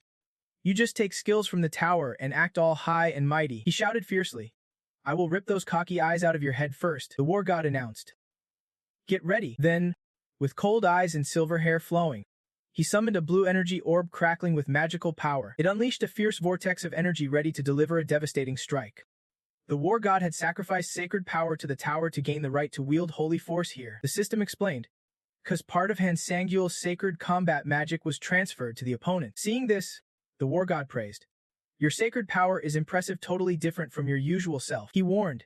The longer you fight, the more your sacred power will drain. Then he lunged at Sangul, tossing out sarcastic jabs just to see how long he could hold up. In the heat of the fierce battle, the war god swung a powerful slash, while Sangul dodged with laser focus, ready to strike back against the relentless pressure. But luck was not on his side. He took a hit from the war god that injured one arm, blood spraying wildly. The war god smirked cruelly at Sangul, taunting. Come on, girl. What happened? Where's your fight gone? Moving at lightning speed, he toyed with him relentlessly and sneered. Feel that pain? Let us turn up the heat. The war god boosted. If I do not, I will regret wasting my sacred power on you. Sangul was wearing down. Losing patience, he snapped back. Enough with the trash talk, focus on the fight. Then, Sangul activated his ultimate concentration power. He quickly ducked to dodge a savage blow. Crimson slashes tore through the air as the war god unleashed a fierce, pressure-packed strike. Sangul charged forward at breakneck speed, delivering a powerful blow that clashed violently with the war god's, sparking dazzling lights and shockwaves full of drama. But as the battle reached its peak, he suddenly hesitated. Sangul dropped to one knee and received a warning. Due to using sacred power in battle, his challenger status was severely impaired. Moreover, part of Sangul's sacred power had been transferred to his opponent. Because of the fight, his sword spirit anxiously warned. Keep this up, and you are a dead man.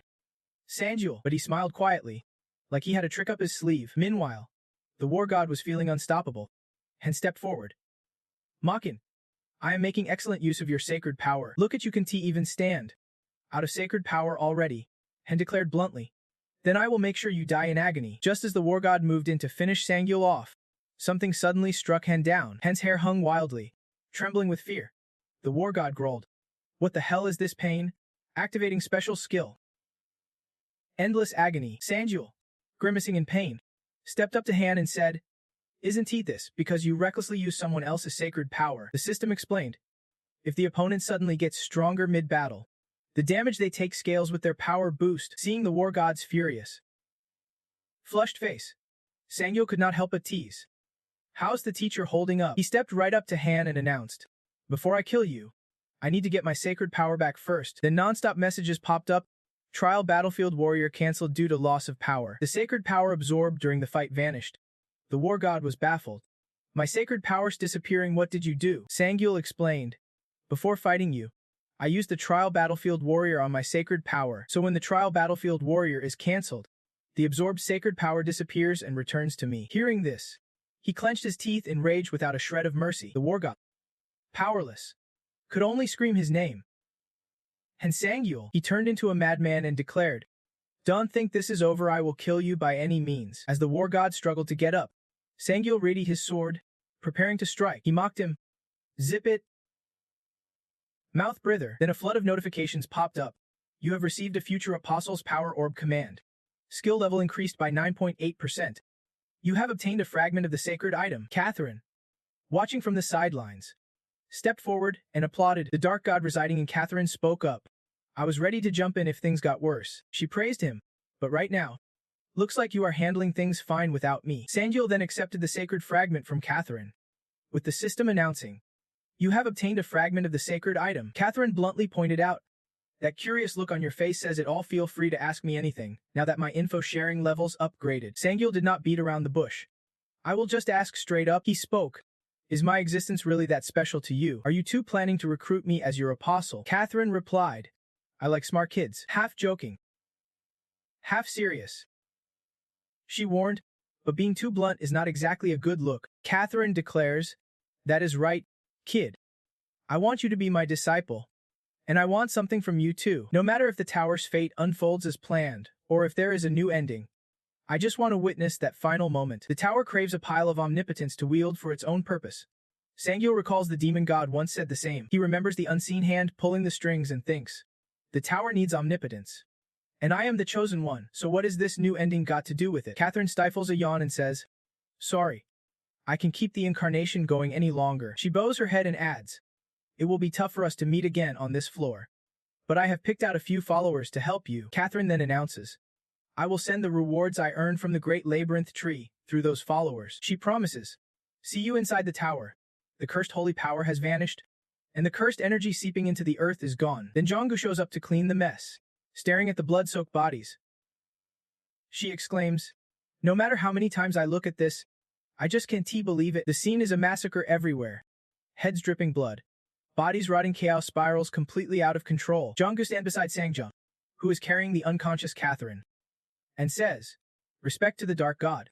Handling the enemies here while you fight the war god is impressive. Jonggu seriously warns him, If the dark god's your enemy, things are gonna get real complicated. Sangjad's, She could kill me instantly if she wanted. Jonggu sternly reminds him, Remember, compared to the dark god, this war is just shrimp and minnows. Sangjun stands up and replies, No need to tell me. I already know. He clenches his fists, deeply serious, thinking, I have got to train harder than ever once I get back to the tower, so I do not end up like these guys. Suddenly, the system notification chimes in. You have received the Moonlight's enchantment enhancement from the remaining dragon trait in the skill erase human part. Thanks to the Moonlight's enchantment, your abilities increase by 10% when standing under the moonlight. Jonggu learns this and bursts out, No way. The system explains further. Thanks to the Moonlight's enchantment, all skills increase by 4, and total growth rate jumps by 10%. Jong blinks. What kind of crazy clan is this? This has to be cheating. There is no way such a huge reward exists. Sangjun smiles and teases her. It is all thanks to the skill. Then he uses all his current commands to permanently boost his power. Jonggu feels totally cheated and clings to Sangjun, whining, Skills? Don't you feel any shame? I used to grind day and night just to be like you. She complains.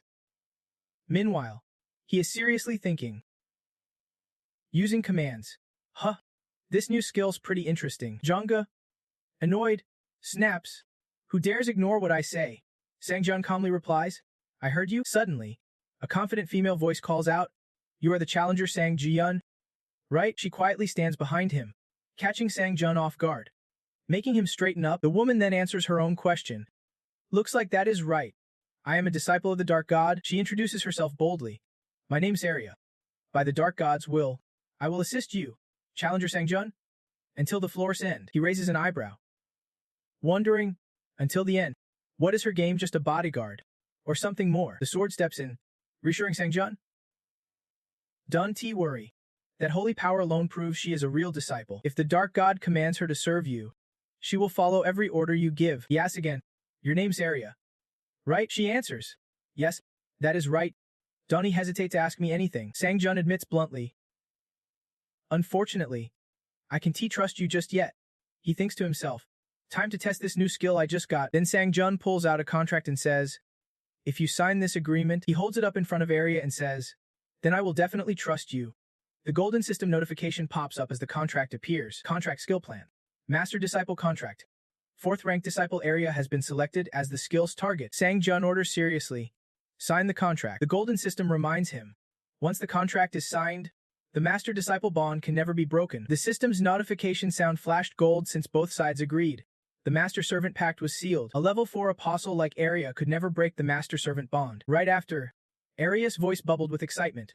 Thanks to the blessing you gave me, my stats just jumped by another 14 points. As she spoke, the system chimed in again, confirming a 14-point boost to all of level 4 apostle Arya's abilities in a flash. She turned toward Sangjun with eyes full of reverence and awe. She did not hold back her praise. You are seriously next level. Your generosity reminds me of my personal god.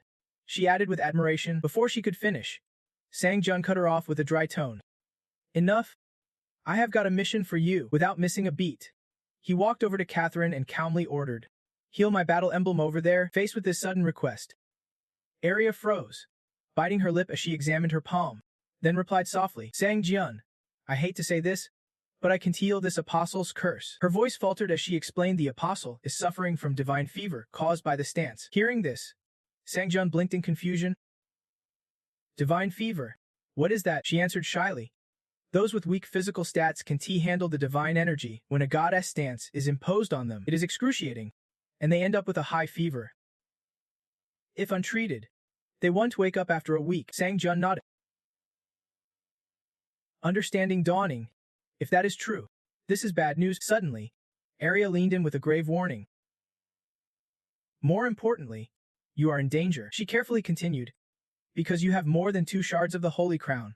Other camps will be targeting you. At her words, Sangjun felt a chill run down his spine that meant his comrades were at risk too. Without hesitation, Sangjun dashed off, leaving Arya behind. Arya could only catch Catherine, who had fainted to the ground, panic creeping into her voice. Where are you going? Sangjun slowly turned back, commanding, Arya, protect her and follow me. Then he took off, his mind racing. He would been so focused on the fight, he would completely forgotten. Catherine's collapse meant the protective shield at Sahong Hun and Chan Soke's positions had shattered. They might already be prime targets for other camps. Behind him, Arya carried Catherine on her back, struggling to keep up, gasping for breath. She complained, Sangjun, wait up. Cut to a massive ancient tree, the ground scarred from a recent battle. Twilight fell softly as Sangjun's footsteps tread lightly across the battlefield. He took note of the countless bodies strewn everywhere. As he surveyed the scene, Changu's voice suddenly echoed. Their situation's worse than we thought. Approaching an unmoving assassin, Sangjun observed quietly. If they went down this fast, nothing surprising. Arya appeared behind him calmly. Poison strike. Looks like the enemy used toxin-coated weapons. She then scanned the other bodies, her tone growing more serious. Even though we could take down individual foes before, this poison has clearly overwhelmed them. As Arya finished, Sangjun gritted his teeth, enunciating slowly, and since they know we have left, they probably attacked them. Seeing this, Arya quickly reassured him, but there is a cure. It takes a few months to fully heal from this poison, so do not worry.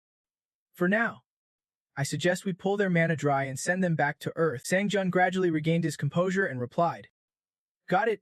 Just as the system alert sounded, Challenger Kim Seung-hun has run out of mana and is returning to the original world. Challenger Oh Chan-seok has run out of mana and is now returning to the original world. Moments later, Arya glanced at Sangjun and warned, since you have sent your battle emblems back, get ready to fight. Some challengers are heading our way. Sangjun kept working without pause, replying slowly, I know.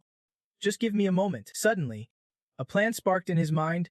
Let me dump these useless items and convert them into holy power first. Right after, Sang-jun clenched the spark of power before him, thinking, all right, this is it.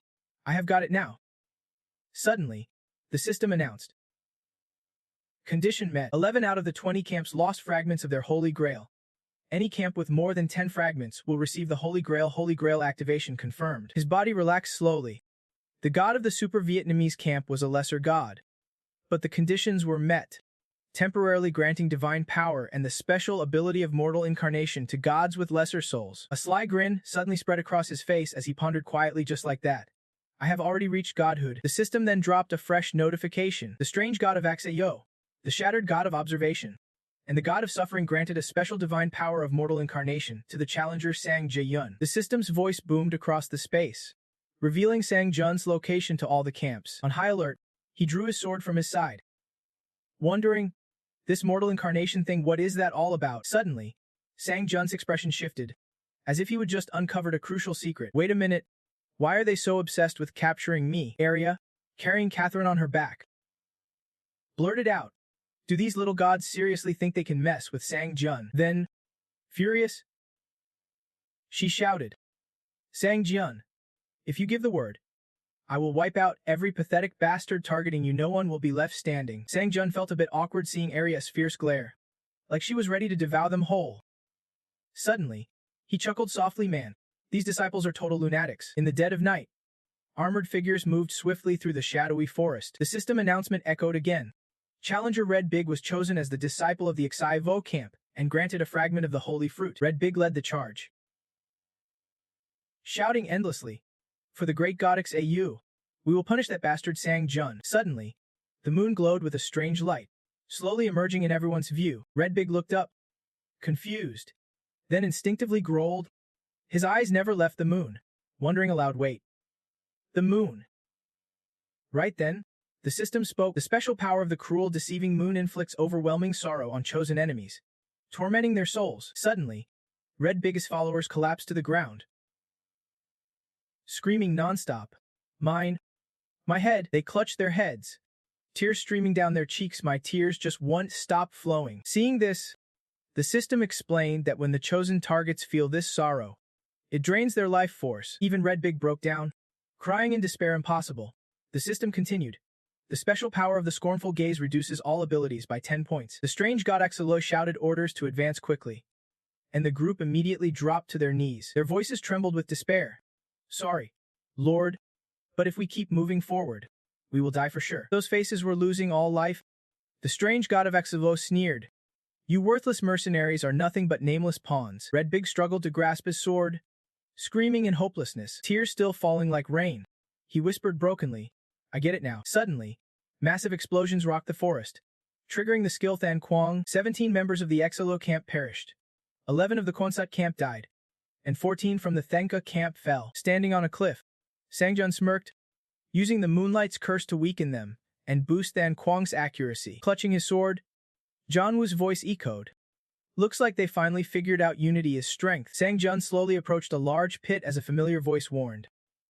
Get ready. Those little gods are coming. You are facing 3 of them, so watch your back. He braced himself, replying calmly. Got it. He stepped forward, facing the group ahead. The strange god of Axayo ground his teeth, snarling. So arrogant. I will show you just how pitiful you really are, the system explained. The strange god of Axayo activated the special divine power of mortal incarnation and appeared before Sang Ji-yun. Right after, the shattered observation god responded clearly, a deity.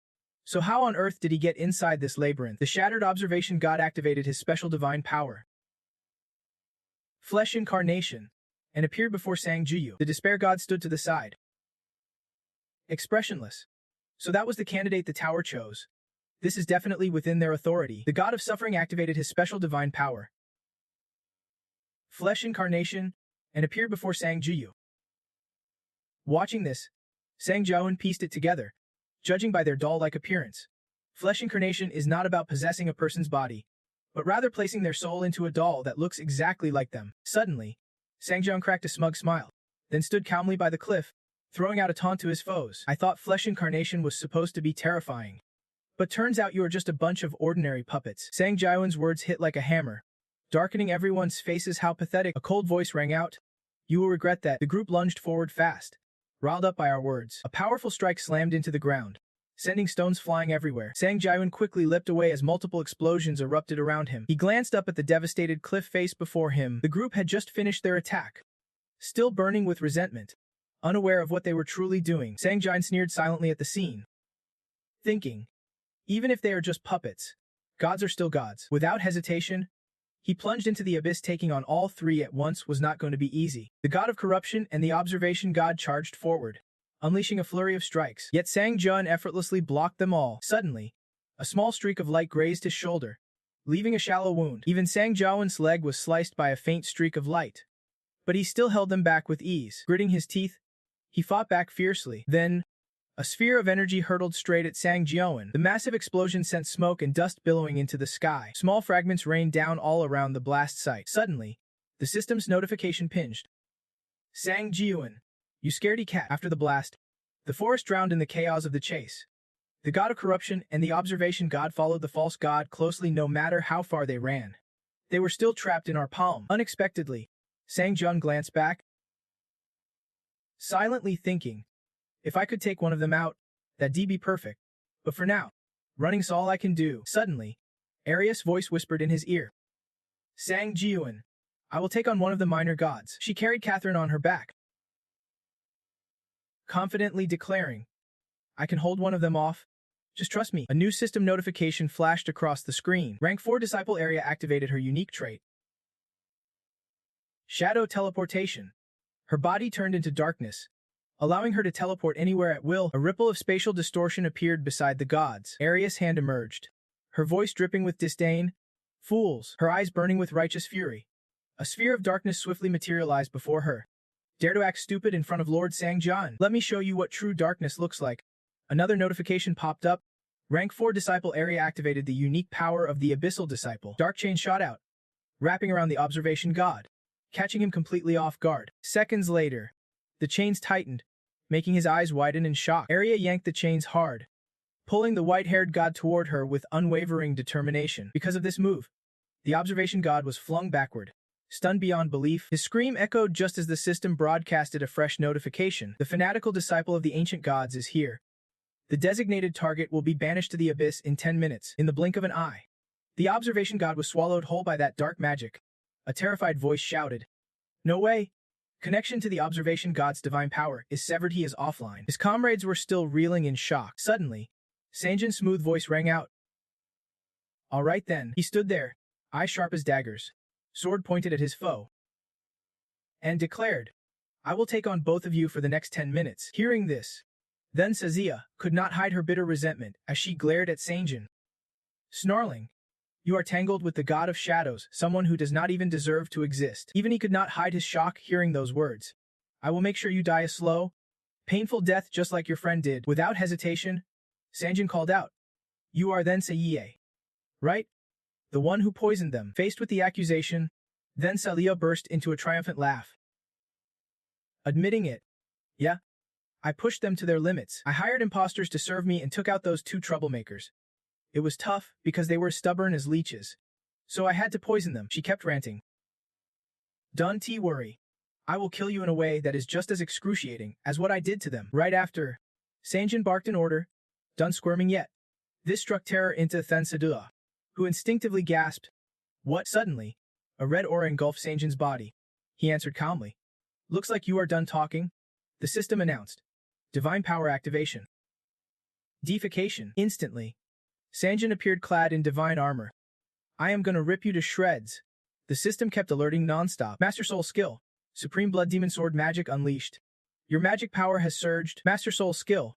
Supreme Blood Demon Sword speed boost activated. Your speed has just skyrocketed. Master Soul skill activated. Demon Core support an ethereal magical organ form to boost your magic circulation. Mythic Warrior Battlefield Trial activated. All stats increased by 41. Special buff activated. Divine Rejection negates 20% damage from external divine sources. The atmosphere turned deathly silent. Sanjin seemed hungry for more power, muttering repeatedly, not enough. Not yet. The system kept triggering skill after skill. Power of will ignited. Divine Death trait activated. Inescapable death sealed into the blade. Suddenly, Sanjin stomped down hard. The opponent crumpled under the crushing pressure. Eyes wide in disbelief. Death's power is reacting. Death's royal force sealed with holy power. Unique effect activated. Divine Kneeling Sword Technique Dual Strike consumes holy energy to quadruple the pressure of power. Then Saziya panicked, screaming, "What kind of insane pressure is this?" Then Saziya, "Hurry. Use the divine power to strike him down." Meanwhile, Sanjin's system announced, Master Soul Skill Passive triggered. Enhanced Constitution buff. Then Saziya ground her teeth, growling, "No way." The system replied, activated. Great Fear Suppression Skill. This shocked then Saziya to the core. She involuntarily gasped. Everyone present shouted in unison, "What kind of freak is this guy?" The overwhelming pressure from his multiple skills was so intense that even I could not use my divine powers. Then Celio snarled, "Useless piece of trash." He quickly formed a platinum orb in his hand and said, "I can at least tank one hit from him alone. When I give the signal, get ready to run." Suddenly, Sanjin lunged forward, leaping over their heads with breathtaking speed. The opponents froze on the spot, stunned the moment he landed. Then Saziya screamed in agony. My hand, Sanjin, clad in divine flame armor, eyes blazing, stared coldly at the two, his icy voice echoing through the air. Judging by their reactions, they could still feel the pain. With those words, the atmosphere sank back into a maddening silence. Suddenly, Sanjin unleashed a flurry of sword strikes at his enemies within seconds. His assault sent them screaming hopelessly. Only then did Sanjuan slowly say, "Don't you think you will die easy?" His eyes flashed with hatred as he added, "Especially after you dared lay a hand on my comrades." System alerts rang out as the fallen warrior lay motionless on the ground. Achievement unlocked. Legendary Swordmaster Maze. You gained 100 maze points. Your total PM and mana increased by 100. Special power activated. Slayer Sword Technique is plus. Now with half her face gone, she looked at him with wide, weak eyes, whispering, "The tower has birthed a monster." The fallen god kept ranting nonstop, his desires for the tower slowly morphing into chaotic reality. Sang Jiuan, hearing this, asked skeptically, "The tower's desire?" Right after, the system panel appeared with this message. The bizarre physical body of the fallen god suffered irreparable damage, leading to her destruction. You absorbed the soul fragment 3 squares, 2 on the top side. At that moment, 2 soul fragments appeared in Sang Jiuan's hand. He pondered deeply, so defeating the physical body of a god drops soul fragments. Suddenly, Sang Jiuan clenched the 2 soul fragments, shattering them. "I have got 2 down. Now only 1 left." The system's alert kept ringing. The clumsy observer god used the unique divine power of the maze. 07. The clumsy observer god paid a heavy price in divine power and holy energy. A spatial rift appeared, catching his attention. The observer god was rushing out of the black hole amid system alerts. The clumsy observer god escaped from the abyss, using the maze's unique divine power 007.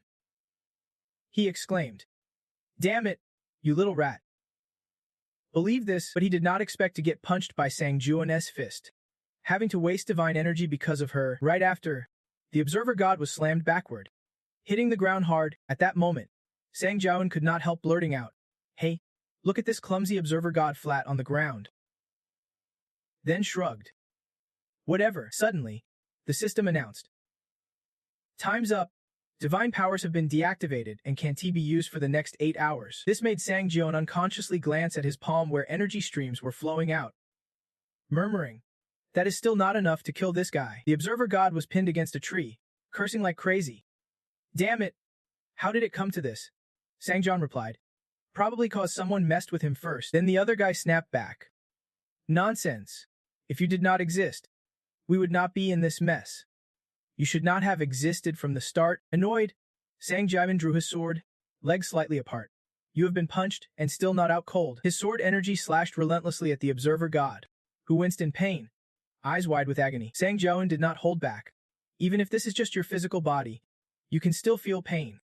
I will beat you senseless until you know your place." The observer god's agonized screams echoed through the forest, then abruptly stopped. He stammered, "Got it. So you wiped out the other gods and spared me, because you want to ask something." Still pinned to the tree with a bruised face, the observer god kept questioning, "What is your goal, Challenger Sang Jiun? What do you want from me?" Sang Jiun looked straight at him and replied, "I have a few questions, And I want to learn more about this Mekong contest. But the observer god proposed a deal. I want to negotiate. Will you listen to me? Sang Jiawen stroked his chin, looking thoughtful. After a moment, he said, I can kill your physical body. The other guy quickly denied. I just want you not to hurt me anymore. The observer god kept whining. If we mess with you, we will definitely pay the price. Sang Jiawen agreed. But then the system cut in. If the clumsy observer god violates rules, the trial tower will reclaim the divine power assigned to him. Sang Jiawen just scored a small victory. He looked at the other guy without a word of praise. Good. Now we can get some answers. Huh? Scratch that. The observer god just spoke. I am right here.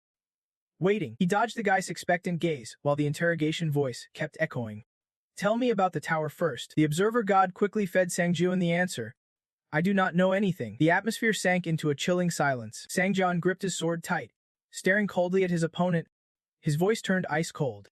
Still do not know where you stand? Huh? Seeing his expression, the observer god panicked and stammered. Wait. I only know the basics. I just became a god recently, so that is all I got. But Sang Jiawen frowned in irritation and said, Then tell me about the Mekong Great Tree Tournament. Upon hearing that, the observer god cleared his throat and said, Fine. Images of workers fixing Mekong appeared as he spoke. Mekong Great Tree is an event where the world tree is redesigned. The trial tower takes charge of redesigning Mekong Great Tree. Not only that, the observer god mentioned a white letter, then sending invitations to the gods, announcing a competition just for them. Scenes from the past flashed by as he narrated. The invited gods could choose Mekong's difficulty, adjust the stakes, and turn challengers into progress makers. Meanwhile, Arya joyfully bounced around shouting. According to the observer god, the winner is decided by who reaches the last floor first and the god they serve, plus the contest rewards. Sang Jiawen was stunned by what he heard next. Winners are randomly picked from one of the tower's administrators. Images of gods who seem to be administrators appeared, making him ponder deeply. I will have to pick one of the tower's admins. After a moment, Sang Jiawen asked, What do you know about the dark god? The observer god quickly replied, I only know she is one of the 7 ancient gods from the dawn of time. Sang Jiawen, right now you might be close to the dark god. He slowly vanished into thin air, but you never know when she might absorb you. Still, the observer god tried to warn, if light exists, eventually it too will fade away. Soon after, only Sang Jiawen remained, his voice echoing as he made way for the darkness. Those when the dark god truly felt delighted. He just let both hands drop, his face heavy after hearing the answer. While Sang Jiawen stood frozen, a notification popped up. You have absorbed soul fragments. Observer god ability will be replaced with a powerful new skill. The scene shifted. Arya was clutching his leg, tears welling up as she said, I am Sang Jiawen. I accidentally lost the little god. I am due. He was confused but replied, No need to freak out. I caught the kid. So stand. Hearing this, Arya bowed deeply in respect, truly favored by darkness. He is on a whole different level from regular folks like us, Jonggu thought, judging swiftly and changing his attitude fast. Suddenly Arya pulled out a pouch, surprising Sanjua, and said softly, Please take this. The system explained they received fragments of the Holy Grail from the Dark Camp, Nature Camp, Relic Camp, and Demon Camp. He and Arya sat side by side, mesmerized by the sparkling shards. Arya said quietly, The little god's Holy Grail has a total of 10 fragments. Immediately, the shards fused into a complete cup, and the system confirmed the condition was met. Those who collect 10 or more fragments of the Holy Grail will receive the S-Class Holy Grail from the Divine Lineage. The unique Mekong Holy Grail you get after fulfilling special conditions on the 7th floor of Mekong Great Tree, a sacred relic with a one-of-a-kind effect across all floors, letting you skip straight to the final floor of Mekong. At this very moment, Sanjun did not hesitate to reach out and touch it, but to skip floors, you have to enter the Mekong Temple before moving to the final level. Inside Mekong Temple, you will encounter all the divine beings who took part in the Great Mekong Tree event. This battle demands faith and hope like never before. Suddenly, he froze mid-thought, questions flooding his mind meeting all the gods. Seriously, in response to Sanjun's doubt, Arya just smiled and said, We have made it to the very end. Sanjun, sorry, but I do not have any Holy Grail shards left. She locked eyes with him, her toning unusually serious. So from the next floor onward, I can go with you. Hearing this, Sanjun smiled warmly. Can be helped? I will go solo then. It was a pleasure meeting you, Arya. Thank you. Suddenly, Arya stared at him for a long moment, her face flushing bright red with shyness. She quickly covered her face, her voice stumbling as she tried to express her surprise. Sanjun, you say such sweet things to someone as lowly as me. If Jonggu saw this, he would totally judge me. She has got quite the nerve. Then, Arya pulled out a ticket and quietly handed it to Sanjun, whispering, please use this in an emergency. Sanjun now knew the system's explanation. The Mekong escape ticket, a unique pass earned by fulfilling special conditions on the 4th floor of the Great Mekong Tree, the sacred ground of Ding. He accepted it with a grave expression. If you pick a target after tearing this ticket, a unique one-on-one escape effect will activate. Using this ticket lets you escape Mekong and return to your original dimension without any skill penalties. Without hesitation, Sanjun ripped it in half, but if you target someone else, the ticket won't work unless they are not in combat. Seeing this, Arya could not help but cry out in pain. In an instant, Catherine glowed brightly, uses dwindling fast until the item shattered. Nearby, a small magic circle appeared as Challenger Catherine returned to her original dimension. Arya sneaked a glance at Sanjun, who was intently watching the unfolding scene. Then a sly smile crept across her lips. Arya's voice caught his attention. Now it is my turn. Sanjun, cheerfully stepping into the magic circle. She spoke with a teasing tone. It is an honor to serve you, even if just for a little while.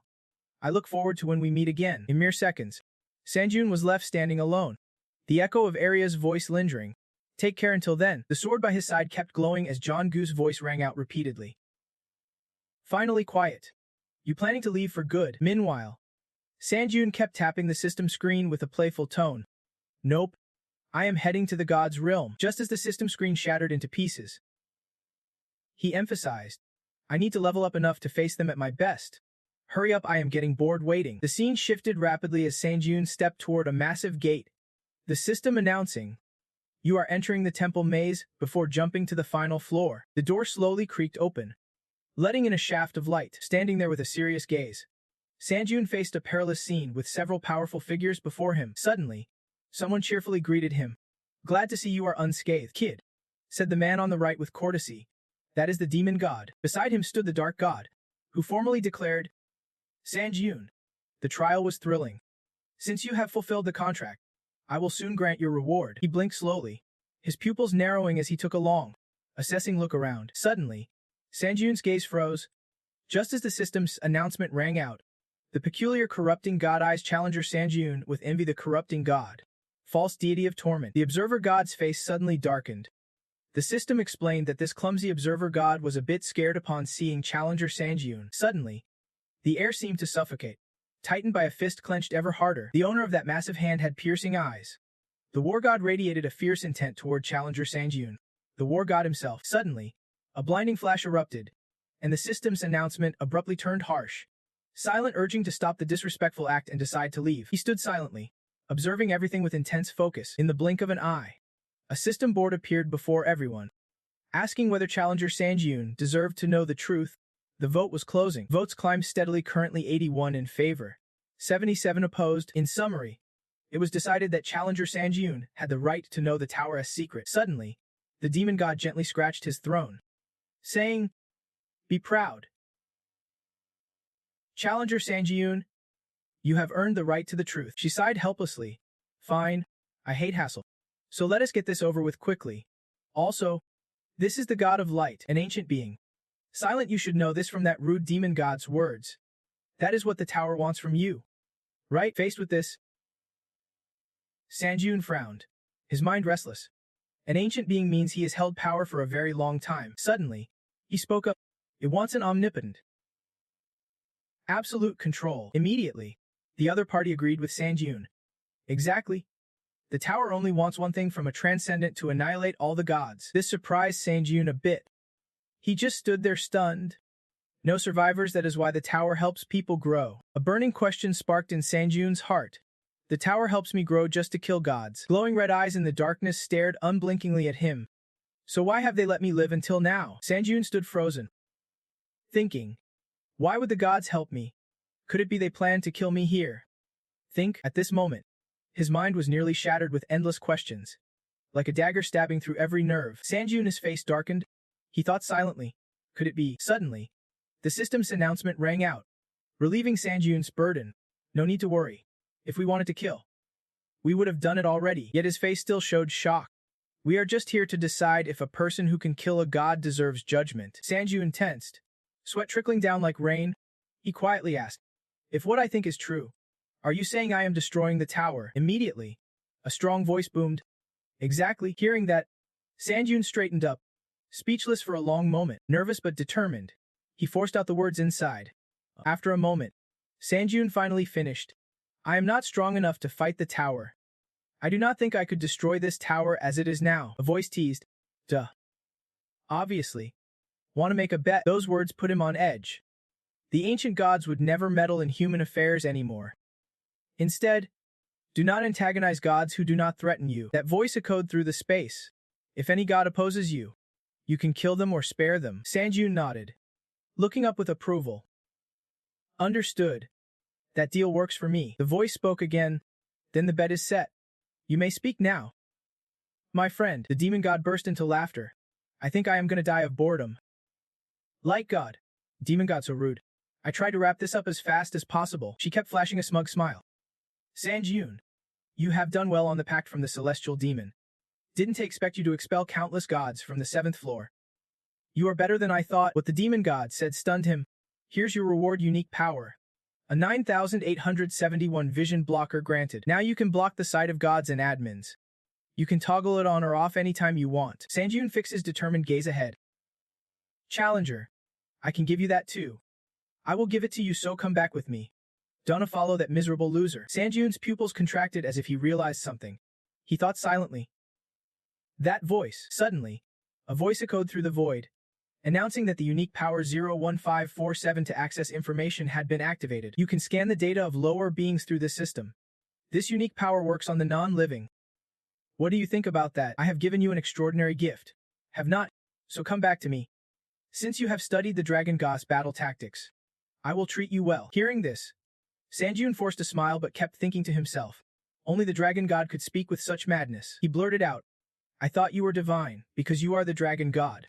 But apparently not. The other replied confidently, I can transform into a divine being if I want. Cool. Right? Now come back to me. Sanjun politely declined. I do not want to. But I appreciate what you gave me. The Dragon God's anger flared as he cursed him harshly. What? You miserable fool. Even after learning my battle tactics. Meanwhile, Sanjun kept fiddling with the system screen, musing silently about the ability to scan information. The screen flashed details. Jiang Changgu, the 7th blood demon of the Blood Demon sect and challenger, who had climbed to the 41st floor of the Trial Tower. Though she once possessed the divine red blood trait, it had since been revoked. She was waiting for the decisive moment. Trembling in fear, he fell silent for a long moment.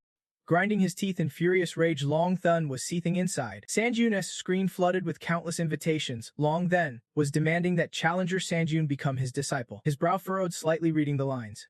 The unique power. A 9,871. Vision block activated. You have completely shut down Long Then's sight. Long Then tore at his hair in frustration, shouting, if you accept my power, then you better accept my offer. The divine arbiter, witnessing this nonsense from start to finish, cleared his throat and reminded, all right. Challenger Sanjun, you have proven yourself. I will reward you. But if we try to deceive you, we will pay the price. In observing your violations, the Trial Tower will revoke other divine powers per the oath. Now, shall we begin with some questions? He smiled in reply. That is what I am hoping for. Then the divine arbiter kindly continued. First, tell me about the tower. I know nothing. These words briefly stunned Sanjun before his opponent pressed on. You do not even know your own condition. Huh? Suddenly, he cut. Hold on. I know the basics. The divine arbiter replied, but I have been a god for a long time, so I do not know much. Moving to the final floor of the maze. After arriving at the final floor of the maze, since you skipped floors, you want to recover any skills. Instead, the final floor's difficulty will adjust based on how many skills you have recovered. Suddenly, a ruined cityscape appeared. The system announced, you have entered the Great Tree Maze. Floor 10, the Apocalypse Dimension. This is the final floor of the maze, the ultimate test for every challenger who has entered the maze. The scene stunned John Woo into an exclamation. This is, before Sanjun could respond, the system's voice cut in. If you can withstand the power of the Apocalypse God 4 times, you will complete the final floor of the maze. Tens of thousands of eyes locked onto him like they wanted to tear him apart. The gods of despair, downfall, and the basket god were all rejoicing over your divine power. Sanjun looked up to the sky, feeling it intensely, the weight of it all. No way. I am not winning this fight. The familiar voice echoed again. The gods of despair. Downfall. And the basket god were laughing. Giant tentacles kept emerging. The system's voice echoed. If you can withstand the power of the apocalypse god 4 times, you will complete the final maze floor. At that moment, Sanjun clenched his fist tightly. No hesitation left. The giant tentacles, guided by, started weaving together like a deadly trap. The white octopus beast's eyes suddenly widened in terror, even as the tentacles kept wrapping tighter. Watching Sanjun expertly dodge its attacks, the beast roared in fury. Criminal. This power is not meant for you. But he pretended not to hear. Hand it over. Criminal. Then black ink began pouring out relentlessly. If you do not hand it over, I will kill you to take it. The beast slowly coiled around Sanjun's body in just a few short seconds. Discomfort spread across his face. His mind screaming, his body was melting away. Gradually, Sanjun began to dissolve into nothingness. He had to use his divine power to recover fast. The white octopus beast spun a massive whirlpool, trying to swallow everything nearby. But Sanjun was the exception. He suddenly leapt out from inside it. A spark of light appeared within Sanjun's cage. The system's announcement rang out. You survived the power of the gods of despair. Downfall. And the basket god once. Jonggu's voice suddenly shifted. You were just a hair's breadth from death. Stay alert. Always. But the white octopus beast was not ready to let Sanjun go so easily. It slammed into the ground, throwing everything into chaos. In the city, countless massive tentacles and dozens of black eyes appeared atop the ruins. Facing the relentless assault of the octopus beast, he skillfully dodged every strike it threw his way. Suddenly, it lunged a tentacle at Sanjun, growling. Arrogant mortal. No matter where you hide, you are as good as dead. But in the blink of an eye, he effortlessly sidestepped the attack. At that moment, the system pinged with a familiar notification. The Supreme Blood Demon Sword's thought acceleration skill had activated. Thoughts sped up, triggering the Supreme Blood Demon Sword's minor enhancement skill B. A magical organ manifested to boost the flow of mana. Passive skill Supreme Blood Demon Sword's Great Spirit Amplification B was now active. Sanjun's evasive moves only fueled the beast's fury. It howled and charged wildly. Yet, something caught his attention, his brow furrowing ever so slightly. That freak. It was actually another attack from the octopus beast. With a grimace, Sanjun barely escaped this deadly trap. His system was suddenly disrupted, replaced by an alert. Spirit power absorbed, temporarily sealing passive skill Great Spirit Amplification B. Staring at this, Sanjun frowned deeply, his power sealed. Meanwhile, the giant black hole unleashed by the octopus beast kept widening. As the system ominously chimed, Spirit of Despair, Exile, and Doom were smiling. In mere seconds, the entire city began to drown under a relentless hailstorm of bullets. This made Sangun's defense from below all the more precarious. Gripping his sword tight, his eyes burned with fierce determination, the system suddenly announced, Mythic Warrior Battlefield Trial activated. All stats boosted by 47. At that moment, a barrage of small orbs sped towards Sangun, triggering the Radiant Blade skill with raw power. He raised his sword high, and just then, the system confirmed, you survived the powers of despair, exile, and doom twice. The octopus beast's eyes widened in shock, hissing, you are insane. Mortal, your arrogance will be your downfall. Once again, a crimson system alert flashed before Sanjun's eyes. Spirit power absorbed, Radiant Blade skill temporarily sealed. He gritted his teeth in frustration as a special blessing activated, the Unyieldingness blessing, making all spirit-based attacks resistible. The blue system kept getting shattered every time it appeared. This only pumped up the octopus beast more. It sneered at Sanjun. Resistance is pointless. Even its own system was ecstatic. More spirit power than assigned had been absorbed, piercing through resistance. And so, Sanjun faced his enemy's onslaught without the system's aid. The crimson system mocked. Spirit power absorbed, Radiant Blade skill temporarily sealed. The octopus beast's eyes suddenly snapped wide, staring at Sanjun in terror. A thought flickered in his mind, assigned quantity. Right then, another tentacle shot toward Sanjun like lightning. The beast goaded its opponent. No time to rest now. As he struck back, that tentacle immediately retracted, while the system's alerts rang out non-stop. Heavenly movement skill activated, lifting all destruction limits. But that was not all. The crimson system suddenly jumped in. Passive skill Great Spirit Amplification B was freed from its seal, while heavenly movement temporarily locked away. This fired Sanjun up as he quietly thought, my skills are back. Even Changgu said as much. She smiled slyly, voice dripping with satisfaction. That is the sacred power of Han. From across, he retorted, you have got a seal limit. I see. Watching this, the octopus beast flew into a rage, muttering, do you think that will change anything? Suddenly, the system chimed. Passive skill Supreme Blood Demon Sword Spirit Amplification B activated. Sanjun's sword was ready, and Chan-gu's voice echoed. I am always ready, in the blink of an eye. He lunged at his opponent, unleashing a relentless barrage of attacks. Good. Keep it up. The white octopus beast's tentacles shot out only to retract again and again. The system kept feeding him new info. The divine energy had been absorbed. For now, the passive skill is sealed. The great divine energy B is missing, but the dynamic heavens skill has been freed from its seal. Just as Sanjun ducked low, a powerful beam of light streaked across the space, triggering the system's urgent alert. Dynamic heaven skill activated. The second limit you destroyed was lifted. The unique dual strike effect of the heavenly demon sword technique kicked in. The sacred power absorbed. Power level boosted to rank 4. Determination now etched on Sanjun and Jonggu's faces. They exchanged quick, sharp glances, strategizing. At that moment, he assumed a battle-ready stance. Sanjun slowly pointed his sword forward, eyes blazing with fierce resolve. In a flash, the giant tentacle of the white octopus beast was sliced clean in two. The system's announcement rang out, just as a weight lifted from his heart. You survived the despair god's power. Sangha and Crazy Basket thrice, its tentacle vanished into thin air. Foolish creature. Sanjun's coat fluttered wildly as one of his legs swelled strangely larger. Witnessing this, the white octopus beast sneered relentlessly. You foolish mortal. I told you to surrender that power. As Sanju's body dissolved into the air, the system flashed a new alert.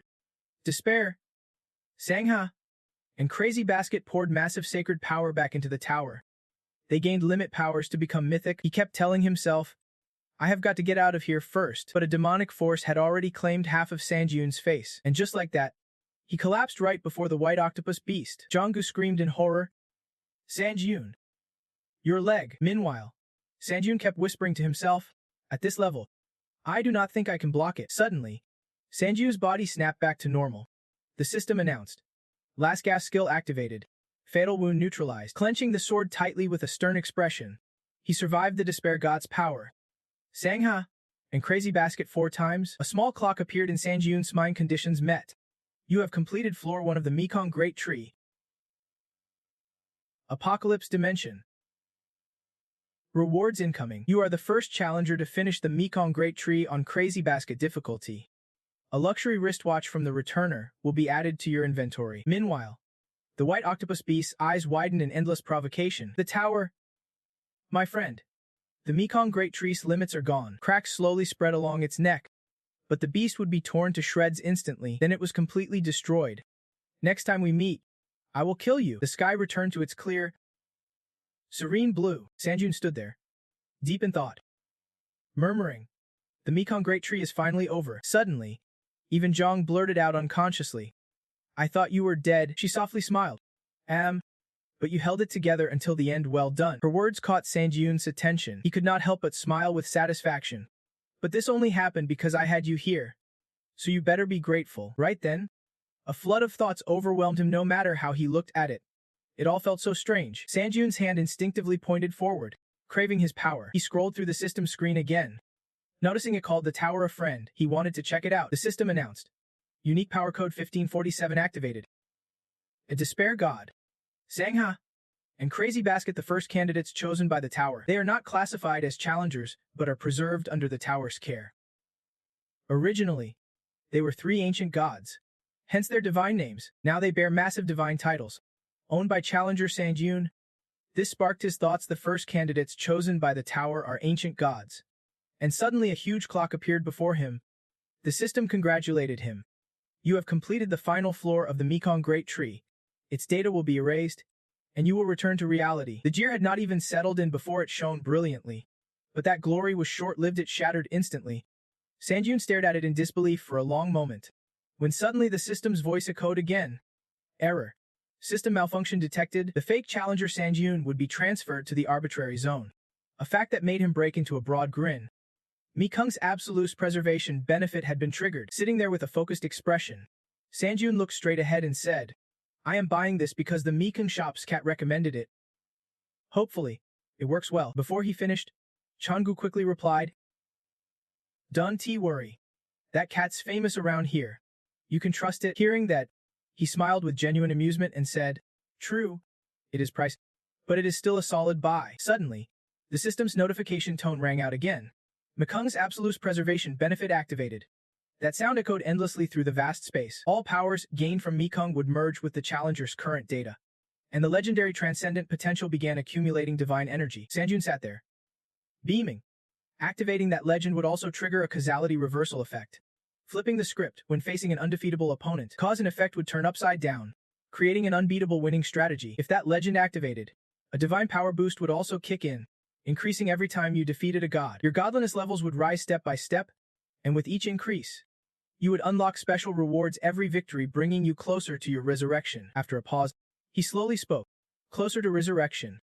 I do not quite get what that means yet, but I am sure I will find out soon enough when I fight. Meanwhile, the hourglass kept flowing without pause. Suddenly, it flipped over, and the system announced, full integration achieved. All powers obtained from Mikung had been fully integrated into Challenger Sanjun's data. He slowly stood up, but blood and mana remained exclusive Mikung features and would not apply here. Sanjun's face now radiated pure excitement. He muttered to himself, amazed that all his stats had soared past 200, he barely felt human anymore. Just then, Jonggu chimed in. Compared to before, your stats have skyrocketed. Now, one punch could topple several buildings easily. Suddenly, the ground shifted and grew rougher. The system's notification rang out again. Challenger data integration complete. Soon, the area transformed into a barren land of dry stones. The hourglass dropped with a thud, startling Sanjun into a sudden jump. The Challenger Sanjun would be teleported from any space back to Earth's dimension. At that moment, he broke into a wide grin and said, right now, floating in the void, Sanjun was ready to return, and the system quickly responded, all equipment has been moved to your inventory. You can restore your gear from the inventory as soon as you return to the tower. Within seconds, a teleportation gate appeared before Sanjun's eyes. You have returned to Earth. The moment he stepped through, the system informed him, you are now in the waiting room on the 18th floor. Right then, Jonggu sighed warily. Finally back at the tower. Before he could finish, Sanjun cut in, yeah, that took way too long. His words left her stunned, and she quickly shot back. We made it back safe. But do not let your guard down. Sanjun. Now it was his turn to put her in her place. I do not want to run into that god of despair again. Sanga, no more power surges? Okay. But I am sure we will face him again on the higher floors. Meanwhile, Jonggu spoke passionately. When that time comes, we have to be stronger than ever. Her fierce words made Sanjun chuckle unexpectedly. He kept rubbing her head soothingly. Don't worry. That casual gesture made Chiyungu blush deeply, while his warm voice continued, I promise I won't let us die. We will both become stronger than even the god of despair. Sanga. Jonggu's current state was like a little kitten left helpless under Sanjun's watchful gaze. Next time we meet him, we will make him hand over the island. At that moment, she clenched her teeth in silent fury. Jonggu swung her arm fiercely toward the enemy with a deadly punch, her cold voice ringing out nonstop. Look at you, daring to smack my head. Faced with this, Sang Jiaowen nervously shouted, are you trying to hit me again? But his next words successfully tamed her stubborn spirit. Though small, she packed a punch that was downright troublesome. Yet Jonggu's attention was elsewhere. She instinctively asked, what is up with that watch on your wrist? Hearing that, Sang Jiaowen quickly glanced at the watch face, his calm voice asking once more, what is it exactly? I think it was a reward for clearing the giant tree maze on floor 10. I wonder how it is equipped. Jonggu pressed on, curious about a simple wristwatch as a floor 10 reward. Without hesitation, Sang Jiaowen replied coolly, if that is the case, just check the effects. Suddenly, his eyes lit up as he saw lines of info on the system panel. The worn wristwatch of the time regressor. Grace 1. An ancient wristwatch once wielded by the regressor chosen by the time god. It can designate a special attack within 50 meters. Then rewind to the state before the attack triggered, nullifying the hit after use. It has a cooldown of less than 30 minutes. If you die, the world rewinds 10 minutes. You have 30 minutes cooldown after returning from death. Even Jonggu could not hide her shock, whispering, that item is seriously bizarre. Suddenly, Sang Jiaowen held the watch up, voice calm but sharp. Nullify the attack and return from death? A divine-related reward like this being handed out. The image of a giant white octopus beast flashed again in his mind. If a reward this rare comes with such desperation, madness, and fury, then I am really curious about who that guy is. Sang Jiaowen stared down at the house foundation, deep in thought. Admin, I have a question. Who it is does not matter as long as you invite me. Before them now was an eerie silence, broken only by a thin wisp of smoke drifting in the air. Seeing this, he could not help but smile and say, looks like they are not watching. Time to bring this out then. Suddenly, the system chimed with a new alert. Privilege B714 activated. Moving to the origin, Sang Jun recalled past of it. Narrating naturally. Arya gave me this as an apology for not catching the little god back then. Arya said. Sigh. Sang Jiun. Now that you have it, you can relax. Suddenly, the system interrupted. You can teleport to the admin's origin from anywhere. As long as you know their title. Movement is unlimited. The scene shifted quickly to a small, cozy house with a gentle waterfall outside. A soft voice echoed. On beautiful days like this, the owner of that place was none other than Batch Hack. She seemed to be over the moon, savoring a little joy with a warm cup of tea, sitting comfortably while enjoying some snacks. Suddenly, the image of Sang Jun flashed in Batch Hack's mind, making her break into a sly smile. These snacks are seriously delicious. Perfect match with the tea. Next time Sang Jun drops by, I will have him snack with me. Suddenly, she looked up, puzzled.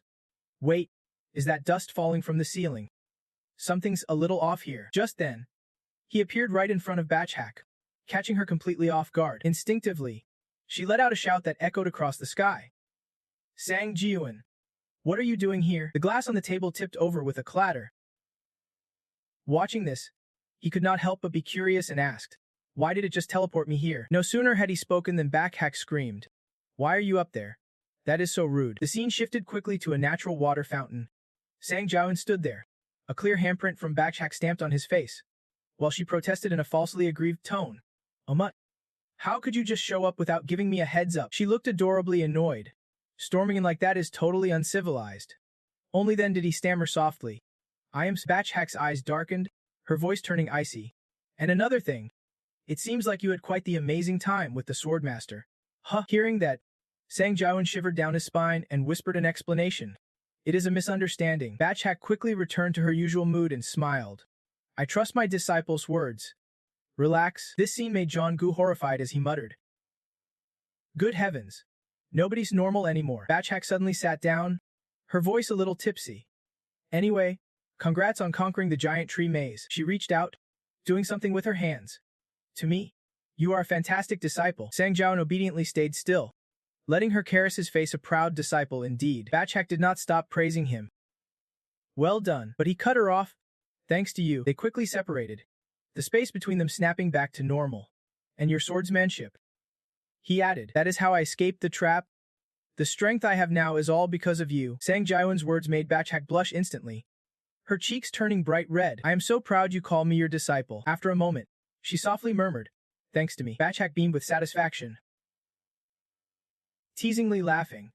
Hearing you say that makes me so happy. She sneered silently, wondering, what is so great about this guy to make her act like that? Suddenly, Batch Hack spread her legs and said, well, you are here because you want to know who the tower picked as the first candidate, right? Upon hearing this, Sang Jiun could not hide his surprise and asked, how do you know that? How do you know? He got his answer from her.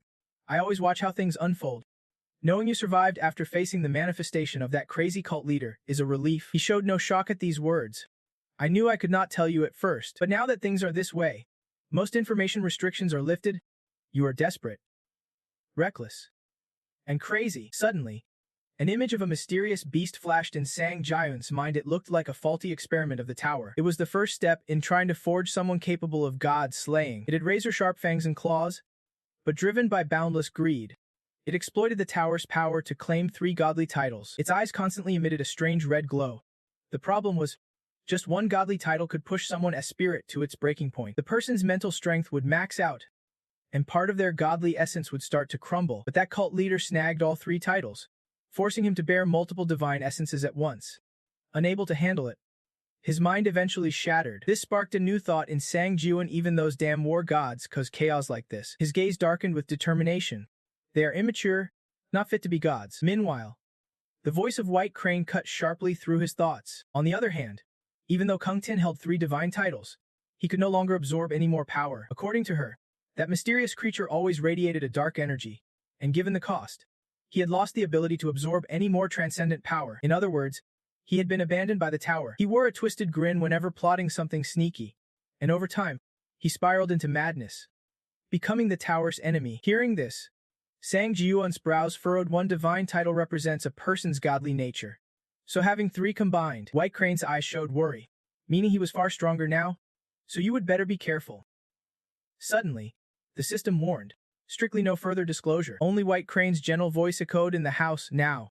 Sang Jiun could only tell you this. I just got a warning from the tower. Moments later, he slowly stood up and said calmly, then there is no other choice. Now I know what I was curious about. Hearing this, she could not hide her curiosity and asked, what do you plan to do? At that moment, Sang Jiun turned his back and walked away, leaving only a bitter and desperate statement behind. Hearing that, White Crane instinctively steadied himself on the spot. I need to prepare so I do not lose to him. He quickly appeared in the city as the system announced. You have reached the 18th floor of the Judgment Tower. Difficulty: hard. Theme of this trial is crucial. Time remaining: 30 days. Sang Jiun's presence caught the eye of the blue-haired guy. The trial's condition: protect the world. The trial stands on the brink of collapse caused by the divine envoy. Rewards for passing: SSS-Rank, penalty for failure: death. Suddenly, a voice rang out, making Sang Jiun instinctively turn back. Hey, he said, looking toward them and blurting out. The owner of that voice is none other than Katia. She strode over and declared, that is right. Hand over everything you have while we are still feeling generous. This scene ignited Sang Jiun's anger. Surprisingly, Changu spoke before him. Oh man, things are really heating up. Katia's eyes narrowed slightly. Clearly annoyed, what is this guy playing at? Flames started flickering into bright red sparks along her arms. I am the power of the Covenant system. Anyone who dares resist will learn true suffering. Only then did Sang Jiun speak up.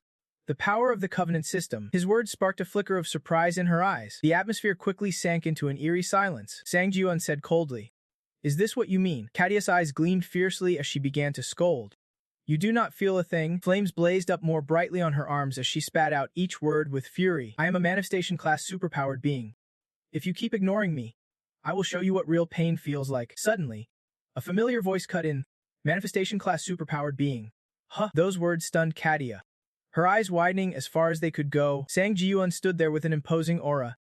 The air turned deathly silent in an instant. With icy eyes and a slight smirk, he said, like this, right? In a flash, he manipulated everything around him.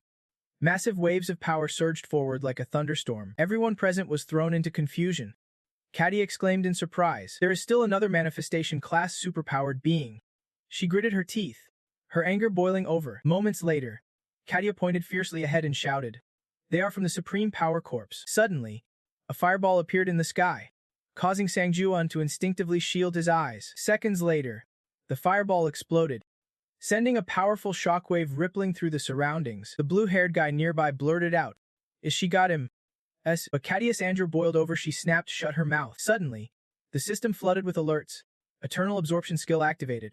All summoned familiars and allies will now convert into pure mana. Even now, Sang Jiun maintained his calm facade, his cold gaze relentlessly scanning ahead. Sang Jiun's steady composure had clearly thrown his opponents into deep thought. Did she really think her attack was useless? Well then, in the blink of an eye, before Katia could react, her comrades lunged forward with fierce claws, shouting, let us finish this all at once. Facing their wild charge, Sang Jiun remained utterly composed, murmuring, supernatural users. Huh. Then, a brutal punch slammed into the blue-haired guy's face before he could even react. Sang Jiun's taunting voice echoed, though it sounded a little off this time. Watching his terrified enemies falter, a sudden thought flashed through Sang Jiun's mind. Pathetic. Really?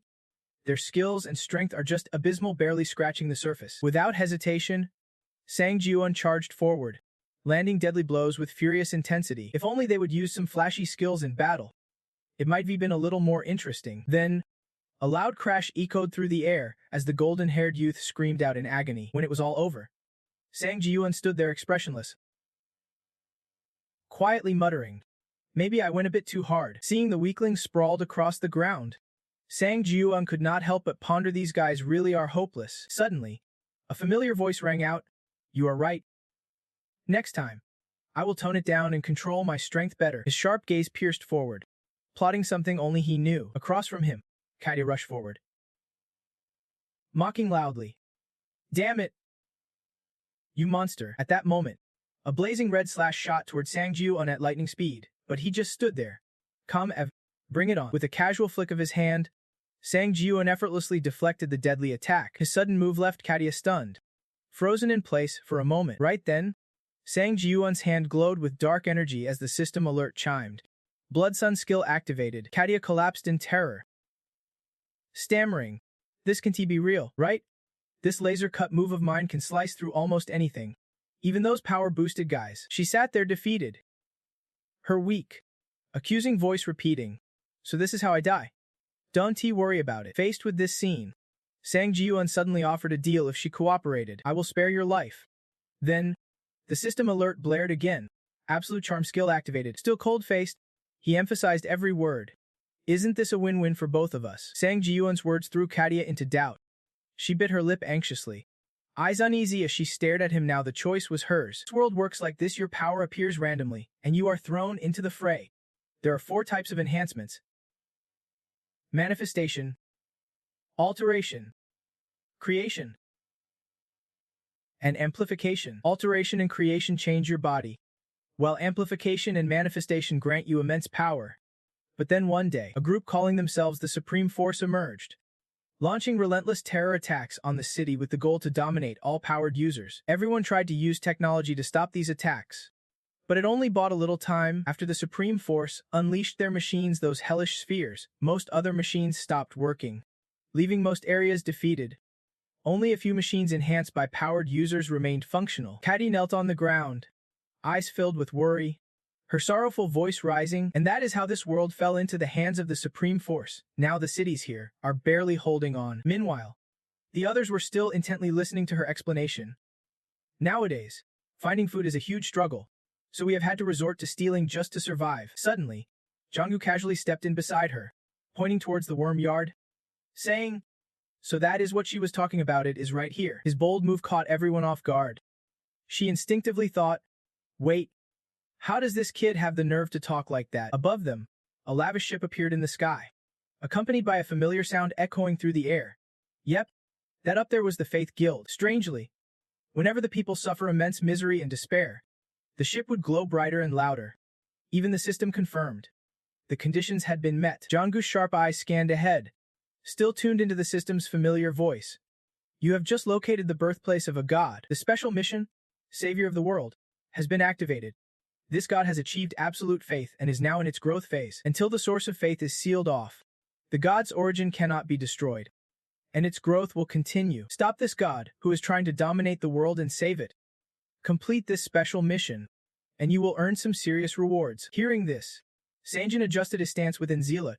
The hero's grace power kicked in, and his luck stats surged temporarily. The special skill S combo activated, completing the analysis of Challenger Sanjin-'s situation. The special skill Faith Conquest made capturing Faith actually possible in the blink of an eye. Countless lightning bolts gathered in Sanjin's palm. He could not help but think silently. I can actually feel this. The air between Sanjin and Changgu thickened with an eerie silence. Lost in his own thoughts, Sanjin pondered deeply.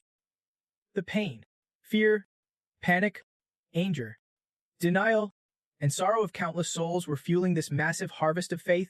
Even someone like him, who always values efficiency, had to admit this was overwhelming. Frowning with a grimace, he hated the idea of getting stronger by crushing so many innocent lives.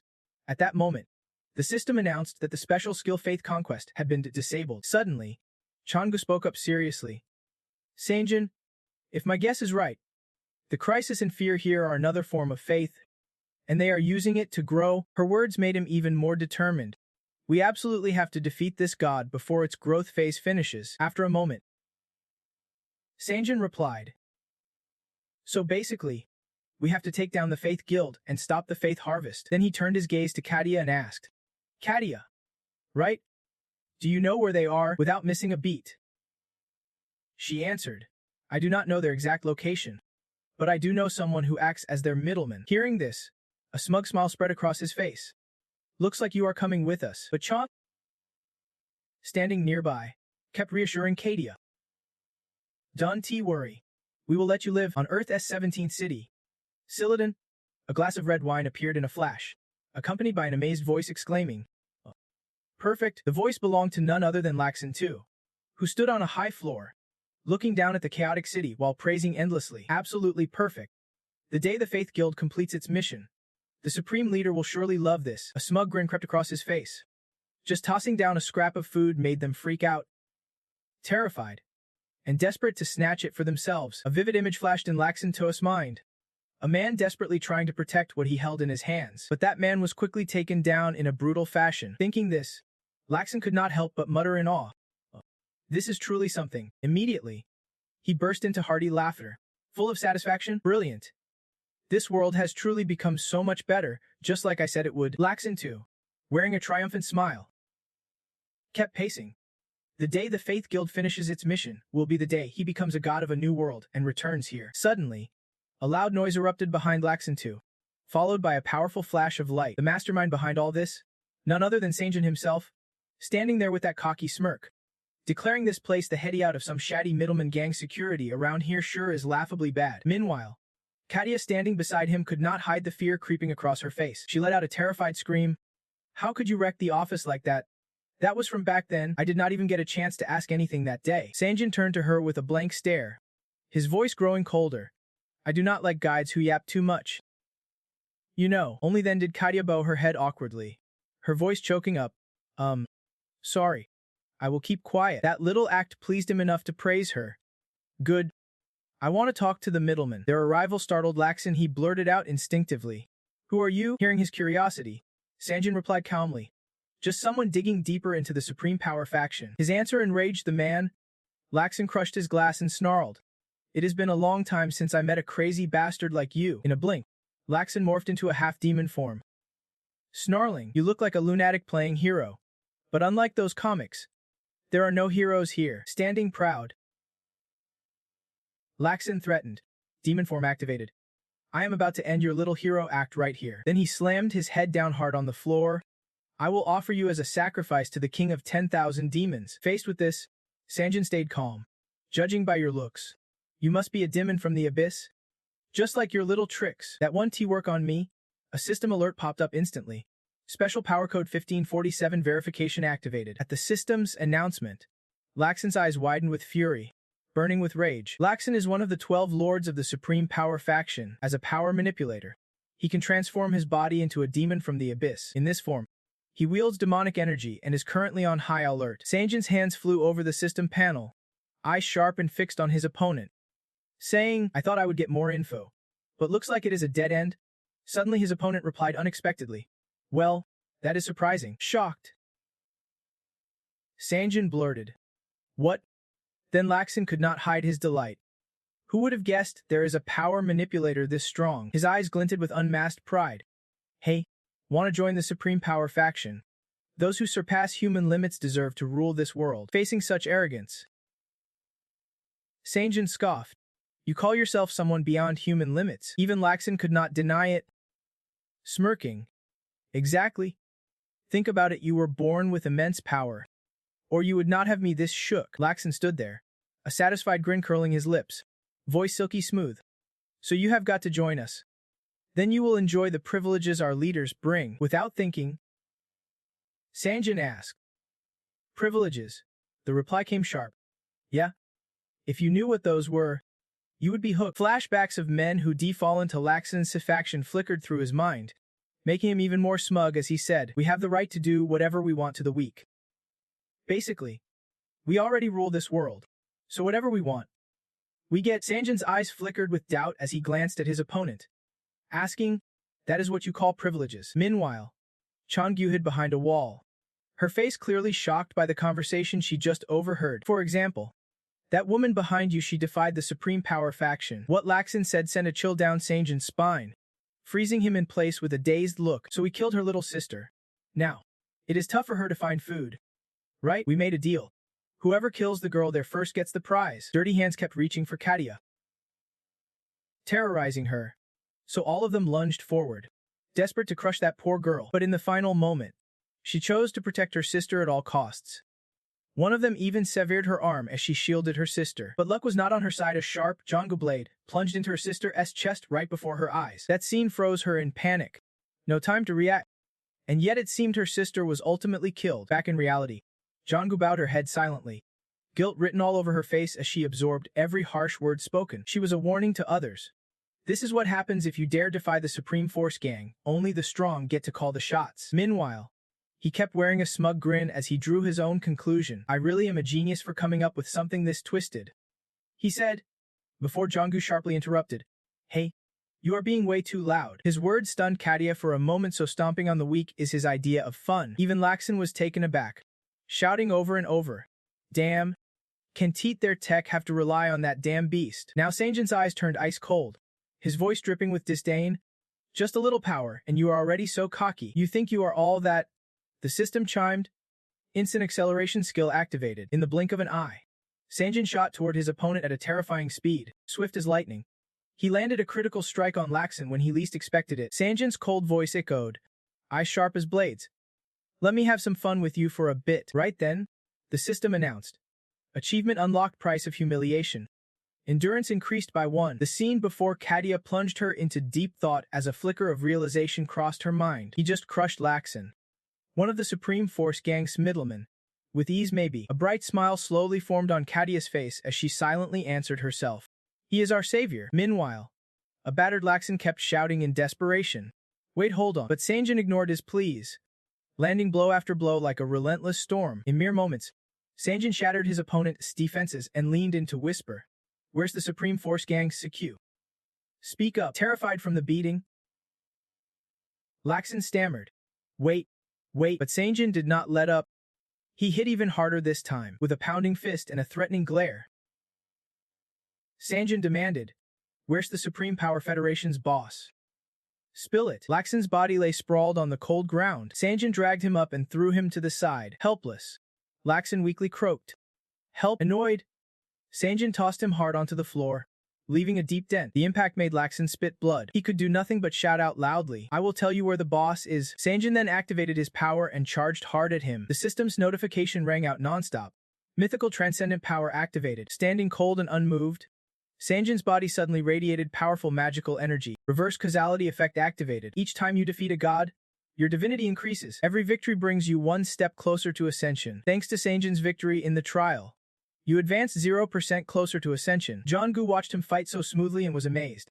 He gained percentage points just by fighting, so your divinity grows simply by beating this punk. Who knew just winning could boost your godhood infinitely? You could say he is steadily climbing toward Ascension. Sanjin gripped his hand tight, a smirk playing on his lips as he muttered to himself, so this power can actually turn me into a true transcendent being. Jonggu went on, sharing his vision for the future. At this rate, he said, we might just surpass the god of despair and move on to something greater. Sanjin fell silent, deep in thought upon hearing that. After watching the whole fight unfold, Keisha finally dared to break her silence. She pulled up a big cart and announced, I brought all the food from the storage here. Seeing this, he turned back and showered her with praise. Great job, Keisha. Noticing this, shot back a question. Is it okay if I take all of this? After asking, she answered herself, I do not even know if I have the right to claim it when I can't even protect my own family. If only I were as strong as you and had the power to defeat that broker. Tears welled up in Keisha's eyes. Her voice choked with emotion. Then my little sister would not have had to die over food. Sang Jiayuan looked back gently and soothed her. I think you deserve even more than that. Many do not even have the brains to tell me the broker's location. Unlike you, he kept encouraging Keisha. Don't ever sell yourself short like that. If you can do it for yourself, then do it for your sister. Sangwon smiled softly and asked, that is what she wanted too, right? Those words moved Keisha to tears. When suddenly a notification popped up, hope was finally blossoming. She hesitated, trying to say something but could not find the words. Finally, Keisha bowed her head low and said, thank you so much. Riding the wave, she continued, I will never forget your kindness. Sangjian smiled warmly at her words. Suddenly, he spoke up, surprising Keisha. Then I will give you all the food I have. Will you do me a favor? She immediately replied with excitement. Yes, leave it to me. Another system notification popped up. Achievement unlocked, Seed of Hope. In a desolate ruin zone, the 7th district of Raiwanensen Food Factory, a demon lay helpless on the ground, screaming, help me. Suddenly, a sharp kick slammed into his back. It was none other than Sang Juan, battling fiercely against the demons. The last demon able to speak leaned against a wall, weakly asking, why did not you join the Supreme Power Guild? Unable to hold back, he pointed at Sang Jiuan's face and yelled, with all that strength you have. Without a word, Sang Jiuan dashed over and slashed the demon's throat, blood pouring out relentlessly. After the strike, he finally spoke, because I do not like what you guys do. Suddenly, The system chimed in with an announcement.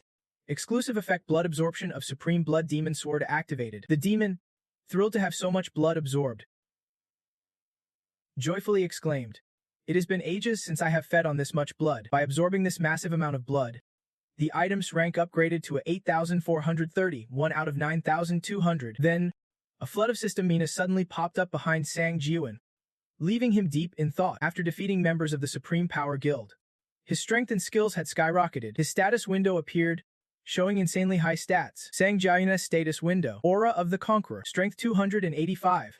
Stamina 287. Agility 284. Magic power 299. Endurance 282. Soul Binding Technique A. Unique skill. Combined power. Divine Authority. Supremes Plus. Basic Divine Power. Divine Formus Plus. Divine Might. Supreme Blood Art C+. Heroes Grey C+. Rock-like Will C+. Faith S Submission C+. Quick Shift B+. Mental Fortitude Plus. Evil Spirit Control B+. Heavenly Demon Attributes Plus. Iron Grip Plus. Bloodthirsty Sword. Rapid Spell Recovery C+. Sword King's Insights. Death God Swordsmanship Plus. Faithful Devotion Plus. Skills. View details. Sang Jiuan glanced at the glowing orb and thought, I just need to catch the leader. Changu suddenly spoke up. Sang Jiu, do you see it?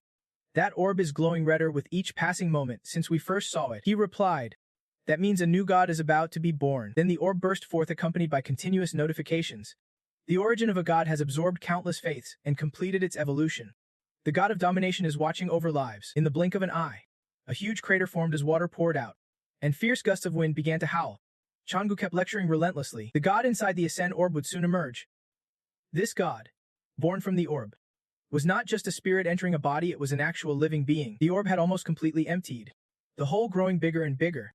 Changu continued, explaining that a god's body holds immense power. Sangjiao heard this and smirked with confidence, boldly claiming, I think I can take down a god in my current state. Suddenly, the cord behind the orb lit up, and someone slowly stepped onto the ground. He suddenly felt a chilling realization hit him. A white-haired figure emerged from inside the orb, none other than Bakan. As the system confirmed, a human. He spat. The one who caused all this nonsense while I was gathering power. The moment he appeared, Bakan angrily raised his hand to cast a spell. Whatever. It does not matter anymore. I already have everything I wanted. Bakan has not destroyed everything on this earth yet, so I do not need this world anymore. Then, debris floated everywhere as the system's notification rang out. Goodbye. Challenge from the tower. Suddenly, another sound echoed, chilling everyone nearby. Divine Collapse activated.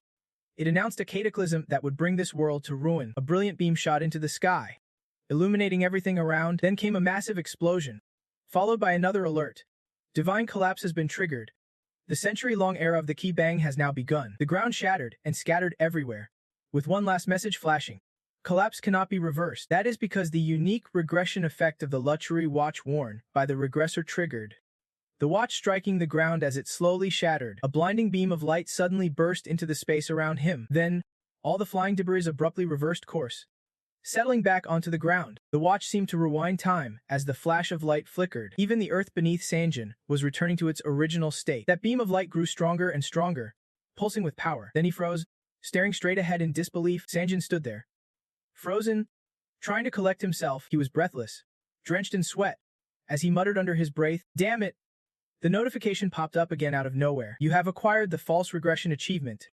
The time control resistance skill beta has been forged. This shook him to the core, and he blurted out unknowingly, the world's collapse. How is that even possible? Hearing this, Changu was shocked and exclaimed, what nonsense is he spouting now? A rapid thought flashed through Sanjin's mind. Apparently, Changu had no clue that time had just been rewound after the world's collapse. Changu's confusing voice suddenly echoed, what do you mean by that feeling? What is going on? Then he stepped back into a fighting stance and said, there is only one way to stop this. Sanjin's entire body glowed red as he powered up, thoughts racing. Before the god is fully born, I have to get inside that orb. Suddenly, the system announced a new power activation. The Supreme Winged Authority has been unleashed. Seeing this, Changu warned him, you are ignoring me again? Huh. But Sanjin was already soaring through the air, completely ignoring her presence. A stubborn thought sparked in his mind. I need to get inside that orb before it glows even redder. Then the system sent another alert. The combat focus skill has been activated. increasing the user's concentration tenfold. The Combat Focus a rank skill sufficiency hit 100%. Leveling up to Combat Focus a plus skill number 1. Sanjin dashed forward at full speed, activating the Supreme Blood Power technique. He swung fiercely at the orb but did not leave a scratch. The system urgently sent out more alerts. Passive skill. Blood Enhancement C rank of the Supreme Blood Demon Sword activated. Passive skill. Talent Enhancement of the Supreme Blood Demon Sword activated. Passive skill. Great Fear rank of the Supreme Blood Demon Sword activated. The unique Twin Strike effect of the Immortal Demon Sword technique activated. Absorbing divine power and multiplying attack strength by 5 times. He kept slashing fiercely and rapidly at the orb. As he slashed, Sanjin silently chanted in his mind, "Obliterate." Over and over, he repeated, "Obliterate." His relentless assault caused chunks of the orb to shatter with every strike. Finally, gathering all his strength, he lunged at Chang'e, chanting and thrusting his sword hard. "Obliterate." The system announced that the Dynamic Heaven skill was activated. Swiftly, Sanjin plunged his sword deep, carving countless glowing cracks that began to emit light. After his relentless barrage, the cracked orb started to crumble and fall, while the system notified, "You have achieved the destruction of the god's origin." Upon success, Sanjin immediately activated a new skill, Supreme Blood Power technique. Then he jumped down to a new spot, receiving a notification about the land. "You have entered the Heavenly Seizure territory." Landing, Sanjin sensed something and thought quietly, "No status window popped up, so I must have entered before the celestial cycle completed." Suddenly, a voice boomed out. "It has been ages since I have encountered such an intriguing being." That was none other than Bakken himself, who continued, saying, "I must say, it is a pleasure to meet you." Then a notification popped up for Sanjin. "The god of conquest is smiling at you." Bakken looked at him with a grin and said, "You filthy hunting dog, chosen by the tower." Sanjin furrowed his brow but neither answered nor reacted. Bakken laughed heartily like he was having the time of his life. "I guess this is not quite the warm welcome guests expect. Huh. Oh well. I always take whatever I want." Every word dripped with contempt. "This was the talent and faith I snatched from countless desperate souls. And destroying the machine is the only hope in this surreal style. These are my trophies. If you get what I mean." He did not forget to pat himself on the back. "Cool. Right? Those books are talents I stole from others." Sang's warm light brushed over Bacon's cold platinum hair, while the machine parts symbolized the civilizations he had conquered. After that self-intro, Sang finally asked his first question. "So you are the one commanding the 12 Alliance commanders to attack civilians?" Bacon laughed wildly like a madman. "Exactly. Because if they feed off fear, I can harvest faith. How could I not be excited?" Sang Jiuan's hand clenched tightly around his sword. "So you are a damn monster." Slowly, Bacon pushed himself up from his seat. "Heartbreaking. Huh. Maybe because you are a challenger of the tower," Sang calmly asked. "You know about me?" Bacon stretched and replied, "To some extent. I know you can kill gods. And your target is me?" he asked gently, unfazed by Sang Jiyuan's stone-cold expression or his power to rewind time. Bacon's voice echoed again.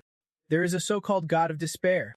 Sangha and the madman, do you know him?" His eyes widened, cheeks oddly flushed.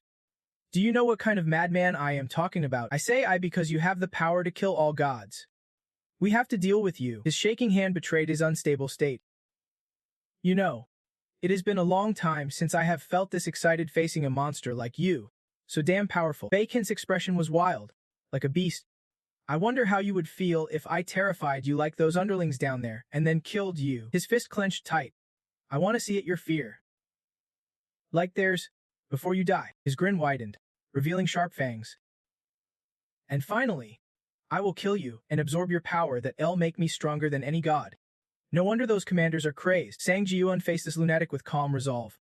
"Really? I thought so too." His entire body was bathed in a red glow the divine authority had activated. The imposing armor cloaked Sang Jiyuan from head to toe. "I will make you writhe in terror and kill you." Lightning crackled along the armor. The divine nature was transcendent. Death, immortality, defying godly will, and surveillance. Now, the two stood face to face, ready for the coming battle. Bacon's face lit up with excitement as he shouted, "You have divine nature too? Amazing." His ears twitched as he began to channel his power. "Well then, I guess I should show you what I have got." A mana wave surged. The god of conquest siphoned a steady stream of mana every second from the divine territory to its master. Against the fierce wind, Sanjin calmly tightened his grip on his sword. His mana was drained and condensed into a small orb. "Thanks for the mana.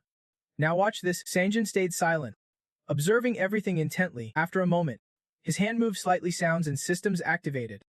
The punishment skill was triggered. When this skill activates, all stats increase by 7. While active, your mana 1t decrease. A power emblem appeared behind Sanjin. His lineage's power surged, boosting his mana by 100%. Bakan was stunned facing this. I did not get any mana at all, but he did not lose hope. Instead, he confidently cast more spells. Too bad the talent I showed you is useless now. But do not worry, I have got plenty more tricks up my sleeve. Hundreds of magic circles erupted, proving his true power. The god of conquest was using stolen talents. A shockwave blasted straight at Sanjin. With his quick reflexes, he dodged just in time. Every strike he launched, Sanjin smoothly evaded without breaking a sweat. Finally, his feet scraped the ground, coming to a halt at just the right distance. Sanjin instantly noticed something strange about this. Weird. His fighting style feels like he is testing you. A cold yellow glow flickered from his armor. I bet he is just probing since the fight just began. A skill-activated unique power 1547. Info scan initiated. A shockwave radiated from Sanjin's position, accompanied by intel. Bakan, who became the god of seizure after absorbing enough souls. Faith and legends he can wield the unique powers of seizure, collapse, command, and prayer. Bakan, across from him, did not give him a moment's rest. But the collapse power was still cooling down. A fresh notification popped up. He is waiting for the perfect moment. Sanjin's curiosity piqued. He held his breath, facing the swirling dust cloud he would stirred up. Bacon laughed loud and clear. Nice. Damn it. He narrowed his eyes sharply. As the dust slowly cleared, Sanjin calmly activated his skill, the infinite magic absorb, turning all magic touching his body into mana. From where he stood, Sanjin suddenly lunged at his foe like a bullet. I do not know what he is hiding, but I can let him use it. He quickly triggered another skill. The empowered sword intent surged, activating the unique effect. The demon sword's twin strike. Sanjin decisively slashed at his opponent's leg, unleashing the power of the chosen angel wings. Rated A+. A massive pair of wings erupted from Bacon's back. He grinned wide, spread his wings, and took flight, instantly closing the gap between them. The cold light in Sanjin's eyes flared once more. Where the hell is he running?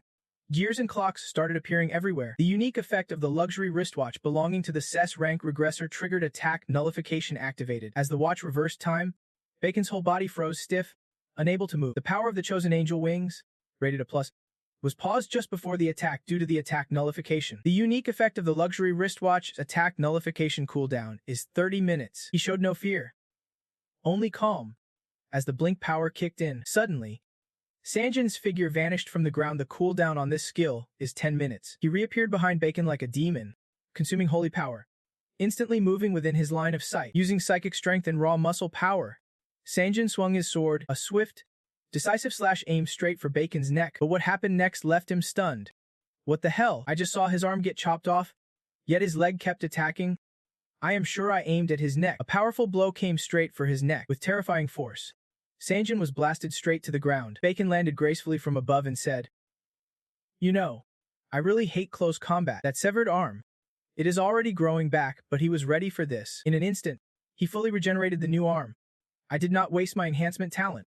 I collected them all. The shattered half of Sanjin's helmet slowly regenerated as his hemokinesis skill kicked in. This made Bacon respect Sanjin a lot. Surprising. Despite all that damage, you heal fast. Compared to body enhancers, you are top tier. Bacon's hands suddenly shot up, a triumphant grin spreading across his face. I have figured out your basics. His grin twisted even more with his gleaming white teeth. How will you handle this one? He unleashed a barrage of skills. The divine attribute rules forged a new law inside the seizure divine realm. Rule 1. All combat in the seizure divine realm must be ranged attacks. Rule 2. All beings inside the seizure divine realm lose 90% of their physical abilities. The entire space was bathed in a dark purple hue, signaling the shift in rules. Rule 3. If you go melee inside the seizure divine realm, one of your talents will randomly transfer to the realm's master. Rule 4. Most close combat talents get sealed inside the divine realm of seizure and become unusable. Rule 5. You can use any items in the divine realm of seizure. You laughed bitterly. Neither you nor I can use physical powers here.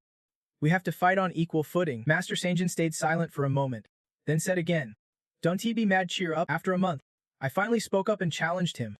So the rules are made for us to fight fair. I gently lifted my wrist holding the sword.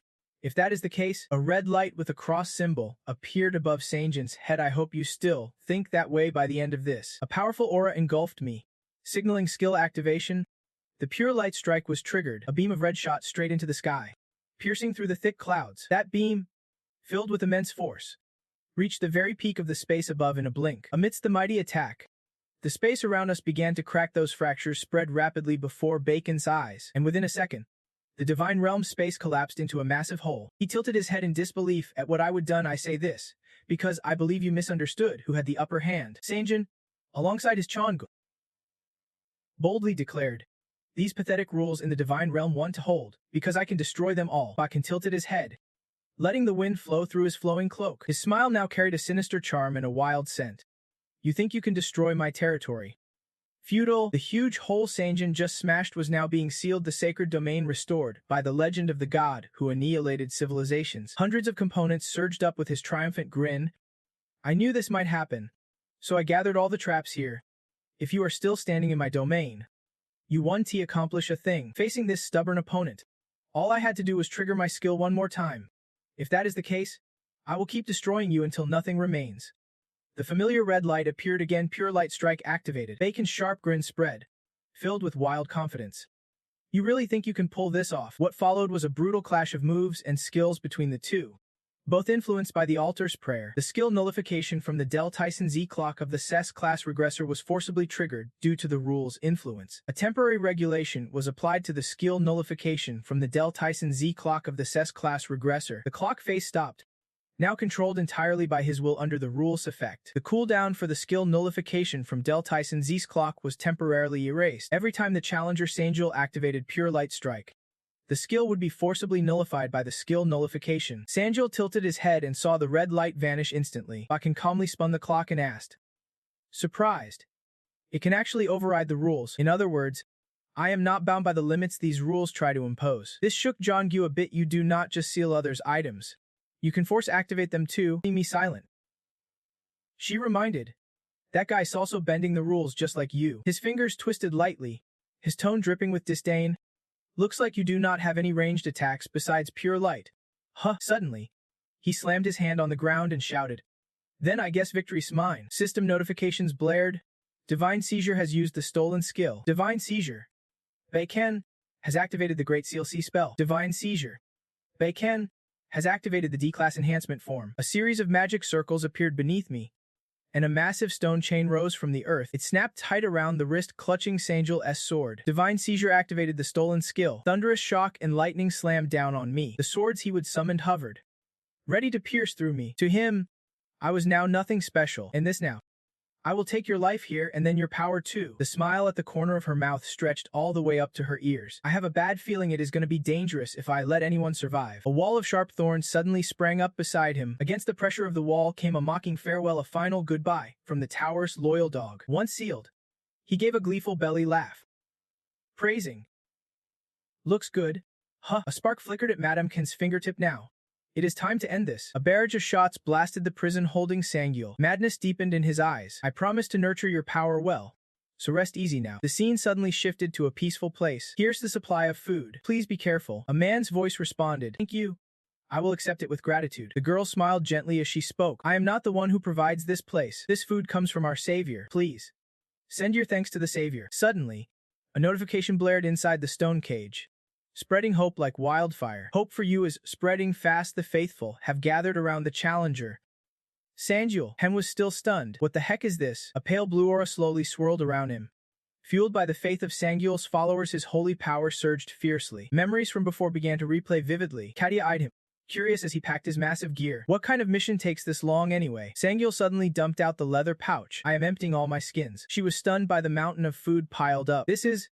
He turned with a confident smirk and declared, "I will give you all this as well." Then came her shocked gaze as Sangyul leaned in and said softly, "Katia, there is something I need you to do for me. Consider this an official request." The sound of horse hooves cracked sharply on the road. Katia drove the carriage through a desolate wasteland with her heavily loaded cart. She pressed forward calmly. The hooves struck the ground twice, then suddenly stopped. She turned to the people nearby and shouted, "Everyone, listen up. We are starting the food distribution right now." Her words stunned the crowd. "The savior has come to give us food. Come and get it." A faint voice made Katia turn around. Could it be? An old man with a cane shuffled forward and said, "Could you spare some food for this old man too?" She smiled warmly and replied, "Of course. No problem. Please send your thanks to our savior, Sangyul." And this is the source of his power. Faith in Sangyul's strength keeps growing. Meanwhile, Sangyul was walking down a quiet path with Chong Gu. She suddenly called his name. "Sangyul." She asked about his earlier actions. Puzzled, "Are you really sure you can just hand out food like that?" Sanjil replied calmly. "Don't worry. There is plenty more where this came from," he said confidently. "Catch the hound. Grab the bass." Changgu glanced up and asked quietly, "So what crazy plan are you cooking up this time?" His bright blue eyes hinted that his plan was solid. "If you watch closely, you will see. Let us check out some other places." Suddenly, Sangil shouted loudly, "All right. Everyone gather round." Standing before the pile of food, he said comfortably, "Everything here is free, so please, feel free to take what you need." The fertilization skill has been activated. You can now grow food just by touching it and using mana. Everyone's cheeks lit up with a mix of joy and disbelief. This is real meat. Seriously. Is this for real? He gently used his skill to fill up the empty trough. The water creation skill has been activated. You can make drinking water by using mana to touch an empty container. This only made the crowd even more excited. That is real water. Finally, we get to drink water that is actually decent. They all shouted his name, like he was some kind of saint. Praise to the savior Sangil. You are amazing. The cheers for him never let up, and this was exactly what he wanted. The faith in Sangil's power only kept growing stronger. Back to the present. His armor was slowly regenerating piece by piece. This was way beyond Bakan's expectations. What kind of powerful divine force is this? Messing with people's plans from the start. He did not answer, just silently watched. Still, he had no choice but to push on with his plan. Whatever. No big deal. Everything about you has already been arranged. I am curious to see what kind of stunt you will pull off next. Suddenly, a robot sprang to life right behind Bakan. It seemed to be the only way to deal with him. It was assembled from hundreds of different parts. Spirit possession. Bakan used his level emotional transfer. Perfect aims plus. Skill enhancement at an absolute power set once. A cold blue gleam flashed in the robot's eyes. I will make you regret not dying from that last blow. Its terrifying power radiated throughout the space. I will finish you off with the divine force I have created. With just one manipulation, he made it attack Sangil. Go die. Sangil turned his head with a serious glare. Before the robot's 5 punches landed, Sangil dodged them all. He dashed forward, cutting through the wind and quickly appearing behind Bakan. His usual smirk was gone, replaced by a face full of cold menace. Forgot who I am. His voice dripped with mockery. Forgot that I can manipulate your physical strength with the rules. Still, none of that could stop Sangil's advance. Almost there, the system carefully counts down. 5. The cross on Bakan's hand glowed brighter than before. Fine. This'll save me some time. He calmly applied his rule #2. Anyone stepping into the sacred land of possession loses 90% of their power. Instantly, Sangil felt a drastic change in his body. Then, he collapsed face first onto the ground by inertia. The purple pupils of Bakan's eyes showed amusement and mockery. Pathetic. Sangil struggled, stabbing his sword into the ground to get back up. Almost there, the system keeps counting down. 4. Bakan and his robot waited for Sangil to destroy himself. The more stubborn you are, the more power the rule drains from you. Don't waste your energy anymore. Its fist swung once again toward him. Your strength's almost gone, just die peacefully. Suddenly, Sangil released his grip on the sword's hilt. Almost there. When the system hit 3, Sangil tilted his body and dodged the blow. Bakan was stunned by his bizarre persistence. Sangil discarded Jonggu and chose to use the ring to block. Divine power was activated to enhance the counter ring. This move made Bakan's smile fade away. Would it be better to just die quietly? Why keep throwing yourself into pointless efforts? And he sent the robot to attack Sangil once more. If your wish is to suffer in pain, then I will make sure it comes true. Sanjin stretched out his hand, gathering every ounce of strength to grab the robot's fist. He twisted, shattering the components in its hand. Still, the robot relentlessly pursued its mission to strike Sanjin. Just a moment more, the system was now counting down to number 2. Shield raised. He fought to keep his footing steady. Almost there, it hit 1 on the countdown. Bakan's eyes locked onto the battle, silently questioning. The rules were supposed to weaken him by now. His purple pupils flickered with a hint of fear. How the hell did he still land that hit? A fist crackling with lightning surged forward. With relentless grit, he was funneling energy into that punch. Just a bit longer, the system's countdown had ended. A cascade of decimal numbers blanketed the sky as thunder crackled fiercely around Sanjin. The salvation effect kicked in, fueled by the loyal adventurer Sanjin's followers. Holy power surged dramatically. The robot and he now faced off head-on, weapons primed for attack. You can finally unleash all the pent-up strength while holding the line. A thunderous crash echoed, turning the tension to a razor's edge. But as he pulled back, the robot's arm shattered from internal aftershocks. The scene made him grit his teeth in frustration. The number of loyal followers Sanjin commands now. He took a deep breath, then exhaled, trying to steady his racing heart. 30,000 strong. The robot, left arm broken. Sanjin, kneeling on the ground. A bitter sound escaped Bakan's lips. Why? His eyes wide, as if demanding to know what had just happened. Why are not you dead yet? This can't be happening. The rules were supposed to weaken you already. He kept questioning himself. How the hell are you still standing? After a flash of anger, Bakan panted hard, listening to the mocking voice. How the hell are you still standing? His hand, scared with burns, lightly brushed against Wangda. If invaders like you had not come all this way, these people could still be living peaceful lives right now. Sanjin pointed at him fiercely and declared, invaders from other worlds, relying on rotten religious power to grow stronger like you drive me mad. Bowing his head, his eyes blazing with determination, he vowed, I will tear invaders like you limb from limb. Seeing him exhausted only made Baekhyun grin. Finally, he is down for the count. With eyes flashing wide, Chang's long fingers caught Sanjin's falling body. Lip looked down at his limp form and softly said, somehow, that selfish kid has grown into someone who cares about others now. Watching Changgu get tossed aside by Sanjin, she gently said, that is why you lowered your sword, right? You were worried it might break? The nasty burns on your hands are healing now under Changgu's care.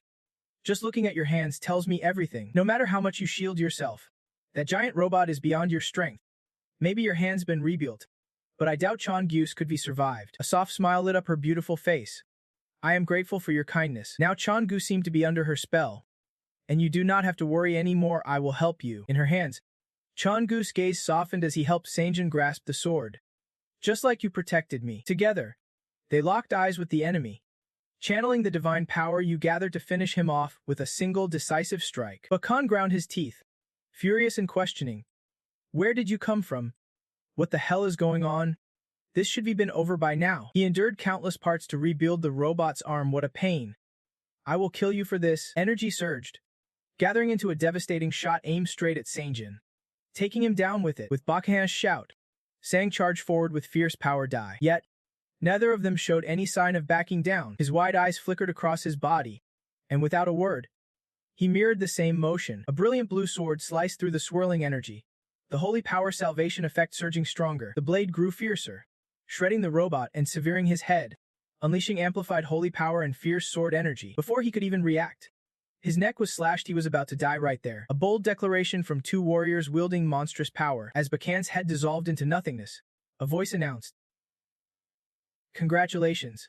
You have completed floor 18 of the trial tower. Your reward items have been sent to your inventory. You earned 150,000 points for clearing this stage. You received 10,000 products as a stage clear bonus. You also got a special bonus for clearing floor 18. Reverse Force Beta. With the last shreds of consciousness, he was still stunned, refusing to believe it impossible for me to lose. A yellow energy orb connected by a thread of demonic energy linked his body and head. He needed to use holy power to heal. Sangjin stepped forward coldly, driving a sword upward through Baekhyun, activating Death's Gaze, a special power that selects a target and forces a weakness. He was using the Reaper's skill. Furious, he screamed, his face contorted in rage. As his head slowly burned away, he spat. You bastard. This is cheating. Baekhyun's last words were denial. No, I am not dying. No way. Even with half his head scorched, he refused to accept reality. This is not how it is supposed to end. A beautiful golden light radiated across the divine realm. No. His armor vanished, replaced by his usual attire. Challenger Sangjin defeated the god and gained a 7.4% boost in Ascendance. You earned a unique effect reward for increasing Divinity Recovery Beta, speeding up your divine regeneration from now on. Sangjin's holy power will now recharge faster. A faint smile touched his lips finally. It is. Suddenly, Sangjin called out, Jonggu. Without turning, his firm voice rang out, once again, I have received your help. Without you, I would not have made it. Jonggu smiled confidently. Thanks a lot for that. Sangjun. She stepped beside him, gently offering her thoughts. Of course, I will help. If you die, I lose my partner. The wind swept by as Jonggu's words carried trust. We are partners, right? If I do not allow it, you are not dying on me. Sangjun paused, silent for a moment. Then a slight smile crept onto his lips. Thanks for seeing me as your partner. His eyes fixed ahead, brimming with confidence. But we have got business to handle first. Do not. Thick red aura leaked from Baekhyun's remains. You absorbed the soul of the god Caesar. Baekhyun's proficiency rose by 27%. Your soul Caesar trait proficiency hit 100%. But something's off. The soul Caesar trait shows a lock. Sangjin's eyes widened in surprise. It should have ranked up by now. A message appeared with garbled characters. It sparked his curiosity. What conditions remain to be met? The system promptly announced, you have not met all conditions, so your Soul Caesar trait 1T level up until you do. The proficiency of Soul Caesar is locked at 99.99%. Now you can pierce the power of souls stronger than you. Despite resistance, Sangjin successfully absorbed his soul, engraving the special divine territory power of God Sea into your soul. A strong wind whipped through, tossing his hair wildly. Immediately, 4 orbs representing 4 traits appeared. You met the special conditions after absorbing the god Caesar. Bakan, you can choose one of the divine traits from the soul of the god Caesar. Bakan, the divine traits available to you are seizure, collapse, rule, and activation. Chongu's face reflected the light as his soft voice echoed, "What exactly is this power? Who would have thought you could achieve godhood just by dying as a god?" "That is a pick," she remarked softly, her voice gentle. The way he gathered godly power was pretty strange too. Sangjun's sharp eyes flicked across as he explained. "Like that ancient god said, this was possible because the tower chose me as the candidate." His mind replayed the early events, thinking back.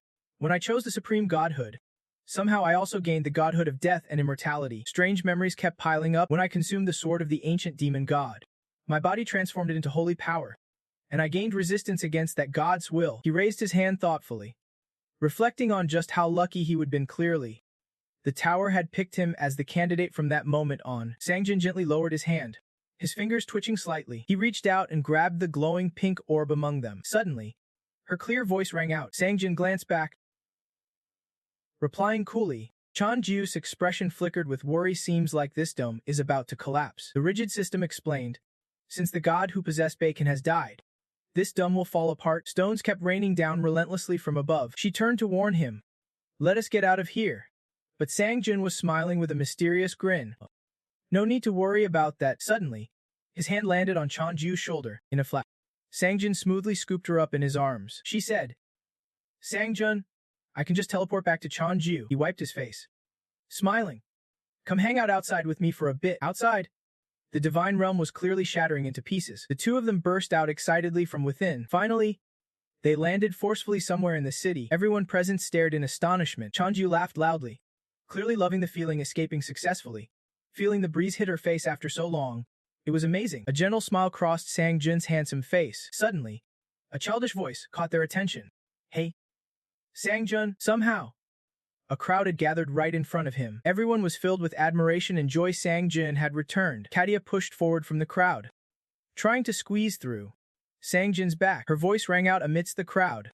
"Give me a gift." The crowd cheered happily, seeing Sangjun safe and sound. Sangjun looked at Katia with trust and sincerely thanked her. "It is thanks to you." Katia modestly declined. "I only help because you asked." The orb belonging to the god realm below had vanished, gone. "No worries anymore," Sangjun gently spoke, entrusting them with a new life from now on. "Everyone can live in peace." After a brief silence, she softly said, "You saved so many of us. You did not just destroy the Supreme Alliance." Katia's cheeks flushed pink with a satisfied smile.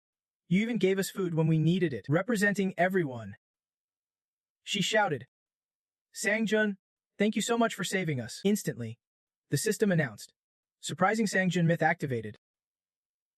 Final salvation. All stats permanently increased by 6 points." She happily held out a neatly folded outfit. "Can you accept this?" Sangjun looked curious, quietly asking, "What is this?" Katia beamed. "It is a gift we made for you." The nearby villagers shared her feelings.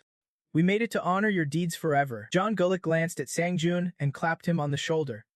"Take it, it is what those you saved want." A confident, joyful smile spread across her lips. "This steampunk world really exists, so people can still earn disciples through their own effort." And then Sangjun put on the shirt. Encouraged by her words, his story would be remembered forever, becoming a legend that spreads far and wide, fueling his divine power. Confidence and hope flooded his veins. The legend of the challenger Sangjun would echo everywhere, with 31,000 disciples watching now. In the waiting room on the 79th floor, he focused intently on the screens before him. Multitasking, Sangjun spoke.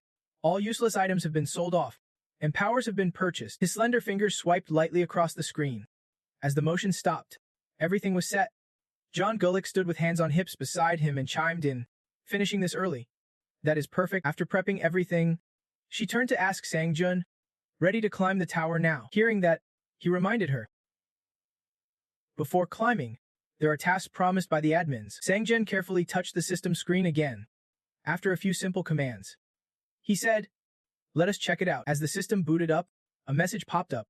4,182 administrators have sent requests. This stunned Sangjun beyond belief. He rubbed his eyes and muttered, "What the hell is this?" Chungu glanced at Sangjun, astonished as well. Looks like you have become the center of attention for the admins. The screen shifted to the grim face of a girl, displaying a message. The Iron and Bloodlord admin is on high alert for other admins watching the side knee. But it did not stop there, it switched to another girl.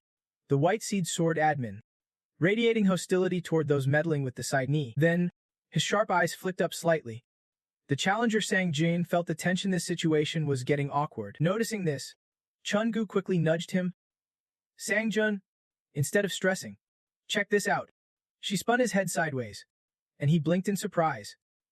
What now? Before Sang-jun's eyes, a system panel appeared. The lost successor admin of the Blood Demon sect has requested the Blood Ritual mission. Reward for completing Part 1. Learn the Specialist Grade Power. Wandering Soul Divine Art. Reward for completing Part 2. Exclusive access to the E0001 Secret Shop. Success Condition 1. Be recognized as the successor of the Blood Demon sect's leader in the Blood Ritual. Success Condition 2. Prove martial arts skills during the ritual. After reading, Chun-gu's curiosity piqued. She asked, Wandering Soul Divine Art? That is not our sect's technique, it is from the Assassin's Empire, a notorious assassin from back in the day. Her eyes flashed with surprise. Chun-gu lowered her voice. Amazed? Can you believe it? Our own disciple ended up becoming an admin of this tower. While she was still marveling, Sang-jun did not take his eyes off the screen. It is kind of wild seeing our sect this way, he said, seeing Chun-gu's interest.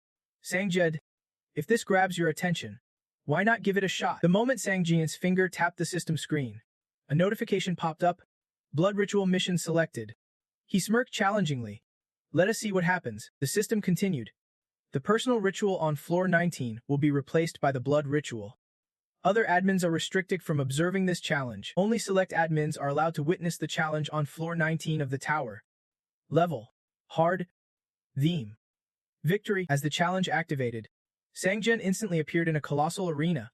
Cheers rained down around him like golden hail. Standing center stage, with arms wide open, he called out loudly, Thanks for the fiery support from all the disciples. The Blood Ritual is the ceremony to choose the most worthy successor of the Blood Demon sect's leader, she announced. The system warned. Failure condition, death of the challenger or time running out. At this, she paused for emphasis.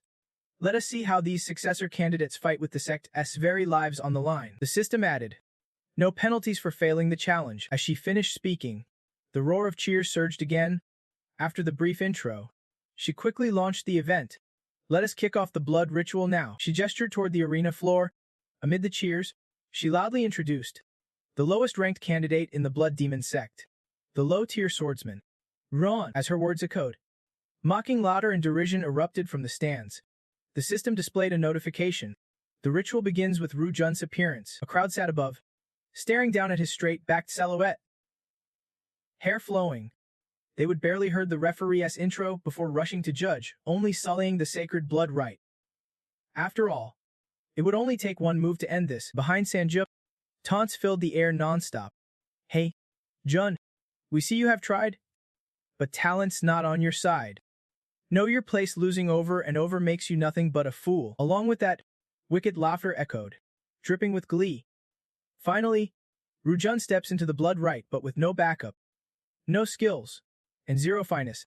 Once this ritual ends, he is out of the sect for good. The sword at his side flickered with a sudden gleam, as Chun-gu's words whispered sharply in his ear. When I am the Blood Demon sect's leader, no one gets crushed.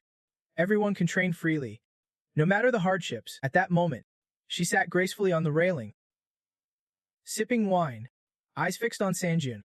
But seeing how things stood, were her efforts all for nothing? It stung one of her prodigies ended up like this.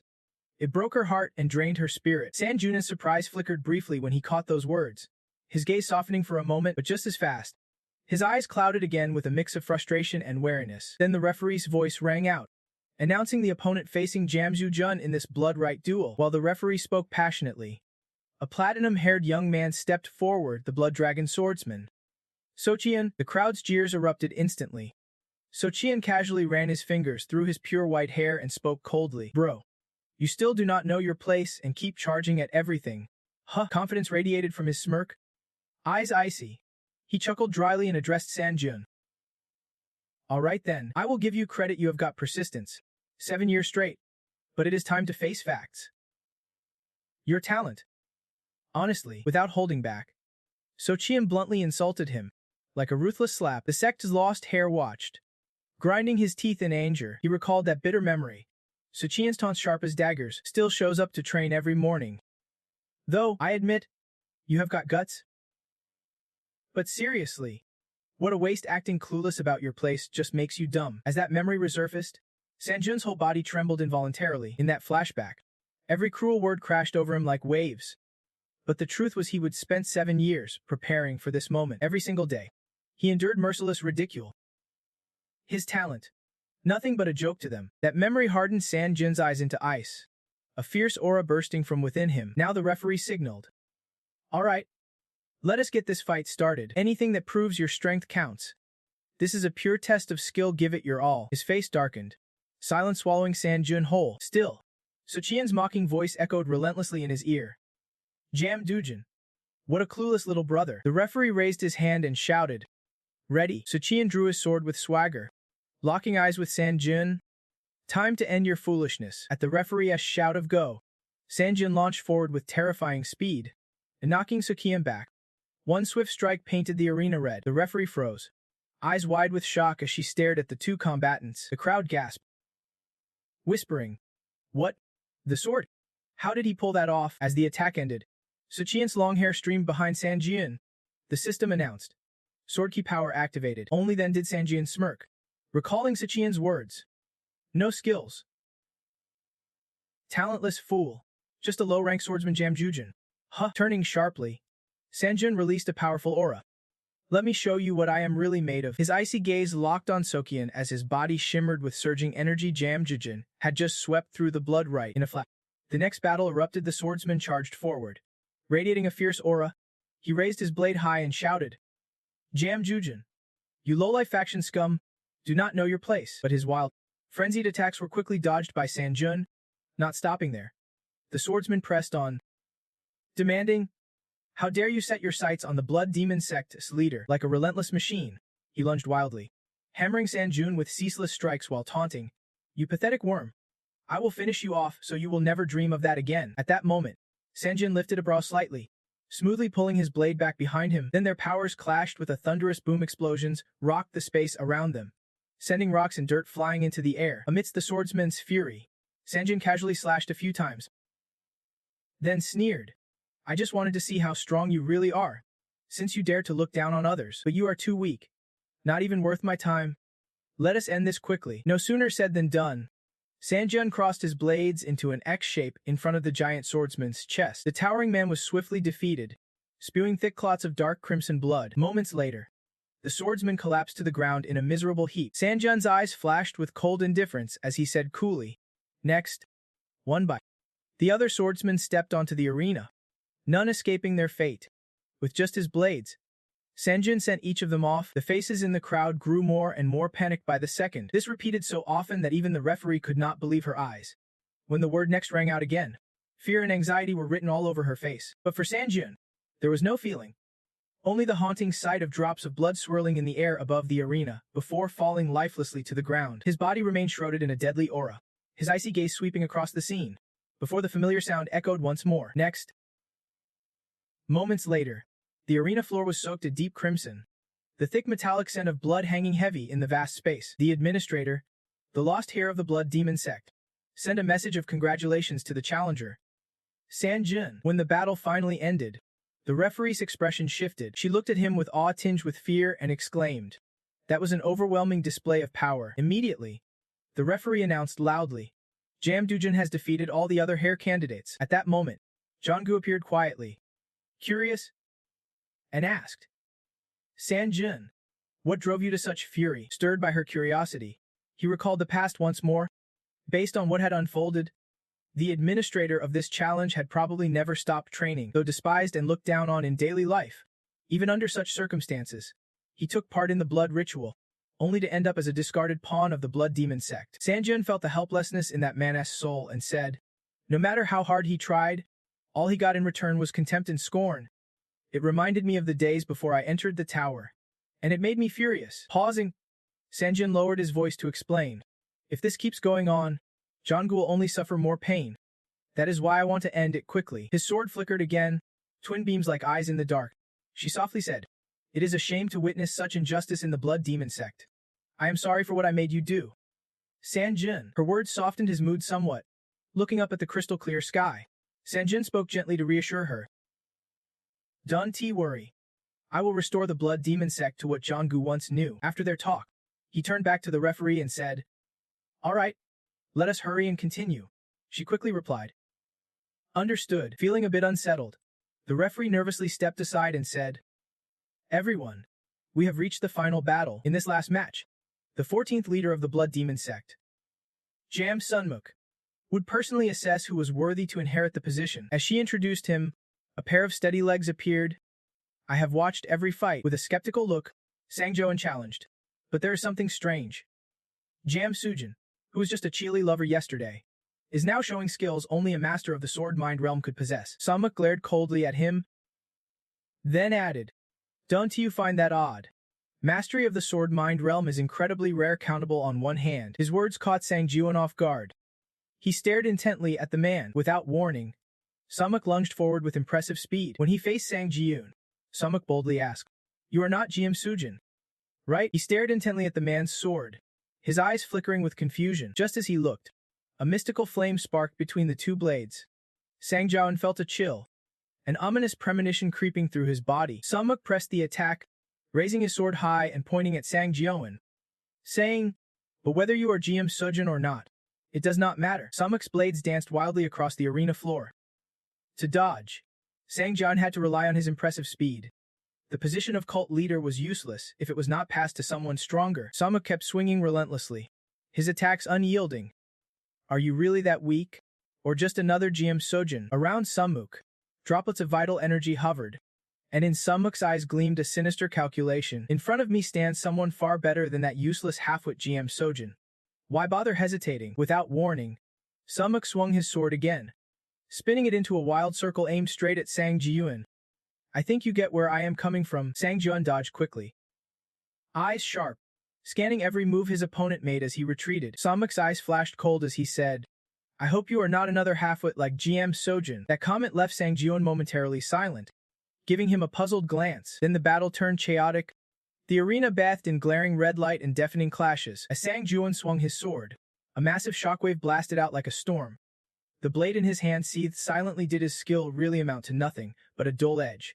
Was his aftermath really this pathetic? While rushing forward, his eyes flicked sideways. Sangjuan raised an eyebrow ever so slightly. On the opposite side, his opponent relentlessly flailed his sword, never pausing the assault. Was this guy as reckless as GM Sojin? To dodge those brutal strikes, Sangjuan kept his body agile and fluid, weaving smoothly through the chaos. After evading every attack, he landed with a cold, razor-sharp glare. Suddenly, fiery orange energy radiated from beneath Sangjuan's feet. No time to rest, he plunged right back into the storm. When the two swords clashed, red and blue sparks flashed, symbolizing two opposing forces colliding. As they closed in, the screech of metal rang out. Sangjuan's voice was sharp as he demanded, Why do you call your own comrades halfwits? As a cult leader, should not you care about your own people? Sunmuk sneered with a twisted grin, firing back, As a leader, is that really necessary? After all, they are just tools to me, no benefits, no interest. Those words ignited a fire in Sangjuan's heart. Sunmuk spat. Why should I bother caring? Catching that expression, Sunmuk mocked. Look at that dumbfounded face. Their swords clashed with brutal force, sparks flying nonstop. Sangjuan snapped. I just do not get it. How can some irresponsible guy like you be cult leader? If I understood that, then that'd be the real surprise. Without hesitation, Sunmuk swung fiercely, forcing Sangjuan to retreat swiftly. Sunmuk stared daggers at Sangjuan and said, You will understand me soon enough. If you sat in this seat, I bet you would think the same way. By now, Sangjuan's sword seemed to groan. I did not expect my aftermath to be this insane even among maniacs. You are a headache. His body radiated a fierce aura as Sangjuan's fury surged. Sure enough, with a guy like him as cult leader, the blood demon sect was in chaos. In his rage, Sangjuan slammed his sword into the ground and shouted, No matter how weak or useless my followers are, as their leader, you should at least care about your own people. Red energy flared around him like swirling smoke, forming countless shapes. With steely resolve, Sangjuan declared, I will defeat you and restore the blood demon sect to its former glory. Clenching his sword tight, he spun it and said, As long as I bring this sect back to life, Nothing else matters. Sang Jiawen raised his sword in front of him. A cold, sharp glare piercing through his darkened face. A leader like you is unnecessary. And at that moment, the system announced that the Blood Heaven Heart power had been activated. In Sunmanse's rare red eyes, a flash of shock appeared as he exclaimed, "You have mastered this sect's martial arts. So you are one of their followers." An immense force surged forward and exploded instantly, obliterating the surrounding space, the ground trembling wildly beneath them. Followed by a barrage of system notifications, the legendary savior mode was finally triggered, awaking its effects. There are currently 49,972 believers, so divine power has been drastically amplified. Enraged, Sang Jiawen charged at him with eyes blazing with fury. Once again, their colossal powers collided, the deafening explosion roaring through the air. Sun Mif stared intently at his sword, a flicker of terror flashing in his eyes. He thought to himself, what the hell are these power commands? Facing Sun, Sang Jiawen subdued the force with just one hand, his voice calm but firm as he challenged, "Are you really ready for what is next?" The system then announced, "Divine power convergence confirmed." Instantly, a power command enveloped the arena floor, pure snowflakes and pale moonlight gently drifting down through the tense air. The Frost King's power met the conditions and activated automatically. All stats boosted by 10%, and the user immune to cold effects. Ice began to creep over Sun Mif's grim face. He whispered, "Not bad." His normally calm expression turned into one of delight. As his face slowly froze, he chuckled. "Now this feels like a real fight. This is interesting." In the stands, chaos erupted with flashing blue and red lights that dazzled the crowd, while the power command made their bodies tremble involuntarily. Meanwhile, the battle between the two was nearing its climax, with every strike packed full of intensity. In a fleeting moment, Sun Mashi's eyes lit up, a sly smile creeping on his lips. From his stance, Sang Jiawen caught sight of that smile as well. Even Sang Jiawen's sword seemed to sense something off, silently warning, "Sang Jiawen, this is strange. You have the advantage, so why is he smiling like that?" Hearing this, Sang Jiawen felt no fear. He gripped his sword tighter and vowed, "Then I will make sure he stops smiling." Sang Jiawen lunged forward, pointing a finger straight at Sun Mefise as a chilling chain shot out, the special skill from the S-grade thief gloves activating. The chain stabbed directly into Sun Mefise's stomach, emitting waves of bone-chilling cold. The system flashed again, announcing it had temporarily borrowed one of the opponent's skills for 10 minutes. Right after that strike, Sang Jiawen surged forward once more. The system confirmed. The invisible sword skill had been forcibly borrowed from the opponent for 10 minutes. Suddenly, his eyes narrowed, a spark of shock flashing through them. His invisible sword skill would rely heavily on the opponent's divine power. The invisible sword skill, empowered by divine transcendence, activate its legendary tier basic abilities. The system's sharp alert rang out again, and the surrounding space was instantly sealed off by a surge of powerful energy. When the invisible sword skill accumulates enough power, a new divine interference ability can be unleashed. A massive pillar of force slammed into the arena floor, causing an explosion.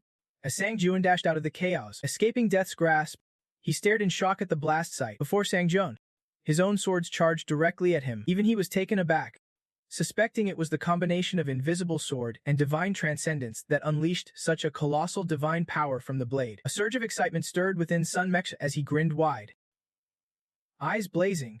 So who is the real deal? The one who steals others' skills? Furious, Sang Jiawen charged while shouting, "No need to waste breath on that nonsense." Sun Meksha refused to back down, rushing forward cloaked in dark energy as he declared, "When fighting a human, I can guarantee this." His crimson eyes gleamed with deadly intent as he said, "Judging by all these skills, it is clear you started from a hunger for power, and you have achieved it." Raising an eyebrow, Sang Jiawen shot him a sharp look and asked, "What is that supposed to mean?" As he spoke, his mouth instinctively twisted into a grimace. Surrounded by an aura of dark energy, his expression grew even more menacing. Sun Mef glanced at him and said, "In battle, I see your expression, the kind only someone who truly feels a smile would have. You are like me. Without desire, without drive, life loses all meaning." His words stabbed into Sanjin's heart like a blade. Sun Mexi pressed on. "If desire drags on, what kind of person will you become in the future?" Sanjin's face darkened, his eyes burning with undeniable fury. Step by step, he closed in on Sanjin's darkened face, slowly twisting his mind. "The more desire you have, the easier you are to break. You are no different. In the future, will you be able to control me again?" At his limit, Sanjin roared in rage. A cold light flashed in Sanjin's eyes. Silence engulfed the air. In a heartbeat, his sword sliced down gently, releasing fresh, hot droplets of crimson blood. Along with it, A swirling red aura pulsed through the air. Sun Meise's face twisted in shock as he staggered backward. The atmosphere around him was drenched in red as 4 streams of power surged towards Sun Meixe from every direction. The system chimed in a golden alert. The invisible sword skill will generate an additional amount. Explosions erupted relentlessly all around him.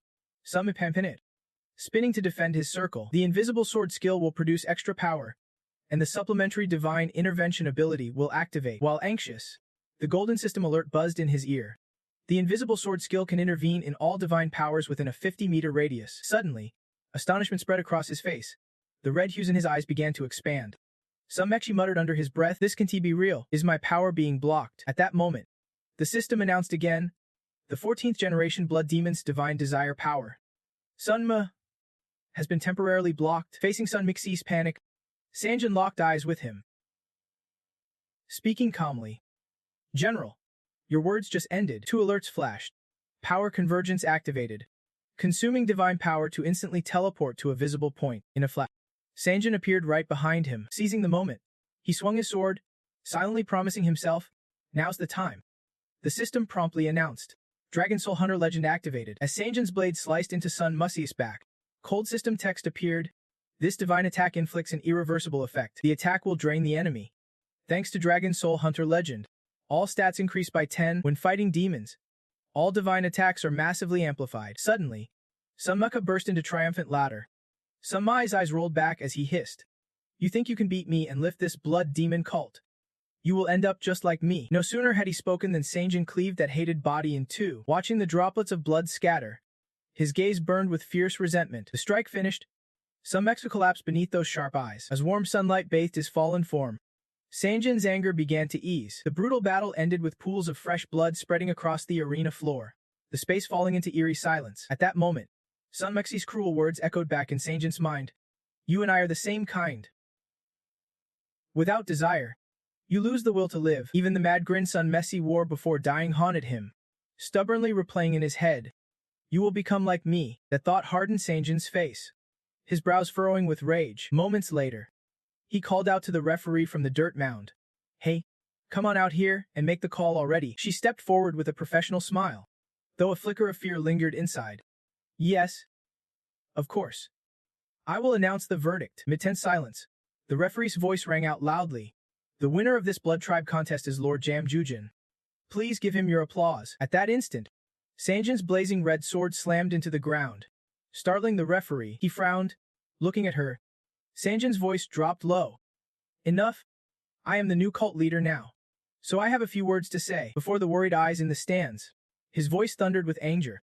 "Look at those pathetic fools trying to drag others down like you. Even though I want to fight in a match, to preserve my ties with the Blood Demon sect, I will hold back." Sanjin's eyes darkened, his voice turning cold as he declared, "From now on, I am setting new rules for the Blood Demon sect." Nearby, the referee was taken aback by Sanjin's words, no more underestimating others, just focusing on self-improvement to strengthen the sect. With a steely gaze, Sanjin scanned the crowd menacingly. "Anyone who disobeys will face nothing but death." In his solemn leader-esque tone, Sanjin called out, "If you hear me clearly, respond now." Immediately, the arena echoed back, "Yes, understood." Then the system announced, "Challenge completed.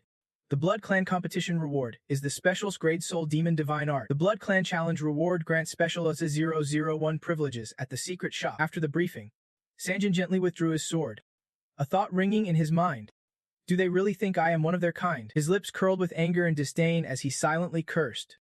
"They think I will turn into one of those weaklings." Burning with resolve, he left the arena, firmly vowing, "I am nothing like them." Cut to the 20th floor waiting room. Sanjin and Jiangu were sitting, tweaking the system. Suddenly, in that small space, she blurted out, "Thank you, Sanjin. Thank you for reminding me to rebuild the Blood Demon sect the way it used to be." She bowed her head slightly, voice tinged with shyness. "But I sense you are still worried about GM Sun Meixe's words. I truly apologize." His face tensed for a moment, but Jiangu pressed on, "Don't overthink it. You are not like him. At least, that is how I see you." Her radiant smile eased his spirit. Every word was a balm. "Sanjin is Sanjin because of who you are. You helped me." Right after her smile, the system alerted, "The Bloodthirsty Lord and the White Crane Swordmaster are watching you." He smiled, echoing her words. "Sanjin is Sanjin." "That is right." With clarity, He lowered his voice. Thanks for the comfort.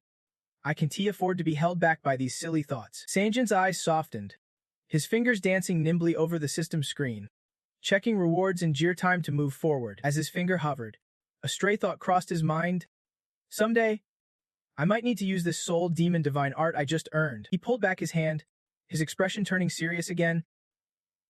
He thought, I have already boosted my stats thanks to the secret shop from the Blood Clan Challenge. Smiling quietly, Sanjin said, I heard that at floor 20, all the sect communities in the tower unite. Those who reach floor 20 have overcome brutal trials. So at least we 1T get stuck with dumb conversations. After some tapping, the system displayed. Official challenge community joined. Difficulty: hard. Floor 20 community channel C 1721. 4,187 out of 5,000 members. Alongside, chat messages popped up.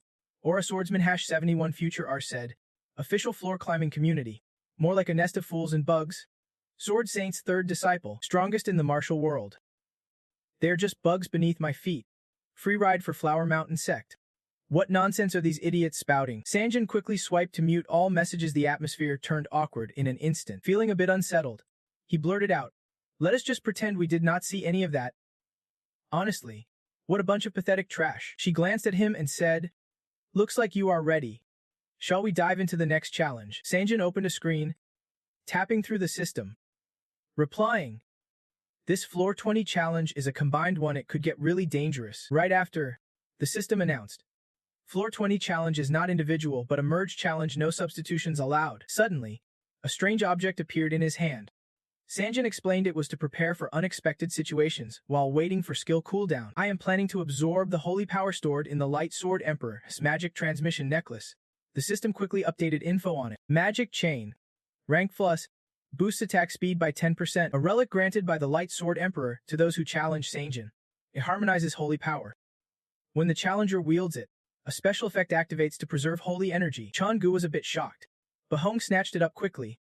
Quan was seriously planning to absorb the harmonized holy power, holding the necklace. Sanjin responded without hesitation. Yeah, I think I am strong enough to absorb it now. The system notification appeared.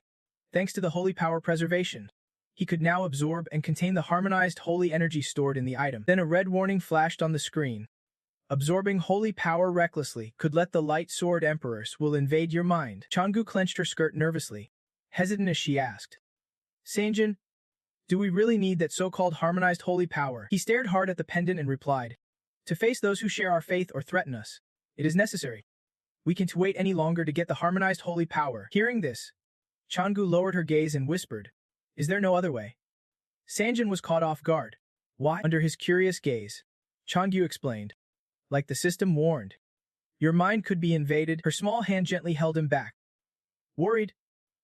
She said, if that light sword guy's mind was shattered, you risk total destruction trying to absorb harmonized holy power. Still looking down, her long black hair hid the worry in her eyes.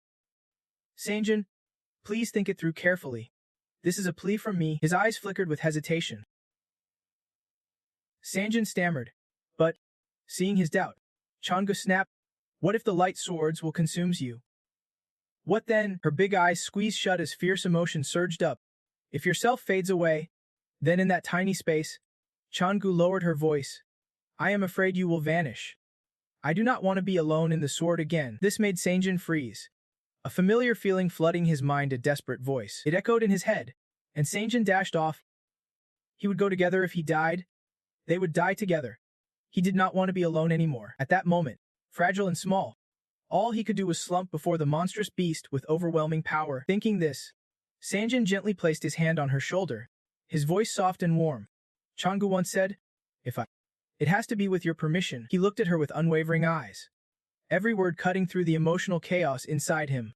I have not asked you yet, so I am not going anywhere. Sanjin's words made Changgu pause, her eyes softening a bit.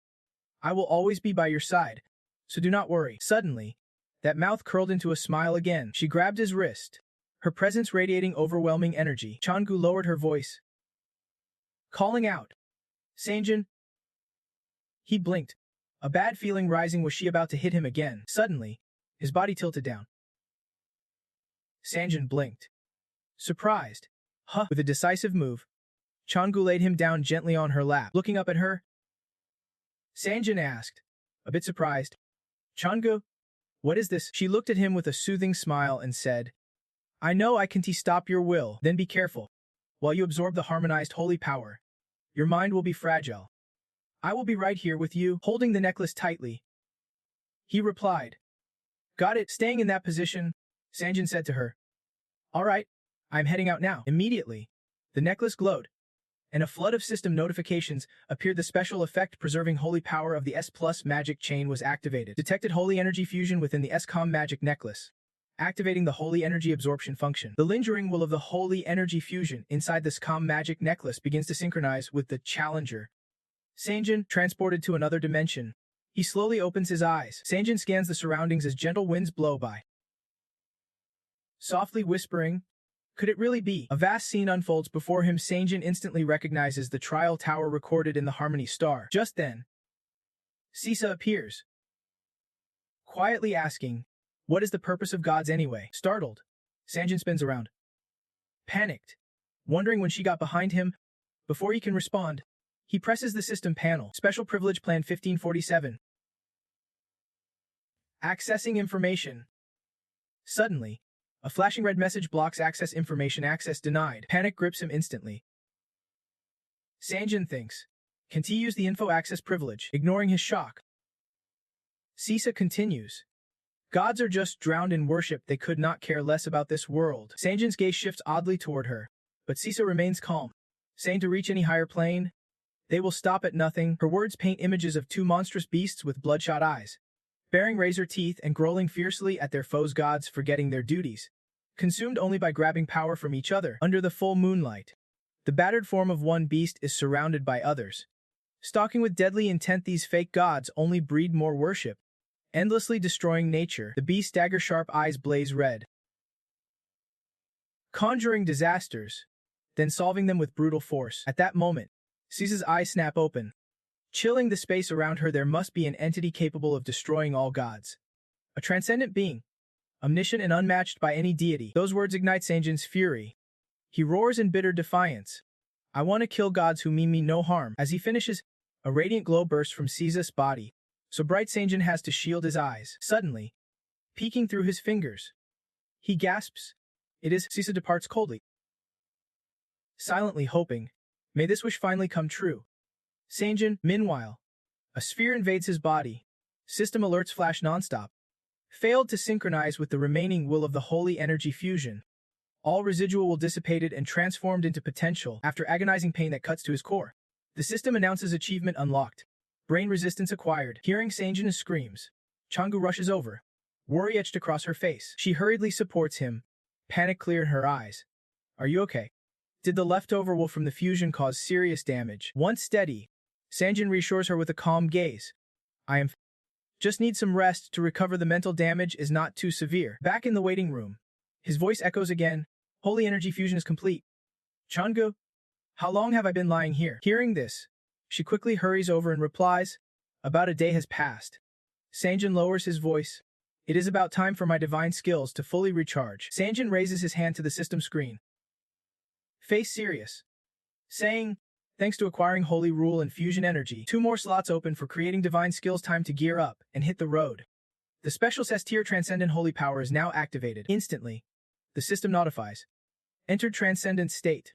Reduced existing binding with holy energy and lifted lower restrictions. Selected skills will convert into divine powers. All lower restrictions within the skill structure have been modified. Then, as the clock keeps ticking down, the system screen displays pairing progress for fake challengers on the 20th floor of the trial tower. Current pairings: 1001 of 3000 completed. Once pairings finish, proceed to the 20th floor. Trial difficulty: hard. This trial's theme is role-playing combat, with 30 days remaining. Failure conditions: death of a fake challenger or time runs out. This flood of info makes Sanjin's eyes widen in shock. He can help but blurt out, what is this? A notification pops up. Challenge cleared by completing assigned role tasks within the remaining time. Before him unfolded a scene of chaos and devastation, accompanied by the cold, unfeeling system notification. In this battle, the challenger Sanjin must aid the demon clan in wiping out all enemies to complete the mission. Standing before an ancient castle, the system declared his assigned role as the demon king. The system board flashed again, showing progress. Completion of the roleplay battle would be recorded based on mission success, tied to the assigned role. If, at the end of the challenge, the completion rate falls below 70%, the challenge is deemed a failure. In the corner, a skinny mother and child, their clothes tattered and worn, huddled together, trembling with fear. Les approached from afar, his voice dragging and hoarse. I did not want it to come to this, so blame the one assigned the Demon King role. Selena's icy gaze swept over Les. Fury clenched her teeth, each word sharp and deliberate. You dared insult the pride of the Demon Clan and the Demon King himself. Do you really think you will walk away unscathed? Les smirked wickedly and barked. Shut up. All that matters is we win the game we have been dealt. Without hesitation, Les swung his sword down with lightning speed, igniting a fairy slash through the air, accompanied by a scream. Selena shut her eyes tight, blood smeared across her face, a flicker of helplessness briefly flashing in her expression. Sanjin strode forward coldly. His heavy footsteps echoed softly but with crushing weight, ready to crush them. Suddenly, red streaks surged from the rooftop, crackling with electricity, hurtling toward Les. The bolts wrapped around Les' soldiers, one by, taking them down and tightly restraining them. From behind, Sanjin appeared, questioning. Why did not you aim straight for me, the Demon King, and instead attack the Demon Clan? His eyes widened, darkening with a razor-sharp glare. But in this situation, protecting the Demon Clan is the Demon King's duty, my duty. Sanjin turned to Selena and asked, Hey, you the demon? She knelt on one knee respectfully, replying, Yes, sir. Calmly, he ordered Selena, I will handle them. Tell me everything that happened. Startled and stammering, she answered, Yes, I will, though shackled by Sanjin's red restraints. Les still tried to threaten. Wait, do you really think killing us means my team will just roll over? Suddenly, Sanjin's eyes flashed bright, his voice hoarse but cold. Is that whether they come or not? You never planned to spare me, did you? Raising his sword, he stepped closer to Les and whispered. Then die. Les's terrified scream echoed pitifully, but from afar, a red-eyed figure sat watching, eyes full of helplessness as Les' cries pierced the air. According to Selena's story, in this world, the Demon Clan was peaceful, never harming other nations. Then tragedy struck one day. A young warrior and a new pope appeared and attacked the Demon Clan's city, plunging them into despair. Selena lowered her gun with a hint of relief and continued. But in that desperation, the new Demon King Sanjin rose and saved us. She respectfully added. That was the story before Demon King Sanjin appeared. Everyone around erupted in cheers, chanting, Long live Demon King Sanjin. Praises rang out. Destiny had spoken. The new Demon King had come to save them. Sanjin sighed helplessly. Never imagined he would be hailed like this by the Demon Clan. Jango, standing nearby, teased him. Fits you perfectly. Does not it, Demon King Sanjin? But Sanjin cut through the cheer, hinting he might actually be enjoying the moment. Selena stepped up to the throne, bowing respectfully. Truly, destiny never lies. We all believe the new Demon King will save us. She wiped away tears of sorrow, saying, if that day had not come, we would have been wiped out by them. He paused, lost in thought. Wait, if killing me ends this, why carry out a full-scale massacre? Jangu muttered under his breath. Battle completion rate 70%. Sitting on the throne, Sanjin could not hear her clearly and called out. Huh? Jangu repeated clearly what had puzzled her. The Demon Tower's condition is a 70% battle completion rate. That means the only easy way for other players to win is. Sanjin raised an eyebrow, firmly stating there is no need for complicated battles between them. Just destroy the Demon King's castle and hit the completion rate target. She agreed with him, saying, right?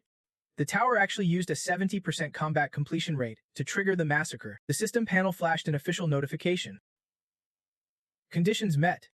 You have uncovered the truth behind this game. It is a world that truly exists. You must protect the Demon King's castle, or wipe out other players playing as the Saintess, Warrior, Pope, or destroy their nations. Sanjin furrowed his brow, his gaze distant as he pondered. The Demon King's castle really exists. He glanced around the space, reasoning out loud. So this place is home to a peaceful demon tribe, yet the tower chose this spot for its challenge, bringing undeserved suffering to innocent lives. Clenching his hands on the throne's armrest, lips pressed tight, Sanjin swallowed his anger and wondered, who would create such cruel trials? The game system updated again, the demon god gritting his teeth in rage, desperately pleading with player Sanjin to save the demon tribe. He sprang up from the throne, commanding, Changu, I have got a task for you. Startled, she replied, just say what you need. Sanjin calmly looked down at the demon tribe below and said, just do what you do best. Changu puzzled. What strange plan are you cooking up this time? He slammed his trembling hand down in frustration, silently concluding, so that is how the tower plays its game. Sanjin's eyes flared with fierce, almost supernatural fire. His whole body tensed like a drawn bowstring ready to snap. A crow burst through the large window. Cawing wildly, the warrior heard the frantic cries and grumbled, Hey, what is that crow squawking about? Catherine spoke in a steady, emotionless tone, her icy eyes piercing through everyone. It says all the players we sent out have been wiped out. Ji jumped up with a sly grin. Chiming in, told you so. Her eyes narrowed slightly, lips curling with meaning. Player Sanjin had been catching Catherine and the manager's attention lately. Rumor had it he was on par with god-level players. Yet he kept sending weaklings. How could they win? The warrior sighed helplessly. That is why I suggested all three of us go together. But the saintess refused. Anyone got another idea? She whispered with a sly smile, dropping her words like a secret. Well, there might be a plan, but if that fails, her half-lit, mysterious eyes paired with a wicked grin gave her voice an eerie charm. Then the only option is to kill him. Sanjin looked down, considering the idea if Changu trained him in swordsmanship. He felt reassured watching how Changu handled herself. If other players attacked, he could defend himself, sitting alone among the demon tribe soldiers. She sneered. Is that all? The troops grumbled as they trained non-stop. No breaks. 16 hours straight. This is killing us. Hearing this, Changu snapped angrily. You are whining at that skill level. Keep moving. No rest tonight. Selena hesitated. But is it really okay to put that kid in charge as trainer? Sanjin replied proudly. Don't be fooled by appearances. He is an excellent master. He explained enthusiastically. If he trains you, your survival chances in battle will skyrocket. Below, Changu seriously corrected their stances just from posture alone. They were off. Sanjin glanced over and asked, after finishing this round, we will have to train together too. Right? Selena's fear made sweat drip down her forehead as she stammered. Yes. Suddenly, a loud alarm sounded. Demon King, a panicked guard rushed in, shouting, Big trouble at the castle gate. He gasped for breath. Outsiders are attacking our troops. Jin appeared from nowhere, pressing a hand over the guard's face with a mocking tone. Poor demon tribe. She squeezed his head tight, taunting, all this sacrifice just because this place was chosen for the challenge. The tower's gone too far this time. Jin shot a sharp, blade-like glance at Sanjin and asked, Isn't he that right? Player Sanjin, cold as... She gripped the guard's head and effortlessly lifted him off the ground with one hand like he weighed nothing. Farther away, Sanjin stood watching the chaotic scene, his gaze sharp and filled with tense resolve. He raised an eyebrow, frowning with suspicion. They know about me. Jin swiped the guard's arrow aside and stepped closer to him, her voice soft as a breeze. I have heard from the god I serve that you are a dangerous player. Sanjin's anger flared so hard his neck veins bulged, his tone sharp. Hey, after beating up my troops, you really think you will walk away unscathed? But with her, it was always calm. She shrugged and said, Don't make that scary face. Chill out. I am just here to negotiate. Sanjin repeated cautiously, a hint of calculation in his voice. Negotiate? Huh? Jin then pulled out all the stops to convince him. Yeah, as you know, in this world, hitting a 70% combat rate is enough. There is a way for no players to die while still completing this mission. She did not hesitate to lay out her terms. You just need to kill civilians in our country. Sanjin's brow shot up. What? Jin remained unshaken, explaining, we will take out the demon tribe instead. That way, we both hit the 70% mark. A sly smile crept over her lips as she dropped her tone to a chilling calm. No conflict needed. Everyone can finish this challenge. Then Jin cupped her face, tilted her head back, laughing. See, a perfect ending. Honestly, I think I am a genius. The system pings Sanjin again. The demon god is watching the player's choice. Sanjin stepped forward, his voice cold and steady. Fine, then I will kill. Jin, wild with urgency, urged on. That is right. You have made up your mind. With that, Sanjin lunged fiercely toward her, his fist clenched tight like iron. He stared her down, snarling, people like you, who dare harbor such twisted thoughts. His face darkened with rage as his iron fist thundered forward. But suddenly, Sanjin froze, his eyes hardened, staring intently ahead. Jin cracked a sly smile and, with a mocking farewell, slowly faded away, leaving only disappointment behind. I thought you would not make such a dumb choice. The system notified. Player Gloria sneered at you. Her voice echoed through the air. You will regret refusing me. I will be back in 3 days. Player Sanjin. The system flashed another update. The demon god is moved by player Sanjin's choice. Selena rushed over. Breathless. Asking Han. Demon King. Sorry to bother you. As she approached, she suddenly froze. Her eyes wide with shock. Her body stiffening. Sanjin's fury boiled over. Grinding his teeth as hateful thoughts flooded his mind. I will kill every innocent soul, both that tower and all of you. I will annihilate everything. Cut to Gyu and Sanjin sitting atop the rooftop, both gazing into the distant horizon. Far ahead lay the battlefield, where all the demon troops prepared for war. On the enemy side, soldiers took their positions and shouted. Attack, she nervously asked. The enemy has about 3,000. Counting civilians. Maybe even more. Are we okay? That is why I have been training the demon troops hard on the battlefield. Selena, commander of the demon tribe, pumped herself up. Thanks to Goose intense training over just 3 days. When I face the warriors, the Pope, and the Saintess, they will be my secret weapon. She suddenly burst out laughing. Triumphant. Of course. I am their master. After all, Sanjin stood tall and declared proudly. All right. Let us move out, the system announced. Divine power transformation activated. Wait for it. Gloria, the system chimed again. Listing powers. Transcendent divine attributes. Death. Immortality. Command. Observation. Discipline. Harmony. The Pope soared above the battlefield, gloating as his troops clashed viciously with the demon forces, radiating golden light. He roared into the chaos. Fight, you filthy demon challengers. His voice thundered, eyes blazing with fierce pride, lips curled in a victorious smirk. For the city. Claim victory. The Pope's personal system activated. Divine control and divine attribute activated.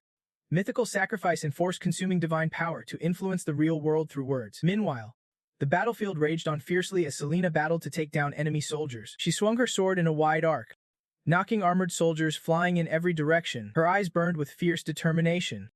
Her teeth clenched tight. Selena lifted her foot and stomped down with brutal force. The ground trembled beneath her, sparks of red fire scattering around. Flat Earth suddenly bulged, cracks spreading rapidly outward. Her stomp sent shockwaves rippling, throwing nearby soldiers off balance and scattering them. Selena let out a battle cry. Now's the time. The demon troops took their positions, bows raised and ready to unleash a volley of arrows. A young soldier fired first, his arrow blazing a shimmering green trail. Then an arrow storm followed, raining down so fast the Saintess' troops were caught off guard. Unable to escape, Selena froze, thrilled as she watched the plan unfold perfectly. She thought, following the Demon King's orders really paid off. Before the battle began, Sanjin had scouted the area and gave strict orders, for when the enemy breached Demon King's fortress, their numbers will overwhelm us, so we will use the terrain to our advantage. Selena listened to the plan, a bit puzzled. What about the terrain? He bent down, touching the ground, explaining calmly, this spot can hold a lot of people, but if our troops stomp hard, it will crumble. Plus, we have set up defenses on the hill. Sanjin turned back to look at me and said, first things first, let us thin out the enemy ranks. Selena recalled his confident words and smiled silently, then stood up, thinking, we actually might win this. The Pope soared above, surveying the battlefield. Spotting the trap, he roared in fury. Damn these demon tribes. A trap already in place. What the hell is this? His eyes rolled back, fangs bared as he screamed with rage. The priestess had said the demon tribe was not this strong, so what the hell is going on? The Pope gripped his spear, channeling his power. Those who follow me will gain strength beyond their wildest dreams. As he spoke and moved, I watched those demons over there would not stand a chance to grow stronger. The moment he unleashed his magic, the soldiers began to rise, and the system updated divine power overriding rules. Flipping black to white, the Pope bellowed with a terrifying smile. Even the Demon King will face his fate at the hands of these heroes. The hero's hands steered, rising. As the system flashed again, divine power forced the activation of fake cause and effect. He shouted an invocation.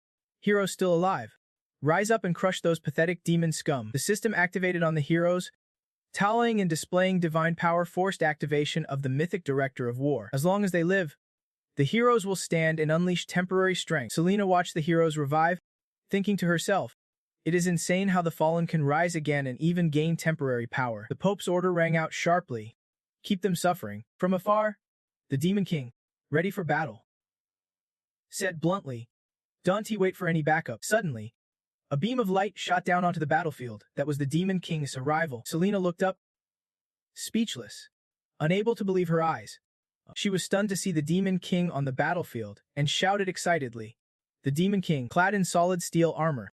Golden sparks flickered in his eyes. The Pope's heroes were riddled with arrows, but struggled to stand.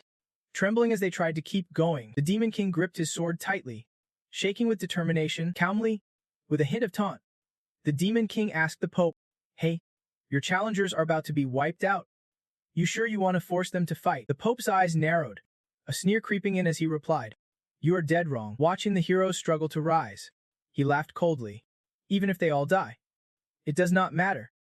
They are just sacrifices for me and the priestess." He shot a pointed question at Selena. "Don't you think the demons you lead are just sacrifices too?" The Pope then turned to the Demon King, asking, "Isn't he that right?" Sang Jian. The Demon King did not yell back, just replied calmly but cuttingly. "Pathetic. Just standing there barking orders." The Pope froze, then snapped.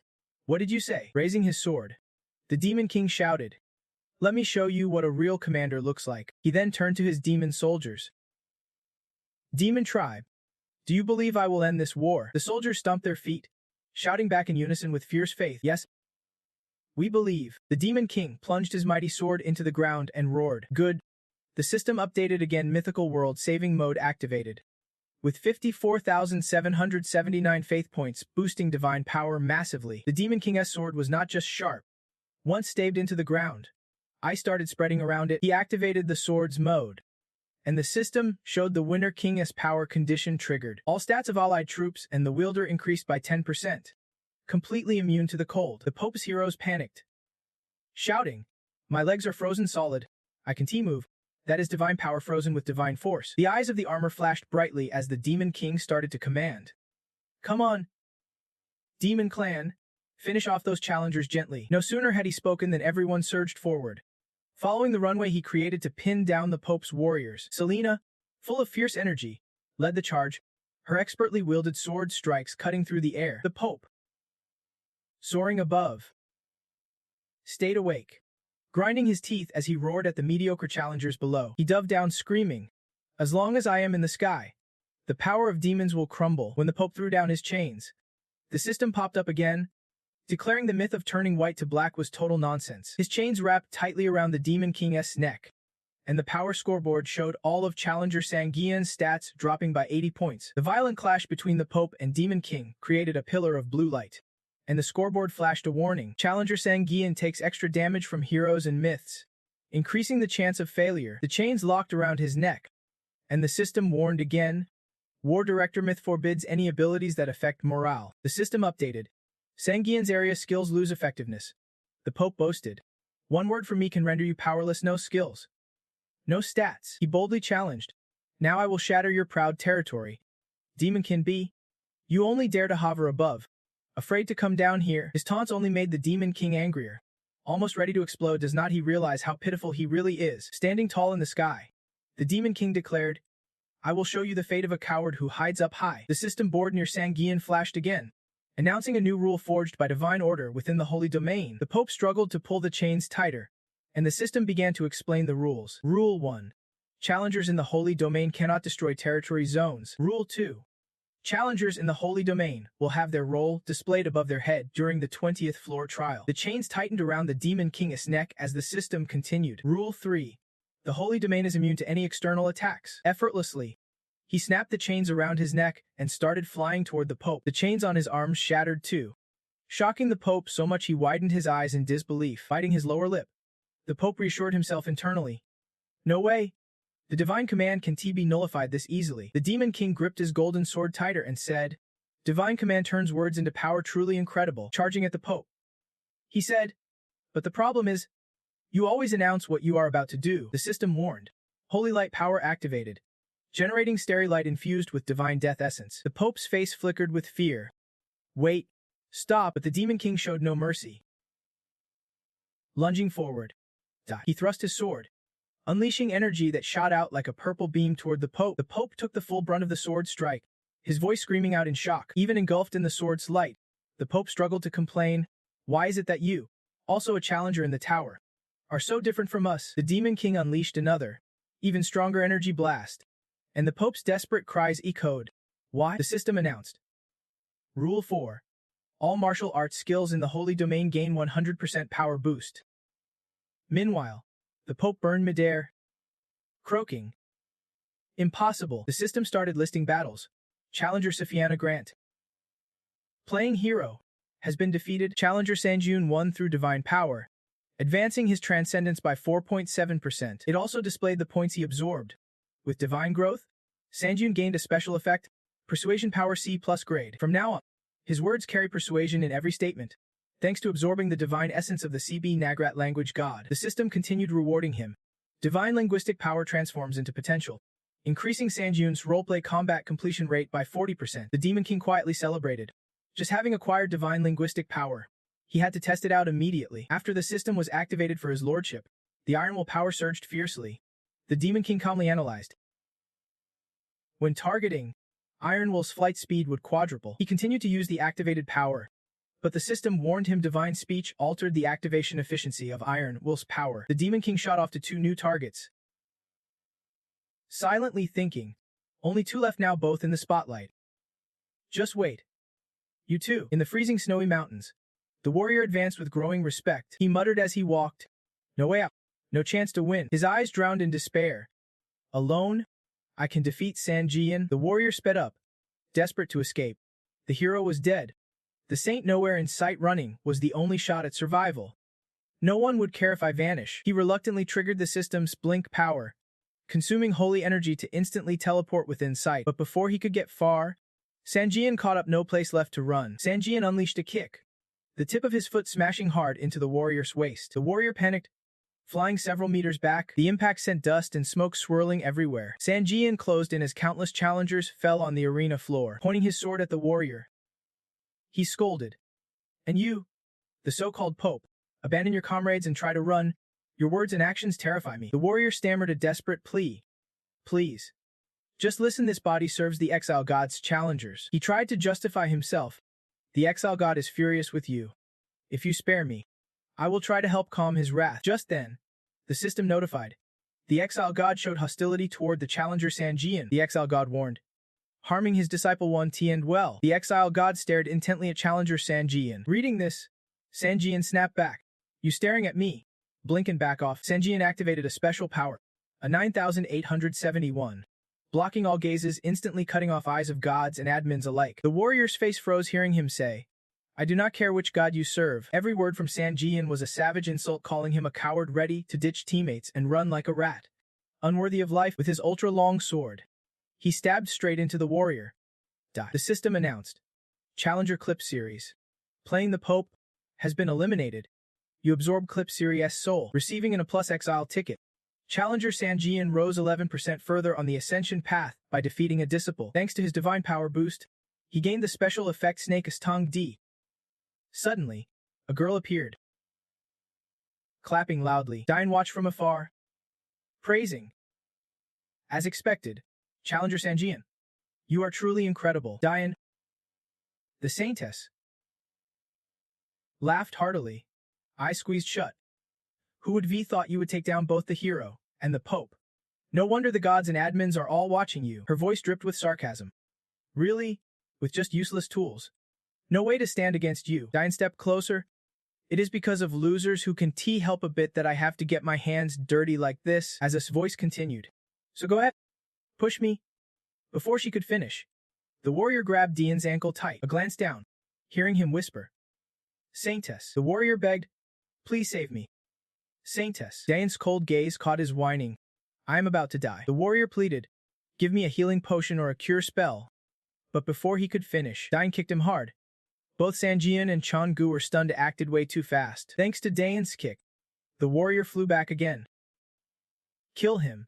Huh, a pathetic, worthless tool dares to touch me. Diane beat him mercilessly.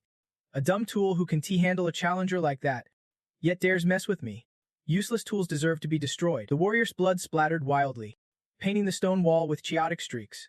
Just like that, Diane dragged him into a den full of sharp, deadly traps, and then poured it on just like that. Sang Juan could only watch from afar as that ruthless monster carried out his actions.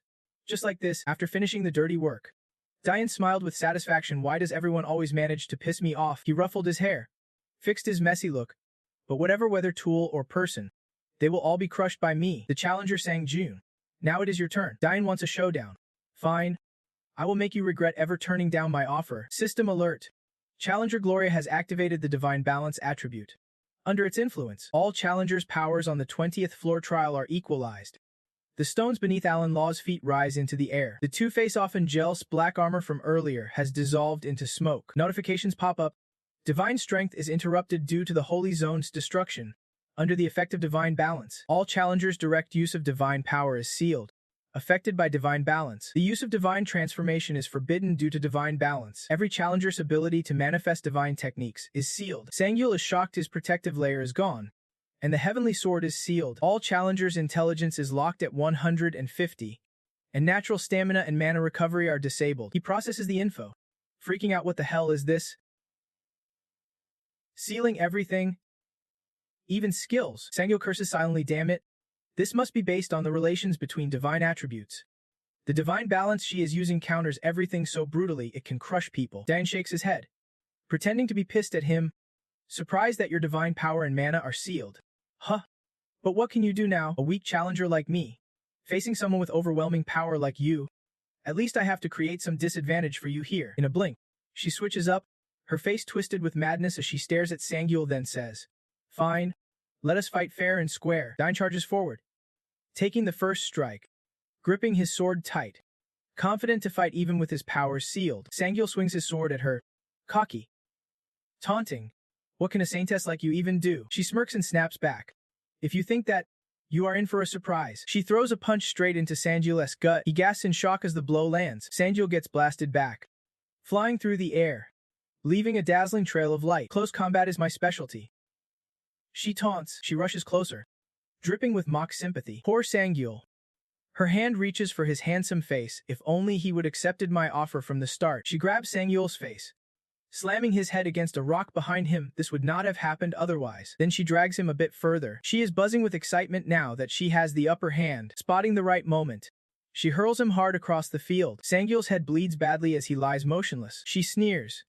Do you even know why you lost? Sangyul quietly grips his sword, replying, even though I am a challenger of the tower, I have never agreed with it. Struggles to get up, ignoring her words. The tower made me stronger like this. If you walked my path, you could be this strong too. Sangyul's face darkens. The tower tells me to fight. I fight. To massacre. I massacre. It teaches me the most effective way to get things done. Then why do not you agree with the tower? Sangyul, she brags as she pulls the sword from her back. Fine. I will give you one last chance. A red demon appears behind her, threats hanging in the air now. Do you accept my offer or not? System warns him you are facing enemies beyond your handling capacity. Her eyes grow colder, more vicious. Think carefully. If you agree, you will be stronger. Sangyul fiercely rejects. Never. If I have to get strong by dirty tricks like yours, I would rather die. She is now raising her sword high. Aiming to force you out makes me pity her all the more. Jin, give Sangyul a break. Farewell to the challenger. He is barely able to defend himself now, but it seems she did not get what she came for. Selena shows up just in time. I am here to help. She blocked Jing's lazy strike.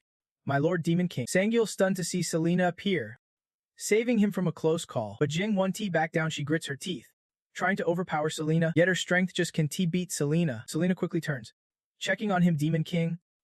You okay? Seeing the blood on Sangyul's face, Selena panics and hurriedly wipes it off. There is blood on your face.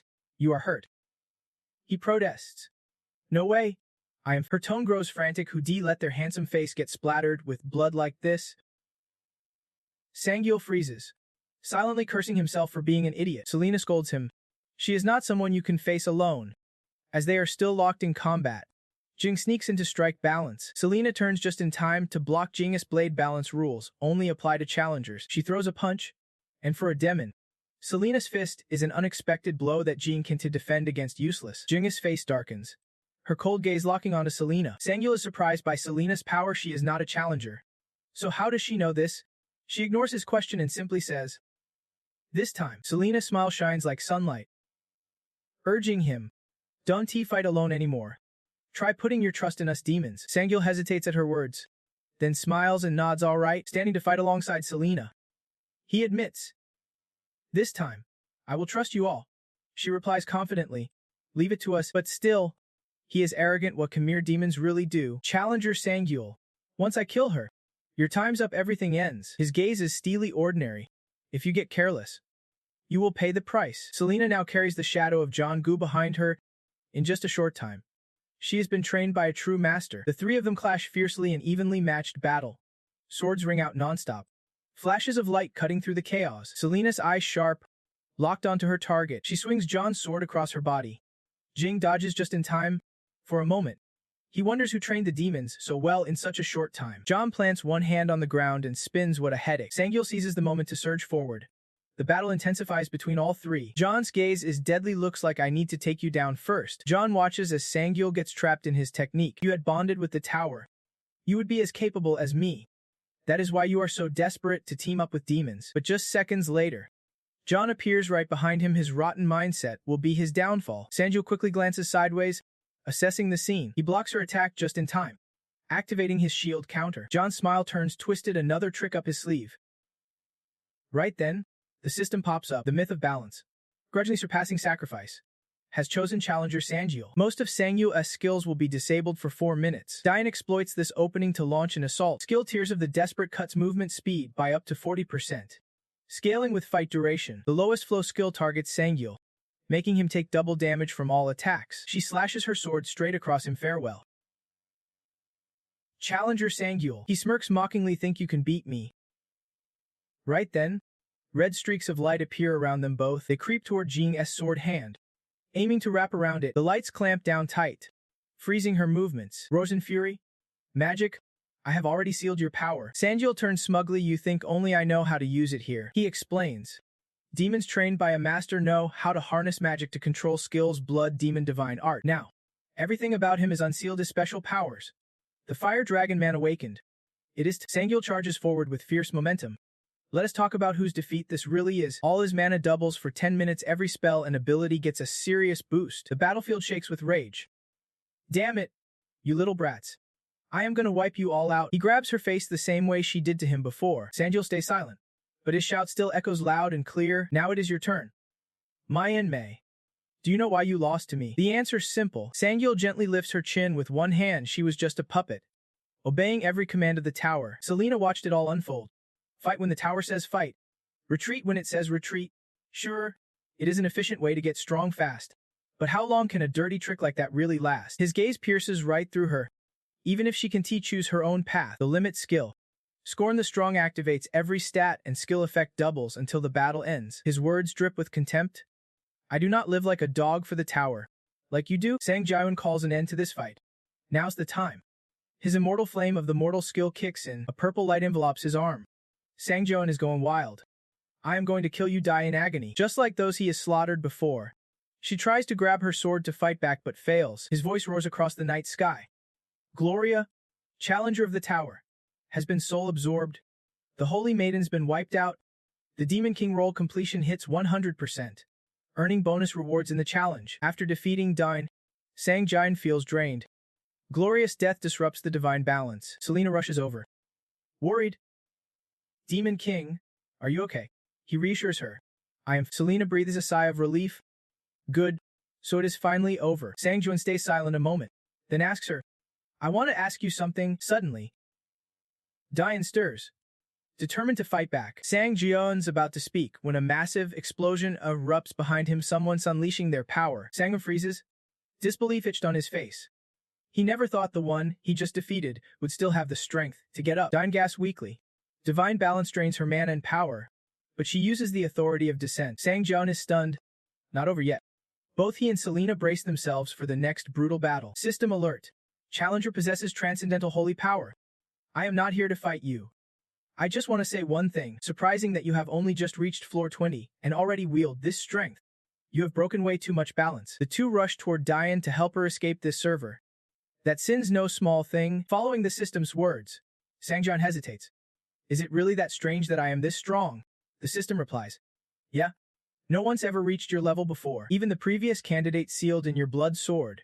He says suspiciously. You talk like you know me well. The mysterious system answers. Indeed, I know you.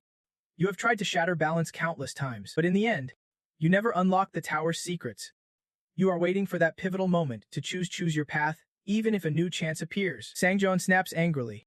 You better shut that useless mouth of yours. He falls silent for a long moment, his eyes burning with intensity. The system agrees to his request. Fine.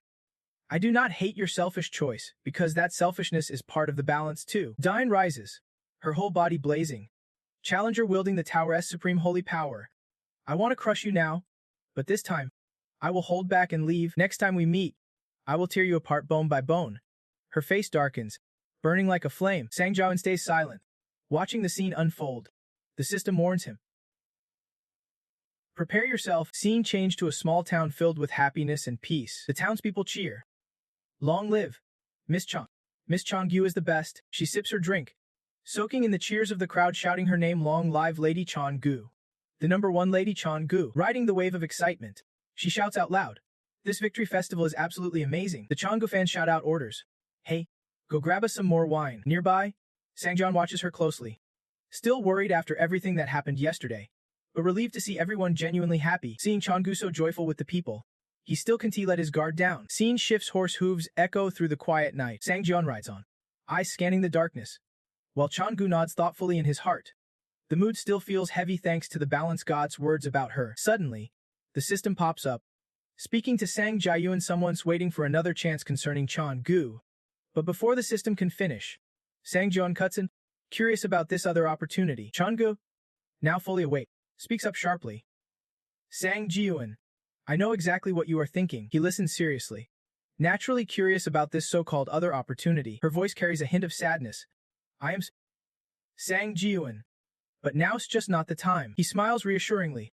If you are not ready to talk, do not force it. Chong-gu is surprised by his words. There must be a reason she can't open up about it yet. She glances back at Sangjeon. Their eyes meet. Speak when you are ready. He grins with eyes crinkling. I do not know when that'll be, but I will be waiting. Sangjeon lifts her spirits. We passed the 20th floor challenge, so instead of sulking, why not throw a wild victory party? Thanks to his comforting words, Chong-gu's mood brightens up again. Her smile shines like the sun just as long as there is wine. She bounces up, teasing Sangjeon. But hey, can you even hold your liquor? He gulps nervously. Just a little. Suddenly, Sang Jiayuan stares down a dark alley. I saved the demon realm just like you wanted, so why did not you show yourself? He glares at them, demanding. Demon god. Selena appears, grinning, sharp eye. Challenger Sang Jiayuan. When did you figure out I am the demon god? The handsome man replies. I sensed it from the moment you mentioned the demon realm. Remember what you said when we fought the female city? He recalls her words during the battle with Ren Balance, because he only cares about challengers, so it would not work otherwise. Selena reminds him. For demons like us? Right? Sangjeon agrees. Exactly. If you were not a challenger, you would not see the status window, meaning you would not know your divine powers had activated. But not only did you see it, you understood enough to explain how to break the seal. That is when I was certain. He wonders why Selena saved him. Just out of curiosity, why did you decide to help me? Her hands fold thoughtfully. You, Sang Jiayuan, got mad at the tower for setting such a brutal challenge. Leaning against the balcony, Selena confides. I felt the same.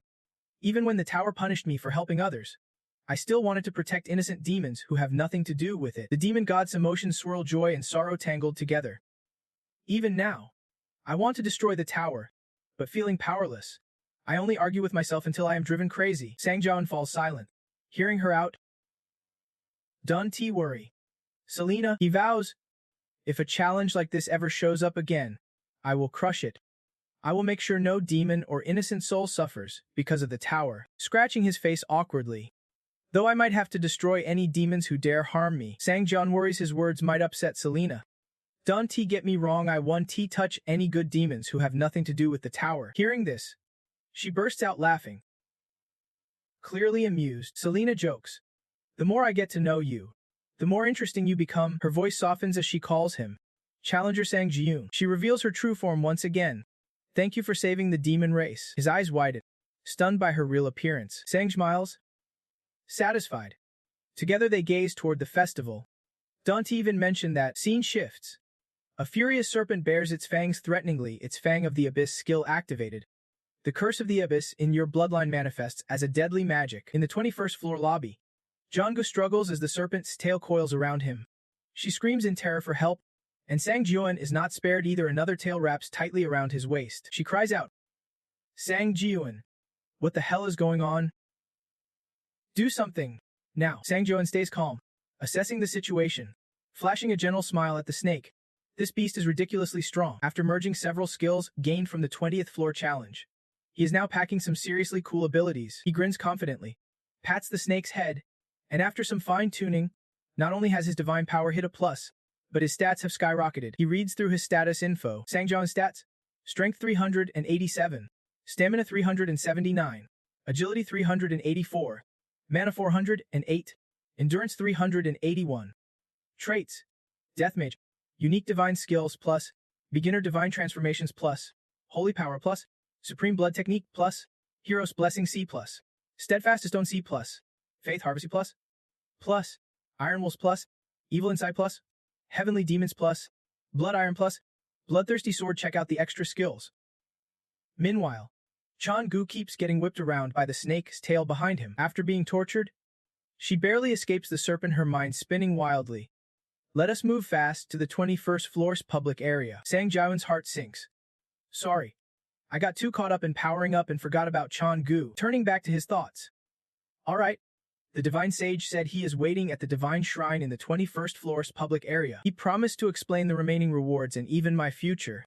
So I gotta meet him ASAP. Sang Jiun lets the serpent coil around him again. He says to her, "Alright, Chan-gu, let us roll." He hits the move button, teleporting to the 21st floor's public area. After teleporting successfully, they arrive at a forest just outside a castle. Chan-gu transforms into a sword, which he straps onto his belt. Sang Jiun walks while scanning the area. If we keep going this way, will we reach the public area? She snaps back. Of course. Don't you trust me? He nervously sweats. Denying it, she cuts him off. Perfect timing, we are almost there. Look ahead. But ahead of Sang Jiun, a chubby orange cat is getting bullied by two guards demanding his stuff. The cat dad clutches his belongings, pleading, "Please, let go." The guards abusing his power, but this tiny cat is surprisingly fierce. Let go. Now, Sang Jiun watches from the sidelines. Just like you said.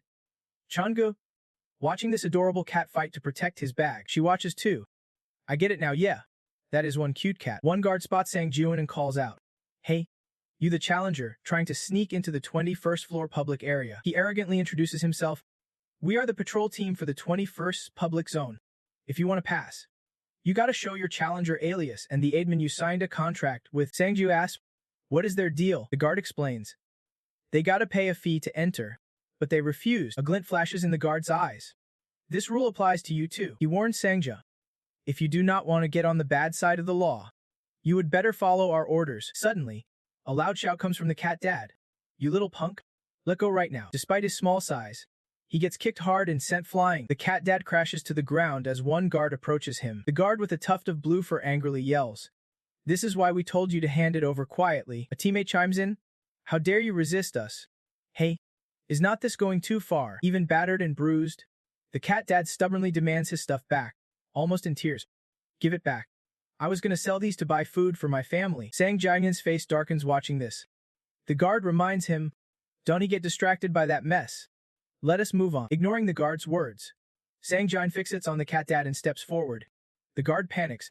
"Hey, where do you think you are going?" He is blocking Sang Jiun, warning that if he does not cooperate, he will keep acting superior and treat him like an enemy with no other options left. The guard threatens back, ready to attack if needed. A deadly aura radiates from Sang Jiun, forcing the guard to quickly pull his hand away. He is stunned. What the heck is this?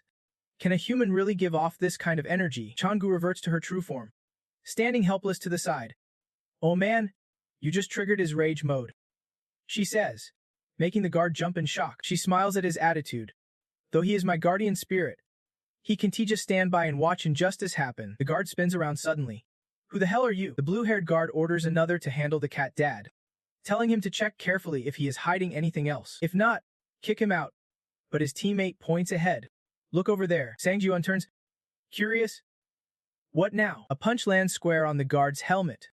The force from Sang Ji-yuan's strike warping it completely, eyes and noses all wide with shock. The others watch Sang Ji-yuan with a mix of fear and confusion. One yells, "What do you think you are doing? Attacking the guards." Changgu cheers him on. "Yeah? Show them what you have got." Sang, her eyes blaze with determination. "Prove your justice." Sang Ji-yuan's voice is calm but firm. "You are bullying me." His face asks them with disbelief. "How dare you mess with a cute little cat like me?" Changgu can't help but laugh a little at his words.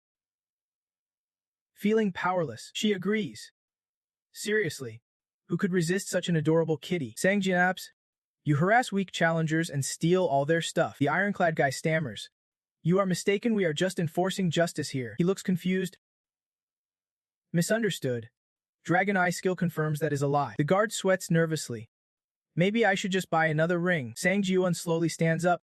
"You won't be getting that back." The system flashes. Achievement unlocked, Master Thief Genius. Reward earned. Level B Theft skill activated. The obedient snake bows its head to him. Plus, this little snake is unbelievably cute and well-behaved. System notification. Luring snake skill activated. Suddenly, it jumps in surprise, its pupils dilating fiercely. Changgu glares at it, her whole body burning with anger. She is supposed to be all obedient and cute. System notification. Luring snake skill activated. Suddenly, it jumps in surprise, its pupils dilating fiercely. Changgu glares at it, her whole body burning with anger. She is supposed to be all obedient and cute. The snake stares blankly, eyes wide open and completely stiff. Moments later, it flicks its tongue, striking a bold snake pose. Changgu is furious. Teeth clench so hard they click. She points at it and shouts in accusation. "Sang, do not you see? That damn snake just smirked at me." He blinks, puzzled. "What did you say?" "Earlier, that little snake looked so innocent, it even had that innocent look in its eyes." Changgu shakes his arm hard, showing how frustrated she is. "Seriously, Cat Dad here has seen and judged it honestly." His face falls. "Bored? These people are way too noisy." Cats." Sang Ji-yuan steps into town, Cat Dad volunteering to lead the way. He steps forward, thanking Cat Dad for taking the time to guide them to the shrine. Cat Dad smiles in reply. "No problem, Kitty. I can protect my goods to support my family. And you even gave me some loot from those guys, no big deal." Sang Ji-yuan glances at him, suspicion creeping in. "I have been wondering if you are a challenger. Why are you working as a merchant in the tower?" The Cat Dad turned back to explain, saying that no matter how hard I fought, my condition held me back from getting stronger.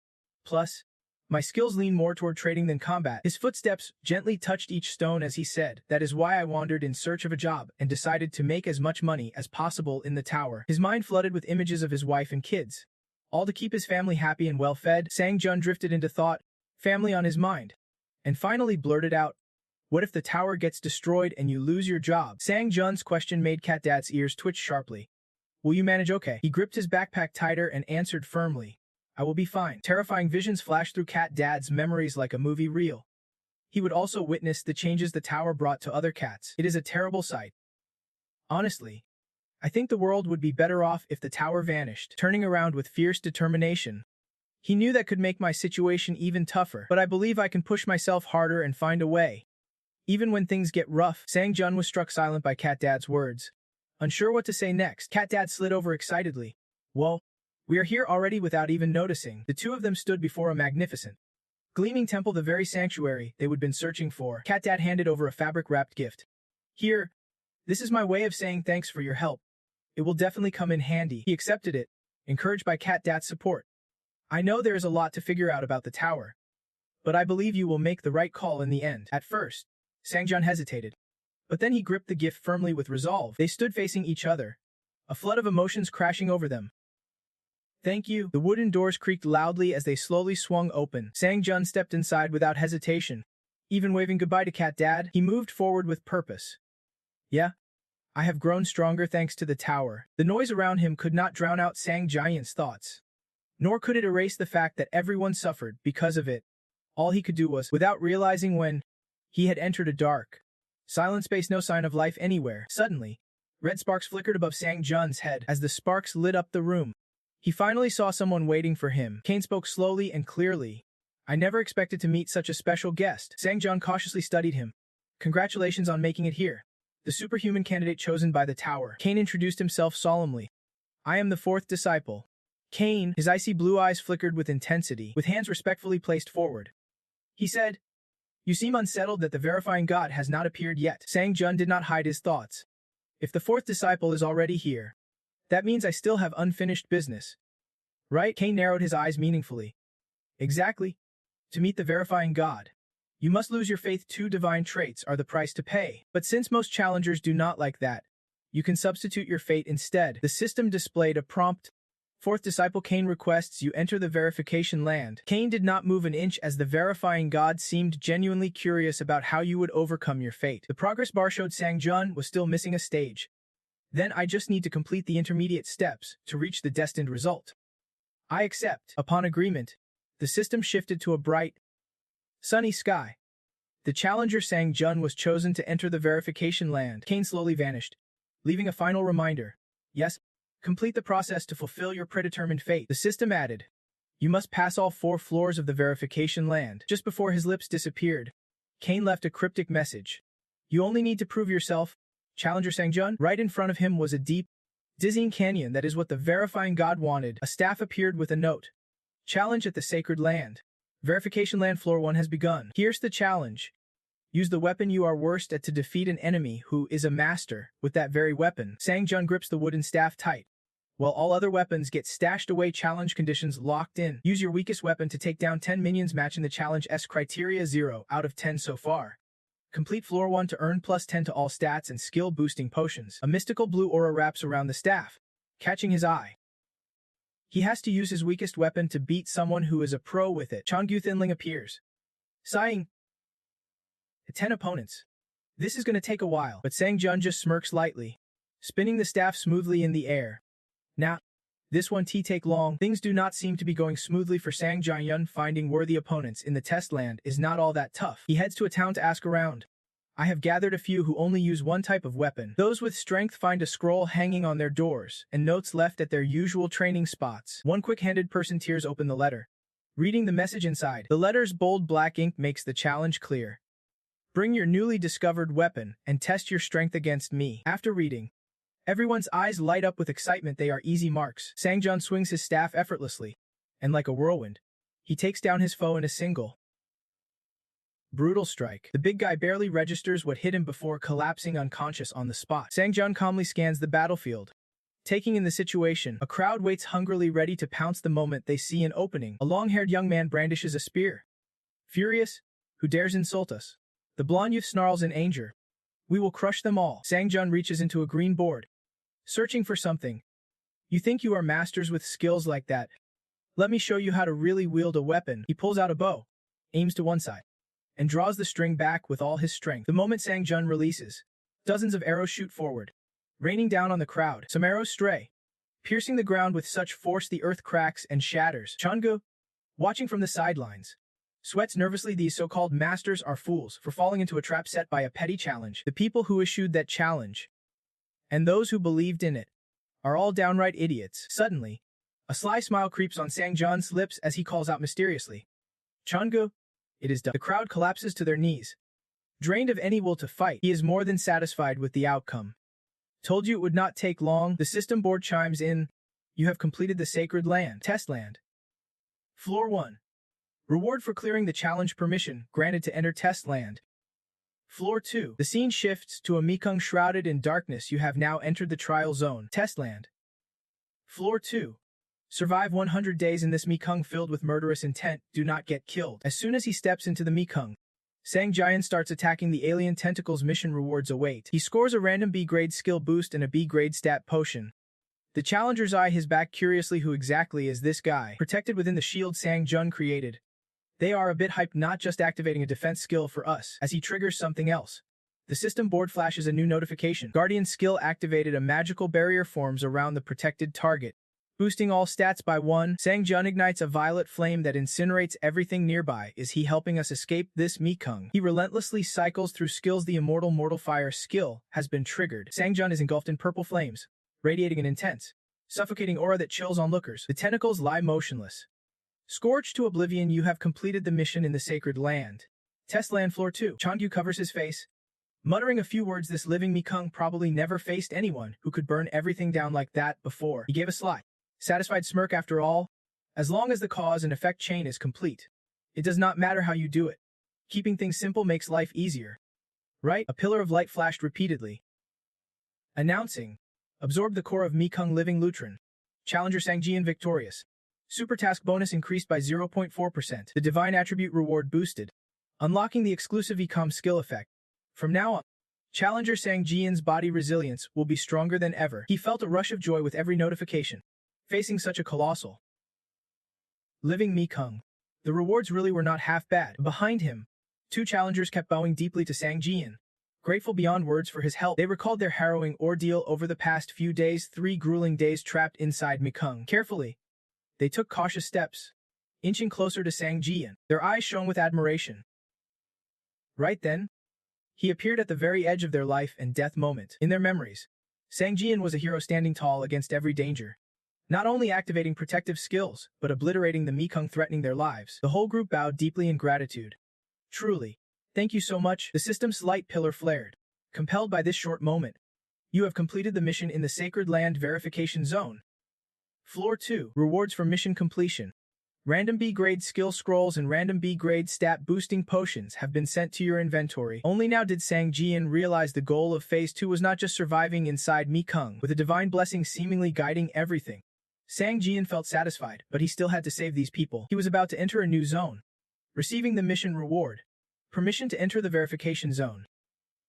Floor 3. While Sangjian enjoyed the battle's aftermath, someone silently watched him through a window pane. Dung, the verification god, sat on the observation throne, watching every move of challenger Sangjian. As fate's cause and effect currents unfolded, a flicker of worry crossed his face. Could this be Sangjian's destined fate as well? Cut to a sprawling ancient town. You have entered the Sacred Land Verification Zone. Floor 3. Mission briefing. This kingdom is ruled by an emperor who worships the demon phoenix. Your task. Exit the city safely. Sangjian began weaving through the town's alleys. The only mission requirement. Leave the city to pass. He scanned his surroundings cautiously. Something felt off. Just leaving the city.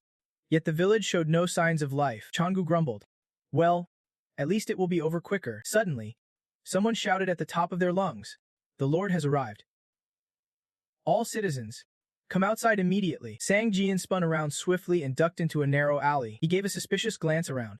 What is going on here? The streets were packed with people lining the road to greet the newcomer. Were all these villagers slowly starving to death? The king rode in on a chariot, issuing orders. People, bring your food offerings to the carriage behind to dedicate to the evil god. His cold glare threatened everyone. Refuse, and death is your only fate. You understand, right? The people formed long lines, carrying all kinds of goods in their hands. An old woman's trembling hand held a package, but a sneaky man snatched it away in a flash. Everyone watched as he mercilessly tossed the package into the cart without hesitation. Watching silently, Sanjun pieced it together. So this city is ruled by an emperor who worships an evil god, meaning this world truly exists. Suddenly, he recalled the evil god mentioned back on floor 2 of the Mikung tree. The system had mentioned that name before you entered floor 2 of the Mikung tree under the evil god's watchful gaze. Back then, Sanjun had sliced a monster in two with a single strike, defeating an ancient demon sent by the evil god. He frowned, hesitating, but if he acted here again, attracting the evil god's attention would just be a matter of time. Sanjun quickly activated his skill, the special power of stealth divine art. All energy immediately shifted into invisibility mode. A weak, writhing voice begged, "Please, do not." The arrogant crimson soldier stood tall and shouted, "This is food meant for the evil god. Consider it an honor." The old demon on earth begged for it. "But if you take all of this, my family will starve to death." The king approached from afar. Annoyed, "What is taking so long?" He still gripped the food tightly, showing no mercy. "Your Majesty," someone from the common folk pleaded, clutching the rations. "If I lose this, my family will starve." He stared at the old demon with murderous eyes. "Is that so?" The king drew his sword. "Well then, there is an easy way to avoid starvation." With a swift slash, his blade sliced across the old demon's throat. The crowd's eyes bulged in horror at the brutal scene. The king shamelessly declared, "Fewer mouths to feed means more rations saved and more offerings for the evil god." He glanced at the people. No more reasons to starve now, right? And so, innocent lives were sacrificed to survive. When people die, food gets saved. The king continued stabbing others one after another. Then he struck another man from behind, killing him instantly. The people scattered in panic, fleeing from his dark reign. "After all, we must save food for the evil god, right?" Spotting a sobbing little girl, the king approached. "Our princess, seeing you standing here so calm, You are ready to sacrifice yourself for the evil god, are not you? He leaned close, whispering to her. Don't worry. I will send you off painlessly. The witness god observed everything clearly through his prism, quickly assessing the scene. The witness god thought, good. Sang Jian, the warrior, has erased his presence and left the scene. Looks like he is heading toward the city gate. He lightly touched the prism, ready to shift scenes, recalling Sang Jian's past feat defeating the ancient demon Canazel at the Great Tree Maze. If he causes trouble here, the evil god will truly rage. The prism showed Sang Jian standing before the gate, choosing the path laid out for him by fate, stepping through the main gate.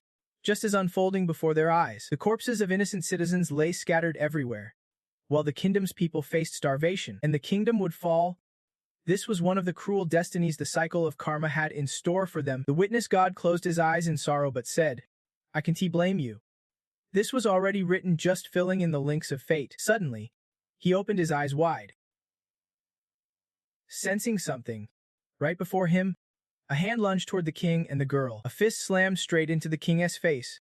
Fate intervened. Sang Jian shattered the attack, his special hidden technique nullified. The soldiers nearby were so stunned their jaws dropped. The witness god grinned like never before. Thrilled, Changgu looked at Sang Jian with trust, ready to stand by his side. Sang Jian's wind-blown punch carried the fate of so many. With this one move, destiny was rewritten.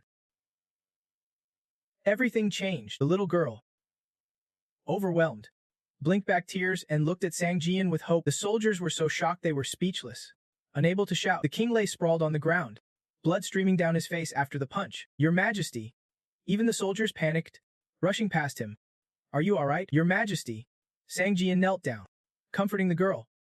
Hey kid, leave this to me. He handed her a bag of food. Take this and hide it. The girl was deeply moved.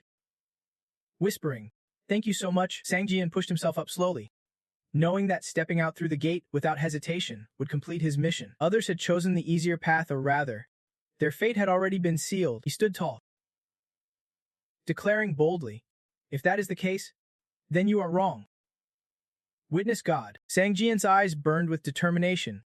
Even if I have to face the evil god, I refuse to live with regrets in this moment. Amidst the chaos, a panicked voice shouted, Your Majesty. A soldier reached out to check. Your Majesty. He is not breathing. He is dead. A brief exchange passed between the gods. The evil god looked at the witness god, asking, what the hell is going on here? The verification god bluntly replied that, anyway, it was not a major loss. Then casually tried to reassure the evil god. The evil god appeared completely unstable, declaring that Sang Jian would be held accountable, while the verification god sneered, daring him to go ahead. The verification god laughed so hard it warped the space around him, refusing to be bullied or regretful, even giving up the chance to build a friendly bond with the evil god, the one who made everything so damn interesting. The evil god's mood flipped entirely. He angrily rubbed his head, grumbling in frustration. Sang Jian was utterly crushed, scolding himself for losing his mind.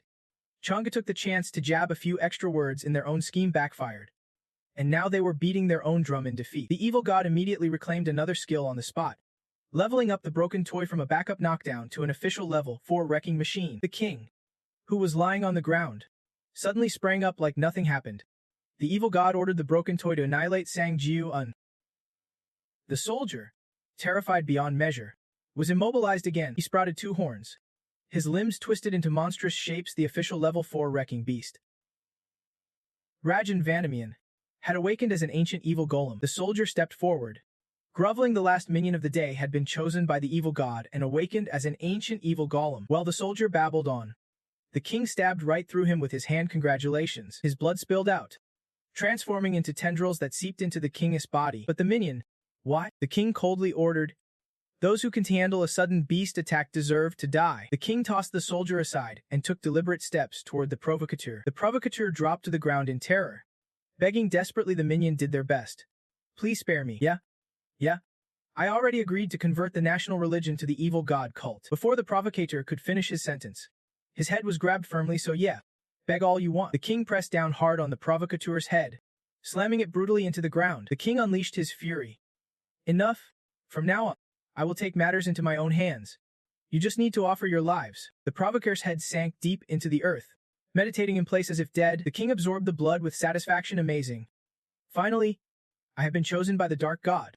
Power now lies in my hands. The king's hands crackled with static as they touched time to test this out. He focused energy into his right hand and slammed a powerful punch forward. The force tore through the air, shattering the nearby wall to pieces. The king's eyes glowed red. It was terrifying. This is the power I have been longing for. Several houses crumbled from just one of his punches. With this strength, I can do anything. The king's face was now nothing but skull. I will wield this power well.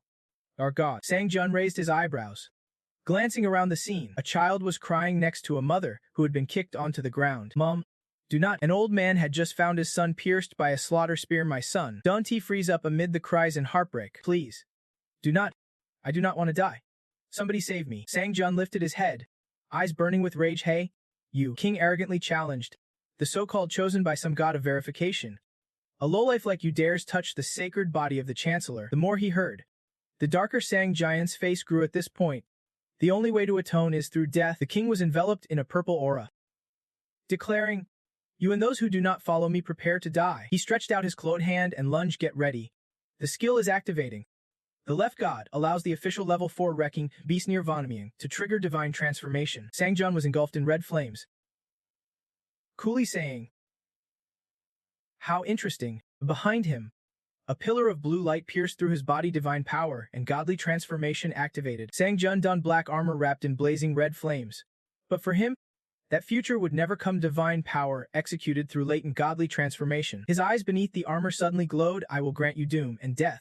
His body continuously morphed with divine energy. The latent divine attributes include transcendence, death, immortality, willpower, observation, memory, harmony, and speech. The king flexed his entire muscle-bound body, wrapped in armor.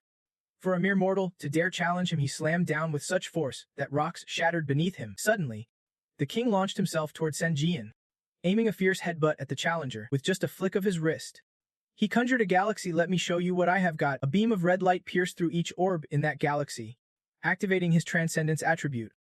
All divine powers were unleashed beyond their limits, triggering the death attribute. From now on, every attack from Sen Jian was cloaked in the aura of death, activating the speech attribute, draining divine energy to directly impact the real world through his words. Slowly, he retracted the glowing light in his hands, half of it already extinguished. The king was slashed by that beam, frozen in place. Stunned, he was sliced clean in half, yet his mouth curled into a smug smile, even as he was crushed. The king could not believe what was happening. How could a mere mortal wield the power of a god? The armor dissolved, revealing Sen Jian's face.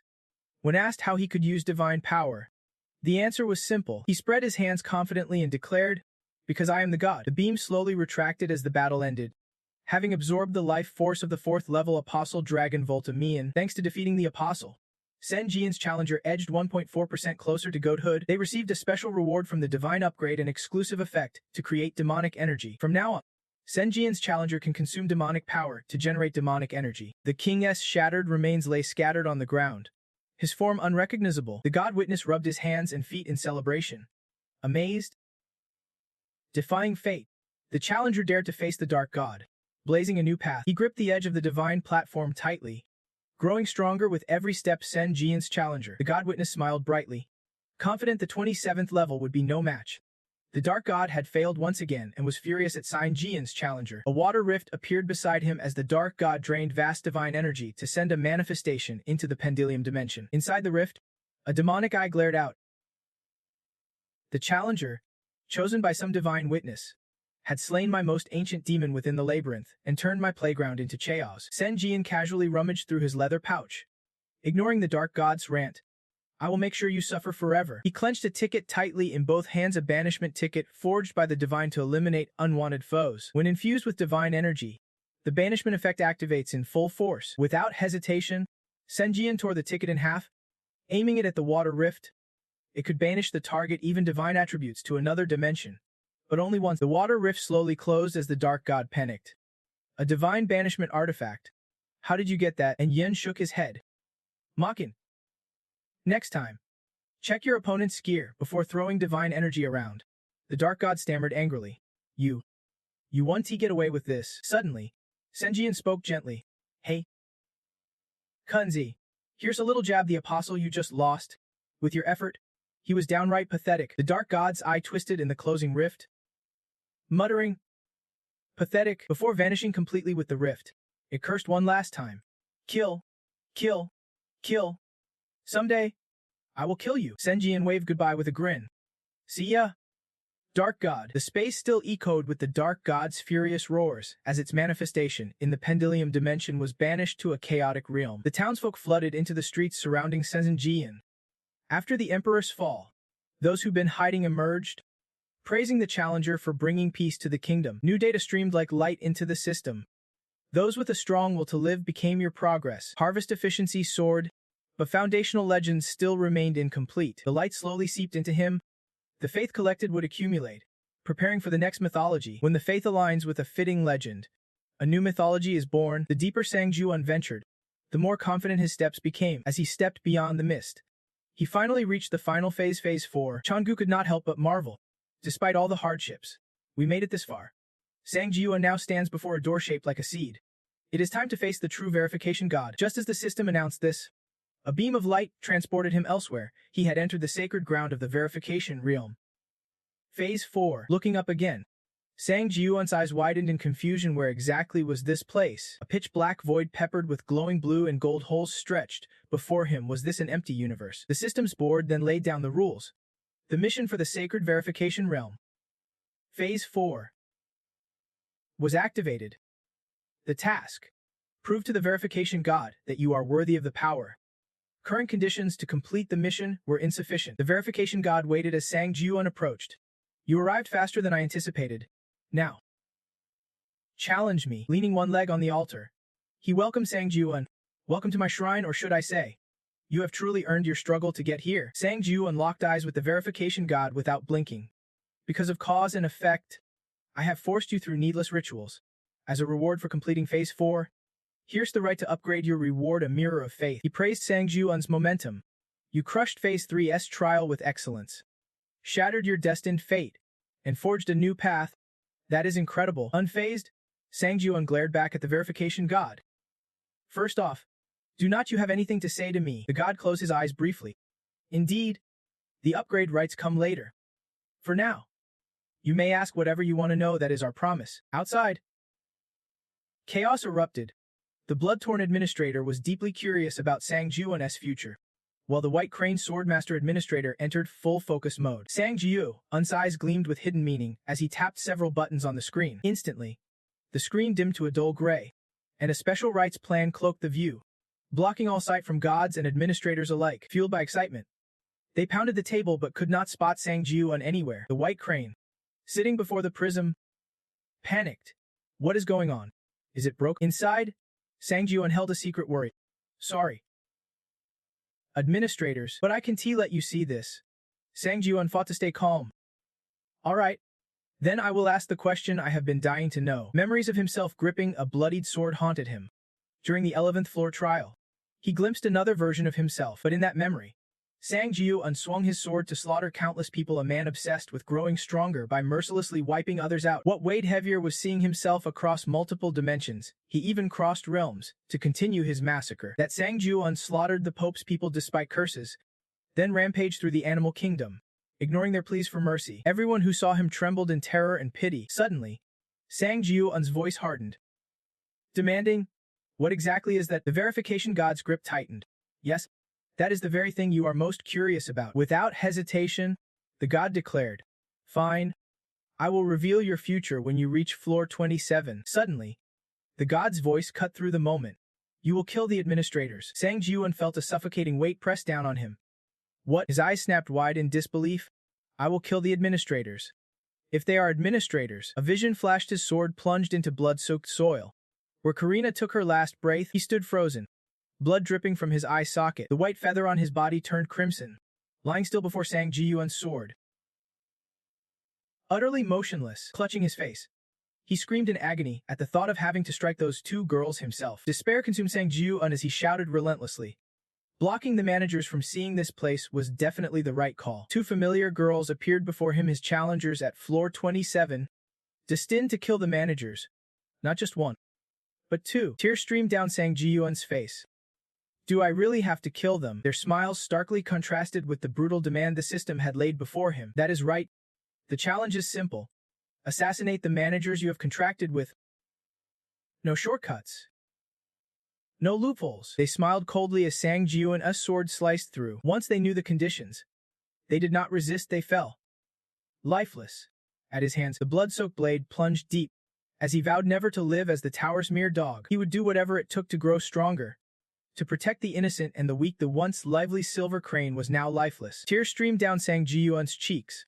His face drained of all emotion. Canaria's snowy white hair was streaked with red, crushing enemies as she advanced relentlessly, even stuck in the ground. Sang Jiuan's sword radiated a deadly aura. He did not freeze in shock over the two girls' bodies, but that very reaction became his Achilles heel. His path to growth was not what the tower intended. Fragments of Sang Jiuan's memories shattered to dust. The tower had created the 27th floor challenge to force him down its chosen path. Now, he broke down in tears. He could not protect those dear to him and blamed his own weakness. Bloodshot eyes. Sang Jiuan realized the path he believed in had led to this tragedy. His whole body felt like it was leaking away. His spirit crushed as if fate itself had sealed his doom. Each shattered piece was like a razor cutting through guilt, madness, and rage. Despair overwhelmed him as he collapsed. Broken, slowly, he lifted his head. I thought this path I chose caused all this. I need to be stronger. Before him lay a dark, silent void. No matter what, even if it meant slaughtering everything, he screamed in agony, blood pouring out. I will become an unstoppable monster before this tower. Sang Jiuan's anguished roar echoed, no. This can't be real. Restriction God stared him down. Firm. No lies here. I possess divine powers. With my cause and effect sight, I can see the future. Sang? Skeptical? Pressed? Why? Sweat drenched him as he tried to steady himself. Why tell me this? What is it? The restriction god's golden eyes turned cold as he declared boldly. Because I do not want everything to go according to the tower's plan. Sang Jiuan's eyes widened in confusion. You do not want that? What do you mean? The restriction god frowned in frustration. I hate how everyone just follows the tower's script or proves something under its control. It is ugly as hell. Suddenly, a barrage of red warnings flashed. Joy. Alert. He lowered his voice humbly. Looks like I pissed off the tower. I can say more. But remember this, the restriction god confessed to Sang Jiuan. The tower's not just about the 27th floor. It is designed trials to force you to grow on its terms. To decide your every move in unfamiliar situations. Before being whisked away, Sang Jiuan hung on every word, hoping desperately would he face a new fate then. This would be part of his proof. How thrilling. The restriction god smiled kindly. But I believe you will overcome it. He left with a promise. I will wait for you here. Sang Jiuan had more to say, but his body began fading away. Wait. A sudden whirlwind erased his presence. Sang Jiuan's challenger was gone into the void. A golden beam led to a mirror. You completed the Holy Sanctuary's 4th stage proof challenge. Reward granted. The Mirror of Faith has been sent to your inventory. The system also detailed other privileges. Success rewards grant special authority, and all rewards can be upgraded further. He walked through an immense structure, entered floor 1 of the proof hall. Mid-level 21. As the door opened, outside lay a quiet night in a small town. Suddenly, Sang Jiuan froze, chills running down his spine. He clenched his teeth until they ground loudly. Sang Jiuan punched a hole in the nearby wall. Furious? Damn it, turns out he was deep in thought about what the witness god said. The tower created the 27th floor challenge to force people down the path at once. Sang Jiuan fell silent, realizing the 27th floor test was designed in case he, for some reason, stopped evolving or lost the will to annihilate all divinity. He slammed his fist repeatedly against the wall. Damn it all. Sang Jiuan struggled to keep himself from collapsing. Now it is trying to break me. What do I do? The system reconnected with the administrator. The Blood Pact Master suddenly asked what caused the vision to be cut off. The Sword Immortal White Crane manager looked deeply worried, saying the violet-eyed one did not look good. Sang Jiuan forced calm, exchanging a few words.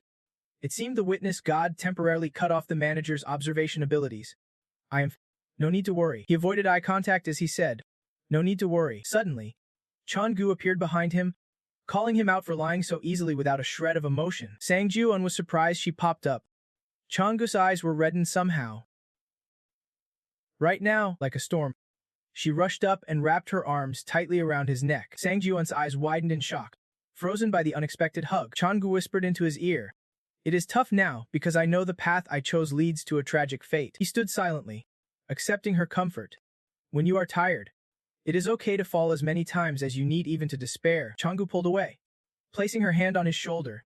No matter how broken you feel, remember, like you said, you will always be by my side. She smiled brightly.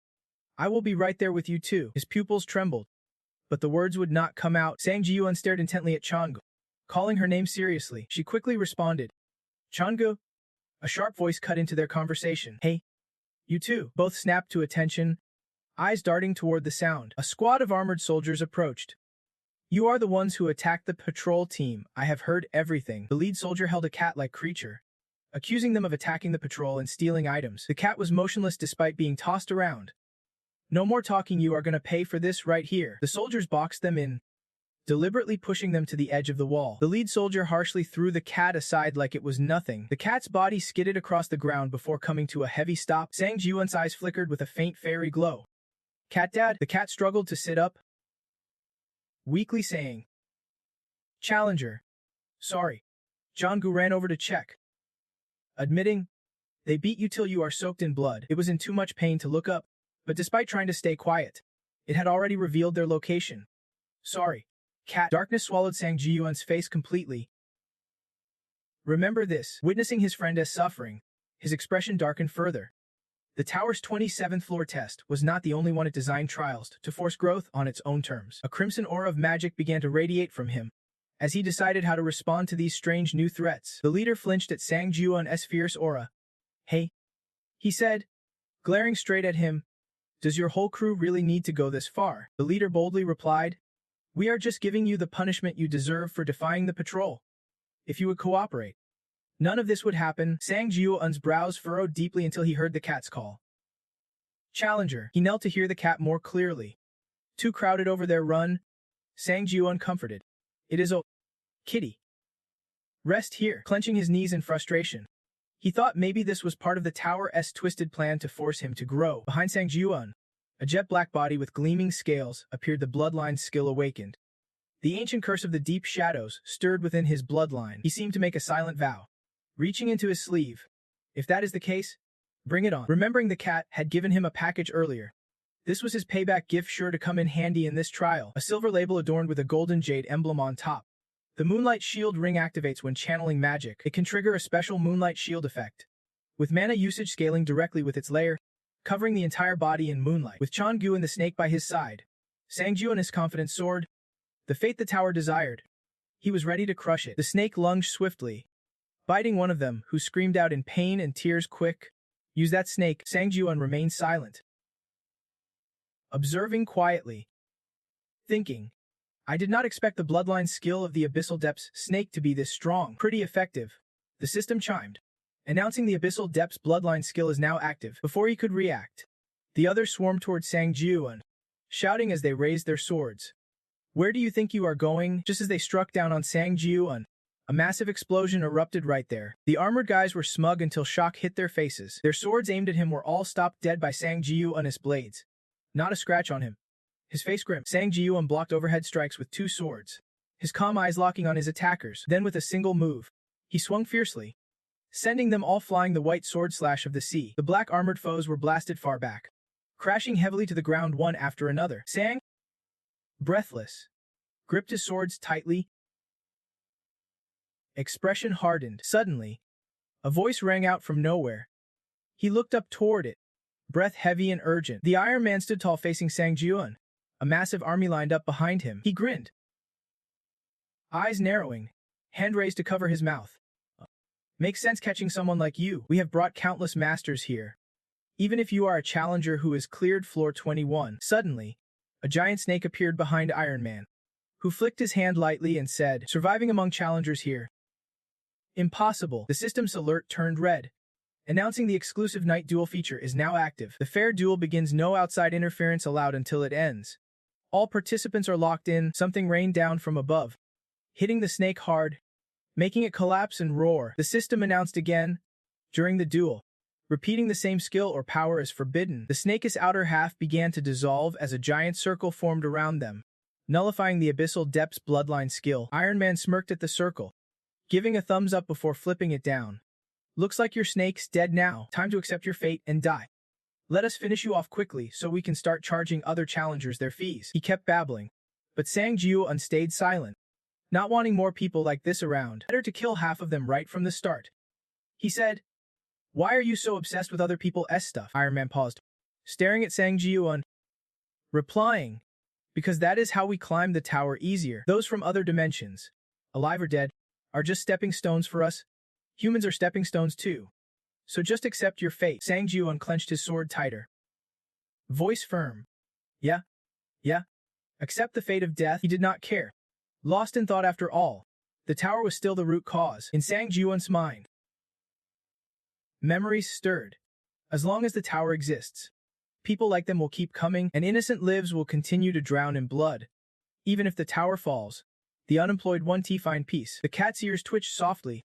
Sangju asked, "Will you be all right?" Carrying a bag almost as big as himself, the short-legged cat replied calmly, "I will be fine." The lonely silhouette of the cat kept walking. Scenes of the tower and battles overlapping endlessly. Sangju had witnessed the pain the tower caused for so long. Tragic, horrific, heart-wrenching scenes. If the tower were destroyed, maybe this world would finally be a better place. It finally stopped. The cat dad gripping his backpack tightly, turning around to look at Worm Hunter with a sly smile. Even though life's about to get tough, I believe we can slowly carve out new opportunities together. Back to the harsh reality. He lifted his head and gazed up at the clear blue sky, savoring the moment. Worm Hunter, calm in the cool breeze, suddenly spoke up. Those who use dirty tricks to control their fate have no right to judge others' destinies. Iron Man on the other side frowned in confusion. Wondering what was just said, Worm Hunter gripped his sword tighter, stepping forward and repeating himself. "Let me break this down for you." Those self-proclaimed knights, with their crude, dirty behavior and stealing what others worked hard for, are downright disgraceful. Worm Hunter locked eyes with them. Voice booming. "Your fate. It is only fit for death." The system soundboard blared again. Special effect activated. The Moonlight Shield's protective aura is now live. A golden ring appeared, surrounded by a radiant golden power. Conditions met. Thanks to the moonlight, the Moonlight Shield advantage is activated, boosting all stats by 10%. Iron Man's eyes bulged with rage at Worm Hunter's words. "You dare insult the Empire's knights? Behold the 67th Imperial Sword. I swear I will kill you," Iron Man roared, commanding his soldiers, who charged forward like a thunderstorm. All-out assault. Worm Hunter clenched his jaw, casually listening to the system alert. Gummaster skill activated when facing a crowd alone. All stats increased by 10%. One by. The soldiers rushed at Worm Hunter, but none could dodge his sword strikes. Worm Hunter's face hardened as he swung his sword relentlessly, cutting down foes with brutal precision. Sending each soldier flying, he paused briefly, eyes scanning upward with irritation. Two more enemies wielding shields charged from above, swinging their swords high. The two brought their swords down mercilessly, but Worm Hunter nimbly leapt aside, dodging with ease. Gripping his holy sword, he flipped mid-air, then twisted his body around. Suspended in mid-air, Worm Hunter tilted back, unleashing a flurry of sword strikes that overwhelmed all the soldiers below. Caught off guard, they were wiped out instantly. The soldiers collapsed like falling dominoes as Worm Hunter landed sharply on the ground. Screams of terror echoed all around as soldiers begged for help. Who said he was this strong? Someone stop this guy. Captain, save me. Iron Man stood in the distance, eyes wide in disbelief, unable to believe what he was seeing. Could he really have wiped out all the famed Ars Dimension Masters in one go? Iron Man was stunned beyond words. Meanwhile, Worm Hunter quickly finished off the last of them. Slowly rising to his feet, Worm Hunter smirked, his gaze steely as he faced Iron Man. "Looks like it is just you and me left in this arena." Fear crept. Iron Man drew his sword, brandishing it in front of him as a threat. "Don't get cocky. In the name of the Empire's 67th sword, I will." The system sounded again. Power dash activated, instantly consuming stamina to teleport within sight range. Without hesitation, Worm Hunter launched himself straight at Iron Man, fist glowing with fierce determination. The name on that sword meant nothing to him. Before Iron Man could finish his threat, Worm Hunter landed a devastating punch. The blow hit like a small explosion. Iron Man staggered, coughing up blood in agony. Riding the momentum, Worm Hunter unleashed a rapid barrage of punches, sealing Iron Man's fate. Death was the only outcome. Iron Man, overwhelmed, tried to speak. "Whoa, wait. His vision obscured by his helmet. Iron Man struggled to raise a hand to block through the opening, but Worm Hunter's punches came heavy and wide. "If you kill me, the Empire won't let this slide." "So what?" With decisive force, he smashed his fist through the helmet's gap, striking Iron Man's face dead on. Iron Man staggered backward, falling hard as Worm Hunter's follow-up punch sent dust and stones flying. The helmet shattered under the assault, revealing his bloodied, horse face. Worm Hunter stared down at his opponent's pain, voice cold and firm.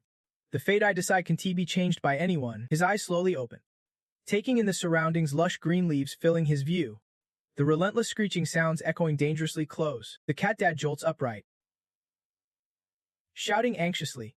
The challenger's presence grabs both Jonggu and Sanjun's attention. The system panel appears, announcing that the steel bite skill is now active. The moment he opened his eyes, he saw Jonggu and himself sitting before a massive pile of sacks. The cat dad hesitates, asking, "Challenger, what is with that huge pile of luggage? And what about that self-police squad?" Sanjun glances at the mask he has been wearing. It gradually fades away. He gives a slight smile and quickly reassures him. "Don't worry about that. That squad is not really a self-police unit. They belong to the Ars Empire from another dimension, just using force to occupy the public area." Sanjun's calm voice echoes, "I have already taken care of all their remnants." This shocks the cat dad, who thinks to himself, did this guy really clear out that entire crowd all by himself? He stares intently at the cat dad and adds, "And I have healed all your wounds too. You can move freely now." Rubbing his hands together, Sanjun smiles. "Yeah? Your body should feel lighter." Sanjun steps right in front of the cat dad, dropping a bag at his feet. "Don't forget to take this." The cat dad sits up straight. His eyes fixate on the bag, his cheeks tinning red as he blurts out, "That is my precious bag, the one the self-police squad stole." "Right?" Sanjun holds back the bag for a moment, bowing his head slightly. "Before you take it, there is something I need to tell you." The cat dad's curiosity spikes. "What is up?" Sanjun falls silent for a moment, then slowly opens his mouth. "Even if your life might get tougher from now on, I have made my decision." Locking eyes with the cat dad, he declares, "I am going to destroy the tower." The cat dad's voice lowers, cautious. "What? I can read your face right now." Sanjun lays out his heartfelt reasoning. The cat dad sits quietly, listening closely. So no one else has to suffer like what just happened. So all dimensions can live in peace. Standing opposite the cat dad, his voice is firm and serious. "I will change everything thoroughly, no matter how tough the road ahead." Sanjun's face is grave, but there is a spark of humor in his tone. "I believe together, we can build a new future one step at a time." The cat dad watches silently, his eyes shimmering with emotion. Then, a small smile tugs at his lips. The cat dad's gentle expression softens, his eyes closing as he tilts his head. "I hope that world comes true too." His hopeful voice rings out, filled with unwavering faith. "Wherever I am, I will always be rooting for you." Challenger. The city glows under the ethereal light. Majestic glass castles tower over the bustling city center. The system panel reappears, spreading the legend of Challenger Sanjun once more. Now, Sanjun steps out of the forest and heads toward a building, the 21st floor waiting room. Standing there, Sanjun flips open his tablet and mutters to himself, "Nice. This upgrade boosted my intelligence and skill levels a lot." But he pulls a small mirror from his pocket, holding it up as he murmurs, "The real key right now is this." The system server activates, endlessly explaining the origin of the mirror of faith. A special relic forged by the gods to sow trust in a chosen challenger. It responds deeply to Sanjun's emotions.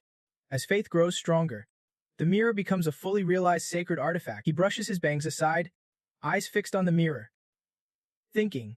The battle with challengers from the Empire on floor 21 boosted the mirror's completion by 3%. Sanjun imagines standing before a massive mirror with two opposing forces. That means every spiritual growth opportunity will keep pushing the mirror's completion higher. The system keeps chiming nonstop. He looks up silently. The Lord Administrator Whistling Iron is watching Challenger Sanjun.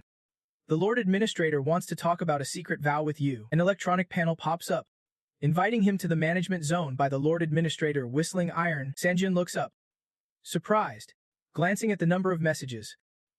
He thinks, with this many messages, I guess I really have to go. All right. Sanjun's voice lowers, eyes locked on the screen. You want to talk about a secret vow? He quickly arrived at his destination, standing before a small wooden building, when the system chimed, transporting him into the world of Hutthet. Without hesitation, Sanjun pushed the door open in a flash. The moment he stepped inside and gently closed the door, there sat someone swinging their legs, waiting his long-lost challenger, the one who dared to face Sanjun. He turned around, eyes softening as he acknowledged her. It had been a while. Lord Hutthet. She lounged arrogantly on a red chair, propping her head with one hand as she sighed at Sanjun. You are a contract signer after all. Why do not you show up more often? His hand gripping the sword tensed slightly. Sanjun replied calmly. Soon enough. Standing tall, he said with quiet resolve. Soon. I promise I will come visit. At that, her crimson eyes widened in surprise. She quickly rose from the chair and dashed over to him. Hutthet grabbed his collar, voice loud and urgent. Sanjun, Did something happen at the Earth God's proof? He lowered his head. Silent, offering no explanation, seeing his silence. She said nothing more. Her cheeks flushing slightly, Sanjian just stood there like a statue, only able to lower his gaze in front of Hutthit, his eyes flicked downward. Thinking quietly, just as I suspected, hesitantly, he reached out and gently took Hutthit's a small hand. As expected, someone who had climbed past the 40th level moved with incredible grace, holding her hands up. Sanjian looked at her serious face. Hutthit blinked. Then said, "Something did happen. But it is something I have to handle alone. Once it is settled, I will explain everything." He squeezed her hands tighter, flashing a confident grin. "Until then, can everyone watch to see what I am really capable of?" Hutthit's face reddened as she looked at him, silent and unmoving. The shy expression vanished quickly, replaced by a serious gaze as she said, "Right? Watching what you do is part of my job too." She pulled her hand back, turning away and saying, "But I hope you promise me one thing." Sanjian stood behind her, puzzled to promise. Hutthit headed back to her chair, voice tinged with hope. "When you feel like you have fallen and can't get up. Me. After all, I am your manager." She turned abruptly, her face brightening with a gentle smile. "If you ever face a tough decision, do not bottle it up, share it with me." Sanjian's eyes widened, stunned by Hutthit's genuine smile. Then he bowed his head slightly, a perfect smile breaking through as he said, "Yeah, holding it all and never changes a thing." His thoughts drifted to Butchetzi. Both shared that same easy smile. With managers like these, why should I worry? No matter how hard it gets, or if I fall, I have to get back up. More than that, Sanjian's mind filled with images of his teammates. With a bright smile, he said, "My managers and team always have my back, so I absolutely can't fall because I am fighting for them as much as for myself." This time, it was Hutthit who hesitated, her eyes glowing red as she stared intently at Sanjian's smile. To quickly hide her embarrassment, she shifted restlessly, pacing back and forth before saying, "Right? Hearing you say that really makes me happy." She turned away, then suddenly remembered something and glanced back at him. "Oh yeah. I promised to tell you about the secret vow." Hutthit placed her hands on her hips, suddenly serious as she faced Sanjian and warned, "You are the chosen one. Sanjian, listen closely. If you want to challenge my secret vow, you will have to face a divine entity, and that entity is the evil god." Hearing this, Sanjian's eyes widened in shock. "Wait, the evil god? What?" She nodded solemnly, her gaze intense. "Yes, I do not know why, but ever since the tower touched my secret vow, the divine intervention has become possible. The world I once lived in, terrifying images emerged, skull-headed beings standing tall, destroyed by the evil god's invasion from another dimension. The ruthless evil gods, accompanied by countless demons, radiated terrifying power beyond imagination. When that time comes, you will face the true form of the evil god." A man suddenly flashes with a menacing aura, and the dark silhouette of the other appears. The voice of Iron Blood is filled with threat, not just a temporary disguise. She lowers her head and speaks with a hint of fear. "The secret ritual can always be performed, but if someone enters it now, they will only be killed by the evil god." After telling Sang Jion everything, Iron Blood falters. Hesitant.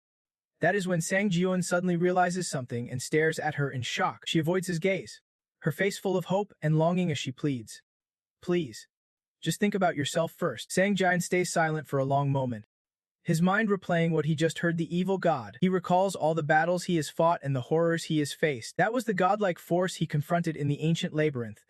But now he learns it is also the destroyer of the manager's world. His hand, once relaxed, clenches tightly as a cold resolve takes hold. This tower has planned everything. Destroying Iron Blood's resources was all a setup, pushing him into an unavoidable showdown with the evil god. His eyes darken, burning with fierce anger and unforgiving intent. Seeing no response, Iron Blood steps forward, quietly calling, "Hey, Sang Jiun."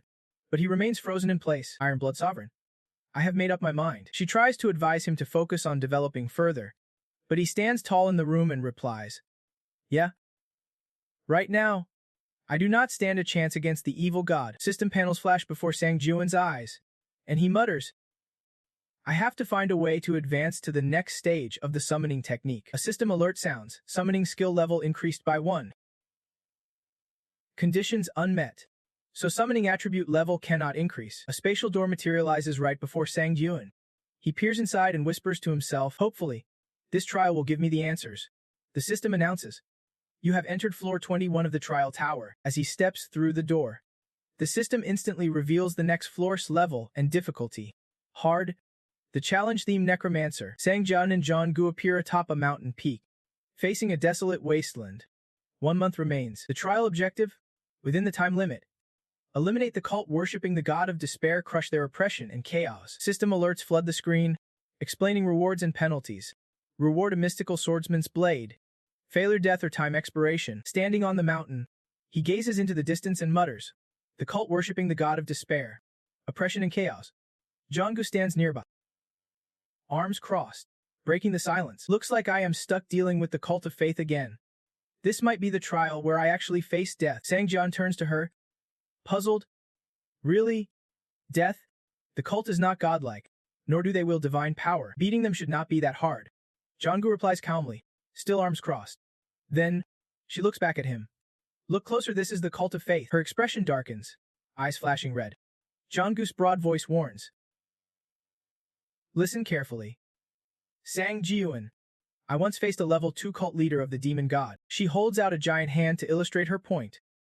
Indeed, ancient godlike cult leaders are on a whole different level. The battle's spatial dimension was utterly annihilated, a tragic disaster. Sang-jo turns, silently urging her to continue. His eyes tremble in disbelief. They had the power to destroy space itself. She calmly replies, exactly. Jong-gu presses on. The cult of faith wields terrifying power. Their leader's cult can tap into near-divine strength. Sang-jun falls silent, staring down thoughtfully. You can never be too careful with the cult of faith. Pray the opponent is not a level 2 cult leader. Then he lowers his head again. Expression unreadable. Still, finding the cult of faith's leader within a month on this massive planet won't be easy. Just like that, the conversation faded into silence as the two stood side by side, gazing out over this ravaged land. Suddenly, the system alert bell rang out, announcing a new special mission. Sang-jun and Jong-gu glanced up at the system board together. Confused. Sang-jun feigned surprise. We just got started and there is already a special mission. What the heck is going on? As Sang-jun read the mission on the system board, he suddenly froze, his eyes flickering with shock as he let out a quiet gasp. From above, the waterfall suddenly unleashed torrents of water crashing down violently. Sang-jun yelled a warning. Jong-gu, get ready to run. A monstrous beast appeared, its razor-sharp jaws wide open as it roared fiercely. A group of armed people chased after it, shouting threats. You low-level monster. Don't you recognize those who worship death? The red-haired man stepped forward from behind, loudly ordering a skull-headed companion. In the name of the death sorcerers, protect our female shaman. The blue monster turned around, letting out a thunderous roar at the group. The man shouted a warning. They are attacking. The Death Knights raised their weapons, eyes locked warily on the beast. The man commanded. Charge! Death Knights, protect the female shaman. The giant monster swatted the group away and lunged at MMA, who was standing frozen. The red-haired man was slammed aside, struggling to look up and painfully shout. Female shaman. The beast charged forward relentlessly. Mamaya's eyes widened as she stood frozen, when suddenly a loud voice rang out. Danger! Out of nowhere, Sang-jun appeared, leaping down to stomp hard on the monster, causing it to roar in pain. Mamaya gaped in shock at the sudden scene, mouth wide open in disbelief. Sang-jun stood firmly on the beast's back. Mamaya silently stared at him, thinking, just one blow took down a monster that huge. Seeing Sang-jun's commanding and heroic stance, Mamaya felt her cheeks flush. It was more than that, this was the man who just saved my life. Meanwhile, Sang-jun was drenched in sweat. His face darkened as he struggled to catch his breath.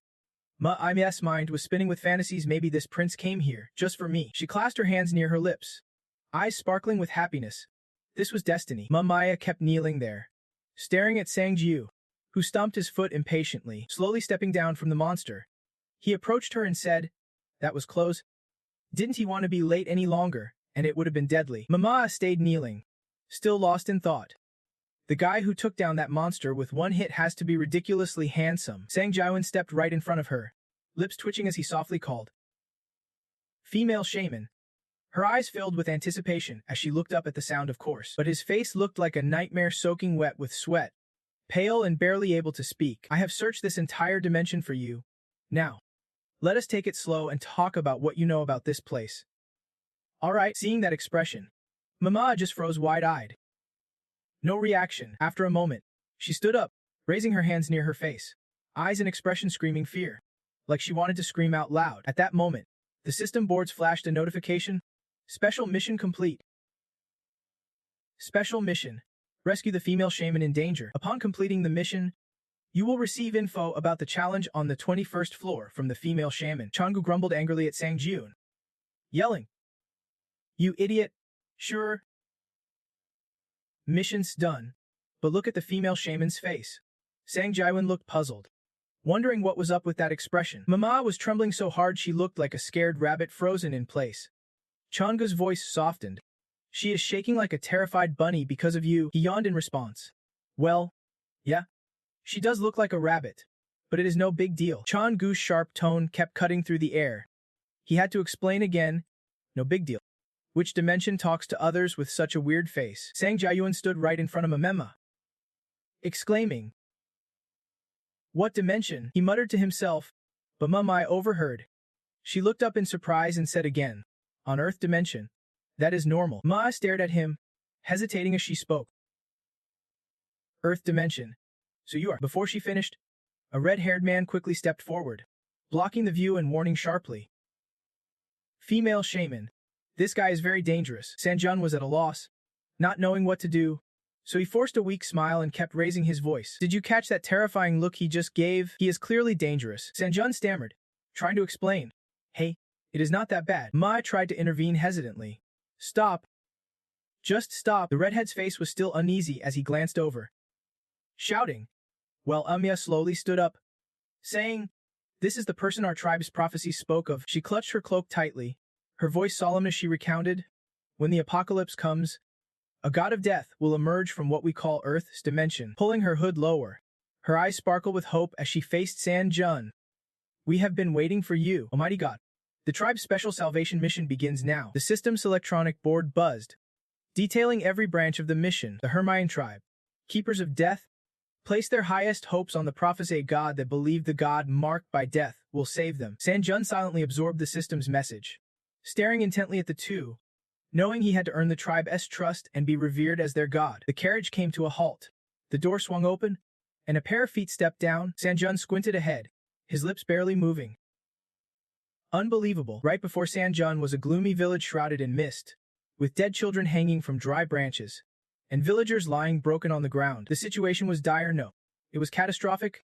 Before he could say more, the system announced, "You have entered the magic zone, the land of death worshippers." Outside the carriage, Mimir's gloomy subordinate sat guarding, furrowing his brows in irritation, but listening carefully to the conversation inside. "Sorry, I had not had a chance to greet you." Sitting upright, her wide eyes fixed forward, she introduced herself.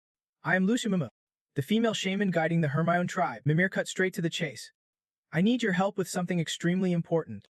San Jun, sitting opposite, asked curiously, "What is it?" The carriage clattered along as she explained the situation clearly. "If we leave this forest, we will reach the village where the Hermione tribe lives.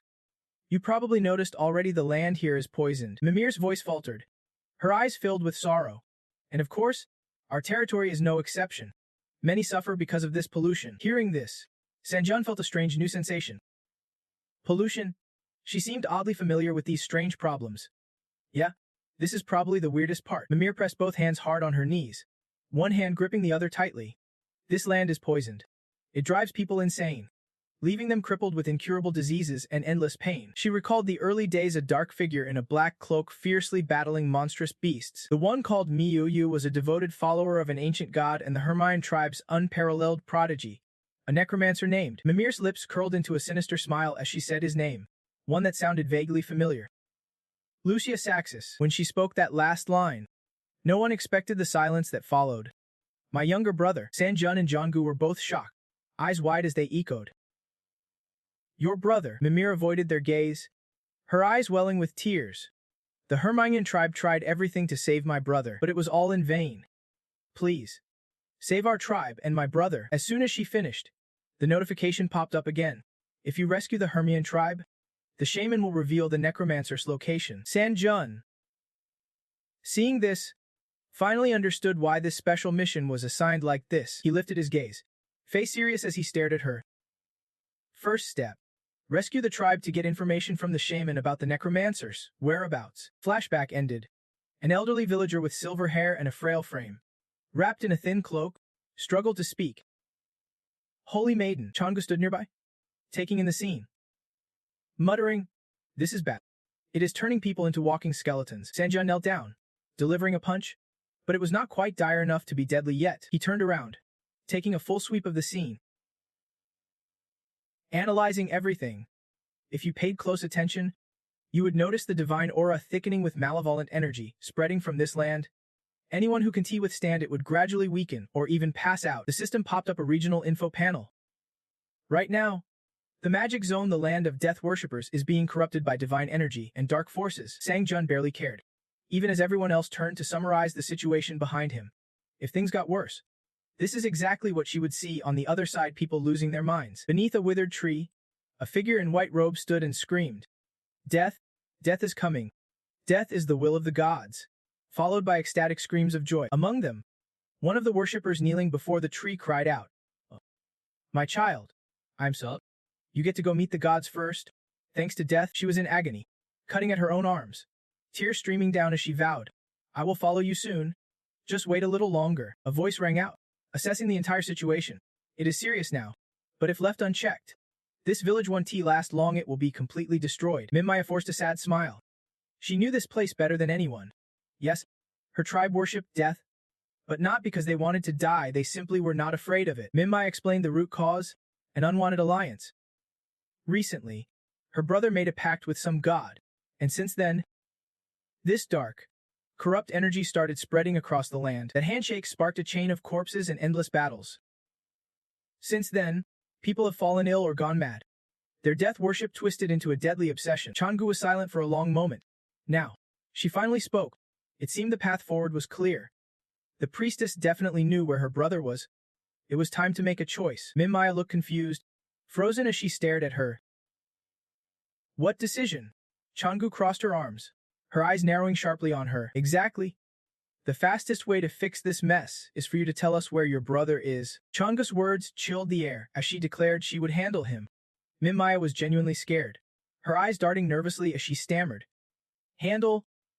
You mean kill him? Minmaya was sweating bullets, timidly stepping closer.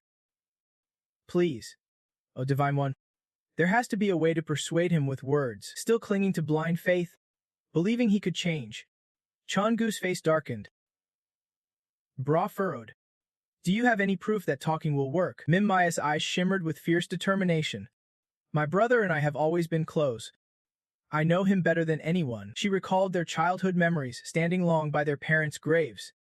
After their parents died, it was just the two of them, leaning on each other. Her brother always smiled brightly, comforting her, even in life's toughest moments. He was the one smiling beside her. Sometimes, when fear overwhelmed her and she curled up alone in the dark, he was right there. Even when life as a priestess was harsh, he stood by her. And when bullies harassed a young, inexperienced girl like her, it was him who stood up, defending her. Her brother always comforted and protected her from harm. According to Minmaya, her brother was a warm, friendly soul who treated everyone kindly. Her final words came from a sister who loved her brother dearly. She smiled brightly on the outside, but inside, she was shattered to the core. That is the kind of brother he was. So please, go meet him. Be honest. And I am sure everything will. Changu cut her off sharply, eyes flashing cold as ice. She was brutally realistic. Glancing at Minmaya, Changu dragged her back to the harsh truth. Her brother had become a crazed cultist, a puppet of a dark god.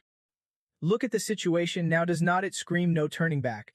She still hoped for redemption, but Changu could not stand it anymore. Her face twisted with pain. No matter how good he once was, he was now a fanatical cultist of a dark god. A demon. That was an undeniable truth. Minmaya could not argue, could not speak back, only tears streamed down her face as she accepted the cruel reality. Sangjin stood silently watching the scene. Suddenly, a loud call broke the tension. Saintess. Someone in a black cloak rushed over, face hidden, panting. Big trouble. Really big trouble. She snapped back to focus and asked, what is going on? The cloaked figure gasped beneath her mask. You need to come see for yourself. Right now, hearing this announcement, all three of them fell silent, tense as a drum, especially Minmaya, who was the most terrified. The condition of the sick townsfolk had worsened dramatically. Everyone followed the staff member closely, and within moments, they arrived at a crowd gathered outside some house. She could not stay calm and burst through the big door, yelling, "Is everyone okay in there?" Mim Maya's face darkened, like she had been hit by a heavy blow, her eyes turning hollow and vacant. The staff inside the building were all gasping for breath, foaming at the mouth, writhing in agonizing pain. "Saintess, please save us. It feels like I am burning alive." Desperate cries echoed nonstop, the air thick with hopelessness. "Please save my father. I would rather be killed than suffer like this." Mim Maya wobbled, collapsing to her knees with panicked calls. "Saintess." From Sangu's outsider perspective, some people simply could not withstand the corrupt divine energy and malevolent aura. They were slowly dying right before their eyes. Sangu seemed to sense something approaching. Was it really coming to this? Mim Maya was heartbroken witnessing this nightmare, barely able to hold back her emotions as the pleas grew louder. "Please kill me, Saintess." One man could not stand any longer. He crawled closer to Mim Maya, whispering, "Living like this is pointless." With his last breath, he voiced his wish before collapsing. "Please, kill me." She could not hold back anymore. Tears streamed down her face. Mim Maya was shattered, endlessly repeating her regret. "I am so. Everyone. It is all my fault because of my brother." The guide who had led them here was startled by her reaction. Mim Maya trembled, stammering, "Please do not hate my brother, this is all on me." Jonggu could not bear it any longer. Someone behind gave a blunt order. "Saintess, this has gone too far to drag out. It is time to reveal your brother's location." Mim Maya's answer was the same stubborn refusal. "No way." Jonggu clenched his teeth, grinding them fiercely. She could not understand, screaming at the top of her lungs to release her anger. "This is not the time for stubbornness. People are dying right in front of us." The more she heard, the more agitated she became, her cries growing louder. The three standing behind her said nothing, silent witnesses to her breakdown. Sanjin lowered his gaze, intently listening to Mim Maya's next words. "If it were you," she turned away in anguish. "If it were you, could you easily decide to watch your family die? If you plan to kill my brother." Mim Maya seemed on the verge of releasing all her emotions. Inhaled deeply and yelled, "Then kill me first." Sanjin frowned, but remained silent. Without a word, he turned and walked away. Jonggu startled, rushing to follow him, she called after him, confused, "Sanjin, where are you going?" He walked on without looking back, replying flatly, "First, we deal with the urgent situation." As Sanjin left, he assigned tasks clearly. Mim Maya remained frozen on the floor. "I will handle this mess." "Saintess, you need to seriously reconsider the current situation." Jonggu leaned against the railing, a hint of hope in his voice. "Is there any way to fix this?" "Not yet," was the cold answer. "We can only stabilize things temporarily. I will try to purify this corrupted land, tainted by corrupted divine energy and malevolent aura." With fierce determination, Sanjin slammed his fist into the ground. A wave of power began to rise. "I will infuse my divine energy and claim this place as my domain." Right after those words, a notification popped up. Special power activated, establishing a divine domain. From his spot, countless electric waves surged through the air, fierce winds whipping wildly all around. Mim Maya snapped back to attention, eyes wide as another notification appeared, consuming the challenger's divine energy and faith to create a transcendent divine domain. He channeled power into his hand, silently calculating, "The divine energy of my faith alone can burn me alive." Turning this place into his domain with divine power, taking it back 1 TB easy. Sanjin's eyes burned with resolve, like a man who has made up his mind. "Then so be it." He clenched his fists, eyes blazing with fierce energy. "Even if I have to drain all my divine power, I will take it back." The system announced a function. Within this supreme divine domain, body and mind 1T weakened. Sanjin poured all his strength into pressing his palm against the ground. Power kept surging out as notifications buzzed nonstop. In the supreme divine domain, growth speed doubles, 100% increase. He refused to quit, gritting his teeth through the pain. And finally, some progress showed. In the supreme divine domain, all wounds heal rapidly. Sanjin radiated immense power, shattering nearby boulders into flying debris. In this dark, barren space, a dazzling light burst forth, illuminating the area. The light grew bigger and stronger, sweeping powerfully across the entire town. The disturbance from spiritual energy shifted. The first signs of change appeared. As young shoots began sprouting, trees regained life, fresh green leaves unfurling nonstop. What was once lifeless now brimmed with vibrant greenery, animals, and flowing water returned. System notification. Supreme divine domain has been established. The exhausted villagers began to recover, their eyes wide in disbelief at the scene. Mimi stood stunned, barely daring to believe the joyous sounds around her. My body. It does not hurt anymore. I am completely healed. The desperate, sick villagers were all moved to tears, whispering in disbelief. Divine power. It worked. Jonggu was equally joyful. Glancing outside. We handled this situation well. Saintess. I get it, anyone would want to protect their village. Who wants to lose their own family? She quietly watched outside. Knowing Sanjun understood people's feelings better than anyone, Jonggu openly shared her reason she lost her family to monsters, which is why she chose to save the villagers. Even at the cost of her own life, it was no easy choice, truly extraordinary. Hearing this, Jiam was deeply shaken. Jonggu saw the tears and smiles in this village and felt her heart open. Saintess. Remember this, these villagers are loved by someone too. I hope your stubbornness won't bring more harm to innocent people. Finishing her words, she gave a small nod of respect to Mimir, the saintess carrying the village's burden, and lifted her face to meet her gaze. Suddenly, a cough caught Mimir's attention. She snapped back to reality.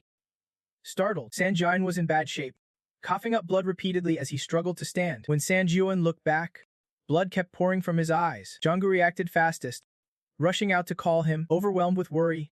She did not hesitate to pull him into a tight embrace, her whispered prayers still echoing. Divine power. Jonggu kept shaking Sanjun violently to snap him back. But those haunting sounds kept echoing like spirits calling out. Mimir was pushed to her limits, her eyes wide with shock and self-blame. All because of my stubbornness that dragged him down. In the dark void, furious voices kept shouting his name, Sanjun. Jonggu's face twitched back slightly. Before Sanjun, two girls slowly approached. Bessie asked, Sir John, what are you doing? Bit Height standing beside chimed in, you need to make a quick decision. Their faces twisted strangely, black blood streaming from the corners of their eyes. They leaned close to Sanjun, grinning with chilling malice. She looked at him and said, we will be fine. Bit Height is waiting eagerly. So just kill us and move on. Her eyes deep and hypnotic, Bit Height shouted excitedly. Come on, kill us and survive. Bessie squinted slightly, tilting her head as she pleaded with Sanjun. Right? Sir John, make a wise choice. Go ahead. Kill us. His face darkened with fear. Facing them, Sanjun seemed frozen, while those voices kept roaring in his ear. Kill us. He could not find a word and screamed silently inside. Summoning all his strength, Sanjun spun around and dashed far away from the two of them. He ran and ran without stopping, putting distance between himself and them. Distracted and panicked, Sanjun suddenly tripped over a rock. He lost his balance and crashed hard to the ground. Sanjun winced in pain, biting back the agony as he slowly forced himself up. This can't go on. He stayed still, gripping the ground tightly with his hand. This can't be how it ends. His eyes flared with anger. He clenched his teeth and furrowed his brows. I want to be able to protect anyone like this. Suddenly, a voice rang out behind Sanjun. His eyes widened in shock. You also have to make a choice. Spirit Master. Mama appeared eerily silent, her eyes blazing red as she gripped him with a twisted delight. Spirit Master, can you really kill your precious comrades? Suddenly, deep in his hazy subconscious, someone was trying to wake Sanjun up. Jonggu stared at him, calling out loudly to snap him back. Sir John. She grabbed his shoulder to steady him. Sanjun slowly came to, whispering, blood still dripping from his eyes. Jonggu. Seeing him awake, Jonggu burst with excitement. Yes, it is. Are you alright? Sangjun's eyes sparkled with a faint smile. He grabbed her hand, explaining, I have been relying on the Apostle's divine power for too long. It has worn down my spirit temporarily. Sanjun stood up straight, gently ruffling Jonggu's hair to reassure her. Rest a bit. You will recover. Don't worry. The one in the black shirt said. Then I will escort the Spirit Master to rest. The two of them left, and Neem Iming sat quietly on the nearby steps, watching from afar. Her eyes shone with admiration as her cheeks flushed softly. Night was falling, casting a gloomy shadow over the wooden house. In the small room, Jonggu rested in a corner of the bed, while Sanjun sat by the window. Gazing out, his eyes looked down at the courtyard below, where villagers were endlessly celebrating, children chasing and laughing. Thanks to the Spirit Master, my body does not hurt anymore. The Spirit Master saved us. Sanjun watched without blinking, his heart swelling with joy at the scene before him. It seemed the Hechermin tribe was finally healthy again. We have made it. Just as he finished thinking, a system notification popped up. A Min tribe's enthusiasm is surging. Sanjun placed his hand on the windowsill, clenching his fist tightly. Now, we just have to find the Shadow Singer's location. Lost in thought, A knock on the door echoed, followed by a voice. He turned his head toward the door. "Spirit Master, can I have a moment?" the voice asked, and the door slowly opened. "I have something to discuss." The person entered and approached where he sat. Sang-Jian placed his hands on his knees. Looking up, "Coming this late must mean it is important, right?" The visitor was Mimir. She did not answer immediately but stared at Sang-Jian. Saintess, standing opposite him, she spoke quietly, causing him to pause.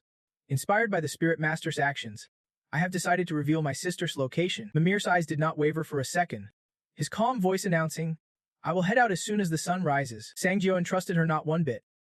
Silently, he activated his system, a fierce blue glow flaring in his eyes, his fire dragon vision skill unleashed. Morning broke quickly, and on the rugged stone path, two massive horses thundered forward at full gallop. Sang-Jian mounted a horse trailing behind Mimir, while she took the lead on another.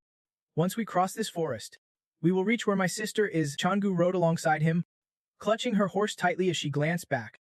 She seemed deeply connected to her sister, so why the sudden change of heart? Sang-Jian held the reins. Silent, his gaze locked straight ahead, Mimir ignored her question. Before long, the three arrived at their destination. "We are here." He dismounted and stood beside her. Mimir raised his head and said, "This is where my sister lives, the cursed borderlands, once the gathering place of the primal souls." Before them stood a massive stone triple armor structure, surrounded by rugged, untouched mountains. This was the sealed tome of the primal souls. Sang-Jian stared at the tome, confused until Mimir explained. "Primal souls?" She repeated, then turned back to him. "I get it now. Spirit Lord. You might not know this since you are from another dimension. Primal souls are like wardens bound to a tower. They guard specific territories like mythical gods." Jangu folded his arms. Standing on a patch of earth, strange little creatures scurried at her feet. "I am here to protect this place." A towering vertical spire, marked and glowing faintly, appeared. Jangu closed her eyes, absorbing power to form a glowing red orb. "They wield divine power but are not bound by the tower, so they are called demigods." Yu explained. The trio quickly dismounted and approached the tome's entrance. Mimir stood guard at the door, narrating, "One day, all the primal souls died, and their remnants were sealed here." She leaned forward, resting a hand on her chest, her face serious. "This is both their gathering place and their final resting ground." Sang-Jian did not care. He stepped forward and said, "This fight's only going to get tougher." Jangu stood behind with arms crossed. "Exactly. Using the tome as a heady out means they can resurrect the primal souls." Mimir grew a bit hesitant. He took a step closer and said, "Facing beings like gods is a dangerous mission." Standing tall before her, Sang-Jian's eyes welled with tears as he furrowed his brow.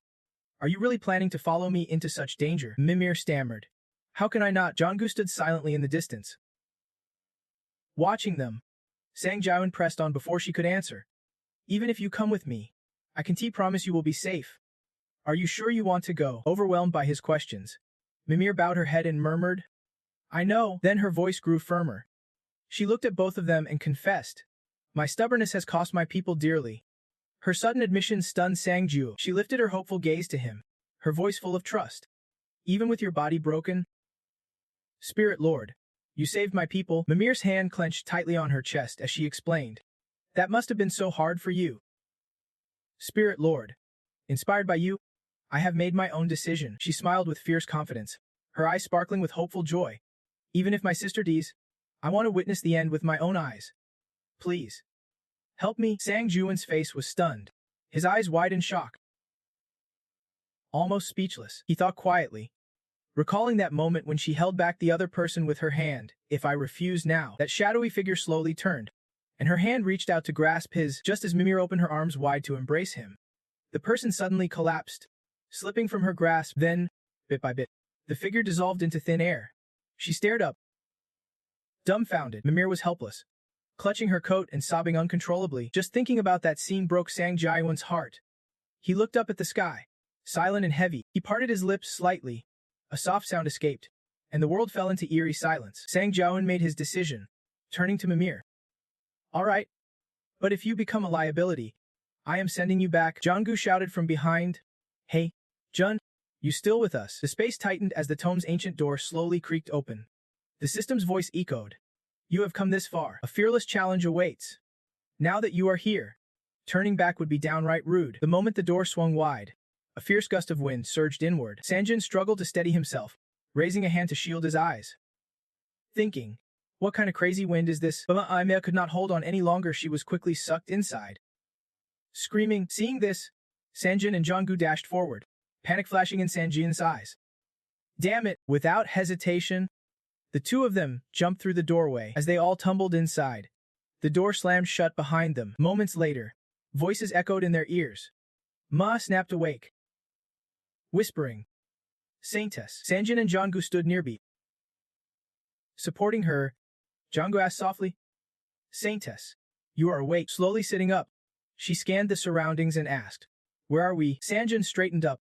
Looks like we have been pulled into the tome. The three found themselves in a vast, dark space, facing an ancient temple. So this is the tome where the primordial souls are laid to rest. The electronic system chimed again. You have entered the sacred ground, a nightmare realm of despair. As the trio tried to get their bearings, a voice suddenly boomed. Welcome. From the sacred ground emerged a figure, his body radiating a purple aura of immense power. Should I call you the dog-san who dared enter my tower? Honestly, whatever you are called does not matter. Mess stared, eyes wide, speechless. I am the apostle of despair, the god of ruin and madness. The man stepped forward, introducing himself. Lucia Saxus. Saxus wore black armor, power crackling around him, a killer ready to strike. Confident, he declared, while Sanjin glared warily. You should prepare yourself. The system's warning turned red. The system kept blaring. Warning. Warning. You are facing an opponent too strong to beat. Seeing Sanjin's tense expression, Saxus smirked. You look worried. Dark, ominous energy radiated from him as he said, no surprise you should be amazed by the power my god has bestowed. Red warning screens flooded the display, one specifically for Saxus, the god of despair and chaos, scolding him for not ending hands Sanjin faster. Instantly, he gathered a sphere of energy in his hand. I was planning to finish him off right now anyway. Across from him, Sanjin furrowed his brow. Focusing intently, Saxus' voice echoed again. Han Sanjin, the challenger, will die here and become my servant. Raising his hand, he coldly commanded, rise. Dark energy flared wildly from the sphere. It absorbed the surrounding shadows, cocooning Saxus like a chrysalis, while Sanjin and Jonggu stood dumbfounded. Mama dropped to her knees, eyes wide with shock. No way. Souls have been resurrected. Behind them, massive monsters reappeared, fully formed and ferocious. Jonggu worried aloud. This place is saturated with soul power. Do you really think we can protect the Saintess and defeat them all? Sanjin stepped forward, having cast a protective barrier around Mamba. I just need to take out the spellcaster. Once that is done, the souls will vanish. Guardian skills activated, an arcane shield formed around those under your protection, boosting all attributes by 1 point. He began to transform, urgency in his mind. Time to end this fast. He invoked divine power, unlocking new godly abilities tied to his latent divinity. Sanjin's body was now clad in dark armor, gripping the supreme blood demon sword. His latent divinities included transcendence, death, immortality, defiance of divine will, observation, law, harmony, and command. Once everything was set, the gorilla charged, swinging its massive fists at Sanjin with a furious roar. Its blows shattered the ground, unleashing beams of light from beneath. Sasa stood calmly and declared, you are just stepping into my territory to avenge your grudge. Challenger, accept your death quietly. From the dust below, Sanjin leapt onto the gorilla's back, sword in hand.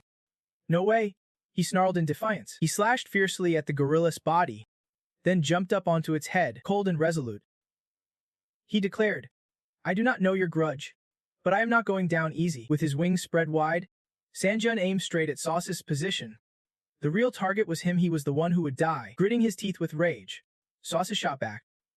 You fool.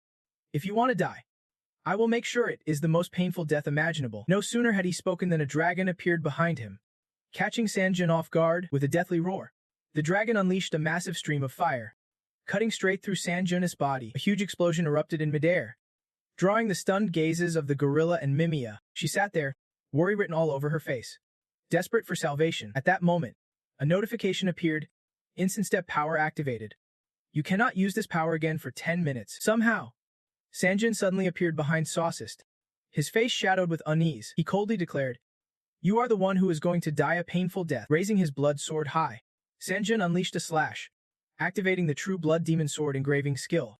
Boosting his blood energy to C+, the True Blood Demon Sword engraving skill also enhanced his perception to B+. The True Engraved Heavenly Blood Demon Sword skill triggered the Concealed Great Divine Nature B boost. The blade edged closer to Sauce's neck, his chilling declaration marking the final act, but shockingly, he remained eerily calm in that moment. Suddenly, the spirit of Kai roared deafeningly, eyes blazing red with deadly intent. The native giant soul guardian cast the spell of oblivion. They materialized behind Saucist, their roars echoing relentlessly. Sangjin's sword path did not falter, but his eyes flickered as he sensed something off. He plunged into a void of uncertainty, questioning himself, what am I even trying to do here? I can tee. The sword faltered mid-strike. Darkness swallowed him whole. Saucist was gone. Outside, Kai seized the moment, landing a brutal punch where Sangjin had just stood. He collapsed in agony, coughing up blood, his weak voice barely managing to call out, Lam. Trun, a red orb appeared with a notification. The immortal spell has been activated. All instant death effects and healing abilities were completely ignored. The gears of time began to turn. The SS-Ranked Regressor's wristwatch activated its unique regressor attribute. Time slowly rewound. Hazy memories playing like a film. Sangjin being knocked out cold. Then, the moment he realized something was wrong, time rewound to the instant the souls returned. Just as Sangjin's sword hovered above Sauce's neck, the gears spun further back to when he leapt up from the dust and debris. The mechanism flashed blindingly, sealing the rewind moment. Scene reset to when Sangjin donned his black armor. Time reversed a full 10 minutes before death triggered regression was now in a 30-day cooldown. Once the skill finished, he stood there swearing under his breath, damn this. Sangjin thought silently, seeing the godly image behind him, this is my last-ditch skill. If I slip up even a little, this time I am truly dead. His eyes sparked as Sax's approving voice echoed. Impressive? Saxus stood smiling in awe, a challenger of the tower who can manipulate time. I can't help but crave his power even more, Saxus smirked coldly, raising his dark hook weapon, adding, I need a pawn to speed up my revenge plan. Suddenly, after a long silence, Emilia spoke up. She fixed her gaze on him and asked, who is the one driving you to seek revenge like this? Saxus clenched his teeth, replying coldly, you seriously do not know? He bellowed in rage. The Hermine tribe, yes. All of you abandoned me. His words stunned Mimir into dumbfounded silence. Junjin's voice questioned, what are you even talking about? Saxus kept his furious expression and snapped, still playing dumb. Fine. I will help you remember. He began recounting. The native souls who protected our people and lands were massacred by the tower, branded as false gods. Since then, our world plunged into natural disasters and misery, humanity falling into abyssal chasms between mountains. Saxus narrowed his eyes, recalling Mimir's presence, and challenged, isn't he that why you begged me to resurrect the native souls afterward? But things did not go as planned. In the village's common hall, one slammed his fist on the table, shouting, this is not right. A villager wondered aloud, why have not they been revived? People here are dying slowly. A woman beside him blamed Mir. I thought you would save us. What a disappointment. Saxus stood outside, overhearing all their complaints. Who is going to take responsibility for this? Our world is on the brink of extinction. Was not the one who promised salvation supposed to be accountable? The barrage of accusations left her silent and deep in thought. Then Mimir's own voice answered them. I understand. I will blame my brother for this. Those words stunned Saxus into speechless shock. He could not handle the pressure and bolted out in a flash. Childhood memories of the two brothers flooded Saxus' mind, along with the burning question, are you really going to blame me? He refused to believe what he just heard. Blame me? After all the hard work I have put in. Saxus had always been his little sister as protector, trusting Mimir completely. But now, everything good from the past shattered beneath his feet. He thought you would always stand by me. That betrayal pushed Saxus into a bottomless pit of despair. He fell, clutching his gun in agony. Saxus lay, crushed by the loss of faith in his own sister. Then he sat up, whispering to himself, yeah, those jerks will never acknowledge my efforts. He roared. The world's ending anyway. I swear allegiance to the god of madness. Mimir shouted, trying to explain. You have got it all wrong. Please. Just listen. He snapped back. I do not want to hear your excuses. Then commanded the giant serpent spirit to attack. The native serpent spirit clenched the mountain tightly, activating the Fum spell. Its massive jaws yawned wide, sucking everything into its mouth. The protective barrier Sanjin created to shield Mimir shattered instantly. Her body was quickly drawn toward the serpent's mouth, screams fading into the chaos. Sanjin slammed his twin swords into the ground, cursing.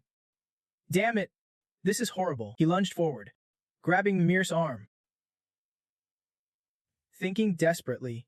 Is he seriously going to kill his last living family, using all his strength? Sanjin threw her back while he himself was pulled toward the serpent's jaws. Mimir flew toward Chang'e, looking up at him. And Sanjin, what are you planning? He turned coldly and replied, I am handing the sword over to you, focused and muttering curses under his breath. That bastard. That damn bastard. Sanjin activated his radiant power skill. Just as he was about to be swallowed, a deadly crimson aura exploded from his hands. Vowing, I will kill him. Moments later, the serpent snapped its jaws shut, swallowing Sanjin as residual light spilled from its mouth. Chang'e anxiously called out for Han Sanjin, while Mimir beside him whimpered helplessly, begging for rescue. Notifications flooded in. Salvation activated. With 81,919 followers, your divine power has been massively amplified. The light of divine empowerment overwhelmed the death spells, triggering explosions from within the serpent's soul. Saxus remained eerily calm, standing as something inside the serpent's belly threatened to explode. Sanjin burst out, his crimson wings blazing. The serpent's essence was shattered. Its soul, which tried to swallow the mountain whole, took a fatal blow and was expelled. Light spoke up amid Saxus' shock. I see why you are so angry. But killing your last remaining kin, that is cold. Half his face revealed. Sanjin raised his arm and declared fiercely, You want to walk away from this unscathed. Then he slammed down onto the ground opposite Saxus, the impact shaking the earth and rocks, and quickly regained his composure, eyes shifting away as he muttered. Truly incredible. Pieces of the serpent's burned flesh fell off.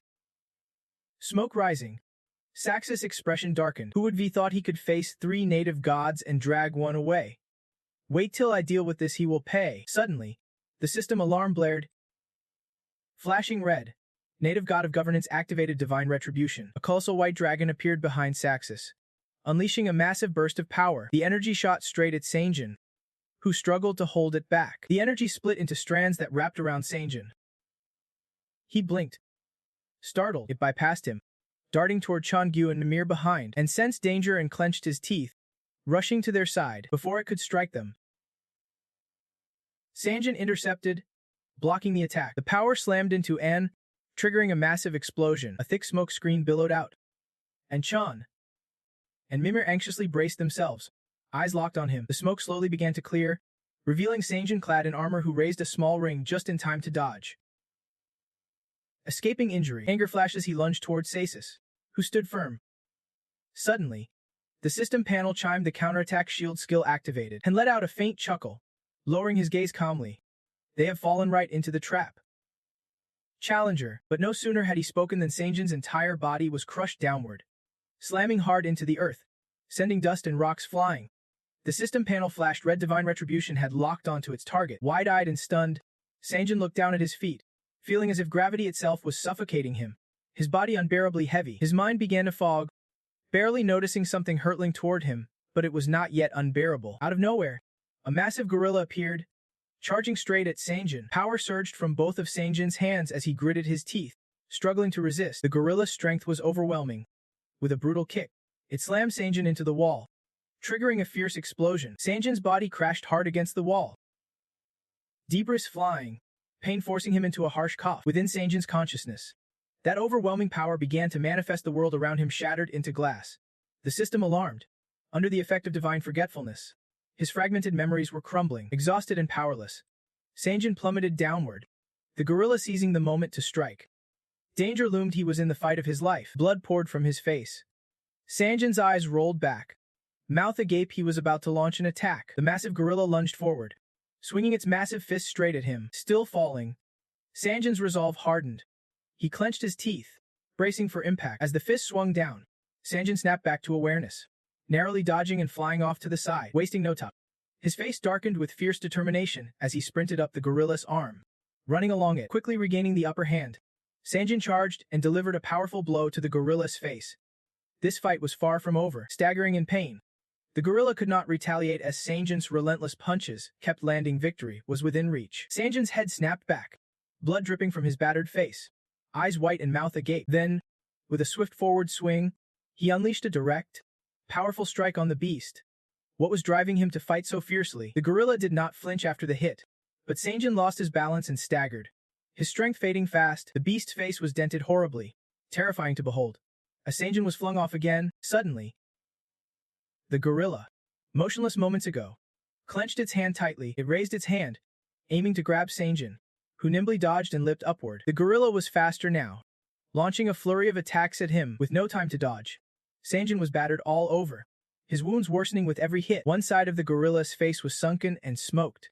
Jaws clenched tight. It slammed its fist into the small form of Sanjin, who could not react fast enough and was sent flying, his body torn to shreds. Sanjin's head snapped back, blood streaming down his face, eyes blank and mouth agape in shock. He seemed completely stuck, crashing hard into the wall and sending chunks of stone flying. Sanjin lay motionless in the small crater just formed.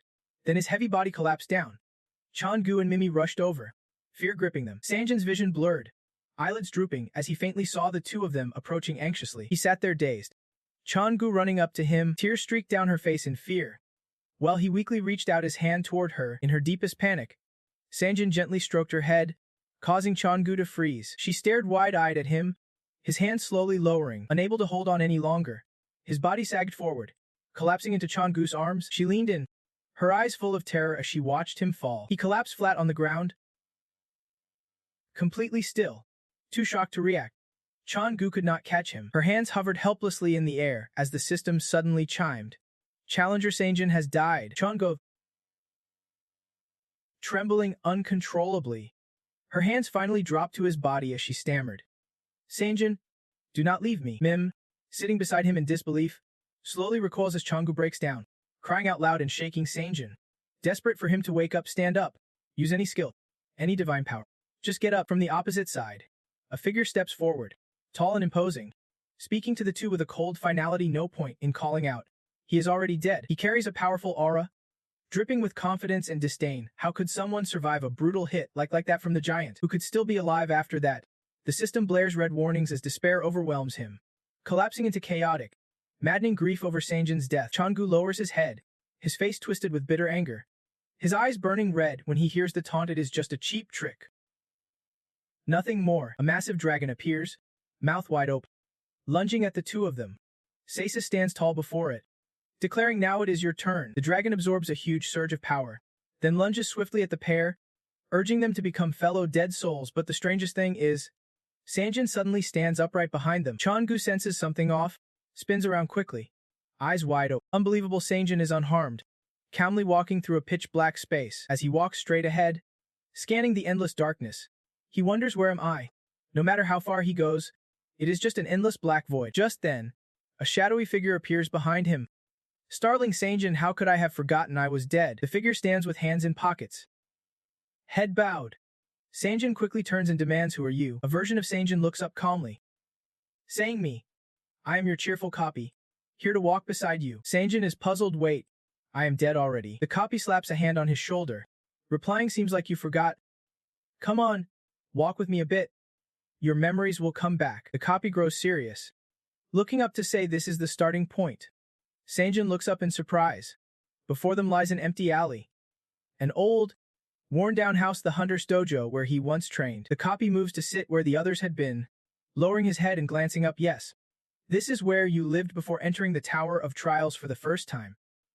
The beginning of your journey, right? The copy's eyes are deeply sorrowful, maintaining that tone. Do you remember why you climbed the tower in the first place? Sanjin struggles to recall, mumbling in disbelief at first. Standing tall, without hesitation, he blurts out, I wanted to be stronger.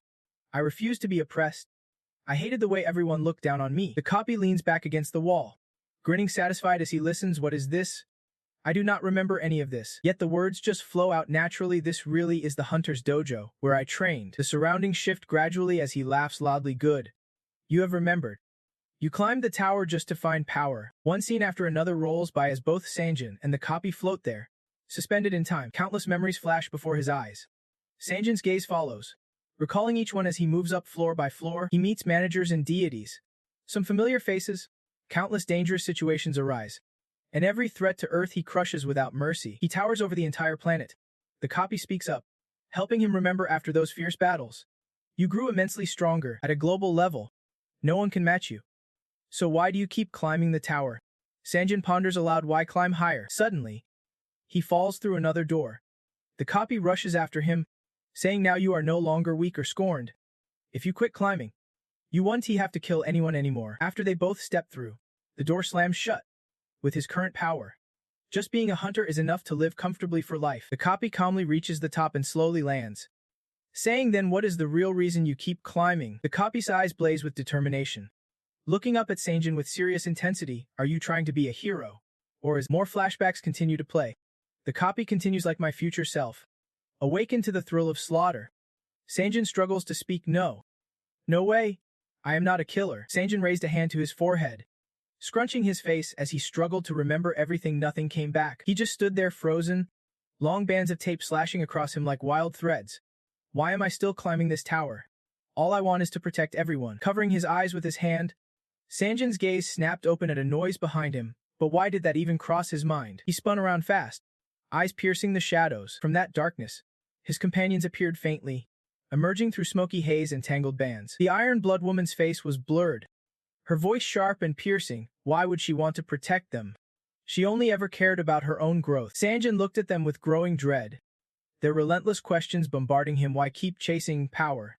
Isn't this enough? Exeung Hun stepped out of the shadows, moving slowly towards Sanjin. Why keep climbing the tower? Even the cat appeared, echoing the same questions. Why do not you stop? Human. Bit by bit, mouths kept demanding answers from Sanjin. Why? Their words closed in on him like a trap, coils of tape winding tight around his body. Sanjin struggled, shouting, "Stop! Just stop! I only want to be stronger." The bindings left no way out. Tears welled helplessly in Sanjin's eyes.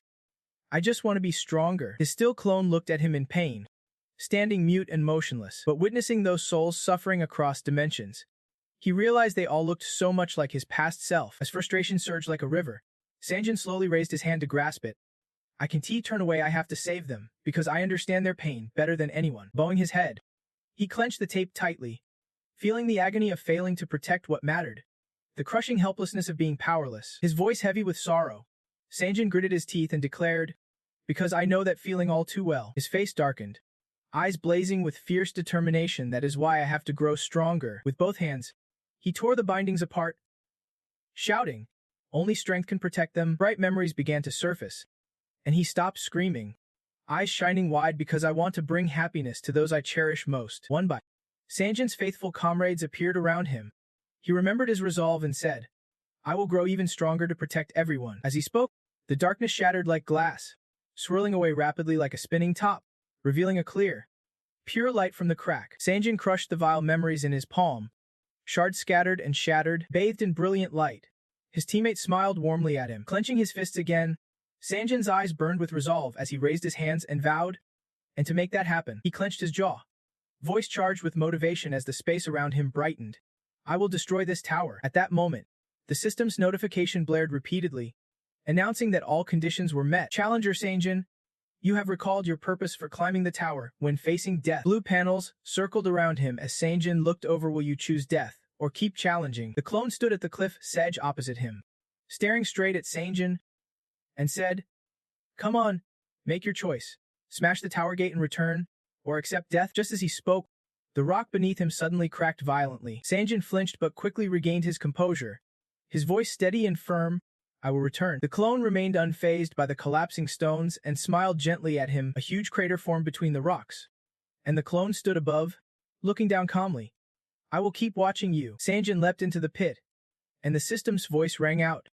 "You have met the minimum conditions to become a god." Power surged around him. Sanjin's face darkened, his cold gaze unwavering. For now, the temporary god title Sanjin can claim is that of the Grim Reaper. The system muttered lines of despair. Challenger Han Sung Jan has died, and Changgu collapsed over his lifeless body. Jun's hands trembled with each beat as they touched the lifeless body of her friend, whispering, "Han Sun, please, do not joke around." Changgu's voice cracked with desperation. "Get up. Use some skill, some divine power, anything." Seeing this, Saxa spoke up coldly. "It is no use calling out. He is gone." The villain smirked cruelly. "Taking a hit like that from a giant, nobody expected him to survive? This is pure despair." The crowd roared with chaotic laughter at Han Sung Jan's death, cementing the brutal truth: no miracles, no second chances here. Saxa's arrogance pushed Chan Gu into a fairy rage, but before she could act, he shouted, "What a thrilling game this is! Now, die by my pop, and you will become my undead soldiers." His roar was pierced by the deafening cry of the colossal dragon. It unleashed a devastating dark attack straight at the two girls. Asaxis sneered with contempt. Say goodbye. As the dragon's attack bore down, Changu's fury hit a boiling point. Her eyes blazed crimson, drilling into each wave of the assault. She snapped, "Who gave you permission to do this?" Then, a fierce red power surged,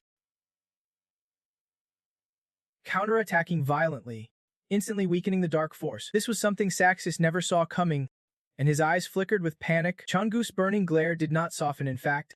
It grew sharper, more ruthless by the second. The pressure was so intense that even the local spirits instinctively felt the wave of terror coursing through them, flooded with despair, chaos, and a storm of dark emotions. Suddenly, a hellish crimson flame ignited, engulfing the spot where the two girls sat. Stunned, Changu was jolted as she noticed a shocking figure slowly emerging from the flames. The one who seemed dead, Sung-jan, stood up, grinning, leaving the two girls in stunned disbelief. The system notified. Necromancy skill upgrade conditions met. You have returned from the brink of death. Gently ruffling her young partner's hair, Changu's eyes suddenly shimmered with tears. Sung-jan said nothing and strode forward, flame still blazing around his body. The system kept announcing, because of this, the unique trait necromancy has leveled up to ranks. Detailed effect. Challenger, hence Sung-jan assumes the role of death itself, now clad in sleek, jet black armor. Though masked, one sharp eye glared fiercely at the villain before him. Let us play a little game now. A blazing red whirlwind erupted in front of the monstrous beasts. From that storm, a figure like a flash of lightning, our Sung-jan dashed straight at his opponent. Saxis went, grinding his teeth. Clearly, memories shattered, and death claimed him. What trick did he pull to come back? Who dares to reach the divine realm of gods? Sung-jan coolly retorted. Don't you have time to chill? Do you? Or are you just scared? Saxis clenched his teeth tighter. I would dare to sacrifice the whole world. Why waste that on a worthless fool like you? I will end you clean, no chance of resurrection. As he shouted, the giant beasts roared in fierce unison, but Sung-jan did not see them as obstacles. He charged boldly forward, while the giant guardians of the local spirit realm struggled to regain composure and strike back like a gust of wind. Sung-jan dodged every sneaky attack with ease, smirking disdainfully. Too slow. Enraged, the herbal dragon unleashed a deadly beam of light using divine power. While the huge ape lunged viciously at Sung-jan, he twisted midair, narrowly avoiding physical strikes and deftly dodging volley after volley of deadly rays aimed at him. After evading the assault, Sung-jan quickly landed not far from them to gain momentum and seek an opening for a counterattack. But then came a surprise. A powerful energy sphere barreled towards Sung-jan at breakneck speed. Of course, he took the hit, triggering a massive explosion that lit up the sky. Saxis laughed coldly. Too cocky and you get hit back. You will be crushed under divine power. Just as he finished, red streaks began to glow through the smoke. System alerts flashed nonstop. Death divine power activated. The death divinity reacts fiercely under the influence of the god of death. Anything corrupted by the death divinity falls under my control. That red beam of light surged out violently, shooting upward before exploding outward in all directions. This power sent chills through the monstrous beasts, freezing them in fear, unwilling to advance. In the pitch-black darkness, those piercing blue eyes flared to life once more. Sung-jan, reborn in his black armor, now wielded power multiplied 100-fold. He exuded a chilling command that swallowed them whole, one by. They were devoured by his overwhelming force. Sax's face lost its smugness, replaced by pure panic. He stammered. What is this thing? And so, the giant guardian local spirit was forcibly slain, as was the domineering herb dragon, both victims of enforced death. Still in shock, unable to believe his eyes, he wondered how a mere local deity could perish in the blink of an eye like that. Now terrified, Saxis questioned what the being before him really was and how it could be so insanely powerful, but by then, it was already too late. Flames of death blaze across Sung-jan's body. The victorious grin shifted from his enemy's face to his own. Saxis stepped back. Desperate to activate his skill, he had to break the holy zone and escape fast. But life is not fair. Everything seemed to conspire against him. The holy zone's skill cancellation, his last hope, simply would not trigger. Refusing to accept defeat, Saxis tried again and again, but silence was all he got in return. Horror overtook him. What was this?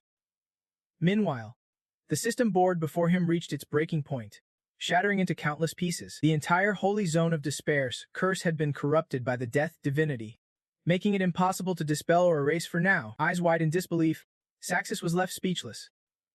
Muttering, "Damn, What the hell is this? His body stiffened as his mind sensed the sharp edge of death's blade at his throat, the power of a god controlling a concept. If he did not act fast, he would be dead. Clenching his hands together, Saxus began murmur, "O god of despair, of collapse, and madness." Suddenly, he exploded in a desperate roar.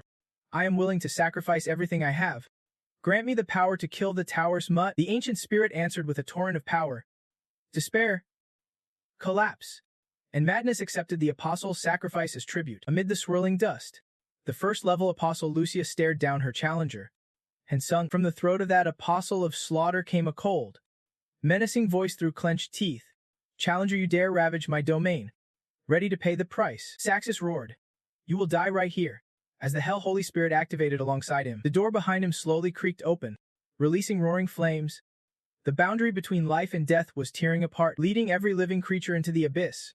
Saxus taunted with grim satisfaction, "I will throw you down the chasm of despair. Burn in hell and regret ever being the tower's mutt." The dark flames obeyed his command, transforming into a massive arm that surged forward, grabbing the brave warrior before him. Facing this overwhelming pressure, Hansung showed no change in expression, standing firm. He watched the flames approach and calmly declared, "To me, the so-called boundary of death means nothing. Close." That command instantly triggered a detailed effect skill. Capable of controlling the death of all things, the holy command source was activated, consuming holy power to manipulate reality through words. However, meddling with the world's laws drained an immense amount of holy energy. As soon as the skill was triggered, the flames were dragged back to their origin, and the heavy stone door slowly shut. Confused, Saxus questioned himself. Cancel the death divinity's power. What the hell is going on? So many questions flooded him, but no answers came despite his screams. Not only did Saxus witness his last lifeline slam shut, but he also saw it shatter into pieces. The Hell Holy Spirit was destroyed by the all-consuming power controlling death itself. He cried out in agony. "No way! What is this thing?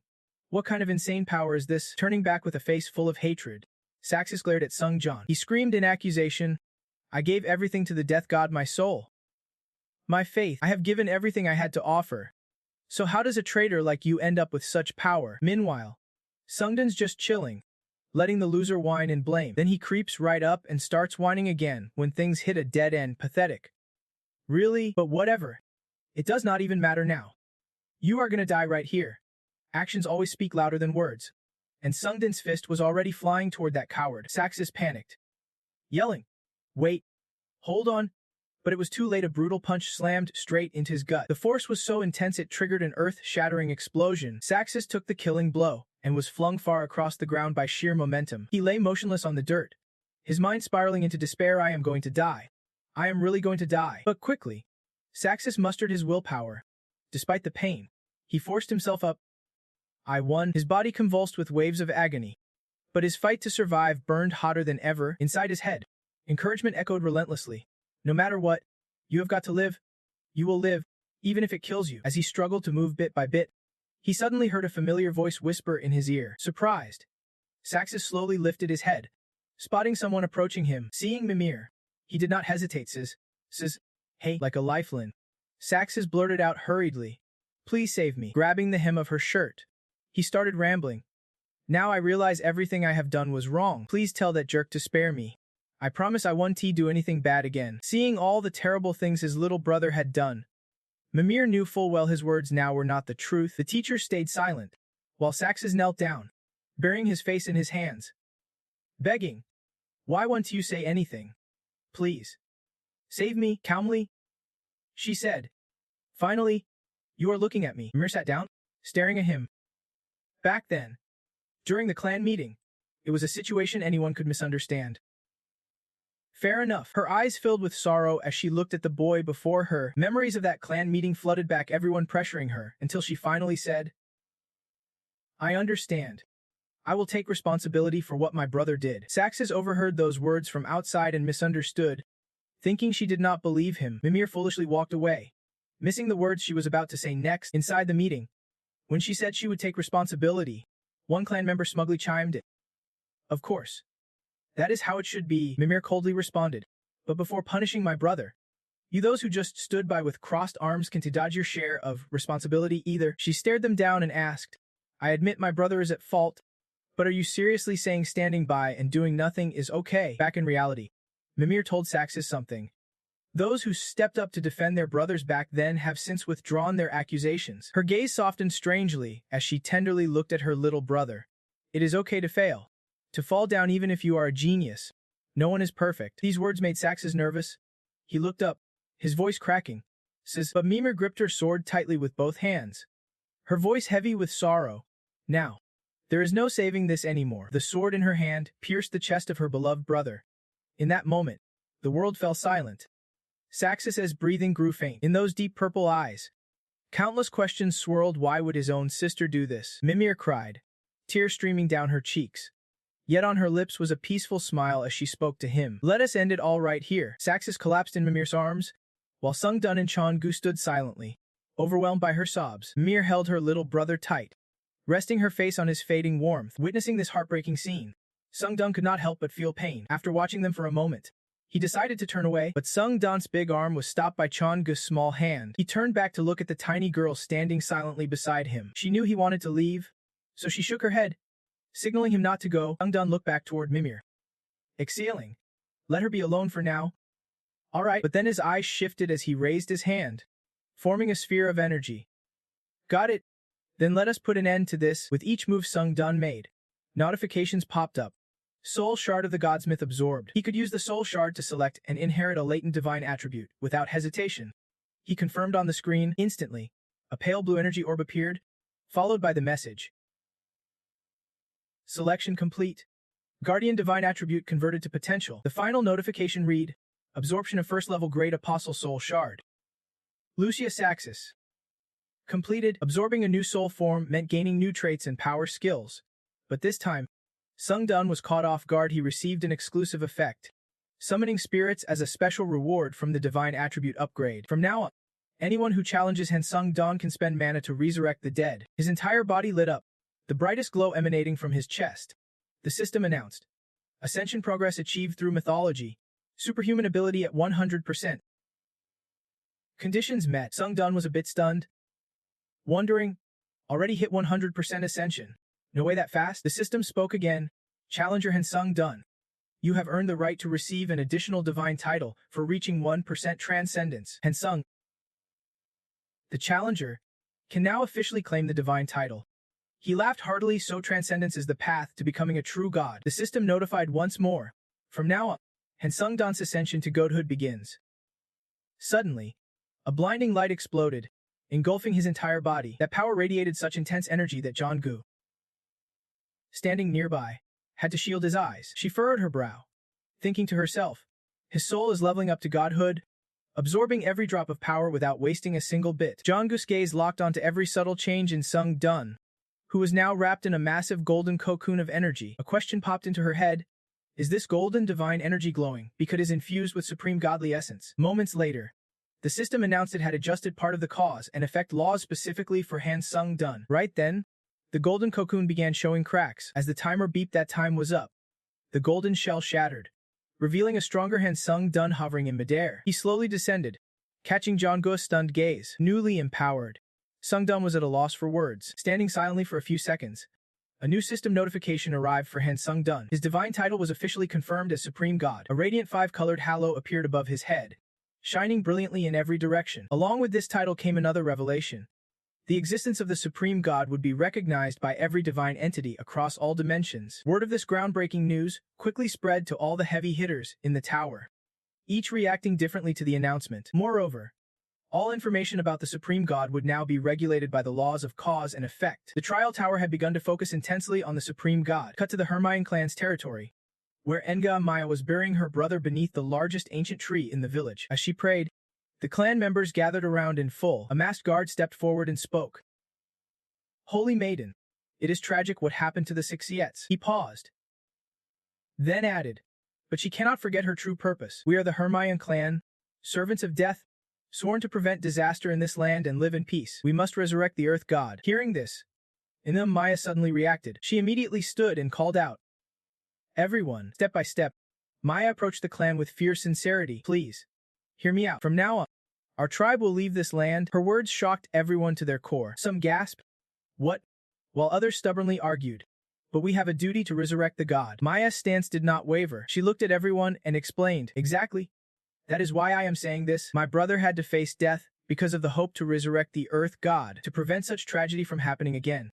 The gods have promised to protect this world. Her words seem to hint at the figure standing beside her Sung Dun, according to Maya.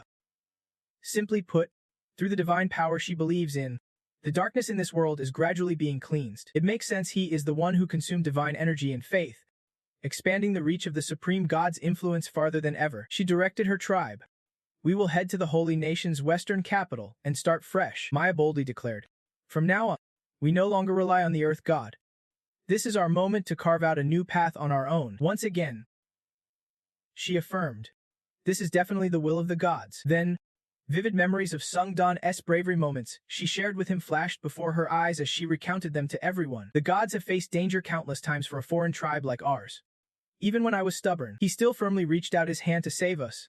My brother is dead, but the gods have granted us new hope. So I will keep fighting. Saying that, Maya's voice cracked. Then she turned her gaze to Sung Dun with fierce determination. I will succeed for the gods. Until then, please wait. Her words caught him off guard, stirring something deep inside. Maya declared with all the reverence she had, I will turn this world into a legend of the gods. Until the day of my return as our goddess, we will be waiting. And so, the entire Myvan tribe set out, inspired by the holy words of Maya, ready to write a new chapter in history. This also triggered Sung Don's skill of spreading hope, making the news of your return spread like wildfire. Cut to a blood-soaked realm. The sky drowned in the crimson light of a blood moon. Countless red beams raining down over the battlefield below. Here lies a colossal arena carved between jagged black cliffs like the jaws of demons, bathed in eerie red lava glow, the ground scorched. And in the center, an epic battle unfolds. The god of war roared, delivering a devastating punch that left his enemy screaming in agony. With no time for a counterattack, he launched a reverse kick right to the enemy's face. Blood spraying wildly as the opponent's body was torn apart by overwhelming power. The raw might of that crimson force dominated utterly, leaving no chance for the enemy to fight back. The fatal blow from the god of war slammed straight into his foe's face. Blood splattering like rain, the enemy letting out one last desperate scream. He sneered disdainfully. Is that all you got? The blood-red sun above cast its judgmental light, fully revealing the fierce expression of the god of war. You really think you can challenge me with such weak power? Standing tall on the battlefield, his arms blazing with fire, his entire body radiated thousands of red beams. If you prove your worth, I might just take you inside the god of war. A thought sparked, damn it, even though I am gathering divine essence and faith from those caught in this war, I still can restore the full power I sacrificed to the tower. He stood silently, eyes sharp with caution and calculation. That challenger. He is definitely coming back to kill me. I have to kill him before he grows stronger.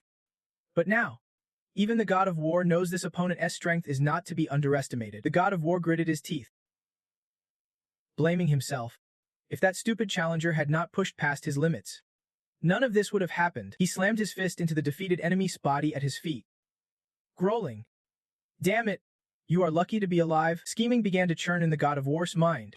At this point, letting that challenger reach divine status might be better than I can strike directly without wasting my own power. Suddenly, a portal of golden light burst open right above him. Blindingly bright, the god of war narrowed his eyes fiercely, wondering, what is this? Another divine awakening. His gaze locked onto the dazzling golden light in the sky, unable to look away. Unexpectedly, a wicked grin spread across the god of war's lips, filled with eager anticipation. It is you. News came through the challenger. Hansung had become a transcendent god.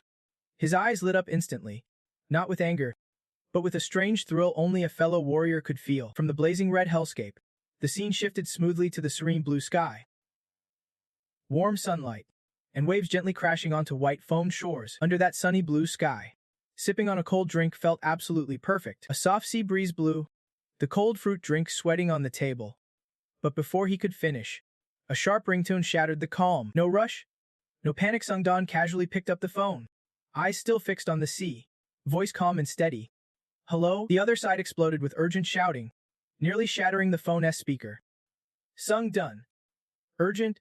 A portal just appeared. He did not respond, not out of confusion or silence, but icy indifference. The voice continued frantically about spreading damage.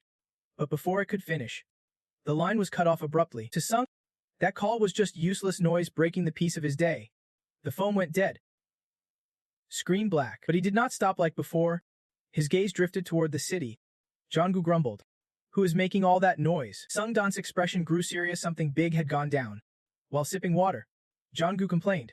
Not a single peaceful day around here. Cut to a sleek, towering skyscraper right in the heart of the city, the very headquarters of the Hunters Association. Outside the shiny glass facade, Sungdan and Jonggu stood side by side, keeping clear of the noisy main entrance. He was scrolling through some system data on the screen. After a quick review, Sungdan silently thought, I just unlocked a new skill that lets me designate followers. Even though the special divine power to do that is already activated, but the number of followers currently breathing the superpowered divine energy. 0. The ones eligible for designation. Over 92,000. Then the system hit him with a brutal reality check. You need at least 300,000 followers to wield this power. Sungdan waved off the screens, trying to console himself. The journey's still long. No rush. Suddenly, a familiar voice called out from behind, shouting Sungdan's name. Heavy footsteps echoed on the stone path. Hyeon came rushing over, clearly having run a distance. Catching her breath as she arrived, her eyes locked on him, no anger, but pure impatience. This was urgent. Yet he had not picked up his phone. Sungdan dodged her gaze and quickly made an excuse. I have been dealing with a lot. Hyeon saw right through the lie and did not bother pushing it. Her eyes flicked over to Jonggu beside him. Who is this kid?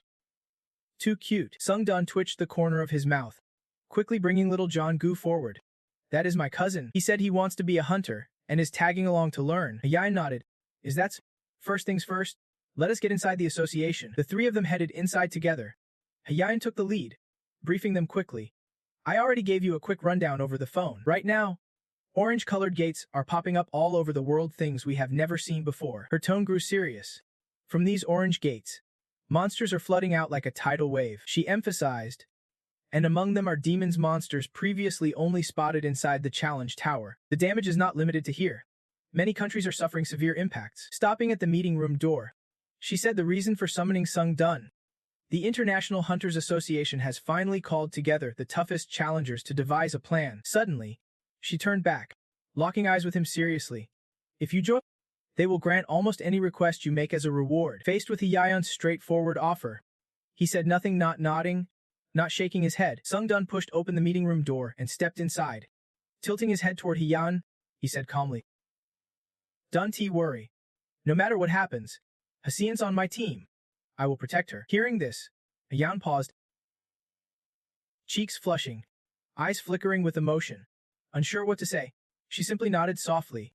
Yes, sir. Inside the vast meeting hall, with its towering ceiling and cold lights casting over rows of cushioned seats, Sungdan glanced around and remarked, this place can hold over 100 people. Jonggu crossed his arms, scanning the room before snorting.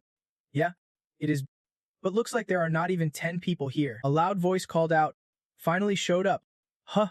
Sungdan furrowed his brow and turned reflexively toward the speaker. Catherine came running over, scolding him. You climbed the tower without a word. No calls. Nothing breaking your promise. He smiled sheepishly. About that, suddenly, a voice from behind cut through the tension. Hyeon smiled, but her smile was colder than a winter's gust. Her tone was soft but laced with sharp daggers. Seems like Sungdan has a pretty close pal in the tower. Huh. Jonggu joined in. Famous guy. Huh. Sungdan's lip twitched. You sure know how to talk trash. Kid. Silence fell like a slammed brake pedal in the middle of a conversation. No one said a word, while Sungdan looked flustered under the gaze of the two women. Jonggu crossed his arms with a smug grin, as if watching his favorite romantic drama unfold. Together, they moved to their seats, Hyeon on the right, Catherine on the left, with Sungdan sandwiched right in the middle. Jing Chongu was perched on his lap, the girls beaming like blossoms. But Sungdan was stone-faced, frozen and emotionless. Catherine started throwing shade, saying she would never heard Sungdan mention the challenger Hakshan before. I must have been imagining things. Huh. Didn't I expect to bump into a big name from the elite exploration scene here? She shot a sharp, daring glance at Hyeon. Then Catherine added, but why did you decide to sit right next to Sungdan? That jab stung Hyeon hard.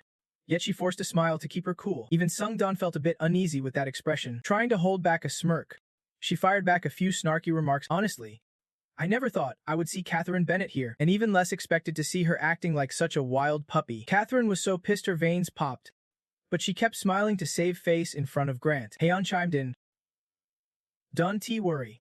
I will make sure Sungdan does not get tangled up with someone like Catherine. She shot a cold glare, signaling Catherine did not need to stick around here. The two gorgeous women threw barbs back and forth, so intense that the sparks practically ignited the air with Sung Dan stuck awkwardly in the middle of it all. At that moment, he was utterly confused, wondering what on earth he was supposed to do. Sung Dan even caught the curious stares of everyone around them. All eyes were fixated on the four of them. Some nosy bystanders started sniping.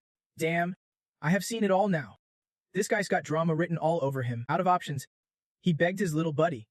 Jumchomp, please, save me. But she just coldly replied, something interesting happened to you. But why should I help? Then she smirked devilishly. In times like these, silence is already half the battle won. That help only made Sung Dan more tangled up. And he muttered inwardly, climbing that tower was easier than this. Just then, the Assassin Association president arrived, standing on the podium with a booming voice. Thank you all for answering the association's call. Now, let us get this meeting started. The president played a video and said, I am sure everyone's heard about the situation on the way here. Based on collected intel, the origin of the Orange Gates is... His voice dropped. His sullen expression carved deep, a black gate hovering over Las Vegas. That is the source spawning Orange Gates worldwide. He emphasized, anyone who helps destroy these gates will be handsomely rewarded. Then a video popped up showing a native-looking man taunting arrogantly. Akremas Lakis, a level 3 apostle serving the war god. You clueless fools. Which god do you serve? Sung Dan thought to himself. War god? Seriously, a war god behind this mess. He focused as the apostle continued. I won't say much. The war god demands your divine offerings. Pointing to a gate resembling a black hole behind him, he declared a challenge. This is a hellish invitation from the war god. Refusal is not an option. You have 2 days. Bring forth the god you worship, or pay the price. The last words before the screen went black were chilling. I will be waiting for your deity to show up here. The entire hall froze in confusion. Did he just say God? Are there really gods on earth? Does he mean Buddha or Jesus? Or something tied to the tower? Catherine nudged Sung Dan playfully and spoke up. Dark gods are weird enough, but now earth gods. Who even are earth gods? This just got way more interesting. He heard her words but thought, of course Catherine's interested, she has got connections to gods herself. Suddenly, Jonggu lowered his voice to Sung Dan. Imagine what happens if we defeat a god. This is our chance for a new deity to rise. That hit Sung Dan like a lightning bolt. Without hesitation, Sung Dan raised his hand to speak. President, I have something to discuss. May I? The president nodded immediately. Of course we were just about to talk about the current situation, but before he could finish his sentence, he was cut off by him. No need. I will handle this situation for you all. Sung Dan and Jonggu stood up, wearing expressions full of confidence. Before leaving, he said, but first, I have a request, can you guys help me out? Cut to a virtual forum on social media. The screen was a chaotic blur of static waves. Everyone there immediately started flooding the comments. 1 minute left before the live stream kicks off. Hey everyone, if you spot the apostle in Las Vegas, raise your hand. Someone replied instantly. Just hearing his voice gives me chills. Another worried voice chimed in. Is the world really on the brink of apocalypse? Isn't there a single hunter in this guild? Suddenly, the screen lit up, revealing Sung Dan's handsome face live on air. This, in fact, was the live broadcast of Han Sung Dan's counterattack. Views quickly soared to nearly 3 million, with almost 30,000 live comments. This live stream left many wondering, could it really be Han Sung Dan? For real, wasn't he Han Sung Dan missing? His sudden appearance must be to handle this mess. Right? The stream was indeed Han Sung Dan's counterstrike. Meanwhile, he focused intently on setting up the camera angle, reminding his assistant, make sure it is crystal clear. As he approached, the so-called native warrior sneered. That nobody finally showed up. I am Kramazloons, a level 3 apostle serving the god of war. Enough. Sung Dan cut him off mid-sentence, leaving the other stunned. What? No beating around the bush. Let us settle this fast. Divine power activated. A fierce purple energy swirling wildly. Then came the transformation right on live stream. He appeared clad in black armor, skills blazing in a fiery orange hue, radiating an overwhelming latent power beyond human limits. Death, immortality, defiance, perception, laws, harmony, commands, blessings. The entire online community was left speechless. After a few seconds of stunned silence, the stream exploded with screams. Views surpassed 6 million, and live comments hit 500,000. Everyone watched, hearts pounding, placing all their faith in him. What the heck is Han Sung Dan? What is this transformation? I believe in you, Han. Don't mess this up. Back with him. His hands clenched tightly, silently affirming, the conditions are met. Sung Dan's eyes blazed toward his opponent. thinking, all right, everyone, time to become the new god of this earth. Kramus sneered wider. Don't get cocky. Little god, you are just a newcomer. Even I am untouchable to you. He fired back with steely resolve. You only rule over a couple of tiny dimensions. So what if you provoke me? Pathetic. Kramus was stung by those words. Biting his lip in frustration, then he unleashed his innate power, shaking the space around them. Rocks shattered, flying chaotically, as he threatened. How dare a mere mortal act so arrogantly? I plan to bring you to a peaceful battlefield. But looks like you need a lesson in true power. The online community erupted. What was that earthquake? Is this the apocalypse? He just got shredded. Suddenly, Sung Dun's armored voice rang out. Commanding, Hansung, look up. Above, a colossal meteor hurtled toward them. Knowing death was inevitable, panic surged. Everyone furiously typed in despair. Some gave up. Others begged. Goodbye to my peaceful life. Hansung, please stop it. Is this really the end? I do not want to die. The disaster's source was the divine power of the Hell Apostle's meteor strike that he unleashed. Kramus roared triumphantly. If anyone's to blame, blame your own reckless mouth. People worldwide screamed in terror and despair. We are all doomed. The meteor's getting closer. Now, all hope rested on Sung Dun. Hurry. Hurry. Hansung. Do something. Fast. Fueled by their faith, his eyes gleamed fiercely, calmly facing the god of war's deadly gift. I am about to test something too, Sun said coldly, leaving Kramus stunned. Without another word, he raised his arms straight toward the sky. Then, locking his gaze fiercely on his opponent, he said, I want to see just how powerful the remnants of that local god's strength you just absorbed really are. Instantly, his exclusive distortion ability activated, draining divine energy to twist the space until it vanished. In just a month without anyone noticing, a giant compass disc appeared in the sky, opening to catch the departing meteor. Kramus could not believe what he was seeing. Frozen like a weathered stone. What the hell is this? In less than 3 beats, the meteor disappeared, restoring peace to humanity. But it happened so fast no one could believe it vanished. The meteor's gone. What about Hansung John? Where's Hansung John? Come back. Once the danger passed, everyone exploded in joy. Hansung, you are amazing. I knew you could do it. We are alive. Long live Hansung John. Kramus stood frozen, eyes wide as he watched the unbelievable scene unfold. Some even joked, just nodded off for a sec. That is all. Suddenly, a sharp shout cut through his thoughts. Kramalanknas. It jolted Kramus awake, but it was too late. Sung John closed the distance. Standing right before him, his voice rang out like the final bell of a fight.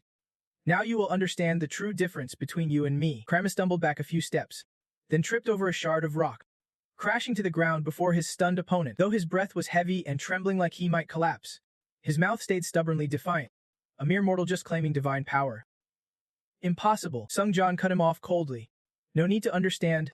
Chaos comes with a price. The exclusive power of the death list has been activated. You can mark up to 100 targets within 1,000 meters. Those on the list will edge closer to death with every passing minute. Weakening rapidly, panic flashed across Kramus' face as he blurted out, Price, the war god accepted you. Meanwhile, Kramus Lung's name was added to the death list. The system confirmed. The death god's power will easily corrupt the designated target. Sung John roared. Die. In that instant, reality shattered. Black and blood-red flames surged up from the ground like the gates of hell opening beneath Kramus. Kramus barely had time to scream before his body was torn apart. This time, the death god's power was unleashed, along with the divine command. The live broadcast director stood rooted, eyes glued to the camera monitor. His hands trembled because he knew the world was witnessing something even he could not believe was real. Millions were watching live. The moment Kramus burned away, viewership exploded, crashing networks worldwide, from scholars to reporters, low-level hunters to heads of nations. Everyone was left slack-jawed in disbelief. At the World Hunter Association headquarters, the senior council chairman stared intently at the screen. His usually stone-cold face was now twisting in awe, unable to hide his shock. Within minutes, news of the event exploded across all major cities like a nuclear blast. Yet many still doubted, muttering, no way this is real. Just one die, and you can kill an opponent. Don't he be fooled. That is just she. Some claimed, this is the official Hunter Association channel. What kind of CD looks this real? At the association office, the chairman could no longer stay seated, clenching his fists. Could gods really exist in this world? Excitement surged through his mind. Gods exist. And Sung Jan is definitely becoming a god. From now on, everything will change thanks to this live broadcast. His progression skyrocketed. Countless beings in Earth's dimension revered him. Faith harvest rate soared. If he collected enough faith from Earth, he could become Earth's god. And if he became Earth's god, he would gain the divine power of Earth itself. He received these notifications while absorbing the third apostle's corpse. Krama's lugs. Wondering, so I am really going to become Earth's god after the battle. The system updated him. Candidate Hansungjan defeated an apostle, boosting his Ascension Stage 2 progress by nearly 2%. The black armor shifted its expression again. Incredible.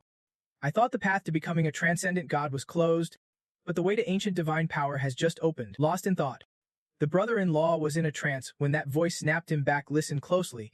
Hansun, if another divine being finds out about this, not just lives but the entire Earth could be at risk. He replied clearly, before that happens, I need a backup plan.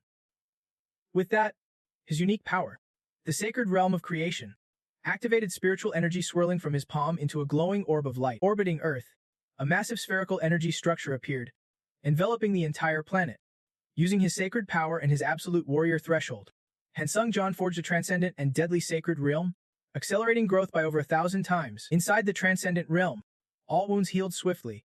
Within the deadly realm, any unauthorized sacred energy or life force was utterly destroyed. In mere seconds, he achieved planetary protection. His sacred realm B ascended to creation's sacred realm A. Sungjan vowed silently, I want to let my precious comrades get hurt. To make that happen, he had to face the god of war head-on.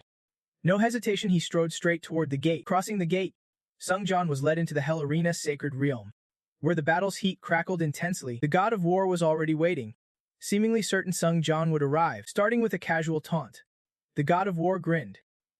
The prisoner has finally arrived. Meanwhile, at the Hunters Association, everyone gathered around the big screen, stunned silent after watching the battle unfold. One man struggled to speak, disbelief in his voice.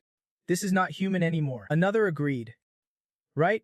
Whether skill or power, nothing should be this strong. Someone else suggested Sungjan might be using some ability or power that is messing with their minds. Catherine snapped back, annoyed. If you can believe what you are seeing, maybe your brain's the problem. What? You are calling this an illusion? That theory's pure nonsense.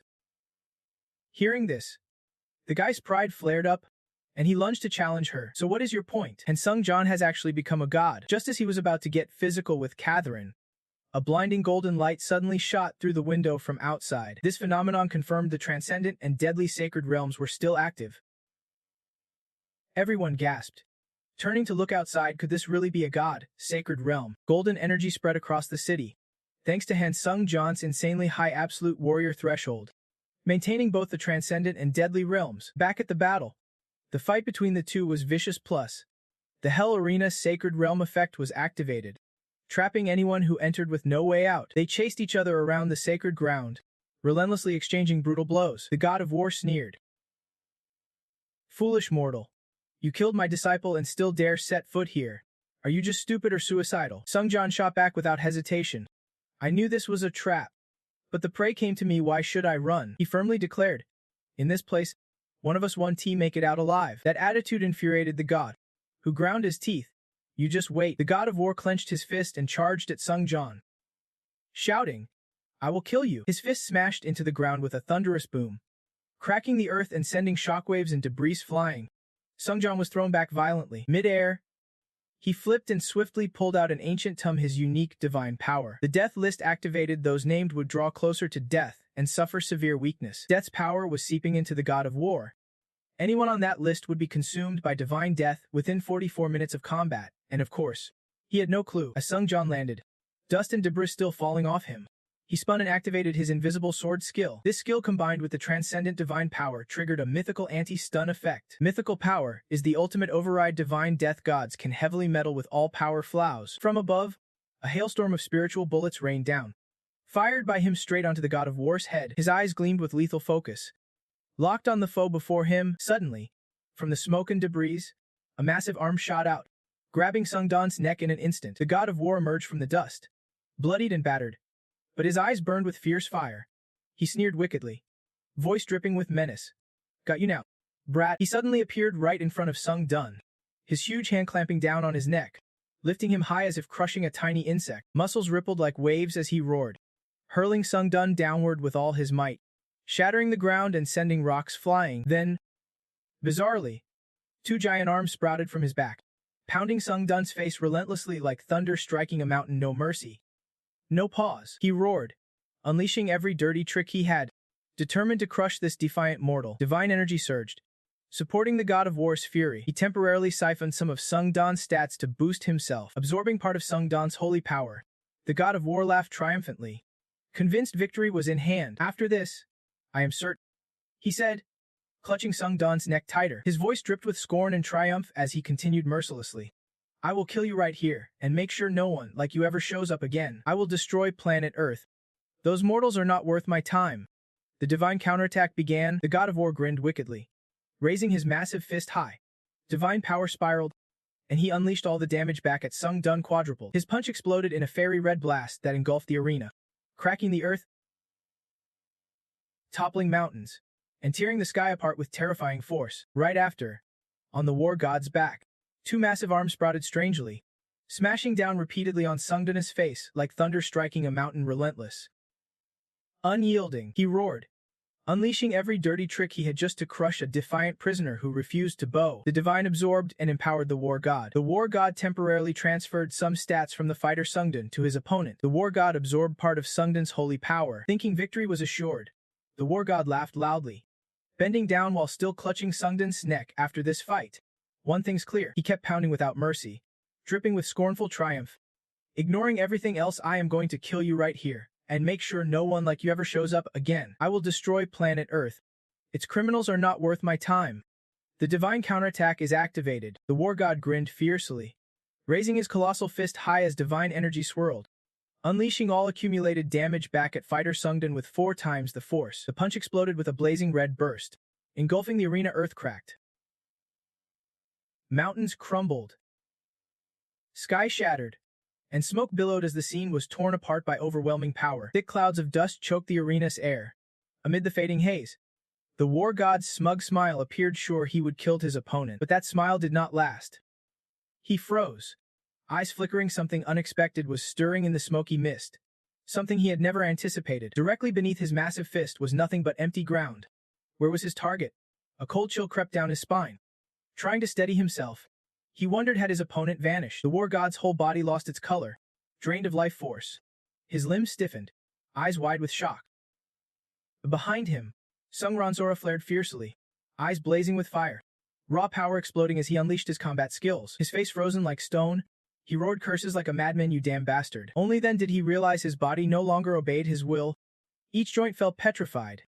That is why he could not move. This was the exclusive effect of the black and white hourglass. As the final time was activated, the user could freeze time for 4 seconds, immune to any power during that span. Cooldown: 7 days. In this frozen dimension, only one person had the right to move and end it all. Sungran stood silently behind, his 2 powerful swords radiating an icy light. His gaze, sharp as a blade, locked onto the war god's neck, declaring, "If you want to destroy Earth while I am alive, this planet, and those I hold dear, will never be broken." Sungran stared down the war god and declared, "I am about to strip away your divine power and stats." No sooner had he spoken than the system notified him. Blessing activated. Divine power consumed to negate 1 battle. No further blessings allowed for 12 hours. The war god glanced up, eyes filled with bitter rage. "You bastard." Sungran immediately cut him off. "Hold on." Flames burst from his body, glowing bright crimson. "I will tear you apart so you will never set foot on Earth again," he vowed. The war god hurriedly shot back. Wait, before he could react, a pillar of light erupted, and the system announced, "Combat acceleration skill activated. Time acceleration skill activated." Across the field, Sungran seized the moment. Slashing hard, vital energy surged uncontrollably from his strike. What followed was a relentless barrage of attacks on the war god, leaving him no time to recover. The system screen glowed a cold, lonely blue as Sungran pressed his assault, allowing no resistance. Every strike was a critical hit. Inside the battlefield, chaos and destruction reigned. The war god was relentlessly crushed beneath Sungran's overwhelming power. After a moment, the system slowly displayed, "Time given. Exclusive effect of the black and white hourglass SSS-Rank." The final moment was nullified. Time resumed its flow, and immunity to interference was lifted. Cooldown. 7 days. Sungron fixed his gaze on the war god and declared, "Die under this sword's edge." The system popped up again. Divine language death used Master of Death granted. The war god was struck by another blow and blasted backward as the system announced, "Words can affect the real world." Sungron unleashed a new power, cracking the ground beneath him. Sending shards flying skyward, the Holy Light skill activated. A thick dust cloud obscured his figure. Sungron stood there, calm and unshaken. As the dust settled, the war god's face reappeared, burning with fierce determination. "This is not over. I will finish you." With burning eyes filled with rage, he declared bluntly, "I will destroy Earth and wipe out all mortals." An explosion erupted, turning the scene a fiery red chaos. At the same time, he unleashed a flurry of moves. The divine battle armor conditions were met and activated automatically. He donned the armor, gaining power proportional to the armor's level. A new form emerged, skin glowing red, radiating a terrifying aura. The system warned, all buffs become debuffs if the armor weakens. The war god felt the armor's power intensify from his challenger. Sungron, 4 extra arms sprouted from his body. His eyes blazed red, hair shifting from fiery red to pure white. Behind him, a swirling aura spun wildly. His stats instantly shot up, each one multiplied by 100, and all accelerated. Looking toward Sungron, the war god spoke slowly, "You are strong." "Sungron, I admit it." He glared fiercely, towering over me as he declared, "From now on, I won't treat you like a mere mortal, but as a transcendent god. Give it your all." Transcendent god, faced with his calm defiance, the war god threatened, "If not, your comrades and this earth will perish." Sungron did not disappoint. He instantly activated his power. Divine transcendence kicked in, pushing all his abilities beyond any limit. Eyeballing that arrogance, he simply said, "You will regret those words." The system blared an alert. Growth rate surged 27 times the usual pace compared to the opponent. In an instant, the space around them fell silent. 2 colossal power sources began to ascend, forming twin beams of radiant light shooting straight into the sky. The war god charged forward, the rocks behind him exploding one by one as these 2 titanic forces clashed relentlessly. Sungron stood his ground, blocking blow after blow. His special combat power, Phantom Might, activated, boosting skill mastery by 300% until the battle's end. As the war god's relentless assault pressed on, the system's interface flashed red. Divine combat power was helping Sungron convert every stat to his advantage. Watching their fight, it was clear, my stats and divine power were seeping into the war god, enduring giant punches coming down hard. He thought silently, "Not yet. This is not the time." Suddenly, the war god lunged fiercely, sending Sungron flying backward. Sensing the tide turning, he sneered arrogantly, "You are moving slower now." Transcendent god, his words only fueled Sungron's fire. "Is that because I drained all your stats and divine power?" The ground trembled as the war god sneered, "And this pointless fight already?" Transcendent god, Sungron leapt up, only to be grabbed midair by the war god, who clamped down on his ankle. Like a wild beast, he barreled toward Sungron, snarling, "Either way, you are gonna die." Then came a barrage of punches, each hitting Sungron's stomach like thunder. Sungron cried out in pain, wondering inwardly, "Can't you feel anything?" Next, a massive force burst forth like an exploding firework, smashing through the obstacle blocking their path. Suddenly, the system alerted, Blood Shadow skill activated. Emerging from the smoke's haze, he slowly rose, his voice darkening, "Just from stealing a bit of your stats. I got this fast." Meeting Sungron's icy stare, the war god snapped back, "I have taken all your divine power and stats." Transcendent god, he strode forward triumphantly, declaring, "From now on, all your efforts are pointless." The war god's eyes blazed defiantly as he taunted, "Why? Because I hold the upper hand." Saying that, the war god launched a relentless flurry of attacks on Sungron. He gripped Sungron's neck firmly but casually.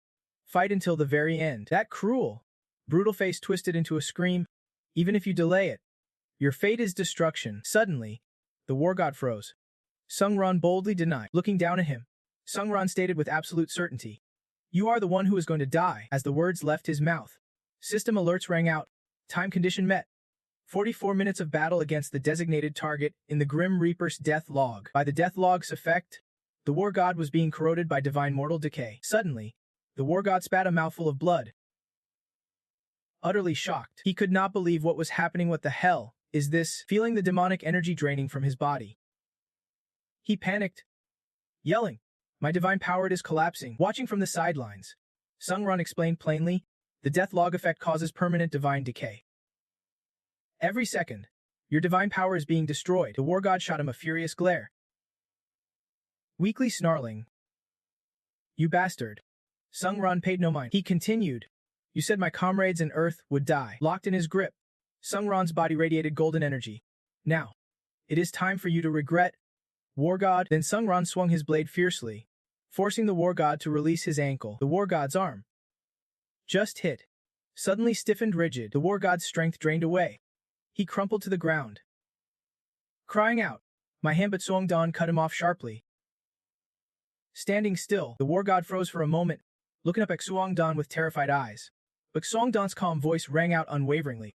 The more you linger, the more death corrodes you. Maybe he would lost his mind completely, his sharp face twisted with rage, mouth opening wide as he spat out each word.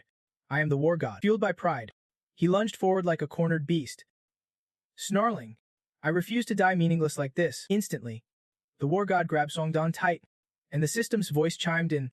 Divine thunder and elation activated.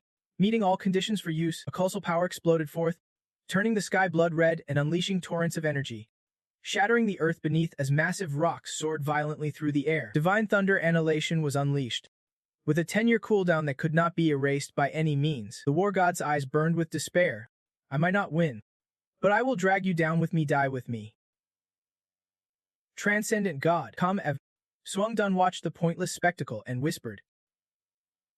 Attack nullified. Just that one line triggered a flood of system notifications, exclusive effects of the old watch signed by the SSS regressor. Attack nullification activated, canceling Divine Thunder Annihilation and resetting it to its pre-activation state. Cooldown on attack nullification. 30 minutes. Suddenly, the chaos vanished, leaving only a small swirling vortex spiraling into the sky. The war god screamed in disbelief. The sacred relic of time, how did you get it? Suongdan's body radiated fierce energy as he coldly replied.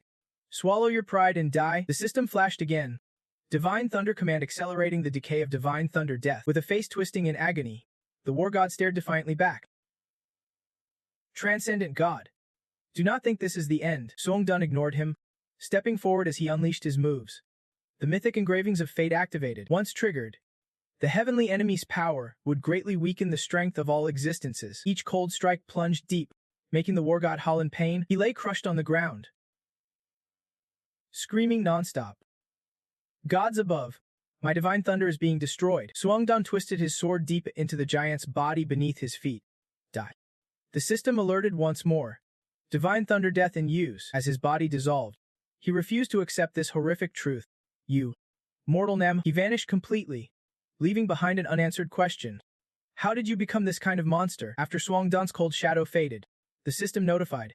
The war god Azura's soul has been absorbed. Looking up at the vast sky, a faint smile crossed his face. Finally, standing amid the shimmering horizon, Suongdan exhaled. I have protected everything. Morning in the city, towering skyscrapers piercing the sky. Suongdan sat on a bed in a spacious room, watching the news. Nearby, Django happily prepared to eat. On the news, the reporter showed Suongdan's image, the conqueror who saved the world. Heng Suongdan declined to attend the press conference, with official statements only available through the guild that signed with him. The reporter moved through the crowd of protesters holding signs shouting, Heng Suongdan is a god. The crowd cheered wildly. The number of people calling Heng Suongdan the planet's hero, who saved the world, was skyrocketing, with some even worshipping him like a deity. Django glanced over, chewing thoughtfully. Looks like he is pretty satisfied. Suongdan smirked arrogantly. With this, everyone is safe, and I can recruit even more followers. Django looked at him pensively. Thank goodness. A status board appeared. Current followers of the Transcendent God stand at 96,762, with a maximum assignable follower limit of 2,072,981. Suongdan raised his brow. Blessing granted. Followers who surpass a certain power threshold can be appointed as disciples. Level 1 followers ranked 1 to 4 appeared. Catherine Burnett, Lai Heian, Lucia Minier, Katia. The system activated, granting all level 1 followers of the Transcendent God divine empowerment. Surrounding Suongdan's body with a golden aura of power. Suongdan held the coat thoughtfully. His power level was still low, so the number of divine powers he could grant was limited. Wearing his jacket, he thought to himself, back at the tower, the world's protectors are my comrades.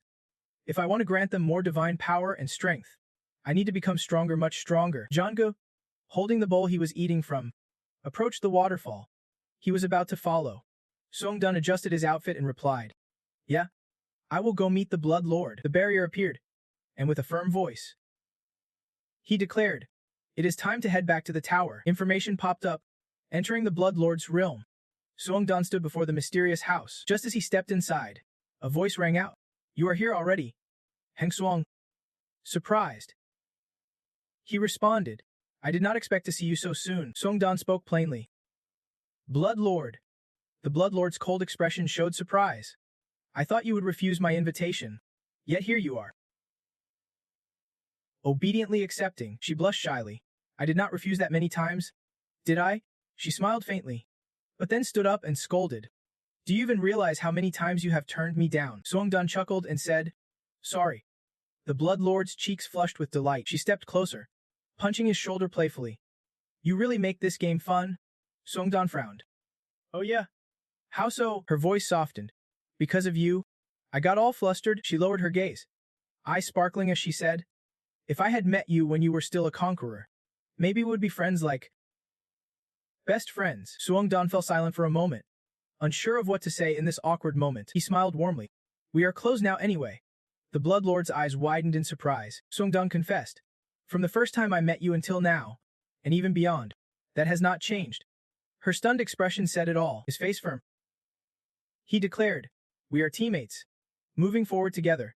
So I will help you fulfill your wish." The Blood Lord's hand touched Song-dun's body as she looked down, her grip tightening. "It won't be easy," he answered resolutely. "No matter how hard it gets, I'm ready." She grabbed the edge of his coat tightly. "You might be disappointed when you see how weak I really am." A gentle smile curved his lips. "I won't let that happen." Her voice trembled. "You might lose your life." Song-dun gripped her shoulder reassuringly. "I have overcome countless trials to get here. I am not going down that easily." His eyes burned with determination. "So I will show you." "Blood Lord," boldly, Song-dun declared, "a world where the Blood Lord still stands unbroken." She was moved, tears threatening to fall. Song-dun clenched his fist. "That is a promise." The Blood Lord accepted his fist bump. "Thank you, Heng Suang." He stepped into the illusionary barrier. Streams of data appeared. Special Authority G8717. The Blood Lord's abyssal ambition was activated within the Blood Lord's deepest desire. A special, high-level challenge was born. Song-dun's mind raced. Remembering his promise to the Blood Lord, a determined smile spread across his face. A bulletin popped up. Entering the Blood Lord's Abyssal Ambition Tower Challenge. Song-dun's face hardened as he gritted his teeth and charged forward. "I will protect this world from the evil gods." Notification. The challenge theme is the Blood Lord. Difficulty: hard. Time left: 1 year. Completion condition: prevent the world's destruction by divine forces within the time limit. Failure condition: challenger's death or time expiration. Rewards depend on the Blood Lord's emotions during the challenge. He hovered in the sky, the territory sprawling beneath him. System alert: penalty upon failure is death. Wishing the challenger success in fulfilling the abyssal ambition. At the territorial base, a brutal battle erupted between two factions. Soldiers shouted as they relentlessly struck the cultists. "Those fools have appeared." Fight. Sung-jan, clad in battle gear, wore a pensive expression. His equipment was sealed, all stats locked at level 700. Suddenly, a subordinate rushed over. "Isn't he that the 10-man captain?" Sung-jan glanced over. 10-man captain. The screen displayed, Challenger Han Sung-jan assigned as 10-man captain of the Imperial Army. The subordinate asked nervously, "Why are you still here, sir?" "You blame me. As the leader of the 10, do I have no duties?" He snapped back. "This is not the time for that." The territory map appeared. The vanguard is under heavy attack by a massive force of loyal soldiers and is about to be wiped out. His subordinate clenched a fist. "We are the rear guard. We need to retreat immediately, or we will face military punishment for breaking protocol." Sung-jan asked. Puzzled, "I get, but where's the woman with white hair and red eyes?" He explained. "If you mean her, that is the celestial leader. She is holding off the loyal forces at the front line." He continued, "Buying us time to retreat." Sung-jan's mind flashed to the image of the bloodthirsty tyrant before his subordinate could finish. "So we have to." Sung-jan dashed off immediately. He weaved through the battle's chaos, thoughts racing. Charging headfirst, Sung-jan gritted his teeth with bitter resolve. Doesn't that mean she is about to sacrifice herself? He sprinted, kicking up clouds of dust, I promised the bloodthirsty lord, thinking of the bloodthirsty lord a shadow. He was more determined than ever to prove himself to her. She turned away. A world untouched by destruction, Sung John's face tightened with resolve as he charged onward. I want to let her die on this battlefield. He flew like the wind, trampling over fallen bodies as he pushed forward. Sung John's sharp eyes searched frantically. Where is she? Running and scanning the surroundings. Questions flooded his mind. Where is she? He darted through every gap. Where? Where are you? All around him.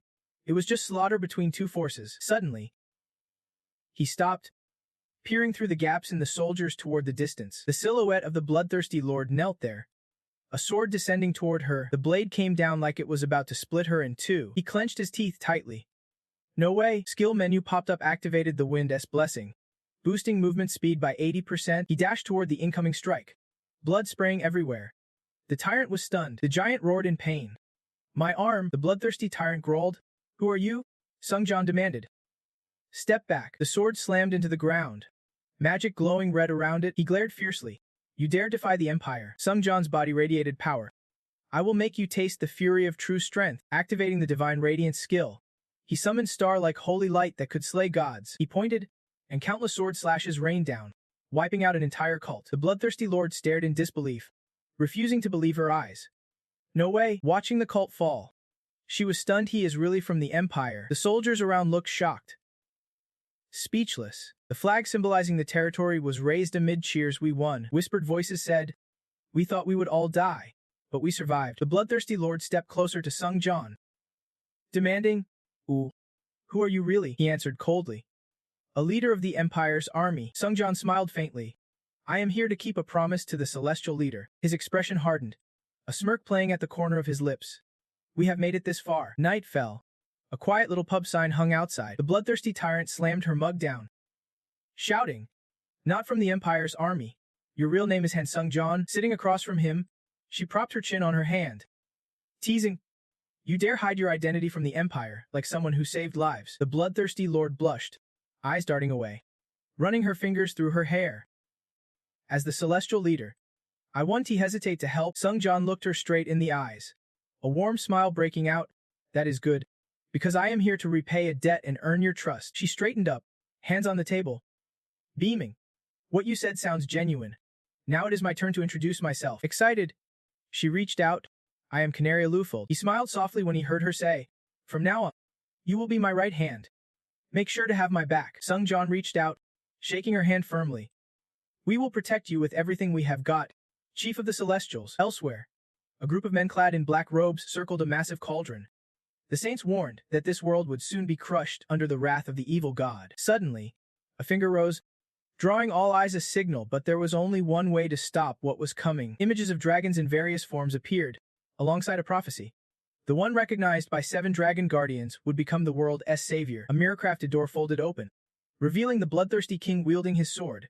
As the bloodthirsty lord fought to become the figure foretold by the prophecy, Canaria turned with a bright smile. And Sung John, thanks to you, I escaped the evil god's henchmen safe and sound. Both spurred their horses away, leaving behind a grim scene of countless bodies. Not a drop of blood was spilled getting here. That was all thanks to him. Arriving at their destination, she stopped and looked up, saying, We have made it. This is the Black Star Spirit's domain. Protected by the Black Dragon, they halted their horses in the heart of the forest and dismounted. This place was known as the Great Tree Forest. Walking beside him, Canaria spoke up, I will handle things from here. The Empire's already set up negotiation plans, so you do not need to step in. Hearing that, Sung John chuckled confidently. I just need to throw a few punches at the dragon, and it is over. Canaria could only laugh helplessly. Teasing. Don't be so sure. He smiled and said, As long as nothing threatens us, we are good. Just as he finished, something suddenly came hurtling toward the two of them. He reacted instantly, reaching out and catching the arrow flying straight at her. Blushing, Canaria looked at his swift move with admiration. She thought to herself, that arrow came out of nowhere, I did not even see it. She looked up at him with a smile and said, Thanks. Sung John held the arrow firmly and replied quickly. Doesn't he look like they are interested in negotiating? He stood firm in front of her, frowning with displeasure. Now, let me handle this my way. Throughout the forest, faint sounds of clashing and movement echoed from different directions. Not far off, an ancient structure emerged from the woods. A small dragon lay calmly on the ground and said, Looks like those black spirits are chasing after an uninvited guest. Relaxing, it started to close its eyes. Well, I will just catch a few more winks then. Suddenly, Sung John popped his head into its view and exclaimed, "Found it!" The dragon jumped up in shock, backing against the wall. "How did a lowly human sneak all the way in here?" It roared. He pointed to a group of people forced to kneel behind him and said, "Because they dared threaten someone important to me. I taught them a lesson and made them spill this place's location." The dragon's mouth gaped in disbelief before fury boiled over. "You not only invaded my territory, but you also dared lay hands on my subjects." Quickly, it transformed from a small dragon into a colossal, furious beast. "Today, you will pay for what you have done to them." It stomped the ground hard, sending rocks flying. "Brace yourself, lowly human." The fierce wind whipped Canaria's hair and cloak behind her as she looked up and said, "This is escalating faster than I thought." Sung John stayed calm. "I will protect you." At that moment, the system voice rang out, divine command activated. He directed Tears toward the dragon, ordering, "Sit, submit." The system confirmed the use of divine power to affect the real world through voice commands. The dragon growled in fury, "How insulting. Do you think I am a dog to obey your orders?" But before it could finish, a powerful force slammed it to the ground right in front of them. Immobilized, the dragon groaned, clutching its head. "What did you do to me? Why can't I move?" She glanced at him, wiping blood from his mouth. Sung John thought to himself, "Could it be the mental strain from lowering my stats made my body unable to handle the divine power?" The system announced again, "Blood arrow skill activated." Alarmed, Canaria stepped closer, using a handkerchief to wipe his blood, and asked, "Are you okay? Why did you suddenly start bleeding like that?" Sung Dun looked at her reassuringly. "I have already recovered. Not far from here." He stepped closer and said, "Then," Sung Dun, grinning eagerly at the black dragon lying on the ground, said, "From now on, you are my companion." Hap long. The dragon throbbed its head painfully and yelled, "What did you just say?" The dragon's eyes blazed red as it struggled fiercely. He stood calmly below, praying, "Dragon God, grant me the power to destroy this enemy." His desperate plea was quickly answered. The prayer from level 4 aspirant Tamian Eggs activated the Dragon God's observation. The Dragon God accepted the request of level 4 aspirant Tamian Eggs. Sung Dun looked up and smiled faintly as the system spoke. The Dragon God stared at Han Sung Dun and gave a slight smile. The system announced, "The Dragon God has rejected level 4 aspirant Tamian Eggs' request." The Black Dragon heard this and frowned. Confused, the system repeated its command.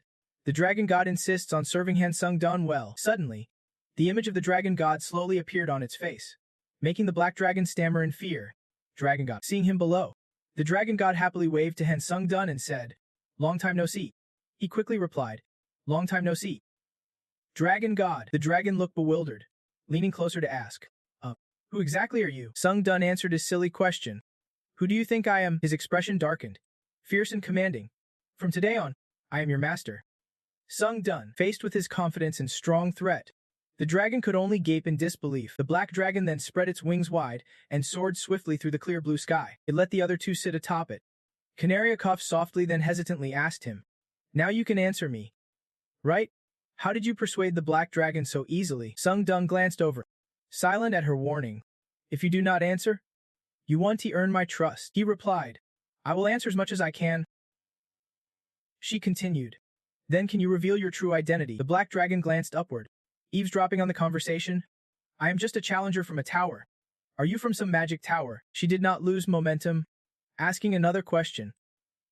"Are you a follower of any god related to the dragon lineage?" He imagined the dragon god's image and let out a breath. Canaria grinned, winking. "Looks like I guessed right. Hansung, I'm right." Sweat beaded on his face as he looked at her smiling expression, thinking, how did she figure that out? Sung Dun spoke the truth. From the start, all your guesses have been completely wrong. She stopped laughing, frustrated. "All wrong. But you must be from another world, right?" He answered. "That part you guessed right." The black dragon, overhearing the chat, finally spoke up. "I have something to ask too," he asked, confused. "Longyang, what is up?" It shared its thoughts. "As you know, the lineage are dragon god followers, but they also know a bit about the towers." Hearing this, Canaria frowned, thinking to herself, so everything we see could be an illusion. She turned in surprise and asked him, "You said this world is fake?" Sung Dun kept his gaze steady.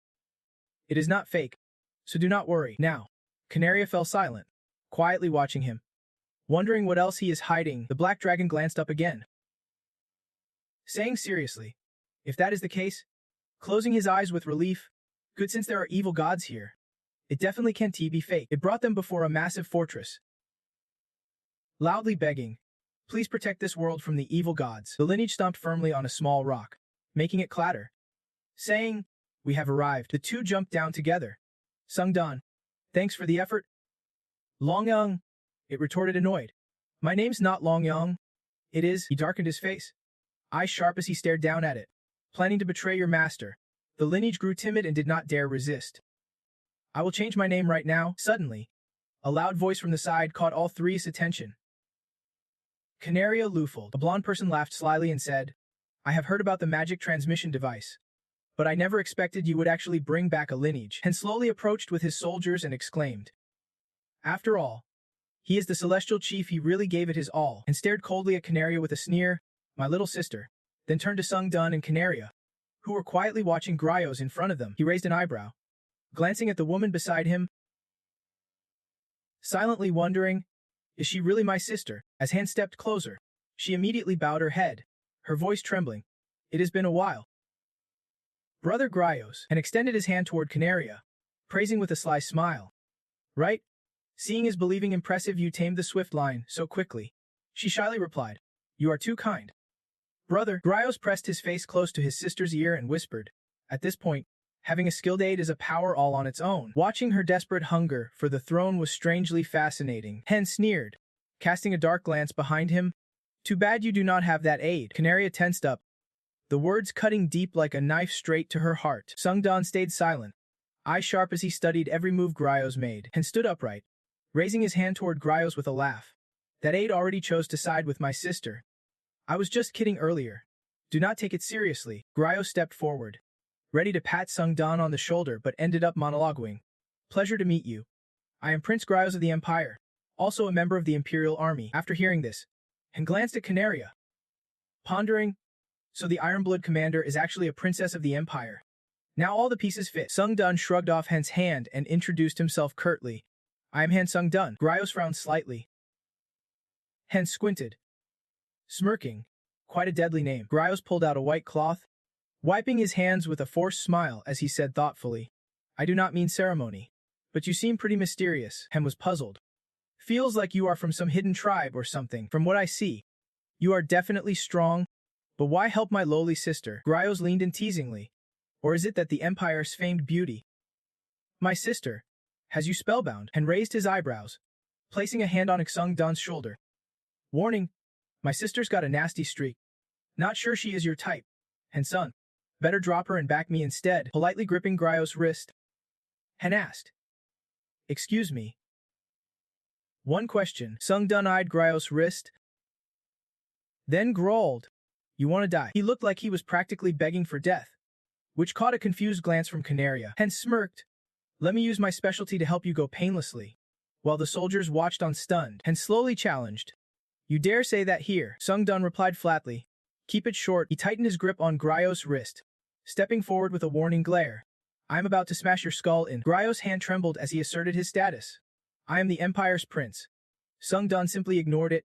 So what? He held his ground, full of lethal intent. Do you want to live or die? The cold words and icy glare finally made Han realize what fear felt like. Grios stammered, finally voicing his wish. I want to live. Satisfied, Sungdan released Han's wrist. Good. I will spare you now. But if you seek revenge, he shot a threatening glance.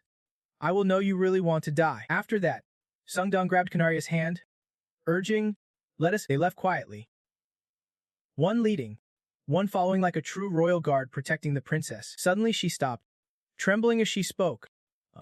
I am truly. Canaria, still facing away, poured out her heart. I did nothing because I was terrified of my brother.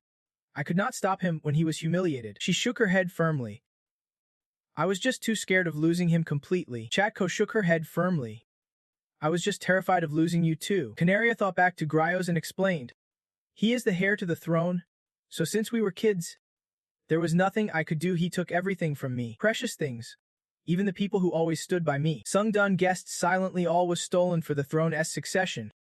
So now, was he planning to steal me too? Canaria clenched her palm tightly, eyes dark. I once believed I would surpass the heavenly realm and claim the throne one day. But now, I can't even get close. Not even from those closest to me can I expect protection. She paused for a moment, then uttered a heartbreaking truth. I am not worthy of anyone's trust. He froze mid-step, his eyes wide with shock at those words. Canaria spun around, tears streaming down her face, mocking herself bitterly. Isn't this just ridiculous? Sung Dun pursed his lips, pain flashing in his eyes as he looked at her. His voice cracked, making Canaria fall silent in surprise. Once, the Heavenly Elder told me something like this. Whenever you feel broken and can't stand anymore, you can always lean on me. Sung Dun dropped to one knee, but continuing. Canaria luffled. To me, you are an emperor, one of the rarest treasures I hold dear. Her eyes sparkled wide, touched by his plea. Please. Me, I swear, I will make you emperor. You would think Canaria would light up with joy. But instead, she just sniffled quietly, making him blurt out. Huh. Sung Dun looked up at her, face buried in her hands, crying and blaming herself. Did I just say something way off? The system pinged approval for the condition, and at the same time, Canaria spoke up. I do not know why you would go this far, but at least I know your heart is genuine. Then the system updated. The Bloodlord's emotions are shifting in favor of challenger hence Sung Dun. She smiled brightly, cheeks flushed, saying happily, if you truly want to crown me emperor, then I will live up to that hope. The system reported. Special quest reward for deepest desire increased for the Bloodlord. After hearing this, Sung stood and quietly said, Thank you. He wondered aloud. Is this really the holy domain? Just then, the battle dragon flew in to report. Master, the demon god is unleashing the Thunderfall stance, forcing the other dragons into direct conflict. Sung Dun leapt to its back and said, Then we head there now. Heavenly Elder, come with me. Canaria climbed up too, replying, All right, since I promised to stand by you, I will go together. The dragon fixed its gaze forward. Curious? Master, what is the next move? He smiled confidently. Piece of cake. Suddenly, Sung Dun radiated an extraordinary power. The system announced. Divine authority activated, can now wield divine powers tied to latent godhood. Then the dragon soared with his will. We will annihilate the demon god. The system flashed again. Latent godhood includes transcendence, death, immortality, willpower, observation, memory, harmony, command, and more. Sung Dun gazed at the violet-hued battlefield and thought, it is time to end this. Soon, they entered the holy domain, the demon spirit's war hall, where Baziga was rallying his troops. Baziga craned his neck, looking up at the sky and shouted, Look up there, an idiot's flying around. Baziga raised his weapon, shouting, Shatter them all with demonic energy. His minions panicked wildly. The battle dragon grew uneasy as red energy swirled around it. Master, I am afraid Israel won't hold much longer. System activated. Divine word power deployed. Sung Dun instantly clad in iron armor, his voice booming like a demon from hell. They will be torn apart and wiped out. Baziga stared dumbfounded as a blast erupted where they stood. System report. Consume divine power to affect the real world through speech. Canaria gasped in amazement. What the heck is this? She said, wiping tears. I can explain now. I will tell you after the battle. She hesitated, cheeks flushed. All right then. I will listen later, because I have already decided to trust you. The system kept updating, absorbing spirit souls, defeating multiple enemies. Ascension Stage 2 points surged. Many mythic transcendental abilities showed remarkable growth as red spiritual energy flowed into the orb in Sung Dun's hand. The battle dragon flew through a vortex of crimson light. Below them the demon god's disciples could be seen. Then from above, a blast of blazing red power shot down, sending them all into a terrified frenzy. The system relayed 3 Ziga's sarcastic words, these adorable little pests, and raised his weapon, blocking while sneering. You are not even worthy enough to be my playthings. Meanwhile, the system transmitted the update. The evil god had just descended into a level 4 disciple, and 3 Ziga was officially pumped beyond belief. After that energy faded, and burst out laughing mockingly. Pathetic and lowly trash. He scoffed. The system updated again with fresh info. The evil god descending into 3 Ziga, a legit level 4 disciple, was clearly loving every second. The other dragons cast suspicious glances. How could he have descended so early? 3 Ziga on the opposite side quickly answered, That, obviously. It is because I have already made a deal with the tower. Hanian Jiangyi and Loidak said, This is the playground, the tower set up better to jump in early. 3 Ziga cockily activated the lamp beside him, radiating divine power, declaring, So that explains it. Now, die. Suddenly, Suangjin appeared out of nowhere, brandishing his blazing sword. This was the last hope for humanity. System update. Divine Light Power skill activated, summoning a godly star with a single slash. The blade aimed straight at Han's head. He took the chance to step back and survey the wreckage his thunderous strike left behind. The dragons gathered, sizing up the small figure. Realizing the long-awaited recognition from the Black Dragon had finally arrived, they soared above Suangjin's head, the protector destined to shield this world from the evil god. Standing silently, he observed the scene, then a voice rang out. The challenger is here. Half of 3Ziga's face was sliced open, still emitting a chilling sound. Only you, there is no forgiveness for you. Han was not dead after all. 3Ziga instantly morphed into a colossal skull. Snarling, I will kill you. System alert. Descent status empowered by fury. The dragons felt the terrifying pressure radiating from Han's energy. Awestruck, they froze. Eyes locked on Suangjin, but that guy. The dragons watched him raise his head to face the threat without flinching. Seemingly immune to that crushing pressure, the white dragon surged forward, blaming itself. Pathetic, but we dragons are powerless here. There is only one way. It moved behind him, saying, Hey, chosen by the Black Dragon, I entrust the world's divine guardian power to you. They quickly transferred a golden energy wing along with a glimmer of hope. Only a human could stand against the evil god. Please, Guardian. Then the white dragon stepped back, watching the golden swirling light and shining specks before him. At that moment, the golden spirit orb at his feet began to glow stronger. Suangjin frowned, questioning the aura. System announced. Conditions met. The challenger Suangjin becomes the guardian of Akalium, taking over. Suangjin muttered to himself. Got it. A flood of info came and he would gain the divine status of Akalium, granting him the right to protect and bless this world. However, Akalium's divine status does not grant world control nor official godhood. Once the special contract ends, this divine power vanishes without a trace. Holding the glowing orb, he concluded. The will of the world has been conveyed. The dragon seemed to have stood by Suangjin through every trial. He clenched his palm tightly, his pupil flared bright. Now, a foot slowly stepped toward Suangjin.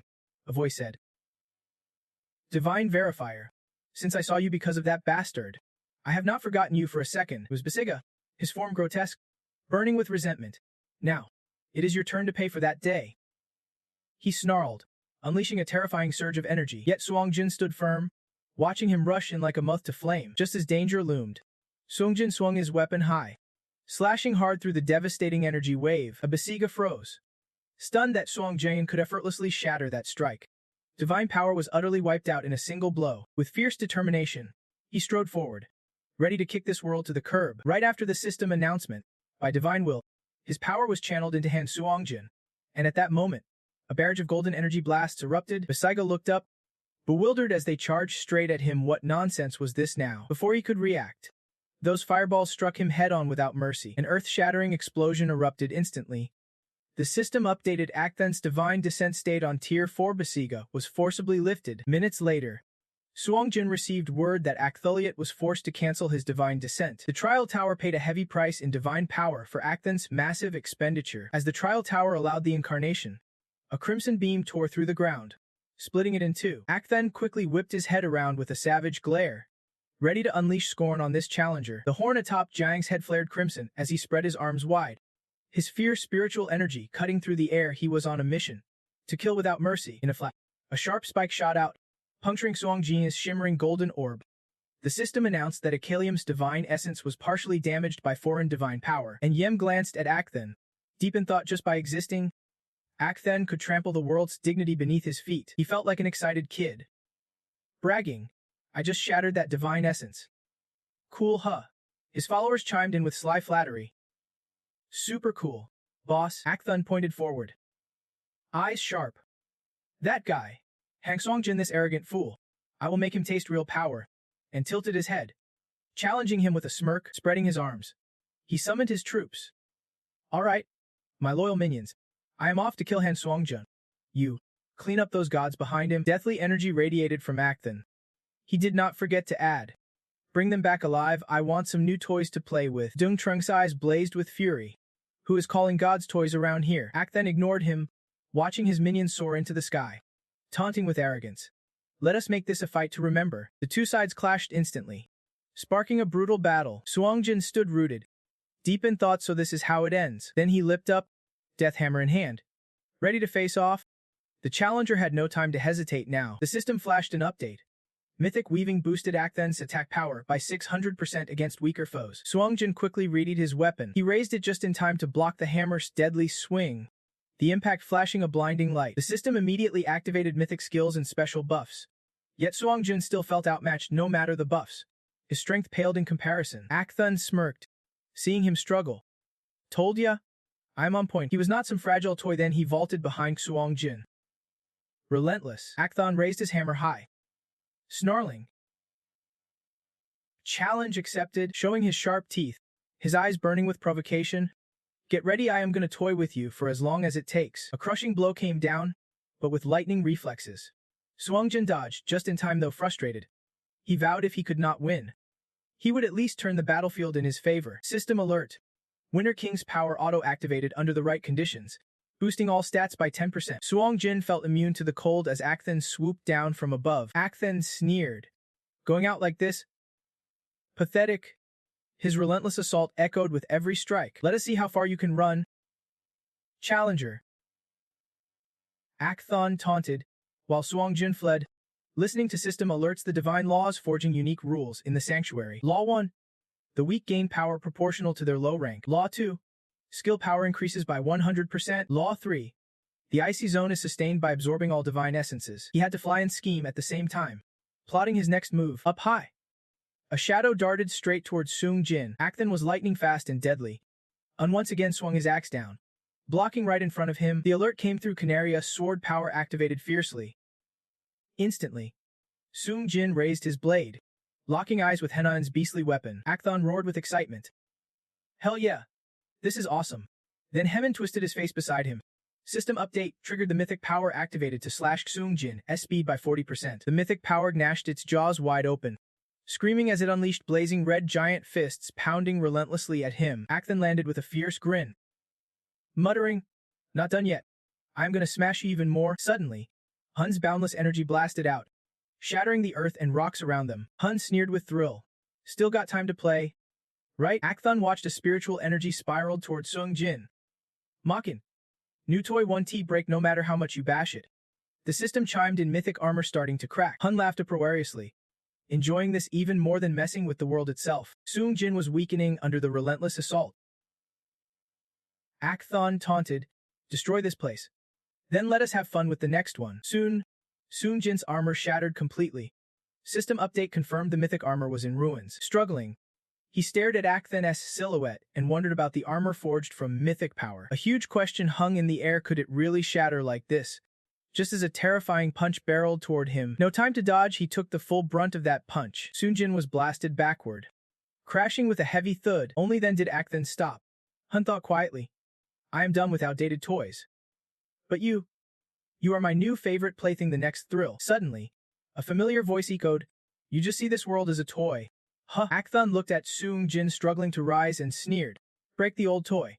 Grab the new one. That is just how it goes." With each step, Suongjin's words dripped with sarcasm. "Someone like you, calling yourself a high-level god." "But it is not over yet," Hen whispered back. "What did you say?" A red aura began to surge from Suongjin's feet. He continued steadily, "This is the wall I was always destined to break through." Soon, terrifying power radiated from every part of his body. Moments later, Suongjin charged forward, blazing with determination, locking eyes with Akthan. "Right here. Right now I will surpass you and teach you a lesson you will never forget." A fierce aura erupted from Suongjin's body. Multiple powers ignited: battle spirit, rapid healing, holy strength, attack speed, and a 100-fold boost in resistance to external holy power. Seeing Suongjin's power skyrocket, Hun scowled in disbelief. "What the hell is this? How can someone like you have this kind of strength? This is cheating." Faster than a blade, Suongjin's foot nearly touched Akthan's face with a cold, cutting remark. "Don't blink." Suongjin launched himself at Hen, driving his foot straight at him. "Calm and sharp?" he asked. "Ready to get hit?"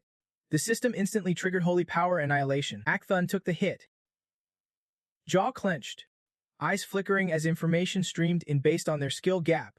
Growth speed had increased 84 times, and then they charged headfirst into a brutal clash that unfolded in the blink of an eye. Hun swung his axe wildly, yelling, "You damn little punk. No matter how much holy power you get, do you really think you can beat me?" Akthan lunged forward, aiming to slam his axe down. But Seung Jin ducked quickly and raised a foot. Smack! Hun's cheek took another solid hit. The kick was so powerful it sent Akthan flying backward, crashing hard onto the ground. Taking advantage of the moment, the man charged forward, raising his voice without caring what anyone thought. Seung Jin thrust his sharp sword straight down at Han, each word dripping with intensity. Come on, hit me again. The system chimed. Holy power skill activated, summoning a star filled with the sacred death force face to face with death itself. But suddenly, a filthy energy surge forced him to leap backward to dodge the blow. A piercing scream echoed through the air. The system updated. Holy power attack with a no resurrection effect activated. A Then appeared again through the thick smoke, looking like a steel-willed warrior, and Van Min jumped up, roaring, I am the god of war. Got it, the system urgently reported. Hostile holy power activated. All auxiliary stats of the god of war skyrocketed. His demonic aura was upgraded too. The holy power swallowed the evil essence whole, infusing the strike with it. Black holes instantly erupted on contact. A Then went berserk, snarling, I will show you what a real holy power upgrade looks like by death itself, and raised both hands high, lightning bolts crackling down upon him. A Then smirked, a mocking grin tugging at his lips. Careful now. Do not say I did not warn you. Suddenly, several dogs made of lightning appeared before Han. A Then warned, my pups are vicious, the system announced. Mythic sky beasts, darkened and thunderous, transformed into a pack of thunderhounds. They howled fiercely, lunging at Seung Jan after his taunt. All right, pups. Dinner time. Things looked grim. Manhan spun on his heel, sprinting as they chased him down. After some distance, Seung Jan lip, spinning and drawing his sword. He activated his command power and shouted, everyone, hit the deck. A Then sneered, brandishing a lock in his hand. My pups do not listen to strangers. Suddenly, a trap sprung from the ground, ensnaring Seung Jan. The lid slammed shut fast, secured with a thick lock, stunning the beast momentarily. No big deal. He smashed it open in a flash, but the aftermath was less than ideal. Thanks to the mythic curse mocking the god of war, Seung Jan's power and abilities were sealed for a full minute. Seung Jan frowned skeptically. All my power sealed?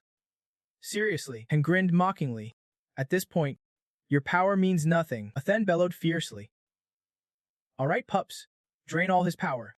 The beast lunged from every direction at Seung Jan. Those massive jaws and sharp fangs closed in tighter and tighter. Seung Jan leapt in the blink of an eye, the ground beneath him denting from the force. He raised his weapon, chanting, 10,000 twists. The system quickly confirmed.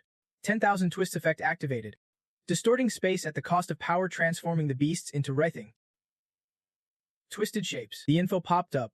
Thanks to 10,000 twists, control over the Thunderhound pack was wrested away. Seung Jan smirked. Now I am in charge. Han's eyes went wide in disbelief. You took control. How the hell do you have that power? Then he flashed a fierce grin. Thought I would just let you say that. A Then snapped. I spent ages mastering the control of the evil power, only to have some punk steal it from me. Seung Jan silently absorbed those harsh words. If you are not an ancient god, you can command that sacred evil power. Even arrogance has its limits. Without hesitation, Seung Jan gestured sharply, commanding his own pack of thunderhounds to appear, each one glaring fiercely at the dark god. A Then stood dumbfounded, pointing ahead and yelling, what the hell? That is the power to swallow all holy force. How can you resist the sacred evil power like that? Surrounded by beasts, Seung Jan calmly replied, that is easy. This power only uses spirit energy. It has got nothing to do with gods. You are all talk. Then time to die. The dark god's mind scrambled as he stared at the beasts, groaning, why the hell did I have to challenge bugs like these? He stared as they charged at him like baby goats, boldly declaring, ask me anything. My power can hurt myself. But Seung Jan dropped a bomb like a splash of ice water on the dark god. Well then, I will make you rethink that. The system displayed mythical mockery, divine seals on godly power and authority lifted as time expired. Zesi will warn, you can control this power. Moments later, divine power command activated, and a glowing blue orb quickly materialized. He froze with a stunned face while two beasts gnawed on his hands, crying out. The dark god swung his arm and shouted, what the hell? He pointed his palm at the pack of wolves digging in front of him. Useless trash. The dark god channeled his spiritual energy, simultaneously activating the remnants of Tower S jagged ruins. The system announced, mortal level divine power purged all remaining godly energy. Then a red aura slowly rose into the sky. Soon after, the area became quieter than ever before. Seung Jan slowly approached where he was lying. No sound but a faint breath. The dark god sat up crookedly, his face battered and bruised, pleading, stop, please. I am hearing this. He paused for a moment. Suddenly, he lunged forward, grabbing Sungdan's leg, crying earnestly. I swear, I won't interfere anymore. And about destroying this world, I will cancel that. Hearing that, his whole body tensed up. Sungdan pulled the dark god's head closer and asked, Cancel it? He frowned in confusion. Cancel what exactly? The dark god hesitated, stammering. I mean, Sungdan thought of the shadow of thin height and said, To you, this world is just a toy. Every image of her flashed in his mind as Sungdan poured out a torrent of words, but for others, this world is a precious place where dreams come alive. The armor on his head slowly faded, revealing sharp, intense eyes. Now you say cancel. But can that really change anything? A swift blow was delivered. The system announced. Time conditions met. As the dark god was sucked inward, Sungdan's voice rang out, heavy with hatred. Feel the pain of losing this world. The system updated. Engaged in combat for 44 minutes. Target registered in the Book of Life and Death. Tears welled in Hunt's eyes as he screamed. The system reported the dark god was being consumed by divine power decay, as only a solitary red spark remained. The dark god's scream echoed. I refuse to die at the hands of someone like you. But moments later, the system confirmed. Soul of dark god Fritz von Barakurium absorbed. Meanwhile, Heffy Long and Canaria watched the flickering purple screen outside. She wondered aloud, what exactly happened? He guessed. Probably the master is facing the dark god head-on. Heck Long was puzzled. But if he just ran away alone, would not he have escaped death? Why would the master risk everything just to save someone? His question made Canaria pause. Ji smiled, placing her hand on his shoulder. Honestly, I do not get why I care about someone like him either. But Hansung John has always trusted me. A clear joy lit up Canaria's face, whether it was love or loyalty. Once trusted, as the rightful heir, she had to trust him back. Inside, the system announced. Divine power and challenger's threshold consumed. Hansung John activates divine domain of destruction. As golden energy shot upward, in an instant, the purple barrier dissolved into smoke and dust. A Canaria's gasped. Could it really be Hansung John? Her eyes wide as saucers. She stared at the clear blue sky. Amazed, the entire wasteland restored to its original glory. Suddenly, Canaria froze as a familiar voice whispered. I promised you I would show you this. She looked to see Hansung John emerge from behind layers of purple spiritual energy. He smiled and added, a world that is not yet destroyed. Canaria's long, flowing hair fluttered wildly in the breeze, overcome with emotion. She could not help but wipe her tears and throw her arms around Sungjan. Canaria gently nuzzled her face against his solid chest. Sungjan stayed silent, letting her whims lead the way. Following her every move without resistance, the crowd buzzed around them, soaking up the sweet couple vibes radiating from the two. Cut to a quiet afternoon. Sungjan sat on the rooftop, savoring a cup of tea. He held the steaming tea in his hands, glancing at the gentle breeze fluttering by. Sungjan took a thoughtful sip, feeling a rare moment of peace. He pictured the bustling street corner during the sale season and wondered, could a world without evil gods really be this peaceful? Swiftly, Sungjan raised his hands to summon the system interface. He muttered, this is exactly like when I first arrived here. The system announced, you have reached a higher realm by defeating an advanced divine opponent. Sungjan smirked, patting himself on the back. Good job. Then, you even exceeded expectations. After this battle with the evil god, everything matured tremendously. He smiled, realizing that when his divine power levels upgrades, it could further boost his spirit. At the same time, info popped up. Divine power levels will guide the user's spirit to a transcendent plane. Sungjan crossed his arms thoughtfully, noting the most intriguing part. Thanks to supreme mythology refining his spiritual aura, all his energy and skills were now perfectly fused. The info panel glowed bright red. All Hansung John's combat skills would no longer be controlled by the system. He deduced this meant he could now turn the tower's power into his own unique ability. Imagining himself grabbing a bag and running off, he chuckled. This was basically stealing the tower's strength outright. Standing on the tower staircase, he told himself, at this point, he was probably the strongest challenger in the whole tower. Suddenly, Canaria walked in with a broad smile, breaking his train of thought. I have something to tell you. She boldly took his hand and said, first, relax and let us talk. Now he finally let go of his guard. While Long was fast asleep, ignoring the young ones playing around him. Playfully, Canaria pulled out a fake nose, glasses, and a mustache, putting them on him. She never asked if Sungjan liked it, but he just tolerated it. Seeing Sungjan's hilarious face, Canaria burst out laughing. The fondness in his eyes was unmistakable. Soon after, they sat together atop the castle, watching fireworks fill the sky. Sungjan finally spoke. Queen, what is it you want to say? She was startled, then gasped, Oh my. Canaria raised a finger, seriously reminding him, "Didn't I tell you not to call me by my title?" He stammered. Right? Canaria, hearing that, she tucked her hair behind her ear and smiled brightly. Good. Very good. Gazing into the distance, she continued. And I told you it is important. Looking at the handsome Sung John, she revealed the truth. I have been chosen as the next queen. Without you, I could not have made it. Shaking her head, she spoke passionately.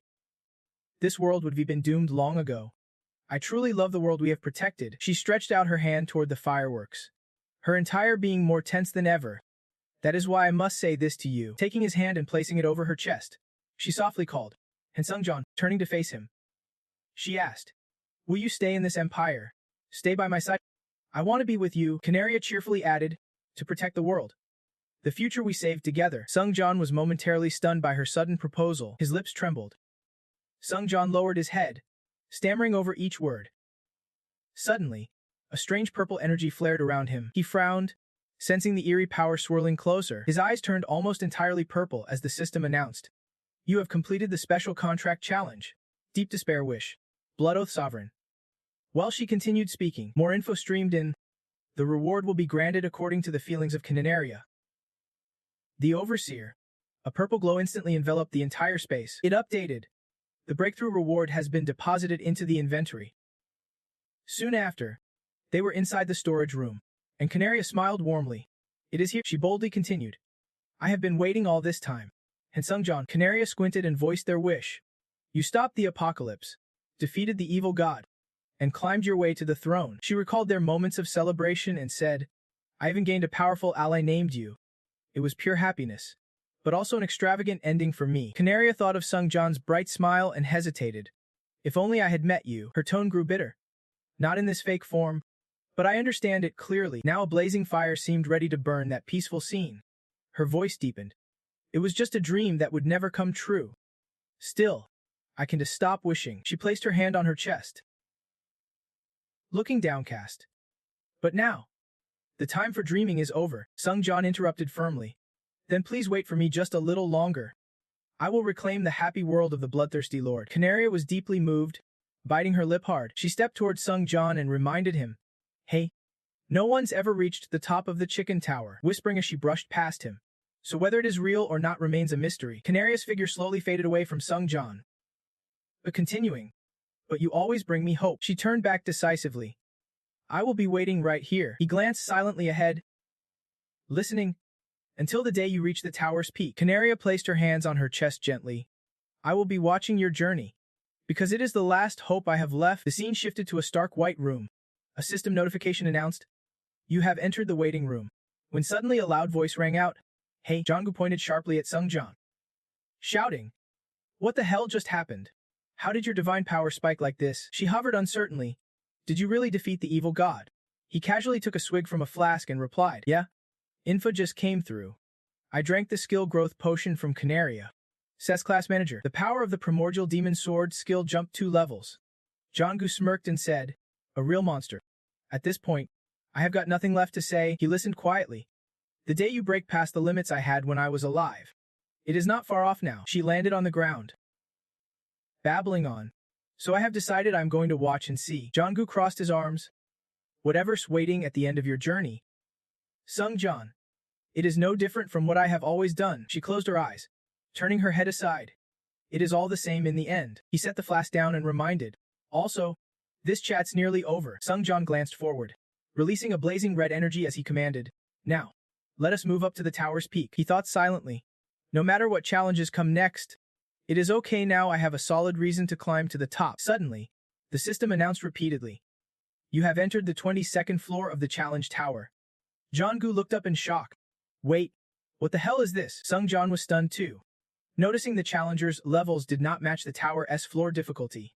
The system detected a need to adjust the challenge floors. It immediately activated a special floor using the tower's authority, merging floors 22 through 25 into one single world, pulling the two into a different space. System update. You have entered the special floor, the base challenge of the tower. Jonggu scratched his head, puzzled. They combined 4 floors into one. The announcement echoed. This challenge theme is the demon realm. Before them, A dark, ominous nightscape with deadly terrain sprawled out. Could they survive this trial? Below, chaos erupted. Demon tribes chased after Castro, with explosions erupting behind them nonstop, their faces twisted into triumphant grins. The purple-skinned demon and the one in a cloak spoke in unison. You planning to run forever? Suddenly, Castro's footsteps faltered. The ground sparked with strange flashes from friction. He spun back with his fist clenched tight, his resolute voice booming. The sanctuary has been abandoned. What followed was an intense clash of power. His punches flew fiercely at the demons, sending them flying back again and again. Castro kept holding his breath, heart pounding as he faced the people ahead. Yet somehow, he was surprised when he saw something unexpected. Without warning, the purple demon sneaked up on Castro and struck so fast he could not even react. In the blink of an eye, Castro was slammed backward, while the purple demon arrogantly sneered. You are one of the First Lord Ban's minions, are not you? His face twisted with ruthless pride. I will kill you and take down the First Lord Ban himself. Suddenly, the purple demon grinned smugly and lunged at Castro, his voice dripping with menace. Die. But then, a young man appeared before Castro, freezing him in place. Before delivering a devastating blow to the demon, his voice rang out. I am here to save you. None other than Hans Jungjeon, who defeated the purple demon in an instant, declared. Damn demons. At that moment, the system notification chimed. You have saved a demon from a threat posed by a special task force lord. Right after, Castro bowed deeply, gratitude clear in his voice. Thank you for your help, sir. The divine super system promptly issued another alert, as First Lord Castro respectfully saluted the supreme deity. Hearing this, Jungjeon quickly replied with concern. You sought me out at the First Lord Ban's request. Didn't he keep me waiting long? Castro answered promptly. First Lord Ban himself begged for your guidance. Divine Super, Castro stood solemnly, memories of the demon horde flooding his mind. By defeating the 62nd Lord, he had just claimed the title of the new 62nd Lord. On a rocky mountain peak stood a demon clad in crimson armor, bathed in a holy blue aura. Desperate hands reached up from the shadows below. That meant he was now eligible to enter the Supreme Lordess trial, hosted by Lord Ban himself. I am here to help you with that. Sungdun's sharp gaze pierced the air as his cold voice cut through the tension. What do I gain if I win this trial? Castro's reply came swiftly. You will earn the right to challenge the First Lord Ban. Those words hit Sungdun like a thunderclap, eyes wide with shock. And of course, the truth about the tower sank in. You can refuse, though, but Castro remained firm, his gaze unwavering as he stared ahead with steely resolve. A foreigner in the demon realm, not supposed to kill a lord and take his place, but he broke that rule already. Around Sundun, countless demons appeared, radiating deadly energy in a rainbow of colors. From now on, many lords would see you as the enemy. The two stood locked in a tense standoff. But my master said this about you. Sundun's brows furrowed sharply. Anger simmering, he was furious that you would join the trial and reach the tower as truth. Suddenly, the system's voice echoed in their ears. The Supreme Lord's trial has begun. The system announcement echoed through the silent hall. 14 days remaining. Completion condition. Claim the title of Supreme Lord of the Demon Realm. Failure conditions. Challenge fake death or time runs out. Completion reward. An ancient demon sword once wielded by an unnamed god. Rated S. Failure penalty. Death. Whispered chatter broke out nonstop. So, a brand new 62nd Lord has been born this time. I heard he is a foreigner, and he is even joining the selection trial. A horned demon sat there with cold, sharp eyes. Warning everyone. Quiet. He is here. Glowing red eyes filled the darkness, terrifying and relentless. Challenge the fake death of the tower. Divine Super. Jungjeon strode in with determination. Castro right behind him. His footsteps faltered for a split second. From the shadows, those blazing red eyes emerged, accompanied by a familiar voice. Welcome. Jungjeon's voice cut cold through the air, eyes sharp with suspicion. What demon is that? The moment he finished speaking, Castro hurriedly responded. It was the second demon lord of the underworld, the god of resurrection. Bowing in respect. Meanwhile, the other side sat there with a stern expression, an intense demonic aura radiating off him. Suddenly, a gray demon leapt out from nowhere, catching Sungjeon completely off guard. Second Lord, please leave those weaklings to us. A satisfied grin spread across his face as he taunted and challenged Sungjeon. We are both apostles and lords serving the creed and faith. Those words made Sungjeon frown in irritation. He cautiously studied his opponent while the demon continued to threaten. You will die right here. This scene was witnessed by many other demons. The gray demon smugly declared, under the hands of all these lords. Sungjeon coldly replied with a smirk. So you are saying I will die at all your hands? Wasn't this supposed to be a one-on-one fight? Meanwhile, the gray demon could not stop laughing, raising his hands arrogantly to intimidate his opponent. You think we would settle this mano a mano with someone who dares insult the lords of creed and faith? We will judge you with our skills. In an instant, the surrounding demons raised their hands, conjuring eerie black orbs of dark energy. They quickly merged, forming a massive sphere right above the battlefield. This spectacle made Xuandong praise nonstop. So it is a full-blown demon civil war. Bet even the demon gods have headaches over this mess. Suddenly, he turned his head to the side, a sly smirk curling at the corner of his lips. Moments later, Castro bowed deeply with a respectful air, reminding him, "Transcendent God, do not forget the technique I taught you back then." Facing those words, Xuandong fell silent, his gaze clouded with confusion just as the system notification rang out. Divine Authority activation in progress. The gray demon grinned smugly, and one of them sneered, "Hey, that technique is not it some kind of magic that uses demonic energy?" The demon chuckled darkly. "Exactly." The magic orb grew bigger as the gray demon explained. "Only the chosen demons can wield it. It is a form of dark magic." Suddenly, Dungdu flashed a cunning smile, joining in mockingly. How convenient. Under the gray demon's control, the orb quickly filled nearly the entire space. In the distance, Sungjan's body was cloaked in a black aura. Sungjan refused to back down, forming his own magic orb while grinning with satisfaction. "I picked up a little dark magic too." Meanwhile, the system buzzed in his ear, announcing exclusive effect. Demon blood activated converts user's mana into temporary demonic energy. The Dark Knight scene flashed in his mind as Kazra's voice echoed, "If you master the technique I am teaching, it will definitely help you stand against the lords." In his palm, a dark magic orb slowly materialized, a power that subtly alters demonic energy. Immediately, it was launched forward at an incredible speed. Most lords use dark magic either attack or to seal skills. The target dummy took a hit, a black scorch mark appearing instantly, but its true essence was self-healing. Kazra was already conjuring a second magic orb, his voice rising continuously with examples like enhancing divine abilities. Meanwhile, alongside a red orb, the system announced, "Death God's divine power amplified through dark magic by the Black Abyss." Back in reality, under Sungjin's control, stones levitated as the gray demon's mocking voice rang out again. "You talk too much for someone about to die." Suddenly, Kazra nearby shouted loudly, "Obeying him!" Sungjin muttered under his breath. Sanctuary denied, as the orb in his hand ready to launch. The surrounding air grew tense and heavy. His sharp gaze pierced forward as the system relayed, "Death God's divine power twisted and amplified by the Black Abyss." The magic orb above surged with overwhelming energy, leaving the demons stunned as they shouted, "How can a mere human wield dark magic?" In a flash, the entire area was bathed in purple light as a cold, icy voice echoed, "Twist." This sent the gray demon into a frenzy, screaming in utter despair, "No way." Meanwhile, Sungjin stood stone-faced, not forgetting to call out his opponent. "So that is the grand magic singing performance." Huh. A sly smile crept across his lips. "Adorable. You guys really are disciples of that cult." He sneered, words that instantly ignited his foe's fury. The demon kept yelling, "Who are you insulting the cult lord and all of us?" Suddenly, a calm voice cut through the chaos, catching the gray demon off guard. "Enough." With a swift motion, Sunjin unleashed his ultimate move, bathing the space in a crimson glow. He declared boldly, "Time to vanish." The familiar system voice chimed in, "Transcendent God looks down on the lowly and delivers the death sentence." Two streams of red and purple light twisted together in the silent air, deathly divine power amplified through magical singing by the demon. Meanwhile, the regressed god wore a composed expression as he watched unfold, blood spurting relentlessly across the battlefield. His gaze flickered uncertainly, blood splattering his face. The regressed god was captivated by Sungjin's unyielding stare, a transcendent god glaring down at him. After wiping out all enemies, a notification popped up. Divine essence had been converted into potential. Magical singing still simmered in Sungjin's hands. His eyes narrowed, glancing upward as a voice echoed down. "Well, that was unexpected." Dark magic from the demon clan surged upward, accompanied by the regressed god's voice.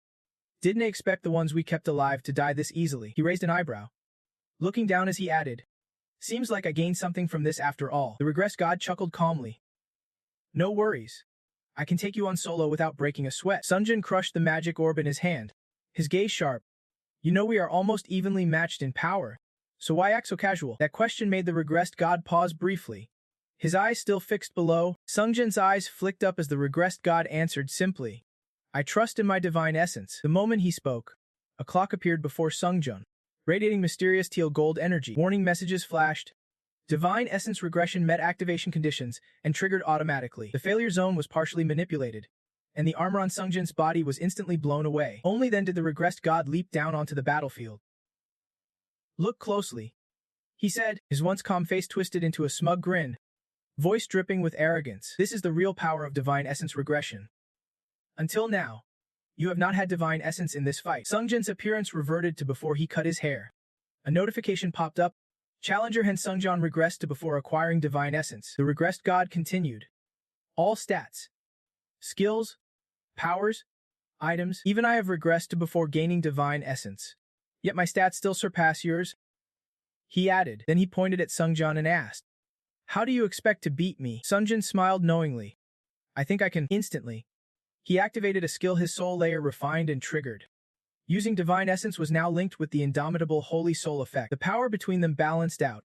From the regressed god's chest, strands of energy erupted. The other ends of those energy strands were firmly grasped by Sungjin.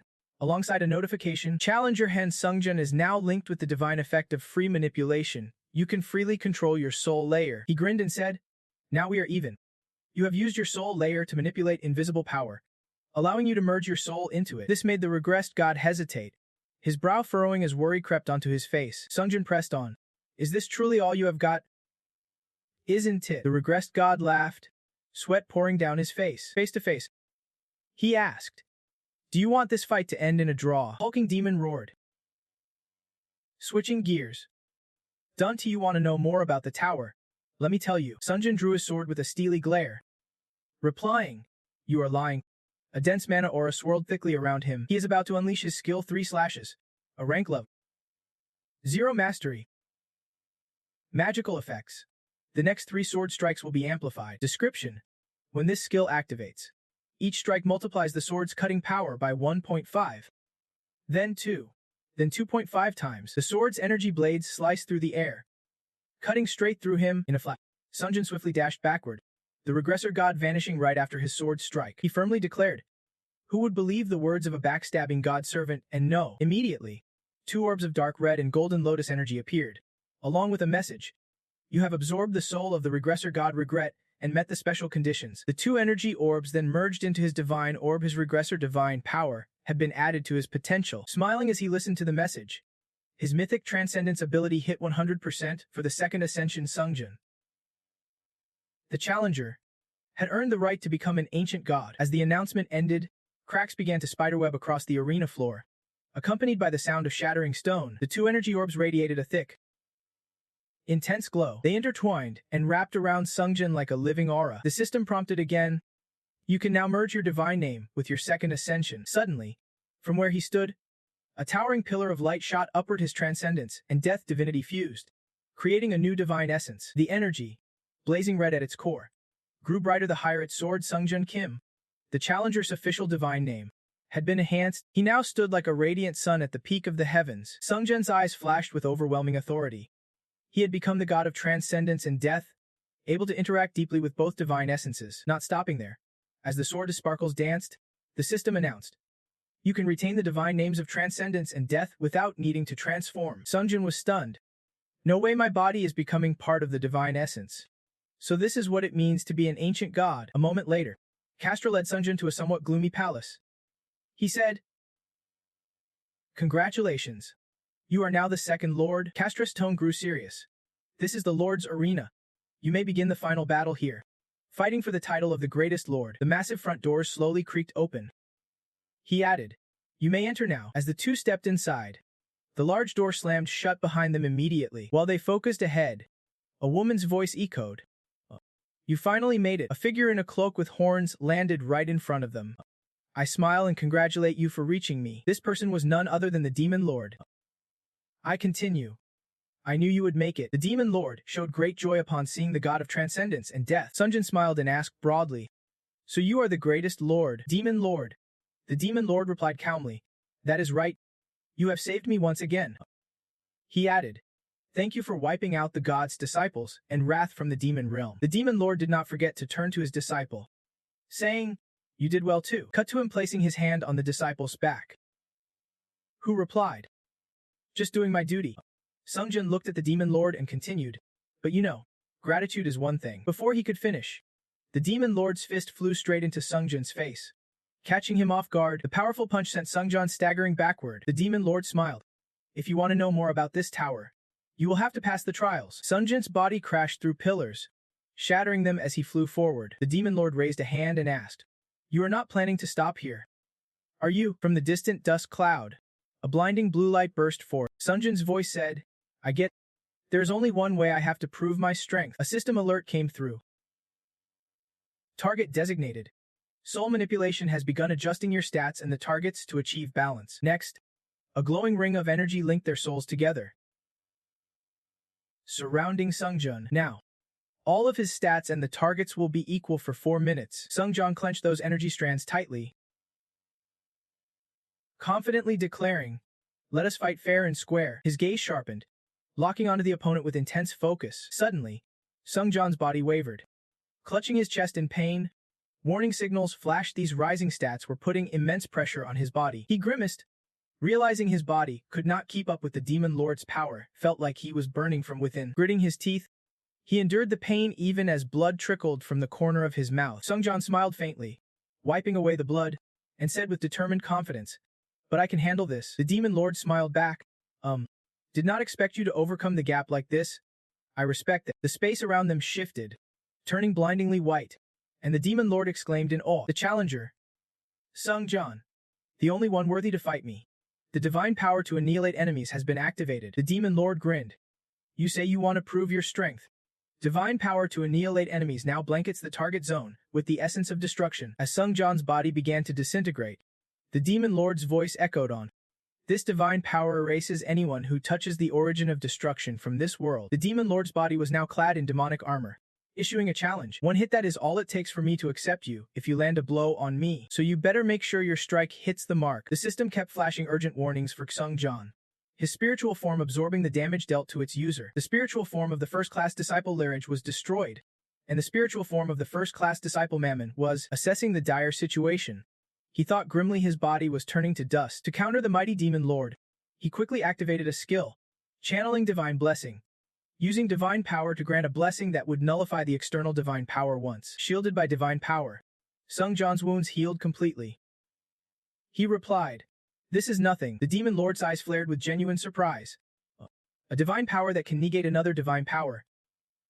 Fascinating." Sword firmly in hand, Sungjin rapidly launched an attack, his power and speed fully activated. Locking onto his opponent, he decisively unleashed his ultimate move, 100 blades shattering heaven. Though slightly injured, the Demon Lord arrogantly sneered, "Now you are pulling out martial arts moves too." Keeping her distance from Sungjin, the Demon Lord confidently declared, "But that is still not enough." Not missing a beat, he closed in with full force to deliver the finishing blow, using transcendent divine power, pushing all stats beyond their limits. His overwhelming power was confirmed by countless system alerts. Growth rates surged 27 times, and the Spirit Light skill was activated. A triumphant grin spread across Sungjin's lips. "Take this." But suddenly, his expression darkened as he saw the outcome. It turned out the Demon Lord had completely dodged Sungjin's 100 blades shattering heaven, standing there mocking.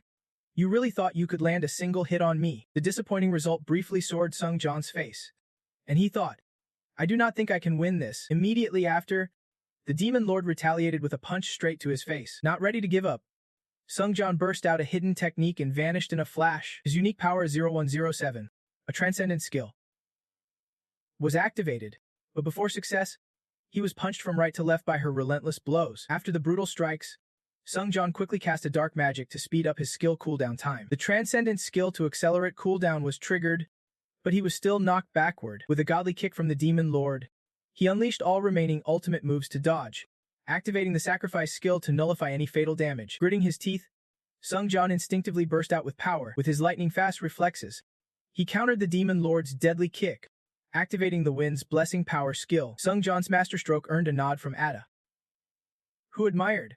Using dark magic to support a unique power, you managed to reset that infinite cooldown timer. Nice two-pronged strategy. With a sharp gaze, the Demon Lord had already pinpointed Sungjin's weak spot.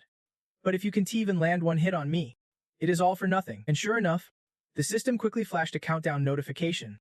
The X-Time cooldown extension has ended, and the full 10-year cooldown is now in effect. The bloodthirsty Demon Lord was eager to put an end to Sungjin's challenge. Even the Tower's truth was fading away as the system interpreted Ada's ultimate awakening The mythic judgment of destruction was triggered. Every divine being struck would permanently lose their divine power proportionate to their rank. With just 30 seconds left on the deadly countdown, Sung-Jan felt the pressure mounting. No more time to fine-tune his soul resonance at this rate.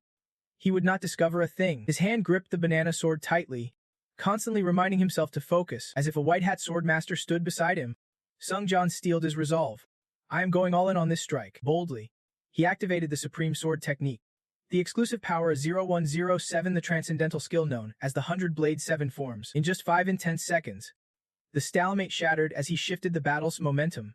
The 100-blade 7 forms unleashed terrifying, overwhelming power. His face closed in on the Demon Lord, dodging deadly demonic energies with precision. His sword danced gracefully, slashing in fluid, rhythmic arcs. With only 20 seconds left, Sung-Jan surged into close combat against the Demon Lord, unleashing a razor-sharp slash. The sudden surge in power stunned Ada. What the hell was that? Locking onto his target, Sung-Jan paused briefly, gathering strength on both feet. The fateful 15 seconds arrived as he launched upward with full force, igniting divine power and activating his will of God. The final seconds ticked down as the Demon Lord countered with his signature battle chant, tossing out a sharp insult to damned turtle.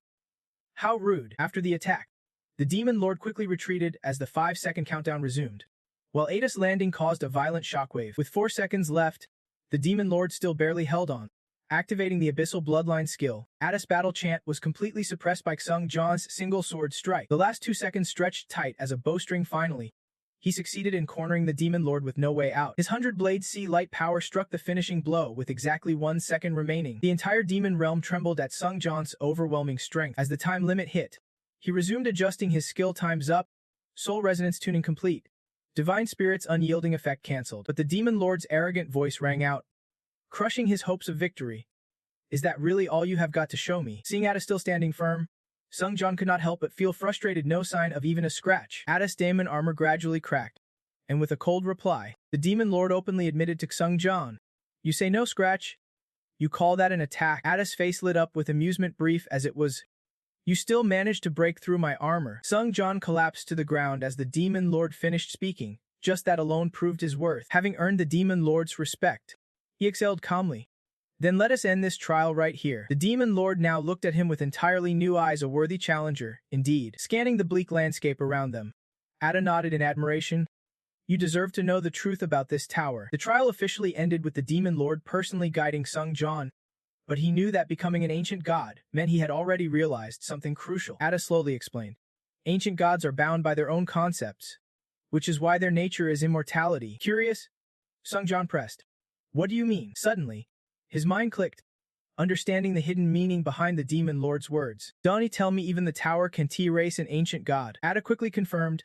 As long as the concept of death exists in the universe, they remain immortal. Leading him into a room, Ada concluded. However, if even an ancient god can be erased, it would take a transcendent being. Sung-Jao's repeating, "A transcendent being." The Demon Lord nodded firmly. Exactly, a being capable of erasing the very conceptual existence of an ancient god. The surreal method left Sung-Jan baffled. Erasing a concept. How is that even possible? Standing firm, the Demon Lord sealed the debate. At the very least, that possibility can be denied. That is why the ancient gods united to create the tower. Sung-Jan seemed dizzy, overwhelmed by this new reality he had just heard. What the hell? Touching a magically sealed spellbook, the Demon Lord's icy voice continued. Look, you can think of the tower as a kind of ancient god too. Ada glanced back at Sung-Jan's reaction and grinned with delight. You are wondering why a divine entity like the tower would want to wipe out others? Huh? Judging by your face, you are dying to know. Without hesitation, the Demon Lord handed him the book. Take this. It will answer some of your questions. Ada carefully warned Sung-Jan that moments like the tower's origin, and even beyond, would let him personally experience it all. Just like the tower's challenges. Once it is over, the system will confirm your rewards. Congratulations. You have completed the special trial floor of the tower. Your reward has been added to your inventory. Sung-Jan quickly returned to the outside world, now inside the waiting room for floor 26. A name echoed in his mind. Lemiston. The book he would been given was priceless, an archive of this entire universe. Maybe even records of every god. After shifting back to human form, Jonggu remarked to Sung-Jan. But with your current state, you won't be able to absorb it all just yet. Holding the book, Sung-Jan perked up. Well, just like the tower's trials, maybe over time I will earn the right to it. Eventually, you will access it. Time's running out. Floor 27. The system flashed a notification. Message received from the clock tower battle mage. Sung John wasted no time heading to the meeting point, the towering clock tower in the city. Sitting across from David, he started piecing together some conclusions. So the leader of the Heavenly God Church claims I am one of his loyal followers, his personal attendant. Locking eyes with him, Sung John demanded. He's been going around saying that, has not he? David took a sharp drag from his cigarette and confirmed. Yeah, that is right, he calmly explained. Right now, the Heavenly God Church is visiting guilds all over the world. Sung John thought silently. They must be trying to recruit for the Heavenly God Church. Divine essence and faith are easiest to gain through worship. Curious? He asked David, who was behind all this. With his seasoned experience, David calmly guessed. Most likely, their base is in Korea. David reasoned. Because their apostle, and Sung John, is Korean. The center of operations is probably there. His gaze hardened as he decided, then the clock tower will withdraw from this affair. David sighed regretfully to Sung John. And someone on your side will explain everything in detail. Sung John blinked. Puzzled. Someone on my side. David exhaled, taking another drag.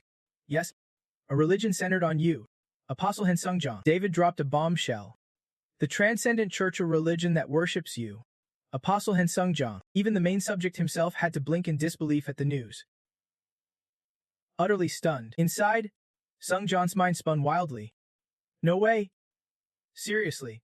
What the hell is this? While busy at work, Heian noticed her phone buzzing nonstop. Seeing who was calling, she smiled brightly. Sung John. After taking the call, she quickly wiped her hands and headed straight for the door. Suddenly bursting through, Heian called out urgently with a panicked look. Sung John. Meanwhile, Sung John was hoisting the most annoying little pest by the collar. The scene shocked Heian. She raised her hand to stop him, her voice trembling with urgency. Sung John. Do not tell me you came here to kill members of the Hunters Association, he quickly replied. Can you wait just a moment? Then he turned back to interrogate the provocateur. Hey, let us try this again, best you answer properly. The scared guy stammered back. Yes, strange figures in cloaks kept catching Sung John's eye, the angelic church. A cult worshipping some god. Disguising themselves for one clear reason. After piecing everything together, he finally saw their game. Erase all faith in him across Earth, leaving him powerless. Back to reality. Sung John pressed the provocateur again. So where's the cult leader? Without hesitation, the man replied. London. Those words sent Sung John into a deep, silent contemplation. The boss said he was going to convince David Taylor. Cut to London. Towering skyscrapers packed tight against the skyline. In a rundown house by the shore, voices echoed. And Sung John, after all, was just a minor dimensional god. If we wipe out all faith in him on Earth, he will lose all his power. Cielo stood there with a sly grin, though a low-tier god. He was worth turning into one of her prized apostles. Now, she faced a group. But continuing, time to make your choice. Wanderers. The provocateur Han Sung John is destined to join the angelic church. You all should sign up too. Catherine was fuming, shouting, if Sung John were here, you losers would not dare make a peep. Her companion quickly chimed in. You really think grabbing a few low-ranked provocateurs makes you tough? You seriously believe that is enough to beat us? Cielo rolled her eyes wide, clearly unimpressed. Pathetic. Then she unleashed an attack on the three, sending Catherine crashing to the ground. Catherine screamed in pain as Cielo coldly declared, showing her dissatisfaction. Cielo sneered, muttering, foolish. Those who reject their blessings should know what they have lost. Strutting forward arrogantly, she declared, I will become Earth's one and only immortal ruler and ascend to archgod status. Cielo laughed, thrilled by the vision, granting blessings even to weaklings like you. Suddenly, from a rooftop skylight, a shadowy figure called down, jolting Cielo archgod. It was none other than Han Sung John. Calmly announcing, you. His appearance startled Cielo, who spun around to see what was happening. What? This feeling, she murmured. Meanwhile, Sungjin stood with a calm expression. Gazing down, voices called up to him from below, but he fixed his serious gaze on Cielo. Chaos reigned beneath three people trapped under a giant beast's claws, while Cielo fluttered anxiously, asking, Han Sungjun, what did you say? After confirming the truth, she looked up at him again, puzzled. I never heard he became an archgod. The apostles around her were stunned, only managing to say, that can be real. He just reached official god status. No way he ascended to Archgod this fast. Then Sungjun leapt from the rooftop, dashing through them all with a powerful swipe, sending rocks and dust flying everywhere. His heavy voice startled Cielo. Enough talk, so you are ready to face the consequences. Huh. Then he activated his transcendent divine skills and Death's Wrath. Fury blazing, Cielo froze in fear at the sight. Once more, he unleashed his power. Divine force and command words blazing. Die here and now. Cielo panicked and fled immediately. Sungjun smirked, looking her way with amusement. Funny. Running 1T save you. The others were still clueless as the cult leader vanished. They could only whisper. The cult leader ran. What the hell is going on? Then Sungjun threw a punch into the air toward the apostles, sending them flying backward. A bystander stammered in disbelief. This can be happening? Meanwhile, Catherine spun around, locking eyes with him as she asked, Sungjun, is that really you? Hearing this, Sungjun quickly replied, Yeah, that is me. He sat down calmly, soothing her with a gentle tone. For now, just lay low here. Leave the rest to me. David responded. All right, I will do just that. Outside on the shoreline near the houses, beneath a coconut tree, Cielo was hiding, breathing heavily. Utterly confused, forced to wonder, why would a monster like that be trapped in such a tiny dimension? Cielo's breath hitched, overwhelmed with anxiety. But then she steadied herself and opened her system panel, thinking, even if he is an ancient god, there's got to be a way. There has to be. If I ask, maybe I can figure something out. Suddenly, Sungjun appeared behind her, quietly asking, Who is they you keep talking about? Why are you so desperate to reach them? Then he stepped forward, eyes sharp. You are a disciple of an ancient god, are not you? His presence sent her into a panic, recoiled in fear. Stumbling backwards. How do you know I am here? Hold on. Let me warn you first. Sungjun advanced, standing firm, facing her head-on. Chloe shouted, If you know I serve them, then messing with me 1T get you anywhere. Then she put on a fierce, bloodthirsty expression and snapped, You better understand this, my master rules above fate itself, and will soon claim control of the whole tower. Sungjun frowned, confused. What nonsense are you spouting now? Meanwhile, Chloe pressed on. The 7 gods of light and shadow can touch those destined to become the absolute rulers of the universe. She readied for battle, raising her hand as a warning. I 1T say another word if you come with me right now. Sungjun was taken aback, blurting out, If all you have got are empty threats, then I am not wasting my breath. He shifted seriously into battle stance, hand on his sword. The moment you set foot on Earth, your death became inevitable. Chloe mixed fear with reckless excitement, smirking. Well then, looks like we have no choice. She unleashed her ultimate move. Let me show you the power of the supreme ruler of this universe, burning divine authority, and karmic fate. Behold. Descent. Sungjun's cold gaze fixed forward as the descent took form. The consciousness of an ancient god reigning within. Chloe stood there calm, then slowly sneered. So it is fanaticism after all. The scene quickly plunged into deadly danger. Ancient gods could wield up to 40% of their total power. Cielo's face darkened. Then she said with twisted delight, It has been a long time since the last time. Her eyes turned violet and powered up, bursting into a wild laugh. You, pitiful full of flesh and blood, god of despair, chaos, and madness. She stared daggers at Sungjun, taunting him mercilessly. Out here, no tower's power will shield you, and nowhere to hide from the ancient gods. But Sungjun stayed ice cold, calmly replying, I know that. Then proudly, he unleashed his power, one strike enough to change everything, activating the divine abyss authority, consuming divine might and faith to forge a transcendent divine realm. A massive explosion shook the area, the space engulfed in a golden hue. Moments later, Sungjun explained to his opponent the technique he just unleashed. The stage is set, he said. Chloe, furious, snapped back. You worthless creature. Without letting him finish, she launched a barrage of attacks, countless dark beasts charging at him for his arrogance. I will strip your divine nature to punish you. Despair. Divine nature activated, weakening all attacks tied to divine essence. Sungjun showed no fear, taunting her. If you have got the guts, bring it on. Divine nature regression activated. Chloe kept analyzing his strikes, knowing they could meddle with the time concept past, but if disconnected from the user, the effect would vanish. A giant crab appeared on the nearby shore, while a white bird spread its wings and soared in the sky. Everything was frozen solid. Cielo's body trembled uncontrollably. She was terrified facing Sungjun at this moment. This brat was clearly getting cocky, taunting relentlessly while Sungjun stayed silent, deep in thought. Then a voice slowly echoed.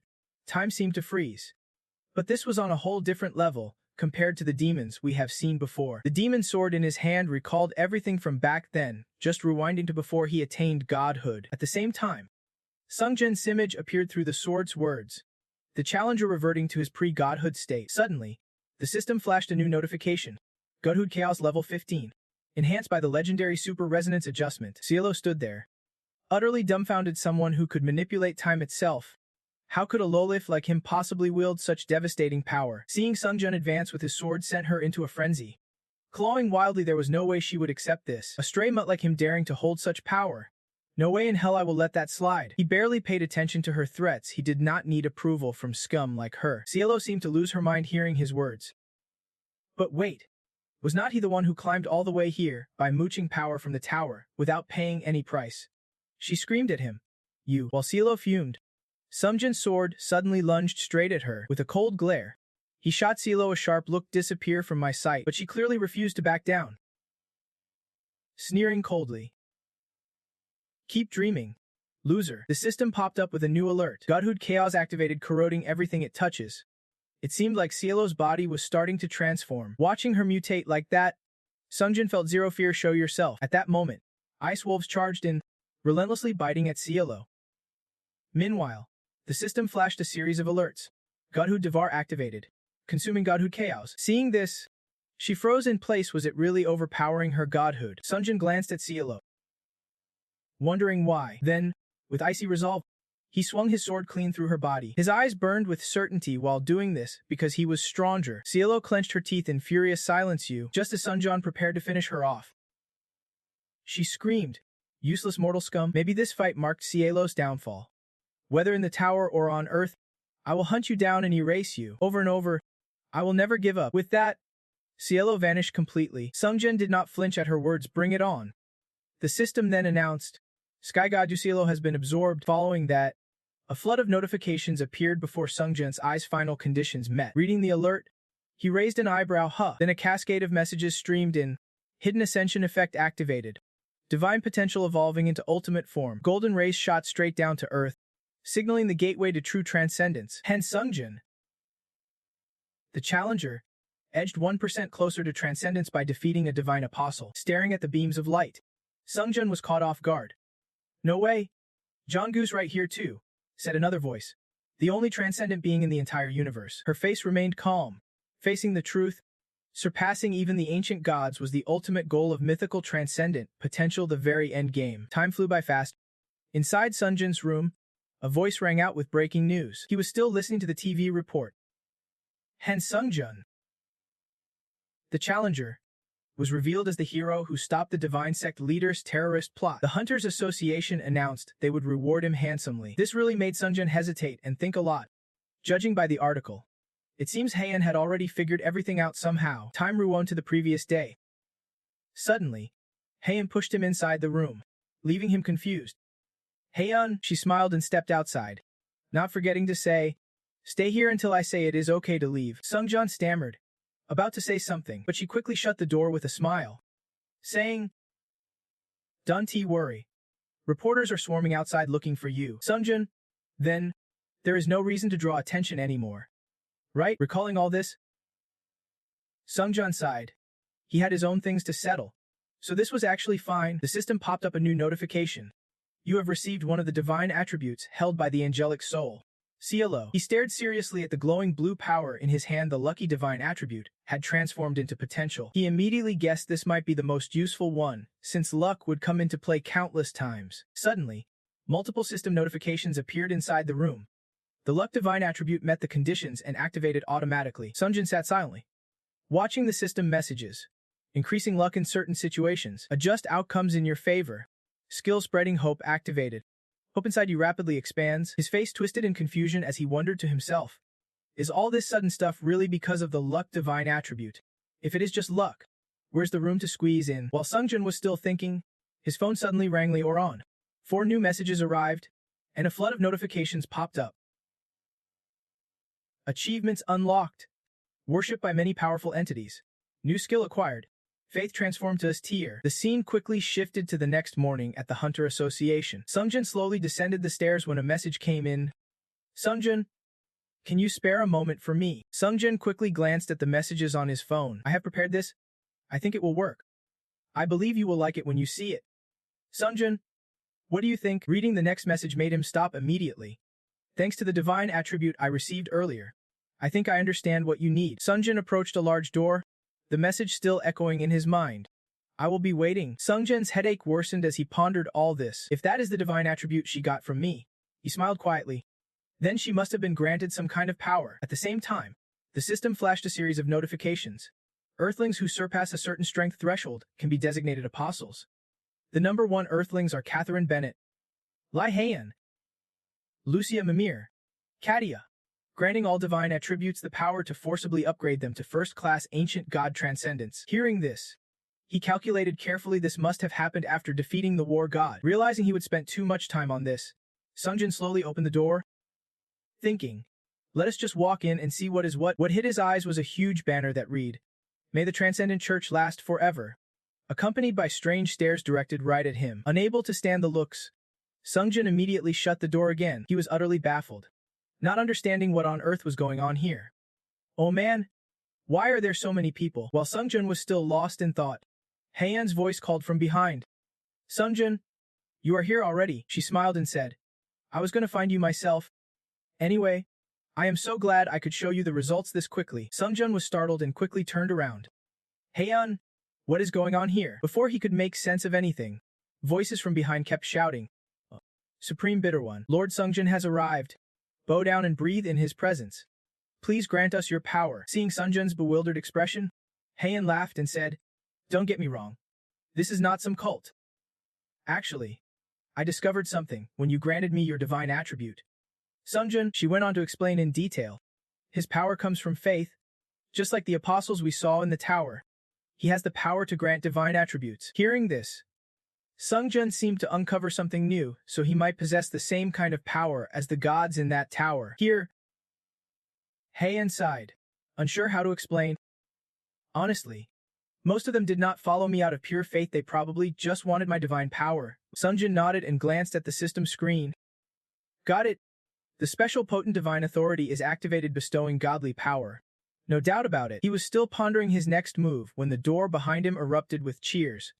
Lord and Sungjin has granted us new strength. He looked back at Heian and voiced his thoughts. The divine power was given to those deemed worthy. This will definitely make Heian's missionary work a whole lot easier. This time, her face softened as she stepped closer to Sungjin. Really? Heian clasped her hands excitedly and declared, I will keep doing everything I can to support you. Sungjin, I will nurture the Transcendent Church into prosperity. A flood of system updates appeared. Faith conversion skills. Proficiency 0%. Basic effect temporarily transforming or boosting abilities through faith. Detailed effect allows temporary enhancement of desired abilities via faith. Now entering the 20th floor of the challenge tower. The scene shifted to a vast forest beside a mighty river. The challenge theme.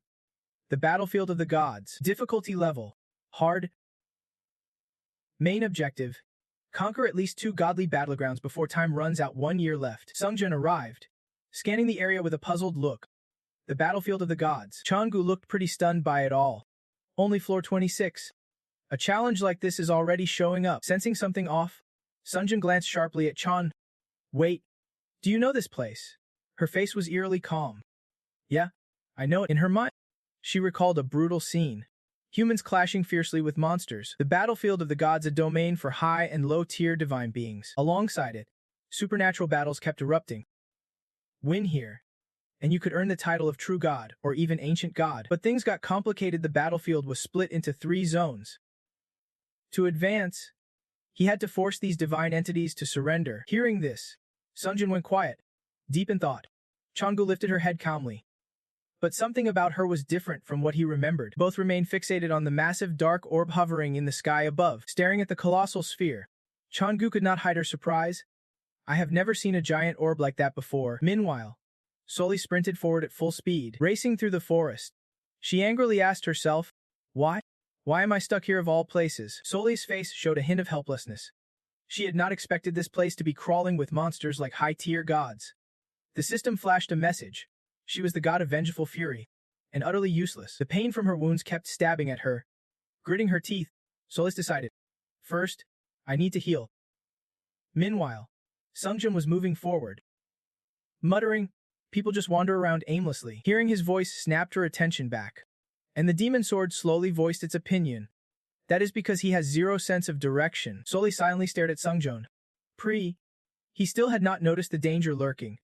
"First, I need to find out what that orb is." Seizing the moment, she charged straight at Sungjun, planning to take him down and use him to heal her wounds. But Solis had seriously overestimated her strength. Just one arm from Sungjun blocked her attack. Not only that, he effortlessly flung her backward like she weighed nothing. Before she could even react, Sungjun slammed her body hard onto the ground, injured badly and battered by constant attacks. Solis was in agony, barely holding onto sanity. Sungjun's voice rang out, "You are quite the interesting one." He shot her a sharp glance. "That was for me, right?"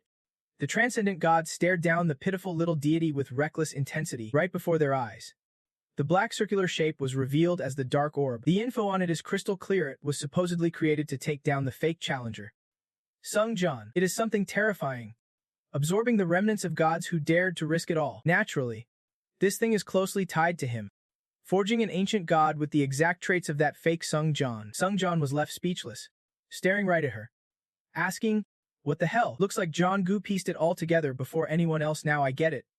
They have decided to get rid of you." She realized the demons pulling the strings behind the scenes. The tower has been raising him like a guard dog to wipe out the gods. But instead, Sungjun turned his back on the tower, choosing his own path. Her voice grew thoughtful as she pondered the terrifying institution. Once again, what is about to be born there is a shattered, soulless ancient god made to replace him as the tower's guard dog. Sungjun fully grasped how dire that situation would be if it came to pass. A nightmare no one wants to face is unfolding. The entire world would be doomed. Just thinking about it made Sungjun furious.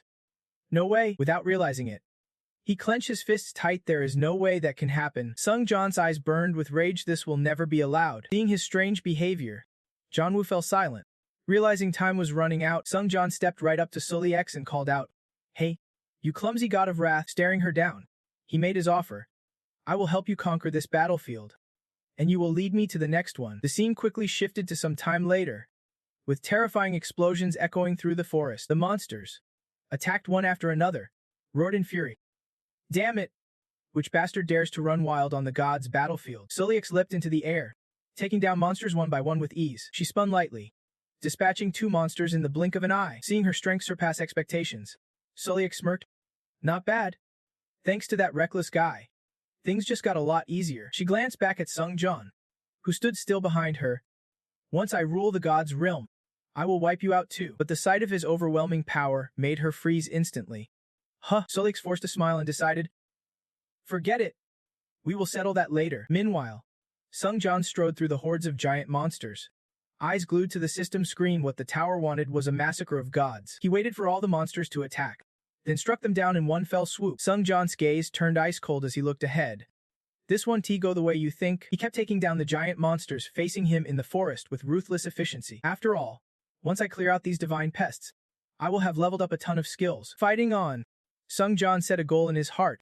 "I will crush them all and absorb their power." After a brutal assault, the huge monsters collapsed to the ground, and the system congratulated him. Their powers were converted into divine energy and stored within his body. His S-grade divine power was upgraded to S-tier divine energy. A notification popped up before his eyes. Divine energy now lets users store power in items of the right level. Glancing at the item the system gave him, Sungjun could not hide his surprise. "What the hell is this?" But then a satisfied smile spread across his face. "If I can store divine energy in an item and reuse it." Sungjun tapped the system screen again. "Then I can keep stacking divine power." By then, Soleil had also wiped out the nearby monsters. "No way. Even the high-level gods." He seemed to be plotting something. "But I will need higher-level items worthy of my rank." After a long trek, Soliet quickly announced, "We are here." Before them stood a massive, towering wall stretching wide. Sungjun slowly reaches his hands into the wall. Just one more step to go. The system quickly flashes multiple alerts. The battlefield of the C9000 gods has been conquered. Moving on to the next zone.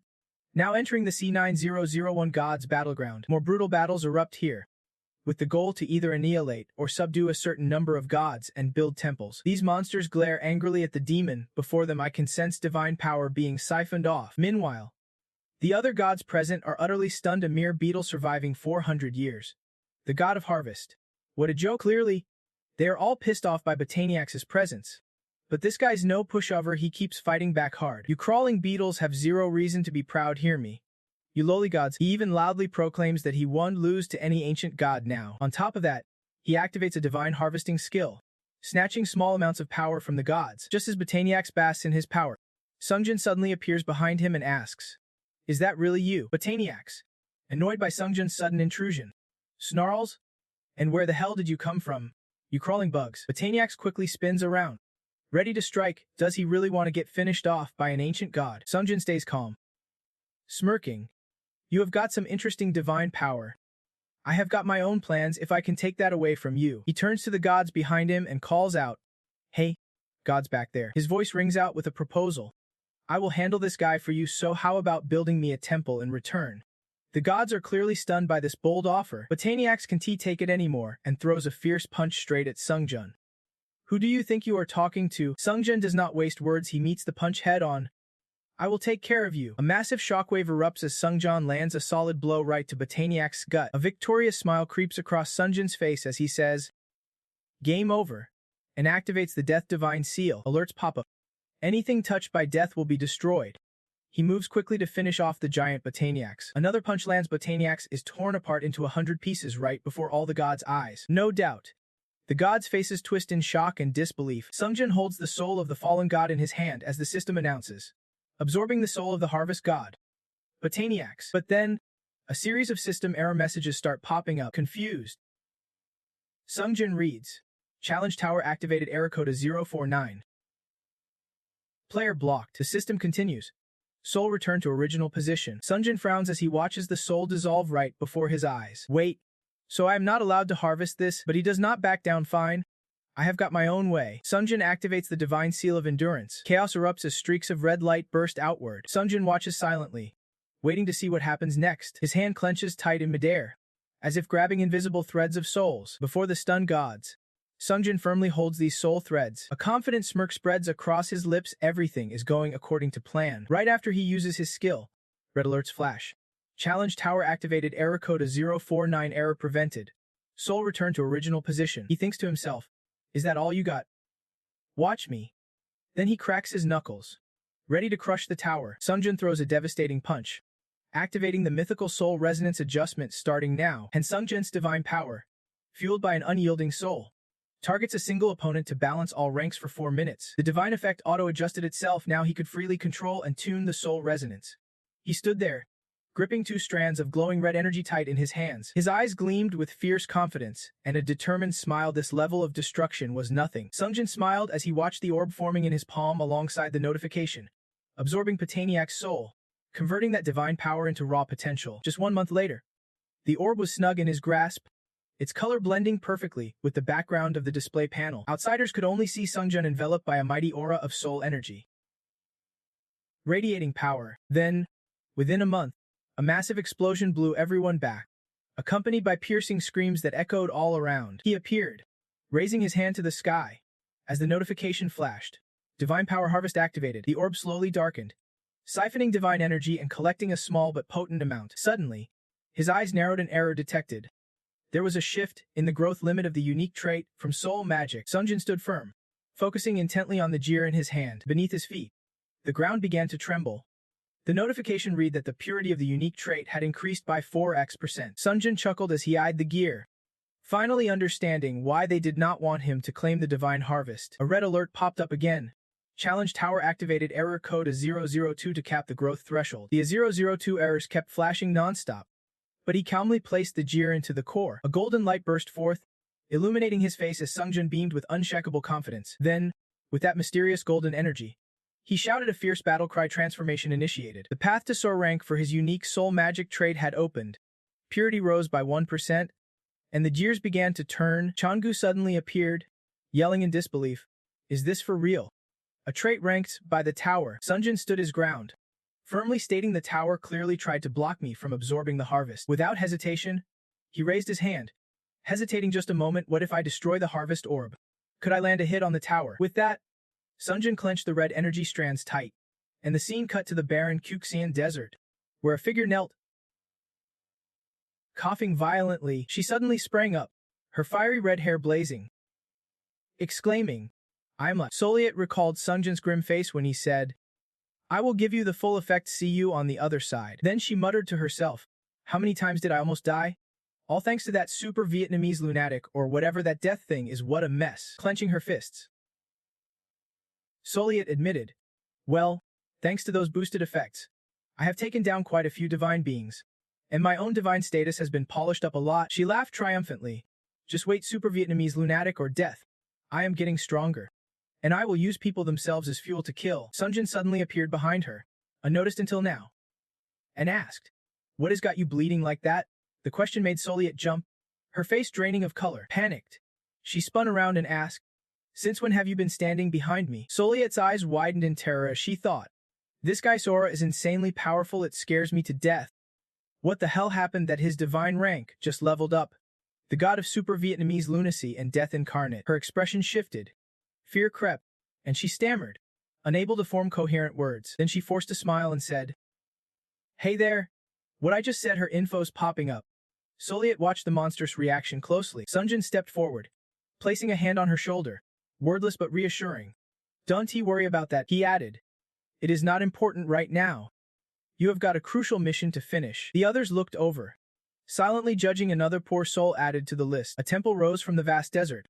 A majestic eagle soared overhead as the notification read, conditions met to defeat or subdue certain divine beings and build the temple. Sungjan sighed. They recover fast. Almost makes me feel a little pity.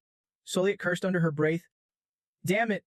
One day I will kill him. Conditions fulfilled, the god of super Vietnamese lunacy and death claimed divine authority matching your rank. He glanced down at the crowd kneeling and worshipping him behind. The divine lineage toppled. Ancient ranks us now from the method that only ancient gods revered by other deities could possess.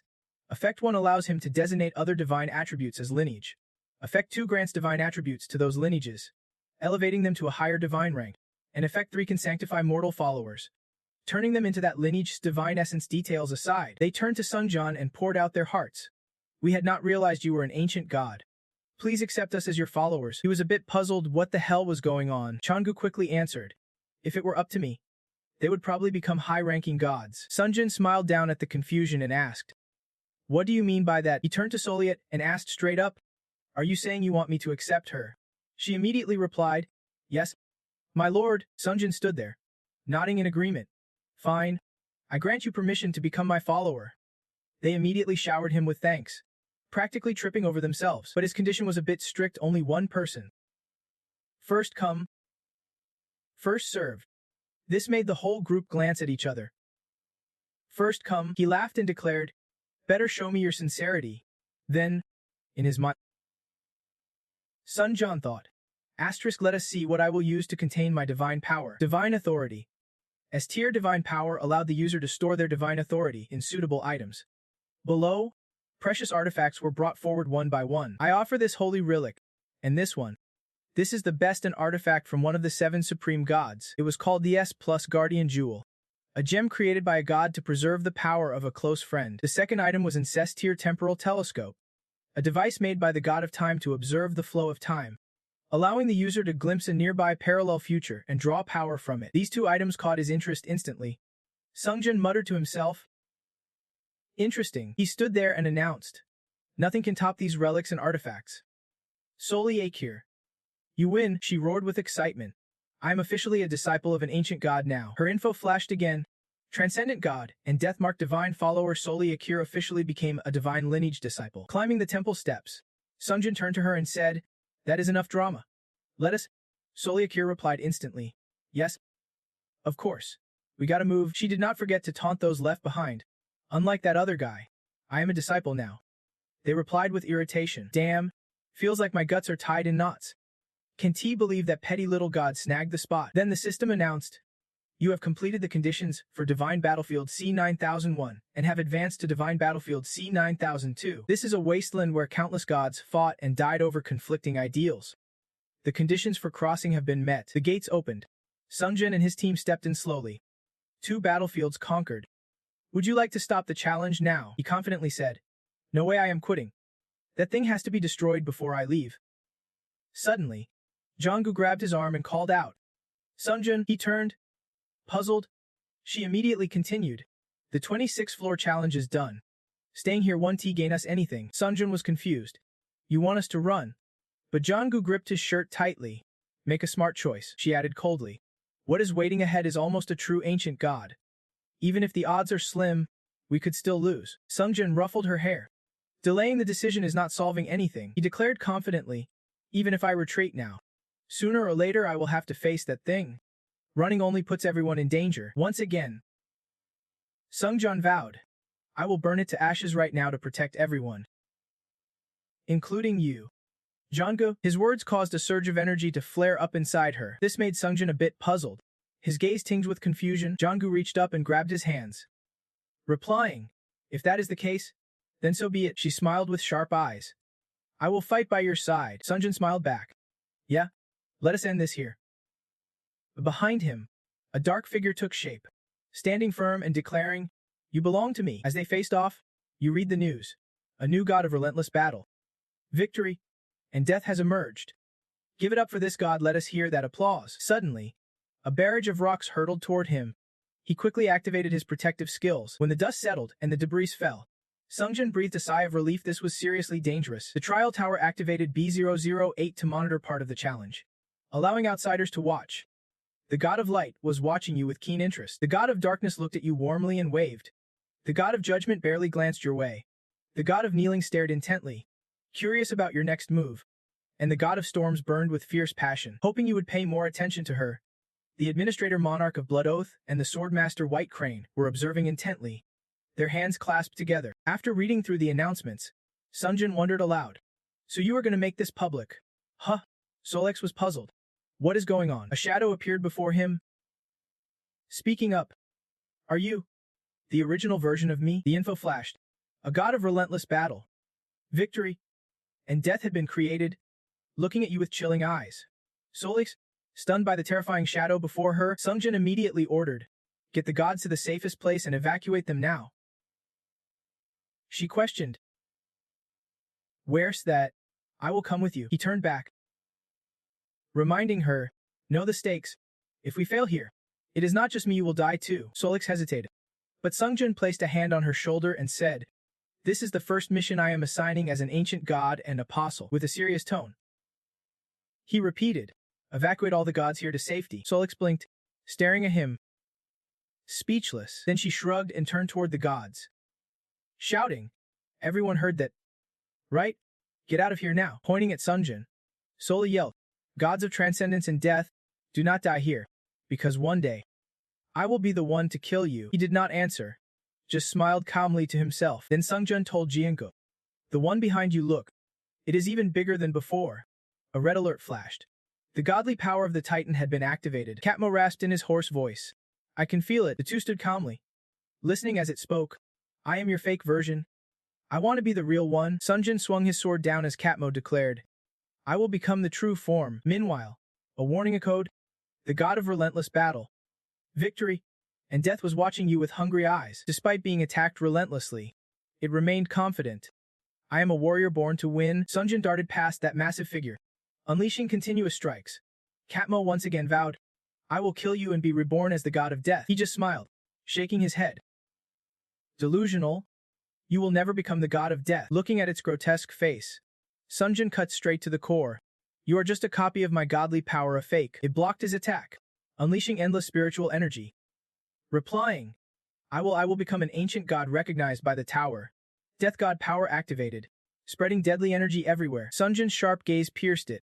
You are using the power I gave you to attack me. As the battle raged, the gods' expressions appeared. The god of transcendence and death were uneasy. The god of darkness declared the impostor must be punished. The god of judgment showed disdain, and the god of storms roared in frustration. Sungjin shouted again, get that thing out of my sight. The godly command power instantly activated. He leapt off the ground, sword ready to strike at Katmo. It responded confidently, fine, so that is useless.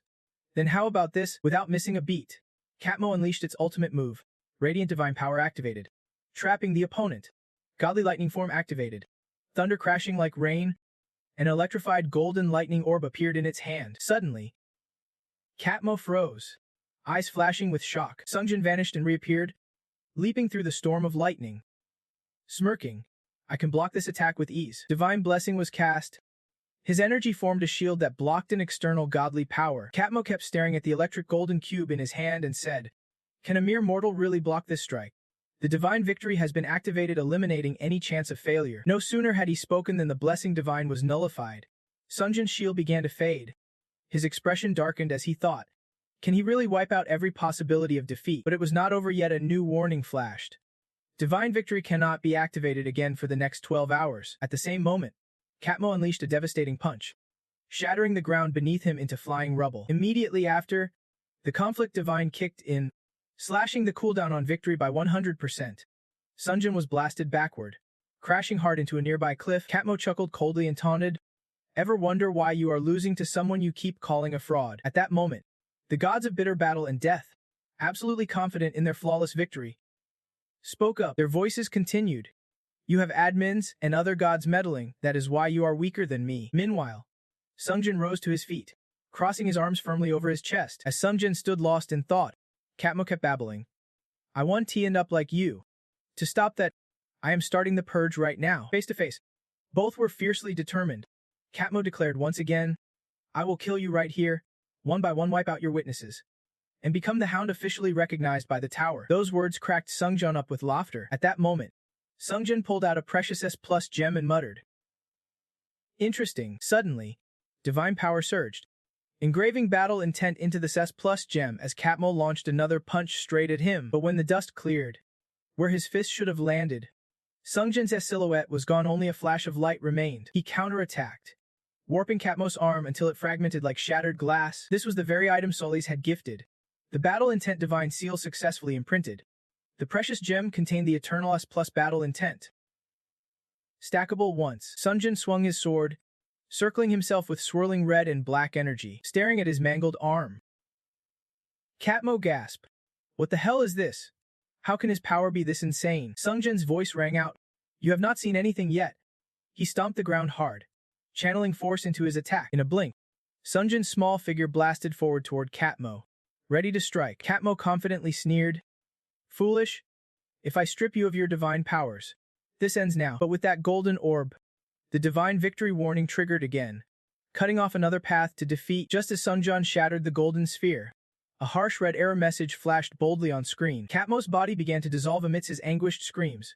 Supernatural gods and death wield high resistance against external divine powers. With stacked divine battle intent, various abilities amplified, numbers flickering wildly on the spinning gauge. As the wheel stopped on number 1, Sungjin gritted his teeth, charging forward with power amplified 10,000-fold. Cut to the outside battlefield of the gods C9001, where Solis led a group of gods. They followed, restless and frustrated, thinking, "Why do they keep trying to handle everything alone?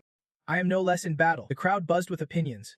"If even Solis, the battle specialist, is falling, how can this be? He is just trying to rack up points. Solis really is strong." Solis turned back, fingers running through her hair, smirking. "Well, you know, I am pretty badass too." She smiled smugly. "Maybe even that so-called god of victory is not a match for me." Suddenly, everyone's attention snapped to a strange light flickering in the distance. The crowd murmured, "What is that?" Solia's face twisted. "That is definitely not normal," she thought. Even from afar, she could sense it. A figure shattered a mountain as they soared upward, a pillar of light piercing the sky. Not divine power or mana, but pure, raw physical strength. Solis looked on with awe, clasping her hands together, whispering, "How is this even possible?" Others stared at the body of the clone lying there, commenting nonstop. Many ancient gods gasped in shock, while the god of darkness reached out to pat his head. The god of light said they were deeply moved. The god of judgment watched intently. The god knelt down laughing loudly. "This is getting interesting now," the dragon god roared. "No wonder you are my true heir." "Sungjin, do not say a word. Now you can feel the difference, right? This is what it means to be the true original. You are just a fake copy, created artificially by the tower. Someone like you who leans on the tower will never become a true original like me." The clone lay there, unwilling to accept it, retorting, "How dare you say that to me?" Sungjin stayed silent, quietly listening to Katmo's inner voice. "I am a warrior destined to win. I am not a fake.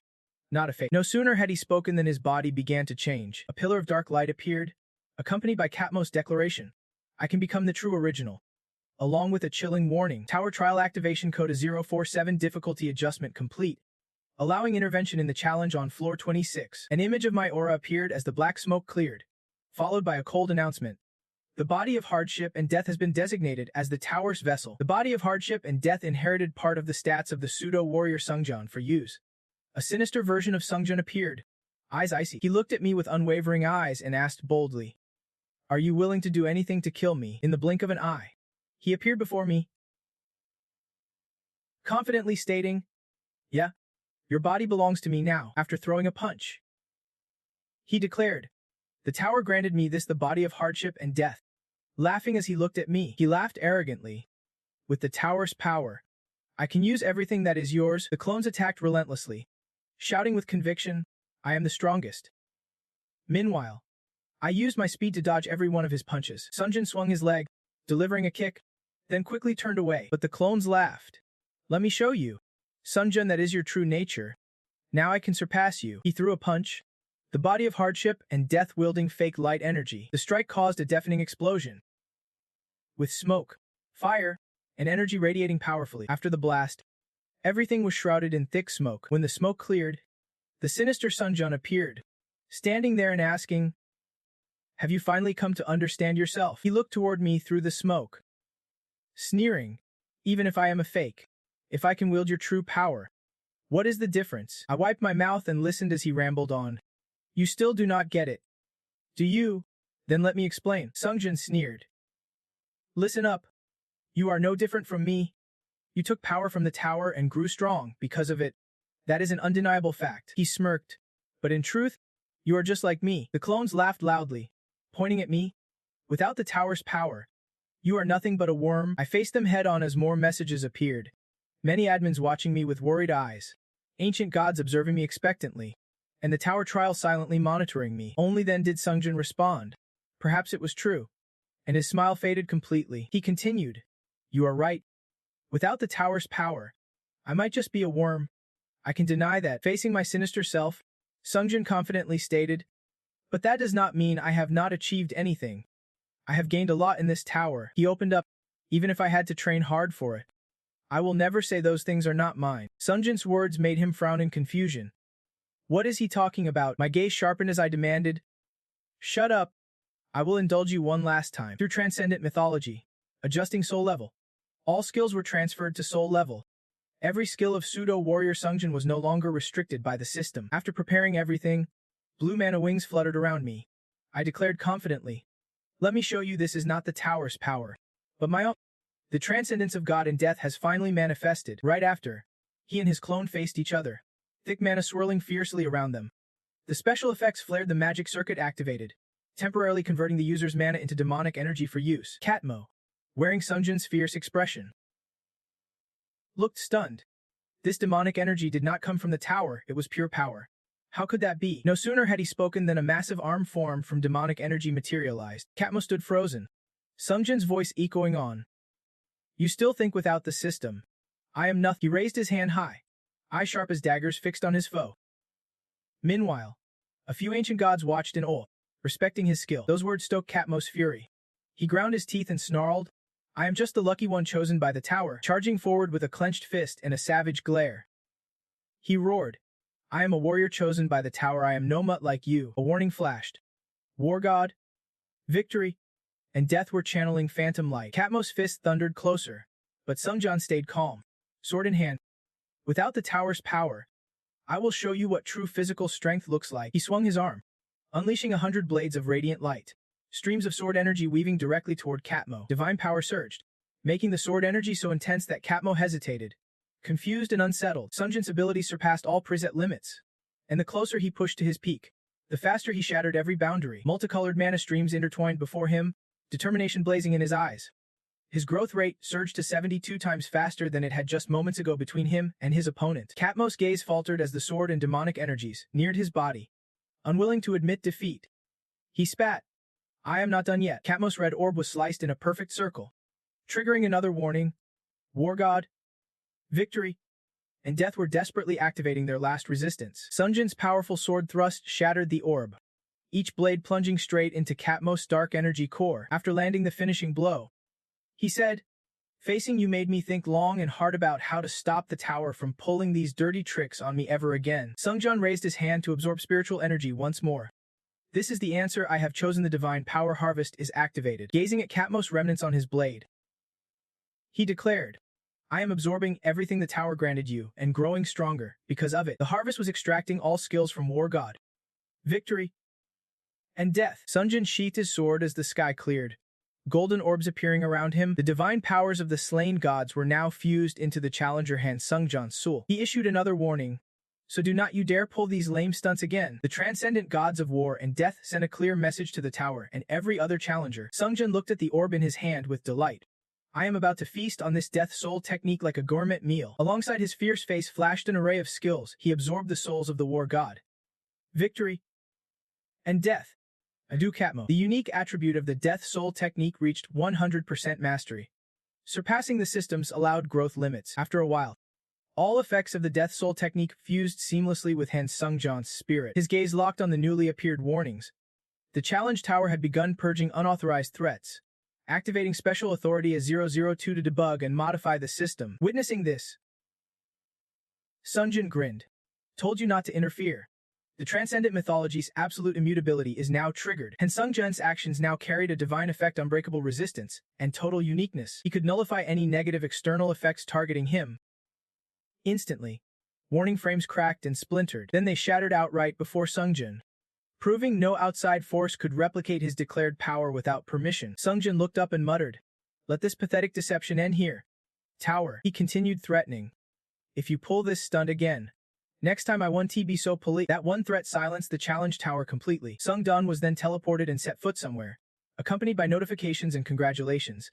You have completed the 26th floor of the challenge tower. You have received points and rewards, and are now being forcibly transferred to the waiting room. The moment he landed, he realized they would not let him act freely anymore. Sungdun stretched out his hand for the personal system to appear and said, no worries. I have already hit the tower's weak spots and scored way more than I expected. He stood there with his unique traits, rank, death, spirit technique, with a current side effect level of 13. Sungdun smiled with satisfaction. I will explore the rest once I start using them. Suddenly, a mysterious gaze from behind sent a chill down his spine. The Silver Crane Sword Administrator silently watched him. Sungdun grew anxious when he saw the message. The Silver Crane Sword Administrator is historically requesting your urgent help. He thought to himself, forget the past. First I have to fulfill her last wish. Right after, Sungdun stepped into the territory of the Silver Crane Sword, hiding behind a pillar. The Silver Crane softly said, you are here. It has been ages since we last met. She called him familiarly, Hansung, which caught him off guard and confused. Outside, water channeled from the mountain was flowing into a wooden trough. Inside, Sungdun laughed out loud. You mean cause I have become an ancient god? You can't be casual around me anymore.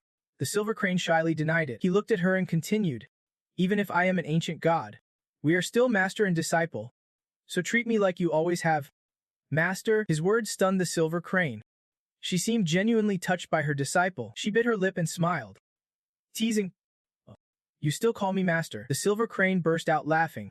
Even as a god, you still see me as master. That means I am the most special person to you, right? Sungdun stood up and replied straightforwardly. Absolutely special. He turned back to her with a smile. Because you never abandoned me and were always by my side. You are the best master I could ever ask for. The Silver Crane's eyes shimmered more brightly than ever.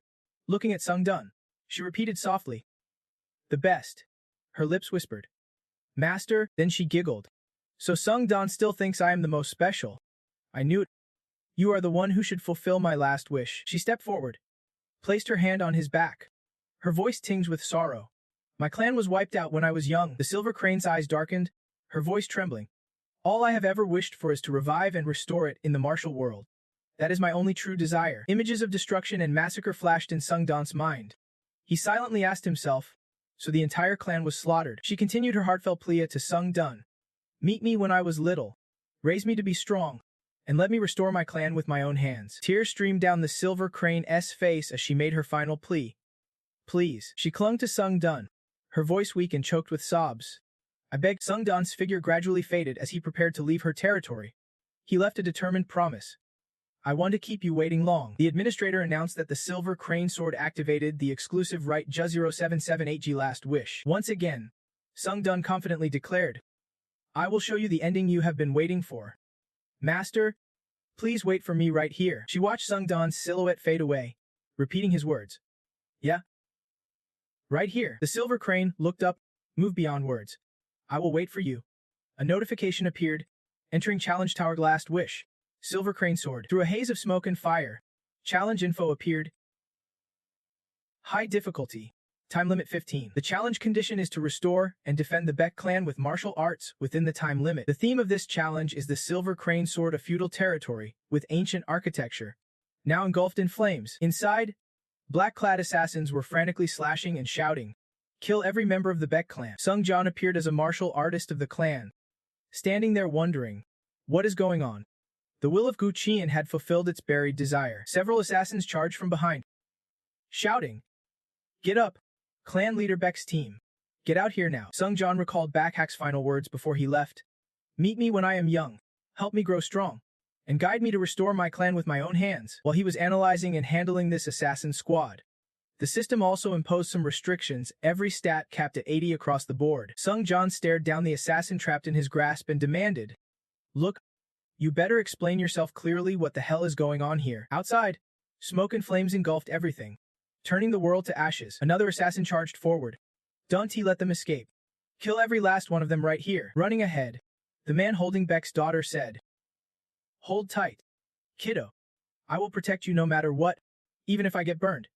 I will tough it out a bit longer." As he tried to escape, cracks began to form along his legs, while burning logs threatened to come crashing down. Just as the assassins stepped in, several wooden beams fell, blocking their path. Looking at his daughter, the man kept trying to reassure her. Don't worry. He used his entire body as a shield for the girl, whispering, "I swear, I will protect you." In the midst of the agony, a voice echoed from the assassins behind them, finally caught the guy Chief Beck laughed and raised his sword high, ready to strike, yelling, "Beck, run high. Die now." Just then, a bodyguard from the clan leapt forward, charging straight at the assassin. Sung Jon appeared, successfully neutralizing the threat and taking down one assassin. Brimming with confidence, he shot back at them. "Who said that?" "Huh?" Chief John Hyev looked at Sung Jon and asked, "Are you one of the bodyguards?" He raised an eyebrow, replying curtly, "What is it to you?" Then Sung Jon scooped up the girl and jumped outside, telling the chief, "We need to get out of here right now." The girl in his arms looked incredibly frail, her face oddly familiar. Staring at her, Sung Jon smiled quietly, thinking, "I came to rescue you." Backhack. This little girl was Backhack as a child, her clan teetering on the edge of extinction. Her body might have changed, but her eyes, those were unmistakable. After some time, in a city alley, a familiar voice spoke up, "This place is just a temporary spot. But please, have a look for yourself." Chief Bitch clasped his hands respectfully and bowed, saying, "Once again, we thank the hero hand Sung Jon for your help." He immediately replied, "No problem. As a bodyguard, it is my duty." Sung Jon glanced at the two others, a flicker of confusion in his mind. Somehow this place looked exactly like the home of the Backhack clan's administrator. The three stood in the courtyard of an estate nestled within a bamboo grove. A soft, innocent voice from the girl rang out, "I will wait." That simple phrase made his heart skip. It reminded Sung Jon of Backhack's words when he left. She had said, "I will wait." Backhack stood there waving goodbye to her father. "Be careful out there, Dad. I will wait for you." He smiled and replied, "All right. Stay close to hand Sung Jon. I will go find some food." He bent down slightly and softly said, "Excuse me, miss?" She responded cheerfully, "Yes." Sung Jon asked bluntly, "I want to know exactly what is going on right now. What is Backhack's overall situation?" Backhack looked a bit sad but tried to stay strong. "We have lost everything." Sitting there, he pressed further. "Lost everything? How?" The girl answered naively based on what she knew. "I am not sure why, but the martial arts leader has declared the Back clan exiled." Then Backhack lowered her gaze and continued, "So it is very likely that Bitch Rai will vanish from this world." This made bodyguard Sung tense up slightly. He fell silent, saying nothing more. The girl then jumped down to the ground, trying to reassure him. "But you do not need to worry." A glorious past unfolded as Backhack recounted.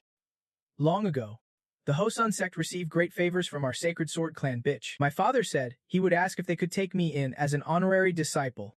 He is going to ask." The drunken girl looked at him again and said, "I swear, I will find the greatest master and become strong." An innocent smile lit up Backhack's face as she declared, "Then I will restore glory to Bitch Ra." Sung Jon recalled Backhack's final words before he left, Find me when I am young. Help me grow strong.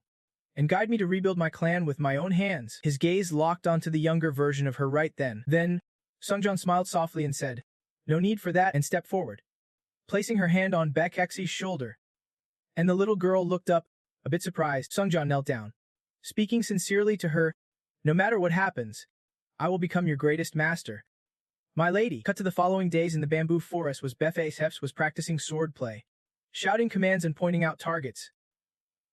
Strike there. Her target was Sungjan, who quickly sidestepped with ease. Suddenly, Bessie's foot caught a small rock. She tumbled face first right at her master's feet, and her sword slipped out of her hand. Sungjan looked down, a bit embarrassed, calling out "my lady."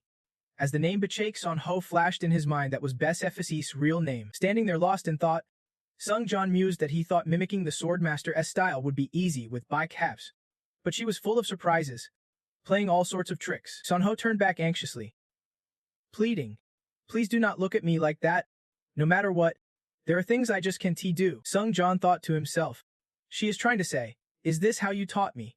But he stayed calm and replied gently, "Well, at least it is good you are not badly hurt." He kneeled before her, and Son-ho sighed deeply. "Even if I am the greatest genius in the world, without the elixirs from the 4 great sects, I would not be nearly as strong as you." Hearing this, Sungjan looked at her and asked, "Elixirs?" Son-ho nodded. "Yeah, the Mei Hodan from the Hodan sect." Then the little girl excitedly ran around him, talking about the elixir. "If I take it, I will definitely be like Master Hand Sungjan. My senses will sharpen, and my inner power will skyrocket." He stood there, pondering. "You said Hoden? Right?" Son-ho confirmed. "Right, the Hoden sect." Before he could say more, she suddenly vanished through the bamboo forest, carrying the little girl on her back as she dashed forward. In a cold voice, she declared, "Then grab every last elixir they have. After all, they owe us one." Cut to night at a building on Ho Dien Mountain. 2 were blocked by guards who barked, "Get lost, Gus lackeys. Do you even know where you are?" Sungdan stood his ground, asking, "I heard the Hoden sect once accepted favors from Baekhyun. Isn't one Mei Hodan enough to repay that debt?" The guard smiled back. "Favor? You should be grateful Hodan has not retaliated yet." Suddenly, a voice from behind sharply commanded, "Enough!" A middle-aged man stepped out. The guards turned, whispering, "The sect leader." He smiled at them and said, "Looks like you are guests from Baekhyun. Please follow me." Sungdan frowned suspiciously but stayed silent. Moments later, inside the Hoden sect, dewdrops trembled on the leaf branches. The sect leader led them, saying, "At first, when you showed up as Baekhyun's men, I thought you were the last to arrive." Sungdan immediately asked, "What do you mean?" The sect leader opened a door and replied, "Exactly as I said. Being from Baekhyun means you are here to settle scores. Right?" He looked confused. "Settle scores?" The man stepped inside, eyes gleaming coldly. "Baekhyun once retrieved a lost secret technique from our sect, for which we are deeply grateful." The sect leader confirmed. But Hosen sect is still part of the martial world's power structure. At that moment, shadowy figures surrounded Sungdan. The sect leader's eyes burned with intensity, voice deepening. "We did not strike Baekhyun down, but we also stood by and did nothing. I consider that enough to call our debt paid." Behind him, Seon-ho started to tremble. After all, she was just a child, clutching Sungdan's sleeve tightly. These words made him slowly grasp the situation. Sungdan's face darkened as he growled softly. Surrounded by many warriors, he did not want to say more, but he would heard someone suggest using Mei Hodan to repay that debt. Within the Hosen sect's halls, he declared, "If you can defeat each of my disciples here, I will grant any request you make." Sungdan smiled coldly. "Of course. If you win, I will put the girl down," he said with a smirk. "Miss, the sword technique I am about to show you is the 7 consciousness white sword." Then he drew his sword, which glowed with a red aura, and stood in front of the girl. "Just watching this will be a huge lesson for you," he added. Sungdan's eyes turned icy sharp as he issued a direct challenge. "What a pain! Let us settle this in one go." The Hoa Mountain disciples immediately gripped their swords tightly and shouted, "You brat! You dare defy a tiger like me!" Sungdan raised his sword, and a red streak radiated from its blade, cutting right through the middle of his opponent's face. Then, with cold precision, he swung his sword. The first strike unleashed a dazzling flash known as the White Sword Sea Light Afterimage. The first fighters were sent flying, battered and bleeding, screaming in pain. Sungdan kept his serious expression and said to Seon-ho, This is the white sword see light afterimage. A nearly unavoidable sword technique. Next, he launched a series of powerful thrusts. This one's called White Piercing Heaven Strike, a fierce stab designed to pierce through any defense. The girl's eyes stayed locked on every sword move Sung-dan made, thinking to herself, amazing. He is perfecting the bitch family's sword techniques flawlessly. Sunho's gaze remained razor sharp. Suddenly, someone grabbed her and clamped a hand over her mouth. A voice shouted a warning. You pathetic bitch family scum. Move again and I swear I will kill her. Before he could finish, his bloodline awakened. A massive energy strike from above slammed him flat to the ground. Meanwhile, Sunho floated in midair, wide-eyed and clueless about what just happened. Sung-dan appeared through the smoke, shouting harshly, "Who dares touch the young lady with those filthy hands?" The Hoa Mountain chief was utterly shocked, thinking, no way, I have unleashed all my hidden power. In the blink of an eye, Sung-dan was face to face with him, then asked coolly, listen up, you said you would give me anything if I won, right? Spinning into a defensive stance, hand reaching for the sword at his side, he wondered silently when the chief had, before he could finish thinking or draw his sword, Sung-dan struck, sending the chief's sword flying backward. Standing tall, he declared to the stunned chief, for the next 40 years, Hoa Mountain will be sealed off. His cold face appeared alongside a system notification. Achievement unlocked, Hoa Mountain broken. Dawn broke in the secret bamboo forest as Ho's innocent voice rang out. Master, look, Ho was flipping through the air. Delighted, my body feels as light as a feather. Sung-dan sat watching her bounce around, deep in thought. He had not expected the spirit pills to be this powerful. He recalled how last night, the Hoa Mountain chief had knelt before him in the treasure vault, begging desperately, I will give you all these spirit pills. Sung-dan had set his terms. Hand over all the pills, and I will shorten the curse by 10 years. Watching Ho use the pills, her inner power and stats surged dramatically. He thought to himself, maybe she has taken too many spirit pills already. All right. Next mission. Sung-dan looked up at his communicator. Miss, he called out. The girl immediately poked her head in and shouted back loud and clear. Ho jumped down in front of him and asked, Master, you called? He smiled. Yeah. Now let us move on to the next training. Sunho nervously asked. The next training, Sung-dan answered seriously. It is what they call breaking the capital city. What followed was a brutal, no-holds-barred fight between master and disciple. The battlefield was a chaos of death, cries, and destruction. Only one disciple remained, cornered at the exit, face pale with fear, while Sung-dan's voice boomed. Too crowded. Took longer than expected. He quickly delivered a devastating punch to that guy's face. Another figure sat watching from a distance. Sung-dan loudly declared, all cleaned up. Then he looked toward the distant shadow and said, now it is just you left. Don't you want to bring in the Central South faction? The man immediately gripped his weapon and retorted, do you really think the martial arts leader will just sit back and watch you do this? Then, the Central South faction leader spat curses. You pathetic trash from the bitch family. Sung-dan did not even bother to pay attention to those words. He turned back to Sunho, saying, here, take this sword. It is your turn to step up. Young lady. The sharp-witted girl glanced over Sung-dan's shoulder, eyes fixed on the distant martial master. His face burned with fury, teeth clenched tight, eyes bloodshot and deadly. Sunho hesitated, voice trembling. Do I really have to fight? But I am just a kid. Oh no, Sung-dan immediately encouraged her. You have to restore the beach family. Those words helped her steady herself. Tears still falling, he pressed on. Are you really just going to stand there and watch the martial lord destroy your clan? Sunho stammered, barely able to respond. Oh no? Oh no? Sung-dan's eyes hardened as he said, the choice is yours. Young lady. But if you run now, you won't protect a single thing. Meanwhile, the southern sect leader lost his cool and charged forward, ready to strike. What the hell are those low-life fools whispering about? He growled. Sung-dan's words echoed in Sunho's mind. If she ran now, she would protect nothing. Images of Chief Beach flashed through her mind. Then the warm smile of Sung-dan, her master. Familiar faces from the bitch clan stood watching, as if waiting for Sunho to grow into her destiny. After the southern sect leader's powerful slash, a blinding flash erupted. Dirt and rocks flying, then the girl's voice rang out. I want to let this happen. The leader blinked, surprised by the cloud of dust before him from within the haze. The small girl stood firm, her voice strong. Master was right.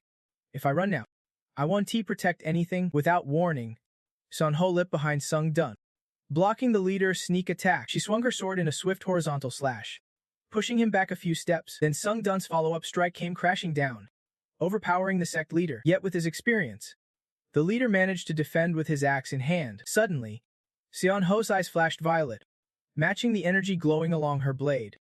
The clashing weapons rang out with sparks and light. Surprised and cornered by a kid, he staggered back, eyes darting nervously. Seon Ho lunged forward, sword gripped tight, ready to strike. A swift thrust, the legendary white sword piercing heaven. But somehow, it did not hit as hard as she hoped.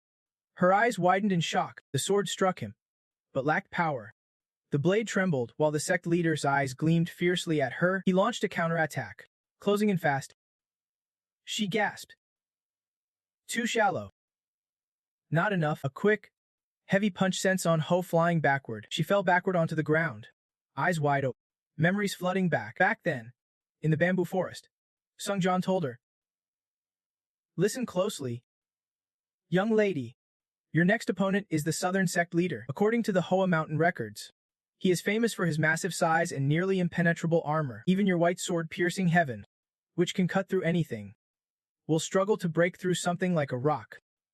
He warned. Sung Jan demonstrated, energy radiating from his sword as he said, "Remember this well." Back to the present, Seon Ho sprang up, blue energy glowing around her small legs. She recalled her master's words, "Focus on speed. Pour all your energy into the sword." Hearing this, the sect leader froze in stunned disbelief. The image of a determined little Seon Ho standing firm, her sword radiating intense energy, was unforgettable. She charged forward, the leader raising his axe to strike down. The sect leader roared, "You think a kid like you can break my armor with that weak hit?" Ignoring his taunt, Seon Ho spun swiftly to dodge the axe. Closing in on him, she took a deep breath, focused all her energy, ready to unleash her final move. Seon Ho unleashed her white sword piercing heaven again, this time sending the sect leader crashing to the ground. The girl landed, shattering every bit of the internal energy barriers she passed through, while he collapsed hard onto the floor. Seon Ho dropped his sword with a weak, shaky voice. "Master, I have one." The girl was colder than ever. "I did not run away." Huh? Eyes half closed. Continued, "If I had run, I would not have protected anyone here." Her small frame started to sway, drained of strength, and Sung Dun quickly rushed over to catch her. He smiled with satisfaction, spinning his sword to suppress the overwhelming power of the spring heaven white sword, a truly astonishing strike. Sung Dun ruffled her hair in praise. "Congrats, miss. You have leveled up through this intense training session." Because of that, he also achieved success. The mentor watching on, while Seon Ho's eyes slowly closed, faint from exhaustion. Cut to that night at a building by the Lotus Lake. Inside, a group gathered around a long table. An old man with silver hair seated in the middle spoke up. "Everyone, thank you all for attending this urgent meeting of the Martial Arts Alliance leader. I am John Gant, representing the Martial Arts Alliance leader, and I want to express my gratitude to all of you. As you have heard," he continued, "the Beck family, which we have decided to wipe out, is causing the collapse of the allied sects under the Martial Arts Alliance." Gangan furrowed his brow. "To punish their rebellion, a decisive duel session will be held at Beck family grounds in 10 days. Cut to the inner courtyard of the Beck estate, a circular arena where fights usually take place. In the hallway, Beck clan chief spoke to Sung Jan. "I am and Sung Jan. I should have tried to stop this duel session." He barely cared, rolling up his sleeves. "I am just doing my duty as Beck family's bodyguard." Seon Ho was wrapping cloth around her arm too. Well, he reassured her. "You do not need to worry. Everything's under control." Sung Jan proudly said, "You have grown strong enough to earn my recognition." The Beck clan chief's eyes showed both shock and trust in his protector. Looking at his own daughter, he hesitated before saying, "Ingo, if that is the case, I wish you luck." Then, the two boldly stepped onto the arena floor, into the unknown awaiting them. The old man Gangan seated above raised his hand and declared, "Now, let the decisive duel session begin." He looked down and added, "Beck family, following the strict laws of the Martial Arts Alliance, you must respond to this duel." The declaration was clear. If you defeat all 5 representatives of the Martial Arts Alliance leader, all charges will be dropped and 5 masters will appear from the arena. A voice echoed, "The losers will be deemed guilty." A man appeared in the arena. His first words were curses aimed at 2 others. "You pathetic lowlifes." The sword-wielding man stood there, throwing down the gauntlet. "I do not care how you sealed off Ho-sun, but remember this," with fury etched on his face, every word sharp as a blade. "In the name of Ho-sun, every single Beck will have their limbs chopped off, and die in the root of martial arts power will be destroyed in front of everyone and the Beck clan members," the man coldly vowed. And that is not all. I will personally behead the Beck Patriarch, burning their martial arts skills to ashes. The man's provocation ignited Son Ho's fury. Sung Dun glanced at the girl, her aura blazing with deadly intent. His eyes sharpened, a faint smile playing on his lips as he recognized that familiar energy. The image of Backhack clearly appeared on Exon Ho. On the arena floor, both sides faced off, and she was burning with fierce determination. Sung Dun's eyes widened, his gaze sharp and worried. Silently thinking, "Don't tell me that feeling is, huh?" Eyes icy and sword clenched tightly. Spat, "This is such a pain. Why do not you all just come at me all at once?" The opposing sect leaders gritted their teeth, drawing their swords with harsh curses. "A filthy bugs. How dare you talk back?" They scattered then lunged forward in unison, challenging her. "You will pay dearly for that." Seon Ho crouched low like a wild beast, ready to pounce. She swung her sword in a single, fierce slash, unleashing a visible sword energy that swept away the sect leaders one by one. Standing beside her, Sung Dun silently thought, that move can only be executed when your control over energy reaches its absolute peak. The girl stayed in a defensive stance and declared, "The one-on-one trial is officially over." Seon Ho stood before Gang Gun and shouted, "I said the loser is the criminal. Right?" It left him speechless, his clenched fist trembling on the chair. She pointed a finger at him, voice dripping with menace. "So tell, who is the real criminal now?" From outside, a piercing shout echoed, "Not over yet. The trial is not done. It will keep going until every crime is punished." Gang Gun gritted his teeth, barely holding back curses. "We will set a proper date for this trial. Get ready to face your punishment." Chonhak exploded like a wildfire, screaming, "Chon Gang Gun, you filthy dog. How can the so-called martial leader lose and still have the nerve to act like this?" Gang Gun lowered his voice, staring down at the elder. "Warning.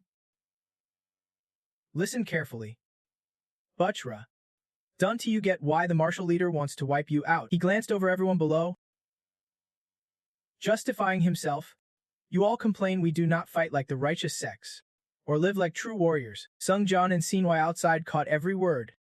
The martial leader's strength grew on the sacrifice of a few, while Butchra claimed they had to protect others to get stronger. Gang Gun clenched his teeth, spitting out each word, pretending to be righteous while sabotaging our alliance. "In the name of Chon Gang Gun and all the martial leader sects, we will annihilate Butchra." Pausing briefly, he continued, "I will show you what real power is. It is in unity." Seon Ho's voice cracked as tears streamed down her cheeks, crying out, "So that is why Butchra was slaughtered.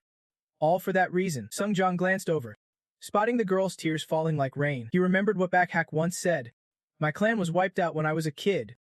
Restoring their honor in the martial world is my only wish." Sung Jon silently studied the girl, quiet as a shadow. He recalled her tears falling at his feet, and those haunting words echoing in his mind. "Please." Sung Jon's eyes filled with Seon Hwa's image, tears streaming down her face. That day, Backhack stood behind him, begging, "Please. I am begging you." Sung Jon snapped out of his thoughts, forcing himself back to reality. He could not let this go. He turned his head away, eyes refusing to meet hers. Gangwon stood, stepping down from the chair, and said, "Then until the next trial." A broad man cut him off mid-sentence. He said, "True strength wins. Period." Sung Jon's sword flashed like lightning, piercing Gangwon's hand pinned to the chair's edge. Gangwon grimaced and roared, but Sung Jon gripped his sword tighter, eyes locked on him. "You use strength as an excuse, but you are nothing more than a coward hiding behind power." He leaned in close, grinding out each word. "You do not even have the right to judge Butchra." The system notification popped up. The supernatural god and death watched the mortal lost in his delusions with pity-filled eyes. Gangwon croaked, forcing a question. "And you think after all this, the sects of the martial leader will just stand by silently?" Sung Jon's voice was cold as ice. "Oh yeah. Prove it." He slammed his hand hard across Gangwon's face, shouting, "I do not care." Sung Jon kept his palm pressed against his face. "As long as I take down you, the leader, everything else will collapse." His eyes burned icy cold as he said, "The original plan was not for me to take you down, it was for the young lady to do it." Finally, Sung Jon lowered his voice. "But my patience ends here." The system flashed again. Mythical transformation activated. The alerts kept updating. Myth swallows all, draining all life force in the area.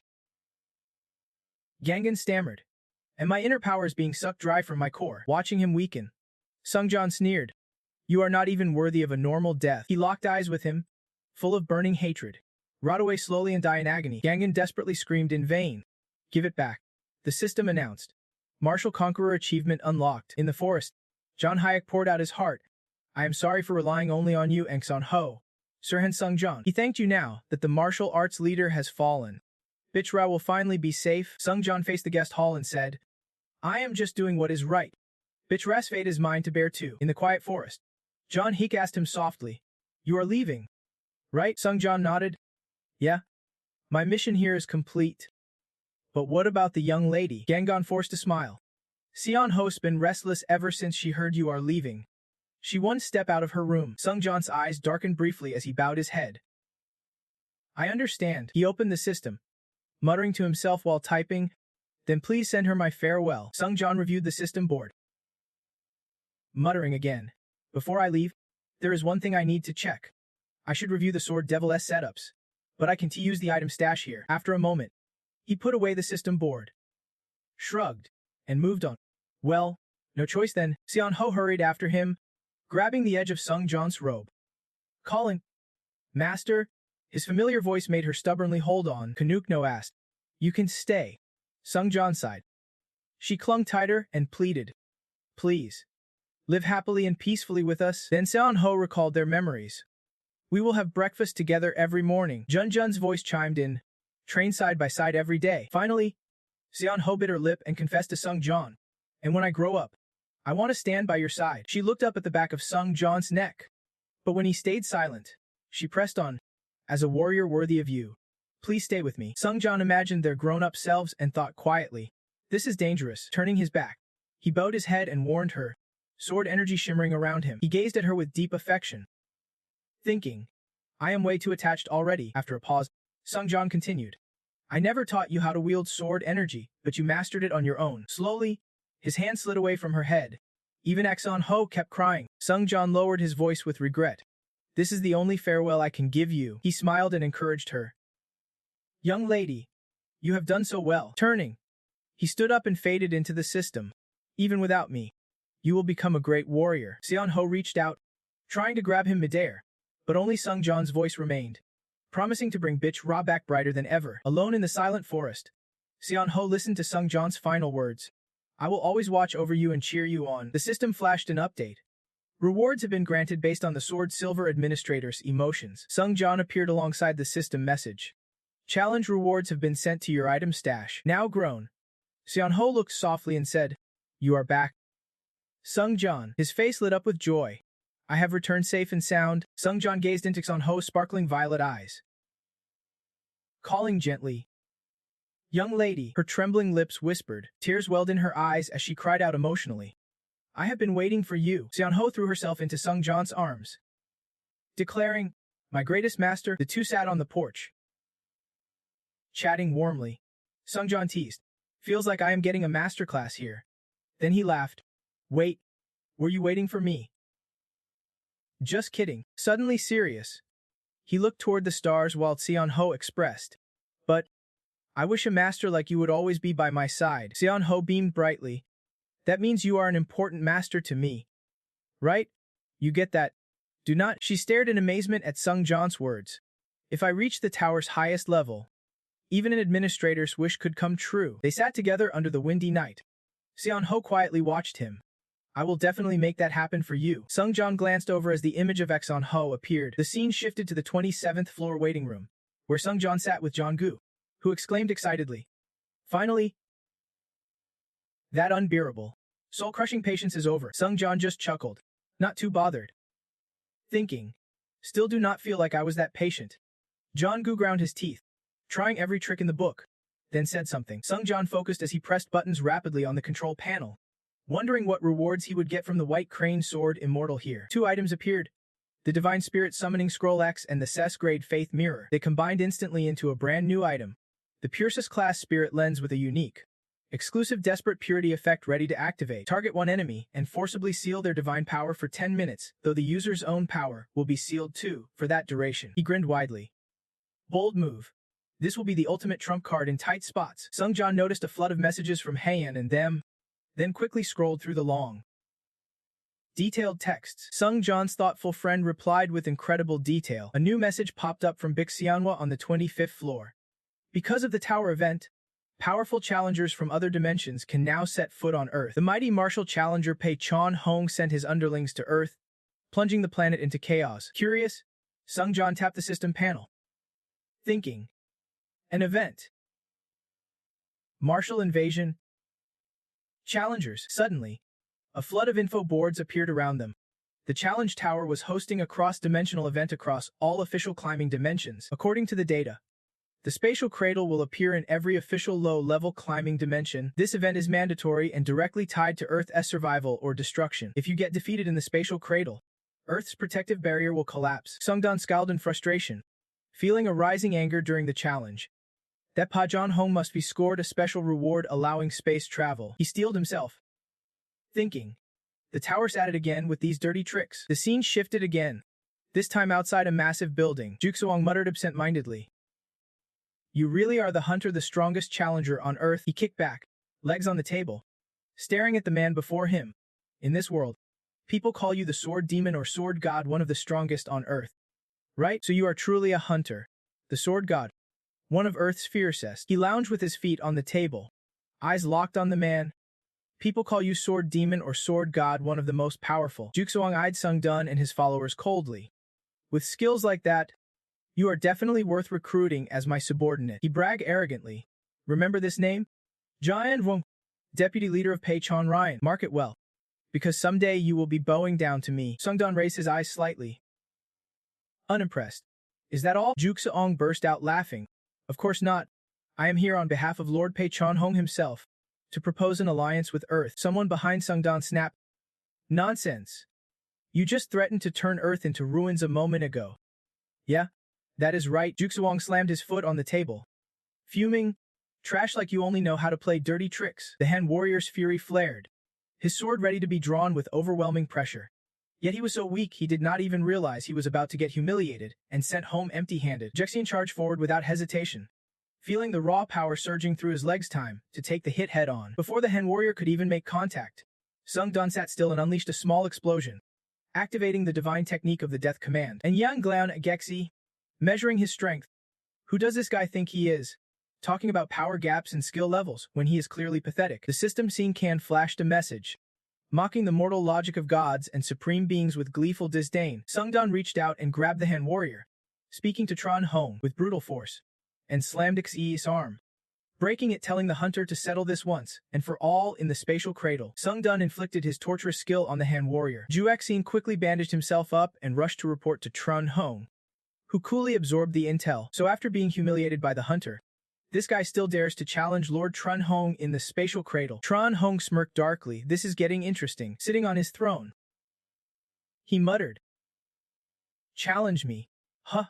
Down below on the giant ship, a crowd's gathered. The Earth contingent in the spatial cradle barely hits the 30x30 limit. Heian stepped forward, raising her voice to announce that the spatial cradle is reserved only for challengers. This could be a life or death battle. The participants listened intently to her statement, but she also thanked all 30 challengers who had arrived. Everyone was fired up, following Sungjan's lead. Now, they all stepped forward together, entering the spatial cradle. Sungjan focused as he approached the gate, hearing the system notification, adjusting his challenger's power, temporarily sealing most of his gear and abilities. He sighed upon entry. Sungjan charged straight ahead, smashing through the system's red barriers. Who gave you permission for these dirty tricks? He demanded. Lines of glowing blue text flashed nonstop. Mythical, absolute, unchanging, supernatural level. Effective immediately. Every move Sungjan makes will be blessed with divine anti-pollution effects, negating any negative external interference. He left everyone behind, single-mindedly destroying obstacles ahead. Fully inside the drifting spatial cradle, suddenly, a figure blocked their path. One glance was enough to know exactly who it was. Chun Hong appeared, hand resting on his imposing sword. Behind him trailed a group of elite martial warriors who had dispatched plenty of demons. So you are the so-called hunter, just a lowly pawn. Huh. A red alert blared, the void god's gaze fixed squarely on you. The Han warrior sneered at Sungjan. You are nothing but a pawn, brashly ready to fight like a mad dog. Truly arrogant. Huh? You are just an old relic. I am feeling generous today. He did not bother retorting. Your sympathy is admirable, but once you mess with Earth, dying by my hand is inevitable. Chun Hong laughed heartily, slapping him on the shoulder with fake friendliness, but his words sent chills down the spine. Daring to speak of my death, Impressive? Makes me want to gouge your eyes out myself. Han leaned close to Sungjun, whispering, many witnesses here. Why not let a warrior from VE Lum face off against Earth's champion? One-on-one. Settle this once and for all. They quickly took their positions, each standing atop a mountain peak, way above the ground. Chun Hong laid down the rules. A duel, just him and you. Hunter, if I will retreat with honor. Han's smile cut through the wind. Hunter, you can beat me here. Chun Hong suddenly got serious. Why? Because right now, I am drawing power straight from the tower. A red alert blared. The challenge tower is transferring energy to the warrior Chun Hong alone. Right here in this spatial cradle. Sungjun's sword at his side twitched with a faint sound, so this whole event was a trap set for me. The Han warrior still faced him, saying, I thought you were a precious talent not worth ending. Change your mind now and climb the tower with me. A grin of pure delight spread across Chun Hong's face. Come with me to the tower's summit, and you will help fulfill my grand ambitions. This is not a request, it is an order. Sungjun cut him off cold. You keep beating around the bush, and I am honestly curious, what exactly do you want? Turns out, it is not even a tough demand. Chun Hong smirked with a hint of satisfaction. Yeah, you made the right call. Before he could finish, he lunged forward and punched right in the face. In other words, you are begging me to end you, are not you? Sungjun's face darkened with fury. No need to say more, I get it. The system flashed a description replaying the scene. The god of transcendence and death radiated a deadly aura straight at the pitiful supreme deity. Sungjun calmly unleashed a terrifying shockwave with his bare hands, shattering the surrounding rocks into pieces. Thick black smoke engulfed the sky, blotting out everything from view. He effortlessly activated his skills, his divine will multiplying his entire stamina 10,000-fold. Sungjun swiftly descended. Not done yet, you are going to take even more hits. Suddenly, a beam of light shot up from below. He resisted, eyes wide open in shock. Sungjun was pierced through by a powerful strike from Chun Hong. Red text popped up. Divine skill activated, complete suppression of all divine power within 100 meters. Chun Hong shouted angrily, facing him head-on. You pathetic fools rely on fake divine powers. Chun Hong was driven mad with rage, swinging his sword at Sungjun. Stop clinging to that false strength. Sungjun dodged effortlessly and even had time to reply. Which means? Sungjun countered with a question. You have funneled all your stats into stamina, except for void. Right? Chun Hong did not hide it. Yeah, I put everything into martial arts. Chun Hong slashed furiously. You and your fake power can never defeat me. Sungjun smirked, clearly enjoying himself. Chun Hong's eyes widened in disbelief. You are laughing. How dare you laugh at my words? Before he could finish, Sungjun's fist slammed into his face. This punch hit even harder than before, sending him crashing into the rocky ground. More skills activated, the unique demonic vein effect kicked in. Sungjun looked down disdainfully from above, half smiling. Of course. He smoothly shifted skills, converting his mana into demonic energy. Sungjun studied Chun Hong's grim expression and launched into a long explanation. Even though divine power can wreck your mind, do you know why so many gods refuse to give it up? He silently transformed one arm into sharp claws. Divine power is the mark of a life beyond mortal limits. It is proof of their existence. The system kept announcing, special power dragon evolution activated. For 10 minutes, total mana doubles. Chun Hong clenched his teeth as he heard Sungjun's words. And yet, you gave it up. He continued attacking relentlessly. How long do you think you can rely on that dormant power? This time, Chun Hong unleashed a devastating strike from within, powered by his special evolution skill. Sungjun casually raised his hand to block, expertly choosing a counter skill. His unique counterattack activated. He could even reflect unavoidable blows. Then he shifted to offense. Radiant power skill activated. Sungjun's focus sharpened. No mercy left. He did not care what divine power really was. He slammed hard into Chun Hong, who screamed in agony. Nobody knew how much pain was endured to gain that power. Chun Hong coughed up blood, battered and broken. In his final moments, he had to hear that taunt. Thanks for coming to attack Earth. Weakling. Sungjun delivered a stunning finishing blow. Two opposing radiant energies clashed fiercely. Lighting up the space, life force mixed with death energy had been unleashed. Two's away. Eyes sparkled, watching the man below intently. Sungjun glanced behind him, still holding Chun Hong's limp body suspended in his hand.